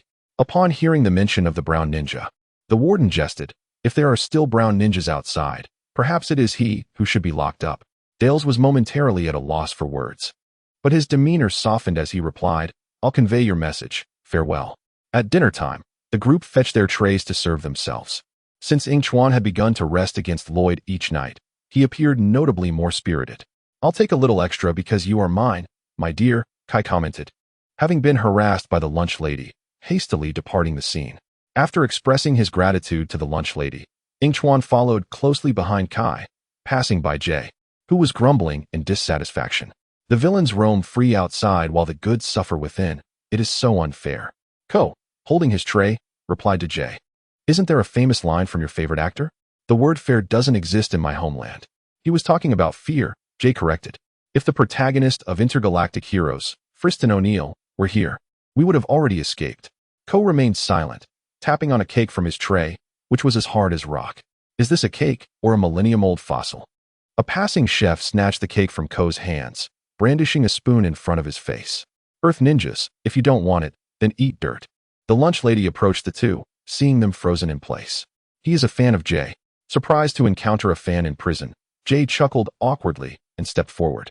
Hi there, can I sit with you? Chapter 85. The deal. Lloyd sat at the dining table, speaking kindly to the others present. Upon hearing his words, the group seemed as if they had consumed something foul, quickly vacating the area. It appears they do not favor us, Zahn remarked as he watched them leave. Turning to Lloyd. Prisons may restrict the movements of inmates, but they cannot inhibit their capacity for scheming. Undeterred, Lloyd continued to ponder the giant spirit. How much intelligence do we possess about the giant spirit? Suddenly, a fork clattered against a tray, producing a jarring sound that interrupted Lloyd's thoughts. He turned to see an old acquaintance, one they had sent to prison. Did you just mention the giant spirit? Without waiting for a response, the individual continued. Are you referring to the giant spirit Nadhaka? Would you like to join us for a discussion? Yingchuan interjected, gesturing for the figure to sit down. Captain Soto? Is the giant spirit called Nadhaka? Kai exclaimed, realizing Yingchuan had been correct. You never asked, Yingchuan replied, raising his hands in exasperation. It is indeed Captain Soto. Jay clarified for Nia, who appeared puzzled. The first captain of the Destiny's Blessing. When the golden weapons were wielded by Gaiman, they resurrected them, resulting in quite a predicament that required their intervention to restore order. You are Jay, Soto remarked, donning a tricorn hat emblazoned with a skull. His sharp gaze fixed on Jay. Always loud and tasteless, you have a penchant for drivel. Nia stifled a laugh, and Soto turned his attention to her, scrutinizing her face with surprise. But who are you? Are you the girl who attended the pajama party? Call me whatever you wish, Nia replied nonchalantly, unfazed by Soto's comments. No, I mean, Soto feels this face looks somewhat familiar. I think I've seen you in another place. Let's discuss something of importance. Do you know the giant spirit? Lloyd quickly redirected the conversation, focusing on Soto. More than just knowing, Soto proudly patted his chest with his hook. I was the one who captured him. So, you were the one who imprisoned the giant spirit in the teapot? How did you manage that? Kai inquired with keen interest, as he understood that the giant spirit was elusive and prone to vanishing. Capturing him was akin to an impossible task. Catching the giant spirit is far more challenging than sailing a ship in a downpour. Not to mention our vessel had leaks, Soto animatedly explained. Allow me to vividly recount the tale, so you can envision the scene. Long ago, the sea was capricious, and it was upon its turbulent waves that the illustrious ship, Destiny's Bounty, navigated through tempestuous storms. It was widely regarded as the finest vessel in history, rivaled only by the ominous ship, Doom's Bastion. The captain of Doom's Bastion was the fearsome pirate, Nadaka Khan, a being of unparalleled strength hailing from another realm, whose very presence instilled dread in all. His crew, equally formidable, struck terror into the hearts of those who crossed their path. Amidst the chaos of the storm, the two ships collided. The crew of Doom's Bastion was always armed and prepared for battle, and upon sighting Destiny's Bounty, they wasted no time in engaging in combat. Destiny's Bounty had 6 crew members, including 2 women, one of whom was Nadaka Khan's beloved, who had sadly passed away. In the midst of the turmoil, Soto seized the opportunity to slip into Nadaka Khan's cabin, where he discovered the teapot that would later imprison him. Little did he know that in the very next moment, the giant spirit would appear behind him, brandishing a dagger. Capturing the giant spirit did not lie in confining it to a vessel, but rather in preventing it from vanishing in an instant. Soto halted his recollections and uttered the most crucial statement to the gathering. It's simple, just make a wish. Kay looked upon this matter with indifference, prompting Soto to frown and clarify. A wish? Everyone knows there are numerous unspoken rules regarding wishes. One cannot wish for love, nor can one wish for harm to befall others or to control their thoughts. Soto's hook tapped against the table. Wishing for the giant spirit to enter the teapot is permissible, as any effect upon him would not manifest. Why can't one wish for love? Why can't one control another's thoughts? Echoed the voices of Yingchuan and Jia. Lloyd, puzzled, turned to Yingchuan, who chuckled softly. It's nothing, I merely spoke in jest. The expressions of Jia and Yingchuan fell into despondency as they gazed at their plates, their spirits sinking. You need not concern yourselves with them.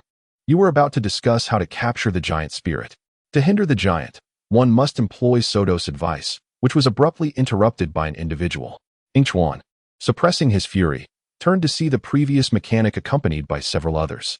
How fortuitous. It seems you've left us an opening. The mechanic proclaimed as he claimed the last available seat, his gaze lingering on Zahn. Let us trade mechanical parts. Be quiet, mechanical arm. We are discussing an A-rank supervillain, while you barely register as D-rank, at best C. These words irked the mechanic, who brandished a plate threateningly, reiterating, C-rank? You have provoked them, Earth Element Ninja, Soto observed, relishing the unfolding drama. They come prepared, while you are unarmed. Ha ha ha. Oh, how fair this seems to us. The group rose, hurling a viscous food substance at their aggressors. launching into a fierce melee. After kicking one adversary aside, Yingchuan realized Zan was nowhere to be found. His heart raced as he halted his assault to search for Zan. At last, he located him in a shadowy corner, where the mechanic and his cohorts were extracting parts from Zan. TSK. Yingchuan rushed over, seizing the mechanic's arm, and as the mechanic turned, he was met with a fist. The mechanic barely evaded the blow, sustaining a hard hit from Yingchuan. Did you think I would allow you to dismantle Zan for parts? Yingchuan seethed, pressing the mechanic to the ground and unleashing a flurry of punches. The mechanic, regaining his senses, caught Yingchuan's fist, only for Yingchuan to coldly lift him and slam him against the wall. His gaze shifted to the minion binding Zan's hands. Upon meeting Yingchuan's eyes, the henchman released his grip. Yingchuan hoisted the fallen Zan and turned to the chaos around them. Quickly, finish what you were saying. Lloyd, amidst the skirmish, huddled with Soto. What must we do to capture Nadaka-kan? We must slow the giant spirit's speed and then seize the moment to ensnare him using the venom of the tiger spider. Soto dispatched an approaching prisoner with a kick and continued. A single drop of venom can either claim a life or ensnare the giant spirit, preventing it from vanishing. The tiger spider? I've never heard of such a creature, Lloyd expressed, disappointment evident in his voice. Where might one find it? They are exceedingly rare. One must venture to a small island not marked on any map, Soto indicated, tapping his temple. I know where it is. Where's the map?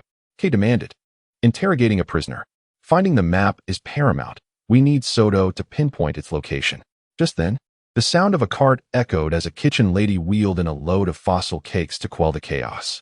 Enough, my friends, it's time to eat. Cakes were seized by several individuals, hurled like stones at the prisoners. Meanwhile, two officers, watching from above with their popcorn, felt a twinge of regret as they realized their snacks were gone. With the popcorn finished, it's time for us to return to duty, they declared. Discarding their buckets and entering the fray with stern expressions, the farce must end. One officer intercepted the mechanic, who was intent on avenging himself on Yingchuan. No treats for you. Take them back to their cells. The ninja stays. The warden appeared, speaking with an authoritative tone. Create chaos in the prison, and they shall be confined to the dungeon. Lloyd, observing Yingchuan's approach, was astonished to see his eyes turn crimson, only to revert to normal in the blink of an eye. Yingchuan, what happened to your eyes? Yingchuan regarded Lloyd, who seemed on the verge of speaking but hesitated, leaving him perplexed. It's nothing. Suddenly, Lloyd recalled something and called out to Soto, who was about to depart. Wait. Tell us where the map is. If you rescue me, I shall reveal its location. You seek the map, and I seek my freedom. Soto lamented his inability to walk, noticing his prosthetic limb was missing. By the way, has anyone seen my leg around here? After we escape, we will find the tiger spider on our own, Kay resolved, dismissing Soto. Without him, we can manage. 8 years, 10 years, it will be done. Or, tonight, we leave this place and take Soto with us, Lloyd countered, denouncing K's notion. There isn't enough time for such quests. As night descended upon a concealed cave, Nadaka-kan, rejoicing with his recently rescued crew, celebrated aboard his ship.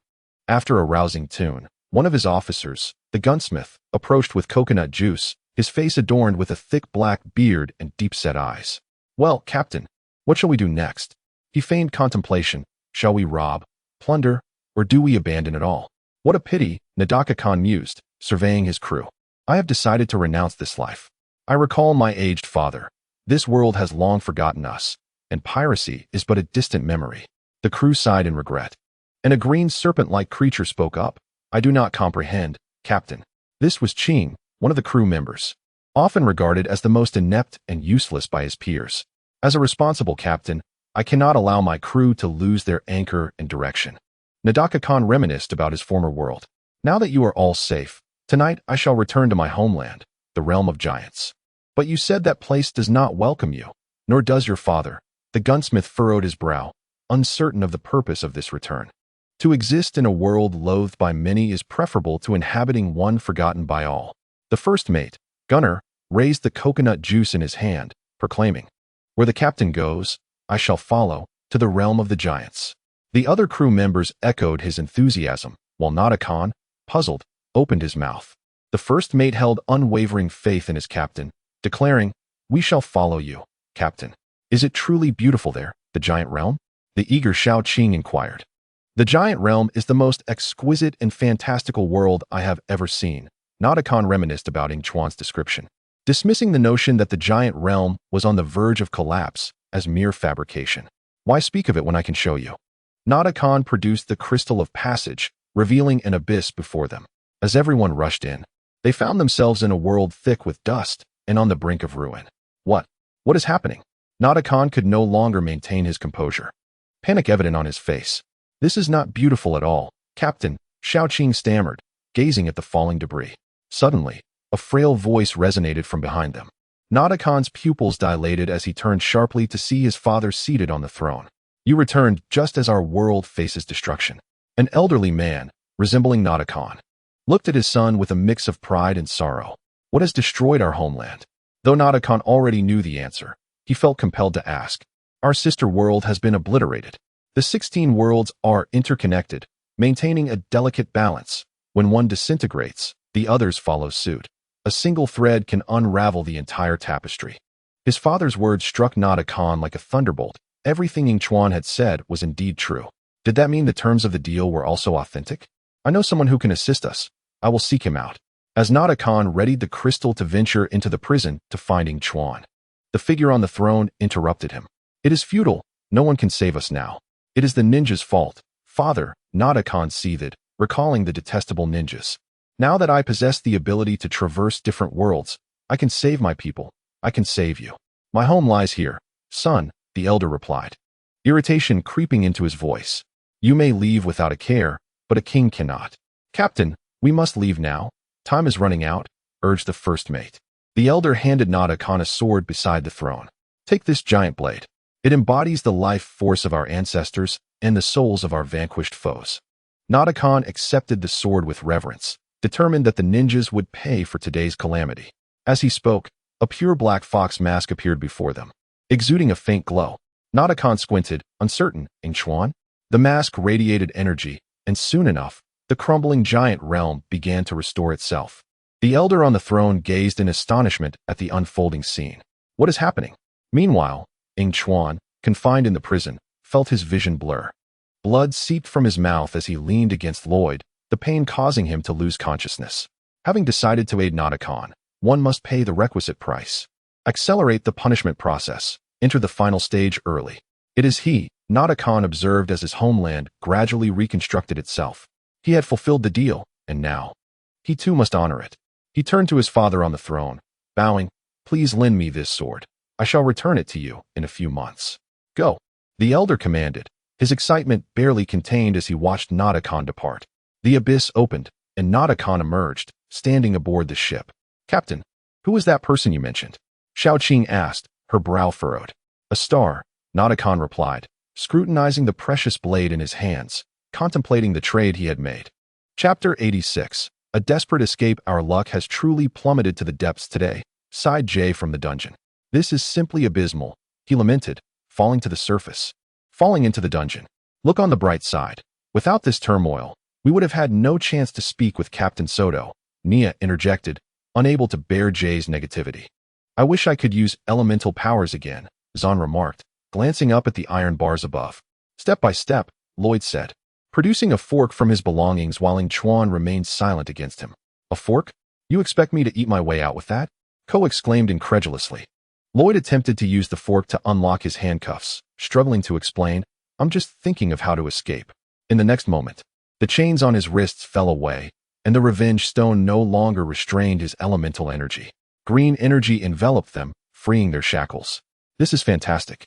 My elemental powers are restored, Jay exclaimed joyfully, feeling the energy coursing through his veins. Wait, why is Yingchuan still lying on the ground? Nia, sharp-eyed, noticed Yingchuan slumped against the wall, his hair obscuring his face. Perhaps he fell asleep, Lloyd suggested, crouching down to gently shake Yingchuan.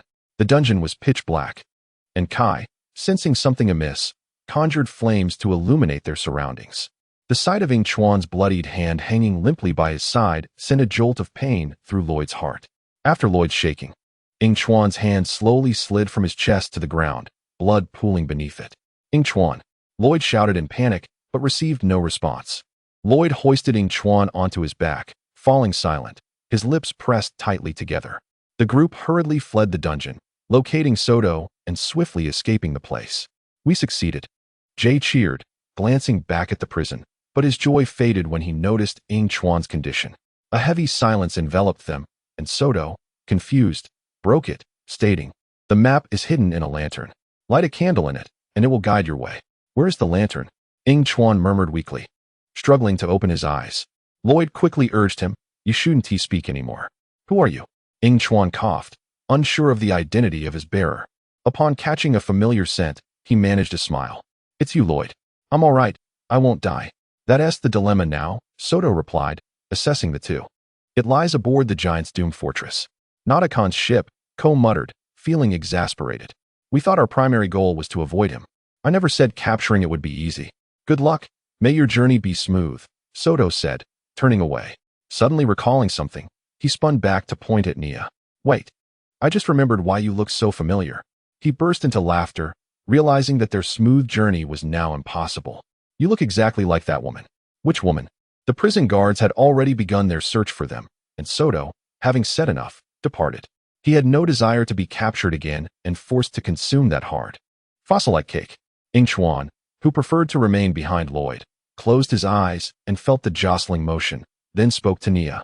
"You bear an uncanny resemblance to the beloved of Nadakon." "What?" Jay abruptly lost his composure.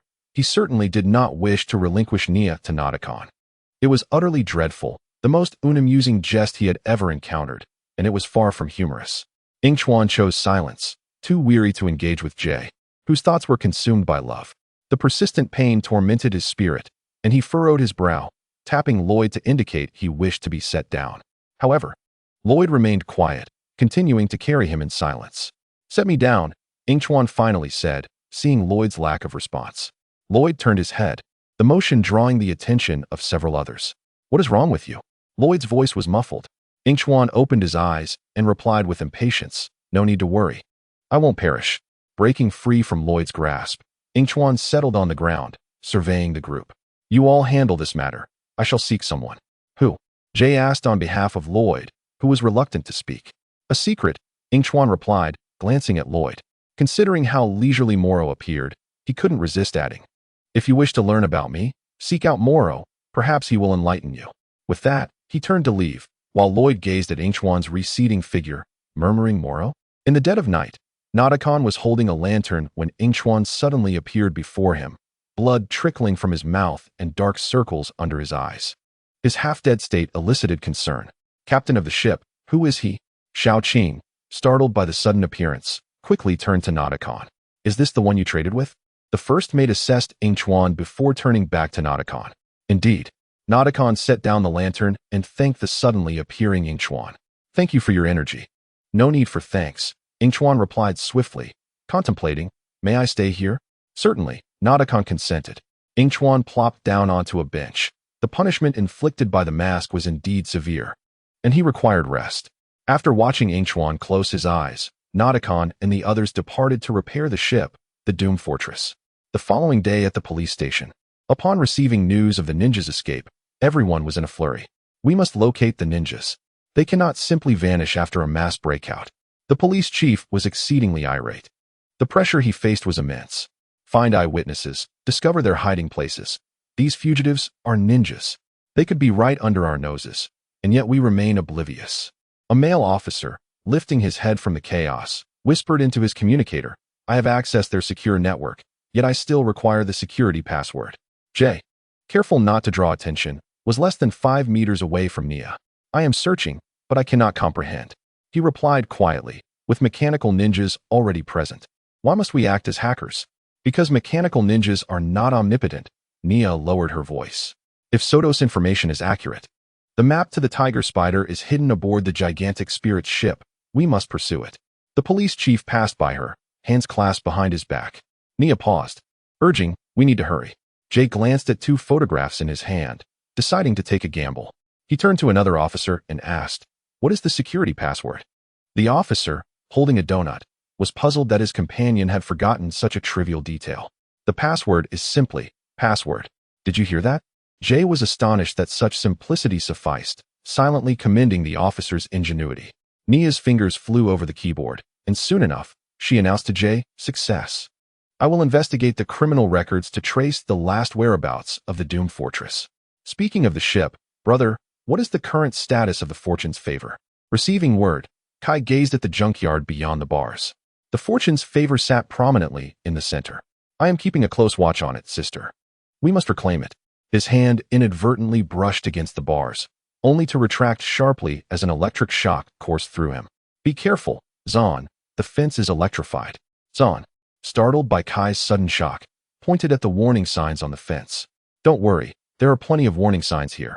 I can see that. Kai turned to Zahn, his gaze seemingly interrogating him for not notifying him sooner. Perhaps there are other ways to bypass this obstacle, Zahn suggested, eyeing Kai, like a flying spin technique. Leave some space for me to perform, will you? Kai followed suit, and the two stealthily approached the Fortune's Favor. Behind them, a middle-aged man with long hair, walking a dog, sensed the unfamiliar scent. The dog became agitated, and the man remarked, It seems we have intruders sneaking in. Capture them, little Duke. Everyone. I have located Natikan's ship. Nia, unaware of the situation around her, stared intently at the computer screen, her eyes suddenly brightening. The doomed fortress was last sighted at Gypsy Bay, 3 kilometers north of Cannon Bay. Thank you, Delara. Ko, piloting the elemental dragon, instinctively expressed gratitude. Once he realized what he had said, he quickly corrected himself. I meant to say Nia. Lloyd, listening through his earpiece, glanced at Ko flying beside him, still mulling over the information Moro had shared. For the sake of the one that fellow cherishes most, I will share this tidbit. His sudden ailment is due to a mask. As for the rest, I know not. Did Moro truly not know? Lloyd pondered, reflecting on the mask. What kind of mask could it be? Why had Yingchuan not divulged this to him? Not at all amusing, is it? Nia's voice cut through the earpiece. I would love to see how you'd fare if you resembled the beloved of an enemy. Lloyd snapped back to attention, pointing to the clouds below. Gypsy Bay is not far from here. We will report back upon our arrival. Can we hurry? Kai and Zahn, who had not participated in the discussion, had already reached the vicinity of the Fortune's Favor. Kai, alert, urged anxiously. Can we move a bit faster? Zahn halted his actions, turning to him. Burning through the chains takes time. You can either continue running to interrupt me or think of a way to expedite the process. Kai remained silent, flames shooting from his hands as he directed them toward the chains.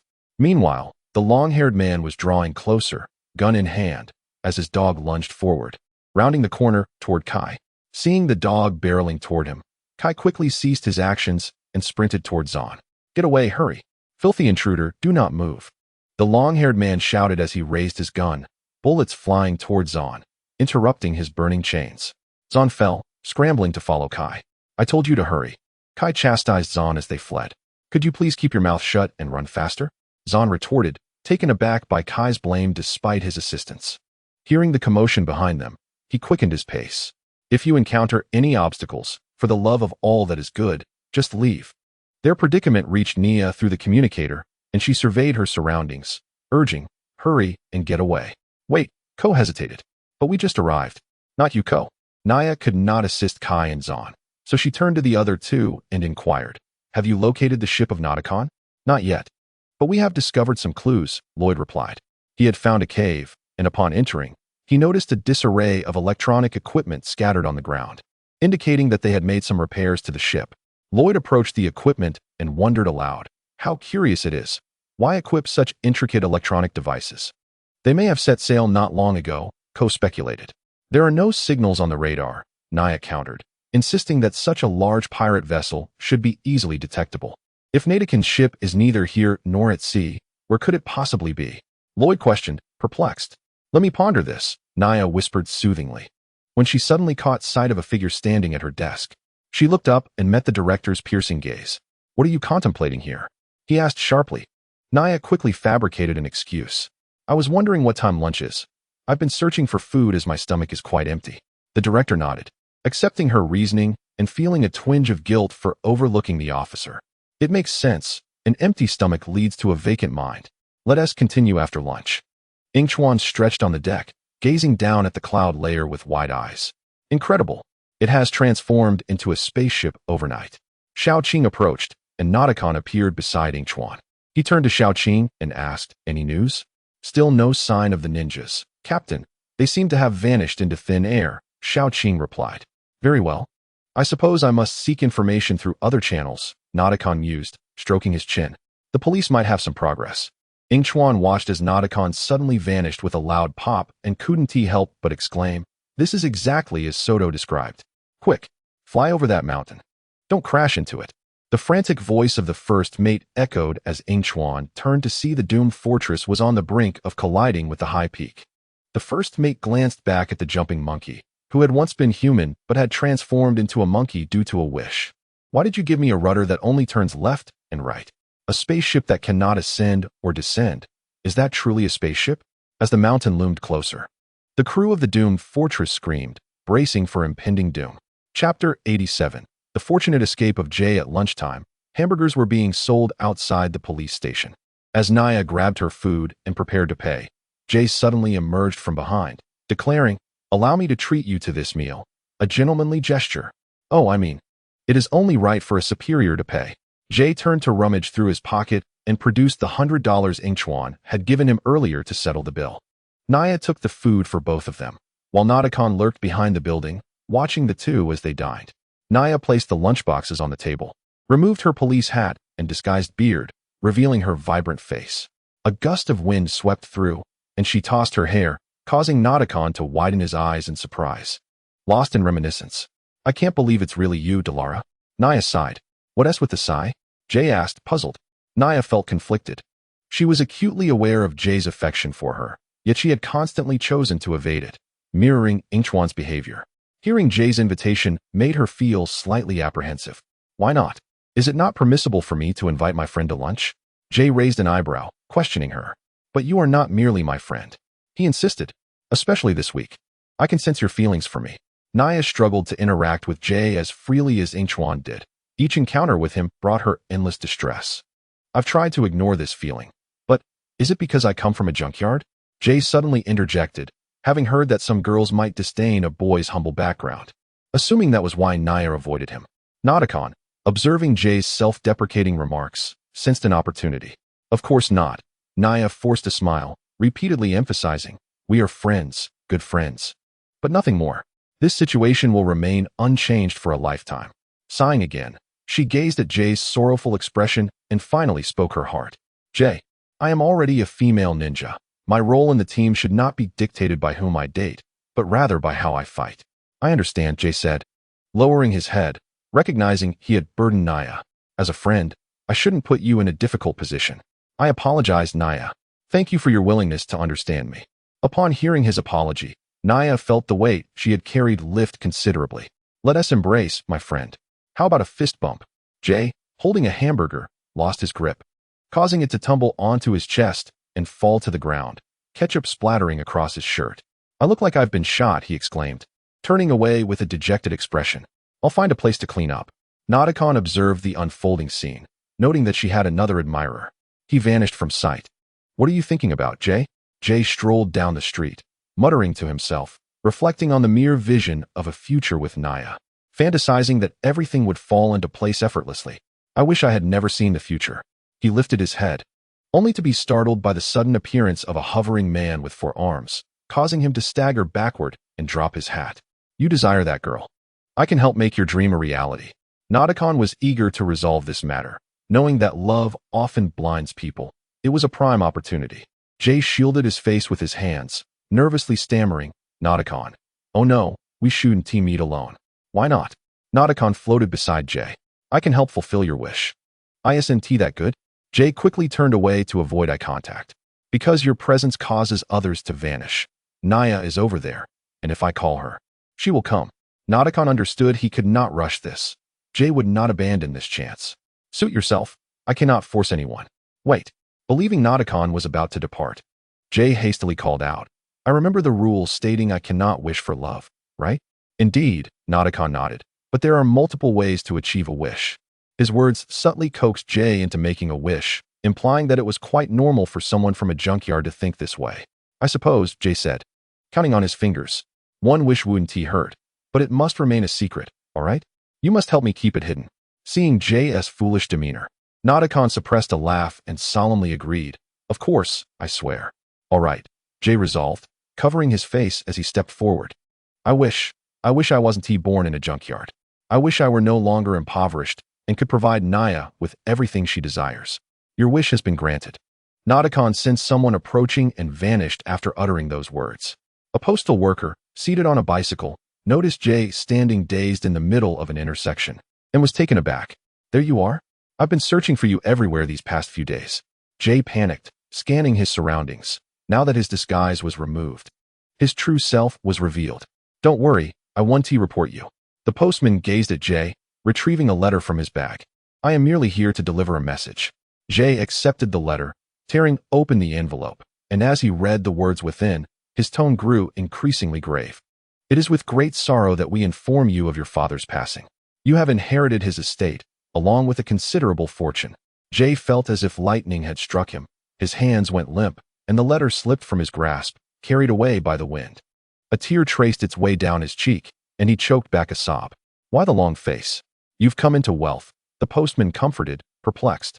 Unable to contain himself any longer, Jay dashed into the street, disregarding his identity, and summoned the elemental dragon to soar towards the junkyard. Nia, seated on a bench and enjoying her meal, stared in stunned silence as the dragon departed. In less than half an hour, Jay arrived at the entrance of the junkyard, staring at what he considered home, and rushed inside. No, Dad. Mom. Dad. Mom. His mother, engrossed in her newspaper, looked up as the commotion reached her ears. Adjusting her reading glasses, she regarded Jay with a kind expression. Oh, what is it, my dear? You seem quite flustered. Before he could catch his breath, Jay hurriedly inquired. Where's Dad? Is he all right? I'm sorry, Jay, but your father has just left us. His mother's words confirmed the letter's grim news. And as Jay felt the weight of despair, a bright voice called out, Hey, I'm back. I found a few treasures. Jay turned to see his father entering. Momentarily bewildered. Jay, why have you returned so suddenly? Jay embraced his father tightly, his voice trembling. I thought I had lost you. I received a letter saying you had passed away and that I had inherited a fortune. I wish I had never made that wish. I hope this isn't true. He poured forth his words, oblivious to the somber expressions on his parents' faces. Jay's mother rose from her seat. Listen to me. There's something we've been trying to find the right moment to tell you. Jay looked helplessly between his parents, and when his mother paused, he turned his gaze to his father. Well, Jay, his father said, scratching his head awkwardly, it's time I told you, you're adopted. Hearing those words, Jay froze in place. While it wasn't the best news, it was certainly preferable to what he had just feared. You were left at our doorstep when you were just a tiny baby. His mother continued, producing a piece of paper and a key. This is the address and the key. You were so small and adorable. Your mother and I raised you as our own. I am truly sorry, my son. I hope this does not change anything. Jay maintained the same expression, and after what felt like an eternity, he found himself standing before a villa in the outskirts. Wow, is this where my biological father lived? Using the key, he opened the grand door, marveling at the exquisite decor within. In one room, a statue stood against the wall, and upon entering, it spoke a classic line. I can't believe my father was also a fan of Fritz Donegan. Jay mused, his gaze shifting to the trophies adorning the table, and he eagerly examined each one. As he reached for the last trophy, a sound echoed through the room. The wall beside him slowly opened, revealing a hidden chamber. Curiosity piqued, he stepped inside, greeted by a row of vibrant costumes worn by the renowned actor Fritz Donegan. As he reached the back of the chamber, his mouth fell agape in astonishment. My father wasn't just a devoted fan of Fritz Donegan. He is Fritz Donegan. He wandered around the hidden room, arriving at a wall filled with his father's photographs and a book resting below. Picking it up, he read the title, Cliff Gordon, The Complete Guide to Winning a Woman's Heart. So that is his real name? Cliff Gordon? Does that mean I also bear the surname Gordon? Jay chuckled nervously, flipping through the pages. Women love mystery and often speak in paradoxes. Less is more. Suddenly, a loud bang startled him, causing the book to slip from his fingers. The voice of Nadakon rang out. Are you ready for your second wish? What have you done? You altered my past. I hope so, Nadakon replied, not wishing to bear the brunt of the consequences alone. I merely revealed the truths of your life that you were unaware of, helping you confront reality. I no longer wish to make wishes, Jay said, painfully aware of the repercussions his desires might have on others' lives. Everyone wants to make a second wish to correct their previous errors, and then a third wish to rectify the mistakes made by the second. Yingchuan appeared at the door, a playful smile lighting her face. Yingchuan, what are you doing here? Jay asked, exasperated by the two enigmatic figures before him. "Don't mind me. You two carry on," Yingchuan said, approaching and picking up the dropped book, settling onto a sofa outside to peruse it. "By the way, Naruto, your ship has run aground. Once you've resolved this matter, go check on it." "No." Jay decisively rejected Naruto after Yingchuan left. "Don't refuse me just yet. Tell me what you desire." Naruto persisted, tempting him with power, prestige, or a functional laser gun. "No, I want nothing. I just wish to be free of you." Naruto fell silent, turning away as if deep in thought. Jay reflected on his words, realizing he had been ensnared once more. "Don't forget, you still have a third wish." Hearing Nia's voice from outside, Naruto vanished in an instant. Jay rushed out, pulling the wallpaper to obscure the door. "Hello." The moment Nia entered, she spotted Yingchuan lounging on the sofa, exchanging glances with Jay. "Nia, what are you doing here? How did you find me?" Jay asked, puzzled. "I was worried after you left, so I called your father, who told me you were here. I'm quite curious why you both came," she replied, lowering her voice. "Isn't this a rather poor place to rest?" Yingchuan set down the book and approached Jay, patting his shoulder. "This is Jay's secret hideout." "Wow, I never expected this," Nia exclaimed. "Let us go. Everyone needs us." "Don't worry, this is our little secret." The two followed Nia to a bar, making their way to a table in the far corner. Yingchuan deftly avoided Lloyd's gaze as she sat beside Cole. "How long are we going to hide?" Kai expressed his discomfort with the furtive nature of their situation, yearning to reclaim his former identity. "Stay calm, Kai," Lloyd reassured. "We all wish to act freely soon. But Master Wu and my mother are currently missing without a trace. I hope to find someone who has seen him." With a sigh, he added, "That feeling of ignorance is truly vexing." Upon hearing this, Jay and Yingchuan exchanged glances before discreetly averting their eyes. Yingchuan lightly tapped on the table. She need not worry about Jay spilling their secret. After all, they had both encountered Naruto together. "Naruto," Yingchuan began, "typically grants 3 wishes. But he will exploit the loopholes in your desires, distorting their true intent." Lloyd gazed intently at Yingchuan, awaiting his continuation. "To rectify the flaw of the first wish, one must employ the second wish, followed by a third wish to amend the second. Upon the completion of the third wish, one would vanish into the teapot." Yingchuan deliberately cast a glance at Kai and proceeded to elaborate, stating that according to his intelligence, those who had disappeared ultimately found themselves encased within the gems of the treasured sword in his possession. Shattering the gems would render those individuals non-existent. Yingchuan had to ensure that his words contained both truth and deception. Only in this manner could he stabilize the actions of these individuals, facilitating his deductions. At that moment, Yingchuan found himself utterly unable to discern reality from illusion. Nevertheless, he remained steadfast in his belief that reality must outweigh illusion. Albeit everyone's visage had become indistinguishable to his eyes. Perhaps the one engaging him in dialogue was actually Ko, yet he perceived only Jia. Confronted with such a convoluted scenario, Yingchuan could only infer their true identities through the observation of their words, actions, and tone. The sole individual who was relatively easy to identify was Lloyd. This was punishment. This was destiny. Was this Yingchuan's fate? Chapter 88. Kai delivers a double-kill look at the news. Nia suddenly pointed at the television behind her, where a report was unfolding. The ninja city had just been attacked by a mysterious pirate ship, which was even airborne. Hearing the news, Ko became anxious. "We must assist. But we are fugitives," Zan pointed out, noting that in their current state, they would likely be arrested by the police the moment they appeared. "That is irrelevant. We must protect the residents," Lloyd declared resolutely, unwilling to witness Ninja City suffer further calamity. Soto mentioned that the map is aboard that ship. Nia indicated towards the ominous fortress ship displayed on the news. "We must act now to thwart Naruto. What are we waiting for?" Kai urged. "This is an excellent opportunity for free action." Before the ominous fortress, the police had gathered, with the chief commanding, "Immediately halt your flying vehicle." Naruto feigned ignorance, leisurely playing music aboard the ship, while crew members hurled useless cargo onto nearby buildings. "Heh. It's been too long since we've caused a ruckus, Captain." Xiaoqing rubbed her hands together, exhilarated, as though transported back to her days at sea. "I can see you're quite pleased, Xiaoqing," Naruto observed ahead, while the remaining 3 crew members slid down the chains into Ninja City, wreaking havoc. The ninjas had shed their previous disguises, standing atop the rooftops, observing the ominous fortress as it slowly passed by. "For safety's sake, let us pair up," We must protect Ninja City and also seize the map, Lloyd stated firmly, turning his back to the others. Ko interjected, I forgot what the map looks like. It resembles a lantern. Let us board the ship and search for the lantern. Zan echoed Soto's earlier words. Yingchuan, having found the previous events tedious, had already gone ahead to wait at Jie's secret base. Phantom Ninjas, charge. After a hasty exchange, they commenced their assigned tasks. Lloyd and Ko leapt onto a police car, urging the chief below, hurry and evacuate the civilians. Chief, we will deal with the villains. Upon finishing his words, Lloyd hastened toward the direction of the ominous fortress. The chief, watching their figures, turned to two detectives beside him and inquired, Why aren't you apprehending them? They seem to want to help. You are a good person, but I am not, the chief replied, seizing a stun baton and pursuing Lloyd and the others.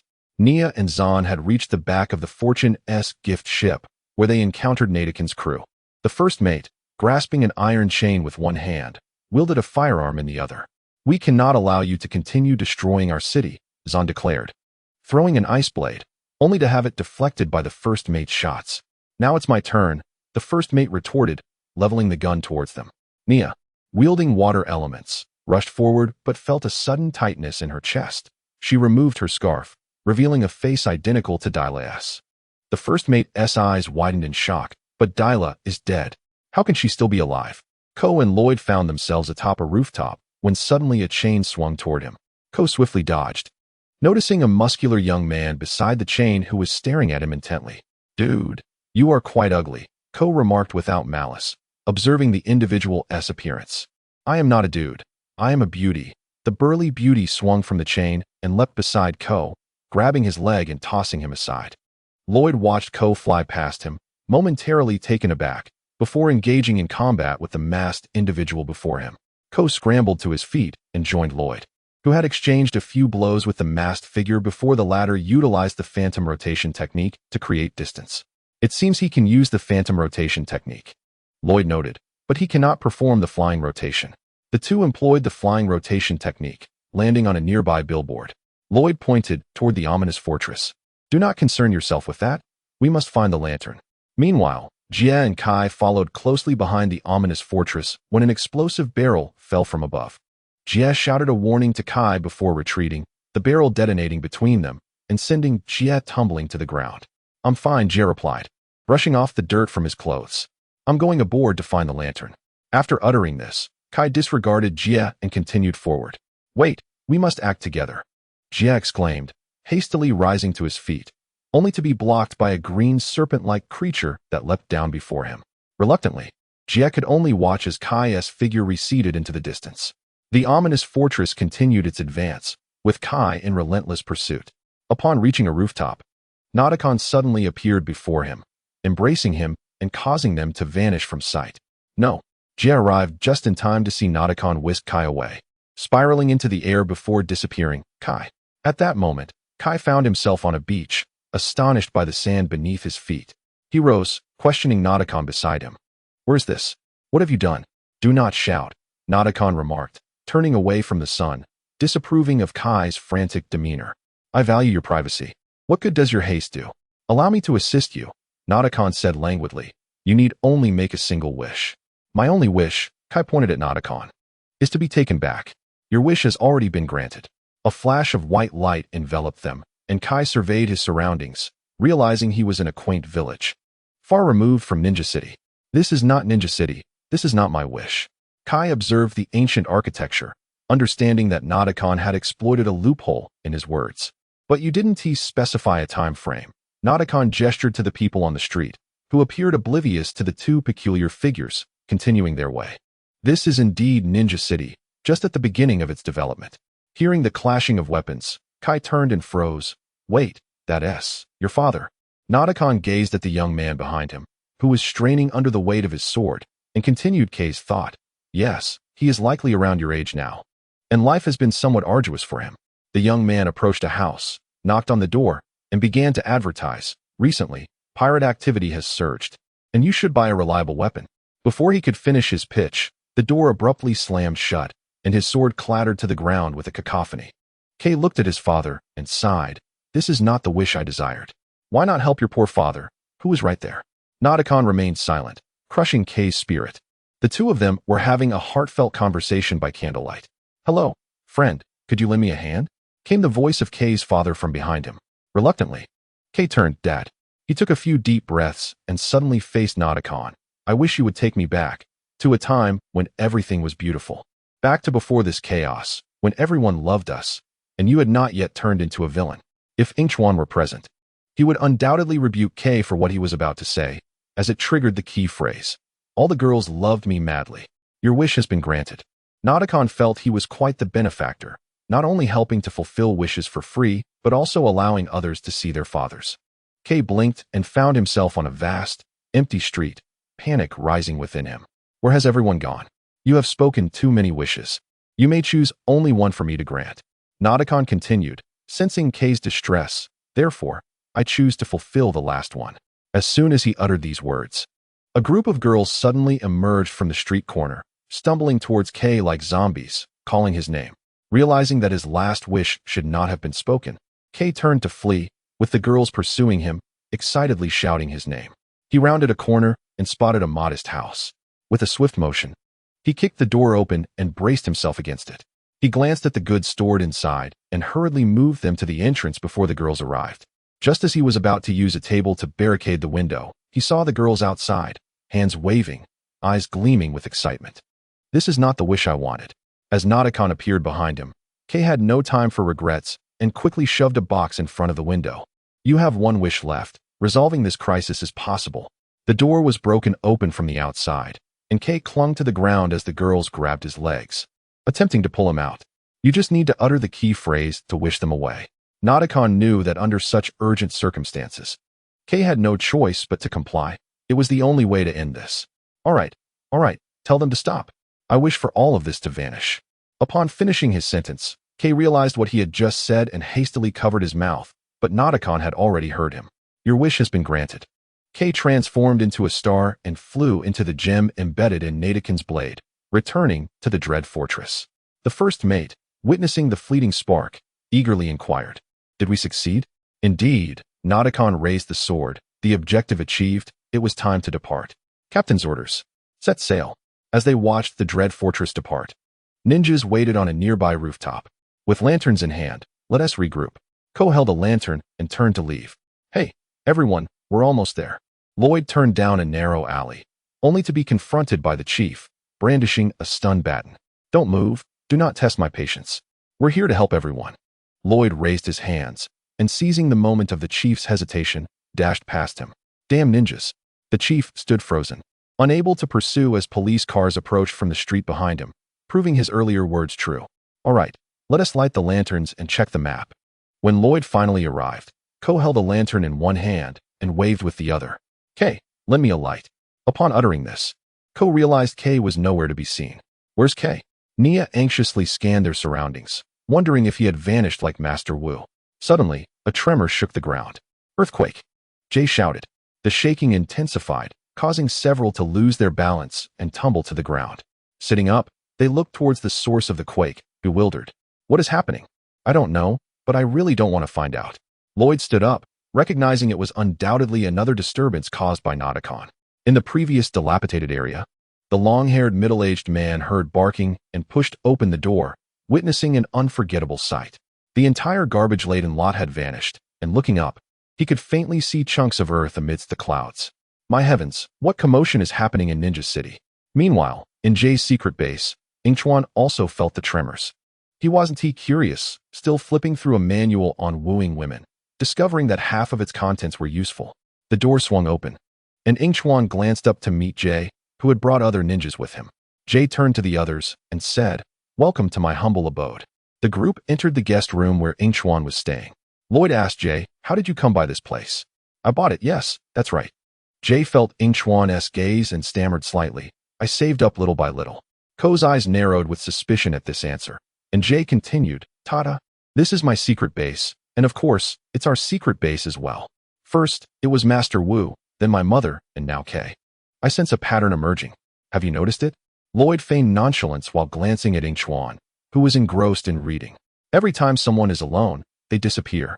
Zan also grasped this connection and added, "From now on, We must not be separated. Let us check that lantern quickly. Jay, turn off the lights. Nia glanced at Jay, and upon receiving the command, Jay surveyed the room. Lights. Yingchuan could tell from Jay's demeanor that he had no idea where the lights were. So he stood up from the sofa and turned them off for him. Watching Yingchuan's action, Ko's suspicion deepened. While the three were engaged in discussion, he pulled Jay aside to speak quietly. You saved money to buy a house. Nonsense. Having spent considerable time with Jay, Ko knew his character well. It was no exaggeration to say he was the third person who understood Jay the best, after Jay's parents. Every time you have money, you spend it on junk food and video games. What is going on? And don't think you can find excuses. I know you too well. Jay, unskilled at keeping secrets, felt a weight lift off his chest and candidly confessed to Ko. After all, you are my good brother. Let me tell you, I made a wish to Nadakon. You met Nadakon and didn't tell us? Chapter 89. Stranded on a deserted island, he came when I was alone. I wished to become wealthy and for Nia to fall in love with me. Jay lowered his voice, fearing that Nia might overhear. As a result, I received a letter stating that I had inherited my father's estate. As he spoke, Jay's voice quivered with emotion. After all this time, I discovered that I was adopted and my biological father is Cliff Gordon. Who? Cole inquired, perplexed, having never heard of such a name. He is the actor who portrayed Fritz Donegan. Hearing that the three individuals were about to conclude their discussion, Cole pulled Jay away from them. How could you be so foolish as to wish upon him? Do you not realize that those who have wished upon him have vanished without a trace? Jay's eyes flickered as he sank into the sofa. Beside him sat the bored Yingchuan, who added, not everyone glimpsed their future. I saw nothing, he whispered. Both Jay and Cole turned their attention to Yingchuan as the conversation continued. And I know that Jay's future involves Nia being by his side. What? Cole gripped Jay. Is he telling the truth? I did not foresee it either, Jay replied, bewildered by how Yingchuan knew. But in the future, Nia and I will be together. Even though she explicitly told me I had no chance. Jay lowered his head. So, when Nadakon appeared, I was unable to refuse. Ironically, I ended up making things worse. I managed to escape after making 2 wishes, thankfully without making a third. You must tell them, Cole urged, recognizing the folly of keeping secrets from their friends. How can I tell them? Jay retorted, Nia will find out. I consider you my best friend. What about me? Yingchuan's voice chimed in darkly. Am I not your friend too? Of course, you are, Jay hastily clarified, sensing the unease in the air. What if others get involved? Cole was touched by Jay's concern. After all, they were brothers. Before that, I will speak up. If I lie, I will face divine retribution. Suddenly, a tremor shook the room, more intense than before. When the television flickered to life, Jay realized he had unconsciously clung to Cole. It's just another earthquake, he scratched his head, chuckling awkwardly. Goodness, there have been so many lately. The news broadcast revealed yet another mysterious disappearance of land, devastating the ninja world as territories vanished one after another. This time, it was the land in the center of Ninja City that had disappeared. Yingchuan, having fallen from the tremor, climbed back up and instinctively approached Lloyd, inhaling the familiar scent. Master Wu expressed concern that without him, the ninja world would face danger. We must head to that island immediately. Lloyd noticed Yingchuan's unwavering gaze fixed on him. Lloyd's hand, hidden in the shadows, was grasped by Yingchuan, who held it tightly for a moment before releasing it. Once discussions concluded, Yingchuan resumed his aloof demeanor towards Lloyd as they made their way to the dock, with Jay still questioning. I still don't understand why we can't ride a dragon there. From the map, the journey is too far. Our energy will be insufficient. Lloyd explained at the dock. Just then, a peculiar laugh echoed nearby. Turning, they spotted an older man leaning against a boat. I would like to rent a boat from you. Lloyd politely stepped forward. The man did not respond but chuckled, pointing at one of his eyes. One of my eyes is false, yet the other sees clearly. A storm is approaching. No boat will set sail. Cole felt the man's gaze upon him, realizing he was speaking to him. Then we shall seek another. As the ninjas walked away, the man kindly warned, you will find no one else, young man, unless you possess your own small boat. The only way left for you to embark is to wish and pray. Wish and pray indeed. Jay turned, resembling a mischievous kitten, pointing at a large vessel nearby. That small boat wouldn't happen to belong to Cliff Gordon, would it? Indeed, it does, the man replied enigmatically. Why do you ask? Soon, a boat appeared on the water, and Yingchuan, bored, reached out toward the surface, causing the small vessel to glide past, leaving behind a patch of strange frozen sea. Here, You will need this. Lloyd handed 2 jars to Jean and Cole. Why give me a jar? Jean asked, puzzled.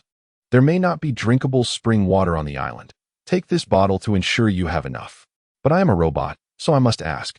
Why give me a jar?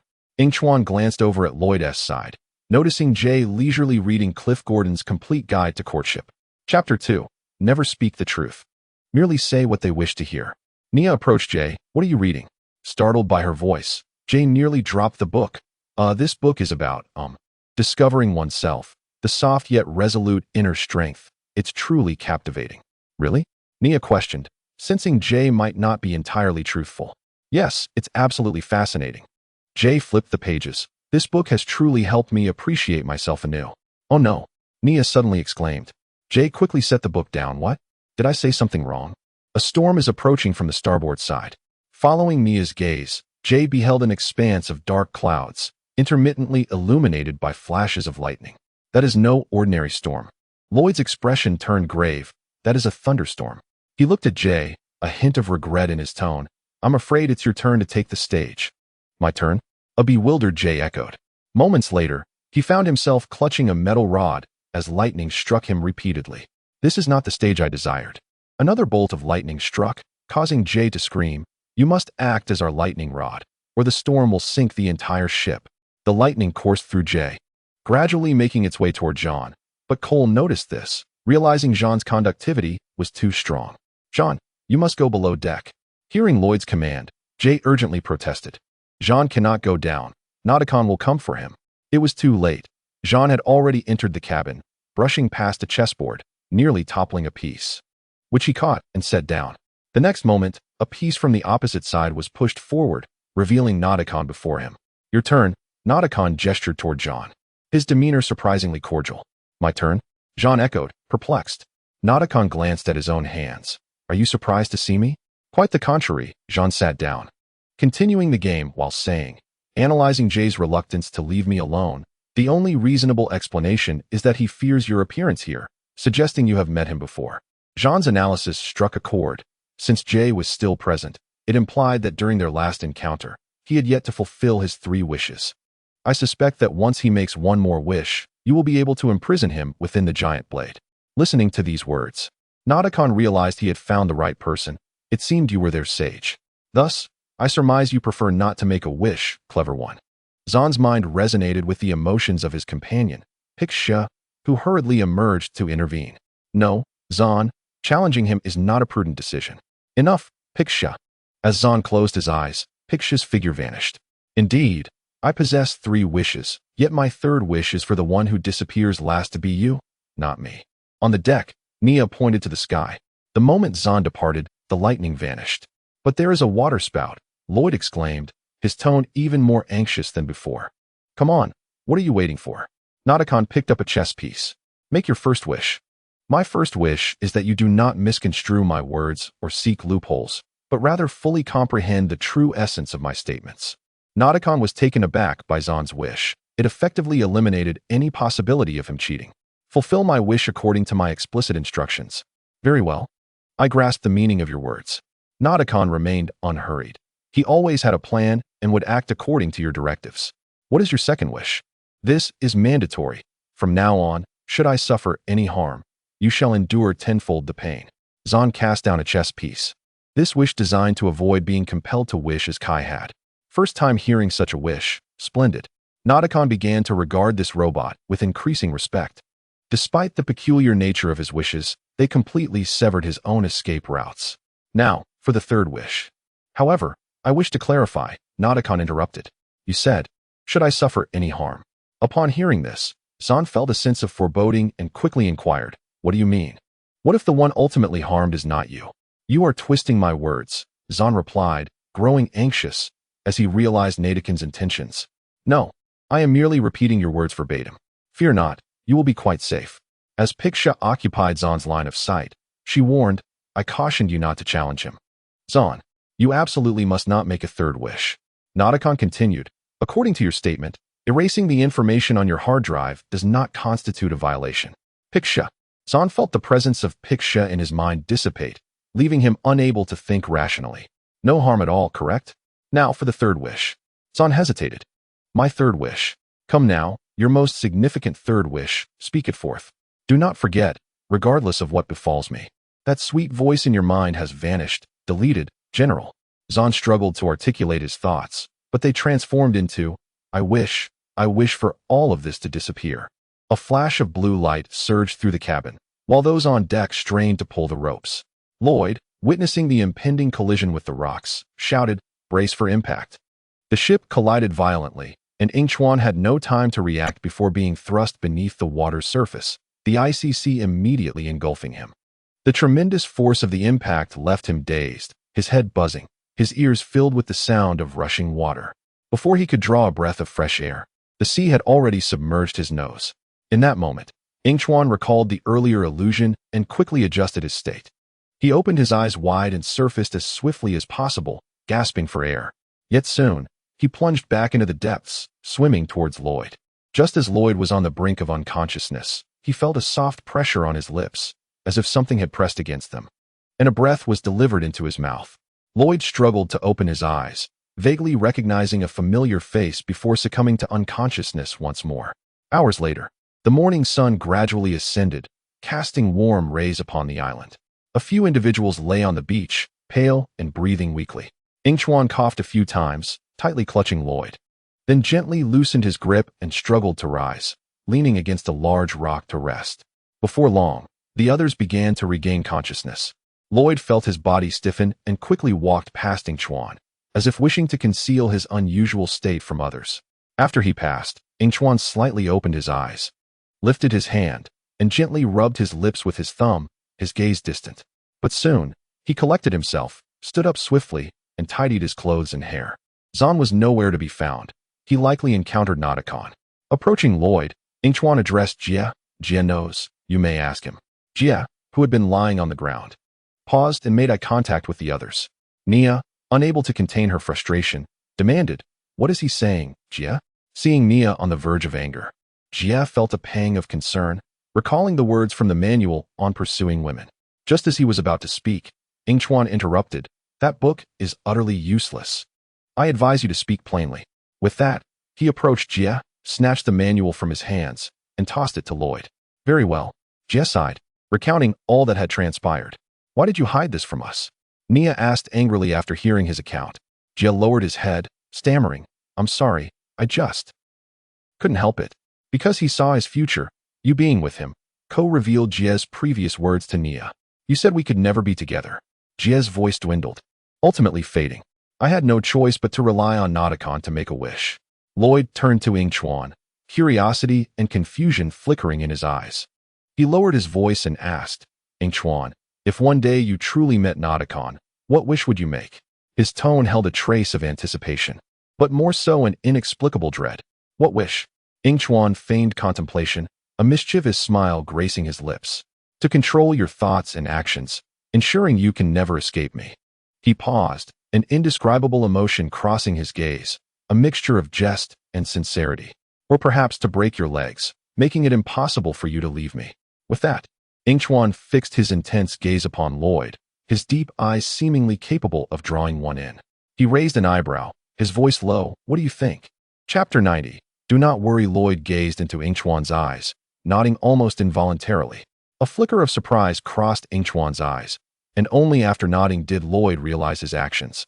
Instinctively stepping back, observing Lloyd's retreat, a faint smile graced Yingchuan's lips. Do not worry.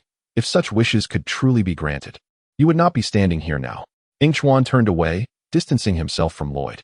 He had indeed made such a wish before, but the outcome had been far from satisfactory. Very well, I know who volunteered to track the traces of the tiger spider and collect its venom. As Jay explained, a surge of unnameable anger welled up within Nia. She struck Jay on the chest, her gaze fixed intently on him. Sensing Nia moving away, Jay panicked and called after her, but I must say, I have indeed discovered that my parents are not my biological ones. Watching as others followed Nia, Jay's spirits plummeted. It was truly disheartening. What's wrong? Are you really going to ignore me? Lloyd furrowed his brow, meticulously recalling every word Yingchuan had uttered, attempting to comprehend. Yet he remained unsure of the true meaning behind Yingchuan's words. Unconsciously tightening his grip, he suddenly felt something hard in his hand. He looked down to discover that he was still clutching the book Yingchuan had thrown to him. The Handbook to Pursue a Girl? Lloyd muttered the title softly, his gaze instinctively drifting towards Yingchuan, who was now walking alongside Nia. Would he? Yingchuan mused to himself, realizing they were currently on Tiger Spider Island. A perfect opportunity to encounter Naruto. Suddenly, he felt an unguarded gaze upon him, prompting him to slow his pace and walk in tandem with Lloyd. What is the matter? Yingchuan's eyes fell on the handbook in Lloyd's hands, visibly surprised. You might as well discard it. Hearing Yingchuan's words, Lloyd raised the book, allowing its cover to be fully visible to Yingchuan, his tone somewhat cautious. Do you think this book is of any use? Yingchuan continued walking, scratching his head before offering his assessment. It's decent. Most of it is useful, but it doesn't apply to Nia. He then casually added, if someone were to pursue me based on this, perhaps they might succeed. Lloyd's grip on the book tightened further, his fingertips turning pale as an unrecognized expectation seeped into his voice. Really? Of course, why would I deceive you? Yingchuan replied, leisurely placing his hands behind his head. To you, I am a unique presence, which is why I share these insights. With that, Yingchuan fell silent, discreetly observing Lloyd's reaction. Naruto could not fulfill his wish.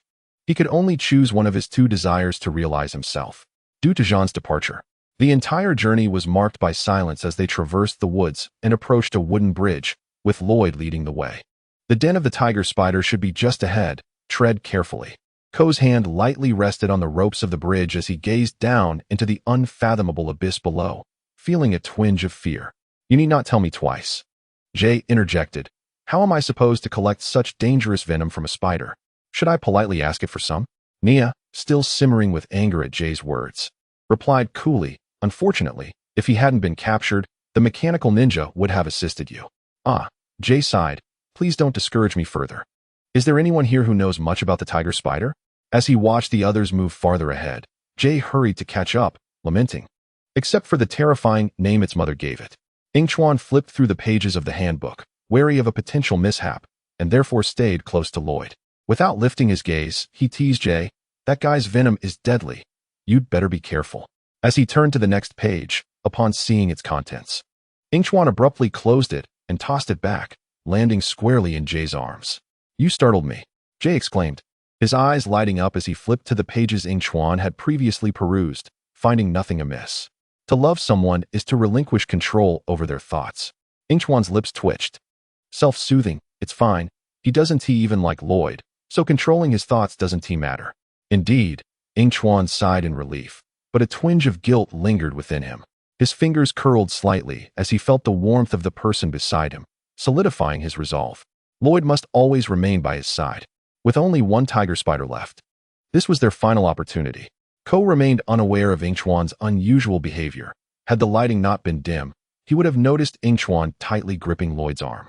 I will take responsibility for you all, Ko said, glancing around to find he had fallen behind. His gaze landed on a large net nearby, incredulous. You actually laid down for me? Jay lay on a hammock, sounding somewhat aggrieved. My legs are sore. I just wanted to rest for a bit after walking such a long distance. If I have to face the tiger spider alone, I need to recuperate first. He looked down, locking eyes with Yingchuan, who seemed to revel in the unfolding drama. For some reason, Jay felt an ominous foreboding. What's wrong? Is there an issue? Lloyd inquired hesitantly, furrowing his brow, a hint of concern evident in his voice. I don't believe that's a hammock. Upon hearing Lloyd's words, Jay's heart raced as he followed his gaze, his eyes widening in shock. A skeleton hung silently above them, enshrouded in a layer of fine spider silk. Its hollow eye sockets radiating despair, invoking an inexplicable chill. Yingchuan, observing the scene, couldn't help but smirk, though he endeavored to suppress his amusement. Jay, what luck you have, he declared, clapping lightly, his tone laced with mockery. How fortuitous to find yourself ensnared in the web of a tiger spider. I truly admire you. Jay immediately struggled to free himself, but the web clung tightly, rendering him immobile. Help me get this off. Hurry, help me. Get it off, get it off. In a moment of desperation, Jay somehow managed to break free from the web, tumbling to the ground. Nia, observing his predicament, merely shook her head. We'll be waiting for you up ahead. Yingchuan helped Jay to his feet, brushing the dirt from him, his tone teasing. Jay, you're incredibly strong and lucky. Have I not suffered enough? Jay lamented, feeling desolate. If I am to be punished, Let it be by the law, not by this insufferable Yingchuan. The two hastened to catch up with the trio ahead and, within 5 minutes, arrived at a clearing beside a stream. Right over there, Lloyd pointed toward a dark cave nestled against a stone wall, its depths foreboding. That's its den. All right then, Ko urged softly. Jay, hurry up. Jay gripped the thermos designed to contain the venom tightly, his eyes fixated on the shadowy entrance. A wave of anger surging within him at Ko's ruthless disregard for familial ties. I deeply regret not immediately leaping to allow that enormous spider to sink its fangs into me. Jay retorted angrily in response to Cole's insistence, his tone unmistakably laced with resentment. You asked me why I did not jump? Jay turned his head, because I could only see my entire life flashing before my eyes. Have you finished your speech? Did we not agree to act collectively? Jay endeavored to awaken the last vestiges of conscience in his teammates, unafraid of the threat from Nadakon compelling him to make a final wish. Anything could happen down there. Do you still consider me a friend? As Jay's words resonated, the other three raised their eyebrows, each wearing an expression that implied, if you want to go, who will? Yingchuan sighed in exasperation. Fine, I will go down with you. Stop calling. Upon hearing this, Jay's once disappointed eyes suddenly sparkled with hope. Yingchuan, you truly are my best friend. Oh, I am utterly exasperated with you. Yingchuan passed by Lloyd, lifting a hand as if to grasp the hem of his companion's garment, only to let it fall again. Lloyd watched as Yingchuan and Jay entered the cavern, feeling the piercing gazes behind them dissipate, allowing him to relax. He surveyed the cave and found the ceiling densely draped in cobwebs, combined with the dim lighting, creating a scene of sheer terror. Come forth, tiger spider, Jay called softly, the stillness of the nest amplifying the tremor in his voice. Despite Yingchuan's presence, Jay felt a rising panic. I am here politely to request your venom. Yingchuan glanced at the anxious Jay with disbelief, when suddenly he halted in his tracks, scanning the surroundings with vigilance. I like tigers. Are you a little tiger? Jay's quaking voice persisted, and as the light above them dimmed, his speech quickened. Or perhaps you are a big cat? Jay gazed at the looming shadow beneath him, then turned to shout, only to find a spider over 2 meters tall standing behind him, its numerous eyes fixated on him. That is far too large. The spider lunged forward, causing Jay to tumble to the ground, and he frantically searched for Yingchuan, but found no trace of him. Its fangs only extend when it bites me. How can I extract its venom? Jay's voice reached the ears of the others outside the cave, while Yingchuan, concealed in the shadows, observed Jay being toyed with by the spider. This is the last tiger spider. To slay or not to slay? Yingchuan pondered, gripping the enchanted blade. 1,000 blades. If I kill it, there will be no more tiger spiders in the world. If I spare it, there will be no more Jay. A moment of inspiration struck him. Just then, Cole's voice rang out from outside the cave, causing Yingchuan to lose his composure. Let it bite. Upon hearing this response, Jay felt as though thunder had struck him, envisioning the gates of the underworld flickering before him. If I survive this, I will definitely bite you. Laughter erupted from Yingchuan, unreserved and unrestrained, drawing the tiger spider toward his position. Lloyd, if I die, remember to bring me a bouquet. Outside the cave, Lloyd felt a jolt at Yingchuan's words, recalling the jade pendant Yingchuan had once gifted him. Cole's anxious voice suddenly pierced through. Flying pirate.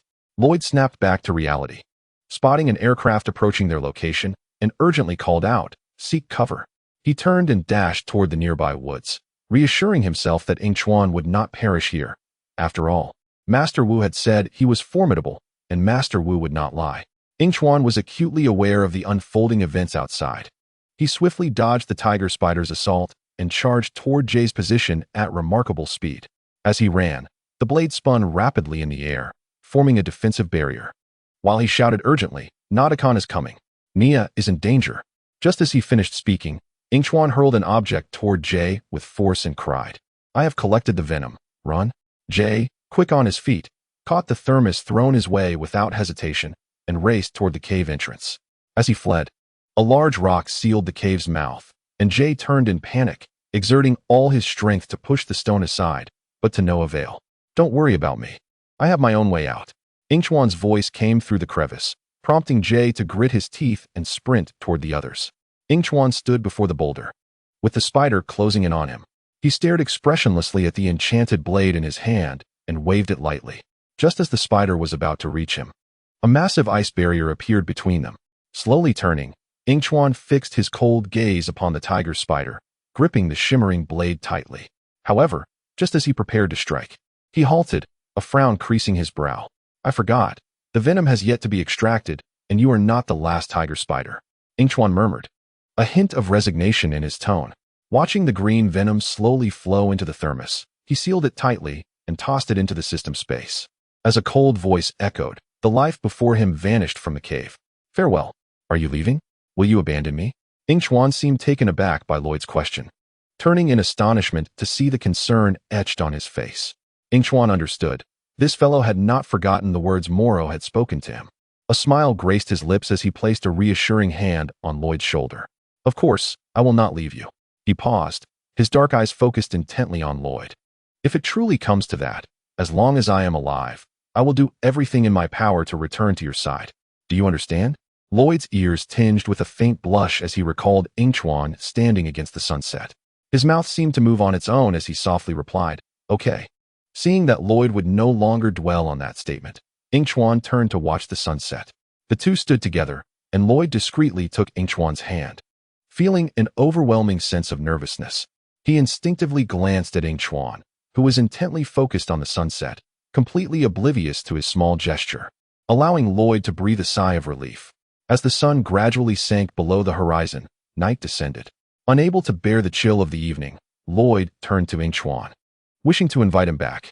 However, in the next moment, his pupils dilated as he beheld Yingchuan's form emanating a faint light, gradually fading, the glimmer swallowed by the darkness.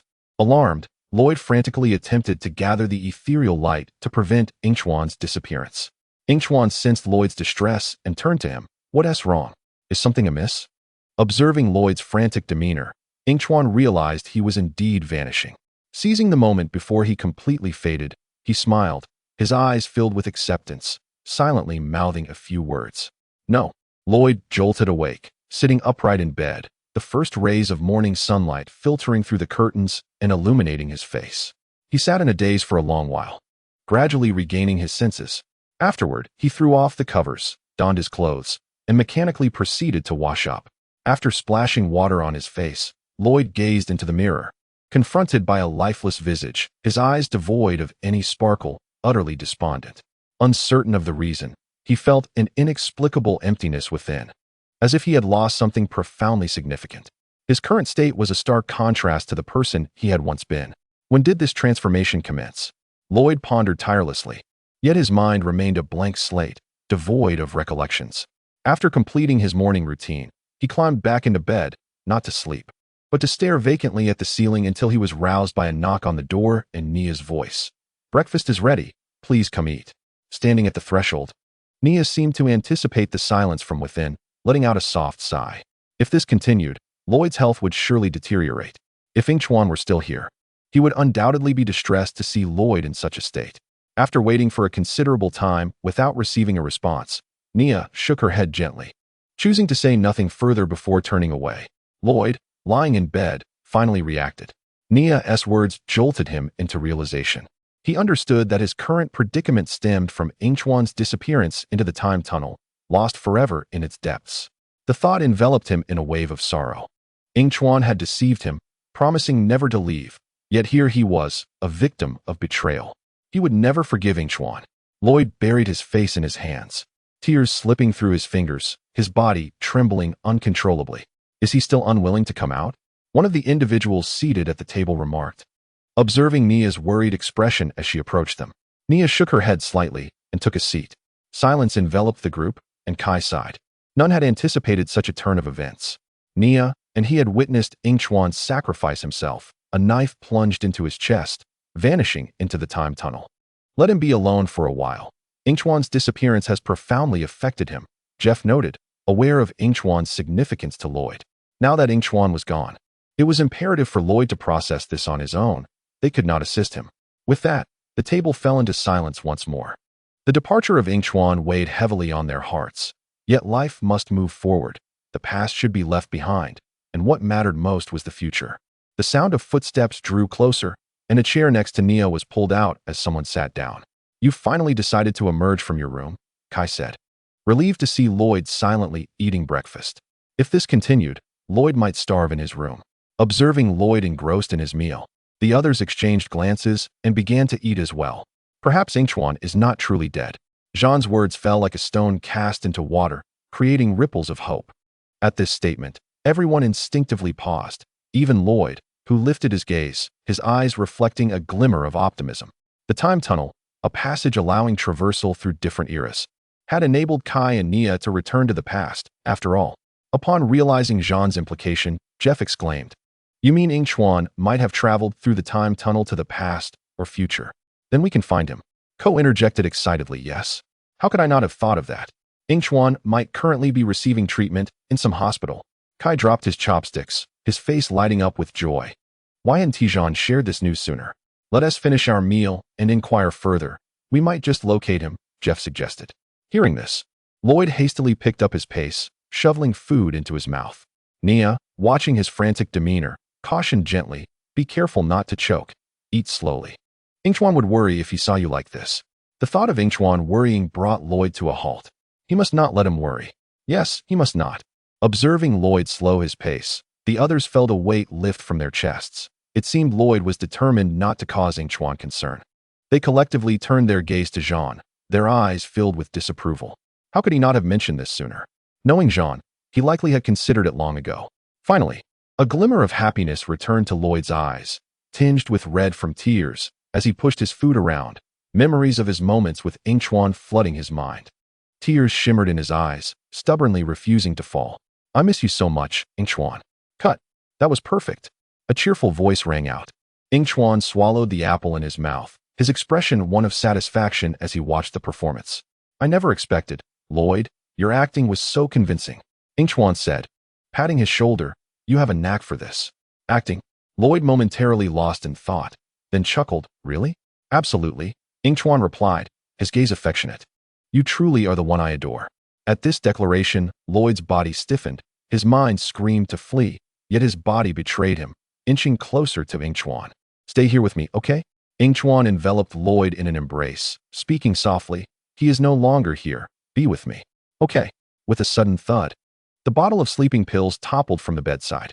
As time passed, moonlight softly illuminated the bed, revealing a white-haired youth lying there. Traces of tears glistening at the corners of his eyes, a token glowing softly beside the sleeping pills. Chapter 91.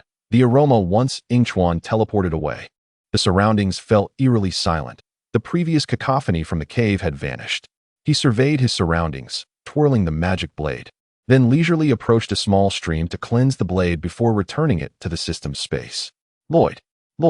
After witnessing Jeff being taken by Nader Khan and discovering someone had been lost, Lloyd urgently called for the others to search for Yingchuan. His footsteps crunched on the leaves, producing an almost jarring sound. Suddenly, hands emerged from behind, covering his mouth. "Don't speak." Yingchuan rested his head against Lloyd's neck, wrapping one arm around his waist, slowly tightening his grip. Lloyd turned his head, wanting to see who was behind him, catching a faint scent of blood that lingered in the air, his brow furrowing slightly. The words he attempted to utter were muffled by the hand over his mouth. "Listen to me," Yingchuan whispered soothingly, his proximity allowing him to hear Lloyd's heartbeat quickening with anxiety. Sensing Lloyd's struggle, Yingchuan understood his fears and softly threatened, "If you don't listen, I'll leave you." Sure enough, at those words, Lloyd's body went rigid, his resolve shifting. Yingchuan relaxed his grip, but still held Lloyd closely, a hint of curiosity surfacing. "Once this is over, you will forget, so why not?" Before he could finish, Lloyd's eyes widened, awaiting the continuation. As Yingchuan's lips parted, the remaining words flowed forth. "Will you accompany me to fulfill my wish?" "What is your wish?" Lloyd inquired softly, watching the hand that had covered his mouth lower. "Of course, the wish I just mentioned, little Lloyd." Moments later, a brilliant white light enveloped them, and they vanished from their location. After several minutes, Nia and Ko converged, exchanging glances, both aware that neither had found Yingchuan. What about Lloyd? Nia could see the agreed time approaching, yet Lloyd was nowhere to be found, which left her feeling somewhat anxious. "Do not worry about him," Ko said quietly. Surprised by the unexpected voice, she turned to see Yingchuan. "It's me." The indistinct figure stepped forward, standing in the shadows with a smile that did not reach his eyes. "He is attending to some matters in a safe place. You need not be concerned." "Very well," Nia replied, finding some comfort in Yingchuan's words. She nodded, dismissing any doubts. Who would suspect their own companion? But what about the venom that Naruto has poured out? What should we do? Ko felt his mind entangled in confusion, struggling to gather his thoughts. At that moment, a thermos was tossed to Ko, and Yingchuan, with his hands casually in his pockets, spoke slowly. What I gave to Jia was merely a cup of water. This is the true venom. In other words, Naruto was unaware of this development. An idea immediately sparked in Naya's mind, her eyes brightening. We can save Jia. He has suffered for us, and we must settle that score. Excellent, Ko agreed, both of them turning to Yingchuan, who shrugged with a hint of resignation. Whatever you say, I shall follow. Then let us construct a vessel and prepare to set sail, Naya declared, turning to leave. Yingchuan's gaze darkened, subconsciously rubbing his fingers together. The rich fragrance still lingered in his nostrils. How curious that a deeper connection with that aroma might leave a trace upon oneself. With a light laugh, Yingchuan raised his voice towards the two ahead. I just remembered I have something to attend to. You go ahead. I will find you on the beach shortly. All right. As he watched their figures fade away, Yingchuan turned to depart. Lloyd, wide-eyed, stared at the center of the room that confined him. A flash of white light appeared as Yingchuan crossed his arms, his expression devoid of emotion. You. Lloyd felt a wave of weakness wash over him. His voice trembling. Why? Yingchuan did not respond.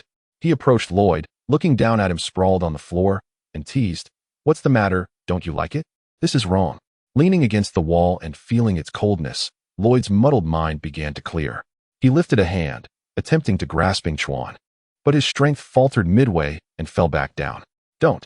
Yingchuan crouched beside him, gently caressing Lloyd's face. You have already fulfilled my wish. Let us depart. Really? Indeed. Yingchuan helped Lloyd to his feet and embraced him, offering warmth that rekindled Lloyd's trust in him. Earlier, Yingchuan had brought Lloyd here under the pretext of conducting an experiment. Before Lloyd could react, he had been seized and silenced, forced into a corner. Yingchuan, you have returned. When Yingchuan led Lloyd back, Naya and Ko were nearly finished constructing a ship, though darkness had already enveloped the sky. After a brief discussion, they decided to continue their work the following day. Meanwhile, Jia, who had been enduring a day of captivity, was summoned by Naruto for dinner.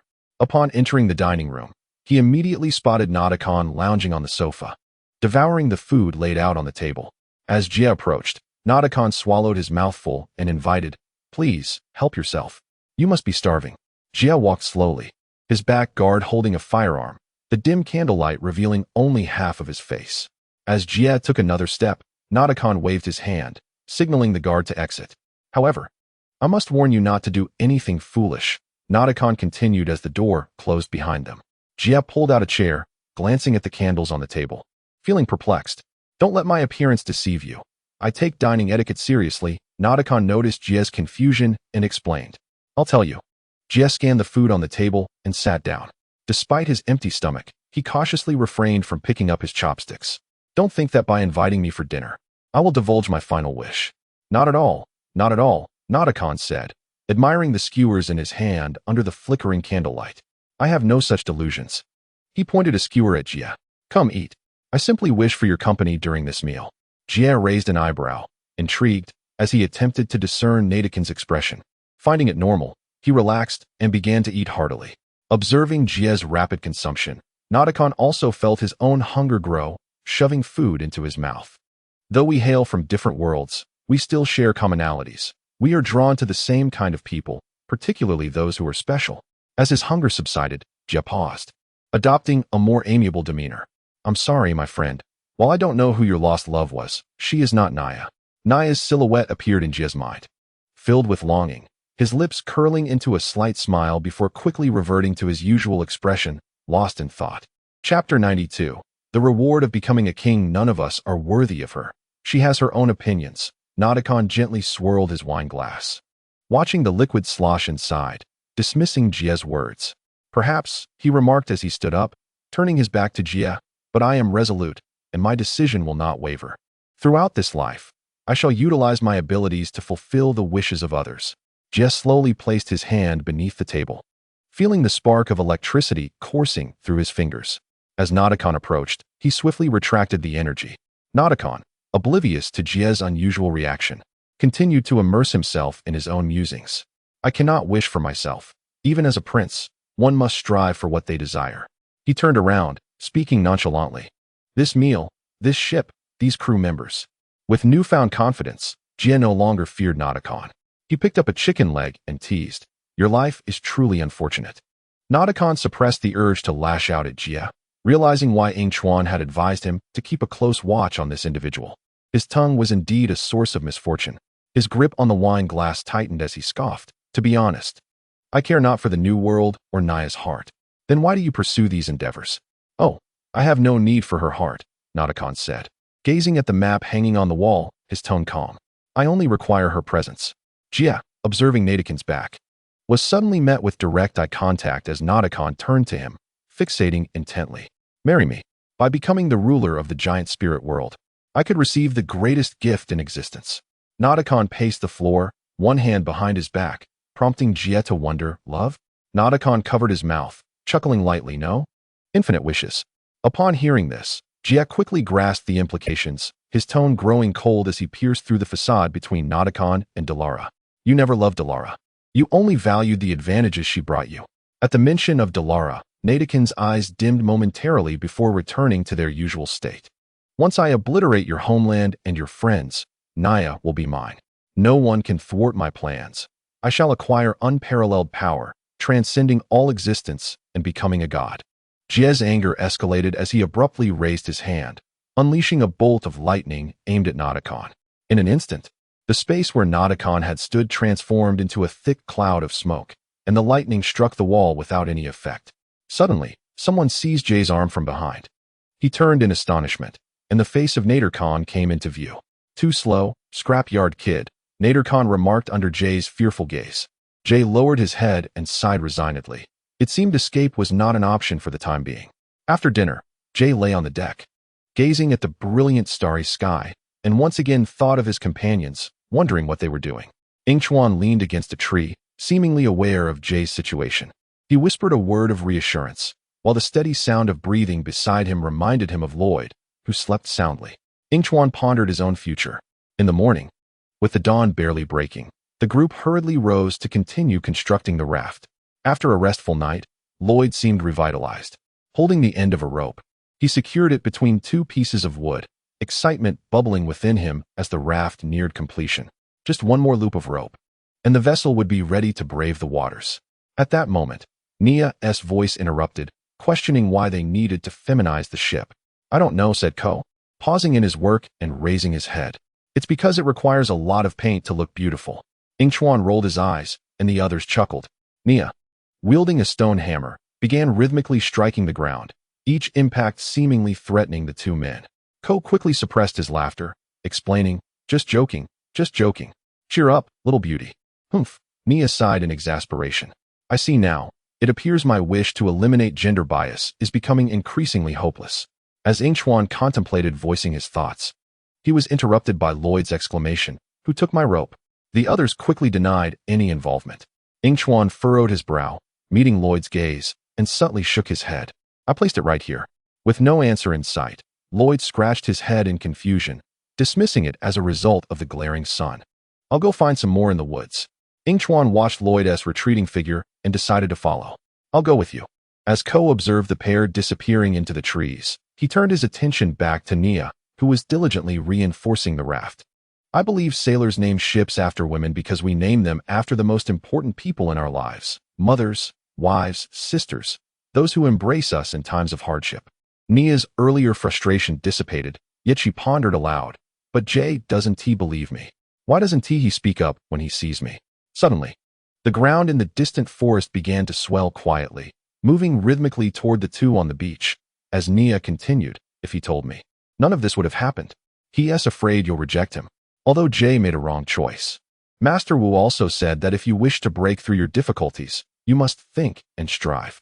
Nia set her stone hammer down on the sandy ground, feeling contemplative, unaware that something resembling a tentacle was stealthily dragging her hammer away. After all we've been through, you're starting to speak up for him. You're quite the friend, Ko said proudly, standing tall with his hands on his hips. Of course, I'm his best friend. However, Nia was too preoccupied to acknowledge Ko, having just noticed her hammer was missing. A wave of anxiety washed over her. Where's my hammer? The sand around them began to rise, swirling dust into the air. Ko felt something was amiss, pointing at the freshly disturbed sand. Did you see that? See what?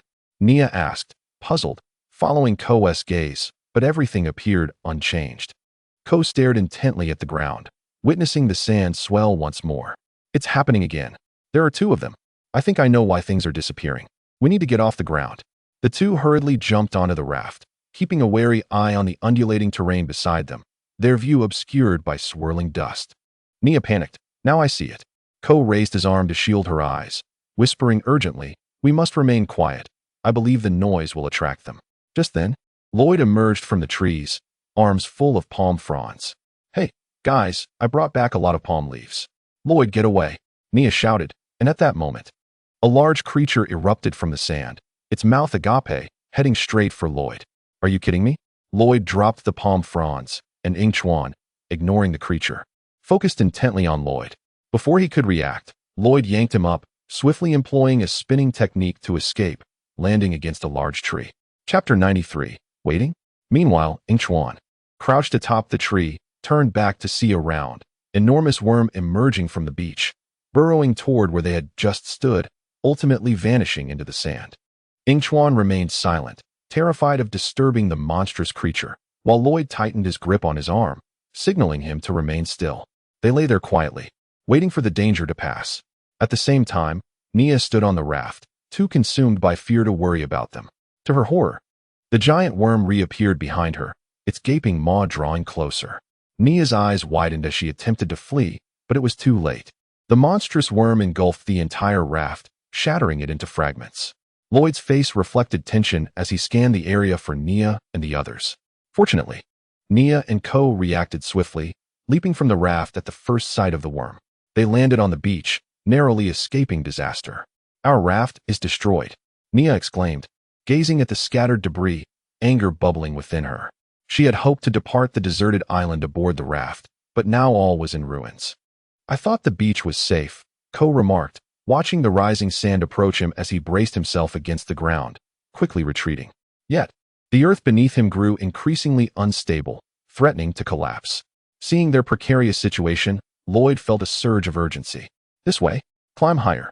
Ko turned toward Lloyd's direction and saw him tightly embracing a tree, while Yingchuan crouched beneath, striving to remain silent. Without a moment's hesitation, Ko activated the spinning technique and soared to the tree. Once in a secure position, Ko exhaled in relief, glancing down at Nia, who was still running on the beach, evading the attacks of the two worms. Just as she was on the verge of being swallowed, she unexpectedly mastered the spinning technique. Watching Nia ascend the central tree, Yingchuan felt a deep admiration. Truly, as the protagonist, her chaotic endeavors had led her to learn the spinning technique. It was undeniably impressive. "Hey, is this your first time using the spinning technique?" Lloyd asked Nia, astonished. Nia glanced at the now tranquil beach, calming her emotions before responding. "If you are truly eager to overcome your predicament, you will undoubtedly devise a plan and exert effort. I believe we should hasten our departure from this island." Lloyd addressed those nearby. Yingchuan cast a glance at the woods behind him. At that moment, Jay had begun to incite the crew of Nadakin's ship. "Good idea," Nia chimed in. "If we encounter that creature again, it would be troublesome." "Indeed, this place is too perilous," Ko nodded in agreement. He turned to Yingchuan and asked, "Do you have any plans, Yingchuan?" Yingchuan did not respond immediately, instead remaining silent for a moment, seemingly deep in thought. Ko's voice broke through Yingchuan's reverie, prompting him to steady his mind. His gaze composed, and he finally uttered a single word: "Wait." Ko's eyes widened in disbelief as he looked at Yingchuan, unable to restrain his skepticism. "Wait? Are you certain? Isn't that akin to waiting for death? The longer we delay, the worse Jay's situation becomes." Yingchuan inhaled deeply, slowly elucidating, "Someone will come for us. Besides, is Jay's predicament truly worse than ours?" "Extra daily life," one Yingchuan, "wake up." Feeling a gentle shake, Yingchuan slowly opened his eyes to find Jay's vastly oversized face before him. "Whoa." Startled, Yingchuan leapt from his seat, pointing at Jay and exclaiming, "Monsters, begone! Monsters, begone!" Jay, hearing this, gazed at Yingchuan in disbelief. "I told you to relax, buddy. Didn't we plan a barbecue in the mountains today? How did you end up sleeping on the table?" "Did we?" Yingchuan scratched his head, chuckling awkwardly. "What time is it now?" "It's 9 in the morning." Jay replied as he turned to head outside. Come on, we need to prepare the food for the barbecue this afternoon. Got it, Yingchuan acknowledged. Glancing at the scattered items on the table, his brow furrowing momentarily before he relaxed and hummed a tune while leaving. Yingchuan, fresh from washing up. He spotted Lloyd in the yard washing vegetables. He raised his head and hurriedly beckoned Yingchuan over. Refreshing mint candies. Once Yingchuan sat on a stool, Lloyd produced a few candies from his pocket and presented them to Yingchuan with a flourish. Here, have some. Awesome. Yingchuan accepted the candies, unwrapped one, and popped it into his mouth. Thanks. Now, get to work quickly, Naya's voice interrupted as she popped her head from behind, a forced grin on her face. We still need to buy some vegetables. Yingchuan halted his chewing, stiffly turning his head, swallowing instinctively. All right, Naya, I'll head out right away. What else do you need? Naya, observing his almost obsequious demeanor, raised an eyebrow. Enoki mushrooms, tofu skin, cabbage, and what else? Yingchuan quickly noted down the items on his notepad. Naya sighed. If you want to eat, you should also buy some rice cakes. The other 3 have already left. Okay, I'll take care of it. Yingchuan tucked the notepad away, feigning a serious look, placing his hand on his chest, and departed under Lloyd and Naya's bemused gazes. Once he was gone, Naya exhaled a sigh of relief and turned to Lloyd, asking, when do you plan to tell him about that matter? Will he agree? He enjoys everything here. Lloyd resumed washing vegetables. I will find the right moment to talk to him. He will agree. That's not guaranteed. Naya shrugged nonchalantly before returning to her meat preparation. It's a beautiful day today, Yingchuan hummed as he strolled down the bustling street, the sun shining brightly and the thoroughfare alive with activity. Sister, how much is this watermelon? Yingchuan inquired, pointing at a watermelon, addressing a girl at the stall. The girl, who had been dozing off, perked up upon hearing him, eagerly responding, Hey there, this watermelon is 5 yuan per gene. It's quite hot today, you should buy one to try. Sure, Yingchuan readily accepted. On his way back, he also purchased a case of drinks and several cakes, thinking, Ko will surely love these. Feeling the weight of his purchases, he continued on his way when he encountered another acquaintance who hesitated upon seeing what Yingchuan was carrying, asking, Did you buy watermelon, drinks, and cakes? It seems we share the same thoughts. Indeed, Yingchuan's right eyelid twitched. I have a bad feeling. Kai has gone out too. Do you think he guys?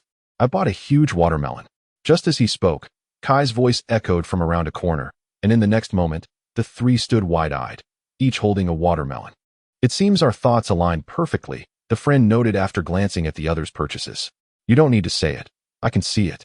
Yingchuan remarked softly as the 3 stood at the doorway, collectively sighing. Dear friends, I've been feeling unwell lately, so bear with me. Of course, a 5-star review would be appreciated to show your support. Extra. Happy Mid-Autumn Festival. Leaning against a wall, Yingchuan fiddled with a lighter, the flickering flame attempting to dispel the darkness surrounding him, yet achieving little. He gazed at Lloyd, who was examining goods not far away, his expression inscrutable. Ever since the grand fusion, he had not seen Lloyd again, immersing himself daily in tasks, the blood on the demon blade chained vexatiously recurring. Yingchuan glanced at Naya beside Lloyd and a girl he did not recognize, furrowing his brow momentarily before relaxing. Tucking the lighter into his pocket, he attempted to pass by Lloyd amidst the bustling crowd. How much is this? Naya inquired curiously, pointing at a comb on a small stall. Lloyd suddenly sensed someone passing behind him, his heart skipping a beat. As if instinctively, he turned and caught a fleeting glimpse of a figure disappearing into the throng. Yingchuan, he called out anxiously, prompting those nearby to pause their conversations. Naya followed his gaze, but saw nothing. Did you see incorrectly? How could Yingchuan be here? Another girl queried. Leaning in curiously, who is Yingchuan? Oh, Naya shrugged. Didn't he tell you? He is Lloyd's partner and our comrade. It must be him. I would never mistake him. Lloyd hurriedly sprinted out, but alas, the crowd at the intersection was overwhelming, and in the brief moment of conversation, the figure had vanished. Lloyd stood amidst the throng, feeling bewildered, his hand instinctively curling at his side as doubt crept in. How could it possibly be him? How could it? Don't overthink it, Lloyd, Naya consoled him as he returned, looking disheartened. If it truly was Yingchuan, he wouldn't abandon you. System, redeem rewards. Redemption successful. We welcome your next visit. Yingchuan found himself in a tranquil place, staring at the assassin's token in his hand, the inscription seemingly transporting him to another realm. The wind tousled his white hair as a small dragon darted to his side. Wait for me. A boy, even younger than Yingchuan, appeared in his line of sight. The small dragon flitting behind him. The boy, feeling embarrassed, spoke. I'm truly sorry. My name is Alan. Yingchuan uttered the names with an impassive expression, catching the attention of the astonished youth beside him. How do you know I am acquainted with you? Yingchuan glanced at the small dragon darting around him. The assassin's token clutched tightly in its grasp. You are that guy's disciple, just like that girl. Have you met Sora? Arlen's surprise deepened as he shook his head. Wait. You know Lloyd? Yingchuan hesitated before responding, the token vanishing from his hand as the enchanted dagger, Qianren, was poised before Arlen. I suppose I do. He saved my life. My name is... Yingchuan paused momentarily, and then slowly continued. Ran. I know of you. Lloyd often mentions you, but we never understood why. Arlen's spirits lifted. Today is the Mid-Autumn Festival. He would be thrilled to see you. Thrilled? Yingchuan did not share that sentiment. Lowering his gaze, he mused, perhaps. I, too, wish to see Lloyd again. Arlen glanced at his watch. It was already 6:30. Then let's return together. It's the Mid-Autumn Festival. Yingchuan nodded, then added, I admire Lloyd. On our way, could you share stories about him? Of course. Since Lloyd's return to the temple, he had been preoccupied with thoughts of that fleeting figure. Sora sat beside him, offering consolation. Though I am unaware of your connection with Yingchuan, do not fret. We will find him. Perhaps you will encounter him soon. I hope so, Lloyd replied, his spirits dampened, haunted by the memory of that night when Yingchuan coldly declared his self-loathing, leaving a shadow in Lloyd's heart. Upon entering the temple, Yingchuan spotted Lloyd and the girl Sora alongside him. I'm back, Arlen announced as he walked in, the little dragon scampering to Sora, joyfully licking her face, causing her to laugh. As Arlen turned to introduce the person behind him, Nia emerged from the house, exclaiming, Yingchuan, you're back. Instantly, all eyes focused on Yingchuan, who took a step back, nodding at Nia with a forced smile. Yes, I happened to run into Arlen on the way back. He then turned his gaze toward Lloyd, unsure of what to say, and silently walked past him toward his room. Lloyd, having been stunned the moment he saw Yingchuan, quickly regained his senses and hurried after him. As the door closed, their figures vanished from sight. Arlen, filled with concern, attempted to follow but was halted by Sora. Let us not. Noticing his puzzled expression, Sora kindly advised, dinner will be ready soon. Nia glanced at the closed door, aware that the two needed to communicate, and turned to return to the kitchen. Yingchuan surveyed the almost untouched room, the door behind him firmly shut. Ignoring Lloyd, who had followed him, he approached the table, which remained unchanged since his departure months ago, devoid of even a speck of dust. Humph, Yingchuan scoffed, pulling out a chair to sit, facing away from Lloyd. Let us talk. What do you wish to discuss? Lloyd lowered his head, resembling a contrite child, his voice low. Can you please stop searching for me?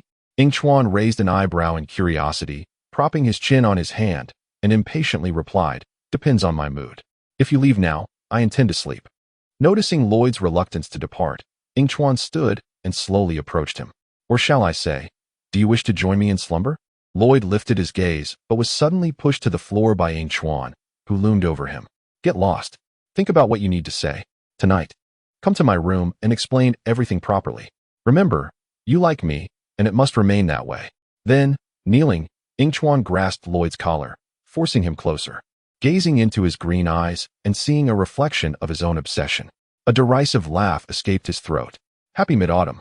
As the sun gradually dipped below the horizon and the temperature began to cool, Yingchuan gracefully leaped down from the tree, flexing his wrists and muttering, that guy Jay is undoubtedly doing better than us right now. System, what is Jay doing now? Yingchuan communicated with the system. He has been beaten all day and is currently resting. Yingchuan paused, a hint of embarrassment crossing his face. Well, perhaps Jay is indeed faring better than us. He forced a chuckle to lighten the mood, then shifted his gaze to the sea. Lloyd followed suit, astonished to see flickering lights on the dark waters. What is that? He inquired of Yingchuan. Reinforcements. Yingchuan felt a tremor beneath him as he crouched, gently touching the sand. In an unnoticed corner, the approaching sandworms were suddenly frozen, unable to advance. As the lights drew nearer, Lloyd finally discerned that it was a helicopter. Ronan's voice boomed from above. Anyone in need of a flight? Yingchuan chuckled softly, moving forward with a slight smile. Certainly. I believe this is the most beautiful sight I've seen in days. Lloyd's excited voice echoed from behind, filled with awe. Yingchuan felt a stir within him but continued onward, then turned to gaze at the moon, his brow furrowed as if lost in thought. For some reason, Yingchuan sensed a peculiar energy coursing through him, stirring an unsettling premonition that left him feeling agitated. Meanwhile, he noticed the enchanted dagger in the system's space vibrating, as if resonating with the energy within him. Frowning in unease, he felt a growing sense of foreboding. At that moment, the roar of a helicopter filled the air as it landed before Yingchuan. The chief exhaled in relief upon seeing the individuals boarding the helicopter. "Thank heavens we've found you. How did you find us?" Nia asked, her eyes filled with confusion. After all, they were on an island that was untraceable on any map, having stumbled upon it by chance. "We knew you rented a boat, so we tracked the storm pattern," an excited officer on the helicopter chimed in, his face beaming with enthusiasm. However, he was interrupted by another officer. "That's the job of detectives. We are detectives, and we are professionals." "Wait," Ko interjected, his gaze sweeping over the people on the helicopter, incredulity in his expression. "So you traveled all this way to capture us?" "Capture you?" The chief chuckled at Ko's remark, quickly clarifying, "Of course not. We are here to rescue you." Yingchuan apathetically observed as the island receded further into the distance, transforming into a mere speck before vanishing entirely. The chief's voice carried a hint of fatigue. "Ever since you rescued the city from the pirates, we've truly understood where your loyalties lie." Having spoken, the director cast a glance at Lloyd, tinged with a hint of regret. "I was mistaken. My failure to believe in you, Lloyd, was my fault." Observing this poignant moment, Ronan interjected, producing a message in a bottle. "There is another soul awaiting rescue. We have received news about Jay. Let us unite to bring him back." Yingchuan remained silent, his mind racing with troubling images. Before him stood Lloyd, who was engaged in conversation with several others, their murmurs faintly reaching his ears. "The update may prove beneficial to you," the system's voice chimed in, followed by the sound of keys clattering. An electronic screen materialized before Yingchuan. Upon seeing the figure displayed, his heart skipped a beat, and as he perused the fresh information, his unease deepened. "System, do you think I will depart from this place in the future?" As he disembarked from the helicopter, Yingchuan could no longer restrain himself from querying the unreliable system. "How should I know?" The system replied nonchalantly, "My capabilities are limited. Should such an event occur, I would fall into slumber." Its tone shifted suddenly, taking on a somber note. "If you were to perish during my slumber, I would be powerless to assist. However, I shall leave you several vials of forgetting water before I descend into slumber. Rest assured, you shall not meet your demise." Yingchuan was taken aback by the system's unexpected kindness. Though he deemed such a scenario unlikely, he felt a flicker of gratitude. The group arrived at Ninja City, and after a brief respite, Darius abruptly entered. "I wish I could assure you that this mission is straightforward, but alas, I cannot." Darius regarded the rescued individuals, removing his sunglasses. "No, it is quite simple," Ko interjected, correcting Darius' misstatement. "You may not yet be aware that we possess something capable of thwarting Nader Khan. Once we rescue Jay, we can resolve this matter with ease." Observing Ko's confidence, Yingchuan's lips twitched. Coincidentally, at that moment, Darius elaborated. "As you soar through the skies on the dazzling elemental dragon, do you truly believe that 4 individuals can withstand a horde of sky pirates for long? We must mobilize all our resources for this arduous task." While Nia spoke, Yingchuan pondered Darius's words, ultimately concluding that he could remain aloft indefinitely. The police chief stated that his forces could be at their disposal, as if summoned by fate. The chief arrived with a contingent of officers at the very location where the advertisement was filmed, now the resting place of the ninjas. "I have brought trustworthy personnel," he declared, under Darius's scrutinizing gaze. "Feel free to deploy them." "Then I must ask you to leave," Darius countered, swiftly explaining to the others. "If we are seen initiating an assault, Jay is doomed. This mission is far from simple." He turned to encourage the group, "Yet it is not insurmountable. We merely need to harness a touch of magic." Yingchuan expressed his disinterest in hearing more, while Darius donned his stylish sunglasses and slowly uttered the 4 words, "Movie magic." "Kevin, Adon, the next steps are in your hands." Chapter 95. This benefits me. Two men approached, carrying a movable blackboard. Lloyd regarded them with curiosity and inquired, "Who are they? Just workers from the cinema?" Even better, Darius lifted his chin slightly, explaining, "They are screenwriters." The 2 screenwriters stepped forward. One, clad in a brown sweater, held a message in a bottle, stating, "We discovered Jay's message in a bottle, which reads, 'Do not worry about me. Focus on how to stop Nader Khan.' Clear, concise, and straightforward." The other continued, "However, it is of no assistance. What is intriguing is the hidden message behind it." As the bottle was uncorked, a piece of paper fluttered out and was laid upon the blackboard. He transcribed the information onto the back of the pirate airship blueprint. Nia glanced at the board, squinting. Indeed, as the screenwriter had mentioned, beneath the plea for help lay a detailed blueprint of a ship. "Thus, we propose utilizing movie magic," one screenwriter suggested, tapping the blueprint, "to recreate one of the vessels, allowing you to infiltrate the fleet. Subsequently, they would enlist a costume designer to transform your appearances into those of pirates. And a stunt coordinator would teach you the art of piracy for a successful disguise." Yingchuan raised an eyebrow at this proposal, considering it the best idea thus far. Just then, Lloyd piped up, "Hooray, brothers. This time, we shall be pirates." His voice, uncharacteristically subdued, sounded peculiar. The screenwriter hesitated, then gently replied, "Let me think. The green ninja lacks acting prowess. Perhaps he could be a mute pirate." "Indeed, that is a splendid idea."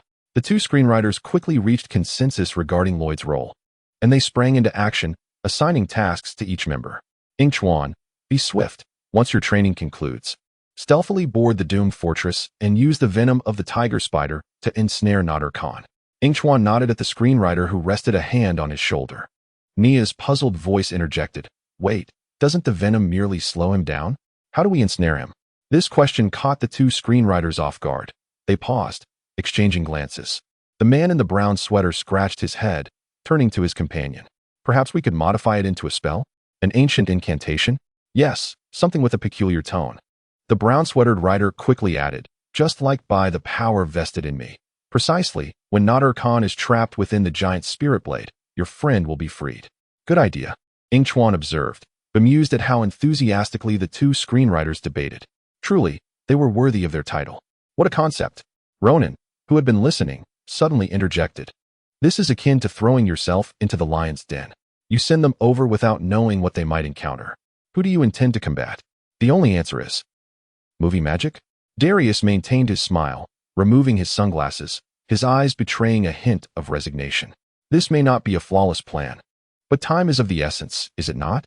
Every action bears risk, yet this is the best idea we have at present. The longer we delay in seeking alternatives, the more territory the ninja world will lose." Darius's voice, neither loud nor soft, resonated clearly in every ear present, confronting them with the harsh reality. If they continued to dawdle, they might not have a home left to save. "This is the plan. Unless someone can propose a better idea immediately, we must commence our actions." The group exchanged glances, none daring to voice disagreement. As Darius had rightly stated, this notion was the most viable thus far. Seeing no one contest his words, Darius smiled faintly. "Very well, let us conjure some magic."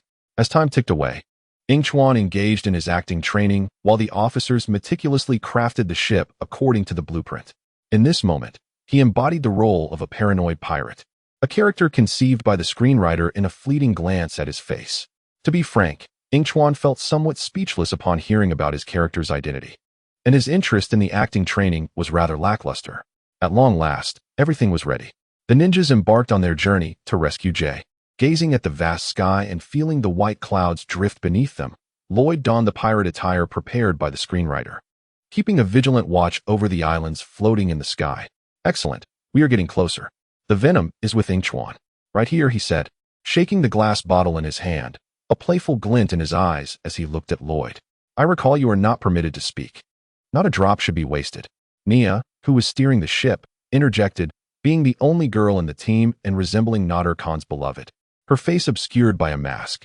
"We may only have one chance," she continued, her tone laced with distaste. "I despise this. I do not like it at all." "What's wrong?" Ko sensed Nia's unusual state, detecting an excess of anxiety. "I haven't seen you this scared before. I only hope Jay is all right. It has taken so long." Nia's mind could not help but dwell on Jay, her eyes closing involuntarily as her voice trembled. "Perhaps he has." "Do not speculate wildly," Ko quickly reassured her. "He will be fine. Regardless of the cost, we will not abandon him." Yingchuan turned his head slightly to the side, catching sight of Lloyd's serious expression as he approached the bow of the ship. "Indeed, the performance is about to commence," Nia's voice rang out, revealing that her earlier worries had dissipated. "I will steer a little closer." Yingchuan shook his head, swiftly climbing to the highest point of the ship. As his hands touched the underside of Nader Khan's vessel, a collective sigh of relief escaped the group. Yingchuan quickly ascended, his gaze falling upon the deck where a few cargo items lay, a mechanical monkey patrolling the area. He raised an eyebrow and approached it. "Mechanical monkey, we meet again." The monkey turned its head, and upon seeing Yingchuan, it squealed with delight and leapt around, eager to lead Yingchuan to Nader Khan.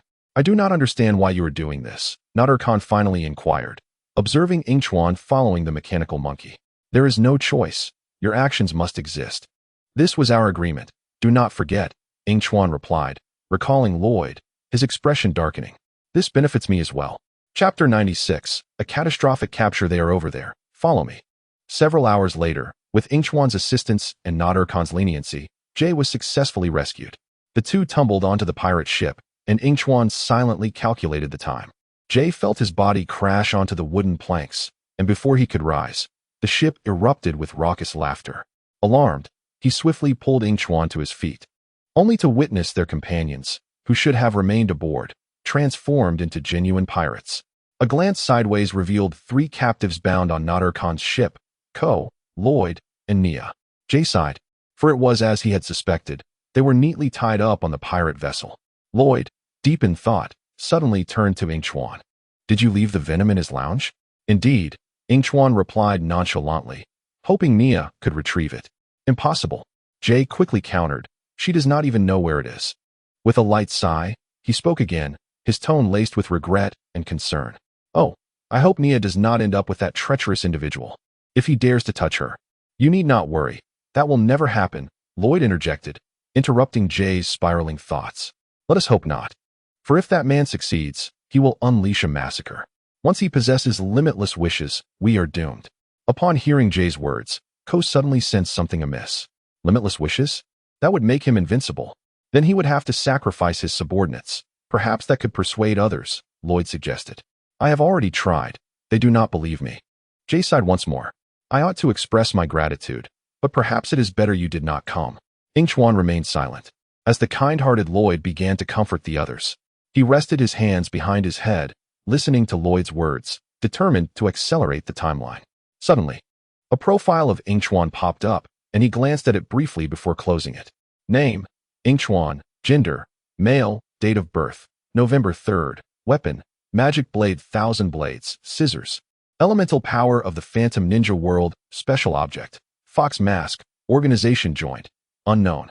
Happy birthday, Yingchuan, he consoled himself internally, observing the walls around him as a wave of drowsiness washed over him, rendering him oblivious to the conversations of others, and he fell into a deep slumber.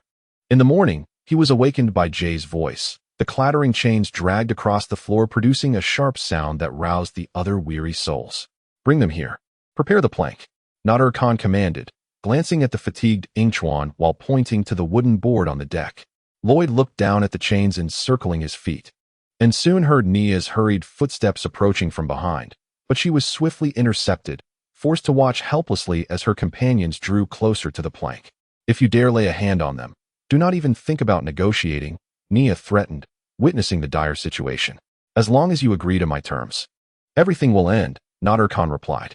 "Nia, do not believe him," Ko urged, attempting to thwart her inclination to comply with Nader Khan. "I will have him.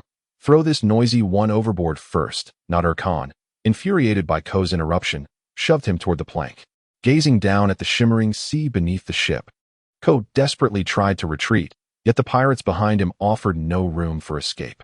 "I do not understand," the first mate queried, confused by the unfolding scenario.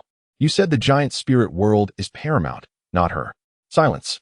Do not question me," Nader Khan snapped in anger at his subordinate's insolence. "Otherwise, you shall be the next to walk the plank. Push him over." As the first mate approached with a knife drawn, Ko's survival instincts surged. "Wait, may I speak my last words?" "Make it quick," came the reply. "I hope the revenge stone does not bind us, but instead makes us stronger." Upon hearing this, Nader Khan tilted his head in confusion. Ko fixed his gaze on the revenge stone binding him, feeling the once oppressive weight lift, and he could not help but cheer. "Haha, my wish has come true." At that moment, Lloyd comprehended the situation, loudly addressing the others. As long as he can hear it, the wish must be fulfilled. Yingchuan, concealed nearby, observed the sparks emanating from his hands. their power seemingly greater than usual. He instinctively exchanged a glance with Naruto and nodded. Capture them. Upon receiving the command, Naruto bellowed to the crew. The other crew members surged forward, several ninjas huddling back to resist the enemy. Be cautious. Do not squander your wishes, Lloyd reiterated. You cannot wish for love, death, or additional wishes. A bolt of lightning hurled a pirate away, and due to the impact, he staggered back a step, his voice tense. My power has grown stronger. I can barely control it. I warned you not to make wishes. Yet no one heeds my words. We must destroy the iron balls and chains. Seeing that everyone's iron balls and chains had been shattered, the firearms officer leisurely raised his gun at the ninjas, radiating an innate confidence. No one can evade my aim. I hope from now on I never miss. As the bullet was about to strike him, Lloyd hastily interjected, prompting the firearms officer to scoff. I have never missed. However, with the sound of a gunshot, the bullet landed at Lloyd's feet, astonishing all the crew members who gazed incredulously at the firearms officer. Noticing the skepticism in everyone's eyes, the firearms officer quickly clarified. I truly have never missed. Skeptical, he fired several more shots, but each bullet flew off in an entirely unforeseen trajectory. Stop shooting, or we'll all be hit by your bullets. For heaven's sake, cease making wishes. This will lead to disastrous consequences. Naruto's roar echoed alongside Jay's shout, and the ninjas exchanged glances, deciding to commence the elimination of the pirates aboard the ship. Observing his crew in a precarious position, Naruto unsheathed his prized blade. The giant spirit sword, employing ice elements to render the entire deck slick, forcing everyone to halt their attacks. Everyone, that is, except for Naruto, who floated above the ground. It's unfair. He wields the elemental power of a ninja. Ko, having fallen to the ground, suddenly had an epiphany. I know. I wish for him to lose that sword. Everyone paused, for Ko's wish had come into effect. The treasured blade slipped from Naruto's grasp, drifting away, only to be snatched mid-air by the firearms officer, returning it to Naruto's hand. What a pathetic wish, Yingchuan couldn't help but comment. Very well. Your wish has been granted. Are you satisfied? Jay shared Yingchuan's sentiment, his heart heavy with disappointment towards Ko, who had ignored countless warnings. The choice of words is paramount. Making reckless wishes like yours only squanders wishes, Lloyd advised as he observed Ko. Just then, Jay hastily interrupted. No need. Save it. Be silent. Stop. Wish. How about this? Yingchuan suggested, looking at Lloyd, who was wasting his second wish. I wish to be as clever as Master Wu. Naruto gazed intently at Lloyd, unable to suppress his admiration. That's quite clever. That idea is utterly foolish, Yingchuan countered, unlike Naruto, asserting that Lloyd was entirely wasting his second wish, which paled in comparison to Ko's earlier wish. Indeed, perhaps we are overthinking this. What further exasperated Yingchuan was Ko's declaration of his third wish. I wish for all of us to leave this place. The entire ship began to tilt, with everyone on board plummeting towards the sea below. Why does no one listen to me? Jay still felt bewildered. Quick, stop them. The firearms officer grasped the wooden plank, while Naruto floated upward, responding, I cannot. Everyone is leaving. That is his wish. Hold on. Jay comforted the others. Not far away, Lloyd observed the icy surface of the deck. Astonished to find deep wrinkles forming on his face, realization dawned upon him, and he shouted to the others, though I have grown cleverer, I have also aged. You should wish for it to vanish. It's imperative. Unless someone wishes quickly, we will be in dire straits. Ko regretted his earlier action and could only place his hopes on the remaining wishers. Don't look at me. I'm out. Yingchuan was about to speak when he noticed Nia losing her grip and plummeting downwards, dragging Ko with her. I wish these clouds would catch us. Nia exclaimed in a panicked tone as the water approached. In the next moment, they both landed on the clouds. Yingchuan glanced at the others, knowing he could not hold on much longer, and voluntarily let go, falling onto the clouds, swiftly followed by all others. The battle was imminent, and Nia, gazing at the frail Lloyd, asked with concern, Lloyd, how have you become like this? Yingchuan encircled Lloyd protectively, astonished at witnessing Lloyd's aged appearance. You need not worry about me. Jay and I still possess wishes.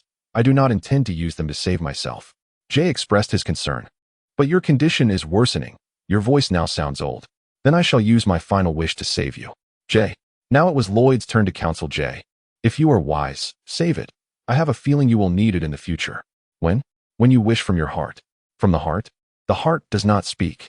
Watching Lloyd, who now resembled a 20-year-old version of Master Wu, Jay felt utterly despondent. Do you truly believe you can stop me with wishes? Nadakon suddenly erupted from beneath the clouds. Yingchuan interjected before Lloyd could react. Using his second wish, I wish for these clouds to vanish. As the wish took effect, Yingchuan plummeted downwards, the wind roaring past his ears, and he suddenly realized that his wish was equally foolish. Yet, time was of the essence, leaving no room for contemplation. Yingchuan swiftly embraced Lloyd and teleported to the island where the ferocious tiger spider resided. How is this possible? Lloyd exclaimed, staring wide-eyed at the sand beneath him. Yingchuan assisted him to his feet, explaining, It's not what I told you. It's the teleportation function of that token. Remember the Dark Lord? But you said it could only be used once. Lloyd stood, his eyes brimming with wariness. You possess immense energy. This is something you have never disclosed to us. Before Yingchuan could elaborate, Lloyd continued, You know I have feelings for you, right? Was this all part of your plan? Though framed as a question, his tone was laced with certainty. Yingchuan froze, scrutinizing Lloyd's eyes, which could not maintain their gaze any longer. After a moment, Yingchuan averted his eyes, clapping his hands. Truly, you are of equal intellect to Master Wu. It's no wonder you have become the savior. After all, Master Wu has no clue it was my design. Why did you do this? Lloyd asked, perplexed, a torrent of emotions surging within him. Even with his newfound wisdom, he struggled to discern these feelings. Why not tell you? Why? Yingchuan smiled, advancing step by step toward Lloyd. What are you referring to? That I know you have feelings for me? Or that I possess energy without informing you? What do you want to know? Lloyd, feeling increasingly anxious as Yingchuan approached, began to retreat slowly, stammering, I. Yingchuan instantly teleported behind Lloyd, his eyes turning crimson, his hand gently caressing Lloyd's face. What exactly do you wish to know? Lloyd felt a chill run down his spine, hastily distancing himself from Yingchuan, suddenly noticing the change in his eyes. What is happening to your eyes? What do you mean? Lloyd swallowed hard, and his complexion turned crimson. Crimson? Yingchuan furrowed his brows, but quickly relaxed, understanding the situation, and abruptly turned around. Nothing is wrong, Lloyd. You shouldn't be aware of those matters. You won't die of old age. I will transport you tomorrow. Why? We hail from different realms. Although this timeline will eventually reset, and you will forget everything that has transpired here, I prefer to exercise a degree of caution. Chapter 97. Utter Ruin. Ultimately, Lloyd was rendered unconscious by Yingchuan and directly transported to the residence where Moro awaited him. Upon opening his eyes, he found Moro perched at the head of the bed, wearing a look of amusement. Isn't this our illustrious green ninja? What has brought you to such a state? Lloyd, recalling the recent events, felt a headache brewing. He instinctively shook his head and anxiously inquired, Where is Yingchuan? He has gone to attend to the matter concerning Nadakon. Moro placed a cup of hot water on the table, his tone laced with curiosity. It's quite remarkable that Yingchuan managed to bring you here in such a condition. Lloyd was momentarily taken aback, struggling to comprehend the implications of Moro's words. What do you mean? What has happened to him? You are unaware. Moro turned to Lloyd, the hint of schadenfreude evident in his voice. His body cannot endure much longer. The more energy he expends, the worse his condition becomes. Why hasn't he told me any of this? Lloyd remained silent for a moment, seemingly processing the information. Finally, his voice trembled as he spoke. Perhaps he didn't want to worry you. Moro shrugged, disregarding Lloyd's concerns as he exited the room. As the door closed, Lloyd blinked, turning to gaze out the window. Dusk enveloped everything, instilling a sense of helpless despondency. As for Yingchuan, whom Lloyd missed dearly, he was presently at the island where Jean's father, Julian, had been imprisoned, concealed behind a rock. Calmly observing as Jay and Nia arrived. I must hurry, Yingchuan thought anxiously. His body could not hold out much longer. Should this timeline reset, he would, like everyone else, lose his memories. With a sigh, Yingchuan contemplated that Nia and Jay would be discovered by Nadakon the following day, and in a life-threatening situation. One could truly discern another's sincerity. As the darkness deepened, the figure hidden behind the rock vanished, while the lights on the deck radiated warmth. Nadakon floated on the deck, his back turned to Yingchuan, emanating an air of loneliness. You have arrived, he murmured, his tone laced with melancholy. They are on that island. Yingchuan remained expressionless. By tomorrow evening, I shall provide you with a map indicating the location of that island. Are you not afraid Jay will fail to rescue them? Nadakon questioned, perplexed, unable to fathom Yingchuan's motivations. For Yingchuan, his eyes dimmed, seemingly uncertain of his own reasoning. His lips moved, but ultimately, he fell silent. He bypassed Nadakon and made his way towards the cabin, his tone weary. I require rest. Let us proceed according to plan. Nadakon tilted his head, watching Yingchuan depart. The dim light cast a fragmented shadow on Yingchuan, as if he were on the verge of disconnecting from this world. As the minute hand of the clock ticked away, hours swiftly passed, and Yingchuan's plan approached its conclusion. Upon awakening, he refrained from informing Nadakon of Nia's capture and their impending wedding. So soon? Yingchuan muttered, realizing Nadakon had likely located Jay and Nia himself. Thus, it was probable that Lloyd had joined Jay in an effort to rescue Nia. The mere thought of Lloyd made Yingchuan's head throb. Indeed, the current Lloyd was not easily deceived. With this in mind, Yingchuan hastened to the deck, where he beheld the vibrant chaos of the giant spirit world created by Nadakon, each pirate displaying expressions of elation. Suddenly, Yingchuan sensed something awry. A familiar scent wafted through the air. Following the aroma, he approached a small house without hesitation, pausing at the threshold as the scent intensified. Yingchuan raised his hand, only to halt mid-motion. After a moment, he pushed the door open. The instant it creaked ajar, a blade was pressed against his throat. He slightly tilted his head to see Ronan's astonished expression, who subsequently lowered the weapon. Jay's voice erupted in delight. Yingchuan, what brings you here? I've come to assist you. As he spoke, Yingchuan's gaze fell upon the giant spirit sword in Jay's possession, and he asked, how did you acquire that? At the mention of it, Jay's countenance fell, his spirits dampened. I just attempted to rescue Nia, but failed. However, Nia helped me obtain the giant spirit sword. That is splendid. Yingchuan sensed an unusual gaze upon him and replied nonchalantly, we can rescue our comrades trapped within the giant spirit sword. Our odds against Nadakon would significantly improve. But how do we accomplish that? Jay asked, bewildered. There is indeed a method, a sudden voice interjected. Yingchuan turned to find Sordo, who had escaped from prison alongside them. Speak, do not hesitate, Jay urged, unable to contain his impatience as Sordo remained silent. The wedding cannot be prevented. Typically, the giant spirit deceives one's desires, subsequently ensnaring the individual within the sword. However, there exists a simpler method. One can simply be struck down by the sword. Tian Lu, now comprehending, remarked, are you suggesting we must strike Jay with the sword? Wouldn't that hurt? How can we trust you? Darius fixed Sordo with a scrutinizing gaze. You always call ninjas pajama boys. What do you think we should do, Yingchuan? Jay turned his attention to Yingchuan, who had unexpectedly moved beside Lloyd. When did you arrive there? Yingchuan scratched his head, sidestepping Jay's question. Sordo's plan is feasible. His expression hardened, and he spoke seriously. However, the challenge lies in escaping within the designated time frame. Of course. He paused, his gaze sweeping over Lloyd. I could also go in your stead. All right, thank you, Yingchuan. Jay's determination shone through, yet he added, but it would be best if you did not trouble yourself. Your health is not optimal. I shall go instead. Not optimal. Yingchuan chuckled, bemused at how quickly Moro's words had spread. Who among you wishes to take on the task of striking me? Jay asked, adjusting his mindset and raising his hand. In an instant, every hand in attendance shot up, leaving Jay flustered and self-doubting. Do I truly annoy you all so much? All right. After surveying the group, Jay decided to assign the task of striking to Lloyd. Yingchuan swiftly snatched the sword from Lloyd's grasp, a mischievous grin adorning his face. He is in poor health. Let us not burden him. I shall take on the task of striking you. Jay swallowed hard and reluctantly acquiesced. Once I begin, I will act. Very well. Yingchuan observed Jay's resolute expression when Tian Lu suddenly interjected. Wait. Jay questioned, puzzled by her interruption. We have no other options. What if you fail to escape? That will not happen, Yingchuan affirmed. With my presence, he is assuredly safe. As he spoke, he nodded towards Jay, and the giant spirit blade swiftly swung towards him. The moment it made contact with Jay's body, he transformed into a swirl of starlight, vanishing into the gem embedded in the blade. Sighing, Yingchuan leaned against the wall, shrugging his shoulders. Well, now we just wait for Jay to return. How can you be sure he will come back? Ronan asked curiously.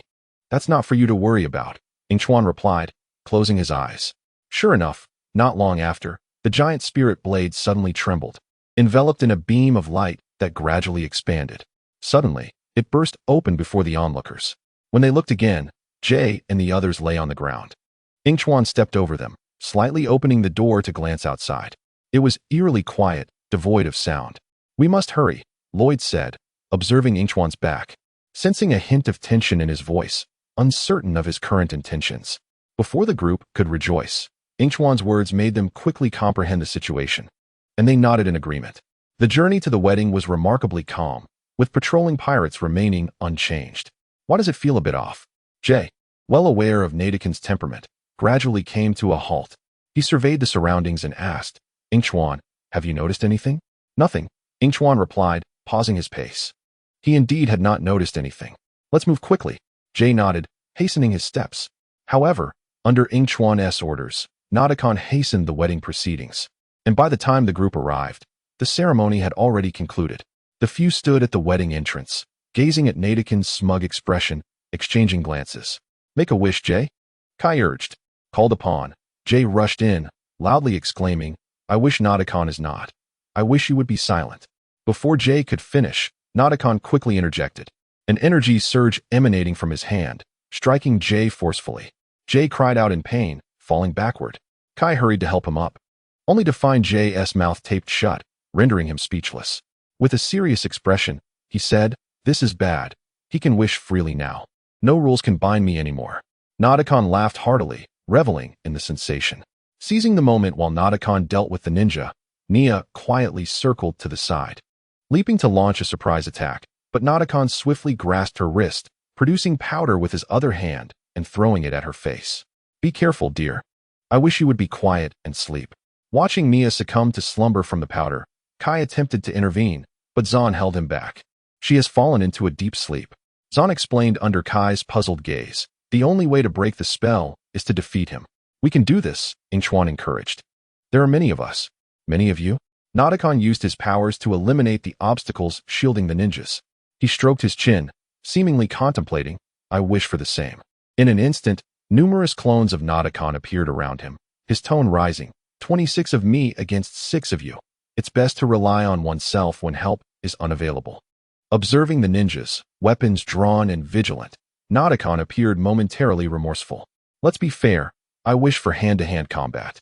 In an instant, all weapons vanished from the group. Realizing the formidable approach of Nadakon and his clones, they hurriedly retreated. Xiaoqing seized the opportunity, rushing to J's side. "The poison darts Nia brought are on the pirate ship." Before she could finish, Nadakon, chasing after them, shoved her aside. "What did you say to him, Xiaoqing?" "I've had enough." Xiaoqing stood tall, her small frame brimming with courage. "You never value your subordinates, and I dislike your treatment of people. The first mate is right. You claim it's for us, but it's really for yourself."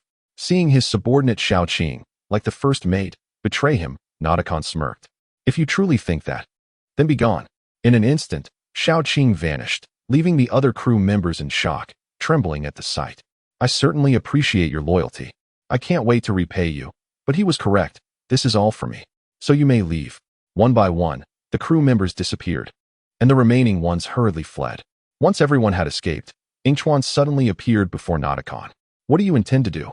he asked casually, seemingly unfazed by his perilous situation. "Nothing to do," Nadakon replied, looking at Nia. "Let us proceed as planned, assuming you haven't deceived me." "Then hurry. My body cannot endure much longer," Yingchuan frowned. "As for Lloyd, who may hinder this plan, you need not worry."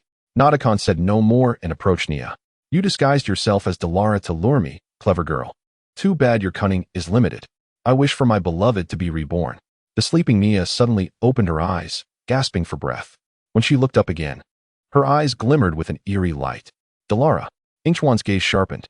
Nadakon scrutinized Nia before him. "Delara, it's really you this time. My love, you have found me." Delara spoke. Yingchuan, not wanting to disrupt the moment, swiftly teleported away, rejoining the few who had obtained the poison darts, though his arrival was discreet, unnoticed by anyone except Lloyd. As Lloyd was about to call out his name, Yingchuan quickly pulled him close, covering his mouth. "Don't speak." Lowering his voice, Yingchuan noticed that Kai and the others had not detected the situation and had already left. He sighed in relief and released Lloyd. "What are you trying to do?" Lloyd retreated a few steps, unable to decipher Yingchuan's intentions.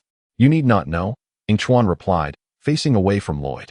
A screen appeared before him, clearly displaying the events unfolding with Jay.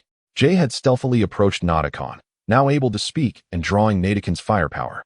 Your plan is to have the first mate shoot the poison dart at Naruto. Then let Jay state the final wish, ensuring a happy resolution for all. Yingchuan turned his head, coldly regarding Lloyd. It's futile. He keenly noticed Lloyd's body stiffen for a moment, and a smirk curled at the corner of Yingchuan's mouth. Before Lloyd could react, ice suddenly enveloped his feet, immobilizing him. Stay still, Yingchuan warned, shifting his gaze back to the screen. Lloyd stared in shock at Yingchuan's back, glancing at the ice trapping his feet, bewildered by how he accomplished it. Yingchuan observed as Naruto celebrated after defeating Jay, when suddenly a poison dart flew in from a distance, striking Naruto. The venom of the tiger spider. His tone turned pained, energy waning as the illusory giant spirit kingdom he had created began to collapse. Suddenly, he seemed to realize something and turned to look at Dalara behind him. However, with his diminishing strength, the Dalara that had occupied Nia's body also faded away. Witnessing his beloved depart from him once more, Naruto attempted to retain her. Dalara. His magical powers were weakening. Quickly, Jay, hurry. Ko urged from the side. Jay approached Naruto from behind, no longer hesitating. I wish you were not. His words were interrupted by Nia, and Jack cast a curious glance at her, only to discover that she, too, had been tainted by the venom at some point. He rushed over to support her. Nia, how did you come to be covered in venom? That guy could only be injured. Nia could lose her life. Upon witnessing this, Yingchuan spoke up, turning to Lloyd behind him, his mind already formulating a plan. He disregarded the screen behind him and approached Lloyd directly, though the sound continued to emanate from it. You have but one wish left. How truly vexing. It was the voice of Naruto. Make me mortal, and she will be beyond salvation. If you wish for her to live, you shall never hinder me. Lloyd watched as Yingchuan drew nearer, his body instinctively leaning back. The screen emitted Nia's feeble voice, pleading, make me mortal. Only you can stop him. No. Doing so would mean losing you. Then, Jack's anguished voice echoed. I never liked messing around with boys anyway. No, Nia, do not speak, Yingchuan interjected. Alas, the most beautiful love stories often culminate in tragedy. Just by listening to the voices, Lloyd grasped the unfolding events. He sought to break free from the icy shackles binding his feet, but Yingchuan seized his wrist. Before Lloyd could react, Yingchuan kissed him, just as Jack's wish resounded. I wish for you to take my hand, and I wish that no one had discovered the Terrakin's vessel. As the wish took effect, a radiant white light erupted from each of them, and time swiftly rewound, returning everyone to the day they set out for Waterland Village. Unlike before, just before being discovered by Dares, Nia utilized her flying spell to reach Jack's side. They exchanged a knowing glance, both understanding the situation. As they landed, Nia looked into Jack's eyes and said, I remember everything. I remember too, Jack replied joyfully. What is happening? Who cares? They kissed. And this was the image Yingchuan witnessed before succumbing to unconsciousness. Although time had rapidly reverted to before Naruto was discovered, according to their plan, the entire Goliath world still existed. Furthermore, Yingchuan used his energy to teleport the Terrakin's vessel before the king of the Goliath world. Undoubtedly, Naruto would continue to reside there, ensuring a happy resolution for all. No one remembered the calamity that had transpired, save for Jack, Nia, and himself, along with the distant Naruto. However, after Yingchuan fell unconscious, he failed to notice the tightening grip of Lloyd's arms around his waist. Chapter 98. Cleaning the museum following the incident with Naruto. Yingchuan felt an unsettling sense of something amiss, as though he had overlooked certain matters, yet life remained unchanged. Jack and Nia persuaded others to abandon their aspirations of stardom, gradually fading the ninja's celebrity image from the public eye, although Dares had already begun to ship Yingchuan and Lloyd. While Yingchuan was indifferent, the others were not. Look, Kai exclaimed, brandishing a phone invented by Board before the others, who were dining. Upon closer inspection, Yingchuan realized it was a video concerning Lloyd and himself, claiming their relationship was quite extraordinary. After watching the video, Ko summarized, the gazes of several fell upon Lloyd and Yingchuan. Though they were unsure of Yingchuan's feelings, they knew Lloyd harbored affection for him. That surely qualifies as an extraordinary relationship, right? Oh, Yingchuan replied nonchalantly, while Lloyd continued to eat with his head bowed. The others exchanged glances, sensing something was off between the two. What are we doing this afternoon? Yingchuan inquired after finishing his meal, looking at the others. Oh, we are going to clean the museum, Jack replied. All right, Yingchuan nodded. He yawned, adding, I'll take a nap.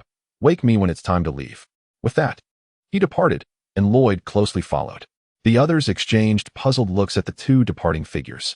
Yingchuan sensed someone trailing behind him, but could not discern who it was. He did not look back and walked straight into a room, the figure following closely behind. "Close the door," Yingchuan said lazily as he dove into bed, addressing Lloyd. The door clicked shut, enveloping the room in silence. Yingchuan patted the empty space beside him. "Come sleep with me." He opened his eyes, glanced at Lloyd. Noting the mask in the system's space faintly glowing, he realized someone had acquired a mask again. The phone on the bedside vibrated. Yingchuan sensed Lloyd had joined him in bed, resting behind him. He remained still, and after a moment, he reached for his phone, opened it, and saw a message from Liloja regarding the mask next to the fox mask. The message revealed that the latest bearer of the mask was a child named Chen Luo. TSK. Yingchuan tossed the phone aside, turning to meet Lloyd's gaze. "Sleep." He found a comfortable position and closed his eyes, drifting off. Lloyd felt Yingchuan's leg draped over him, their bodies nearly pressed together. He sighed, attempting to gently lift Yingchuan's leg, but to no avail. "Don't move," Yingchuan murmured. "You may look at my phone, but do not fidget." With that, Yingchuan leaned outward, reached for his phone, and tossed it to Lloyd, adding, "The password is your birthday." Lloyd cautiously unlocked the phone. Curiosity piqued as he ventured into the photo album. In an instant, upon seeing the contents of the album, his eyes widened in disbelief. How is this possible? In the museum that afternoon, Yingchuan struggled to carry a box, while Jack, feeling bored, picked up a skeleton and began to talk to himself. This all should come to an end, Samka. He gazed at the skeleton for a few moments before shaking his head in disappointment. Pretending he is the real Samka won't make cleaning the museum any more interesting. This is pathetic. I am a ninja, not a janitor. Let us get on with it. Yingchuan dropped the box on the ground, interrupting Jack's complaints. Who told you to make such a mess during the battle in the museum? Speaking of the previous battle at the museum, it had only been a short while since an enemy had invaded. Yingchuan retrieved his phone, glanced at the time, and returned it to its place. It was already evening. But this is so exhausting. Nia passed by Yingchuan, her face weary. If only time could reverse. I would surely tell Professor Swords that we had no time to assist. Hearing this, Yingchuan narrowed his eyes. Professor Swords was an elderly man they had met during their last visit to the museum, and only he understood the gravity of the situation. Nia. Reversing time could lead to catastrophic consequences, so it should not be used lightly, especially not for shirking work, Zan quickly explained to Nia. Observing Zan's seriousness, Nia felt somewhat exasperated. I was merely saying, Zan. Yingchuan glanced around and noticed Kai standing before a painting. He followed Kai's gaze and discovered a portrait of a couple. I can hardly believe it, Kai stuttered. Nia approached from behind, puzzled by Kai's astonishment. What is it? I believe this is a portrait of our parents. Nia stepped forward, flipping the painting over to examine the date inscribed on the back. She was taken aback, given the date. This must have been painted when I was 3. Kai's voice was tinged with disappointment. That means this was shortly before they vanished. We know so little about them, Nia. My father is a master of fire elements, and my mother is a master of water elements. As Kai continued Nia's words, he said, they placed us in the old blacksmith shop. That is all we know. They also bestowed upon us energy. Before Nia could elaborate further, a loud call from Ko captured everyone's attention. Hey, guys, look what I've discovered. Several individuals gathered around Ko, and as Yingchuan focused his gaze, he noticed a rather large painting depicting a group of people seemingly engaged in battle. Jia stepped forward, pointing at one of the figures with a puzzled expression. Isn't that Jamandu? Indeed, Ko replied, turning to the newly arrived Lloyd. Lloyd, that is your father. And there's Master Wu, Kai remarked, indicating a young man beside Jamandu. He looks so youthful, Nia commented hesitantly. Yingchuan stroked his chin and asked, what are they fighting against? Pickshaw, analyze this, Jean suggested, stepping closer. Moments later, he explained to the others. This scene took place during the Serpent Monster War, 40 years ago. The Serpent Monster War? Ko was somewhat confused, pondering that it was a time of peace in the ninja world. Who were they at war with? Suddenly, a robust voice resonated from behind them. It's time for a refreshing moment. After a sweaty labor, nothing is more rewarding than a cool drink. Yingchuan turned to see Dr. Sodis, with his gray hair, long beard, and glasses, exuding a scholarly air, holding a tray with several drinks. Ah, thank you, Dr. Sodis. The group expressed their gratitude. Yingchuan hesitated as he looked at the purple drink Lloyd handed him.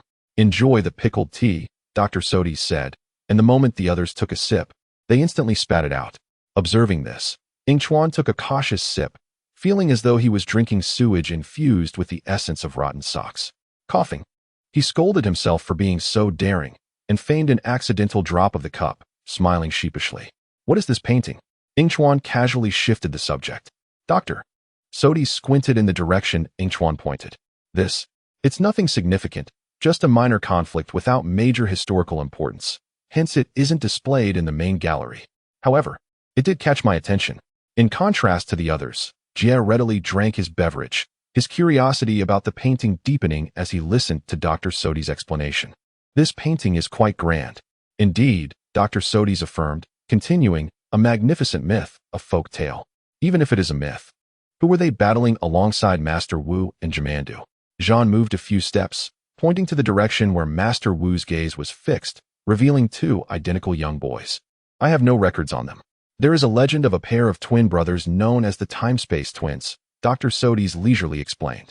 Upon hearing this, Kai pondered aloud, time-space twins? It is said they can manipulate time, speeding it up or slowing it down.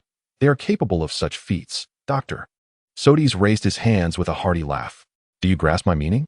To control time. What an absurd myth, ha ha ha. Who is this? Yingchuan glanced at the time on his phone, frowning as he heard Nia's puzzled inquiry. Oh, this handsome fellow. Doctor. Sodi shrugged nonchalantly as he continued his explanation to the ninjas. Legend has it his name is Kooks. Lloyd looked closely at the painting, noticing that although the two figures appeared identical, their expressions differed. One had a furrowed brow and a fierce demeanor, showcasing a hint of malevolence. And the sinister-looking one? He is known as Quonks. I believe we should be on our way, Yingchuan interjected. Dr. Sodi's paused momentarily before bursting into laughter. Indeed, thank you for your assistance. Until next time. Nia, glancing at Yingchuan as he pulled Lloyd along without looking back, hurriedly apologized to Dr. Sodi's and dashed after them. Yingchuan, is something the matter? Kai inquired, striding to keep pace with Yingchuan, who was furrowing his brow while checking the time on his phone repeatedly. We must head to the old ninja dojo, hurry. Just as Kai was about to inquire further, he suddenly felt the space distort, and in the next moment, they found themselves aboard the Destiny's Reward. What just happened? Lloyd steadied himself, questioning with uncertainty. Time accelerated. Kai instinctively lowered his voice, disbelief evident in his tone. Quickly, without hesitation, Yingchuan dashed to the control panel. His expression tense as he explained to the others, a minute has elapsed, and at this moment, Master Wu and Quonks are at the old dojo. Wait, Quonks. Ko approached Yingchuan, the spaceship swiftly launching towards the old dojo. Isn't that a folk myth? Do you truly believe what Kooks told you?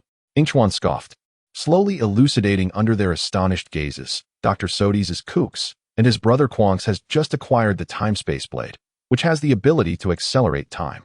How do you know all this? I possess extensive knowledge. As the red marker on the spaceship drew nearer to the dojo, Yingchuan exhaled in relief. I know everything about you. Chapter 99. Danger approaches. A conversation ultimately concluded with Yingchuan's silence as the Destiny's Reward swiftly reached the old dojo. Upon stepping onto the deck, Yingchuan looked down to see a man with a black cloth wrapped around his head, revealing only his eyes. Quonks. He uttered the name calmly. Lloyd, witnessing this, noticed Yingchuan suddenly brandish the 1,000 blades of magic, vanishing in an instant. Lloyd's pupils dilated as he rushed to the deck's edge, discovering Yingchuan engaged in combat with Quonks. Clang. The piercing sound of weapons colliding echoed as Yingchuan, observing Quonks wielding the time-space blade, swiftly changed positions. He dodged Quonks' attack, moving to the side, and without hesitation, struck downwards. At that critical moment, Quonks, who had been stationary, suddenly vanished. Yingchuan, unfazed, scanned the surroundings and, finding no trace of Quonks, bolted toward a section of the old dojo without a moment's hesitation. The ninjas followed closely behind, with Jie tugging at Kai's sleeve in astonishment. Did you see that? Did you see that? Just now. Yingchuan. I saw. Kai replied, glancing at Jie, acknowledging that Yingchuan indeed aimed to kill Quonks. Let us go? Yingchuan's voice interrupted their chatter, and they looked up in surprise to find Master Wu right there, following closely behind Yingchuan. Master Wu, why is Quonks here? Jean couldn't contain his confusion any longer. Why are you fighting him? Yingchuan approached Lloyd, and as he listened to Jie, he instinctively reached out to pat Lloyd's head, only to be evaded. There is much I need to tell you, Master Wu said, his expression grave and brows furrowed, revealing his concern. However, time is of the essence. Yingchuan nonchalantly let his hand drop, pretending to check the time on his phone, realizing there was indeed little time left. He thought they would miss dinner if they lingered any longer. The others exchanged glances and looked at the sky. Nia added, "Indeed, we should head back." The next day, Yingchuan, leisurely chewing on a blade of grass and admiring the sky, found Master Wu inside explaining matters to Lloyd and the others. The twin forces of time and space have become somewhat formidable. A suggestion for their moderation is in order. Yingchuan recalled the explanations from the anime, murmuring indistinctly about the ability to pause, accelerate, decelerate, and even reverse time. Suddenly, a voice resonated in his mind, as if someone were shouting through a megaphone. "Don't miss this opportunity. Simply pass through this timeline, and you shall receive the ability to accelerate time for free." Yingchuan instinctively rubbed his ears, though the sound emanated from his mind, rendering the gesture futile. "Is that for real?" he inquired. "Of course it is. If not, I shall compensate tenfold." The system assured him with unwavering confidence. "Compensate with what?" Yingchuan pressed. The system hesitated, unable to articulate what it could offer without the ability to accelerate time. Suddenly, a flash of inspiration struck the system, and it confidently proposed, "I shall provide a crystal ball that can record your voice, accompanied by a protective token." A recording crystal ball, Yingchuan pondered, gazing at the sky without responding. The system's offerings were indeed mystical, and a smirk crept upon his lips as he acquiesced.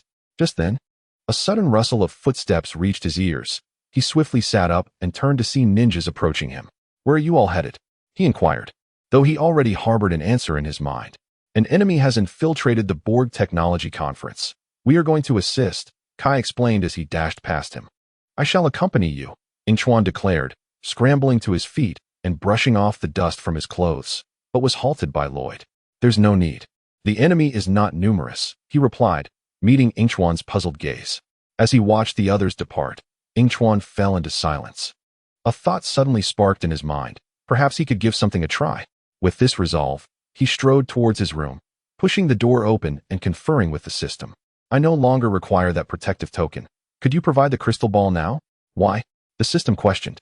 "I have a premonition that I will not utilize the time-accelerating energy, and you cannot offer it to me, so it is better to receive the crystal ball now," he articulated. "It has been placed on your desk." The system's voice faded, and a crystal ball along with a manual materialized before him. After perusing the instructions, a subtle smile graced his lips. He pressed a button at the base of the crystal ball, and the device emitted a sound as he began to record. "Lloyd, I." Before long, the room fell silent, and with satisfaction, Yingchuan set the crystal ball on the desk, reclining comfortably as he engaged in conversation on his phone. Hours later, the room dimmed, illuminated only by the bright glow of his phone. Suddenly, a distinctive ringtone pierced the quiet, and upon answering, he heard Lloyd's anxious voice. "Yingchuan, Zan has been attacked. Borg has also gone missing." "Missing?" Yingchuan frowned, responding with a curt acknowledgement before ending the call. His fingers lightly tapped the surface of the desk as he turned his gaze anxiously towards the sky outside, lost in thought. By the time Lloyd and the others returned, it was already deep into the night. The next morning, everyone gathered in the study to devise a strategy. Yingchuan noticed Kai holding a helmet and curiously asked, "Where did that come from?"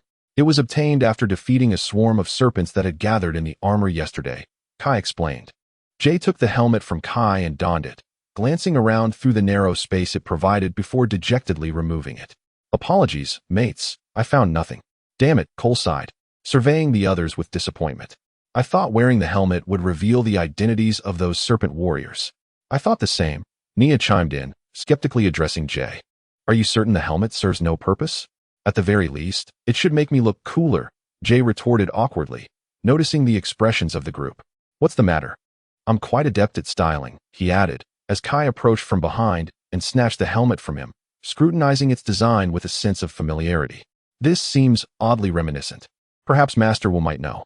With that, Kai hurriedly pushed open Master Wu's door and placed the helmet before him. "Master Wu, I believe we've encountered this helmet before. Do you have any insights?" Awakened, Master Wu slowly sat up, examining the helmet intently. "Fascinating time," he muttered, his words trailing off. "Time," Kai echoed uncertainly, prompting Master Wu to elaborate. "Time waits for no one." He inspected the helmet once more before abruptly dropping it, causing it to clatter to the ground. The group gazed in shock as Master Wu swiftly returned to a state of slumber. Master?" Yingchuan called as he observed Wu's sudden awakening, his eyes revealing confusion. "Did someone mention food?" Lloyd stepped forward, gently clarifying. "No, Master, no one has mentioned food." Disappointed by the lack of the expected response, Master Wu slumped lifelessly back onto the bed, trembling hands questioning, "Then why wake me?" Lloyd turned away, speaking anxiously. He is no longer himself. As they ventured outside, Jay remarked, "Clearly, it's still hours until lunch." He sighed, rubbing his forehead. This situation is truly dire. Mysterious serpent warriors, an attack on the ninja world, and Cyrus Borg's disappearance. Our team is down a master and a ninja. Yingchuan lingered at the rear, gently closing the door as he cast a lingering glance at Master Wu. Lloyd, standing behind him, stated, "Clearly, we must awaken Zahn. He was the last to see Cyrus Borg." "Indeed, but only Cyrus Borg possesses the means to awaken Zahn. Perhaps I could restart Zahn's system using a computer in the ex-warrior cave," Nia proposed, "but I will need assistance." "I shall help you," Cole offered without hesitation.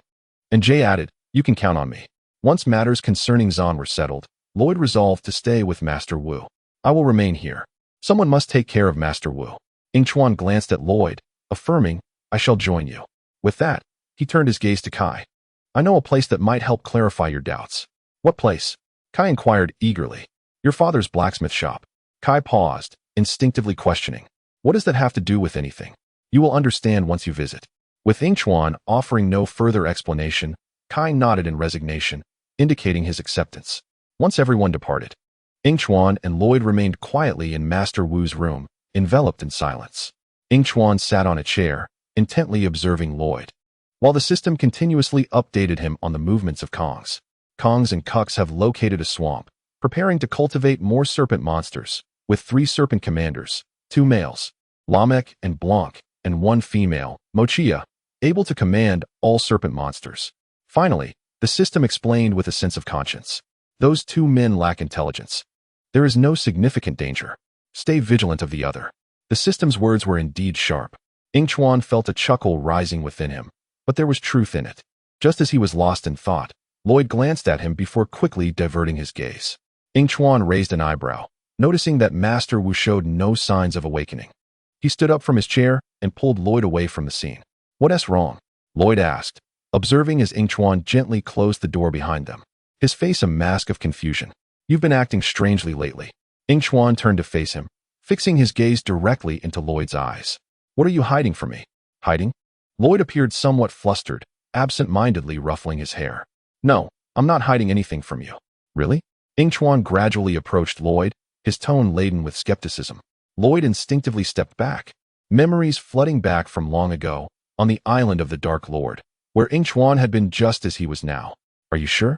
Noticing Yingchuan's look of disbelief, Lloyd clenched his jaw and resolved to speak. "I still remember what happened with Nader Khan." At those words, Yingchuan's pupils constricted, and he stepped forward, grasping Lloyd's wrist. "Impossible. How could you possibly remember?" Lloyd broke free from Yingchuan's grip, moving aside. This time, Yingchuan realized how close they had been and fell into a contemplative silence, shaken from his earlier astonishment. "Why are you doing this? What are you hiding from us?" Now it was Lloyd's turn to question Yingchuan, his gaze intense and earnest as he stared into Yingchuan's eyes. "Why didn't you, after Jex's wish?" "There's no reason, Lloyd." Before he could finish, Yingchuan interrupted without hesitation, turning to leave. "You're not that important. Let it go." "Not that important?" An icy chill washed over Lloyd, his hands trembling slightly. As he watched Yingchuan's figure disappear around the corner, he had to confront the harsh reality. Perhaps he had been overthinking things all along. "Lloyd, what are you doing here?" A gentle voice broke through his thoughts. It was Misha, his mother, holding a tray of tea and standing not far behind him. "Why are your eyes so red?" Misha noticed something was off about Lloyd, reminiscent of the expression he wore after Jex's failed pursuit of Nia. "What did you talk about with Yingchuan?" "Nothing." Lloyd averted his gaze from Misha, his tone somewhat sullen. "Mom, please don't ask." Seeing Lloyd's demeanor, a hint of amusement flickered in Misha's eyes. She might not understand others, but she knew her son well. There had undoubtedly been some conflict with Yingchuan. "All right." Misha pushed open Master Wu's door, offering a piece of advice. Yingchuan is sharp-tongued but soft-hearted. Don't take his words about emotions seriously. Almost half of it is untrue. Lloyd nodded absent-mindedly, unconsciously clenching his fists. Perhaps that was for the best. Upon entering the room, Master Wu had already propped himself up. He accepted the tea from Misha with gratitude. Thank you, Misha. Focusing on tea helps clear my mind. Lloyd sighed from his seat, and Master Wu suggested, perhaps you should have some as well. Oh, what? You seem a bit distracted. Yes. Lloyd hesitated, glancing at the floor before looking back at Master Wu. As a trained elemental master, I feel I should be doing something. But now, after saying this, Lloyd reflected that perhaps he should not have been so open with Yingchuan. That way, he wouldn't have had to hear such hurtful words. Chapter 100. The elusiveness of everything. Bang. The door slammed shut. Yingchuan felt as if he had lost his support. His back pressed tightly against the door as he slowly slid down to the floor. He wore a weary expression, tugging at his hair in frustration. The strands became disheveled, mirroring the chaotic thoughts swirling in his mind. At that moment, the image of Lloyd's red-rimmed eyes resurfaced unbidden in his mind. Each recollection felt like a ruthless hand gripping his heart, sending sharp pangs through him, nearly stealing his breath away. Yingchuan drew in deep breaths, resting his head against the door, regretting uttering those words. Lloyd must be in considerable pain. As he contemplated this, he pulled out his phone, subconsciously scrolling through his photo album, which was mostly filled with images of Lloyd. A faint smile tugged at the corners of his mouth as he gazed at Lloyd in the photos. The next moment, someone turned off his phone. Staring at the darkened screen, Yingchuan fell into silence, momentarily lost in thought. Why did Lloyd remember the incident with Nader Khan? He stroked his chin, still unable to comprehend how such a twist of fate could occur. Yingchuan rose from the floor, resolved to inquire with Master Wu, hoping for some insights. As for Lloyd, he felt utterly lost.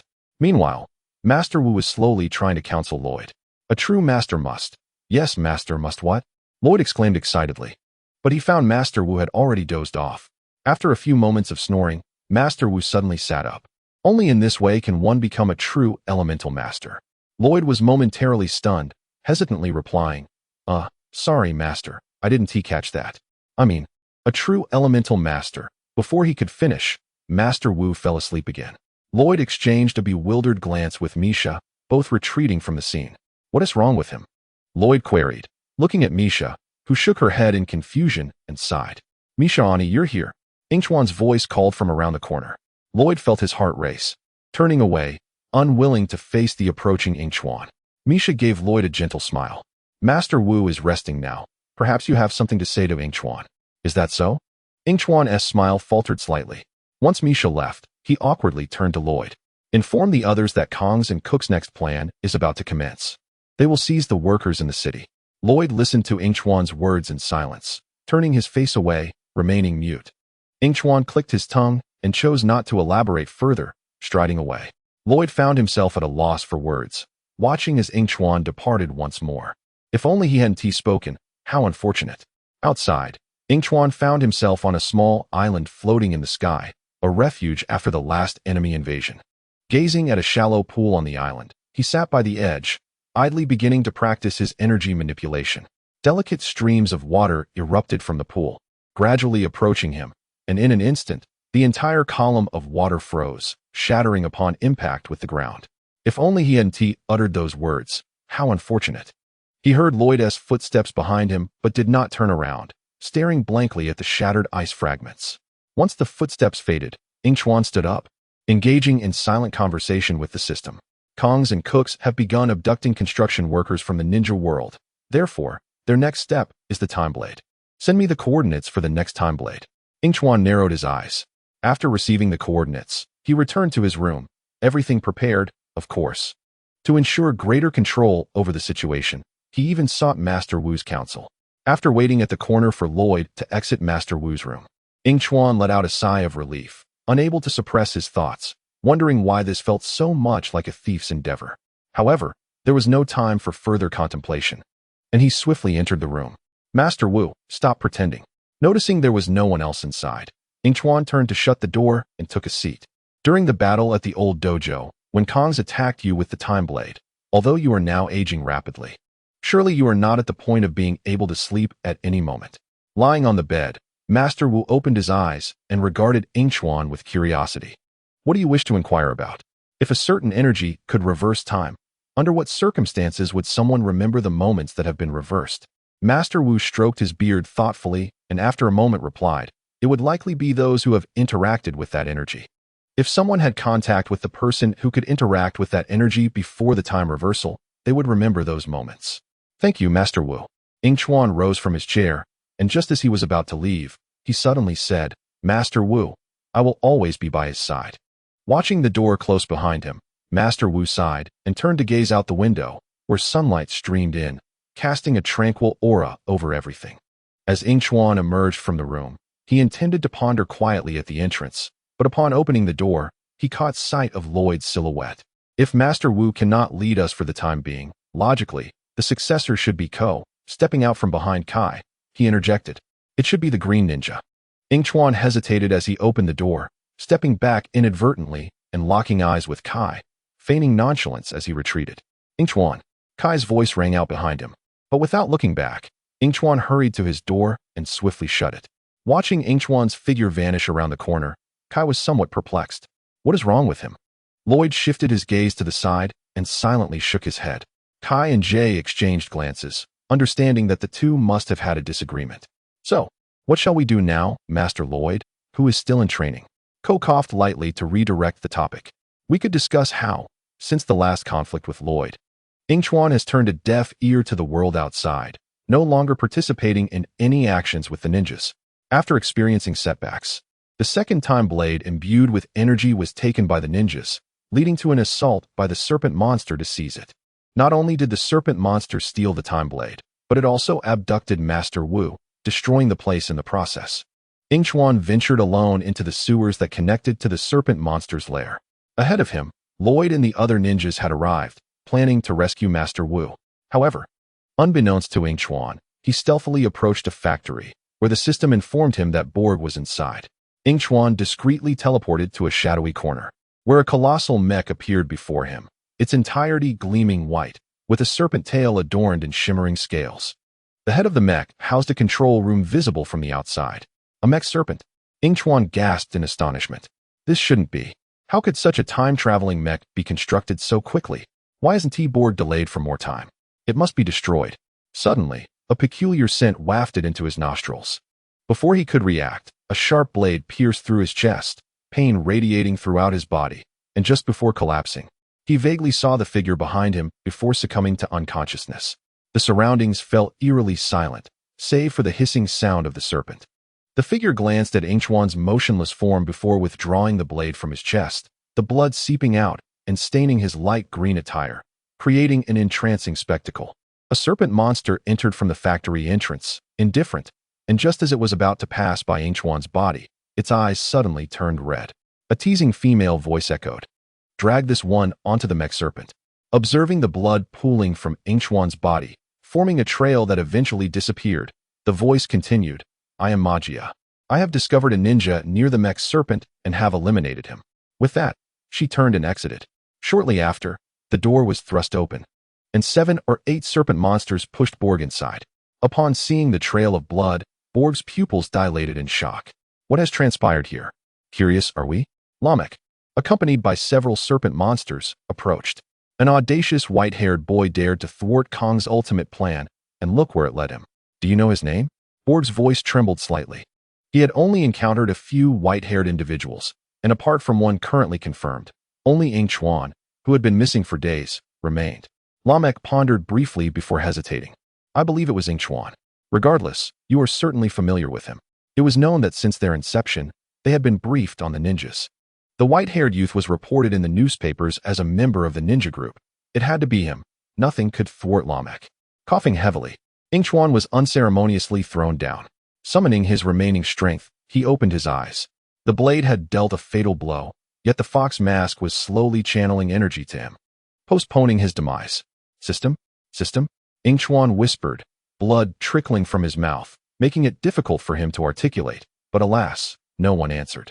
Yingchuan ceased speaking, closing his eyes as his breaths grew faint, memories of the words from the fox mask flashing through his mind, despair and regret creeping into his heart. Uncertain how much time passed, Yingchuan vaguely heard Kai's voice. The coldness from blood loss that had enveloped him suddenly warmed.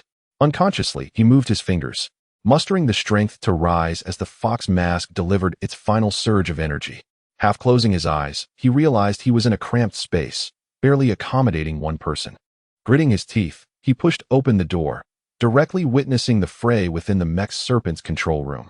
Kai and Nia were engaged in battle with Kongs and Kuks, with Master Wu also joining the fray. Observing this scene, Yingchuan felt a headache coming on. Yingchuan, Kai, in the midst of combat, caught sight of the bloodied figure quietly observing them, his pupils constricting in surprise.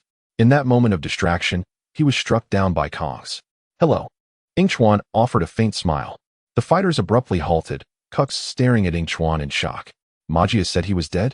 Yingchuan was aware that the energy the fox mask could provide was dwindling. He forced a smile, but it won't be long now. I cannot survive much longer. Seizing the moment, Master Wu propelled Kai and Nia out from the time mech, and by the time they realized, it was too late. They watched in shock as Master Wu's actions bore no fruit, vanishing into the time vortex. Alongside them was one of the 4 time blades. As the energy became unstable, the time mech began to violently shake. Yingchuan was flung from it, watching as it distanced itself from him, a tear escaping the corner of his eye, marking the conclusion of his extraordinary journey through time. If I were to perish like this, would anyone weep for me? Warning, warning, host imminent death detected.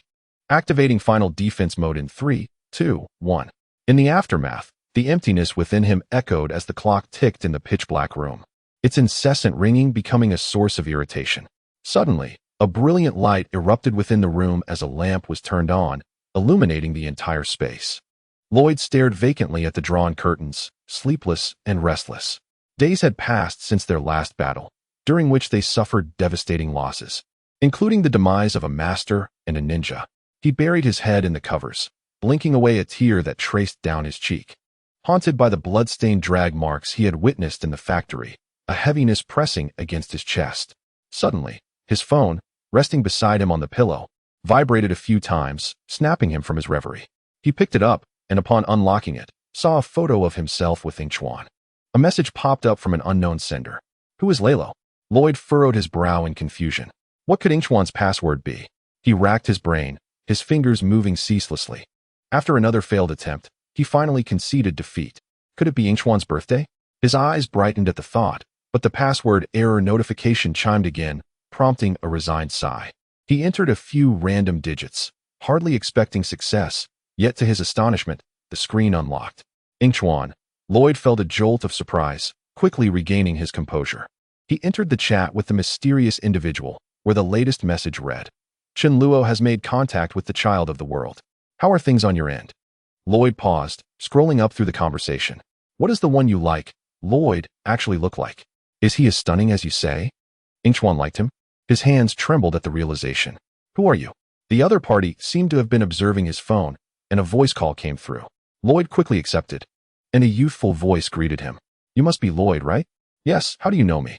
Lloyd questioned, his tone quaking with uncertainty. Was it true that Yingchuan had feelings for him? There was silence on the other end for a moment before a soft chuckle erupted, which soon blossomed into laughter. Haha, you two are quite the pair. Clearing his throat, the voice continued gravely, I am Lalo. As for how I know you, every time I chat with Yingchuan, he mentions you. It's clear he has deep feelings for you, yet he pretends not to care, always asking me for advice. Haha. Lloyd's gaze flickered, tears welling in his eyes as he realized Yingchuan's affections for him. By the way, where is Yingchuan? Lalo asked again, glancing at his phone. Not receiving a response from Lloyd, he quickly pieced it together. He is dead? Lloyd nodded softly, choosing not to elaborate further. Lalo clenched his phone tightly, anxiety evident in his grip. What was Yingchuan doing? He couldn't possibly be dead. Lalo dismissed the thought, determined to reassure the one who cared for him. He couldn't have perished. He might be hiding somewhere you don't know. With a heavy sigh, Lalo ended the call, adding Yingchuan to his blacklist. It was perplexing. His system should have saved him. Lloyd, staring at the red exclamation mark on his screen, felt helpless. He could only hope to uncover something else in Yingchuan's messages. Upon entering their chat, he abruptly discovered an unsent message from Yingchuan. Lloyd, I'm truly sorry for saying such heavy words. I hope you can forgive me. I will wait for your reply. Sorry. Lloyd repeated in a daze, examining the lines of text once more, as if transfixed. After a long pause, he set his phone down, tears spilling over once again. He hastily wiped his face, took a deep breath, and slipped on his shoes, leaving the room. The soft sound of his footsteps echoed in the corridor as he gently pushed open Yingchuan's door. There, prominently displayed on the table, was a striking crystal ball. Lloyd felt a momentary haze as he stepped inside. He picked up the crystal ball, his fingers brushing against the button at its base. Encased within the glass was a miniature figure seated inside. The moment his finger made contact, a burst of light radiated from the figure, and Lloyd instantly recognized it as a small version of Yingchuan. Before he could examine it further, the light dimmed, only to reignite moments later. With each flicker, a familiar voice filled the room. "I love you, Lloyd. Really, I like you. This is my gift to you." A gentle breeze wafted through the window. Winter had begun to settle in. Lloyd felt a chill and instinctively brought the crystal ball closer, as if the figure within were by his side. The phrase echoed softly, not repeating, followed by the confession amidst the light's rhythm. "I love you. I love you." Back in his room, Lloyd lay quietly, his gaze fixed on the crystal ball beside his pillow, slowly blinking. Unbeknownst to him, the crystal ball gradually dimmed, leaving the room in darkness. Moments later, a serene voice resonated. "I lost you." Epilogue.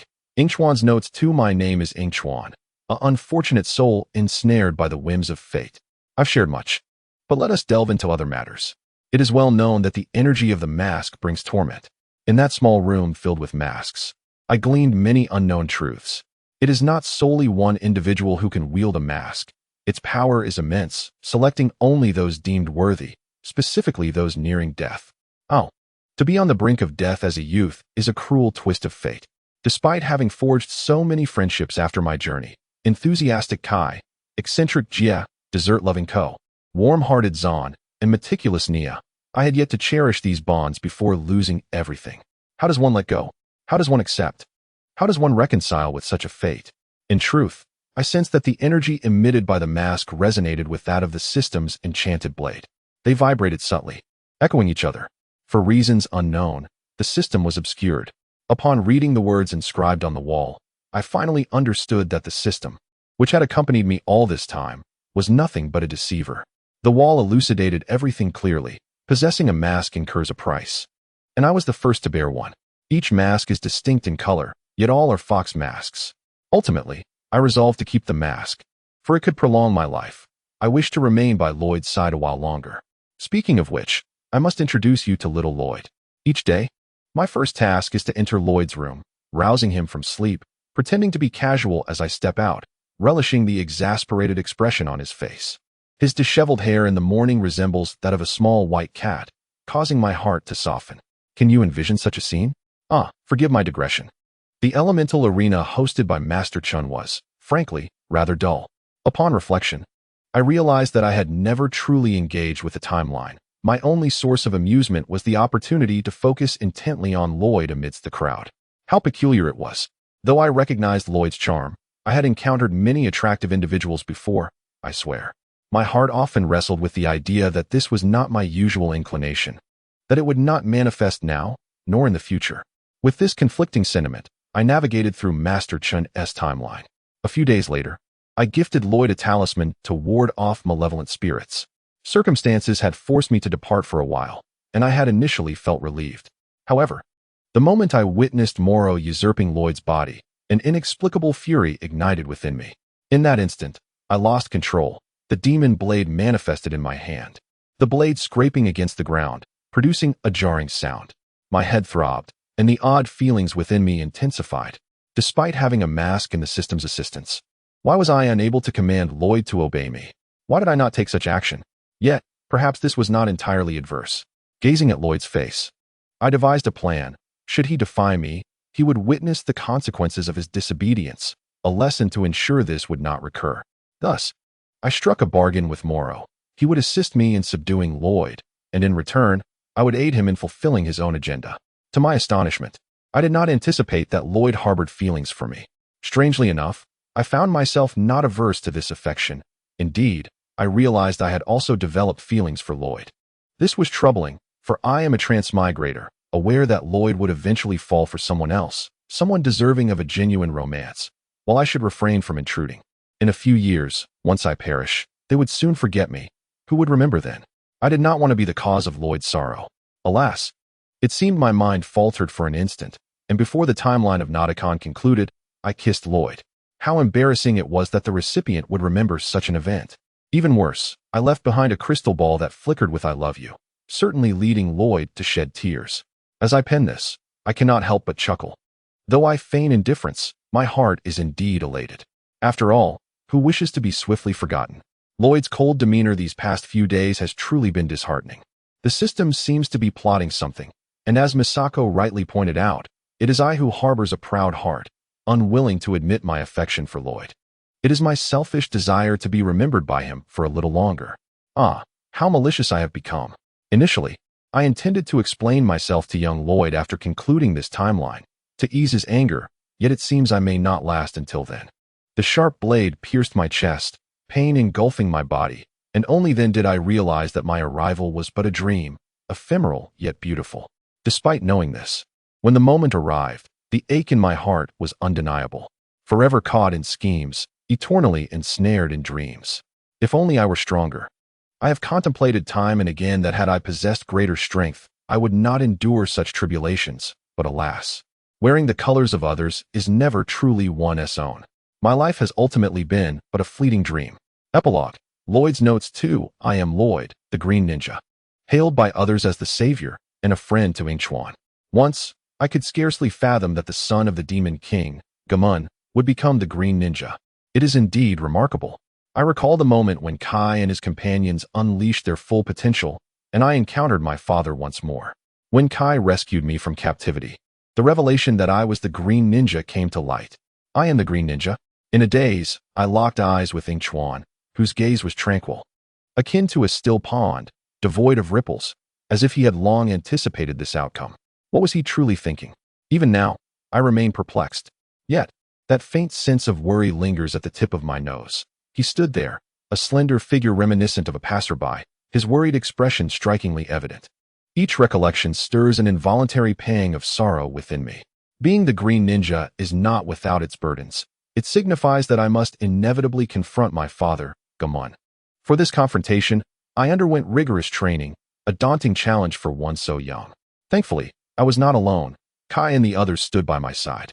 In my limited encounters with Yingchuan, I discovered he was an elusive individual, often polishing his blade or lost in thought while gazing at it.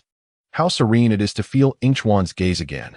This thought emerged from my heart, as if he were a stranger to me. Is he truly Yingchuan? During my standoff with my father, an unexpected incident caused me to grow larger, signifying the loss of my entire childhood. This was sorrowful, yet worth it to save the residents of Ninja City. Of course, every city, regardless of its size, harbors conflicts, and Ninja City is no exception. Shortly after my unexpected growth, a giant statue was discovered in the museum. Upon our arrival, we encountered an unexpected figure, my mother, Misako. The term mother feels foreign to me.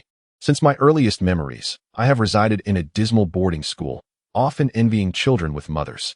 Yet, during my time there, Yingchuan showered me with care, akin to a mother's love. I once inquired of Yingchuan about his memories of his mother, only to witness him gaze at me for an extended period, uncharacteristically silent. Realizing I had perhaps overstepped, I attempted to deflect the topic with humor, but then I saw the corners of his mouth turn upward, and he shook his head.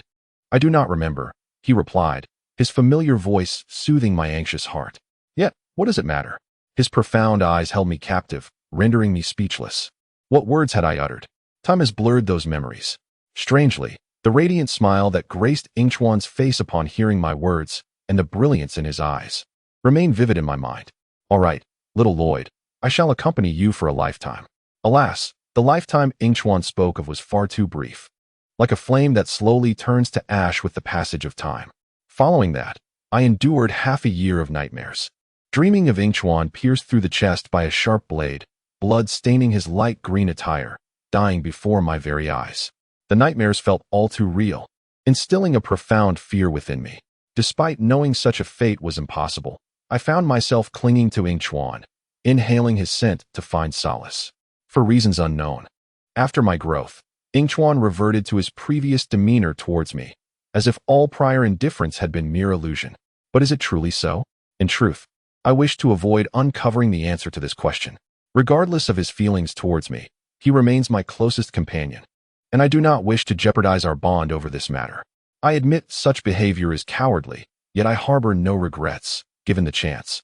I would choose the same path once more. Time passes swiftly, and my battle with the formidable Jiamandu soon became a memory. As many are aware, during that conflict, Yingchuan experienced a brief moment of loss of control. His astonishing speed and overwhelming presence left me instinctively uneasy. Fortunately, he quickly regained his composure, leaving little room for further speculation. In the end, Zan sacrificed his own life to vanquish the Dark Lord that had taken possession of my father's body, plunging the ninjas into a prolonged period of sorrow. This gloom persisted until we stumbled upon the surprising news that Zan was still alive, which led us to participate in Master Chen's elemental arena competition. Yingchuan enjoys considerable popularity wherever he goes. Oddly enough, witnessing him conversing with girls stirs an uncomfortable feeling within me, a sensation I had never experienced before. Am I unwell? My prolonged training has heightened my perception, and I often feel an unseen gaze upon me. Yet when I turn to investigate, I find nothing. It was not until we ventured into the jungle to seek assistance from Nia that Master Chen set a trap. The parachutes aboard the plane were insufficient, indicating that a sacrifice was necessary. As I watched Yingchuan leap from the aircraft, his figure diminishing until it vanished into the jungle, terror swiftly overtook my reason. The moment his feet touched the ground, I frantically searched for Yingchuan, fearful of losing him. Deep down, I harbored a vague suspicion regarding my feelings for Yingchuan, but I dared not confirm it. What if it were a mere illusion? Once the thin veil of hope within me was shattered by Moro's direct confrontation, I found myself engulfed in confusion. What was I to do? This emotional turmoil persistently influenced my thoughts, and during moments of solitude, Yingchuan would occupy my mind. I remained silent about my feelings, unwilling to expose them to Yingchuan, fearing he would distance himself from me. The thought of losing him, just as I had lost my father Jiamandu, was unbearable. I simply could not allow that to happen. Initially, I intended to feign ignorance and maintain a friendship with Yingchuan. But when our lips met, I faltered. Perhaps there was a glimmer of hope. Could it be that Yingchuan harbored feelings for me too? In the stillness of my heart, a flicker of hope suddenly ignited, gradually filling me as time passed. After grappling with my indecision several times, I resolved to confess to Yingchuan. To my fortune, before I could finish my declaration, he interrupted, stating that he did not care about me at all. Thank goodness it was just that. I shuddered to think how our relationship might have deteriorated had I completed my confession. Yet, he still left me. When I heard from Nia and Kai that Yingchuan might have met with misfortune, disbelief washed over me. How could someone like Yingchuan possibly perish? He had promised to be with me for a lifetime, and he had always kept his word. As I write this, my hands unconsciously ache, and the glare from the desk lamp stings my eyes. A fleeting glance upwards brings forth tears, and I realize that these recorded memories are all I have left of Yingchuan. Occasionally, I find myself lost in thought as I gaze at our photograph together. Perhaps it was my stubborn nature that caused Yingchuan harm. If I had said nothing, such tragedies might have been avoided. Wait for me, Yingchuan. I will find you. In the winter sun hanging in the sky, a golden sheen envelopes the pedestrians below. Perhaps due to the recent snowfall, the air is particularly crisp. Laughter and cheer emanate from the ninja city, as today marks New Year's Eve, a day of joyful celebration. The festive atmosphere remains undeterred by the cold, with firecrackers echoing throughout the city as people stroll the streets, their faces adorned with smiles. At a street corner, a white-haired youth, wrapped in a white scarf and clad in a green coat, gazes vacantly at the passers-by. Hurry, hurry, he murmurs. Opposite him, a group of children joyfully scamper down the street, debating which firecrackers to purchase, a scene that momentarily distracts him from reality. How splendid it is. Reminiscent of days gone by spent with Yingchuan and our friends, now merely memories. Lloyd inhales deeply. It has been a year since he began searching for Yingchuan. Yet no news has surfaced, as if he were a stone cast into the ocean, creating not a single ripple. Is there truly a purpose in continuing this search? The prolonged silence has shaken the usually resolute Green Ninja's confidence. Is Yingchuan truly still alive? He recently visited Tingyun country, where he discovered a scroll chronicling Yingchuan's life, only to find it devoid of any inscriptions. The scroll's custodian explained that only the deceased possess an empty scroll. How could this be? Could it be that his unwavering belief in Yingchuan's survival was misguided? Lost in doubt, he stands there, worry etched across his features. Just then, A vaguely familiar female voice calls from behind him, akin to a warm breeze on a winter-esque day, jolting Lloyd from his reverie. "Lloyd, it's been a while." "Indeed," he replies with a sigh, turning to greet the girl behind him. "Nia, it has been too long." Before him stands Nia, her ponytail reflecting her growth since their last encounter. Upon noticing his gaze, she instinctively inquires, "Have you found Ing?" Before she can finish, Nia hurriedly silences herself, offering an apologetic smile. Since Yingchuan's departure, she has avoided mentioning his name, having left the newly established dojo to search for Yingchuan and Master Wu. "Let us celebrate the new year together," Nia proposes, pausing to glance toward a shop across the street where Kai and the others are gathering supplies for the evening's festivities. "Come join us." Lloyd remains silent, also looking toward the shop. Upon seeing Kai and Jay emerging, he nods in agreement. All right. He realizes it is time to reconnect. In the year spent searching for Yingchuan and Master Wu, he has been too preoccupied to spend time with others. "That sounds wonderful," Nia beams, waving to Kai and Jay as they approach. "Jay, Kai, come quickly. Lloyd will be celebrating the new year with us." Kai strides over, enveloping Lloyd in a warm embrace. "It's been ages. Our green ninja has grown." "Indeed," Kai chuckles, patting Lloyd on the shoulder. "It's good to see you again." Lloyd offers a shy smile. Just then, two children pass by, their conversation filled with envy. "Wow, did you see that white-haired big brother? His sword is so cool." This remark captures Lloyd's attention. He stops the children, crouching down to gently inquire, "What kind of sword did he have?" The children beam at him, and one ponders momentarily before responding, "I forgot." Suddenly, the other child, animated with excitement, exclaims, "It's the magic blade of 1,000 edges. We just asked about it. It's so awesome." He continues to chatter, oblivious to the changing expression on the older brother's face. Nia and Kai exchange glances, both recognizing the shock reflected in each other's eyes. "Do you know what this big brother is called?" Nia asks, gently ruffling the child's hair. "I don't know," the children respond, disappointment evident. "Where did you see him?" Lloyd's smile falters as he anxiously presses for answers. "At the entrance of the shop adjacent to the museum." The older boy appeared to be lost in thought, fixated on the token in his hand, which seemed to bear an inscription. However, by the time we approached, he had tucked it away, and we were unable to glimpse it. After the two children had finished speaking, they observed the older boy swiftly darting out, accompanied by a few others who quickly followed suit. The two children exchanged a puzzled glance, sensing something peculiar about the group. "Those individuals are rather strange," remarked one child, shaking his head with a beaming smile as he patted his pocket. "Let us go set off some firecrackers." "Indeed, let us." The two children cheerfully cast aside their curiosity, racing toward the bright future that awaited them. The end.